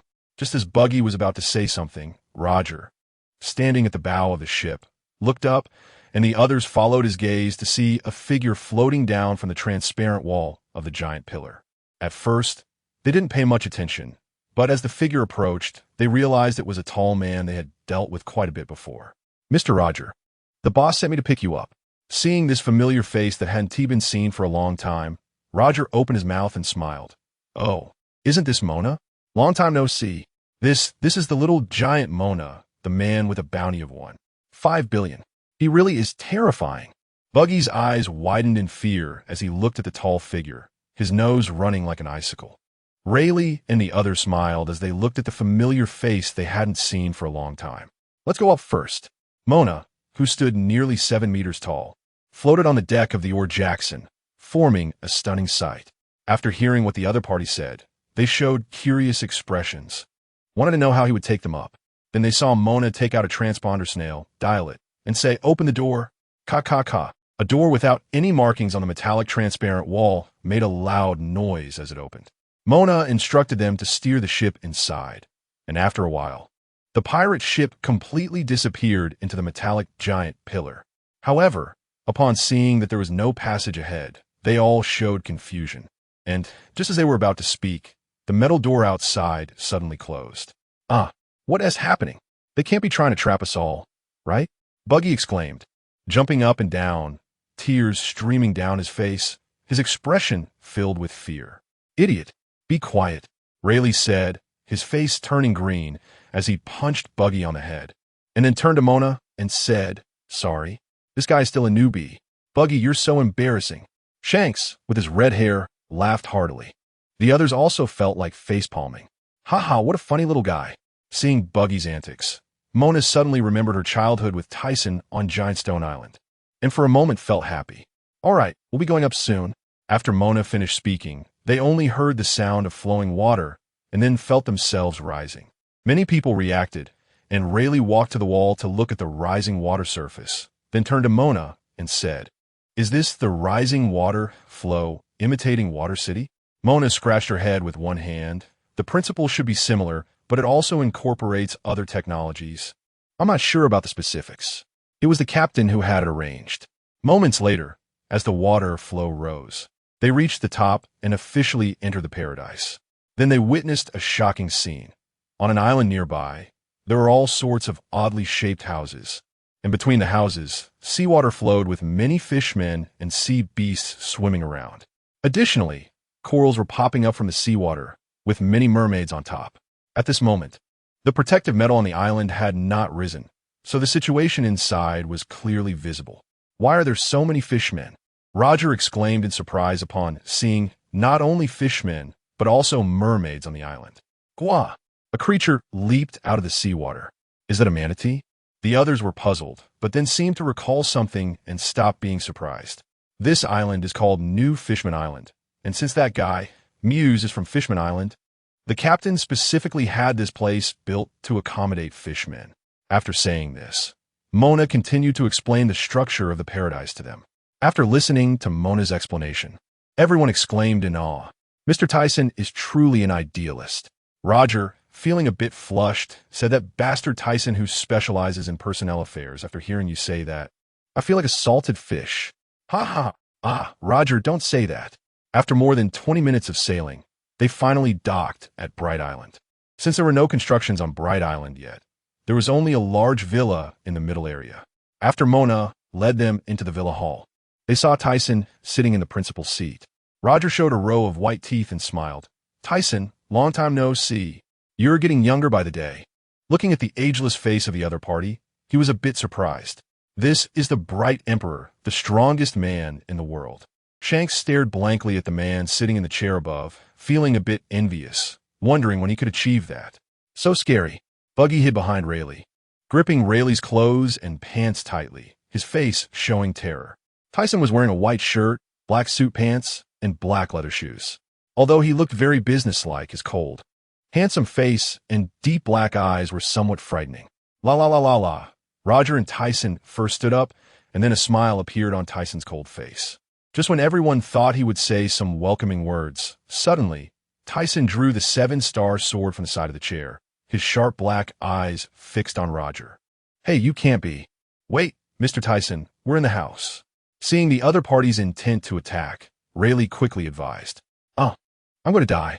Buggy, terrified, lunged at Shanks, clutching his neck with both hands and wrapping his legs around his waist, tears flying. Wait, Buggy. I can't breathe.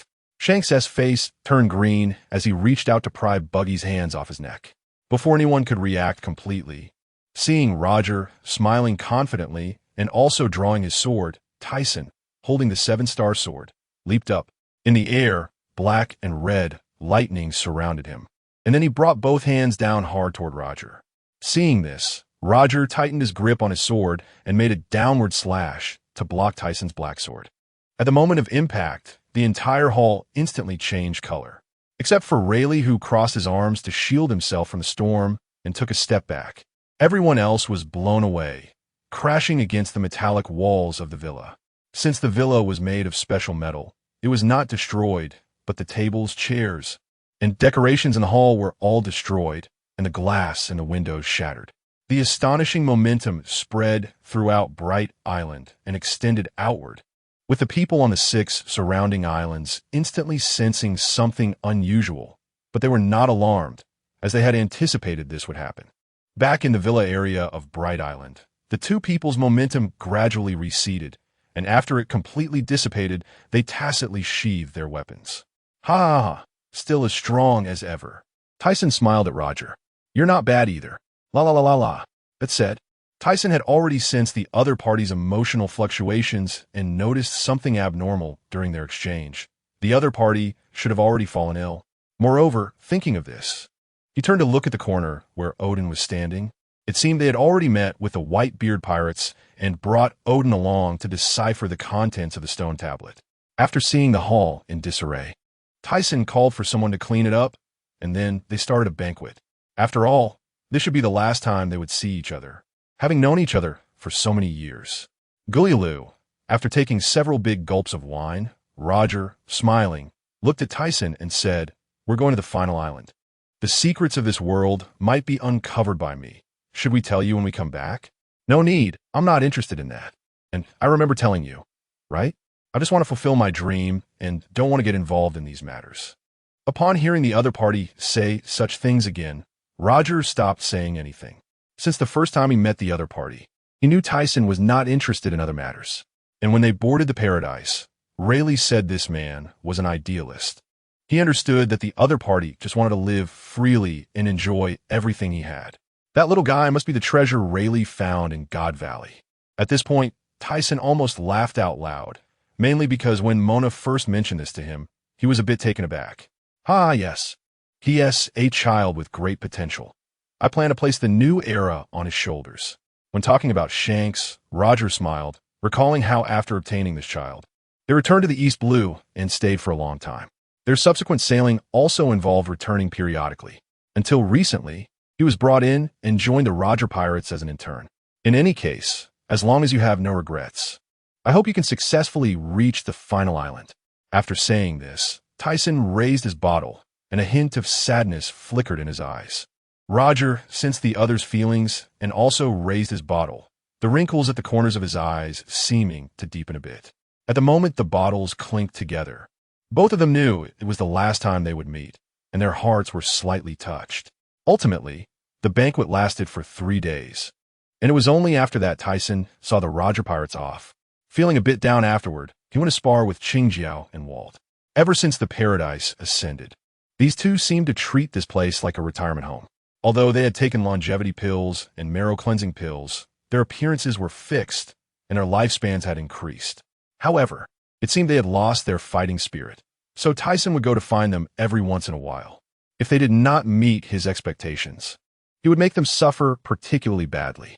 Thus, after their example, the other cadres of the Thiesen pirates dared not waste their time, striving to improve themselves. Even if they could not become stronger, they had to maintain their existing strength.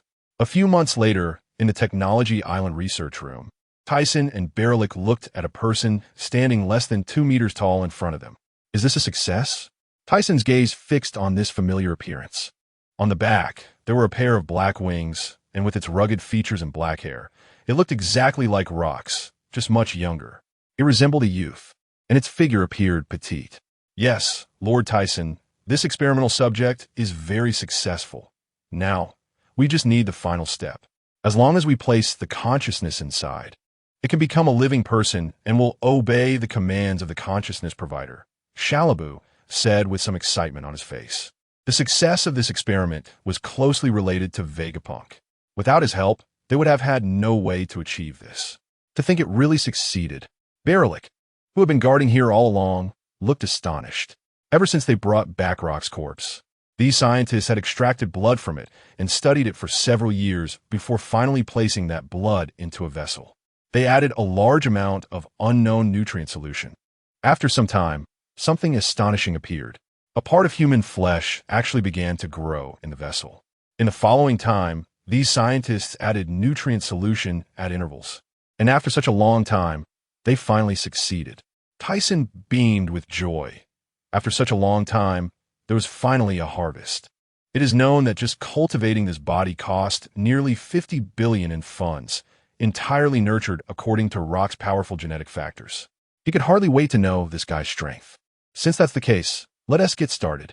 Immediately, Shalabu slowly pressed a series of buttons, and a chamber resembling a time machine opened. Lord Thiesen, please step inside and do not resist.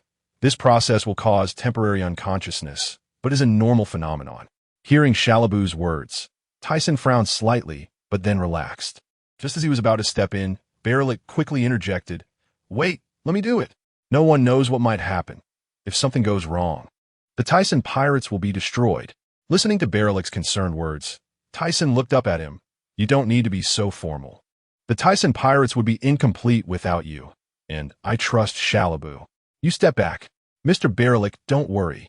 There won't be any danger," Shalabu said with a smile, jokingly. After all, he was their benefactor.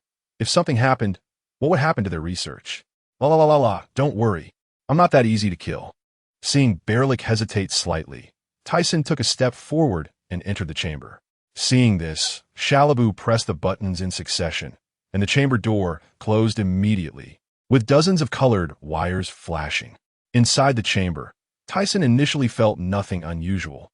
However, after a while, he felt his consciousness gradually fading, as if something was squeezing it out, which was extremely uncomfortable. Yet this feeling came slowly but left quickly. In an instant, he felt darkness before his eyes. Half a day later, in a room of the research facility, Thiesen slowly opened his eyes. What greeted him was the sight of silver metallic walls. "You're awake." Berlik, noticing the movement, stood up and reached out a hand to help him up. "Are you okay?" "I'm fine, just a bit dizzy." Thiesen supported himself with his hands and slowly sat up. Then, as if realizing something, he quickly looked up and asked, "How did it go?" "Did it succeed?" You can see for yourself." I've tried it, and it's quite astonishing, Baralik said with a smile, as if he had discovered something interesting. Moments later, in Shalabu's research room. Damn the world government, just wait. How dare they do such a thing? Damn them. You better be prepared. Lord Tisen, I will definitely eliminate the world government. Tyson looked at the rock's clone in front of him, feeling a bit bewildered. The clone had an expression of deep hatred, leaving him puzzled. Shalabu, what's going on? What has merged with the clone is actually just a part of Lord Tysen's emotion. We copied a portion of your consciousness from your early years.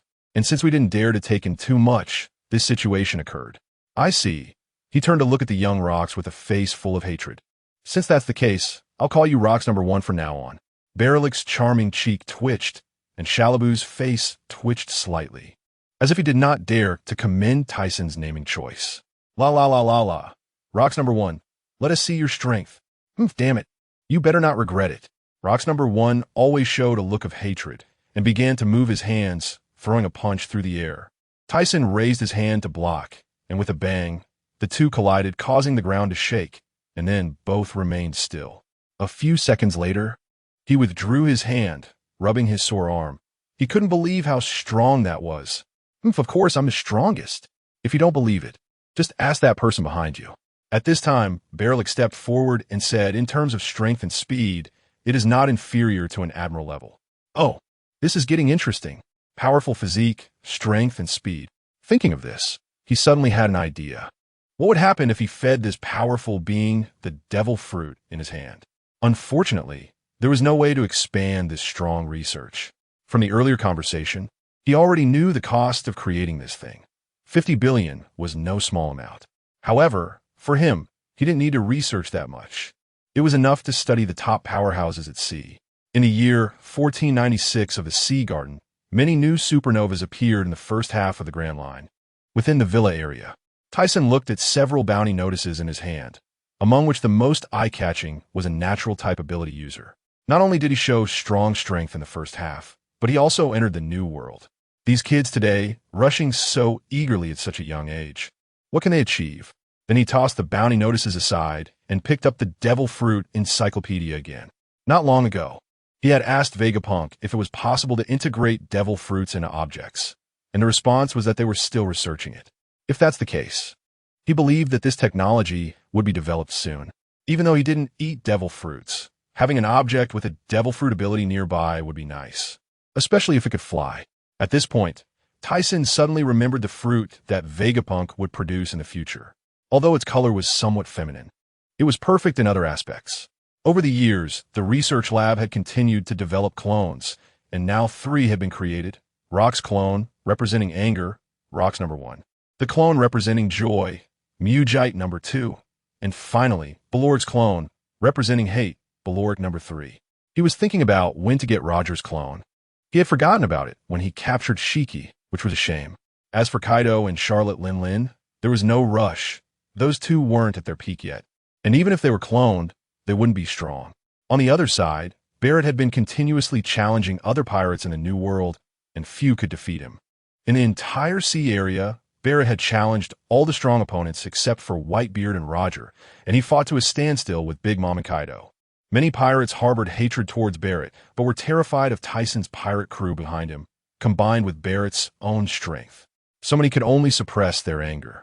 In the front sea area of the New World, a pirate ship was sailing on the surface, with a figure standing at the bow, dressed in a black coat, resembling a mafia figure from the underground world. At that moment, the figure suddenly looked into the water. A submarine emerged from the nearby surface, causing his pirate ship to sway backward, and then the hatch opened, revealing a man with red skin and golden hair. You are the strongest newcomer recently, Sir Crocodile? The golden-haired man asked with an interested expression. Crocodile first looked at him expressionlessly, feeling that this person seemed familiar, and suddenly his eyes widened as if he remembered something.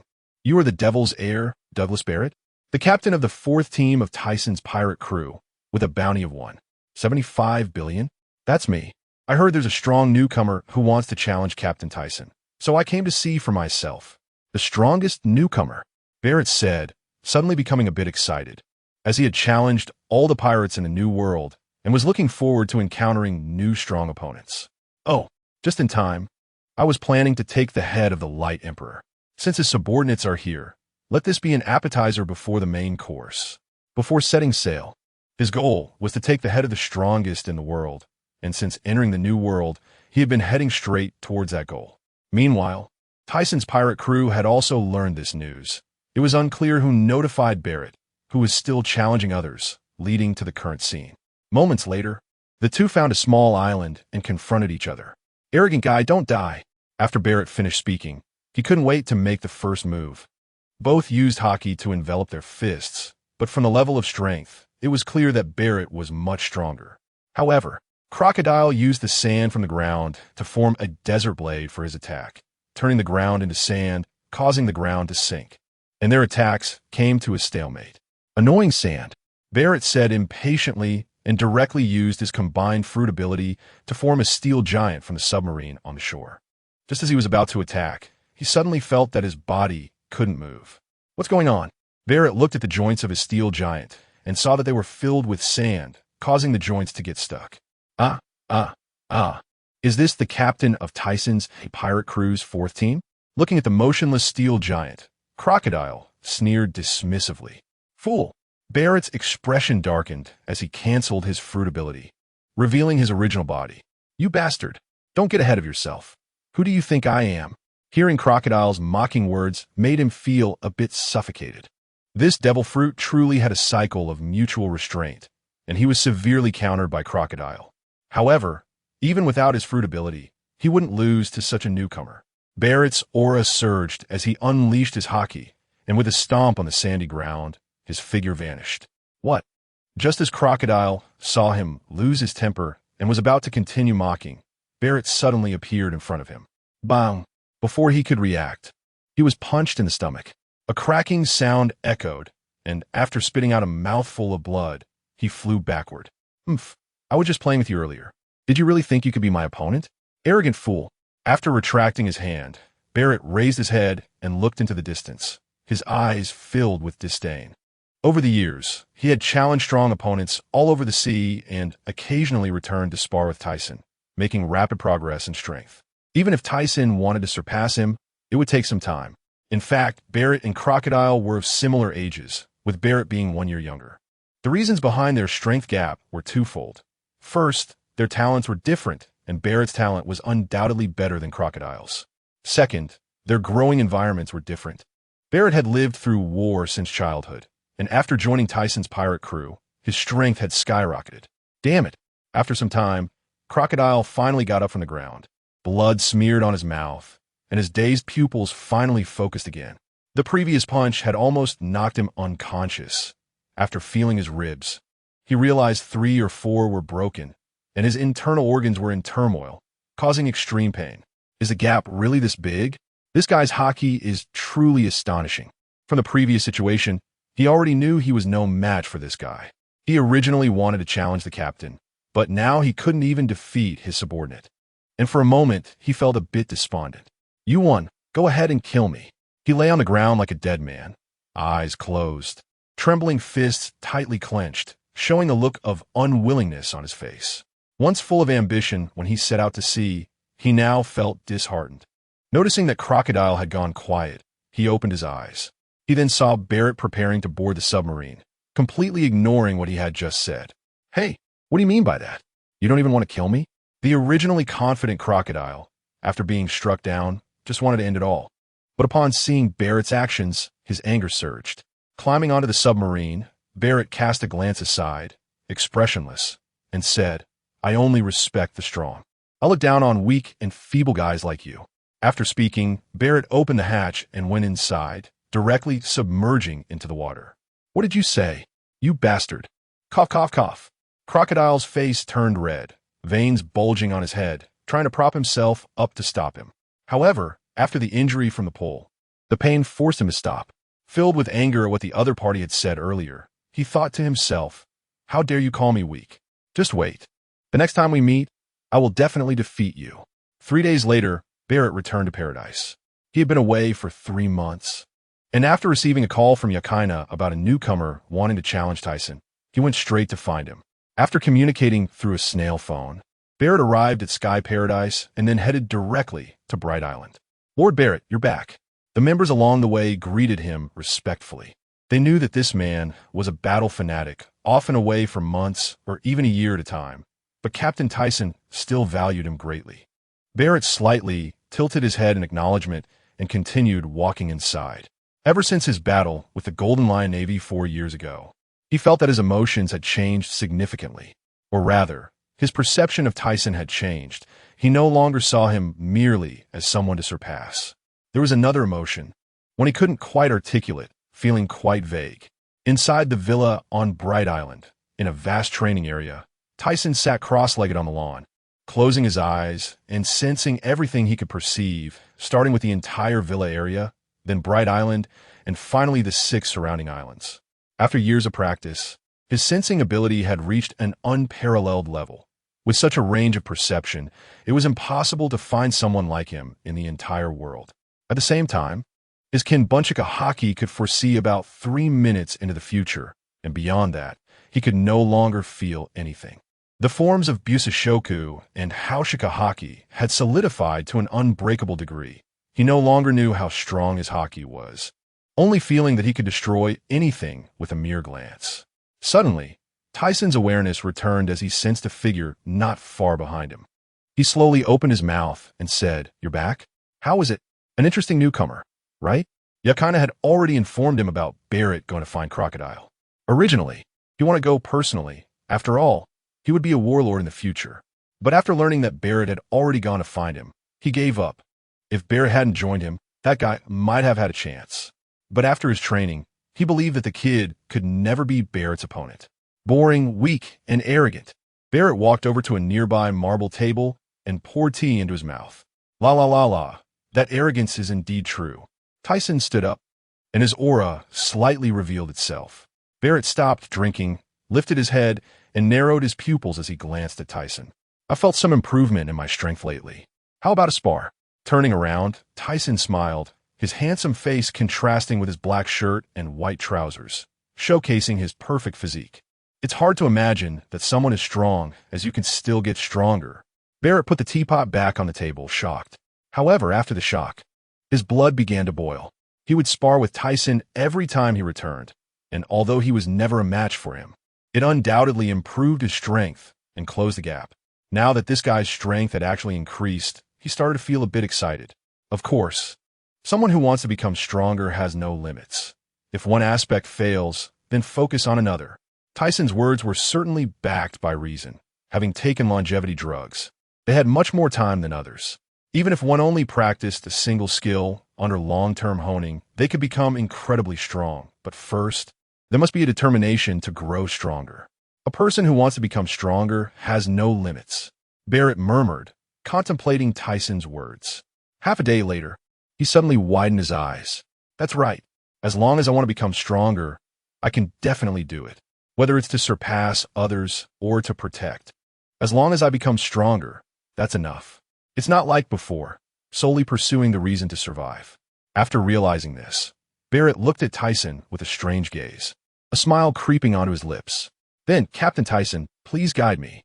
Seeing that Barrett's mindset had finally changed, Thiesen's face showed a look of relief. "Then here I come." Barrett then saw Thiesen's gaze sharpen, staring at him, an even stronger aura emanating from him, overwhelming his senses and making Barrett feel a bit short of breath. Incredible. Just the aura alone is hindering my movements. What if he released his haki? The aura Thiesen had just released was merely the presence of a strong person combined with a powerful chakra pressure, which was enough to give a strong person like Barrett such a feeling. He hadn't released his conqueror's haki because it was unnecessary. After a day of catching his breath, Thiesen looked at the immobile Barrett on the ground. "Not bad. You actually managed to hold on for a whole day this time." Previously, he felt that his haki had increased significantly. However, he didn't expect Barrett to still endure as long as before. "Damn it," Barrett cursed, still infuriated by Thiesen's words. After being away for more than 3 months, he felt he had improved quite a bit and thought he could close the gap. But now he felt like he was standing still. Plus, Thiesen's words were really irritating. "La la la la. Don't be in such a hurry. You're only 19. You have plenty of time." At the entrance of a new world, 2 warships were returning to the G1 branch where Zephyr was located. On one of the warships, dozens of Navy soldiers maintained vigilance. At the front stood 2 young and striking Navy officers. One wore a red open shirt, revealing a cherry blossom and rose tattoo underneath. Donned a Navy hat, carried a long sword on his back, and had a grim expression. The other wore a yellow shirt, a white straw hat with the Navy's insignia, sunglasses, and a crooked mouth. Whether it was natural or intentional was unclear. "Sakazuki, after we return this time, let's go take a bath." The one in the white straw hat, Borisolino, glanced sideways at the visibly unhappy Sakazuki. "I don't have time." The red-shirt Sakazuki had a grim look, even a bit angry. "Wow, so scary," Borisolino said with a smirk, then continued, "Even if you're angry, it won't help. The Navy isn't ready to fight the monsters of the New World yet. All useless." The scowling faces were a bit terrifying. He and Borisolino had been in the Navy for 4 years, and the Navy had remained inactive, usually just catching some small fry. They had been ordered from above not to engage with those monsters. Recalling the incident where his companions were killed, he felt a surge of anger. "Yeah." Hearing Borisolino's unusual reaction beside him, he looked up and followed his gaze. "What is that?" He saw a dozen pirate ships slowly approaching, with strange symbols prominently displayed on their 3 masts. "Is that the Thiesen pirates?" "2 majors. Let's hurry and take a detour." The soldiers behind them looked terrified, their expressions panicked, stammering in shock. "Thiesen pirate group. How terrifying. How could we encounter these monsters? Let's take a detour," Borisolino said as he prepared to give orders to his subordinates. "What nonsense are you talking about? The Navy makes a detour for pirates? I think you're just wasting your time as a Navy officer. Better go home early." The bastard Sakazuki roared like thunder, his eyes bulging with rage. "Hey, Sakazuki, even if you're angry at me, it won't help. We need the Marshal S approval to engage the Thiesen pirate group." And Borisolino paused for a moment, then raised his head to look at the pirate ship that was about to collide with them, continuing, "And we're not their match. It's still too early for us to deal with such opponents. I don't want to die alongside you." Seeing Borisolino speak so bluntly, Sakazuki, although extremely reluctant, remained silent, as if tacitly agreeing. "Adjust course, change the route." "Yes." On the opposite side, on the pirate ship at the front, a man in a white shirt with long black hair, Dorgulo, showed a smile, thinking, "I thought these guys wouldn't give way. If it weren't for Captain Tyson's rule against initiating trouble, I would have sunk them just now. This time, we received orders to escort some medicinal materials and experimental supplies, all of which were prepared by Shinai earlier." "Roar, roar, roar, roar, roar. Captain Thiesen has his own plans. So stop complaining." "Well, you have a point." Listening to the burly, dark-skinned giant bear, Rubit, he didn't object. Ever since joining, he felt increasingly that Thiesen was unfathomable, and I didn't dare to have random thoughts. Moreover, he felt he held a significant position within the Thiesen pirate group. In the villa area of Sky Paradise, Thiesen opened his eyes, clenched his fists, and finally regained his strength. Previously, he had experimented with the ability to split again, and there were basically no issues. However, after splitting, he felt that not only was his physical strength diminished, but other powers were also reduced by at least half, which frightened him. So he quickly called Berlik to instruct that they should not cause trouble during this time, especially considering the opponent's strength. Therefore, he had to relax and recover, which took him half a year. As for the split body, it dissipated after a fierce battle with Berlik that lasted 10 days and nights, which left him both amused and exasperated. Looking back, he realized that it wasn't just a reduction of half his strength. It was much more significant. The combined power of the 2 split bodies wasn't simply 1 + 1. Besides that, he discovered another issue. Ever since he took the longevity pills, he had become drowsy and always felt sleepy. After asking Inoue and Chuan, he learned that this was a normal reaction since the organs in his body were slowing their aging, meaning they were less active. Although there were risks, the problem wasn't too serious, so he didn't pay much attention to it. Just then, brew. "Sir Thiesen, Vegapunk just sent a message that the fruit has been successfully created," came the voice from the phone bug. "Oh, that was fast." Immediately, Thiesen headed outside, passing by 2 rooms where a fragrant aroma wafted from inside. He turned to look and saw Gina and Shania, two little fairies, revealing their fair skin, sleeping soundly. After going outside, he sensed that most of the cadres were asleep. Not only that, aside from Barrett, who didn't take the pills and went out, even Barelick and Brooke were the same, which made him feel a bit overwhelmed. If the Navy attacked now, it would be disastrous. Just as he was about to release his aura, he thought that these guys should have some awareness and decided not to bother, heading straight to Punk Hazard Island. The purpose of going there this time was to have Vegapunk integrate that researched artificial devil fruit into his weapon. The new era was about to arrive, and Sky Paradise was just one step away, so he needed to get things moving quickly. Half a day later, Thiesen appeared above Punk Hazard, went invisible, and followed Vegapunk's indication to enter. Along the way, he saw many imprisoned artificial beings, all experimental subjects of that guy Vegapunk. He entered a large research room. Long time no see, Mr. Thiesen. Upon entering, he saw that Vegapunk's head had grown even larger, which made him think about the desire to slice it off. Long time no see. Where's the fruit? After Vegapunk gestured, he took out a peach-colored, patterned fruit from a glass container. I told you before to be cautious. How come it's still this color? He complained. Hey, do you think I wanted this? It was beyond my control before. By the way, this fruit is just a failure. You're not planning to eat it yourself, are you? He stared wide-eyed at him. No, I wanted to integrate this fruit into this pistol. Saying this, Thiesen took out a golden pistol from his waist. This golden pistol was specially researched by Shirabu and the others at his request, although it had no real use. Ever since he put down the 7-star sword and no longer carried it with him, he felt somewhat uncomfortable, always feeling like something was missing. Vegapunk took it and looked at it, but said that the current technology was still immature and would probably take a long time to develop. Is that so? After thinking for a long time, he decided to let it go, as a good idea popped into his mind. After finalizing this matter and taking the pink fruit, he directly returned. However, instead of going back to Sky Paradise, he went straight to Whole Cake Island. At this time, it was likely that Big Mom's strength had reached its peak. Originally, he wanted to go to Wano country to find that guy Kaido, but thinking of that guy's strength, he decided against it. Moreover, that guy was currently developing his own business. If he went there to cause trouble now, it wouldn't be good to ask him for blood contributions in the future, so it was better not to disturb him. From the sky, Whole Cake Island was filled with cakes, and the extremely gluttonous Big Mom and her pirate crew base was right above this cake island. As soon as Thiesen landed, a pair of suddenly opened eyes with long eyelashes appeared from within the cake house. At the same time, a figure leaped out nearby, about 5 meters tall, holding a trident-like weapon. Light Emperor, what are you doing here? Katakuri raised the weapon in his hand, although the other party was famous. He had never witnessed it with his own eyes, so he didn't believe it. He also thought, is he here to challenge Mama? But then thought again, that's impossible. Thiesen looked at him and decided, forget it. This guy's strength isn't top tier. Spending 50 billion to create him isn't worth it. It's more cost-effective to look for Linlin.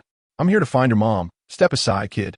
At the same time, he turned his gaze to a house, narrowing his eyes, and shouted in a voice that resonated through the sky. Aren't you coming out? Immediately, a blood-red aura spread slightly, causing many cake houses to collapse. And most of the crowd on the island approaching this way fell to the ground, while the remaining standing people also froze, unable to move. This guy, Katakuri, was taken aback, filled with horror. He raised one hand to block the overwhelming momentum, making it hard for him to open his eyes, while the other hand holding the weapon plunged straight into the ground, managing to stop his body from retreating. Mama, she hasn't arrived yet, came the harsh voice, while at the same time, a pink aura flowed out. No matter how she released it, that pink airflow could only swirl around her. A huge figure leaped down from the sky and heavily landed on the ground, causing the surrounding area to shake for hundreds of meters. At this moment, Thiesen finally saw the appearance of the newcomer. Compared to over a decade ago, Lingling had gained quite a bit of weight, but her face still looked incredibly alluring. Coupled with her height of over 8 meters, the signs of her weight gain were not so obvious. Mom, be careful. Katakuri had already determined from the previous scene that he was no match for her, and even getting close was difficult. He could hardly imagine anyone more powerful than his mother. Mama, Thiesen, what are you doing here? Don't tell me you're here to propose to me." As she said this, a gleam sparked in her eyes beneath her long eyelashes, fixating on him. "Great. As long as we get married, we will definitely have the strongest son. Although I've already completed my collection of human blood, for you, I wouldn't mind." Hearing such astonishing remarks, Tyson's face twitched violently. She actually said this in front of many of her sons. As someone who had received a good education, he was still a bit unaccustomed to it. "Forget it. We don't seem suitable for each other, and you're not really my type. I'm here for something." "Oh, what is it? Hurry up." She smiled broadly, as if chatting with someone she was very familiar with. "I want you to contribute some of your blood. I have a use for it." Tyson's serious demeanor made Katakuri and the others nearby furious. Lingling's pink cheeks stretched, her expression dazed, and it took her a while to respond. Then, as if recalling something, she exclaimed, "You don't mean to collect blood like Miss Beijingham Stussy, do you? Engaging in some shady dealings behind the scenes. Oof. What do you know? That's called science. Those who don't understand progress will eventually be eliminated. It seemed that you were here looking for trouble. Just like that damn GOLD. Roger. Don't think I will be afraid of you, Napoleon, Zeus, Prometheus." "Yes, Mama." Lingling's elongated face showed anger, and at the same time, the horns on her head transformed into a large sword, a white cloud and a burst of flames accompanying her. Remembering what the other party had just said, he knew Roger had already taken this guy's redstone tablet once before. Looking at the group of people in front of him, all showing a grim expression, he felt a bit reluctant. It could have been a good negotiation, but it seemed that fighting was unavoidable now, so be careful. Waigwa. As soon as Lingling came up, she unleashed a powerful attack, swinging a massive pink blade of energy downwards. Shockwave. A beam of white light instantly countered it, and not only that, after just a few seconds of stalemate, the white beam shot straight towards Lingling's body. She quickly reacted, raising her domineering sword to block it. After deflecting the white beam with one hand, she leaped into the air, gripping her sword tightly, flames instantly wrapping around the blade, and a red glow flickered in her eyes. Black thunderclouds exploded in the sky, and flames surged, with two other homies accompanying her. With the towering figure descending, Tyson brought his hands together and upward, compressing the diameter of the white light wave that was over 10 meters, emitting a dazzling brilliance. It hurts so much. Mom. After a few seconds of being engulfed by the light, a scream came from within. Not only was it Lingling's voice, but also that of the homies. "Mom." The onlookers nearby were filled with worry and anger. "Damn Light Emperor, everyone charge." Katakuri, dragging his trident, was the first to rush towards Tyson, followed closely by the others like Parasparrow. After they got close enough, Tyson lowered his hands, and, as the white beam dissipated, he fixed his gaze on the incoming people. It was as if he was traversing time and space. Before the others could react, they felt a piercing pain in their stomachs. And then everything went black as they lost consciousness. Bustat, D. Just after Tyson punched Katakuri away, he saw a bloodied Lingling throwing a punch at him. He quickly reacted, not retreating, but instead meeting her attack head-on. A dull thud echoed through the sky as their fists collided, black-red, lightning branching out around them. Lingling was quickly knocked back, sliding for a long distance before finally stopping. Just as she was about to get up, she suddenly found her vision darkening as a shadow loomed overhead. She looked up sharply to see Tyson's foot wrapped in Conqueror's Haki, and before she could react, it came crashing down on her stomach. Cough! She spat out a mouthful of blood, and the ground sank in, spiderweb-like cracks spreading outwards. Meanwhile, Tyson waved his right hand, and a vessel quickly collected the blood. Standing aside, while looking at the injured Lingling, she was covered in blood, and the injuries she had sustained were gradually healing, living up to her title of monster. "Thank you, goodbye." Seeing the blood in his hand, his objective was accomplished, and he took off into the sky, disappearing in the blink of an eye. Mom. Katakuri, who had been punched away by Tyson, stumbled over while holding his stomach. Lingling, who had fallen into the ground, suddenly opened her eyes wide, pushing herself up with both hands. She jumped out of the pit, blood dripping from her hands, trembling, and her pupils were filled with blood vessels. Thiesen, I will not rest until one of us is dead. Her voice, filled with rage, resonated instantly dyeing the heavens and earth pink with her emitted aura. Meanwhile, Thiesen, who was rushing towards Sky Paradise, seemed to sense something but did not look back. Isn't this world one where only the strong can survive? He felt no remorse for what he had done. This woman was not someone to be trifled with. She could even poison her own son. Moreover, every resident living under his jurisdiction had to surrender a month of their lifespan every 6 months. How cruel. Thus, in this world, there are no absolute good people, nor absolute villains. Everyone is just trying to find their own goals and dreams to survive. After returning to paradise, Thiesen handed the blood over to the crew for research on Lingling number 4. He then returned to Light Island to study his dust release. A few years ago, he discovered that the limit removal he emitted could also enhance its power.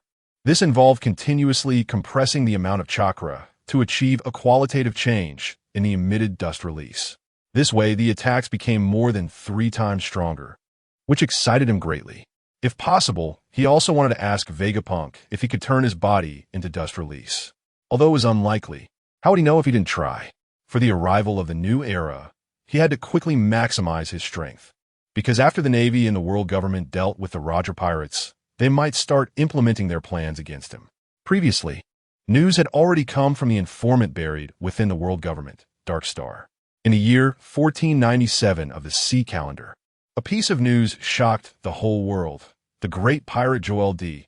Roger arrived at the final island, completing a journey around the world that had never been done before, completely conquering the seas. He became the acknowledged king of the sea, the Pirate King, and upon receiving the news, the Navy and world government immediately sent personnel out to capture him. However, the Roger pirates seemed to have disappeared without a trace. As time passed, the reputation of the Rocks pirates gradually faded from the seas, and many newly emerging pirates had never even heard of this once dominant king of the ocean. Now, the Pirate King of the seas is Roger, along with the world's strongest, the Light Emperor, in a certain sea area of the first half of the Grand Line. 2 groups of pirates are fighting fiercely, wielding swords and guns, first bombarding each other with cannons from their pirate ships before jumping onto the opposing vessel. From the scene of the battle, it's clear these are just a group of minor pirates. Several hours later, the sounds of fighting gradually dissipate, and a figure on the deck, weapon in hand, struggles to lift his body. Covered in blood, he looks around at his fallen comrades, grief etched on his face. He walks step by step towards the cabin of the enemy ship. Since a war has started, it's ultimately to seize the treasures on the other ship. After searching the cabin for a while, he finds a lot of berries but nothing else, cursing his bad luck. Later, he arrives at a room that clearly belongs to the captain of the ship by its size and the items placed within. He looks around, and finally his eyes fixate on a locked chest. Raising his weapon, he strikes down hard, and the lock breaks with a snap. He eagerly opens it. The moment he sees what is inside, his eyes widen. He rubs his eyes vigorously, and upon realizing it's not an illusion, he grabs the contents with one hand. As the chest hits the deck, the wrinkles on his face smooth out, and his body trembles uncontrollably. Haha, I never expected to find this. As long as I get this to the underworld to exchange for funds, I can rebuild a pirate crew, and I'll be the one to claim the Pirate King's bounty. Since many of the executives of Sky Paradise consumed longevity pills, the leaders on each island have seemingly vanished, all falling into a deep sleep. Unless something important happens, they just lie in their beds. This issue has been quite a headache for Thiesen. He hadn't anticipated such severe side effect from the pills. He initially thought it was a minor problem, but as time went on, they didn't even want to set sail anymore. However, since there was one last step to complete for Sky Paradise, he didn't pay much attention, just urging Sherry and the others to quickly resolve the side effects, or it wouldn't be good if it continued like this. While he was thinking about this, there was movement in the room, and a lazy voice called out, "Thiesen, we got the fruit, and the photo has been taken. Do you want to go pick it up personally?" He saw Sherry, her face full of sleepiness, handing him the photo. Thiesen's weary face immediately brightened with excitement as he snatched it, looking up. "Finally found it. Who found it?" "I don't know, according to my subordinate. It was just an unknown pirate. But after the transaction, he was targeted and killed." "I see, then I want to go. ISNT that guy outside. I'll contact him." Saying this, Thiesen called Barrett, Among the current executives, only Inoue and he had consumed the longevity pills. His purpose for sending Barrett to the underworld was to retrieve the gold fruit to establish Light Island. He had been waiting a long time for this, and eventually, he had Sherry place a bounty of 5 billion berries in the underworld. After such a long time, there was finally news. This means the plan can be initiated, a dream formulated many years ago. Sherry, gather everyone, it's time to act. The Navy and the world government will definitely not sit idly by. Understood. Half a day later, dozens of pirate ships rose from Heavenly Dragon Paradise, heading straight for the East Sea, their dark silhouettes soaring through the sky, resembling swirling black clouds before an approaching storm. To prevent any disturbances, Thiesen left Barrett behind. With him there, he felt at ease. Just as the Thiesen pirates mobilized, the world government and the Whitebeard pirates received this shocking news, all speculating about what the other party intended to do. At the same time, the Navy headquarters was instantly alerted, the alarm ringing out as the panicked Navy prepared for battle. The Marines, including Carp and the Supernovas, who were outside searching for Roger's crew, turned around at once upon receiving the message from headquarters. After so many years, what does this guy want to do again? In the conference room of the Navy headquarters, the elderly Steelbone with a wrinkled face frowned deeply, gritting his teeth. We must be prepared. From the reports coming back, that guy is mobilizing his entire force. The worried Crane, with wrinkles around her eyes and face, added. Although the Navy had been formulating plans to eliminate that guy, all had faded with time. Because there were a few promising candidates in the Navy, they had delayed the plans to give them time to improve themselves. Regardless of that guy's intentions, keep a close watch on them and enter a state of high alert. Yes, in the East Sea, Tequila Wolf, years ago, Thiesen had come here to find architects, and now, after so many years, he returned. The shadow enveloped this bridge nation, which was an impossible scenario for a place accustomed to perpetual snow. The people on the bridge looked up, their eyes filled with fear and confusion. A colorless aura spread out, causing the supervising soldiers to collapse, startling the civilians still at work. What is going on? What is this? An elderly man with white hair, with a dazed expression, looked up at the sky, his cracked lips murmuring. In a tall building, Lord Thiesen, you've finally come. I knew you would one day liberate this labor nation. Director Kinnian's eyes welled with tears, his expression excited. He thought the promise made with Thiesen would fade with time. But now that the other party suddenly arrived, he knew his wait had not been in vain. Of course, this was my promise to you back then. At the same time, this is also part of my plan. The most liberated place must make a name for itself. Otherwise, how would anyone know if it's real? Let us begin.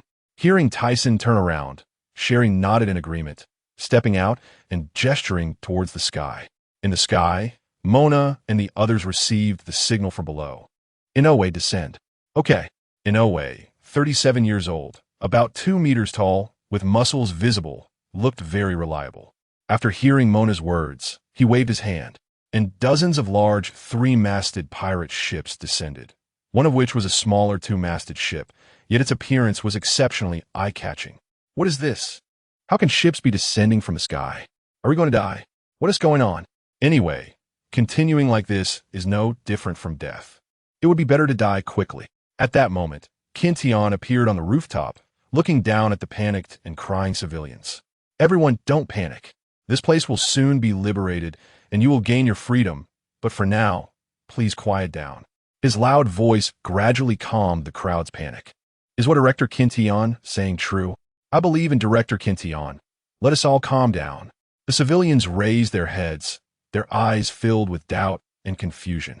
However, the panic in their eyes gradually sparkled with hope, mainly because Director Kintian had usually treated them well and had helped them both openly and secretly. Moreover, staying in such a place was less appealing than taking a gamble. Once everyone had landed, figures dressed in black suits sprang out from a pirate ship, each holding a din mushy, which they placed in different corners, then stood guard. The moment dozens of din mushies activated simultaneously, people all over the world widened their eyes to look at the bright screen in front of them. The most eye-catching place in the first half of the New World was the Sabeti Archipelago, a lawless zone, where countless pirates had come to a halt. At the same time, reporters and photographers from around the world gathered, ready to relay the news to the world. What is this? Looking at their surroundings, it seemed like a place where slaves worked. Look in the sky. One person pointed at the flickering big screen in front of them, horror in their eyes. This is not far behind this group of people. Rayleigh, wearing glasses, and Shockey, with short black hair, were stunned by what appeared on the screen. Mr. Tyson? Shockey, with a cigarette in his mouth, wondered what this guy was up to. It seemed like a labor country in the East Blue. Meanwhile, at the Navy headquarters plaza, the Navy gathered there were attracted by the bright screen, unsure where this den mushy had come from. But once they saw the floating object in the sky, they began to understand. Did the marshal know this would happen and called us to watch? A timid Navy asked the person next to him. Shoo, the marshal is coming out. Steelbone and a group of high-ranking officers stood on the platform, their eyes fixed ahead. That damn bastard! Steelbone's furious roar echoed, and he gritted his teeth, smashing the nearby pillar to pieces. Sengoku and Zifa, among others, had somber expressions, and even the usually carefree Garp had put away his nonchalant demeanor. Previously, when they learned that the Tyson pirates had arrived in the East Blue, Garp had been quite anxious, especially after Steelbone ordered them to take people there immediately. However, before they could board the warship, Steelbone called them back, saying it was too late to get there now. Even if they passed over the red line, it would take at least a day to reach the location. Moreover, the Tyson pirates were floating in the air, so there was nothing they could do. The five elders and Mary Geos displayed different expressions, their eyes fixed on the big screen, occasionally letting out gritted teeth sounds. It seemed they had to do everything possible to eliminate this guy. If that failed, they would have to consult the Lord. After listening to the scarred elder's opinion, the others fell silent. In the new world, la. What is this guy trying to pull again? Old man, look at their location. It seems to be that country. I know. Newgate squinted, first laughing heartily, then with a smirk. He certainly knew about that country. After all, the bridge had been under construction for nearly 700 years. On Sabeti Archipelago, Roger, showing a row of neat teeth, laughed heartily, tears welling up in his eyes. Aurs Tisen, I really want to continue battling you on the sea. What a pity. Not far behind him stood a beautiful woman with a gentle gaze, looking at the figure ahead. Back in the labor country, once everything was ready, one den mushy pointed to the sky, revealing Tyson in a white suit with a serious expression. Hello everyone, I am Aurs Tisen. The reason for this commotion is to let you see that the celestial dragons have been building bridges to other islands for nearly 700 years. The people who built this great bridge have been sent here as criminals for not being able to pay the heavenly gold demanded by their countries. After saying this, Tyson continued in a deep voice, they practiced a corrupt and barbaric system of slavery, and many lives have been ruthlessly taken away. I once had a dream of living in a quiet place, casting nets and hunting beasts every day. Such a life satisfied me. But the corruption and barbarism of this world turned all my hopes into emptiness. Since the age of 4, I have been fleeing on the sea, with no place to live peacefully. So, I thought, since there is no such place, I will create one myself. After decades of effort, I finally built the sky paradise in the New World. There are no constraints, corruption, barbarism, or discrimination. There is only one thing: freedom. I now command and declare that all those regarded as slaves will immediately gain freedom and remain free forever. If you want freedom, come to the New World. Come to the sky paradise. Set sail. Whether you are pirates, civilians, or slaves, I will accept you all. You will walk from darkness into light, from confinement to openness. His excited and loud voice spread to every corner of the world. After he finished speaking, the entire world seemed to fall silent, trembling and clenching their fists, their eyes fixed on the figure on the screen.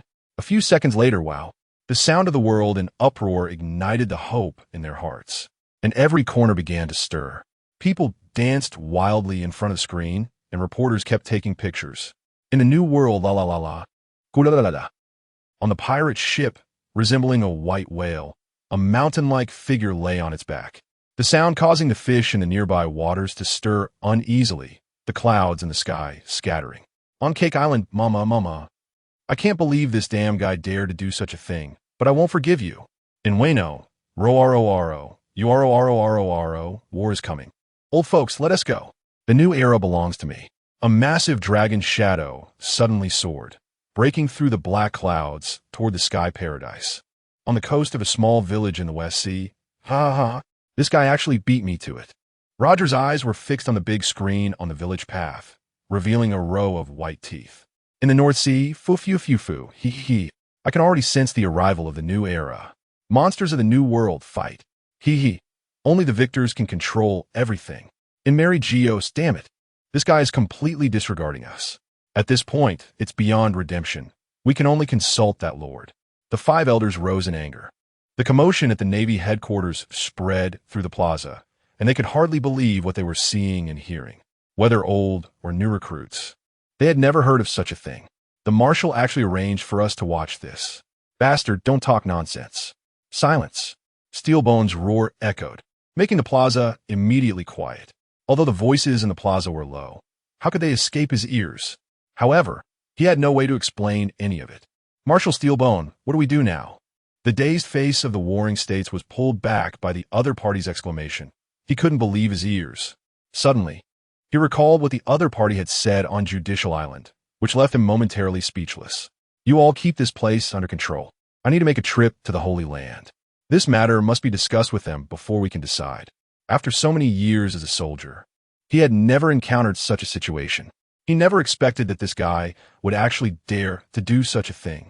Zephyr's expression froze as he remembered the scene from many years ago when he first fought against the other party. At that time, he thought the guy was just trying to avoid his purpose and was talking nonsense. He never imagined that this matter would actually come to fruition. Not far behind him, a young figure stood, dumbfounded, trembling. However, from his eyes, one could see his excitement and eagerness. A young, rugged face elongated as he thought. I never expected someone would get a step ahead of me, and they have already accomplished such a feat, it's ridiculous that I am still hesitating. After a bitter smile, the hesitation in his eyes turned into determination. Baloric and the others from Sky Paradise looked at the screen, smiling, as he recalled the first meeting with Thiesen. Although he was willing back then, after spending so many years with the Thiesen pirates, he had completely integrated into it and no longer saw it merely as a pirate crew. He had already regarded this place as home. Just as he was feeling emotional, he suddenly widened his eyes and turned to look at the sky not far away. A massive blue dragon coiled through the clouds, its shadow gradually approaching above Bright Island. Thiesen was indeed thoughtful, knowing that some little bugs would come to stir things up. Today was the day Sky Paradise officially faced the world, so he could use you to set off some fireworks for celebration. The common people below in Labor Nation put down their working tools and slowly boarded the pirate ship, each face beaming with excitement and heartfelt gratitude. The boss finally realized this dream. Mona wiped his eyes, and the rest of the people behind him were still surging with enthusiasm. Thiesen, congratulations. Gina's beautiful face revealed a happy smile. Thiesen walked up to her and wiped her face, saying, Isn't it a congratulations for us? Unable to hold back her tears, Gina nodded vigorously, her tearful eyes looking at him. Sister Gina, the boss is right. Some of the cadres behind them smiled, even though they had not been with Gina and the others for as long. However, they undoubtedly regarded Sky Paradise as their home. Moments later, Thiesen, regaining his composure, looked at the people on the pirate ship who were overjoyed and crying. But in his heart, he was thinking that after this, the Navy and the world government would definitely be in a desperate situation. However, he was already prepared for this before doing this.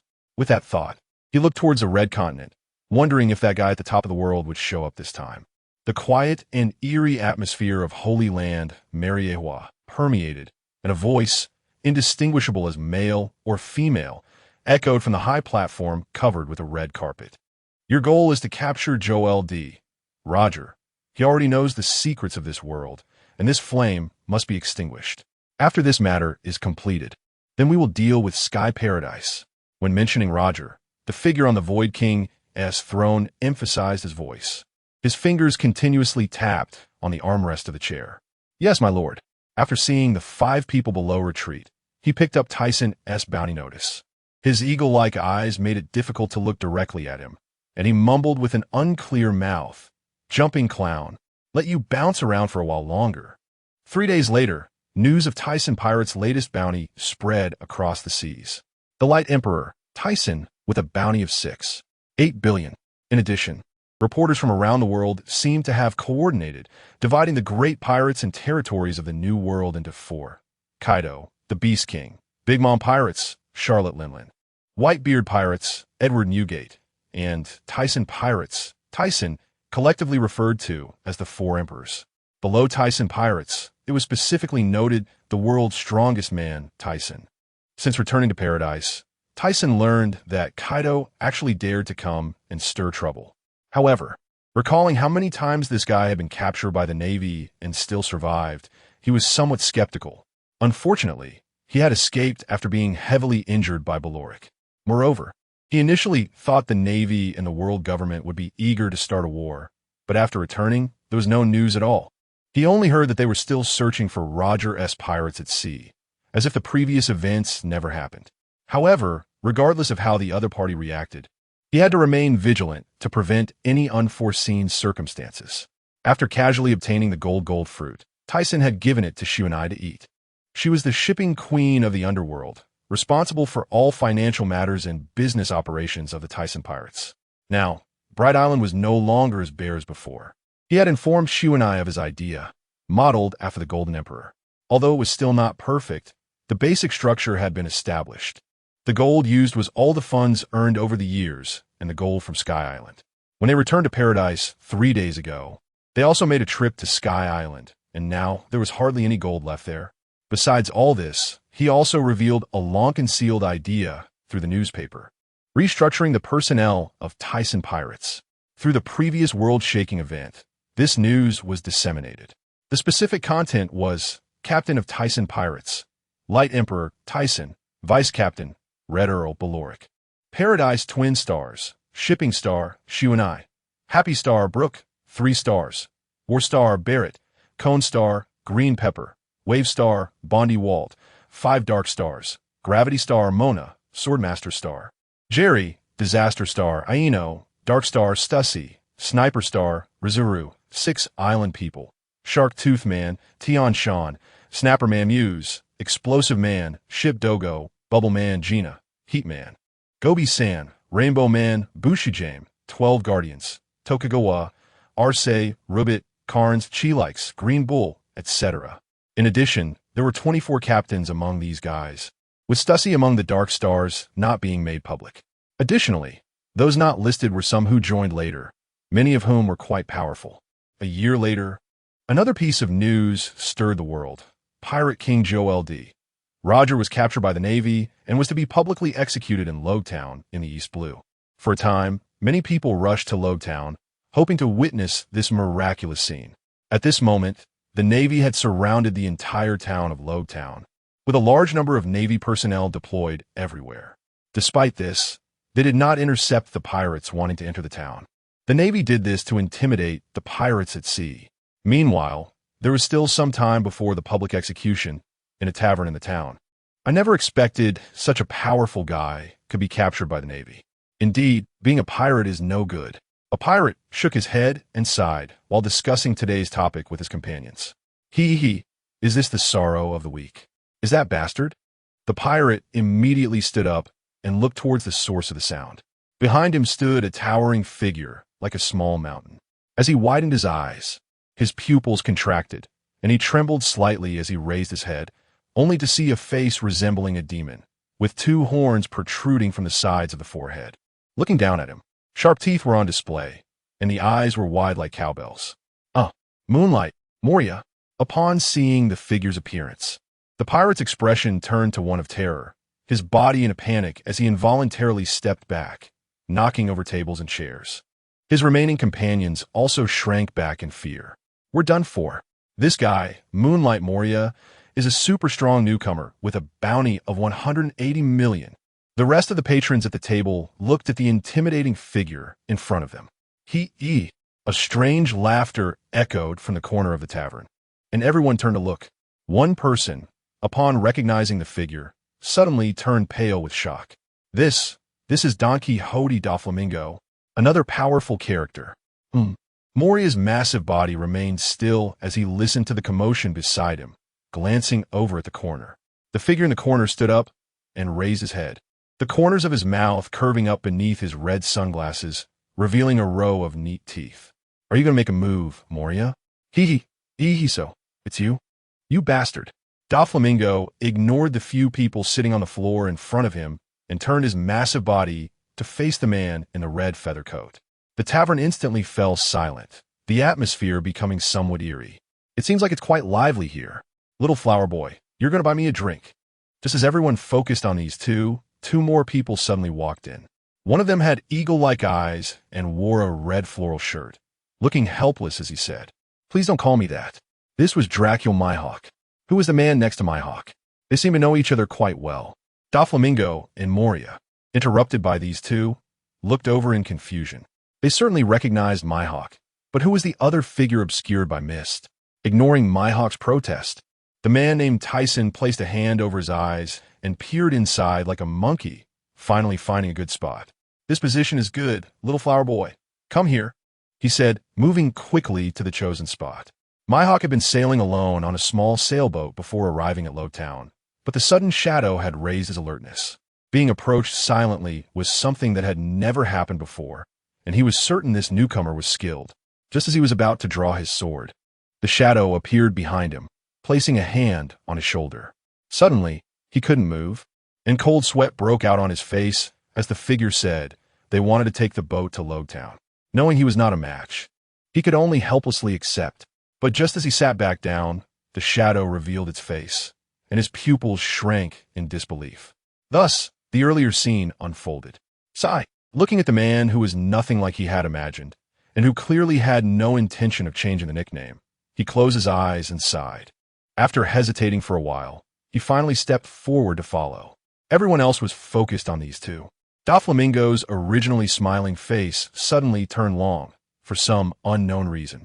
When the man sat behind him, he felt a chill run down his spine, a terrifying aura flowing through him, and cold sweat appeared on his forehead. He turned his head slightly, glancing back at the shadow behind him.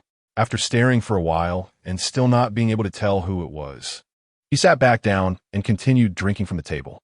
Moria mirrored the same action. The tavern became inexplicably quiet the moment Thiesen entered, eerily silent. "Boss, bring out the good wine, hurry." Thiesen waved his hand towards the bar, and the boss, who had been terrified, quickly reacted, panicking. "Why, yes, customer, coming right up."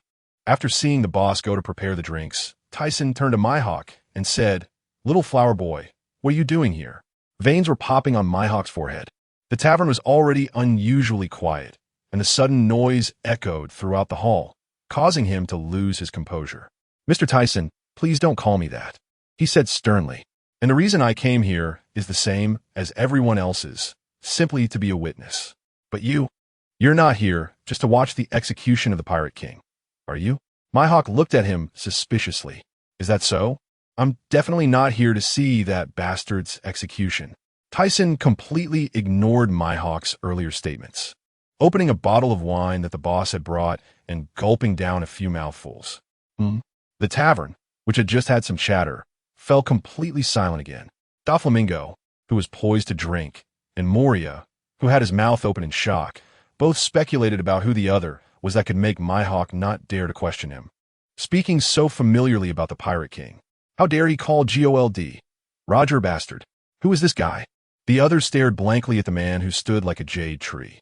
Feeling something was off, Thiesen turned to the people staring at him, realizing he had accidentally spoken out loud. "Oops, sorry. You guys continue. Pretend I didn't say anything." While talking, he raised his glass in a gesture to those people and then turned back to look at Mihawk. "I didn't expose myself, did I? That was close." He wiped away non-existent cold sweat from his face, speaking in a flustered manner. If he was discovered, he wouldn't be able to stay quietly here. The Navy would definitely take action, and then his plans would be ruined. Mihawk's face twitched slightly, looking somewhat unnatural. Time passed quickly, and soon countless people gathered in the square outside to watch, the crowd buzzing and noisy. Thiesen and Mihawk found a relatively spacious place outside the tavern. There were really a lot of people. Mihawk glanced at Thiesen, but his mind was pondering the other motives. A figure like him coming here must have some purpose. It was just a matter of seeing what would happen next. Thiesen, on the other hand, was observing the Navy's arrangements, including Admiral Sengoku and Admiral Zifa. In addition, Karp and Tsuru were also present. As for the others, they posed no threat to him, so he didn't pay them any attention. Just when he sensed a familiar presence, he suddenly detected someone very well hidden, standing on a building in Logtown. He opened his eyes to look and saw a figure cloaked in black. Even without seeing his face, he could guess the person's identity. This must be the one starting from this era. Monkey D. Dragon. Has the revolution begun? No. Perhaps it has never ended. This person is simply bringing it to light. As he used observation hockey to sense the figure, the person on the building suddenly turned around, fixing their gaze directly at him. Oh, have you noticed? This level of vigilance is quite surprising. After knowing who the other party was, he withdrew his gaze and looked at the rest of the people in the square. Shanks, this place is a bit less crowded. Come over quickly. At that moment, a big-nosed man who looked like a clown squeezed in, followed closely by a red-haired boy wearing a straw hat. Buggy, wait for me. The red-haired boy followed closely behind. All right, this place is clear. Huh. I am indeed Buggy the Clown. The big-nosed man laughed heartily with his hands on his hips, not noticing the gazes of those around him, sizing them up. Beside him, Mihawk's eyes were fixed on the red-haired boy who had just squeezed in, and after sensing the other party's aura, he became somewhat concerned. Upon hearing this voice, Thiesen immediately knew who it was and, for a moment, didn't know what to say. It was such a coincidence. After the Roger Pirates disbanded, all the members scattered. Besides these two brats, he hadn't noticed anyone else coming here. Oh, what a coincidence. I ran into you, two brats. Hearing the sudden voice, both Shanks and Buggy looked up at the tall man beside them. But when they looked at the other's face, they could only see a haze and could not make out his features. Who the hell are you? Buggy stepped back, his face wary, holding a dagger between his fingers. Shanks, on the other hand, stared intently at this figure, feeling that this silhouette was becoming increasingly familiar. After thinking for a moment, he suddenly focused on the tattoo of Mickey Mouse between the other's thumb and index finger, which appeared in his pupils. His eyes widened, revealing a look of disbelief. You're Mr. Thiesen, right? What? Buggy initially looked terrified, and after reacting, he turned to Shanks and roared, You bastard. How could this guy be that man? Don't scare me. Big-nosed, how could it be me? Bastard, who are you calling big-nosed? Ah. Buggy's face fell, his mouth agape, as he began to roar. But before he finished speaking, he saw the figure in front of him suddenly become a bit clearer, and his eyes went blank, with two shiny drops of snot hanging from his nose, the dagger in his hand falling to the ground. T. Thiesen, why are you here? After being stunned for a while, Buggy finally reacted, realizing it was true. Oh no, I'm looking for death. Oh, here they come. A commotion arose from a distance, pulling their attention. Just then, a figure gradually became clear from the path the crowd made, and the previously noisy square instantly fell silent. They could hear the sound of footsteps and the clinking of chains. Buggy and Shanks both looked over, and when they saw the approaching figure clearly, tears streamed down their faces, unable to speak. Roger walked onto the platform, Thiesen's gaze fixed on him, and sensing something, Roger glanced in his direction, revealing a row of teeth. After a moment, accompanied by a clamorous uproar, the world was stunned. Pirate King Joel D. Roger was being executed. The world government intended to use this execution to intimidate the pirates at sea, but their plan was completely played by the other side. Amidst the crowd's commotion, the Navy surrounded Lowtown, and all the pirates above were besieged by them. Just as the executioner on the platform was about to carry Roger's body away, a figure appeared before them. The two executing Navy officers looked at the face that appeared, their eyes filled with fear, their mouths trembling. That is Sengoku, directing the Navy's actions, widened his eyes, quickly reacting, Kazan, don't worry about those people, catch this guy with me. After knocking a pirate away, Karp heard a voice from behind him. Following the gaze, he clenched his fist. Thiesen, surrender. On the platform, just as he was about to take Roger's body away, he saw a dark fist and a golden giant palm coming towards him, the sound of breaking air extremely piercing. La la la la la. I don't have time to play with you. He was busy taking Roger's body back. Roger number 5 was still waiting for him. But looking at the situation, he could only strike them back. He raised both hands to the air. Shockwave. Suddenly, two white beams shot out, colliding with the impact from the two. Black, red, and gold colors dyed the sky and the earth. The huge noise catching the attention of the pirates fleeing towards the sea, causing them to stop in their tracks. Even the pursuing navy paused. "Zifa, let us go together." Hearing Sengoku's frantic shout, Zifa leaped into the air under the gaze of Akainu and the others. His feet stepping in the air, approaching Thiesen. Realizing that these guys were not going to play fair, Tyson's eyes narrowed, and suddenly he exerted force with both hands. The originally dense dust release, now shining with dazzling light. Accompanied by the terrified screams of the two, the gap opened. Thiesen took a step forward, and at the moment the platform shattered, he grabbed Roger's body and flashed into the sky. Zifa, who had just arrived, could only look up, his face filled with anger. "Damn guy." After Carp and Sengoku steadied themselves, they gritted their teeth, blood dripping from their hands. They were both extremely shocked.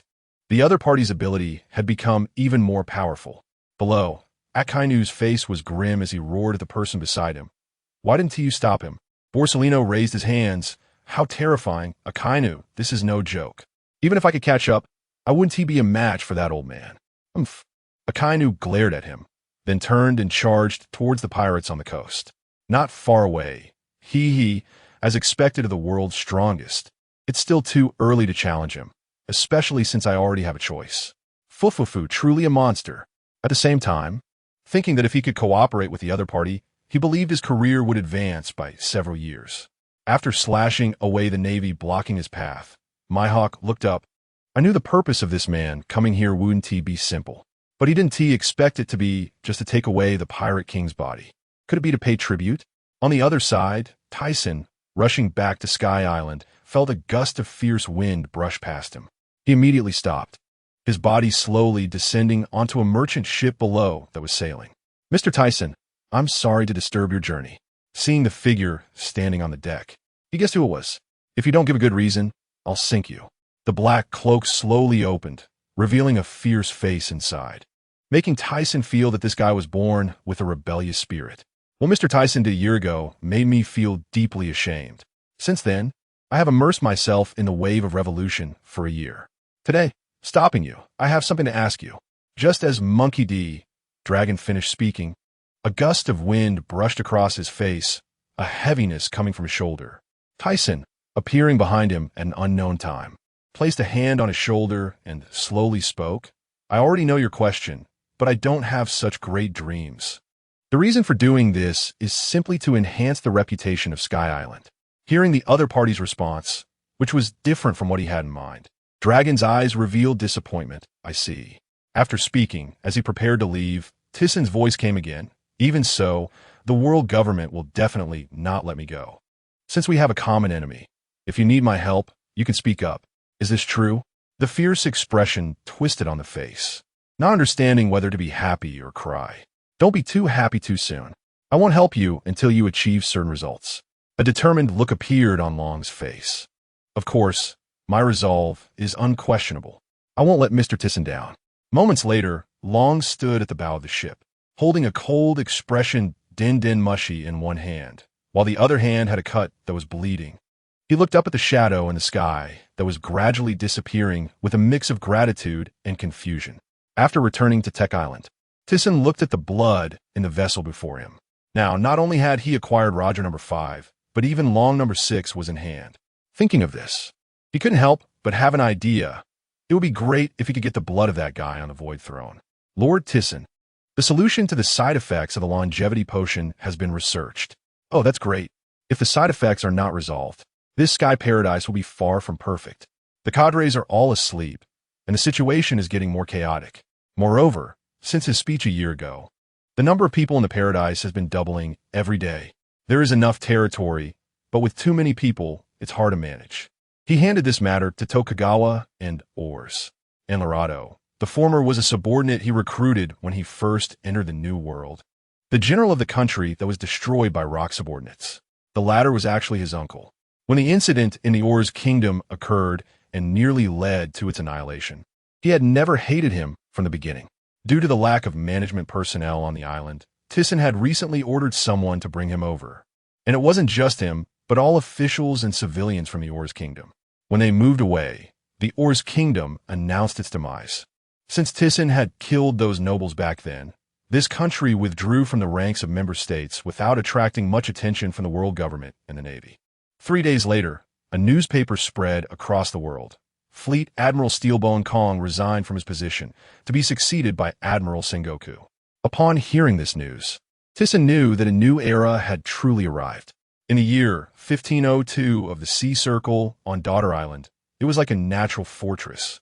Ishina, Hancock, you can't go over there. It's very dangerous. Be careful, or you'll be punished by Lord Naraku. In the forest behind, 10-year-old girls chased each other, with a girl with long yellow hair and another with long blue hair panting behind.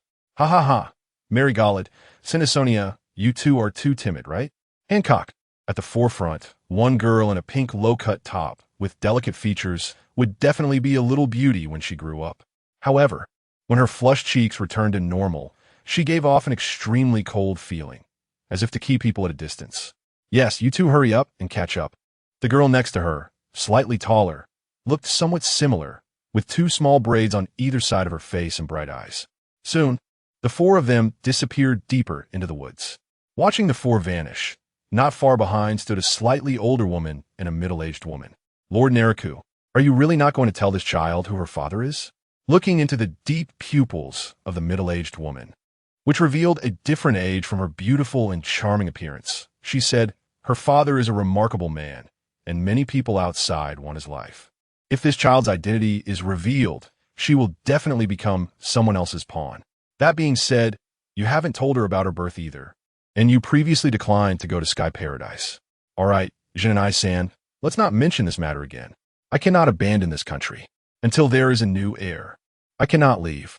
After seeing the determination on Naraku's face and the helplessness in her eyes, Jean Inai-san's expression showed pain, gratitude, and admiration. The tenures of successive kings have always been very short, and she is very clear about the reasons behind it. Ishina ran through the woods to the seaside, looking at the vast ocean with curiosity and longing, saying, Hancock, I must go out and see. The outside world must be incredibly magical. I want to go too, but those old stubborns say we are too small. Next time, we must sneak out with them. Hancock's prideful little face showed a look of annoyance. On a certain country in the first half of the Grand Line, run. As long as we escape here, we can go to Sky Paradise. Child, don't cry. Grandpa will take you to Sky Paradise. Honey, how can we get there? Don't be afraid. There are boats by the coast, and the adults in Sky Paradise are waiting for us. A large number of civilians rushed to the coast with their families, while behind them, groups of soldiers chased with weapons raised, but when they lifted their guns, blood would appear on their foreheads, making it unclear what had injured them. On a pirate ship at the coast, several figures stood on the mast, looking at the gathering civilians in the distance. Brother Akairu, your shooting skills have improved again. A strong man with a beard chuckled. Oh, Inoue, how many countries is this now? Rakairu, with red hair draped over his shoulders and dark skin, blew the smoke from his gun. The 15th country. There are still many places in chaos, and I can't keep up. Haha, more work for the capable. At the top of Golden City, a huge bath and sunshade had become Thiesen's usual place of leisure. At this moment, he was lying by the edge of the bath, wearing sunglasses, looking leisurely and enjoying himself. Just then, Yakaina entered with a plate of fruits and drinks. Thiesen, I've just received news that a little brat has taken control of our people, saying he wants to cooperate with you, she said, bringing the fruit to his mouth. Thiesen opened his mouth, then opened his eyes. Who is it? It's been a long time since something so interesting has happened. I think his name is Don Quixote da Flamingo. I've heard he's a pretty strong newcomer. Upon hearing this, the water in the bath splashed as he walked out, smiling at her. You didn't tell Baird about this, did you? Yakaina smiled. I know you can't sit still, so I told you directly. Previously, many pirates had come to challenge, and she had informed Baird outside. Thiesen had even approached her about it, asking her not to push everything onto that guy. In fact, she knew this was just an excuse from the other party. It was just boredom that made him want to go personally. Since that's the case, I'll go personally. After watching Thiesen's figure disappear, Yakaina snorted softly, just as I thought.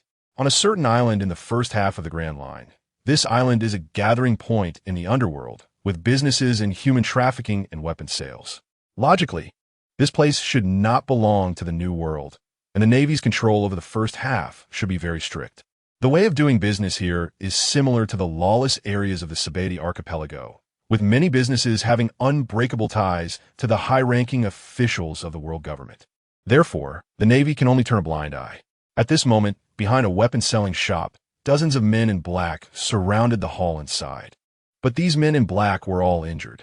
Doflamingo, you really have some nerve to come and stir up trouble in the territory of the King of the Sea? A middle-aged fat man sat at the front, blood at the corner of his mouth, looking angrily at several oddly shaped individuals below.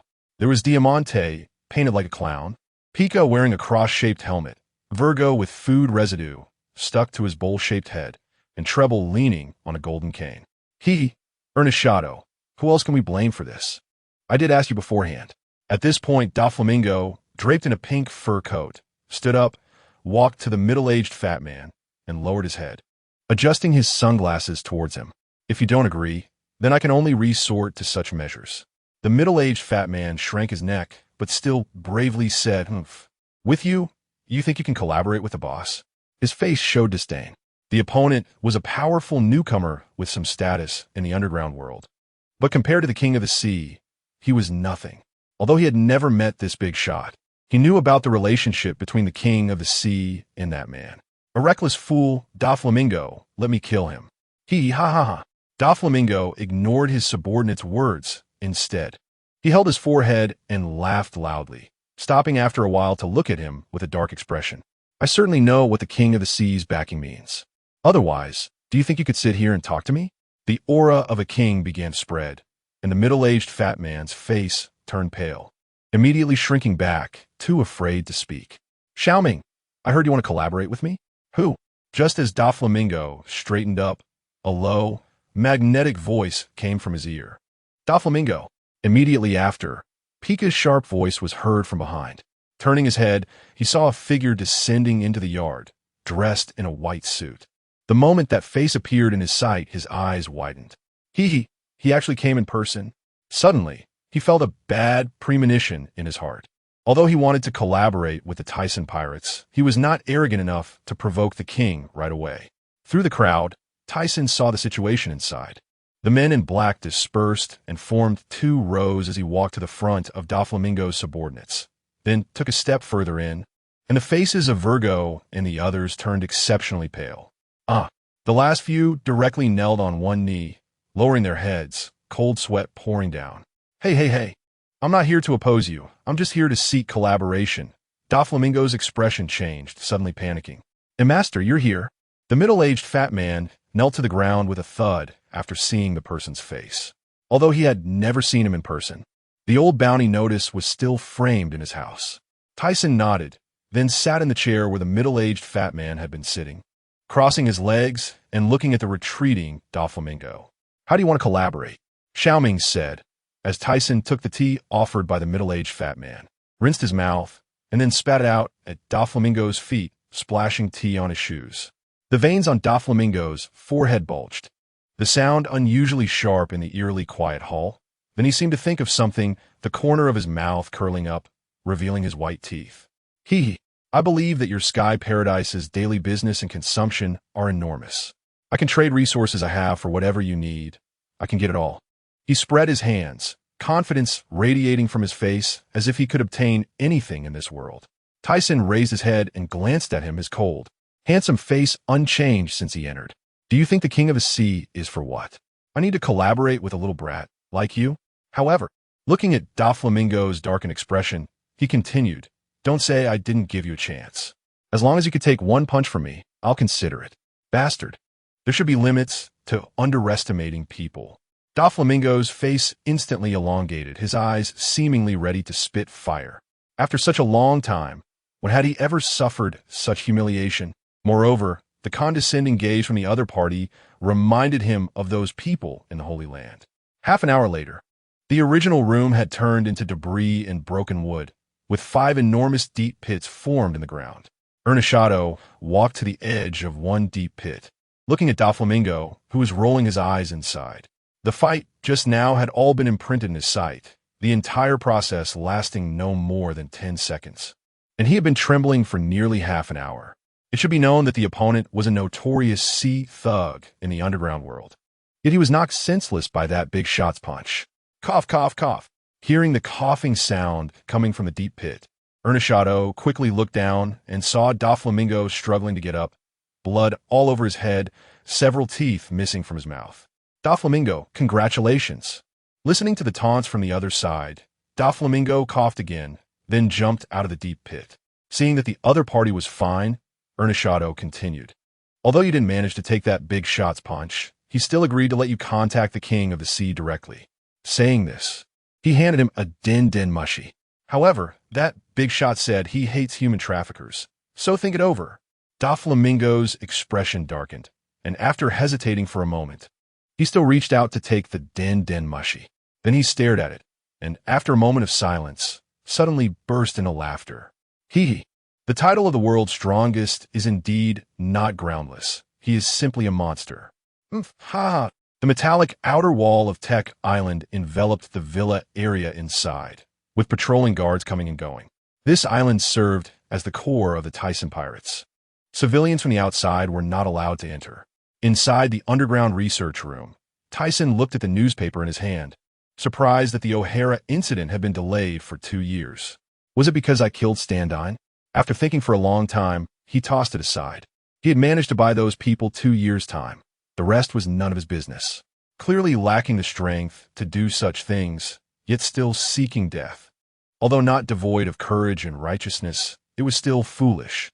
This was not his style of doing things. If you didn't even have your life, what hope was there? He then looked to the side. Just one Kaido number short, and the 7 gourd kids will be gathered.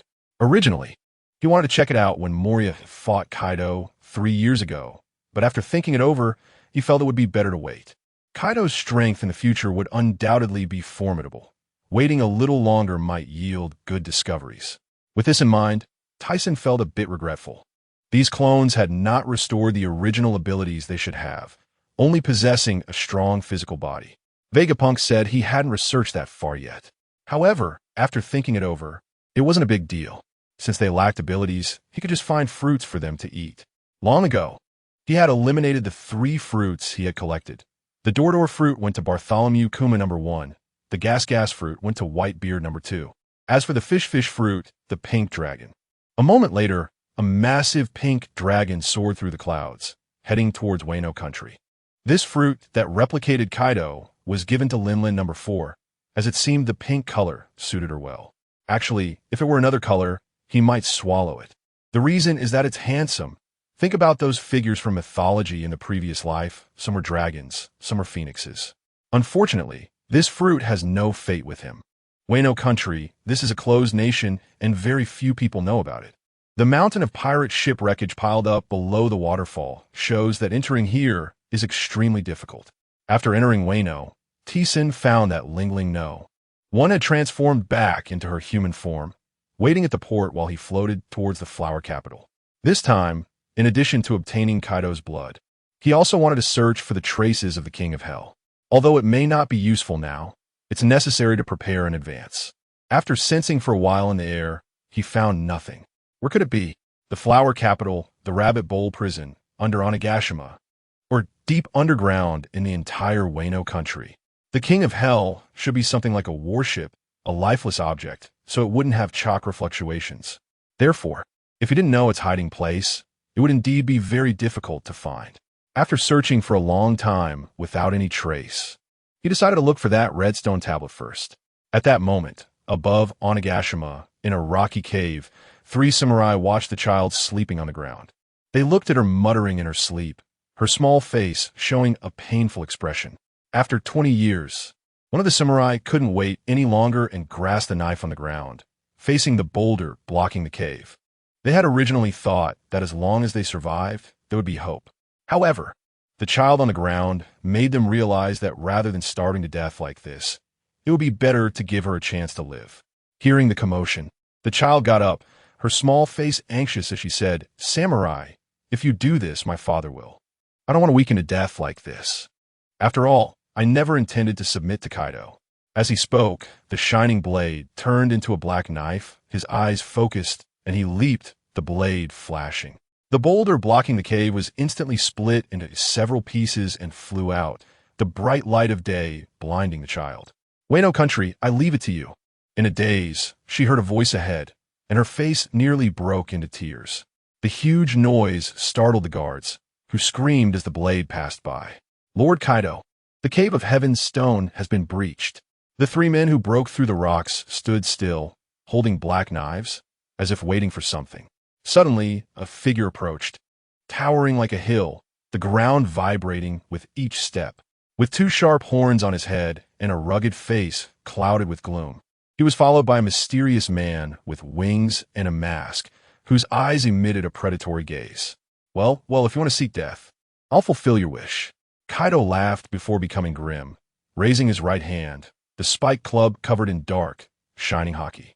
The mysterious man leaped back, arms crossed, watching the impending battle. "I have nothing left to lose, but it's a pity I can't personally participate in the decisive battle 20 years later." The three samurai's eyes were filled with determination and a will to die as the black light of their knives ignited, and they leaped into the air, striking down fiercely. The spike club was raised instantly, blocking the blade. Kaido sneered, "You are no match for me. I'll give you another chance. If you become my strength, I want to hold this incident against you." "No way. We have made up our minds. Give up."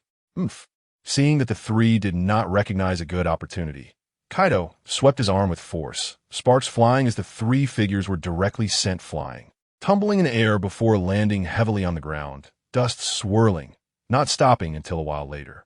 But before they could react, Kaido's figure appeared before the three, the massive spike club crashing down towards their chests like a meteor. With a muffled thud, the sound of bones cracking echoed. "Ah, cough." The three all cried out in pain as they were sent flying, crashing heavily 3 times before being stopped by the stone wall behind them, which shattered in response. "Samurai, father, spare them."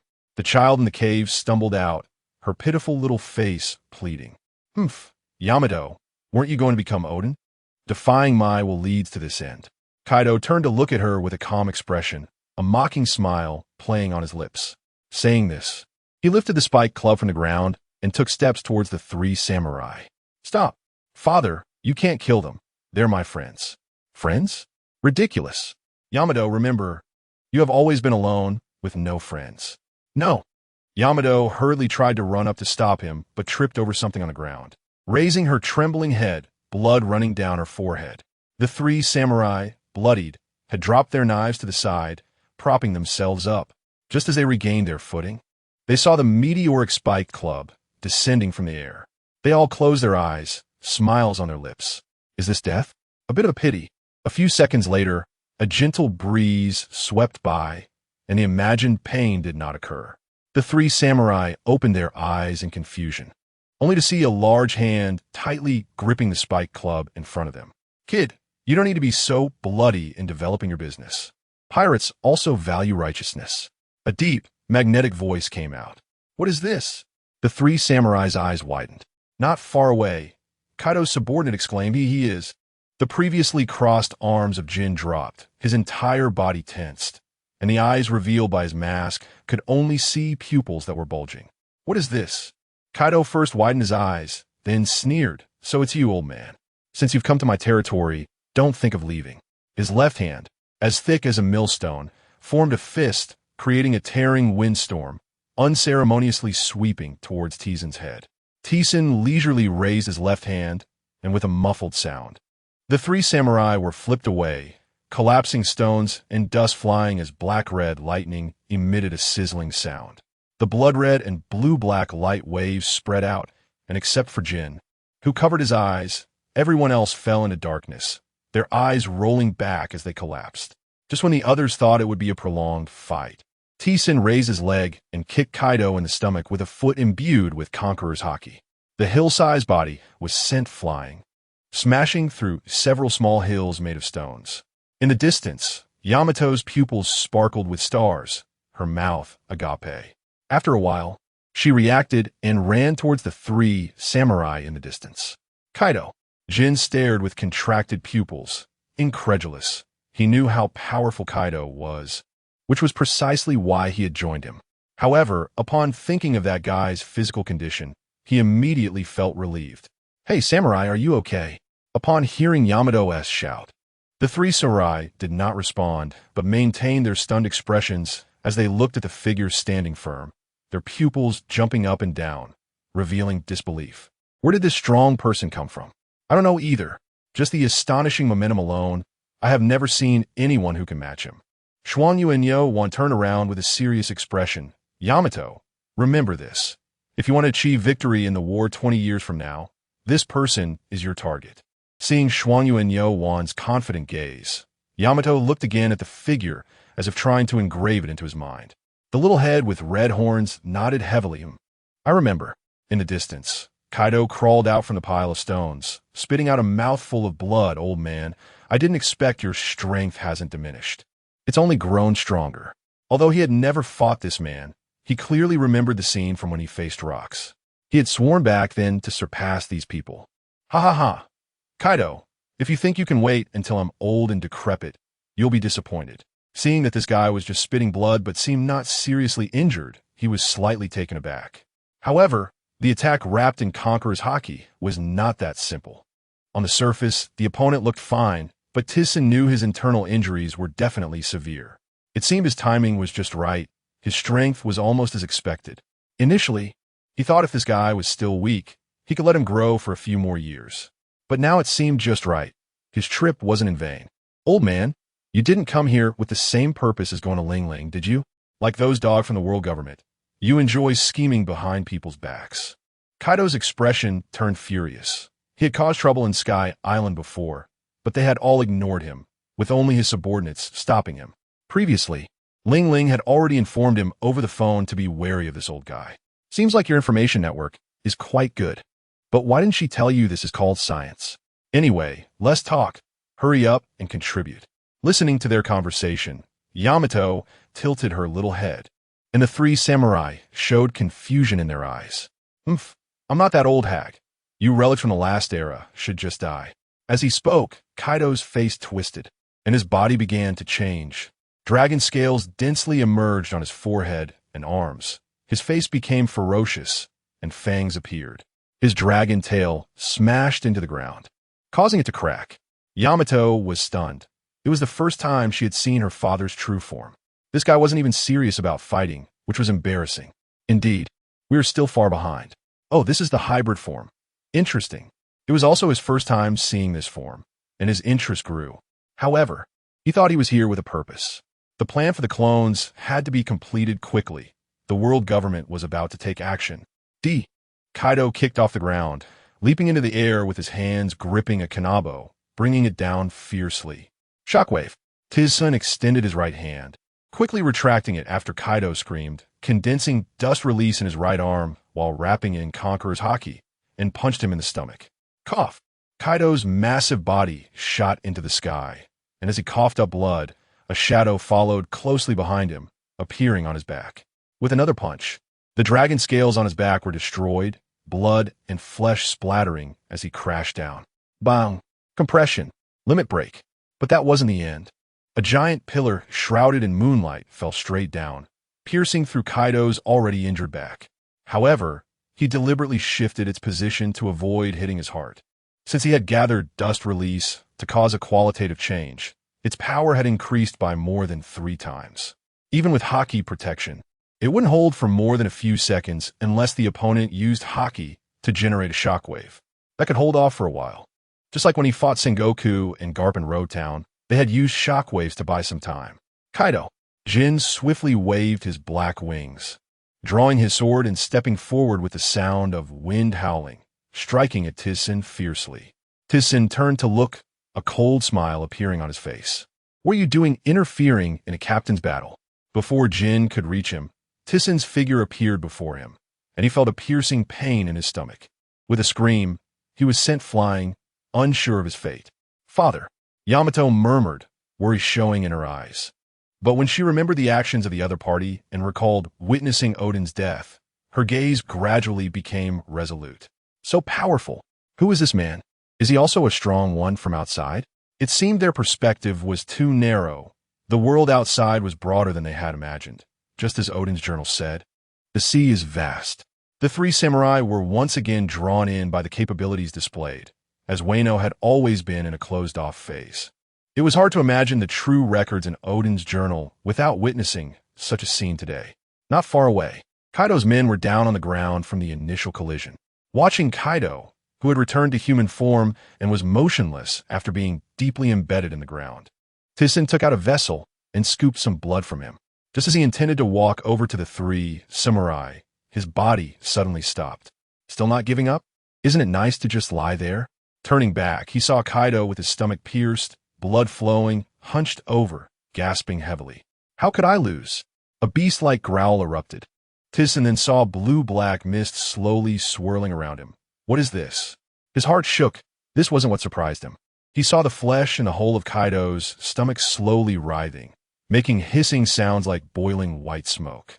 Before long, his injuries were healed as if they had never existed, but the weariness in his eyes indicated that this ability certainly came at a cost. One could only say, as expected of a divine fruit. Thinking of this, he really wanted to see that Nika fruit and test whether his dust release could decompose it. Half an hour later, Kaido fell to the ground again, but this time his eyes were rolled back, his body pierced in multiple places, blood flowing like a river beneath him. Phew! This time, he shouldn't wake up again. This guy was truly troublesome, consuming a lot of chakra. Without dust release, he didn't know how many days and nights they would have to fight. Is it over? The three samurai had maintained their position from the beginning until now, their faces still in shock. Father, Yamato, dressed in a samurai skirt, ran over with tears in her eyes, crying out, "Sorry, I was a bit too heavy-handed. But don't worry, he won't die." Thiesen frowned slightly. At this moment, Yamato hadn't really experienced her father's beatings and still felt close to Kaido. Tears streamed down Yamato's small face as she shook her head. "It's not your fault. It's all my father's doing, occupying others' places and killing many people." Thiesen rubbed her cute little head and then turned to walk towards the three samurai. "Where are you planning to go next? Although I've defeated him, I won't kill him. This is your matter in Wano." Kaido had no hatred towards him. He had always been clear about his grudges, repaying enmity but not imposing it due to others' conflicts. What he did this time, beating the other party like this, was very unethical. If it weren't for the corruption in this world, he wouldn't want to do such things. Moreover, there is no emotional bond between myself and the people of Wano country. Thank you very much for saving our lives. Whatever you command, just say it. I understand your intentions. Although I really want to kill these people, I cannot do something so disgraceful. The green-haired Xuan Yuanyo once stood up, staring into a pair of determined eyes. To Thiesen, this appearance felt very familiar. Even the voice sounded similar. He couldn't understand why the descendant of the other party would come to such a place as the East Sea, but since he couldn't be sure about it, he stopped thinking further. Yes, since it's like this, let's survive and wait for the decisive battle 20 years later. After listening to these samurai, he smiled and nodded, realizing they still had some samurai spirit, as they expressed everything openly. Let me formally introduce myself. My name is Aurs Tisen, captain of the Thiesen pirate group. I would like to invite you to join us. I wonder if you are willing. Aurs Tisen, I have heard of you. It's recorded in Odin's notes that you are the world's strongest man, and even the pirate King Roger is no match for you. I didn't expect to meet you. Xuan Yuanyo Wan's eyes were filled with surprise and fighting spirit, and upon reading the contents of Odin's notes and thinking about the description, he was excited and eager to set sail. The three of them exchanged glances, all sitting on the ground, leaning forward and bowed their heads, saying, "We are willing." All right, 20 years later, you can do whatever you want, but that will have to wait until then. Previously, I received news that the world government's actions were unusually great. Who knows what kind of moves are waiting for him? Yamato, will you come with me? Thiesen looked at Yamato, who was standing beside Kaido. The latter said nothing, just looked at him with deep eyes. Upon hearing his voice, she turned her head, unable to hide her excitement. Is it really possible? The blue seas in Odin's notes, the winged people in the sky, the mermaids living in the sea, are all these real? As she spoke about these, she became more and more excited, her eyes sparkling like stars, and she couldn't wait to run towards Thiesen. Seeing this little one so curious, Tyson smiled and said, "Of course. These are all things I have experienced. Do you want to go?" Yamato tightly clasped her small hands and opened her mouth, saying, "Ah, I want to go. Please take me with you." Just as he was about to respond to Yamato, he suddenly sensed a familiar figure and instantly disappeared. After a few sounds, when he reappeared, he came out from behind the house, holding a person in his hand, whose eyes were glassy, mouth full of blood, and several teeth missing. This guy's been missing since the Rocks pirate group disbanded. This barrier fruit is quite useful. Now one of the 7 clones ability problem is solved. Moments latte. He lifted Kaido's pirate ship and dropped it directly into the sea below, causing exclamations from the samurai on the ship and Yamato's cries. It's been a long time since I've done this kind of labor, and I'm a bit rusty. A few days later, after witnessing the wonders of the sea, the 3 samurais' eyes were filled with amazement, and Yamato, with a butterfly-like waist belt, had not stopped being excited since she came out. The ship quickly ascended to Sky Island through the transparent giant pillar. The 3 samurai were arranged under the command of the 6 islands people to guard the island, while Yamato was taken to the Golden Giant City on Light Island. He then returned to Tech Island to hand over Kaido's blood to Shiryu and the others. With the internal chaos occurring in many countries around the world government was becoming increasingly restless. The main issue was that Dragon had picked up quite a few benefits, promoting the civilians of multiple countries to rebel and absorbing them into the Revolutionary Army. After seeing Bartholomew Kuma appear in the newspaper, he originally wanted to invite him in, but Dragon beat him to it. After thinking it over, he decided to let it go. Without Kuma, the Revolutionary Army would undoubtedly face many more difficulties, especially with food transportation becoming a major problem. The 5 elders in the Holy Land, Mary Geos, looked at the information received on the table, all frowning and looking grim. Currently, 24 countries have withdrawn from the alliance, and the world is gradually changing, slipping out of our control.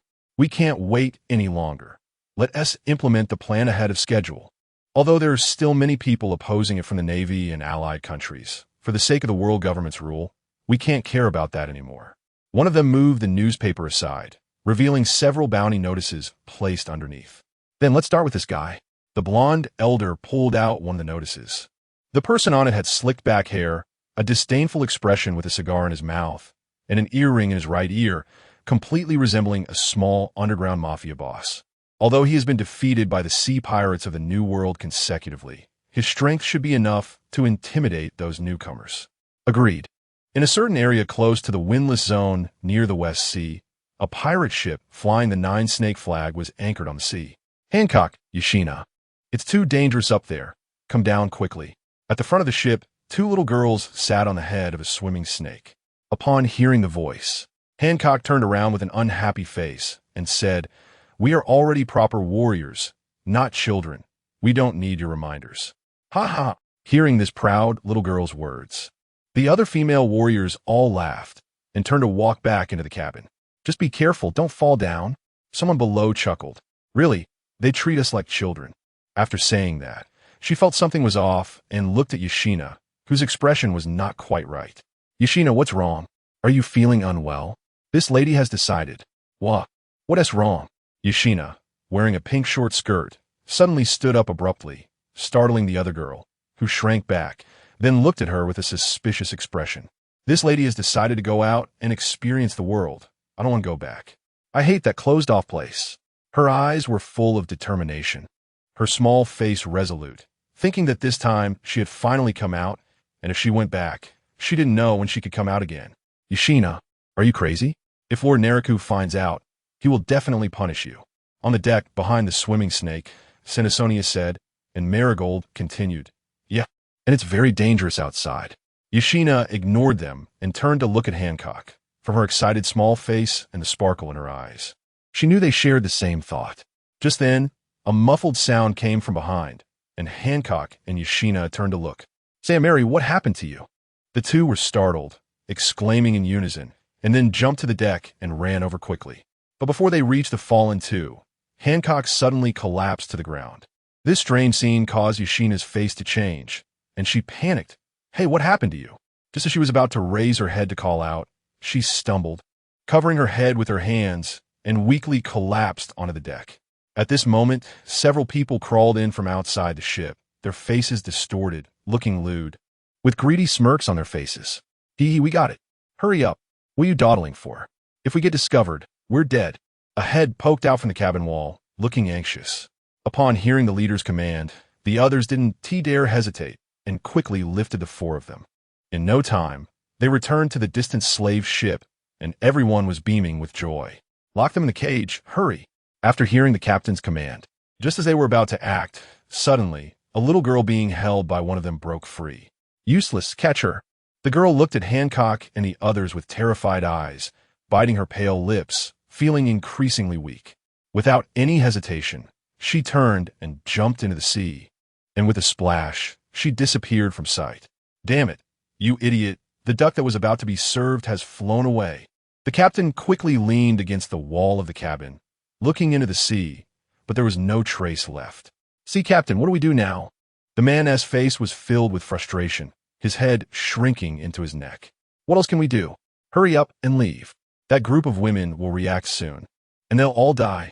He cursed under his breath, realizing they were just an ordinary slave ship fleet, not a match for those women at all. That's why they resorted to some underhanded means. They had originally thought they would make a fortune this time, but unexpectedly, that treasure was lost just like that. Thinking of this, he glared at the man from earlier. The others quickly acted, and soon the slave ship vanished from sight. Moments later, the women in the cabin of the Kuja pirates emerged, raising their heads. "Hancock, is Shiryu?" Just as she was about to say something, her heart sank. "Sandersonia. Marigold, where are you?" The woman looked panic-stricken, her weapon dropping to the ground, her black pupils twitching, her body trembling.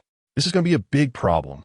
In a certain sea area of the first half of the Grand Line, on a pirate ship, Crocodile stood at the bow, many of his subordinates adjusting the sails behind him. He lowered his head, his right hand covering the golden hook on his left hand, recalling the pain from his left hand that was cut off by Whitebeard long ago. After experiencing continuous defeats in the New World, he had inadvertently obtained news about ancient weapons and was now preparing to return to the first half to develop his power. "Damn those guys, just wait. I will come back to take your head sooner or later." Crocodile's expression turned fierce, and just as he was thinking this, his body suddenly stiffened, and his pupils shifted to the right. "Who are you?" Behind him, 3 men in black suits stood on the deck, and the other pirates quickly reacted, aiming their guns at these black-clothed men. At that moment, one of the black-clothed men stepped forward and said in an emotionless voice, "Sir Crocodile, I am here on the orders of the Gorosei to invite you to join the ranks of the warlords of the sea." Crocodile furrowed his brow. "Warlords of the sea? What is that?" The black-clothed man then informed him about the benefits and responsibilities of the warlords of the sea. "Huh, I never expected that the highest power in the world, the decision-makers of the world, would need the help of pirates. How laughable." A scar on his face looked terrifying. "Crocodile, please watch your words. I need to think about it. You can leave now. Come back in 3 days." Crocodile looked at them disdainfully. "You." The black-clothed man, hearing the insult, was about to take action when he seemed to think of something, paused, snorted, and turned to leave. Crocodile sneered, watching the 3 leave. His brow raised. He was just looking for an opportunity to invade there, and unexpectedly, the world government brought the opportunity right to his doorstep. A day later, after the world government informed several famous and powerful pirates, Bartholomew Kuma also received an invitation at the same time. Sitting at the bow of a pirate ship, holding a Bible, Kuma took out a din mushy and dialed. On a large merchant ship in the East Sea, a voice filled with a soft, magnetic tone rang out, "Dragon, everything is going smoothly." Standing on the deck, a man in a deep green coat with a red square tattoo on his left cheek held the phone. "Be careful." After hanging up, he raised his head, the wind blowing his cloak, revealing his fierce eyes, but in his black pupils, there was a hint of nostalgia as he murmured, "Mr. Thiesen should have received the news by now." At the open-air bathhouse on the top floor of the Golden City on Bright Island, Thiesen lay by the edge of the bath, looking at the newspaper in his hand, warm steam rising from below. The Navy is preparing to take action. The Warlords of the Sea plan has been accelerated. Not far away, a woman lying on a chair, dressed revealingly, was shaded by several umbrellas. At this moment, Gina approached with a din mushy, looking somewhat anxious. Thiesen, Shaki is looking for you. The tone of the other party seems off. He stepped out of the bath, turned around, and smiled. Could it be that old man Rayleigh went out to chase women again and came to me to complain? Don't joke. She really sounds anxious. You should answer, Gina said with a hint of reproach on her face. Not far away, under the umbrella, Xuanai sensed that the other party wasn't pretending and walked over. After seeing Gina's obviously unusual expression, her demeanor became serious as she reached for the den mushy. Hello, Shaki, what's wrong? Hearing the increasingly urgent voice from the den mushy, Thiesen first showed a look of confusion, then surprise, and soon his eyes widened, his black pupils radiating sharp glances as if trying to pierce the void. After listening, he relaxed his hands, and the den mushy fell to the ground, his body stumbling.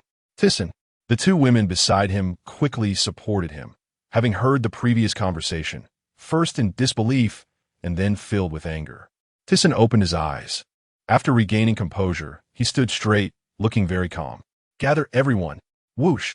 A blood-red spiritual barrier spread out, enveloping Bright Island, Fishman Island, Herb Island, Business Island, Technology Island, and Beast Island. Every place covered by it was dyed in a layer of blood red. Below, on the stage of the Golden City, Brooks stood, his microphone falling to the ground after flipping up and down, and then the Hollow Skull's eyes looked at the fainting audience, wondering what was happening. It's the captain's signal. It seems something big has happened. Brooke, their S movement. In the betting area, Qing Jiao and Wald, sitting face to face, exchanged glances, and Qing Jiao, with a kind expression, said, "This scene feels familiar. I have a bad feeling about this. Let's go." They both stood up simultaneously. On Fishman Island, Ratchy Liu, carrying his beloved gun, walked alongside Muse, who held a trident. On Herb Island, Jerry, wearing a blue cloak, looked serious, and Bush, who usually joked around, also ceased his playful demeanor. On Business Island, the explosive duo, Giro and Rubit, received the signal simultaneously, their rusty expressions breaking into smiles. In the basement exit of Technology Island, Berlik hurriedly came out, looking down at the fallen guards, muttering, "The 7 of the Calabash babies that Thiesen mentioned are all here. Could there be any problems? Brother Berlik, everything inside is arranged. We should hurry. The captain can't wait." A voice came from behind him. It was Jinya. On Beast Island, Tian Shan, transformed into a shark-toothed dragon, returned to human form. Watching Barrett, who was flexing his wrist on the opposite side, as many fierce beasts lay on the ground. A lion's head protested from above, but upon sensing an overwhelming aura approaching, its small eyes froze, and its rolling body suddenly straightened up. Tianshan and Barrett originally wanted to spar a bit, but before they could even make a few moves, they froze. After Gina left Ability Island, Fruit Island, it was temporarily guarded by Tokugawa and ALS, 2 guardians. Moments later, centered around Light Island, all those who had not fainted from the 6 islands gathered in the Golden City Great Hall. Thiesen sat on a red sofa on the steps, flanked by Gina and Yakaina. There were about 50,000 people in attendance, which, although less than the Navy, were all elites from the entire Sky Paradise. Those weaker individuals should avoid going to their deaths. They needed to add some popularity to the paradise, Thiesen thought to himself. I'm truly sorry for gathering everyone here. However, I have a reason I must do this, Thiesen said. And as soon as he spoke, a voice came from below. Boss, just tell me what to do. EM listening. Hearing Mona's familiar words, memories from decades ago flooded his mind, causing his heart to tremble and his eyes to well up. But he managed to hold back. Yes, Captain, don't be so formal. We are family. Captain Thiesen, just give the order. That's right. The Thiesen pirates could never lose to those guys. Captain Thiesen is the strongest man in the world. As long as you're here, we're not afraid. As the passionate voices from behind began to dissipate, Barorik stepped forward, a charming smile appearing on his face. Although I don't know the exact reason, we don't need one. If I had to find a reason, it's that they have angered our king. Thiesen looked at him with grateful eyes, feeling as though his heart had been poured into a honey pot with a hint of spicy flavor. The first mate is right. After observing for a while, he stood up, revealing the 7-star sword that had been at his waist for many years. He raised his hand to signal for silence, and though he did so, he could not avoid giving everyone an explanation. The reason for this is, my daughter has been captured by the celestial dragons. And this war is because of that. As soon as Thiesen finished speaking, the crowd below erupted. What? It's actually because of this? Damn celestial dragons. The captain's daughter? So that's it. Give the order, Captain. Yes, yes, yes. The synchronized voices exploded in the golden hall filled with gold, echoes reverberating in their ears. A few minutes later, at the top of the Golden City, Thiesen spoke with Barorik for over 10 minutes, then directly headed towards the Sabeti archipelago, leaving Barorik with a worried expression. Floating in the air, Thiesen's eyes revealed urgency. The world government and navy hated him so much. Previously, for the safety of the Amazon Lily, he had not left a den mushy behind. And no one knew how the Navy's eavesdropping technology worked. In such a position, sometimes one really is helpless. Although he wanted to rush directly to the Celestial Dragon's base upon hearing the news, he had to consider the Thiesen pirates. In such a vast place, if it really collapsed, where would the hundreds of thousands of people go? One must never lose reason at any time and must understand the serious problems of rationally analyzing issues. The reason the Celestial Dragons are so feared is not without reason. Just like the Rocks pirates back then, with two of the elders joining the battle. Although these people were not his opponents, there were also the Marine Admirals, Fleet Admiral, Garp, and countless CP agents. Even if he had immense power, he could not withstand the attrition, and the person atop the Void King would not just sit back and watch him destroy that place. He came first by himself, just to confirm the authenticity of the news, so he did not take the Lingling #1 over. If the news was true, it had been a whole day since she was captured. He did not know if she was still at the auction house on the Sabeti archipelago. These were all things he needed to confirm. 3 hours later, concealing his form, Thiesen arrived at Shaki's bar. As he pushed the door open, 4 pairs of eyes turned to look at him. Sitting on the sofa were Rayleigh and Garoliosa, while Neriku, who was pacing back and forth, looked like she was about to cry, and Shaki was beside her comforting her. Thiesen-kun. Neriku cried out and rushed into his arms. Rayleigh and Garoliosa, with wide eyes, stood up. Shaki's gaze was filled with astonishment. The moment he saw Neriku, he knew this matter was true. Although he had heard her voice on the Den Mushi before, without seeing it with his own eyes, he couldn't believe it, mainly because this matter came too suddenly. What's going on? A low voice came out, and a cold atmosphere filled the room, making Neriku shiver in his embrace. A few minutes later, Thiesen held the crying Neriku tightly in his arms. You're so foolish. Even if the whole world knows, so what? Who dares to hurt my family will pay a heavy price. But now I have implicated you, and there's no news of her. Daughter? I never expected that I, Thiesen, would have a daughter in this world. What's her name? As the crying gradually subsided, Neriku lifted her tear-streaked face to look at him. Aurs. Yuxina, but I don't know if you like it. Yuxina? You wait. Father is coming to save you. He said, about to turn around. Wait, do you know where they are? Garoliosa, leaning on her cane, suddenly spoke. Not in the auction house, but at the Celestial Dragon's base. What? I'm sorry, but there's no time to explain. I need to confirm this first. Rayleigh, Shaki, will gather again later. After wiping her tears, Neriku walked to the door and watched Thiesen's disappearing figure.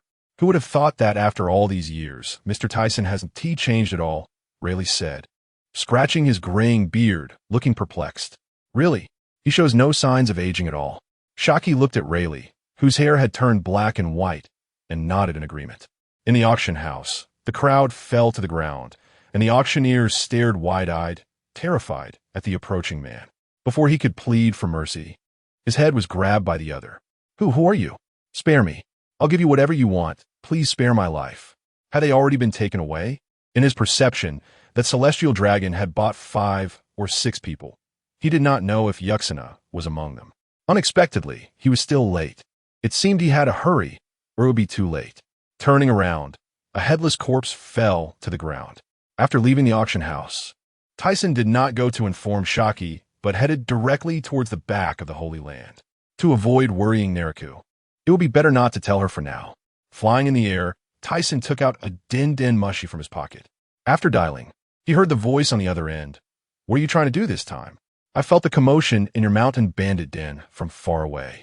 Newgate, I need to trouble you with something. In the waters near Sphinx Island, Newgate frowned after hanging up. Old man, Mr. Tyson is in great danger this time. Marco, with a punk hairstyle beside him, said worriedly.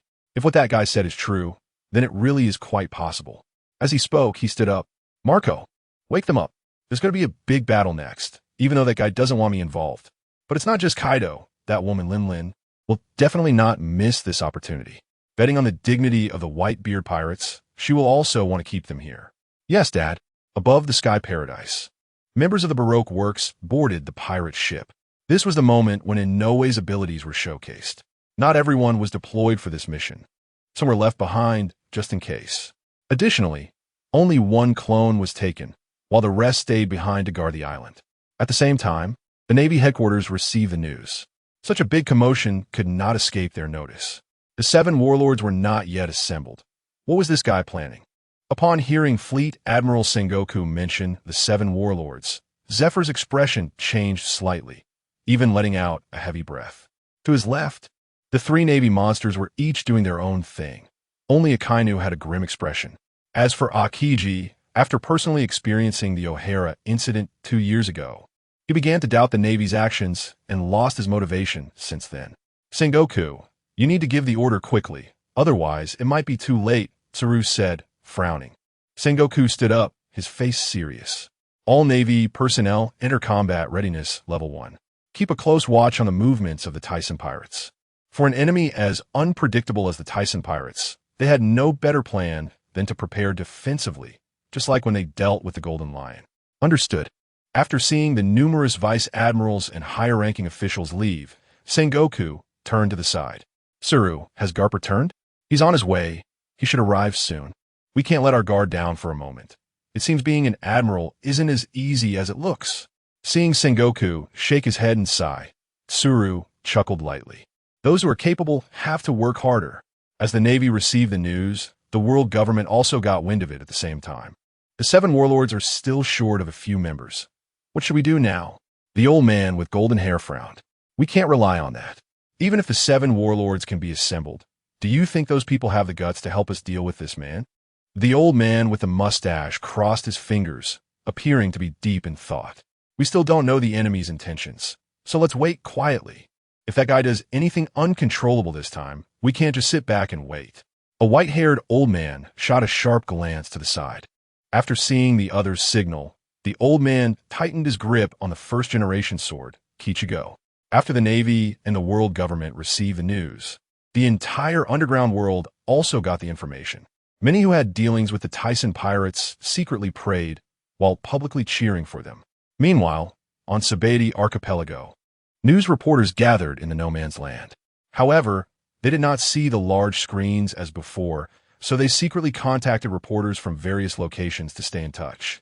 Above the Holy Land Mariewa, the magnificent and luxurious houses stood on the red soil continent.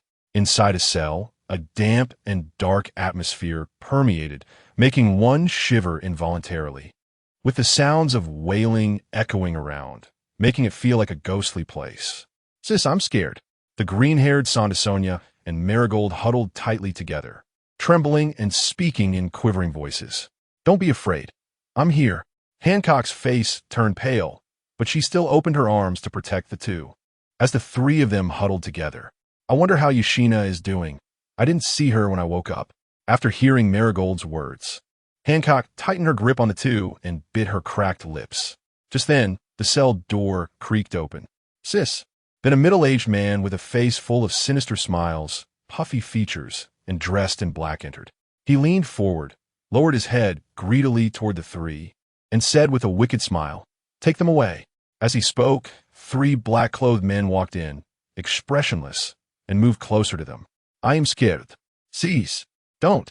Let go of me, you bastards. Hancock's face drained of color, her body trembling as she tried to push the 3 men away. But with her hands shackled, she couldn't muster any strength, only able to watch helplessly as she and her 2 sisters were taken away. Hidden in the shadows, Tyson bypassed the black-clothed guards, walking through the corridor of the cells. With many rooms around, his mind raced, filtering through waves of chakra in his mind. He memorized the positions of any movement that resembled children. Just as he finished scanning, suddenly a white energy bullet shot towards him. He tilted his head back. narrowly missing his ear.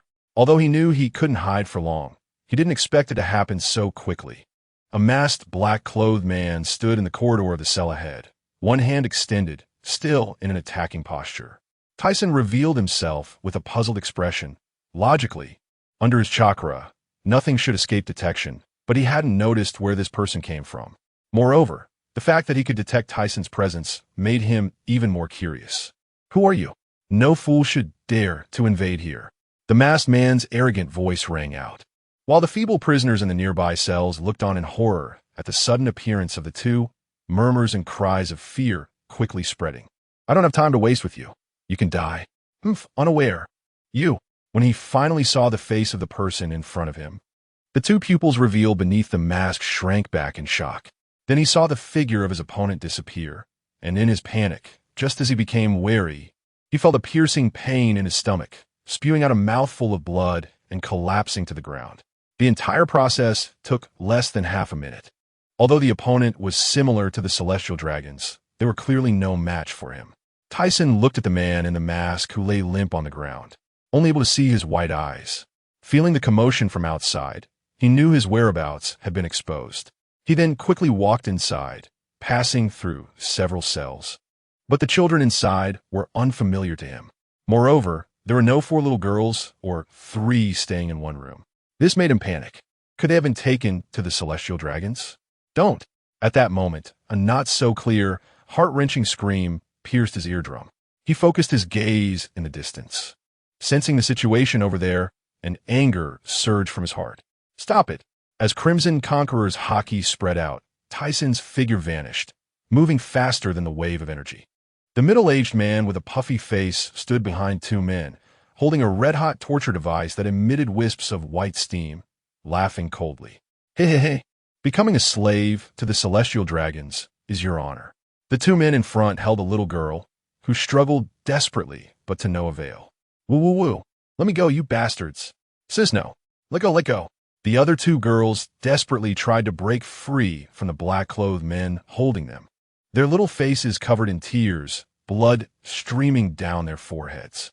As soon as Thiesen entered the sealed chamber, he saw the scene before him and suppressed his anger, raising his right hand as a white beam pierced through the person holding the torture device. At the same time, a blood-red wave swept through from behind, and the remaining black-clothed men who were holding 3 girls turned their heads raised, eyes rolling back, and their bodies collapsing to the ground. Hancock, whose body fell to the ground, widened her eyes to look ahead and then quickly got up, running towards the 2 girls kneeling behind her. Mary, Sonda, are you all right? The 2 raised their pitiful little faces, anxiously stretching out their hands. Sister, we're fine. Woo. The 3 tightly embraced each other. Then, as if remembering something, Hancock quickly turned around, spreading her arms to protect the 2 girls behind her, her terrified eyes looking at the suddenly appearing tall man. Thiesen scanned the chamber and, after noticing that there were only these 3, forced a smile and said, You don't need to worry. I'm here to rescue you. Where's Yixuina? Where is she? Hearing the other party mention Yixuina's name, Hancock's tense body relaxed slightly, and after a moment of hesitation, she said, We didn't see her when we were captured and taken to the auction house.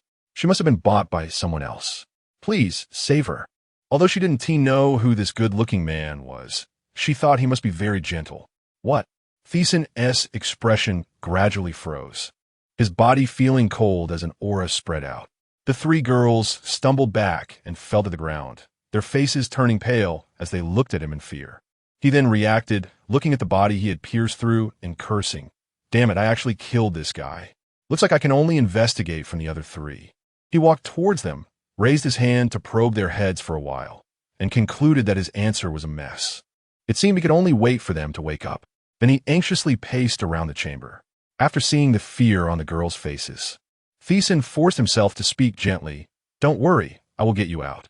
Hancock's tense body completely relaxed, and she slowly stood up with her hands supporting the ground, mumbling, thank you. Looking at the adorable appearance of the 3, he couldn't help but feel anxious about his daughter.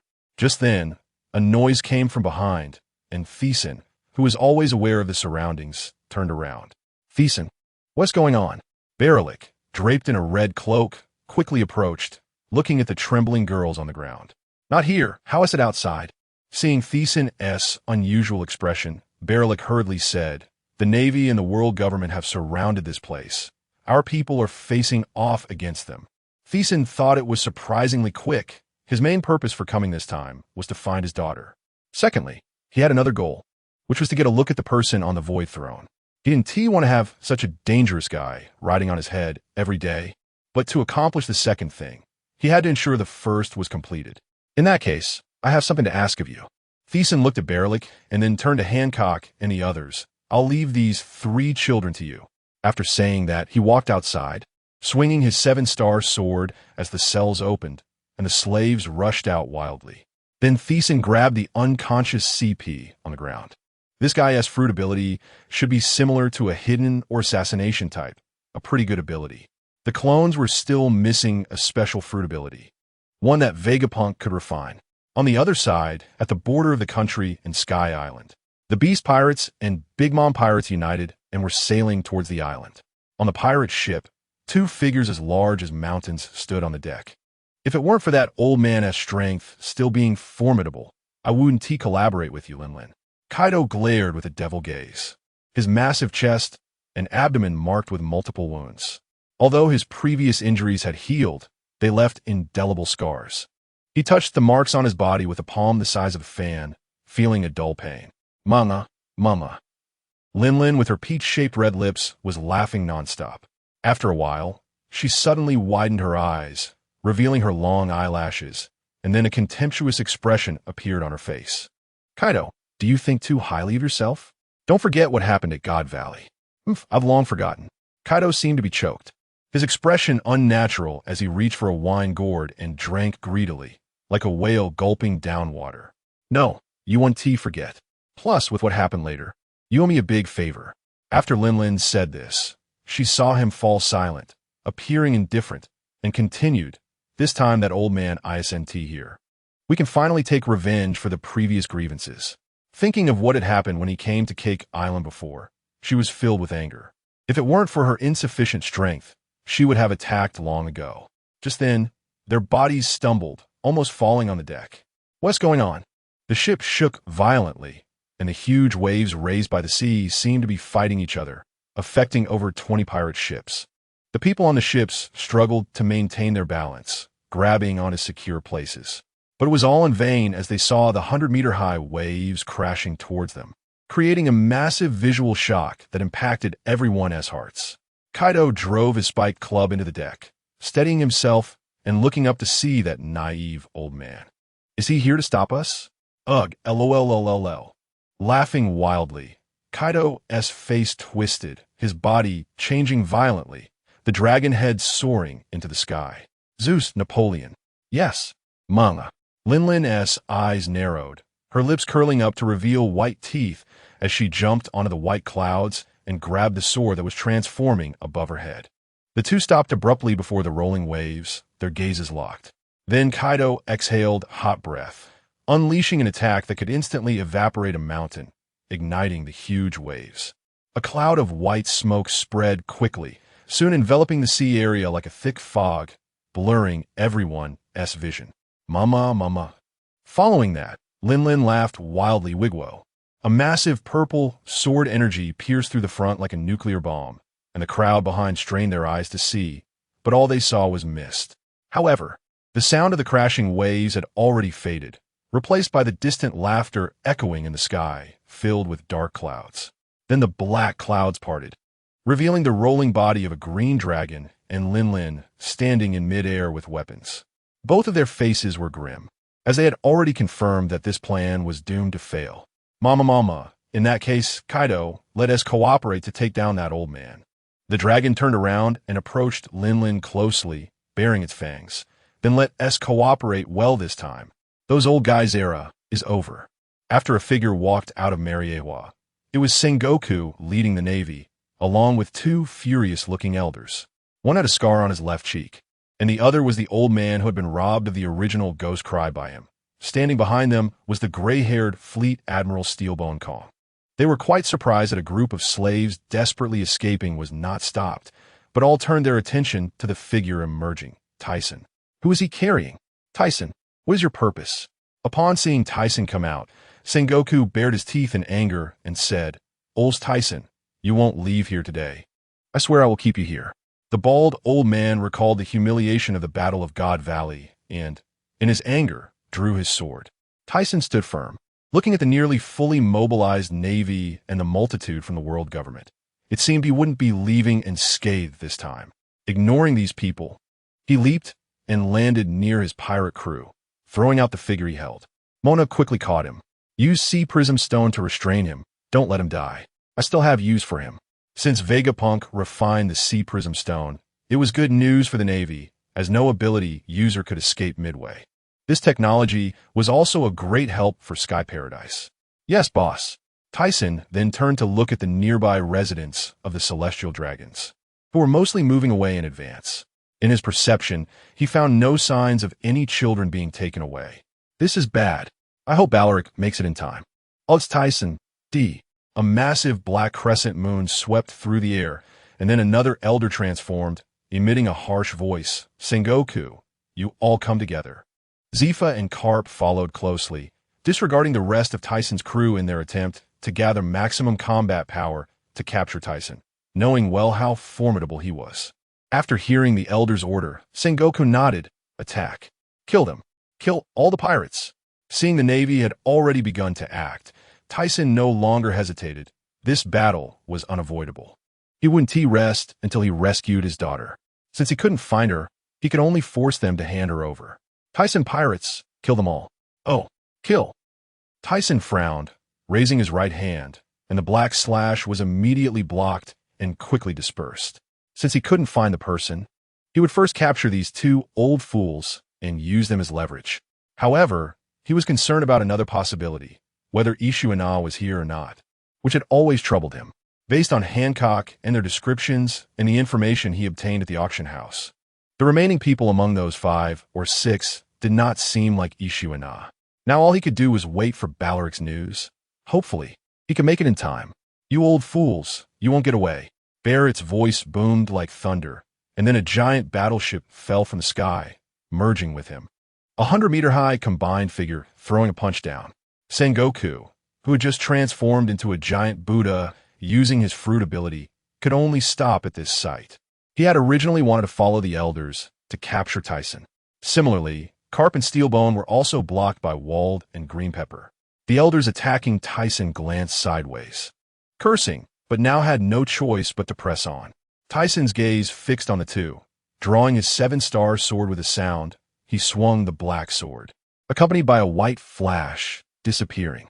The bald old man, maintaining his downward chop, quickly reacted but then fell to tremendous force. The 7-star sword had somehow flashed past his pupils, crashing violently into his sword, causing him to stagger and then be sent flying. After knocking the bald old man away, Thiesen turned to the other side. The elder who had transformed into a snake form had a human head and snake body, black wings on his back, and black scales covering his hands, with fingers resembling the claws of a beast reaching for him from behind. Thiesen's eyes narrowed. He saw sharp blades glinting with a ghostly green toxin. Just you. He bent down, and as the opponent's snake body constricted, he swept his sword, leaving a blood mark on the transformed snake body. The old man cried out in pain and fell. But just as he was about to hit the ground, he flapped his wings and quickly adjusted his body, flying back into the air, though he dared not approach again for a moment. Thiesen lowered his 7-star sword, sensing the bald old man had recovered and was looking for an opportunity. Looking at the snake man in front of him, who was in visible pain, he noticed that in just a few seconds, the wound on his abdomen had already healed. This surprised him. After all, his 7-star sword was wrapped in Conqueror's Haki and also contained Dust Release, inflicting considerable damage. However, the recovery speed was even more abnormal than Kaido's. How long could it last was unknown. Seeing this, he had already formed a plan.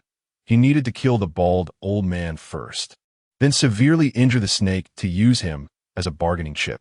That way, he might still be able to retreat unscathed. Feeling Thiesen's changing gaze, the bald old man recalled a scene from nearly 20 years ago, tightening his grip on the sword, as swirling black mist surrounded him, resembling a Shura shadow appearing above. Ghost Chi, a Shura slash. At the same time, another elder transformed again. The human snake form grew larger, and a 100-meter-long snake with black wings emerged, causing many below to be terrified and silent. I didn't expect it could change like this. Thiesen looked up at the monster soaring like a dragon. Instead of panicking, he found it quite fascinating. 2 attacks rushed in, and he gathered chakra on his sword, leaping into the air, soaring over the winding snake body, sending out a 100-meter white sword aura to block the 2. Then his body quickly vanished. After the elder's attacks collided with a white sword aura, their pupils flickered with red light, growing wary. The bald old man seemed to sense something was off, his pupils constricting. The scene was eerily similar to that time. Without thinking, he turned and raised his sword in a horizontal block. With a sound, Ghost Chi was deflected. A gash was swept across the old man's abdomen, blood spraying out as he fell. Thiesen's figure slowly coalesced, seemingly unwilling to bypass him, with the 7-star sword pointed down, following him as he descended. Thiesen, you dare. Kill him, and you'll surely die too. The giant snake in the sky, with a massive head, opened its giant mouth, green venom coating its sharp, cold teeth, the entire snake body stretching downwards. Do you think I won't dare? The bald old man had no ability to fly. He had just borrowed the moonwalk to ascend. Now injured and unable to use any leverage, he watched as the icy black sword tip was about to touch him. Panicking, Thiesen, what is your purpose? Speak. Seeing that Thiesen ignored him, he became frightened. You can't kill me. I'm one of the elders, the highest decision-maker in the world. Stop. The piercing voice from the snake's mouth followed closely behind. Hearing the struggles of the opponent before death, Thiesen paid no mind, gripping tightly as the 7-star sword pierced through the old man's body. The old man stared wide-eyed, his face filled with disbelief. The 7-star sword brutally pinned his body to the ground, and after letting out a resounding sound, he completely lost his breath. This is death. How dare he? Sengoku and the others widened their eyes, their expressions filled with horror. After Thiesen's foot landed on the ground, he pulled the sword out from the opponent's heart. Although the black sword was covered in red blood, there was not a hint of any other color. It only shimmered with a cold light, sending chills down one's spine. You deserve to die. The snake-like elder, upon witnessing the bald elder's death, was filled with rage and intended to rush down and tear the damn guy apart. However, a cold aura enveloped his entire body, freezing him in place. Thiesen, what exactly is your purpose? The large snake head of the elder had eyes that constantly shifted. From the moment they arrived until now, they still did not know his intentions. Even if he reported to that great man later, he would have no reason to do so. Isn't that ridiculous? Thiesen inserted the 7-star sword back. Although he had yet to severely injure this snake, it seemed that his purpose had been achieved. The celestial dragons took my daughter away. Tell them to hand her over, or I will destroy the Holy Land. Upon hearing this purpose, the snake-like elder was stunned. He never expected it to be like this, but after hearing the threat from his opponent, he immediately became furious. We celestial dragons are the creators of this world. They are gods. You are merely a slave. How dare you do such a thing? You deserve to die. As he spoke, the elder seemed to forget his earlier fear. He straightened his snake head and, accompanied by a howling wind, descended rapidly, creating a storm-like sound. Since you want to die, I will grant you that. His hands gathered dust escape, compressing the original realm peeling. A white beam of light about 100 meters long spread out, immediately enveloping the elder's snake body. The world government and the Navy had studied Thiesen's abilities for a long time. They knew that he could use Haki to protect himself for a while. Therefore, at the moment he was enveloped, the entire snake body was covered with black Haki. He thought to himself that as long as he rushed through quickly with his speed, he could tear that guy apart in time. But before he could finish his thoughts, a heart-wrenching pain hit him. What the hell is going on? It hurts so much.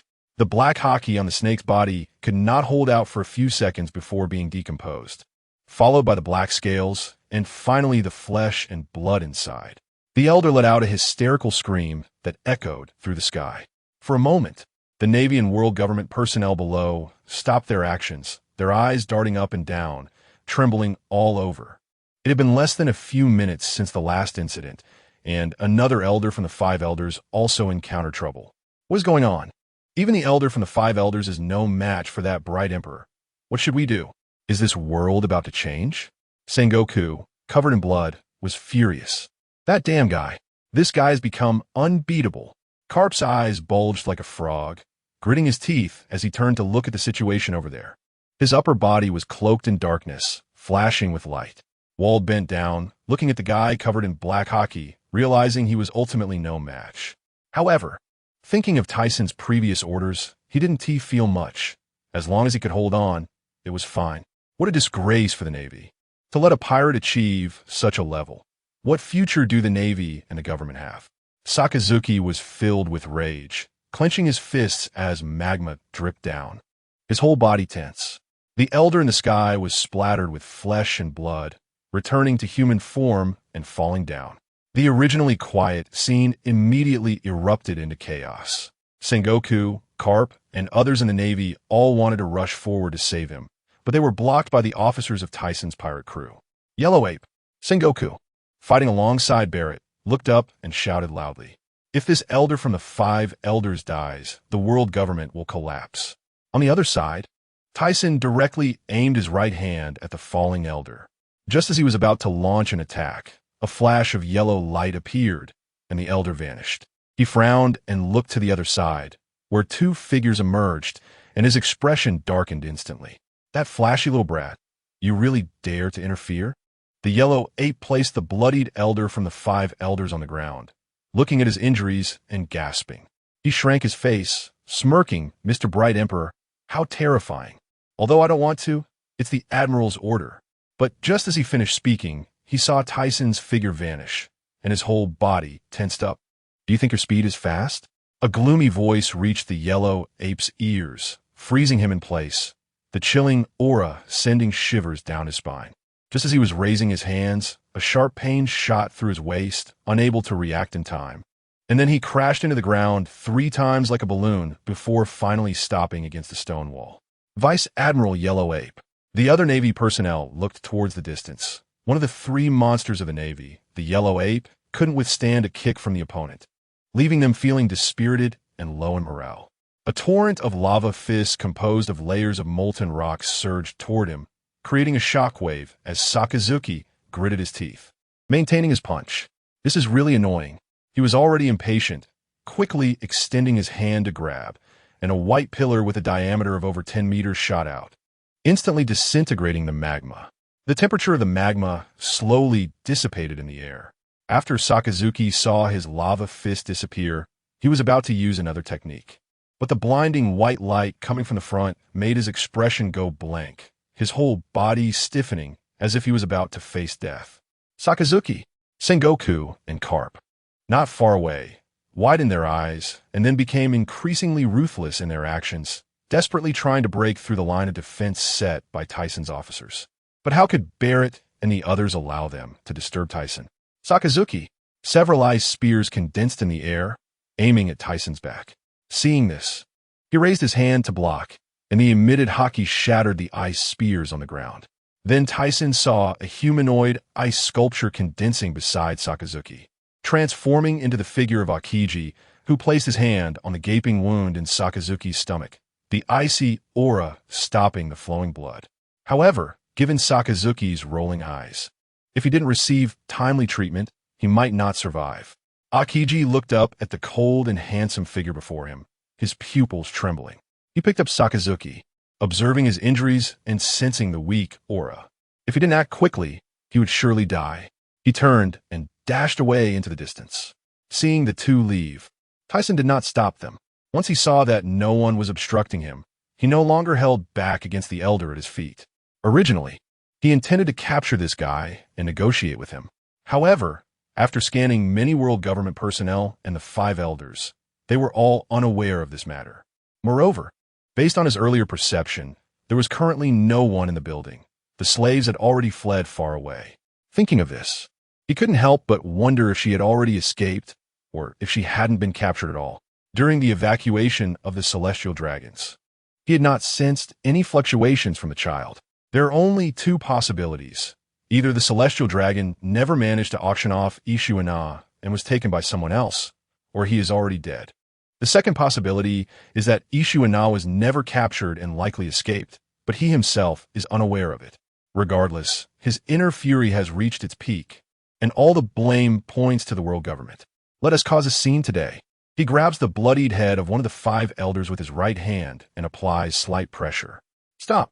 Sengoku exclaims with urgency and anger. "Whatever conditions you have, say them. You've already killed one of the 5 elders.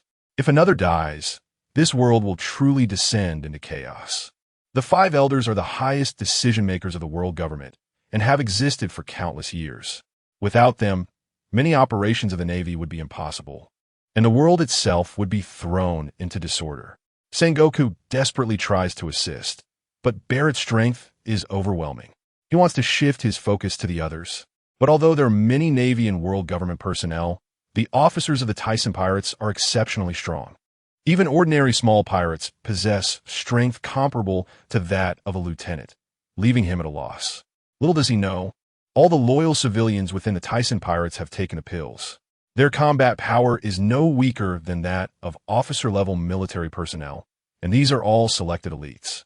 As long as these elites are together, even the peace-loving individuals produced later will not stand a chance. I have no conditions. I just want to destroy this place. He has no intention of acknowledging Sengoku's words.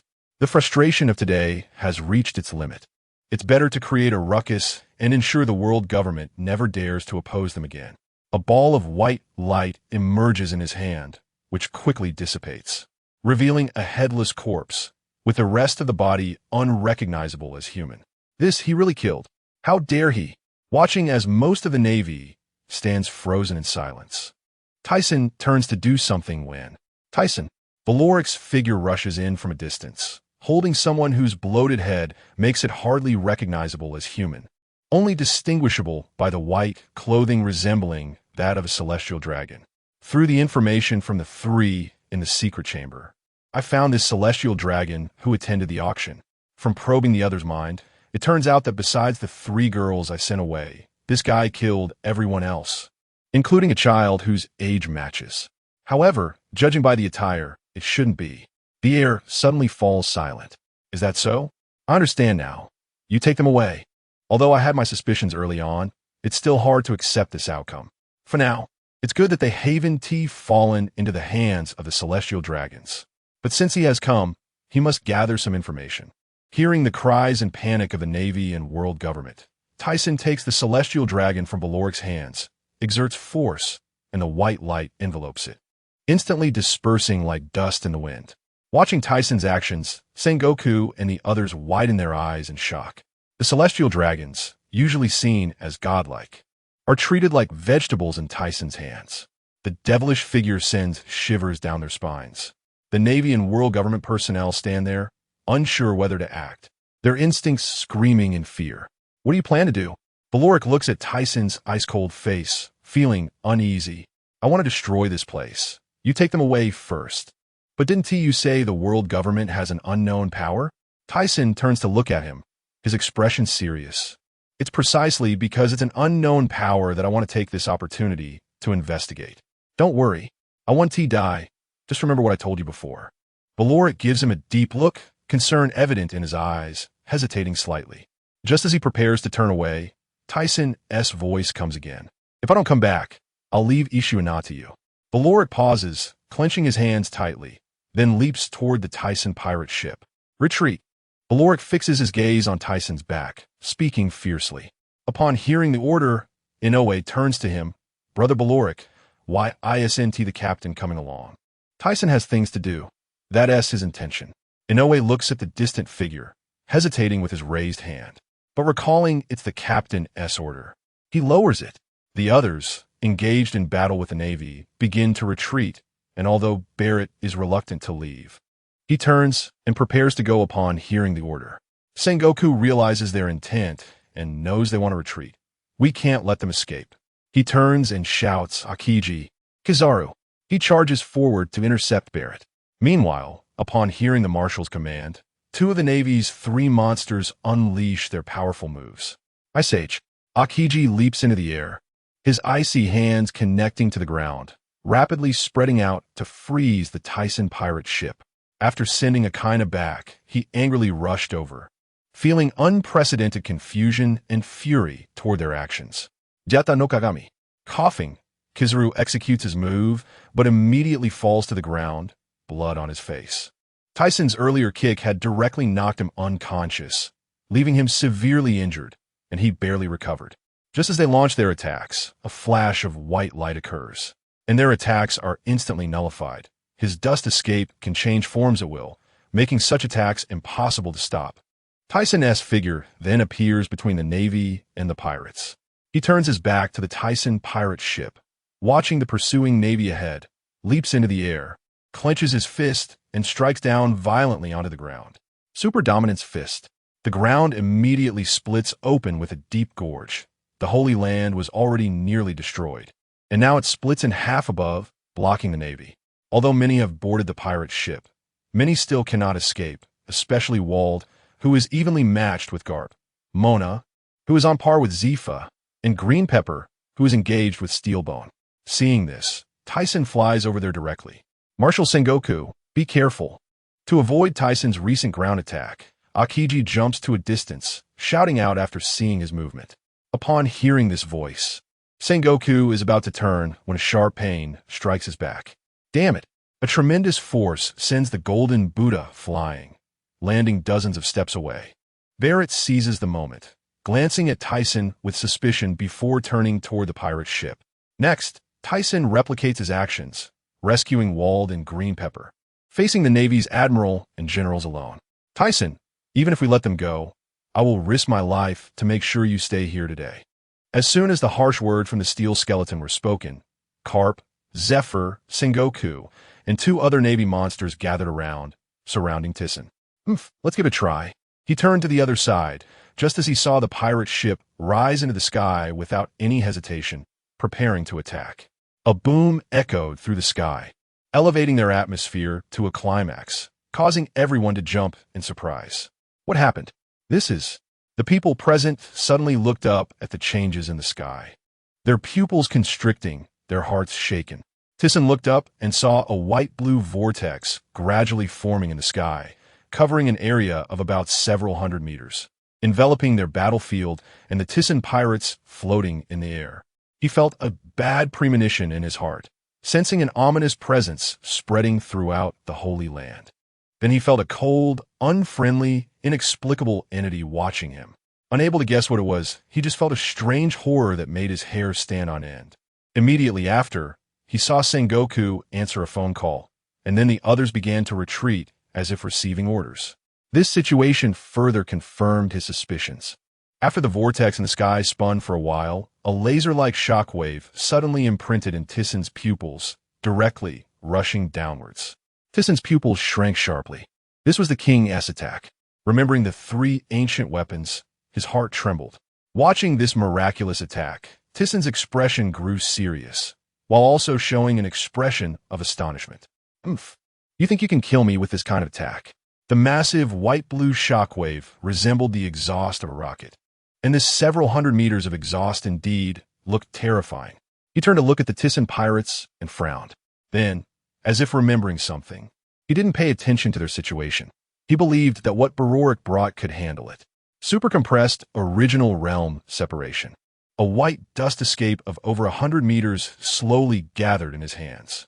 He wanted to see if the King's attack could break through his dust escape that could decompose anything. It should be known that this attack was definitely not on the same level as the one he faced against Rox. This was the dust escape compressed to the smallest degree, and its power was absolutely unprecedented. Meanwhile, on the Thiesen pirate's ship in the distance, suddenly someone came out of the cabin, looking similar to Baroric, but appearing somewhat younger. He raised both hands to the sky, and a huge black gate appeared, growing larger with his effort, gradually covering all the pirate ships. The shockwave in the sky was absorbed by the door, and then a giant gate appeared further out at sea, with this energy falling into the ocean. Baroric on the ship breathed a sigh of relief upon seeing this. Originally, the attack could have been directly transferred to the Holy Land. However, Berort's ability had limited range. It seemed that Thiesen's method was effective. At the same time, a shadow in the Holy Land widened its eyes, and the hand gripping the armrest of the chair crushed it instantly. "Let me personally meet you, Aurs Tisen." As the white-blue beam dissipated, Thiesen's hands remained in the posture of releasing dust escape, and after a while, he finally reacted. He looked up at the sky and discovered that the earlier vortex was slowly shrinking but had not disappeared. Looking down at his surroundings, except for the spot where he stood, everything else seemed to have been decomposed by the dust escape, leading directly to the sea. Then he looked into the distance, and the entire area covered by the Holy Land had vanished, as if a corner was missing. Indeed, the power of one of the three ancient weapons was not unfounded. Although it was not as powerful as his dust escape, judging from the earlier situation, this was just a small range fluctuation. He knew that the king's strike could obliterate a small island. Therefore, the opponent must be considering the safety of the Holy Land. Turning to look into the distance, he found that the Thiesen pirates had already moved far away. The guy should be coming out soon. "Here he comes. Speak of the devil, and he shall appear."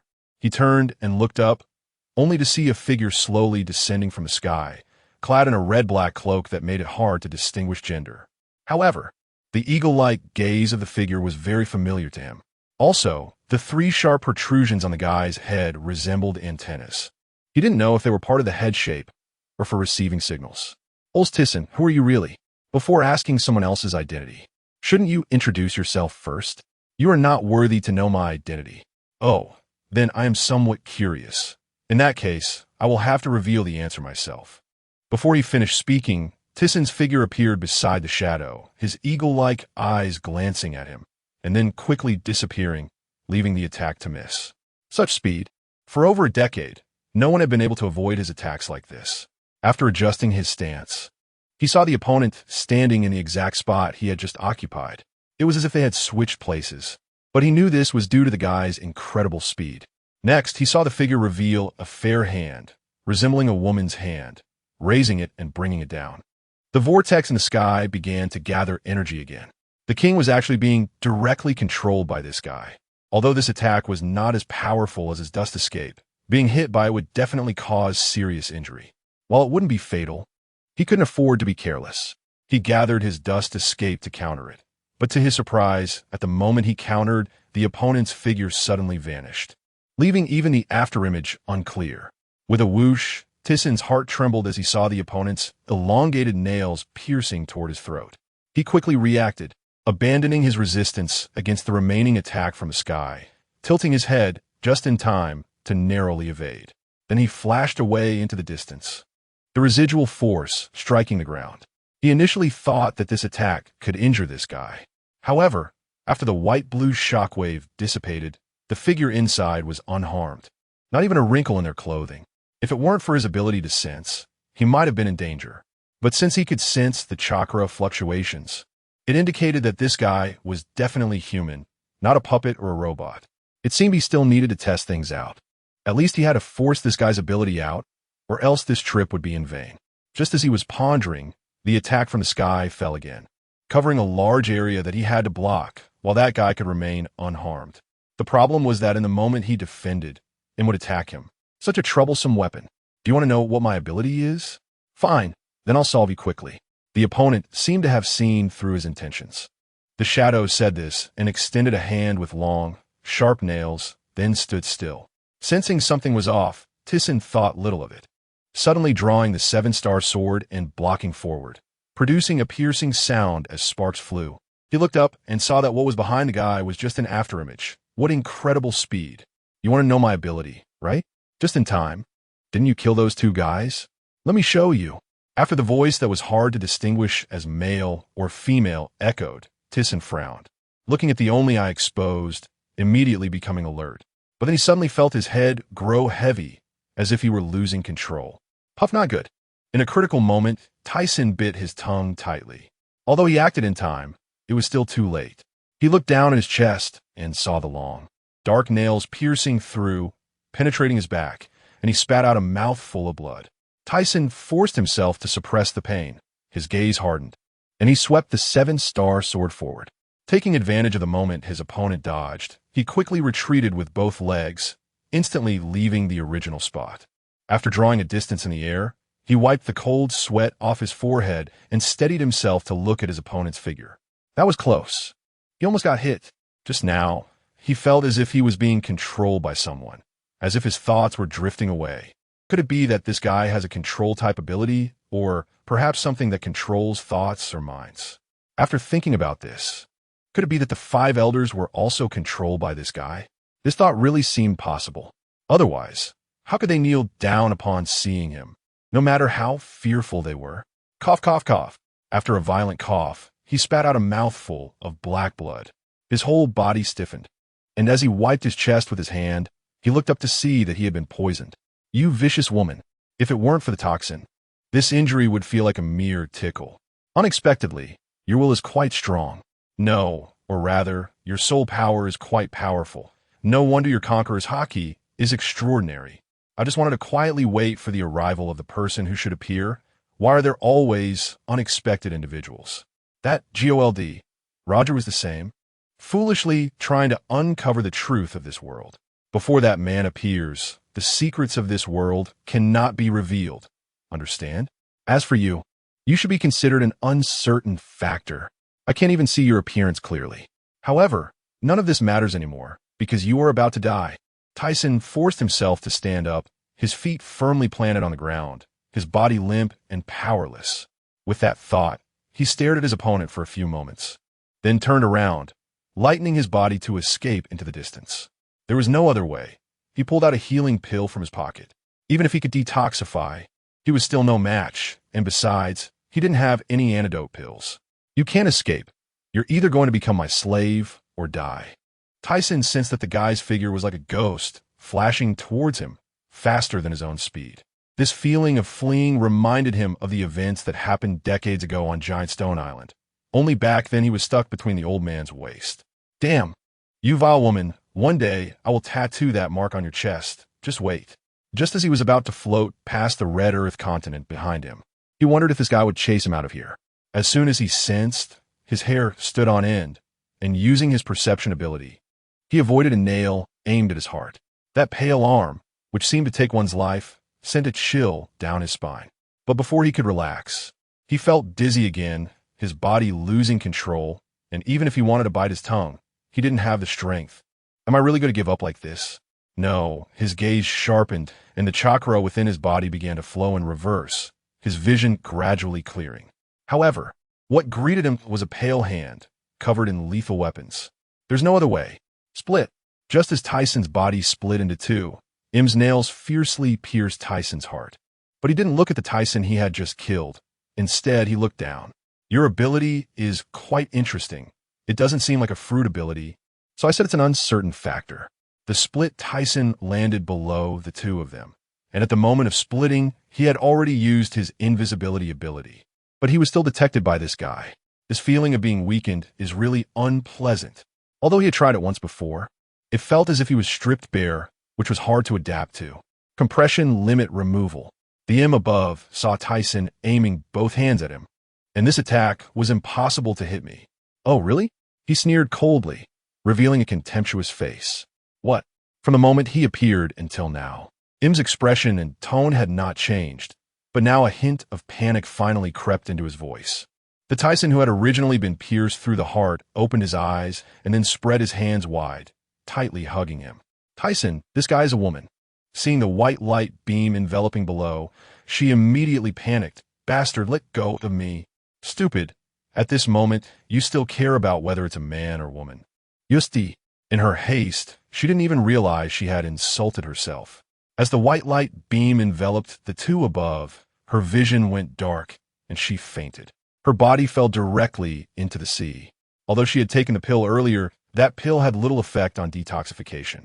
Plus, due to excessive chakra use, fainting was a normal phenomenon. As Thiesen's body fell into the sea, the white light beam above dissipated, revealing the two inside. One of them was nearly unrecognizable as human or monster. However, this monster's two hands were still tightly gripping Im's bloodied hand bones. Blood flowed from the opponent's body, dripping from the long cloak. The mask had been destroyed, revealing a face that was similarly disfigured, but the eagle-like pupils looked like a volcano about to erupt. Then, her gaze fell on the Tisen holding her, and with a forceful pull, the remnants fell away. Damn it, this guy should be captured, and then let you experience the pain of being skinned alive. Letting you die like this is truly a bargain for you. The opponent was poisoned by her. It was impossible for him to survive. Just thinking about everything this guy did to her made her anger have no place to vent. Just as she turned and lifted her head, the direction happened to be towards Sky Paradise. What Sky Paradise? Blame your captain. She raised her bloodied hand bones in anger and made a downward swipe, and then her figure disappeared without a trace. How many can survive? It all depends on your capabilities. A group of naval officers sat in a conference room at naval headquarters, Sengoku wrapped in bandages. Not only him, but most of the other officers were in the same situation. Although they were sitting in a conference room, no one spoke, as if waiting for some news. Confusion appeared in Sengoku's eyes. What was that final attack that made the Navy feel such a disturbance from so far away? Previously, when facing Thiesen, he suddenly received an order from the 5 elders to retreat, followed by a series of terrifying attacks. However, these were not what he wanted to know the most. He wanted to know who that person was who fought against Thiesen. In fact, not only he wanted to know, but Karp, Zifa, and others were also filled with curiosity. BRR. Hey, this is Sengoku. He only heard the voice of the 5 elders coming from the transponder snail. Aurs Tisen is dead, sunk into the sea. After you rest for a while, you can consider how to completely eliminate the remnants of Thiesen's pirate group. Yes, we will formulate a battle plan. Then the voice of the 5 elders came again. Also, announced the news of Aurs Tisen's death to the whole world. Understood. The day after the Navy released the news, people all over the world were in an uproar, and the giants of the underground world began to suppress the Thiesen pirates' industries. That old man finally died. My moment of glory has finally arrived. People from all over the country reacted differently. Some were sad, some cursed, and some celebrated with feasts. Upon hearing the news, Shaki and Rayleigh in the Sabeti archipelago were in disbelief. The 3 little girls, upon hearing the news, had tears welling up in their eyes. Hancock murmured, "I can't believe it. How could someone like him die?" Just then, a whimpering sound was heard. How is this possible? Mr. Thiesen is really dead. No, this can't be true. Naruhito, wearing a pink skirt, was trembling all over, tears streaming down her face, repeatedly muttering impossible. Shaki noticed something was off and stepped forward to comfort her. Sister Naruhito, this news must have been released carelessly by the world government. We could go to the New World to check it out. Yes. Let's go to Sky Paradise. Mr. Thiesen must have returned there. They spoke hurriedly and began to step outside, stumbling a bit. Rayleigh, seeing this, wanted to follow, but Shaki quickly stepped forward to support Naruhito and turned to say, "You don't need to go. I'll go, and isn't Hancock with you? You can escort them and GOLD. Roger back to Amazon Lily." After thinking for a moment, Rayleigh nodded, "That's fine. Be careful." After the 2 left, a serious and doubtful look appeared in Rayleigh's eyes. "I can't believe this outcome. Let time prove it." On a certain island in the New World, Whitebeard, wrapped in bandages, sat on a ship, pouring food into his mouth. The battle had lasted a day and a night, and in the end, those 2 had been heavily injured and fled. Nonetheless, he had also sustained some injuries. "Old man," Marco said dejectedly, approaching with a newspaper. He handed the newspaper to Whitebeard, who frowned upon seeing Marco's expression and took a look. The air fell silent, and after a moment he said, "This guy is not someone who would die so easily. I just didn't expect the world government to hide it so deeply." Whitebeard crumpled the newspaper into a ball and then started drinking, but despite being wrapped in bandages, a flicker of something passed through his tired eyes. "Dad, is Mr. Thiesen really dead?" After spending so many years with him, Marco could read his expressions clearly and couldn't help but feel worried. "Kuahaha, Marco, I don't believe what this newspaper says." Whitebeard smashed the bowl in his hand onto the deck, startling the nearby pirates. Teach, whose skin looked like it had been smoked to a leathery color, opened his mouth, revealing yellowed teeth and a meaningful smile. On the coast of an island near the windless zone in the West Sea, a little girl wearing a pink skirt lay on a rock. Suddenly, her eyes trembled and slowly opened. "You're awake." Ah, startled by the sudden voice, the little girl sat up abruptly and then shrank back, noticing the person who had spoken. A girl with short black hair and deep green eyes was looking at her with wide eyes, seemingly not much older than her. It was clear that the girl had whispered in her ear, "My name is Aurs Tisen. Who are you?" After asking this question, Tisen suddenly remembered what had happened before. She recalled jumping into the sea, and then everything went dark. She quickly stood up and looked around anxiously, shouting, "Hancock, where are you? Mary, Sonda. It's just the two of us here. I pulled you up from the water," the black-haired girl suddenly said, her voice sweet. Upon hearing her situation, Tisen turned to look at her and smiled. "Thank you for saving me. So where's this place?" "This is the West Sea, and this island is called Yuli Town." "The West Sea?" Tisen widened her eyes at her, but then remembered they had been near the West Sea in the windless zone, so she accepted it. Gurgle, gurgle. Suddenly, a sound of hunger came from Tsen's stomach, and her cheeks flushed. She covered her protesting stomach and said apologetically, "Is there any food?" In a house with red-tiled roofs in Yuli Town, the black-haired girl cautiously peeked into the hall, and finding no one inside, she quietly made her way to the kitchen. A little while later, outside the house, the girl emerged with a bun in her hand, sweat beading on her forehead, gasping for breath. Here you go." She handed the bun to Tsen. "Thank you." Seeing the girl's frail body, Tsen felt a pang of compassion and decided to break the bun in half. Smiling as she said, "Let's eat together." Seeing her look embarrassed, Tsen, though a bit puzzled, didn't ask further. "What's your name?" "My name is Nico." Tsen noticed that her expression seemed a bit unnatural, so she started chatting with her, sharing her background. After some conversation, she finally understood a bit more about the situation. This girl, who was not much older than her, worked for the owner of the house, which explained her earlier awkwardness. "Since you ran away without permission and almost got caught by traffickers, your parents must be very worried," Nico said, her frail face looking downcast as she mentioned her parents, her eyes glistening with moisture. "Parents? Are you talking about my mom?" Tsen was puzzled at first, then said, "She must be very worried. If I go back, I'll definitely be punished. So I decided not to go back." As they talked, they sat down against the wall. "What about your dad?" Nico took a bite of her bun, her throat rolling as she swallowed hard. Tsen, who had just finished her last bite of the bun, turned to look at her, her eyes filled with confusion. "Dad? What dad? What is that?" "Cough, cough, cough." Nico choked on her bun, causing her to spray it out of her nose, instantly filling her eyes with tears and turning her face red. Half a month later, on an unnamed island in the New World, Doflamingo looked at the newspaper in his hand, his expression not looking good. He knew the cost he had paid to cooperate with the Thiesen pirates, but now this overlord had failed. Thankfully, he and T put all his eggs in one basket, he thought to himself.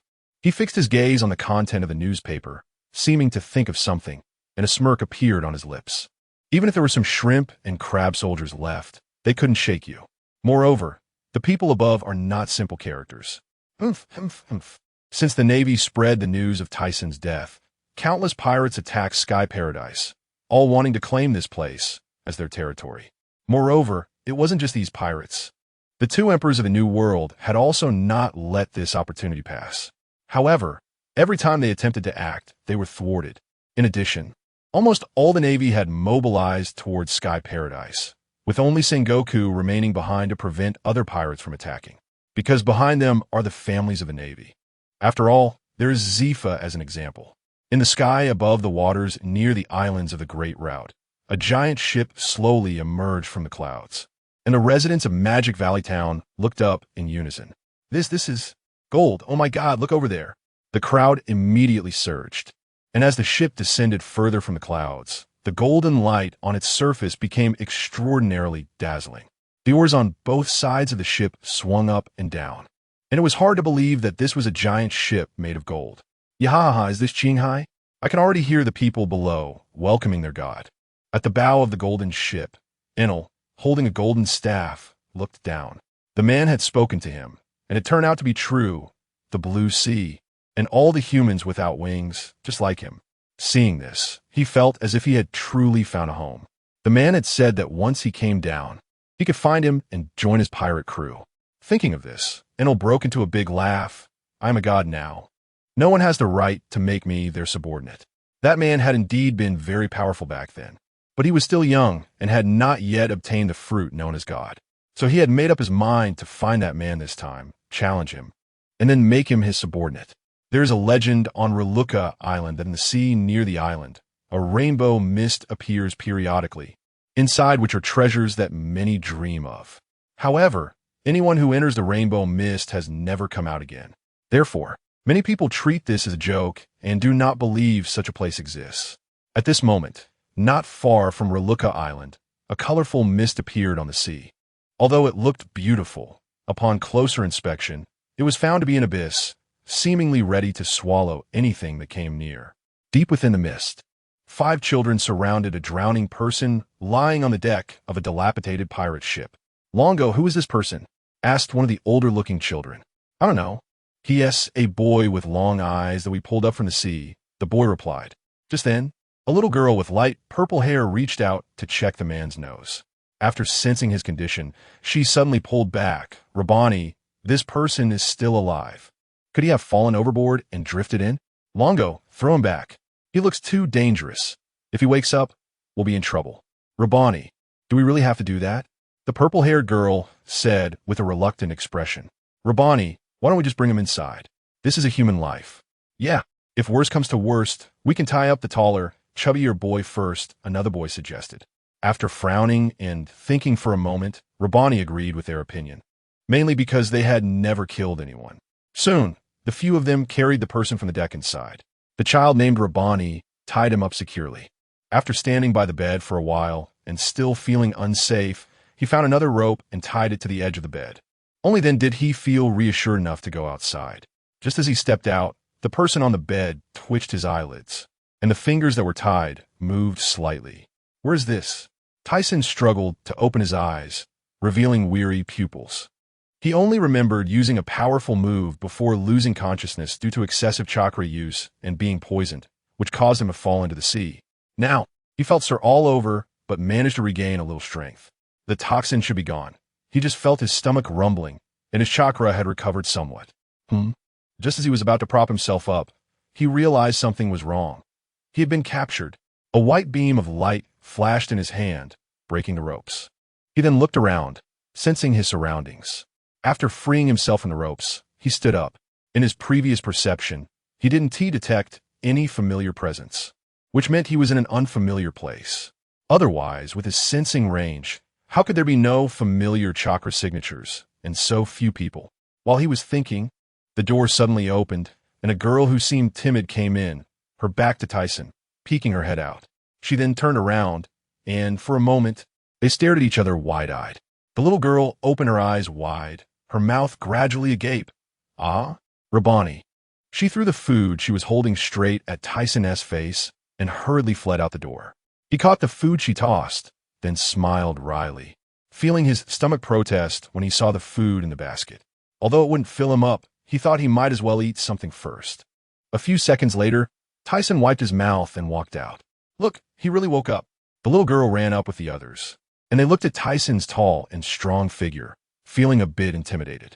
Rabani, sweating profusely, gritted his teeth and stepped forward, showing a fierce expression, since you're awake. Hurry and leave this ship. Hearing Rabani's order, Thiesen ignored him and instead stared intently at the group. Rainbow mist. What is that? How did it get here? He was astonished by how far he had drifted. This place reminded him of the vague memories of his past life. If he and T learned from these kids, he might not have remembered it all. The rainbow mist was a stasis in a different space, essentially a place where time stopped. One day here equaled 1 week, or even a year outside. If he stayed here for 10 or 8 days, the outside world would be in danger. Hey, hurry and leave. Seeing that Thiesen was ignoring him and wore a gloomy expression, Rabani felt uneasy and quietly reached into his pocket. Rabani, don't do that. I don't think he is a bad person, the little girl said, pulling his sleeve. Seeing the fearful expressions on the faces of the children, Thiesen didn't pay them any mind. Instead, he suddenly flew up and soared into the distance. He is flying. What? So scary. The 5 were so shocked that their eyes widened, and their bodies involuntarily shrank back. Tyson flew through many places, seeing the remnants of pirate ships and a lot of treasures and diamonds. However, he had no thoughts about those. He only wanted to find a way out quickly. About half an hour later, he returned to the pirate ship, holding a huge sea fish. The other 5 children looked at him with fear, and the usually brave Rabbani didn't dare to say anything, only showing a wary expression. Having searched for so long without any solutions, it seemed he needed to think of another way. Looking at the fish on the grill, which was almost ready, he couldn't wait to eat. Gurgle, gurgle. A rumbling sound came from his stomach, and Tyson turned to see the children nearly drooling onto the deck. Come and eat. After you finish, we'll think of a way to leave here. Really? That's great, thank you. As soon as he finished speaking, the 4 children joyfully rushed over. Rabbani, seeing this, wanted to stop them, but when he caught a whiff of the meat's aroma, he couldn't bear it anymore. Aren't you coming over? You think leaving here is a dream? You might as well not waste your effort. I'm not someone who gives up easily. Seeing this little brat being stubborn, he stopped paying attention. After finishing his meal, Thiesen began searching on the dilapidated pirate ship. Big brother, what are you looking for? The little girl leaned against the cabin wall watching him. Looking for rope, then we'll get out. We tried all those ideas you mentioned, but unfortunately, they didn't work. Not necessarily. Hearing that Thiesen was trying to find a way out, the other 4 ran over. Let us help you. Hey, don't go. Rabbani, don't you want to go out early? Half an hour later, Thiesen looked at the pile of ropes on the deck, and next was to find a person. Tie him up with the rope, and then move forward. Hearing his words, the few children gradually shrank back, looking at him with fearful eyes. You're dreaming. Rabbani spread his hands, blocking the others. What a hard-headed little brat. Don't worry. I won't let you try. Isn't there still one person on this ship? After hearing Thiesen's words, the others exchanged glances, suddenly seeming to remember something. Could be that pirate? When they were chased by the pirates and fled here. One of them, Hinzo, jumped into the sea with the pirate captain to save them, and then they escaped into this fog. However, a pirate had followed them and was captured by them. He was still locked up in a cage. So, under Thiesen's persuasion, this pirate was quite willing to test the way for them ahead. At night, a group of people returned to the pirate ship. I told you it wouldn't work. We should just accept our fate. Rabbani gasped, sitting down on the ground.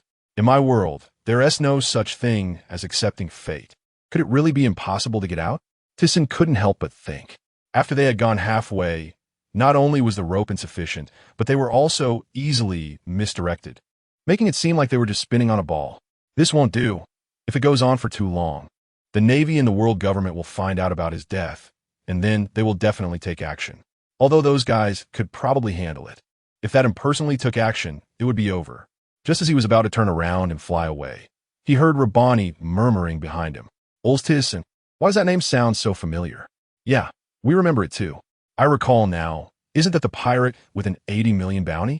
The pirate's face turned pale. After hearing the discussions behind him, Thiesen turned around to see a group of people looking at him with shocked eyes, and he said, somewhat confused, hey, that's ancient history. My current bounty is 8 billion. After Thiesen finished speaking, he saw 11 pairs of big eyes staring at him, looking as if they were looking at a fool. Sigh, I can't be bothered to talk to you little brats. Time flew by, and Thiesen lay at the bow of the ship with his legs crossed, staring at the dark sky. He couldn't remember how long it had been without sunlight, only knowing it had been about 10 days. Just as he was thinking, a fish jumped out of the sea ahead, leaping into the air. Thiesen stretched out his finger, and a white beam accurately pierced through the fish. However, he didn't pay attention to what happened to the fish, but focused intently on his finger. Suddenly, as if remembering something, he sat up abruptly. Since the rope was not enough, he thought of using chakra to make up for it. This idea had a high possibility. He could sense the flow of chakra. As long as someone walked ahead, he could use the chakra flow to identify the direction. Last time, when that pirate was moving ahead, he hadn't thought of this method because he was too eager to get out, making his brain not work well. Plus, he didn't think of it because the rope was insufficient. Soon, he explained it to the kids, and under his imposing presence, the pirate could only grit his teeth and move forward. You're off course, idiot, go right. Got it, adult. The pirate looked aggrieved, cursing inwardly. Dare to curse me, don't even think about getting out. The pirate's heart sank, and he turned his body on the small boat, kneeling down. And master, I was wrong. I want to dare again. Please don't kill me. All right, no more nonsense. Hurry up. The others in the small boat with Thiesen couldn't help but laugh. Half a day later, I can't believe we really got out. Big brother, we really made it out. I can't believe it's true, Rabani murmured, looking at the small town ahead, feeling like he was in a dream, thinking he would never get out in this lifetime. Looking at the group with eyes full of disbelief, Thiesen turned to the pirate who was fleeing further away, and a white beam pierced through his body.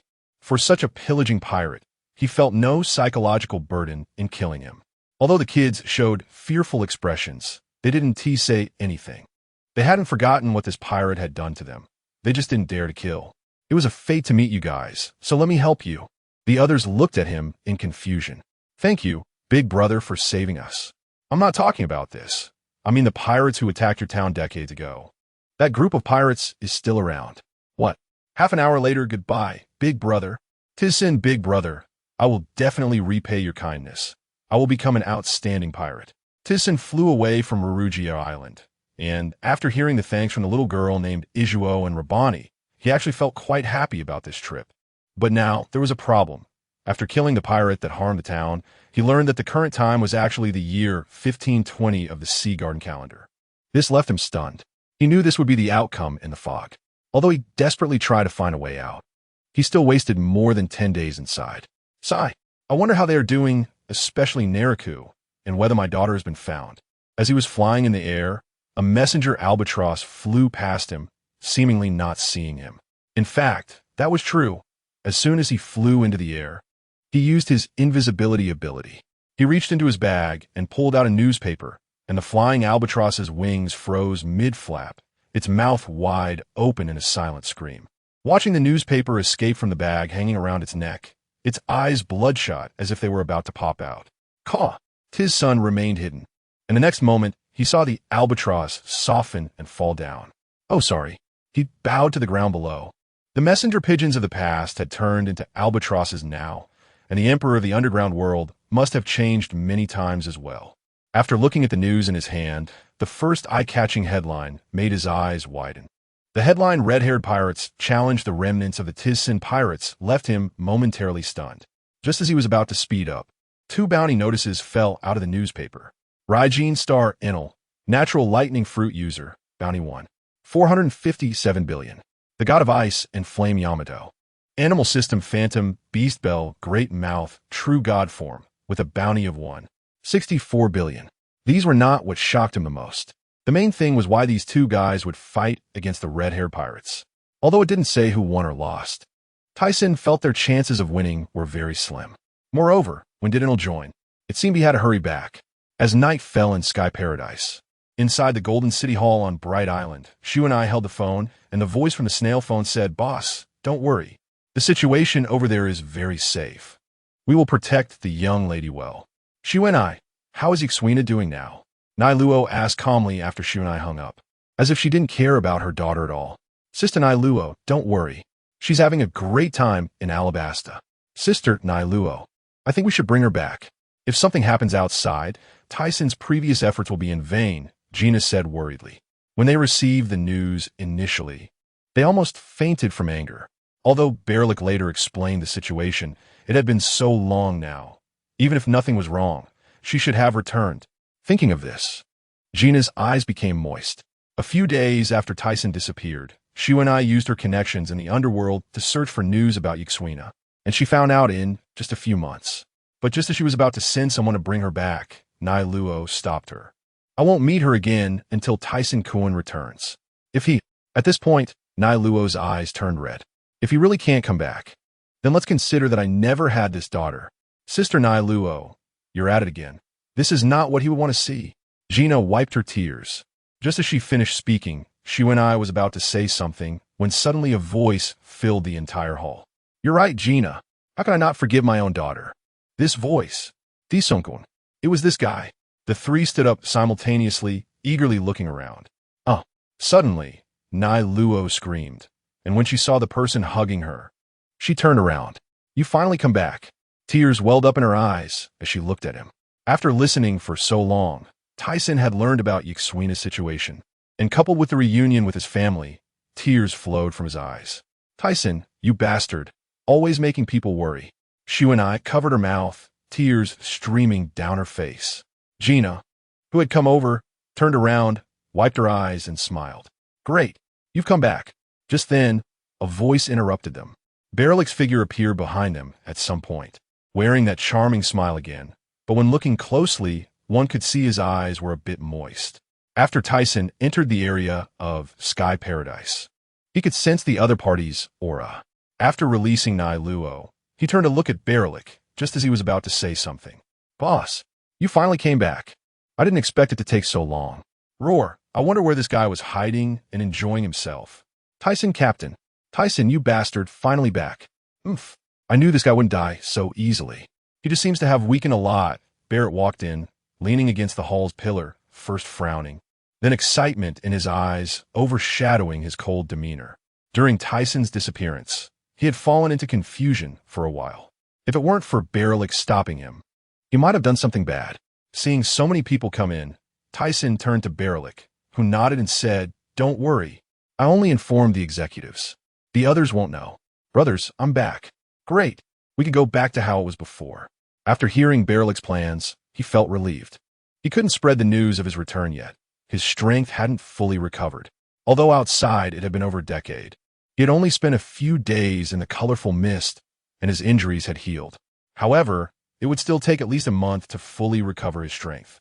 After holding a banquet, to avoid drawing attention, they quickly dispersed the crowd. After talking with Nailuo and the others for a while, he and Berilic went to the top level of Golden City.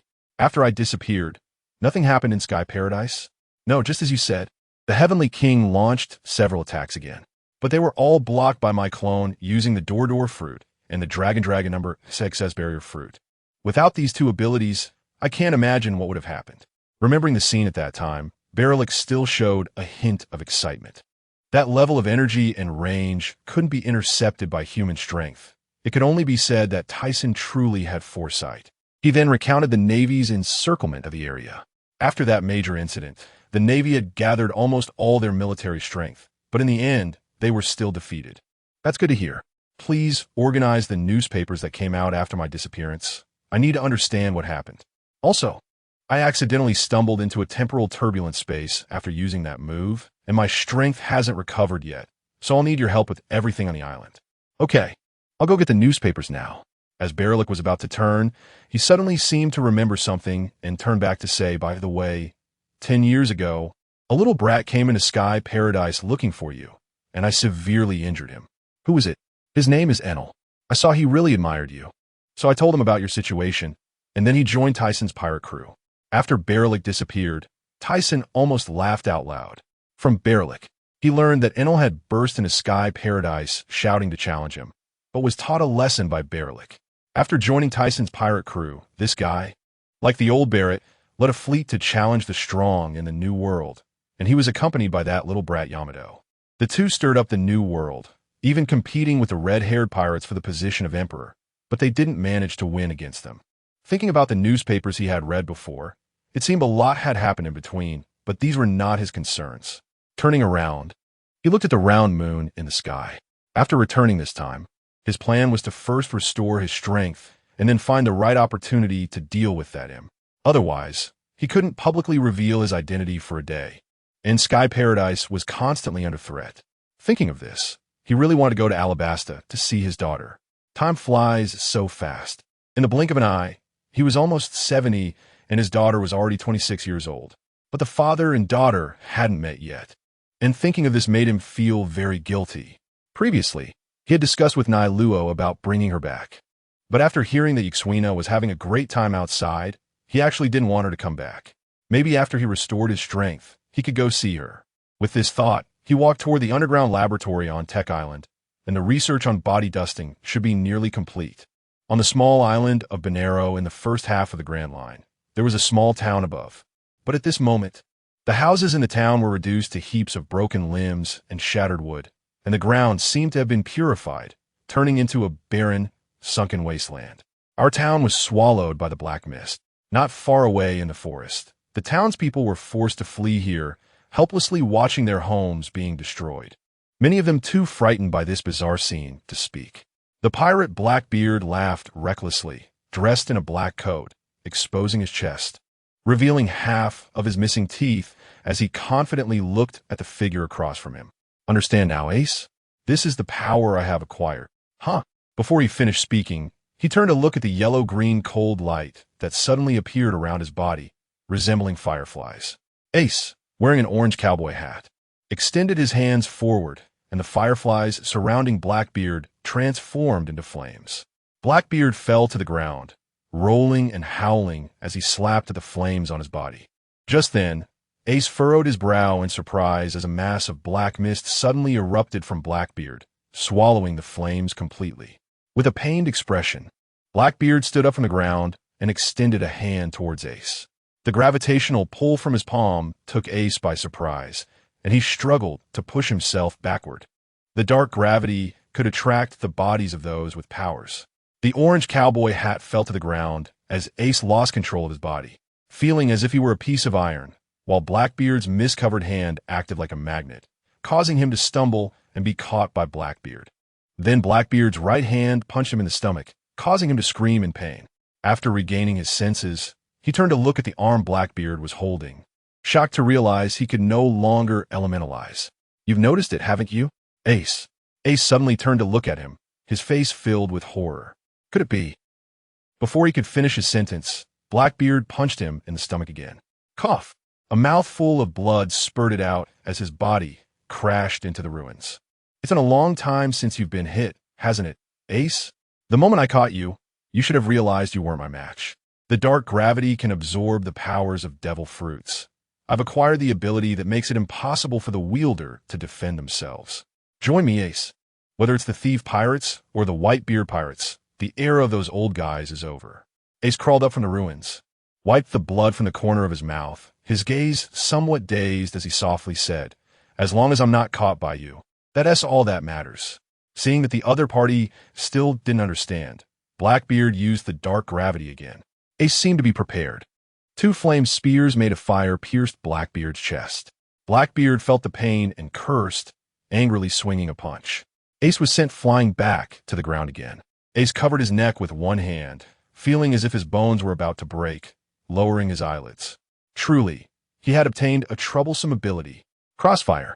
Moments later, Blackbeard spread his hands, panting heavily, with black mist swirling around him, reaching for the sky. Ace supported himself on the ground, kneeling with rapid breaths, sweat dripping from his forehead. In the face of darkness, everything is powerless, even a strong man like you. However, I increasingly feel your pity. Ace, become my companion. Ace struggled to rise from the ground, his hands moving as if they were being commanded. After finally managing to sit up and straighten his body, he curled his lips into a sneer, his sharp gaze lowered. If he were to submit to power, it would be a disgrace to be a man. I will never allow myself to live with regrets, understand? Idiot. Blackbeard's expression darkened, closing his eyes as if in regret. Surviving in this world is victory. What a shame. Ace died in the darkness. Great flame ring. In the end, which is stronger, the sun or the darkness? Only one can win. I choose to support Whitebeard as king. A month later, in a training room in Golden City, Thiesen slowly gathered the power in his hands and struck the metallic stake. The solid gold stake was pierced by his punch, and feeling this power, he finally felt somewhat reassured. Moreover, after recovering, he felt that his strength was even greater than before. Both the power of dust escape and his strength and speed had increased somewhat. Although not by much, it was very noticeable. At that moment, the door to the training room opened. "Mr. Long, the boss is already waiting for you. Please come in." A figure dressed in a cloak nodded to Mona before walking in. Upon seeing Thiesen's figure, his eyes widened in surprise. "Mr. Thiesen, I didn't expect you to be truly fine. Of course, they're not qualified to kill me. It seems the world government is overly confident in my abilities. No, kid, I barely escaped with my life.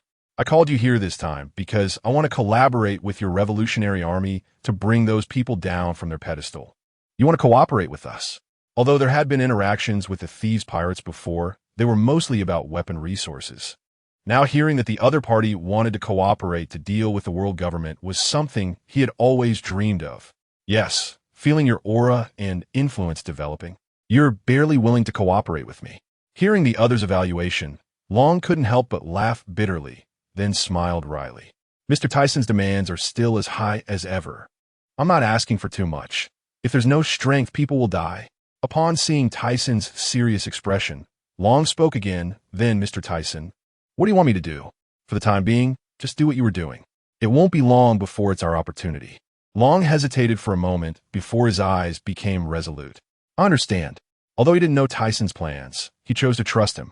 Because before he fought with that mysterious person, he never imagined that the world government was hiding so deeply. Through the war from over a decade ago, he realized that his thoughts were still not mature enough, and some unexpected powers were things he had not considered.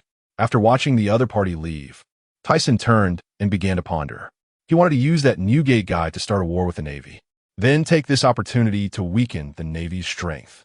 By then, the Navy would be too preoccupied to stop him with just the people from the world government.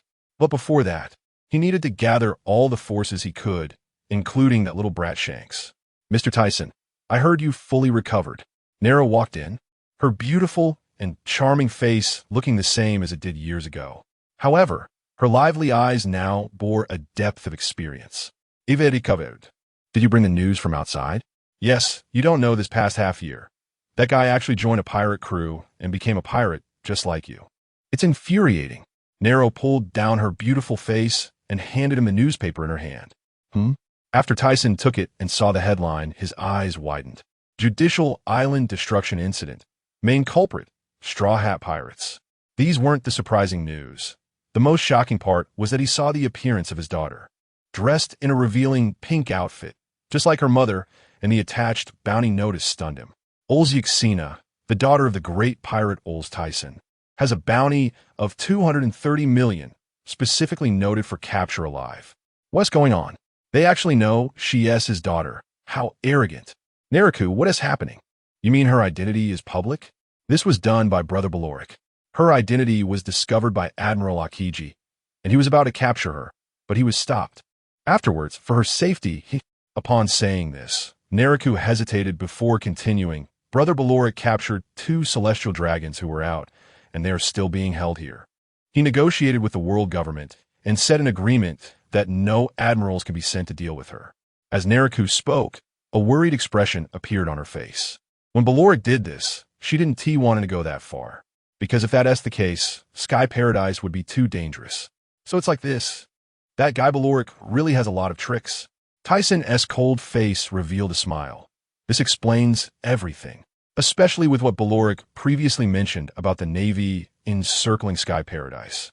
They're not a match for the Tyson pirates, so they should not be prepared for another battle. Since he gave the position of first mate to that guy, he wouldn't suspect anything. Although the guy didn't tell him about this before, he probably feared Tyson would blame his daughter. But, wouldn't this be very dangerous? Seeing Naraku's worried expression, Tyson felt a bit guilty inside. Tyson suddenly hugged her, lowering his head to smell that familiar scent. He must have worried a lot before. Sorry. Naraku's sobs came out, her head buried in his chest. As long as you're okay, you don't know how worried I was about you before. Tears soaked his white clothes.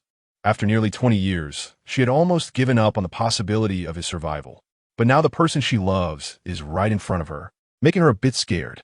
How about we have another child? Suddenly hearing Tyson's magnetic voice, Naraku raised her head, blinking her charming eyes. Her tear-streaked cheeks turning red to the roots of her ears. What are you saying? You're almost 70. Just 70. Besides, if the daughter is disobedient, then we'll have a son, and I'll teach him myself. Saying this, Tyson picked her up in a horizontal embrace. No, Tyson-kun, at this age. How can Naraku's shy voice lingered in his ears? It's fine. Didn't we take longevity pills before? This no way. On a small island in the New World, the island is filled with coconut trees, and besides that, there are surprisingly many stone caves. Boss, it seems Whitebeard isn't giving you face. By a stone cave, a chubby man wearing small colored sunglasses and a green hat bit into some ham. What a headache that old man is. Hearing the chubby man's teasing, a middle-aged man with red hair and 3 scars on his left, I laughed heartily. So, what are we going to do next? A man with long black hair tied in a ponytail, Ben Beckman, had a cigarette in his mouth, his eyes glancing sideways at him. The red-haired man smiled. Since that's the case, we can only go in person, and stood up. Hey, we're leaving. Oh, just as they were about to set off, the sound of a transponder snail suddenly rang out. Brew brew. Upon hearing this sound, they all paused and looked at Beckman. It's Mr. Baloric. Ben Beckman took out the transponder snail, and the snail displayed a charming expression. The red-haired man took it with suspicion. What could this old man want with him? Although he had previously lost to the other party, they hadn't had much contact. Hello. After connecting, Baloric's elegant voice came through. Red-haired kid, our captain wants to see you. The red-haired man's serious expression showed confusion and daze. Then he smiled. Captain? Hey, Red Count, this isn't the time for jokes. I have important matters to attend to. On the surface, he said this, but internally he was already half convinced. What identity does the other party have? They wouldn't specifically call to deceive him. The captain said, you don't need to go to Whitebeard. He knows that guy better than you. The red-haired man was shocked beyond measure, not expecting that man to really not be dead. So what does he want now that he has appeared? Okay, I'll come over now. After hanging up, the red-haired man turned to look at the astonished expressions of the other cadres. Even Ben Beckman didn't realize when the cigarette fell from his mouth. He said seriously, let us go to Sky Paradise. Boss, how is this possible? That old man is actually not dead. What are you afraid of? No matter how powerful he is. He.s. just an old man nearing the grave. Many of them had only heard the legends of that man, but had never seen him. Only Beckman, who was slightly older, knew some details. Listening to the cadres, the red-haired man thought otherwise. Frowning as a bad premonition rose in his heart. He knew the man's strength. He was once not even a match for Captain Roger. In the Marine headquarters, Sengoku listened to the anxious voice in the transponder snail. Sengoku-san, red-haired, has contacted the remnants of the Thiesen pirates. Keep a close watch on the movements of the Thiesen pirates. After hanging up the phone, Sengoku fell into thought. Based on his understanding of the red-haired, this man wouldn't easily ally with others. But doubts arose in his heart. What could he want at this particular time? Thinking of this, he decided to ask the Gorosei. After all, the other party's identity was quite special. In the waters below Sky Paradise, every time I come here, it feels different. Looking at the stunning architecture, it was already his third time here. The first time was with Captain Roger. The second time was after forming his own pirate crew to challenge Baloric. Are we really going? You should know this is a sensitive period. And as far as I know, that guy is a very dangerous presence. Don't worry, Beckman, I know him better than you. A man like that wouldn't do such a thing. What I'm worried about is other matters. At this point, the red-haired man turned to him. Like what happened over 10 years ago reappearing now. Does it mean the world is about to change? Here we go. While they were talking, a person descended from above the transparent wall, and then the metal door slowly opened. Looking at the newcomer, the red-haired man smiled. Mr. Mona, this scene reminds me of when I came here with Captain Roger. After Mona floated down, he laughed, That little brat has become one of the 4 emperors of a new world. Remembering that the last time he came down was to challenge Baloric. He didn't descend then. Plus, a little brat like him wasn't worth him coming down personally. But after battling with Baloric, he was surprised. Although he ultimately lost. He fought with Baloric for 5 days and nights. And from sensing the other party's aura just now, this little brat must have become even stronger. Thinking of this, it's no wonder that the pirate crew formed by Enel and Yamato wasn't their opponent. Subsequently, the pirate ship rose and docked at Bright Island after passing through the Island of Giants. Red-haired considered the strength of the opponent and only brought his cadres aboard, leaving the rest behind. Upon entering the Golden City Great Hall, the red-haired pirates felt as if they were being watched by something, a chilling sensation piercing through them. They saw that the seats on both sides were filled with cadres from the Thiesen pirates, all eyes fixed on them. When they looked up, they noticed the highest seat was empty, causing red-haired to turn in confusion. Mona seemed to sense something. You guys take a seat first. The boss will be out soon. Although the cadres of the red-haired pirates sat down, they still maintained a vigilant posture. Moments later, Thiesen's figure walked in through the main door, dressed in a white shirt and black pants with black leather shoes. The sound of his footsteps echoed in the hall as is cold. handsome face turned toward the first seat on the right. The members of the red-haired pirates widened their eyes in disbelief at the sight of Thiesen. How is this possible? Red-haired looked up at him with a smile. He had already guessed that this would be the case. When he visited here a few years ago and saw that the cadres of the Thiesen pirates all retained their appearances from back then, he was quite surprised. So now, seeing Thiesen's appearance and that he was still alive, he remained very calm. Thiesen stepped forward and sat on the high platform, a smirk appearing on his lips. That little brat has grown into quite a man. Red-haired stood up, laughing heartily. Long time no see, Mr. Thiesen. Your appearance really surprises me. You must be curious about why I called you here. Thiesen didn't waste time with pleasantries, as he had things to do. If he didn't hurry, he might miss his chance. If I'm not mistaken, it should be related to that incident from over a decade ago. Thiesen stood up, his gaze fixed on him. You're right. I plan to leverage the war between Whitebeard and the Navy to formally declare war on the world government. What? That? The members of the red-haired pirates instantly stood up, staring at the figure above in shock. Red-haired frowned, his expression unusually serious. If Mr. Thiesen did this, how was it any different from the Rocks pirates back then? He respected Thiesen because he had given many people freedom, allowing many homeless individuals to find shelter here. However, given the current situation, it seemed different from what he had imagined. You actually think of me like this? Thiesen slowly walked down, heading toward red-haired. Rocks aim to rule the world, while my goal is to liberate the world. I have no interest in ruling. In fact, he was primarily concerned about ensuring his sky paradise remained unthreatened. He wouldn't rest easy until that threat was eliminated. Red-haired looked at Thiesen as he approached, calmly asking, Do you have any evidence for this, Mr. Thiesen? Seeing that the other party still didn't believe him, Thiesen frowned, taking a while to relax. Because the Revolutionary Army would be involved in this operation. He looked stunned. This revelation snapped him back to reality. I've said all I needed to say. Whether you join or not is up to you. As Thiesen prepared to turn around, his sharp gaze fixed on red-haired. I know your identity. But the current you has nothing to do with those trash. I hope you remember that. An aura like that of a demon enveloped the room, causing the cadres of the red-haired pirates to tense up instantly. Red-haired's eyes widened, a cold sweat forming on his forehead. He was shocked that the other party knew his identity, and he was also astonished at how powerful this man still was. But recalling the mysterious identity and age of the other party, he was not too surprised. The entire Golden Hall fell into a terrifying silence, with everyone's hearts beginning to race. They all felt that the world was about to change, and a world war was imminent. After pondering for a long time, Red-haired lifted his head, revealing a serious expression. Mr. Thiesen, rest assured, I will consider this carefully. After sending off the red-haired pirates, Thiesen went to the top of Golden City. It was highly likely that the red-haired pirates would get involved. Even if they didn't, at least they would be able to stop that little brat Kaido. As for that guy Lin Lin, he had already made her bleed, so she definitely wouldn't want to cooperate with him. Therefore, from the current situation, the forces he could use were nearly exhausted. Wait. After thinking for a long time, he realized he had forgotten about the 7 warlords.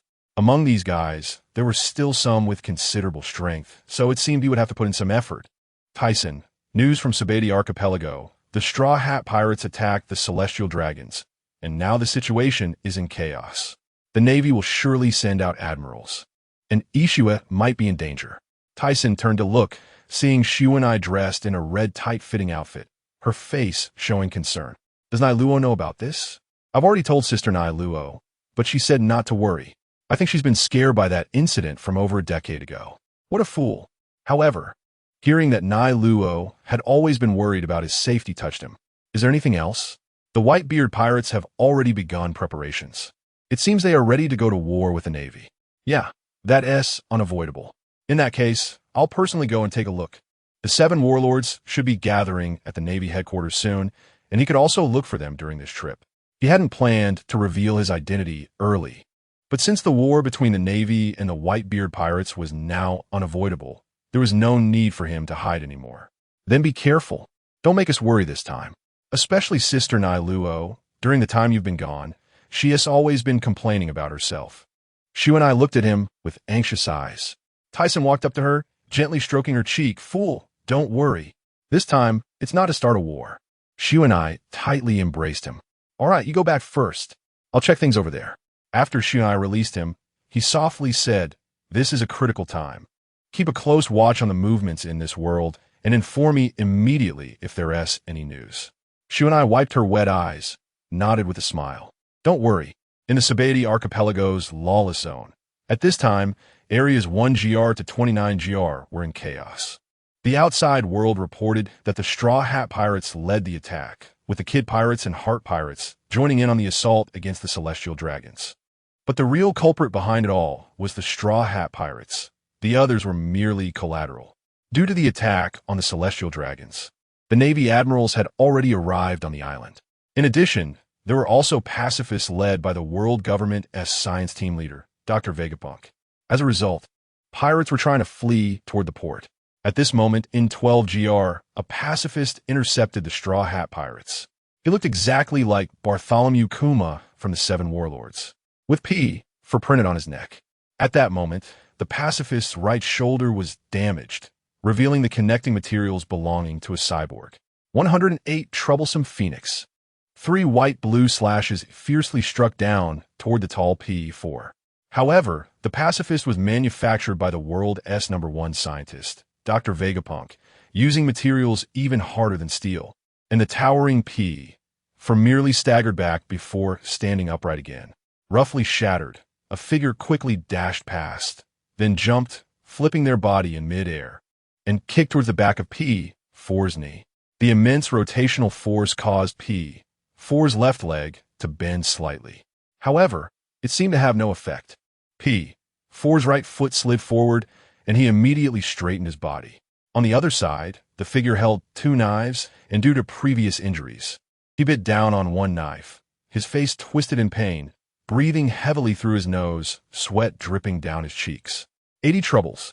He raised his dual blades, just as he was about to attack, when suddenly a yellow laser shot out from P4's hand, causing his heart to race. Startled, he leaned to the side and narrowly avoided it. Once he steadied himself, he saw the laser hit the ground not far away and explode, leaving him with lingering fear. But as he just landed, he saw P4 open its massive mouth, preparing to shoot another blinding yellow laser at him. In panic, he wanted to dodge, but suddenly clutched his right rib. A piercing pain shot through his mind. "Idiot, what are you doing?" Sanji shouted with wide eyes. The thunderous voice jolted him awake. He leaped to the side, barely avoiding the incoming laser. The massive explosion drew the attention of people nearby. Zoro, Luffy, dressed in a deep blue coat, rushed over. Worry and confusion etched on his face. "Zoro, are your injuries so severe that you can't move?"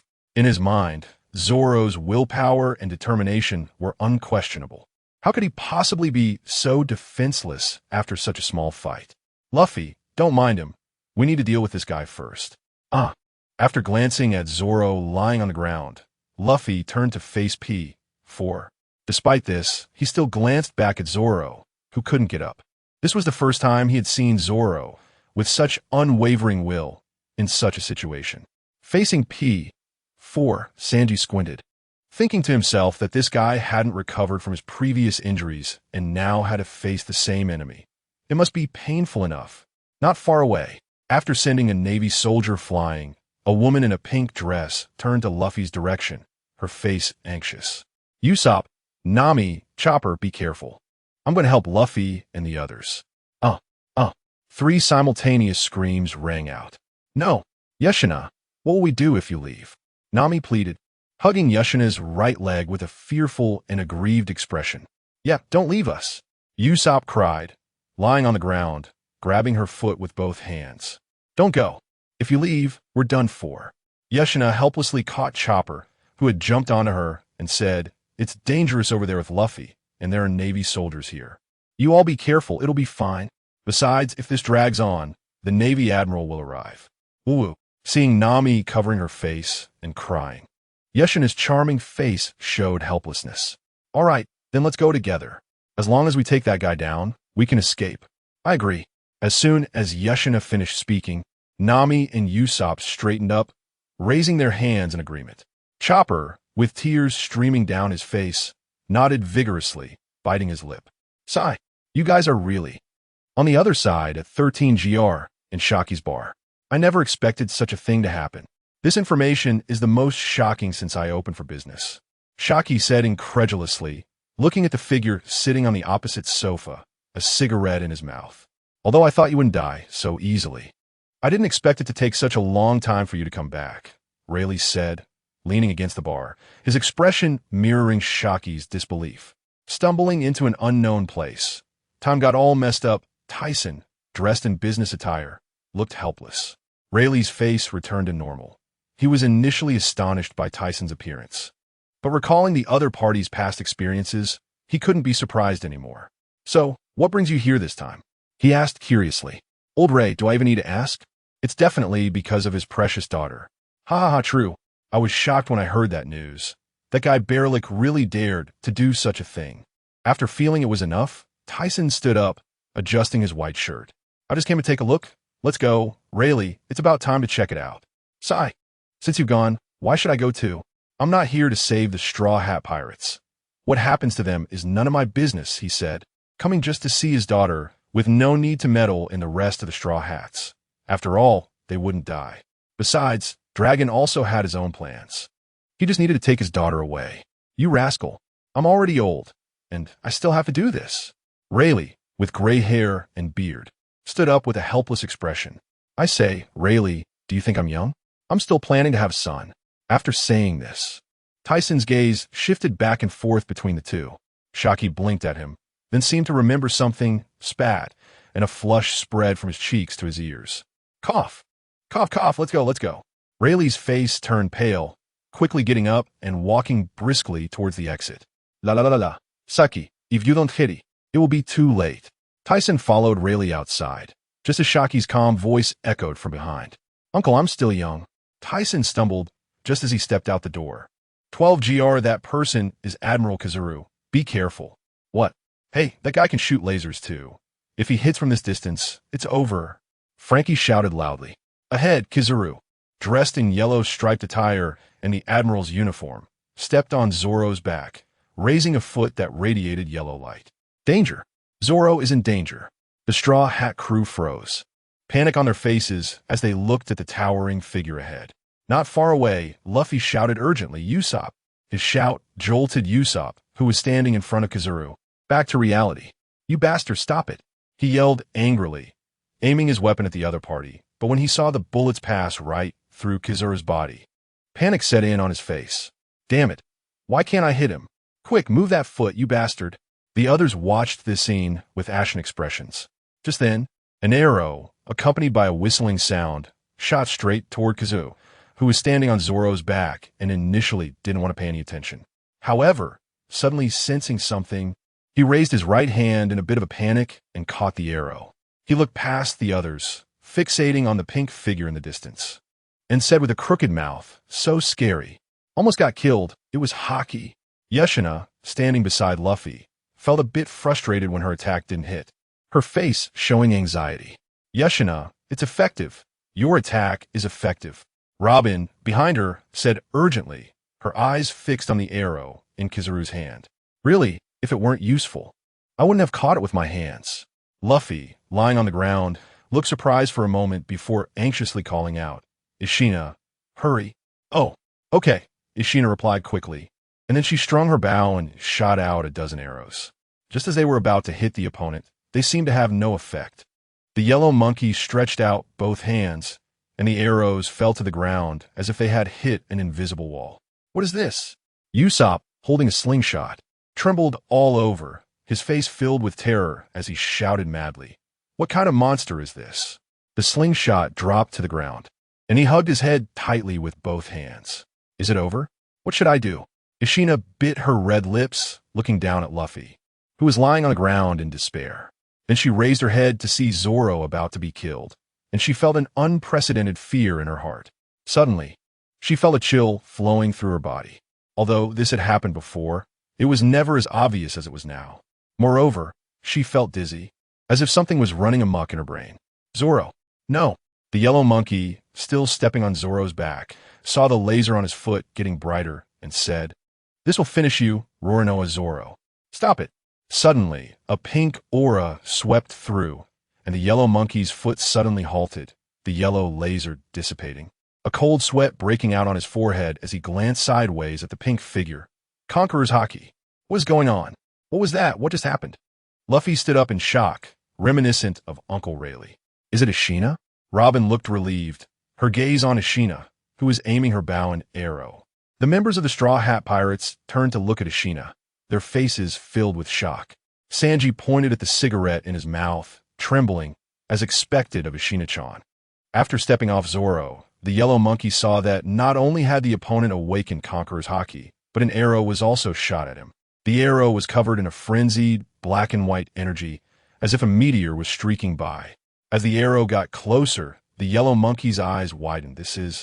He quickly extended his finger, and the yellow laser instantly broke the arrow, which then fell to the ground. Old Ashina, the world government and the Thiesen pirates have an agreement. If you insist on interfering, then I can only take action. His heart surged with a violent tremor.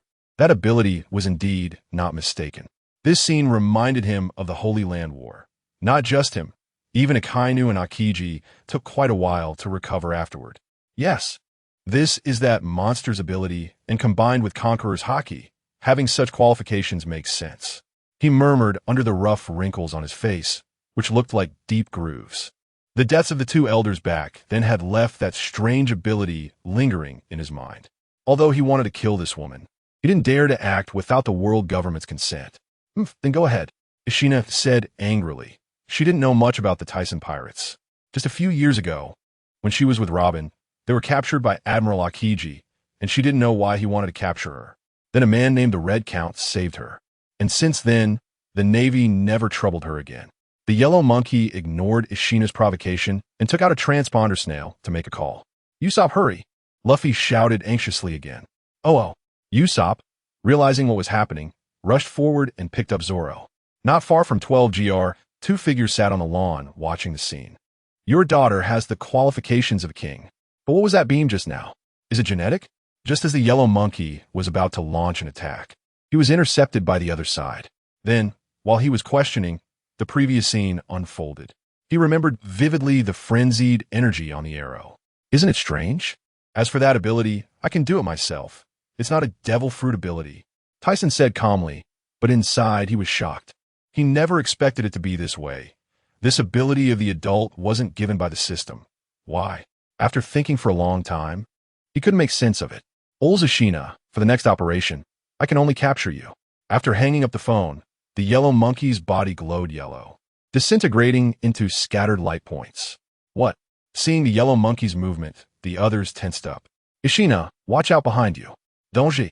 Luffy, standing up from the ground, shouted, Gum Gum Pistol. Ashina froze all over. Her hand that was drawing the bow dropped, waiting for the opponent's attack, as if resigned. The yellow monkey's body had already appeared behind her, towering over her, his sunglasses glinting as he lifted his right foot. Luffy's elongated hand passed through the yellow monkey's body, causing him no harm at all. Drawing his arm back, he was filled with rage. Damn it. Stop. He watched helplessly as the yellow monkey's right foot kicked toward Ashina. No. Suddenly, a breeze swept by, and the scene everyone imagined of Ashina being kicked away did not happen. They stared in shock at the figure behind the yellow monkey. Who is this? No matter who it is, at least she is saved. The yellow monkey maintained his kicking posture, feeling an icy chill emanating from behind him, and his pupils contracted sharply behind his sunglasses, cold sweat pouring down his cheeks. Who is this? To appear silently behind the old man. Kid, have you gotten stronger? A deep voice echoed from behind. The yellow monkey's stiff head turned mechanically, and instead of the expected figure, he was met with a fist the size of a sandbag. A cough. The yellow monkey's face sank, blood spraying out, and his head, propelled by his body, crashed down like a rocket. The immense force carrying him through several arceus vine trees before finally stopping. Old man, not far away, Bartolomeo watched this scene in terror, shouting toward the place where the yellow monkey fell. Wow, amazing! Ashina turned around, the bow, an arrow in her hand dropping to the ground, her face pale, her eyes wide open under her long eyelashes as she stared at the figure before her. Just then, before she could react, a pair of large hands wrapped around her, and she blinked, her face instantly blank. Nami's cheeks flushed. Hey, Luffy tilted his head, his eyes filled with big question marks. Let go of Ashina-chan, you bastard. I've never hugged her. Are you okay? Tisen, holding Ashina in his arms, felt a tremor in his heart. She has grown so much, and today he finally met her. Although her personality is nothing like her mother's, it's still pretty good. No matter what his daughter wants to do, he will protect her, he vowed silently. Suddenly, he felt Ashina struggling in his arms, so he let go. Ashina, you didn't. Before he could finish, a loud smack rang out, followed by a sharp pain on his face. Pervert. Ishuna, the perverted girl in a pink skirt, stood with her hands on her hips, looking like a fierce woman. Her face flushed with anger. You idiot. Do you want to kill us? She scolded. Tisen's cold, handsome face became dazed, and he seemed unable to speak, as if a fishbone were stuck in his throat.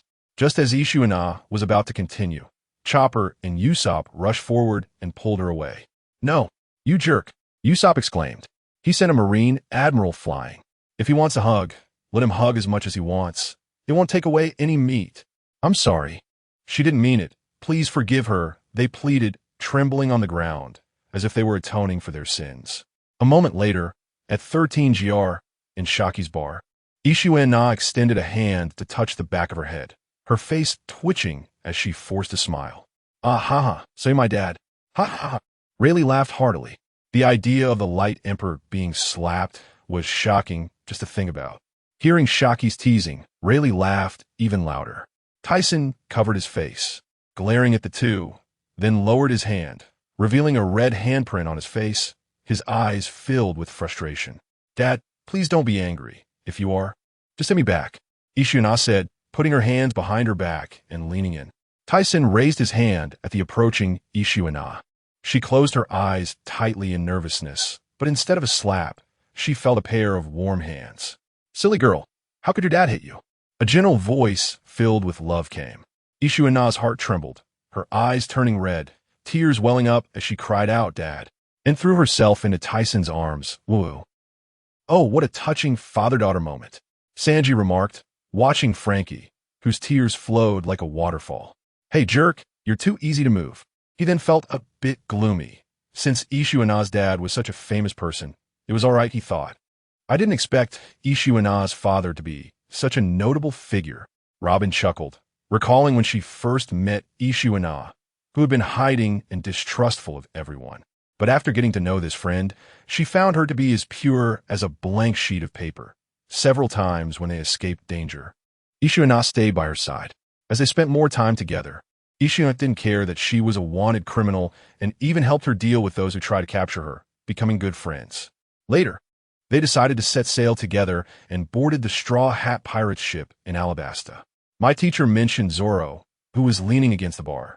He didn't know much about this man, only that he was a lifesaver for his teacher's family. After checking the time, Tisen stood up. You don't have the strength to go to the New World yet. I need to take Ishuna away. As for you, let Kuma decide. As soon as he finished speaking, a shadow appeared outside the window, and a soft, magnetic voice called out, Mr. Tisen, time is running out. The Straw Hat Pirates, who had just been smiling happily, suddenly froze, disbelief on their faces. What? Why? I won't let anyone take my friends. Luffy suddenly stepped forward, fists clenched. Dad, I don't want to be separated from them. Tisen glared at Ishuna, looking at her aggrieved expression, then turned to the furious Luffy. Kit, I believe you felt that sense of helplessness just now. What would you do if your friends faced a similar situation again? Luffy shivered, his pale face recalling previous moments of helplessness and fear. He was afraid of losing his friends, afraid that one by one they would leave him. Nami. The others showed worry and helplessness. Everyone. After thinking for a long time, Luffy smiled. I've thought about it. The Straw Hat Pirates will temporarily disband. Zoro's eyes widened in shock, his hands trembling. Before the others could react, he continued, Let's follow Ishuna's father's words. We'll meet again here in 2 years. Maybe that's the best way. Sanji took a puff of smoke and turned to the relieved Zoro, saying, Right, green hair monster? Then, Kuma, following Dragon's orders, began to disperse the members of the Straw Hat Pirates one by one. Before leaving, Sanji felt all his body hair stand on end, his heart trembling. Tisen then called Ishuna over. asking her to take Ishuana back because his main purpose for coming out was not yet fulfilled. Among the warlords, he only needed to visit Doflamingo. The rest were either captured or had decent relationships, just needing to confirm by phone. Moreover, there was no time left, as the Marines were about to summon them. Of course, this excluded Moria, the weakling. At Marine headquarters, Kizaru, do you know what you're saying? Sengoku, upon receiving Kizaru's message, first showed disbelief, then a look of fear. The Marines were about to go to war with the Whitebeard pirates. And now Kizaru was telling him that a person who should have died over a decade ago was alive. He still found it hard to believe, but after hearing from Tsuru and the Marines, he had no choice but to accept. He then headed towards the Holy Land, as he was originally going there, because the Marines had begun summoning the warlords. But now, with this situation arising, he had no idea what those guys in the Holy Land would decide, remembering how they had previously confirmed Taisen's death, cursing under his breath. At the Holy Land, when Sengoku arrived at the building where the 5 elders were, he saw 3 old men and 2 slightly younger men in black clothes, all staring intently at a yellowed bounty poster on the table, something that should have been destroyed over a decade ago. Sengoku, you're here, the blonde elder said loudly and confidently, as he was the one who had informed Sengoku of Taisen's supposed death. Don't you think you should give me an explanation? Sengoku stood not far from the entrance, hands hanging down, trying to suppress his inner anger. Watch your tone, Sengoku. This message was sent after we all agreed. Even we find it hard to believe this sudden news. Sengoku gritted his teeth, now that the war with the Whitebeard pirates is inevitable. I don't want the Marines to prepare for total annihilation. Sengoku, the tall, white-bearded elder, said angrily. Seeing the situation escalating, he then said gently, now is not the time to argue about who's at fault. We should think of a way to resolve this matter. The others all agreed with the elder's words, their eyes fixed on him. If that's the case, please make a decision quickly. I need to urge those warlords, Sengoku said, not waiting for the others to speak before turning to leave. The elder with a mustache looked grim, his eyes sharp. Sengoku is becoming more and more unreasonable. He should retire now. Let's not discuss this for now. We should think about what preparations to make. Remembering that battle on the holy ground, the 5 elders' faces turned unnatural. They did not want to face that man. The island of Dressrosa is home to a large number of mushroom-shaped rocks. And this country on the island is known for its love, passion, and the title of the land of toys, having been occupied by Don Quixote Doflamingo 10 years ago. Thiesen arrived over the island, having promised Doflamingo to cooperate with him. During his absence, although Doflamingo did not give up, he chose Kaido as his main partner. Thiesen was not interested in the artificial devil fruits that he and Kaido were working on. He found such things quite repulsive. His purpose for coming here was simple, to see how that guy would choose. At this moment, under the sunshade on the open-air terrace of the palace, Doflamingo, wearing sunglasses, was speaking with his subordinates while holding a glass of juice. Doflamingo, what do you think of the news just now? Diamante, dressed in a clown costume, sat beside him. That fool must have been scared out of his wits, Doflamingo chuckled. He had just received news that the man had actually knocked Admiral Kizaru flying on Sabaody Archipelago, and he could not believe that someone could die for nearly 20 years and then come back. So he scoffed at the news. The Navy just called again to urge him. It seemed that the Whitebeard pirates would not give up. Although I promised to go, why go is not up to them, and those guys definitely won't arrive first. He put the straw in his mouth and took a sip before continuing. The Whitebeard pirates are strong, but the strongest forces on this sea are undoubtedly the Navy and the world government. So Whitebeard's failure is inevitable. I don't think so. Doflamingo seemed to be choked by something, his whole body stiffened, and then his head turned mechanically to look behind. A figure in a suit with long black hair was bowing down to eat the food on the table. Diamante stood up angrily, drawing his sword and saying, "Who told you to come up here, you damn guy?" As he spoke, the sword in his hand began to soften, curling like a snake, and lunged toward that figure. "Fool, stop!" Hearing Doflamingo shout, Diamante reacted with confusion, but his actions were too late. Thiesen, who was eating the food on the table, reached out and grabbed the pale cold light, applying a little force, and Diamante's body was instantly sent flying toward him, greeted by a fist the size of a sandbag, instantly knocking him back and crashing through the stone wall, falling down from the high platform. Seeing his subordinate being knocked away, Doflamingo's fingers, which were hanging down, began to twitch. However, the serious expression on his face prevented him from acting rashly. After finishing his food, Thiesen stood up, and then a shadow flashed. Thiesen's hand rested on Doflamingo's shoulder. He turned to look at the obviously displeased face and said, "What's wrong? You want to make a move?" A chill surged in Doflamingo's heart, and he stopped his movements. A serious look revealed his teeth. "Heh, I didn't expect the Navy to have deceived me for nearly 20 years. What a bunch of bastards." He turned around, arms outstretched. "So, Mr. Thiesen, what can I do for you this time?" Thiesen's stern face twitched slightly. Seeing this guy change his expression so quickly, he felt a bit embarrassed to hit him. Originally, before coming, he had planned to have a meal first and then discuss matters. But now it seemed that this approach might not work. Thinking of this, he no longer delayed and said, "Aren't you dreaming of pulling those guys down from their pedestal? Now is a chance." Hearing this sudden shocking statement, Doflamingo's original smiling face turned serious, his eyes fixed on Thiesen. Moments later, Thiesen flew out of Dressrosa, indicating that this conversation went quite smoothly, and Xiaoming was very cooperative, avoiding a beating. However, he had just received a call from Xuanai, and it turned out that Enel and Yamato had gone to fight the red-haired pirates again. Under normal circumstances, he wouldn't want to get involved, but now was a critical time. He couldn't let these two guys run wild. Nearby, on an island not far from Wano, two pirate ships were docked at the shore. Thunder and lightning roared in the sky above the island, as if a strange beast was about to break free, roaring at the two groups below. "Enel, stop!" Red-haired shouted at the two in front of him, while behind him were the officers of the red-haired pirates. He felt helpless against these two. Ever since he defeated them once, they had stuck to him like a band-aid, never letting go. He had already asked Beckman to notify Mr. Thiesen, so now he just needed to stall for a while. "Yahaha, red-haired. This time I will definitely defeat you. No one can stop me." Enel held a golden staff, with 3 drums embedded in his back. He struck the staff upward, and the lightning above became even more violent, expanding significantly. The lightning and the rolling black clouds branched out, continuously roaring. "Hey, Enel, is this guy really serious?" Yamato, with a bow tie in her hair and holding a kanabo, turned to look at Enel, pondering red-haired's earlier words. "Who cares if he is serious? Let us fight first." Enel's golden staff was covered with a shiny black Busa Shokohaki. It seemed unavoidable. Red-haired frowned and drew Griffin. The opponent was not much younger than him, and both their Kinbunshaku and Busashoku were outstanding. Especially Kinbunshaku. Combined with the lightning in the sky, it was almost like hitting the target with pinpoint accuracy. Thinking of this, he looked at the sky.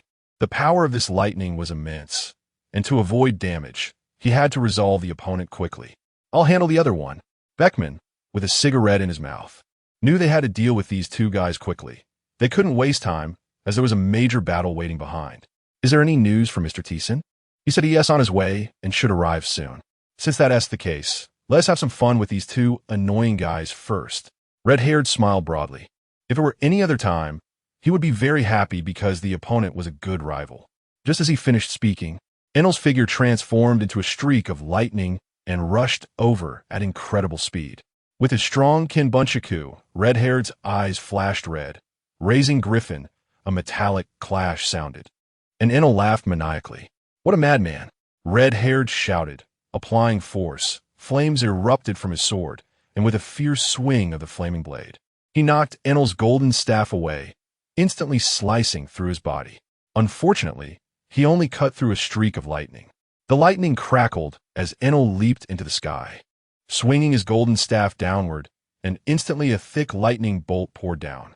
Red-haired casually swung his sword, and the flaming slash easily dispersed it, maintaining its momentum as a crescent-shaped blade of energy struck towards Enel. However, Enel merely sidestepped, and the blade of energy brushed past him, quickly dissipating into the sky. On the other side, Yamato watched Beckman, who was holding a pistol in front, thinking how passionately they were fighting. "Damn, Enel, I always end up dealing with this poker face," she said with great reluctance on her face. Then the body began to change, teeth transforming into fangs, and finally turning into a white wolf, surrounded by white mist. Upon hearing Yamato call him facial paralysis, Beckman showed no reaction on his face because he had heard it too many times before. Aside from feeling uncomfortable the first time, he ignored it during the subsequent encounters. On the other side, when 13 arrived, he saw the island shrouded in darkness above, with fierce lightning roaring, and below, thick black smoke billowing, revealing a region turned into wasteland, exposing the situation of the people inside. With charred red hair gripping the griffin, he gasped as he looked at Enel, who was propped up on the ground with a golden staff, a long gash visible on Enel's body. Meanwhile, the transformed Yamato had returned to human form, blood trickling down his cheek. Beckman wiped the blood from the corner of his mouth, one hand on his ribs, the other putting away his pistol, then raised his head to look at the sky. La la la la la. You guisa de ficting ready fast. Didn't we agree to drag it out for a while? 13, dressed in a white suit, descended, with long black hair draped behind him, a few strands covering the left side of his face. Uncle. As soon as Yamato saw him, a smile appeared on his face, and he leaped into the air, directly pouncing on his body. Enel looked at the red-haired man with a face full of reluctance before shifting his gaze. All right, come down quickly and let the other party lie down, he said, then smiled as he watched Yamato's astonishing growth speed. Yamato, you've gotten stronger. Yamato opened his mouth, squinted, and smiled, of course. I feel like it won't be long before I can beat that bastard old man of mine. 13 smiled, and then turned to look at Enel, who snorted and turned his proud face away. Mr. 13, you've finally arrived. The red-haired man sheathed the griffin, his expression one of distress. If this goes on, they won't be able to hold off Kaido. Sorry for the trouble. Here are the healing pills, he said, grabbing a bottle of pills from his pocket and throwing it to them. With these pills, you can recover quickly. Just take a break for stamina. Enel, if you want to fight, there will be a big battle in a few days. Then you can make as much noise as you want. Upon hearing 13's words, Enel looked up at him, disbelief on his face. However, he knew they really couldn't continue, so he had no choice but to return with him, looking forward to this uncertain war. After a while, 13 said goodbye to the red-haired man and took the two back. Although he hadn't fought with the red-haired man, his mentality had changed significantly. He was no longer the youthful version of himself from years ago. Moreover, it was unnecessary, as his target was a master like Emu. Just as they stepped into the Golden City Hall, Sheena found him. 13, the Whitebeard pirates have already started moving. All the spies set up by the Navy have been eliminated. So soon, 13's expression changed slightly. It seemed they had returned just in time. Thinking of this, his face turned grim. Let them start preparing, according to the plan I mentioned earlier. Understood. Watching Sheena leave, 13 looked up towards Mary Geos, wondering if that guy was ready yet. In the waters not far from Mary Geos, hundreds of ships were anchored at sea level, among which dozens of ships had the flag of 13's pirates hanging from their masts. However, facing such a massive formation, the world government seemed to show no signs of movement, which puzzled Dragon, standing at the bow of the ship.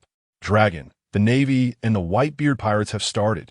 Hearing the soft, magnetic voice from the Den Mushi, Dragon hung up and turned to Sabo. Notify everyone. When we receive news from Mr. 13, we will begin our action.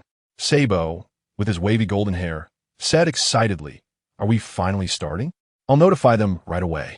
After seeing Sabo walk away, Dragon frowned and looked up at the Holy Land, hoping nothing unexpected would happen. They were all in. If they failed, all their years of effort would be in vain, like drawing water with a bamboo basket.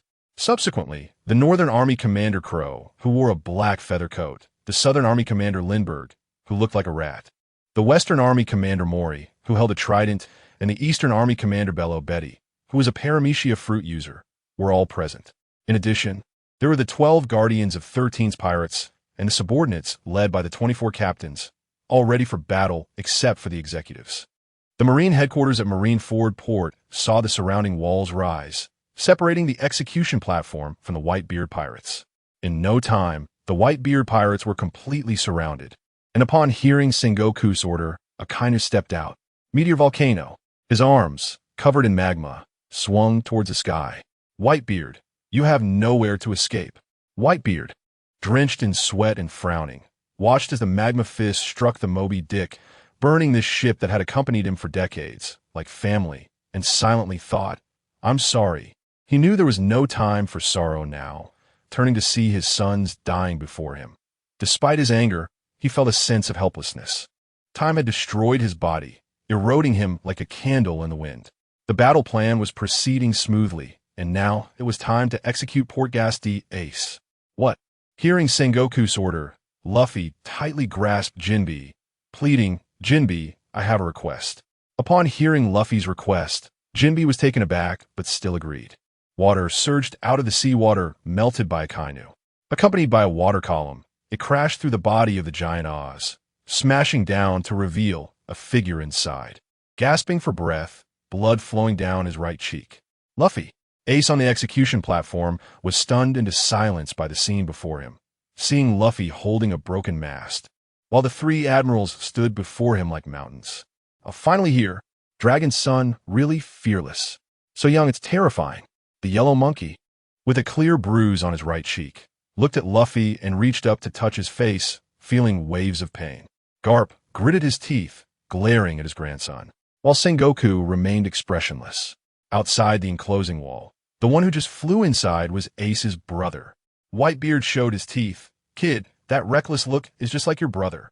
He then shouted at the tall figure blocking the enclosing wall, "Oz, stay right there. I need your strength." Jozu unleashed the killer move. Inside the enclosing wall, Akainu, with a gloomy face, looked down at Luffy, saying, "Your determination is commendable. However, this stage is still too early for you. You cannot win against us." Luffy gasped heavily, trying to widen his eyes to see the three hills before him, then shifted his gaze upwards. Despite the pain blurring his vision, he still saw the figure on the execution platform. Ace was looking at him with a pained expression. "Give Ace back to me," he shouted in a hoarse voice, enduring the pain in his body, leaping forward and throwing the broken mast at the three blocking figures, hoping that the mast could help him get past. Unfortunately, the mast was frozen before it could even touch the figures. "Rubber, stand machine gun." The tearing cries echoed throughout the square. Although the frozen ship masts were shattered in front, they had no effect at all. It was as if there was a protective umbrella around the three admirals, making it impossible to touch them. Taking advantage of this gap, Luffy's body turned bright red, white smoke swirling around him, and with the speed of Gear Second, he instantly passed by Kizaru's body. He knew he was no match for these three, so he had to act quickly. Just as he was about to reach the execution platform, a blinding yellow light flashed, and Luffy widened his terrified eyes at the appearance of Kizaru, followed by a foot landing in his sight. Kizaru's foot kicked hard into Luffy's face, accompanied by a scream. Luffy's body appeared in the stone ruins. Garp, with his arms crossed on the execution platform, bit his teeth with his head lowered, his whole body trembling uncontrollably. "Execute." With Sengoku's command, the executioner raised his long sword. Sengoku ordered again, "Do it." Luffy's heart trembled as he stared at the ground, trying desperately to stand up, but with his body injured, he couldn't do it anymore. "Ace." Whitebeard was horrified. "Ace." Everyone's eyes widened, watching the long sword fall from the executioner's hand, mouths agape in shock. But just as the long sword was about to land on Ace's neck, a gust of wind blew by, and the two on the execution platform inexplicably fell to the ground. Below, Crocodile, who was about to act, paused, his face frozen in shock. "Who was it? What is going on?" Sengoku's expression changed. Below, Whitebeard squinted. "Look up at the sky," someone shouted, and Sengoku and the three admirals looked up. They saw a ship appearing, the originally dark sky being overshadowed by this black shadow, making it even more conspicuous. "Is it here?" Sengoku murmured, his pupils flickering. "Sengoku, it seems the news is true." Garp stood up, glancing sideways at Ace, feeling relieved. But when he looked up at the familiar pirate ship, his face became extremely serious. The flag showed it was the thieves' pirates, remnants of the four emperors. "What remnants? Didn't the news say the Light Emperor was still alive?" "I heard he was a powerful figure from the same era as Admiral Steelbone." "Such a monster. What about our navy?" Seeing that the people on the high platform were unharmed, Whitebeard breathed a sigh of relief, then looked up, frowning tightly at that figure. He had heard the news circulating recently. Logically speaking, if the other party was still alive, they would definitely come to inform him. But he hadn't seen this guy during this time, which puzzled him. Phew, although he didn't know what was going on, Luffy felt relieved, but at the same time, he was still apprehensive. In that moment, he felt he was about to lose the person closest to him, and then he struggled to stand up. La la la la la la la la la la. The sound reverberated through the sky like a raging wind and waves, surging towards everyone's hearts in the square, striking deep within. Still unchanged, this man with long black hair, Hancock, lifted her snow-white cheek, a pair of snake-shaped earrings swaying. Her eyes recalling the events atop the Holy Land, her hands tightly clenched, her body becoming somewhat unnatural. Is it about to begin? Hawkeye sheathed his black sword on his back, his eyes narrowing. Hee, this crazy old man is already at the level of a monster. It's hard to imagine what this man will do. Those are all the most heinous criminals from Impel Down. What do they hide here? Sengoku, who had stopped fighting Bartholomew, felt uneasy thinking about the situation in Impel Down. Haha, old man, I'm your son.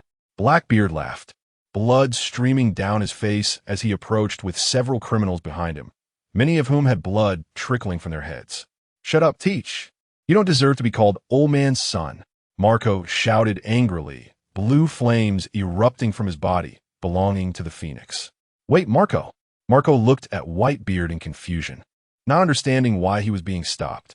Seeing that Whitebeard seemed to be suppressing his anger, Teach was somewhat out of breath. Marco, this guy boarded the ship with my permission. My miscalculation led to Sachi's death, so let me handle this personally. Old man, that has nothing to do with you. Yeah, old man. Looking at Whitebeard's stubborn expression, they could only step back, making room for them. Teach saw him mention the Naginata and prepare to step forward, saying, Newgate, be careful, this little brat ate Rock's fruit. You should know what to do. Hearing his kind reminder, Whitebeard paused but didn't turn around. La la la, I see. I was wondering how such a guy could defeat Ace. At this close distance, Blackbeard naturally heard their conversation and laughed loudly. Haha, I can still meet pirates from the same era as Old Man. But even if you know my abilities, what can you do? Today, let me show you my powers. After he finished speaking, black mist began to appear on the ground, gradually spreading out. However, Whitebeard seemed not to see it all, walking straight forward, his white cloak fluttering behind him. You little brat, who doesn't he know how to die? Teach sneered. If it weren't for Whitebeard saying he would take action personally, he would have eliminated him in an instant.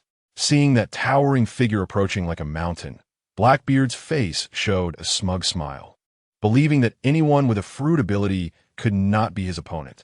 With a leap off the ground, the mountain-like figure soared into the air, the Naginata in his hand covered in flowing red hockey. Seeing this, Blackbeard's face turned sour. Damn it, he cursed.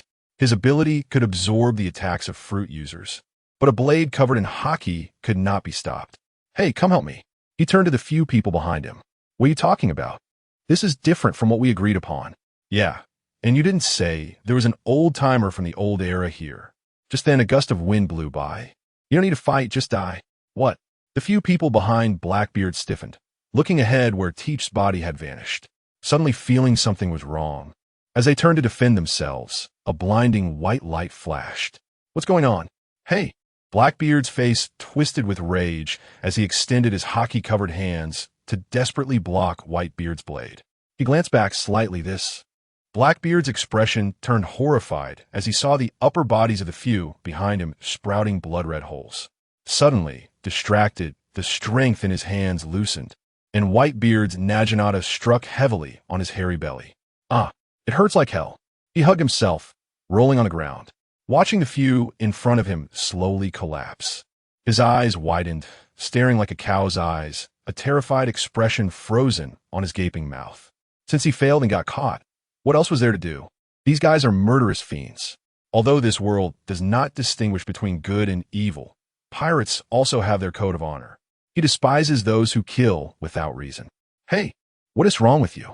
Thinking of this, Thiesen turned around and looked at the nearly 200-meter-tall giant standing outside the Navy wall, with a face like a pig's but gray hair sticking out like a hedgehog. A white cylinder was released from his palm. St. Juan Wolf, you can die too. This guy was older than him, and he had heard about his brutal crimes before, even finding it amusing to kill an entire nation, including civilians. After seeing the tall figure fall to the ground, Thiesen turned around. Whitebeard had already finished, and Blackbeard lay on the ground, rolling his eyes. His limbs severed by a naginata, looking like a human stick. However, he sensed that this little brat still had breath. Whitebeard did not kill him, and he didn't know what the other party was thinking. Newgate, aren't you going to kill this little brat? He walked closer, looking at the other party's weary, aged face. This guy killed Ace. I want him to atone at Ace's grave. That's fine, he thought. With limbs gone, even if he ran away, he wouldn't be able to do anything, and he didn't need to worry about anything. Once it seemed about right, Thiesen raised his foot and walked toward the execution platform. Sengoku and Carp wanted to step forward to stop him, but were blocked by Bartholomew and Barrett, so they could only stop and watch Thiesen ascend the execution platform. Suddenly, the fighting sounds in the square disappeared, and the entire Navy headquarters port was quiet enough to hear the howling wind. And one could hear the urgent breathing of the people like a giant beast. Ace on the execution platform trembled and raised his head to look at this body that resembled a demon god. Thiesen looked down, grasping the shackles with one hand and applying slight pressure. The sea prism stone shackles were instantly dissolved. Ace, who was released, stood up. You're Mr. Thiesen? Thiesen glanced at him sideways. You know me? Dad often mentioned you before. My ears are almost calloused from it. La la la la la, is that so? He turned to look at Whitebeard, who was glaring furiously below. Ace, you stupid son, hurry up and get down. Whitebeard was somewhat angrily embarrassed. Saying such things in front of this guy. Did he not care about his face? Ace. Luffy stood up from the ruins, pulling the corners of his mouth to reveal a happy smile. Seeing the two brothers look at each other with happy smiles, Thiesen said, if you truly love them, you wouldn't have done such things before. Take a good look at the fallen people. Ace's smile instantly froze, and then he lowered his head, covering his face with both hands, tears as big as beans falling onto the execution platform. Thiesen continued, remember this pain well. You won't be so lucky in the future. The price paid by the Whitebeard pirates was too great. Countless lives were lost just to save him. Saying this, Thiesen flew up. Mr. Thiesen. Hearing Ace's call, Thiesen, who had just left the execution platform, turned around to look at him, only to see Ace kneeling on the execution platform, crying painfully. Mr. Thiesen, I understand now. I will cherish it well. Thank you for your great kindness. I will never forget it in my life. Below the execution platform, the Whitebeard pirates, seeing Ace's actions and hearing his hysterical words, all cried and wiped their tears. Whitebeard's mouth curled up. What a stupid son. Thiesen turned around. Seeing such a warm yet painful scene made his eyes a little itchy. But when he looked at the family next to Mickey Mouse, he didn't feel anything. When it seemed almost done, he looked at the crowd below. The battle between the Whitebeard pirates and the Navy could end. If anyone still wanted to fight, they were welcome to join. Hey, bastard, I'm Whitebeard. How to do this isn't for you to say. Seeing Whitebeard pretending to be angry, Thiesen didn't even glance at him, but turned his gaze to Sengoku and others. Sengoku clenched his fists tightly, first glaring angrily at the tall figure in the sky, then observing the surroundings. In the end, he could only close his eyes and say nothing. The Navy's three major powers were gone. How could the others stop Whitebeard? Seeing Sengoku's black hair seemed to have turned much paler, Thiesen understood and flew in front of Whitebeard. Newgate, keep fighting.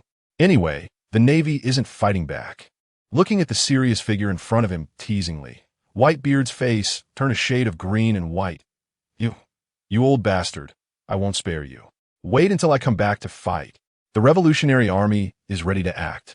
Revolutionary Army? Whitebeard muttered, realizing this guy had been planning this all along. Saying this, Thiesen prepared to board the ship, feeling strange. Why was the world government making no moves, and there was no sign of him?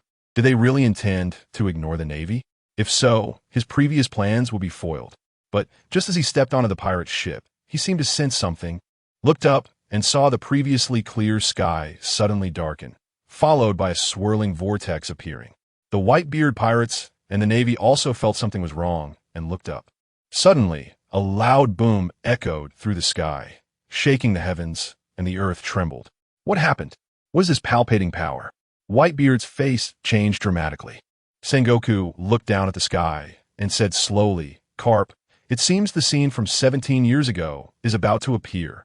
His words revealed helplessness and confusion. not knowing how to respond to this situation, and the world government had no news either. Hee, has it appeared? Where will this world go? Hee. Amid the laughter, Doflamingo leaped towards the Thiesen pirates. Not only him, but Mihawk, Hancock, and Bartholomew Kuma also began to move. What are you doing? Moria looked at these four leaving in confusion, and when he saw them land, he suddenly realized, hee. It turns out these bastards have long been in cahoots with the Thiesen pirates. Why did the 7 warlords go to the Thiesen pirates? Mihawk, what do you want? Sengoku gritted his teeth, staring at these 7 warlords' team, momentarily unable to react.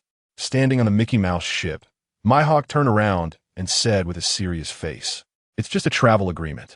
Hearing the other's nonchalant words, Sengoku turned to the other few and immediately became furious. Damn 7 warlords. Sengoku, it's better to let the Navy retreat first. You should know what will happen next. Listening to Carp's reminder from the side, Sengoku's face changed dramatically. He had just been blinded by anger and actually forgot such an important thing. Raising his head, he shouted, "All Navy, retreat from here quickly." What's going on? Aren't we capturing pirates? Follow the Marshal's orders, retreat. Seeing the familiar white-blue vortex in the sky, Thiesen knew he was coming. So he turned and said, "Newgate, hurry and let your people retreat. This place is going to become a real battlefield soon." Hearing Thiesen's advice, this time he did not oppose it, because he clearly felt the changes in the sky 17 years ago. Whitebeard pirates, retreat. Marco, take that damn guy. Whitebeard angrily looked at the human stick lying on the ground. Yes, old man. Upon hearing the command, the entire square erupted into chaos as the Navy and pirates boarded their respective ships. Since they were about to engage in battle with the Whitebeard pirates, the Navy had already relocated the families behind Marineford. Sengoku watched as the Navy men boarded the warships in an orderly fashion. Once these people left, they could retreat, and the rest would be beyond the Navy's ability to handle. On the Mickey Mouse ship, the officers of the Thiesen pirates disembarked one after another, making their preparations. Thiesen landed beside Whitebeard and asked, "Old man, aren't you leaving?" "Ha ha ha. I never intended to leave this time." Whitebeard laughed heartily after turning to Thiesen. "My son has already been rescued. I'm quite satisfied." Thiesen chuckled softly, ready to say something when a sudden change occurred in the sky. Looking up, he saw what appeared to be a monstrous beast about to tear through the darkening clouds. The Navy and pirates who were about to board their ships all stopped, feeling the sky darken, the day vanish, and the night descend. Then the mysterious object in the sky slowly revealed itself. "Oh my God, what is this? Is this what the King of Heaven looks like?" Thiesen murmured, shaken inside as he beheld the massive object that resembled a battleship, only much larger. He thought it was bigger than a large island and couldn't imagine how it was made. Who was coming? Hearing Whitebeard's words, Thiesen quickly turned to look the other way. Upon seeing the faces of 5 elders, he didn't recognize any of them, but was certain they were the 5 elders. During the war in the Holy Land, he had killed 2 of them, and the 2 younger ones must have joined later. In addition to the 5 elderly men in black, there were also personnel from the world government. Sensing their presence, Thiesen immediately knew that although there were only a few hundred of them, each had considerable strength. The others stepped forward upon seeing the newcomers.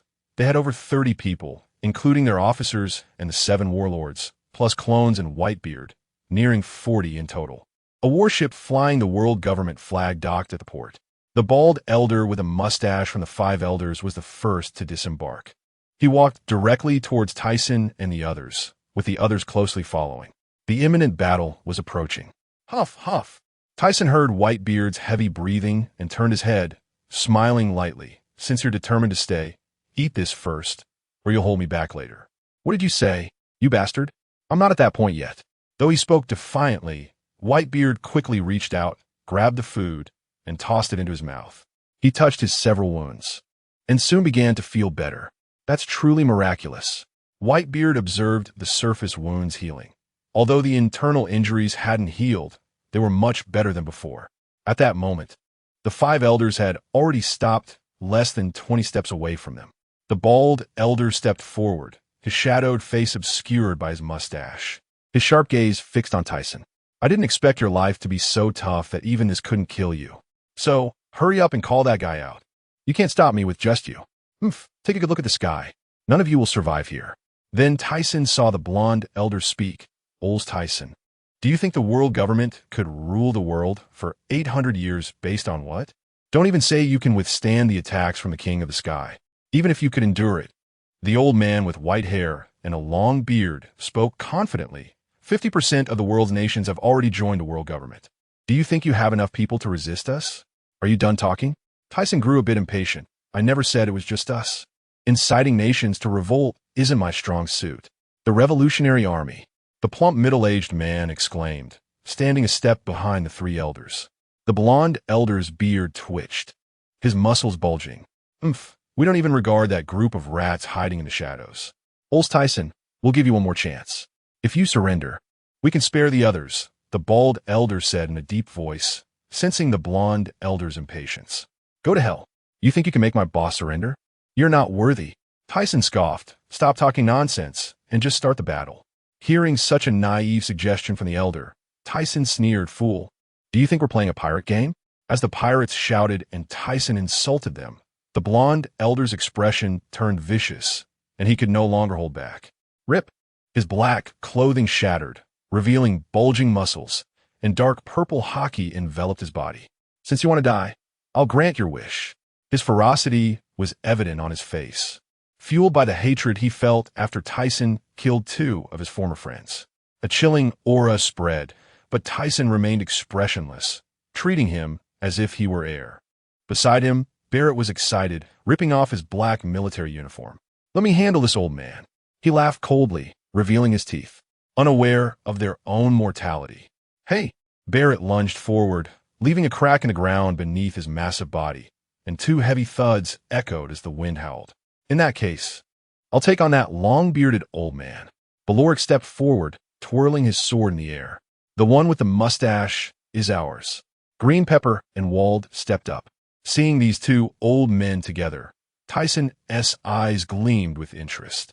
Yahaha, Yamato, let's go find someone to play with. A sharp sound of lightning echoed as Enel appeared among the crowd of black-clad men. Enel, you're too cunning. Wait for me.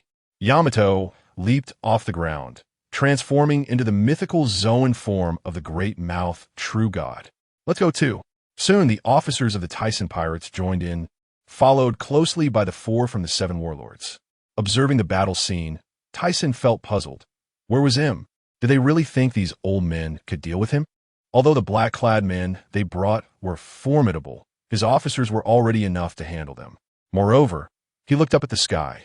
The warships showed no signs of movement, but he felt his heart racing, secretly thinking, couldn't be scheming something? Realizing this was quite possible, Thiesen flew into the air, preparing to check out the giant ship. This endless behemoth made him uneasy, although he wanted to use dust release to destroy it. Doing so would consume a lot of energy. If he fought him, he wouldn't have the confidence. Stop him. The mustached elder, engaged with Green Pepper and Wald, shouted loudly. The blonde elder and the long-bearded elder appeared flustered as they struggled against Barrett and Beloric, their grip tightening significantly. Just after taking off, Thiesen heard a commotion below and looked down. He saw an old man with a mustache covered in thick, sticky liquid, both on himself and on the ground. Thiesen thought that this guy's ability should be related to water. Moreover, judging by the reactions of these individuals, it was clear that him was in the enormous being above him. The one fighting Barrett should be a powerful hockey user, while the long-bearded old man was likely a martial arts expert. At least he hadn't seen either of them use their abilities. But no matter how strong they were, Thiesen believed in his companions. None of the guys they were fighting were ordinary. Their strength was not inferior to that of the four emperors. If such power couldn't defeat those guys, then there would really be no hope. Turning his head to look at the sky, he sensed a violent energy gathering at the bottom of the battleship. As he approached the entrance, the vortex at the center suddenly shot downwards, and he had no choice but to reach out to resist it. The column of white light concentrated from dust escape surged upwards, with Thiesen following closely behind, quickly passing through the center of the vortex. As his vision adjusted to the chaotic white space, his body appeared in a technologically advanced corridor, which resembled a maze with dozens of paths. On both sides were mindless robots, each with a small head and a large body, around 4 to 5 meters tall. As his perception instantly extended outwards, he sensed Im's familiar chakra in his mind, as if she were deliberately waiting for him. After being inside for a while, Thiesen did not move further in, seemingly waiting for something. Moments later, there was movement behind him, and a door appeared in midair. When it opened, it was pitch black inside, and 6 figures emerged. "Where's this place? Have we arrived? All right, clear the way in front." Thiesen looked at the 6 clones. Except for Baralik number 3, who wasn't brought along, the others had followed him. He didn't believe that Im would wait for him to find her so peacefully. There would definitely be countless obstacles along the way, such as the robots on both sides of the corridor. Representing justice, Dragon no. 6 leaped into one of the side paths. At that moment, the robots on both sides indeed began to move. "This filthy world needs a revolution, Im. Just wait." He made strange gestures with his hands, and glass barriers isolated the robots on both sides. The other clones, representing different emotions, followed behind Dragon number 6. Although he could sense Im's location, he couldn't go directly there, as there might be traps in between. So, Thiesen let Dragon number 6, who had eaten the barrier fruit, lead the way. Woo, it's time for battle again.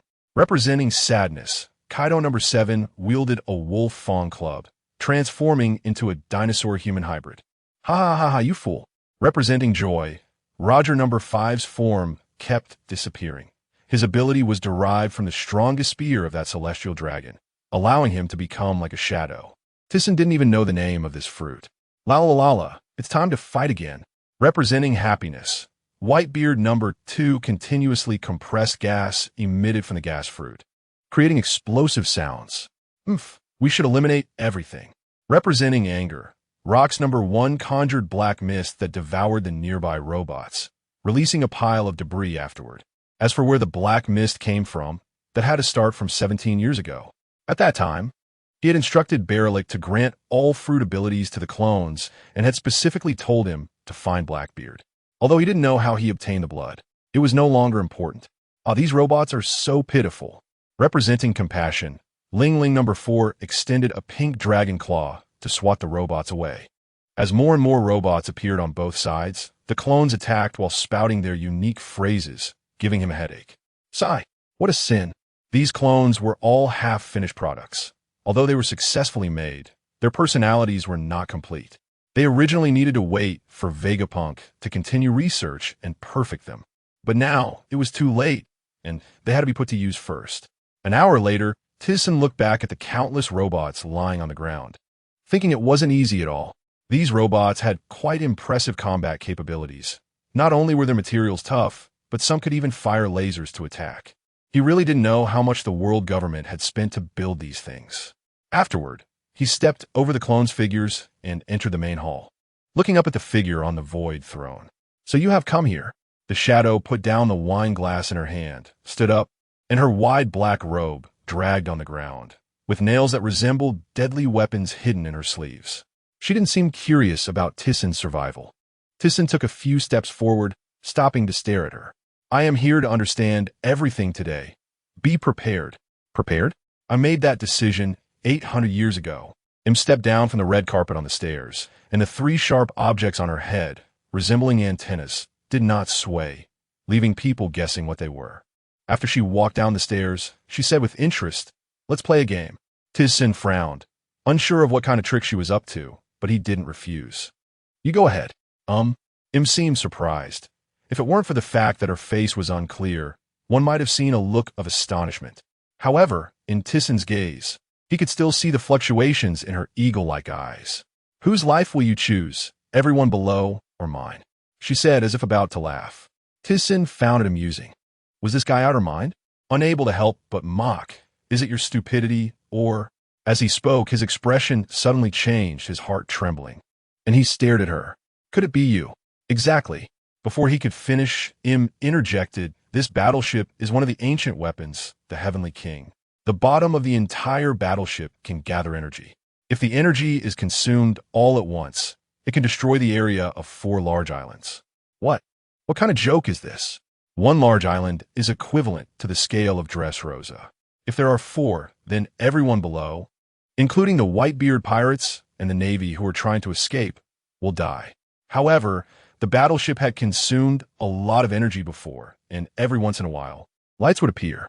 So, as of now, the energy it could gather could only cover 2 large islands. Thiesen looked at this person calmly, uttering such terrifying words, feeling a chill in his heart, and his expression darkened. But your people are still down there. Don't you care? This world lacks human beings. They are merely pawns. In that case, I can only kill you quickly. As soon as he finished speaking, the 6 clones used their abilities to attack him, and at the same time, his body disappeared. Im looked at the 6 approaching figures and casually said, "It seems that guy is not a well-behaved person. You must have colluded together long ago." She extended a hand, and the main hall began to transform mechanically, shooting out countless lasers from all sides. Then she glanced back, where the shadow appeared, preparing to dodge with a ghostly speed. Bang! A dull sound echoed as a kick landed on her arm, and shock appeared in Im's eagle-like eyes. Under the tremendous force, she stumbled back a step before stabilizing herself. Thiesen had not yet adjusted his posture when he disappeared again, and began to feel concerned, his eyes scanning the surroundings. He would no longer be defenseless against Im's speed as he had been before.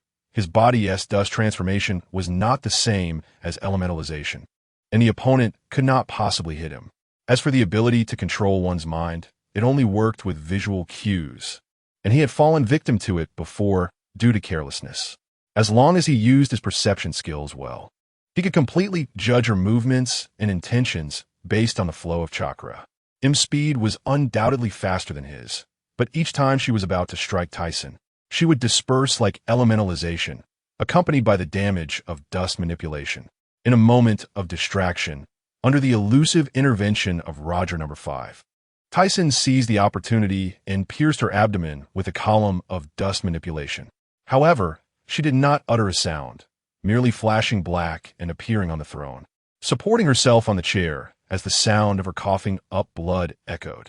Thiesen did not pursue the attack, but simply watched her from below the carpeted steps. The hall returned to normal, the attacking machinery vanished, and the air was filled with tranquility. After a while, a woman's voice slowly spoke, her tone faltering and carrying a sense of weariness. "Even if you kill me, what do you plan to do about the people below?"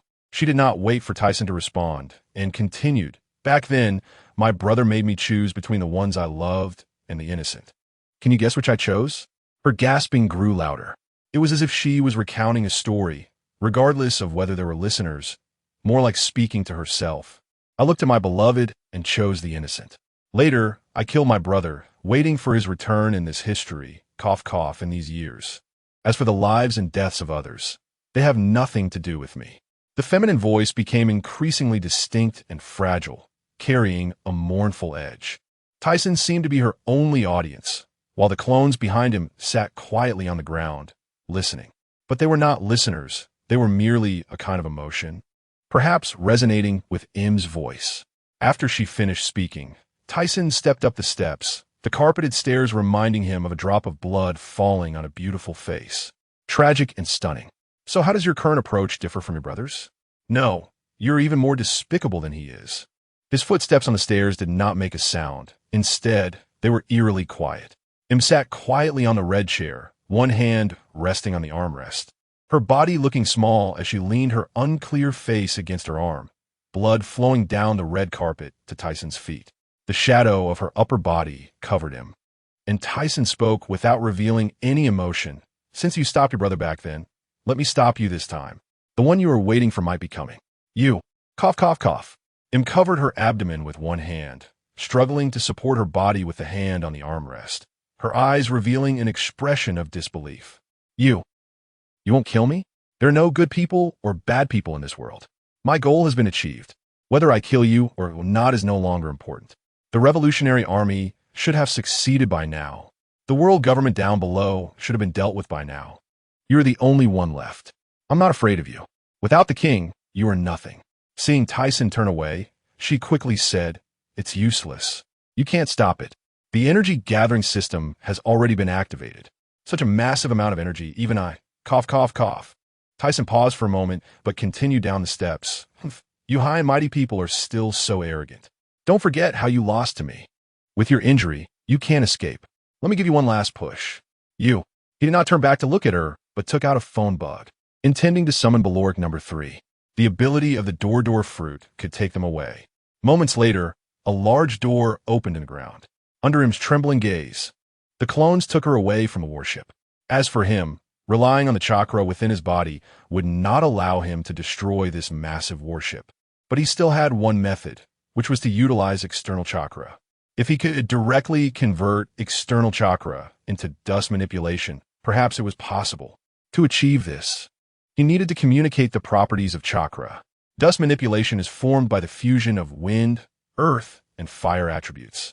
Previously, to successfully practice the split technique, he had become quite proficient in these 3 attributes.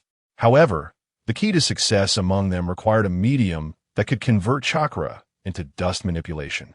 Split. Experiencing this feeling of being stripped bare again, Thiesen still felt uncomfortable. Perhaps he would never adapt to this sensation.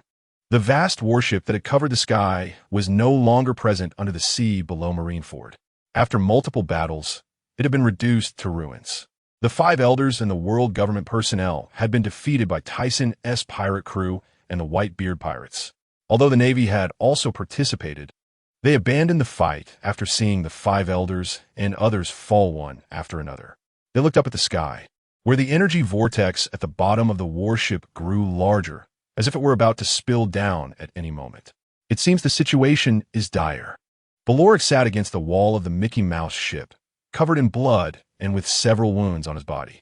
The clones had returned to the ship, but Thiesen was nowhere to be seen. Hearing from that mysterious person that Thiesen intended to stop the launch of the warship made him worry. At the same time, he found it strange that Thiesen had not killed that mysterious person. Why hasn't he the boss come down yet? It's driving me crazy. Mona, wrapped in bandages, paced on the deck, her hill-like massive body causing the ship to sway slightly. There's a change. What? Hearing Gina's sudden exclamation, everyone looked up. In the pitch-black sky, white light expanded outward from the center of the massive ship, growing larger and larger. After stopping several times along the way, the white light finally replaced the night, covering the entire sky. It's gone. Looking at the massive ship that had just existed, now revealed under the dissipating white light, the blazing sun and blue sky appeared, surprisingly without a trace of white clouds, as if the entire sky were naked, with sunlight so bright that it was blinding. Then they saw a figure appearing from the air. We did it, the boss is fine. Mona smiled broadly at the descending figure. Great, Thiesen is okay. The Navy personnel on the warship looked up, their expressions blank. After such a long time of fighting, they could not comprehend what had happened in this war. First, a legendary pirate who had been dead for nearly 20 years resurrected, and then a massive object appeared in the sky. Although they did not know the details, it was clear from the cheers coming from Thiesen's pirate crew that their navy had lost. Most of the high-ranking officers sat listlessly on the deck, feeling defeated. The world government, which had ruled for 800 years, had failed, and the navy was finished. Sengoku and Garp, wrapped in bandages, sat dazed on the stone ruins of Marineford. From the development of events to now, they still felt as if they were dreaming. Had the Navy really failed? He really managed to do it. Akiji lay on the deck of the warship, his eyes fixed on the azure sky, as if the fog covering his heart had vanished. However, another emotion called the fear of the unknown filled his mind. What would the world government do after being brought down from its pedestal? Would they re-establish the world government and follow the old path of that group? Or would they become something different? He could not know if this world could be made a little better. Half a year later, under the sunshade of the open-air bathhouse in Sky Paradise's Golden City, 2 figures lay on chairs. Thiesen held the latest newspaper with the headline, New Navy Headquarters Seated in the New World, standing out prominently. Dragon, what do you plan to do next? He set the newspaper aside and turned to look at Dragon, who was drinking juice. Since Thiesen destroyed the Heavenly Kings, the Revolutionary Army and Thiesen's pirate crew had completed their plan to destroy the world government. Most people in Holy Land had been arrested on fabricated charges, and the next step was to establish a new world government, with the Navy also participating. The new world government was formed by selecting representatives from the Navy, the Revolutionary Army, and most countries around the world. In addition, a system for evaluating world government officials was established, allowing scholars to participate through examinations. which was also an idea proposed by Thiesen. Moreover, after the establishment of the New World government, the latest law enacted was that this world does not allow setting sail in the name of piracy. Although there were still many pirates in the New World, the New World government was organizing combat personnel to capture them. As for the Heavenly Dragon Paradise, it was transformed into a leisure city, attracting many visitors. Right now, there are still 2 emperors in the New World who haven't followed our decision. That's why I'm here, to hear Mr. Thiesen's advice. Dragon stood up. Now he was the supreme leader of the New World government. He originally wanted Thiesen to take the position, but Thiesen had declined. I don't have any good suggestions. Maybe you can wait a bit. Isn't your son trying to become the Pirate King? La la la la la. Let that little brat deal with Kaido and Lin Lin. Thiesen laughed after saying this. It wouldn't be good to cut off someone's dream before it even began, right? Dragon widened his eyes at him. Your daughter is also involved, and how could these kids possibly be a match for the emperors? Take it slow. Do you think it's possible to make pirates disappear in a short time? That's impossible. Even if laws are enacted, it won't be accomplished in a short period. It requires a long time to establish the credibility of the New World government. The idea is simple, but it's a long-term plan that requires serious effort. It's not as easy as just saying it. Can you guarantee that this world won't have bad people? That's impossible. But with the support and crackdown from various countries, the pirates can eventually be eliminated. That might be a good approach, so let them make a fuss. But at least a reasonable plan must be established. He stood up with a headache, his eyes shining with hope, hoping Thiesen could give him a good idea. Ah la la la la. That's your business now. I don't want to manage anything. I just want to enjoy a peaceful life with my wife and kids in this quiet place. Thiesen laughed heartily. He enjoyed seeing Dragon looking so troubled. Over this long period, he realized that while this world might have things that could extend life, human energy is still limited. His heart and mind were already feeling fatigued, as if he had lost interest in everything. Dragon showed a look of envy on his face. After so many years of running around, he also wanted to relax, but the New World government had just been established, and without him, many issues might arise. After all, appointments between various countries and their struggles still occurred frequently. Thiesen-kun, a figure in a pink sand outfit, walked over, hands cradling her prominent belly, her face full of a happy smile. Hey, Neriku, you're here. Take it slow, take it slow. Dragon was surprised, watching Thiesen get up to greet her, and then looking at the lady with the big belly. From their reactions, he could hardly believe his eyes, wondering if he still had that ability. With an envious expression, he turned to leave. I told Sister Neriku to take it slow, but she wouldn't listen.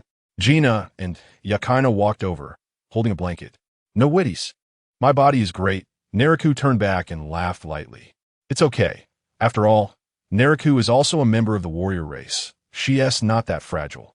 Thiesen leaned against Neriku's belly, listening. Yakina looked unhappy, glancing at Neriku's belly, speaking in a grumpy tone. Have you named your son yet? Not yet. Thiesen raised his head. After listening for a while without any response, he noticed Yakina's expression was off. Yakina, who made you angry? No one made me angry. Yakina looked very aggrieved, turning away and speaking unwillingly. Thiesen wanted to step forward to ask her, but then he caught sight of Gina, who was covering her mouth and giggling. And recalling Yukina's expression earlier, he instantly understood. He stepped forward and picked her up. Oh, what are you doing? Yakina exclaimed shyly. Don't you want to have a baby? No need to envy others. Who said I wanted to. Neriku behind them supported her waist, smiling foolishly. Thiesen freed one hand and turned to look at the radiant Gina. Once Gina sensed something was off, she shrank back. What are you doing, ah? He also picked up the blushing Gina. You both are included. Description: transcending into the world of pirates as a child named Aurs Tisen. He gained the abilities of the Second Tsuchikage and Mu. To become stronger, he became an intern in a pirate crew, led by a notorious pirate with a bounty of 780 million. However, as time passed, the pirate crew he joined was surrounded by the Navy. Ultimately, he managed to escape and created his own pirate crew. Follow Thiesen as he develops his career in the pirate world and becomes the bright emperor of the seas.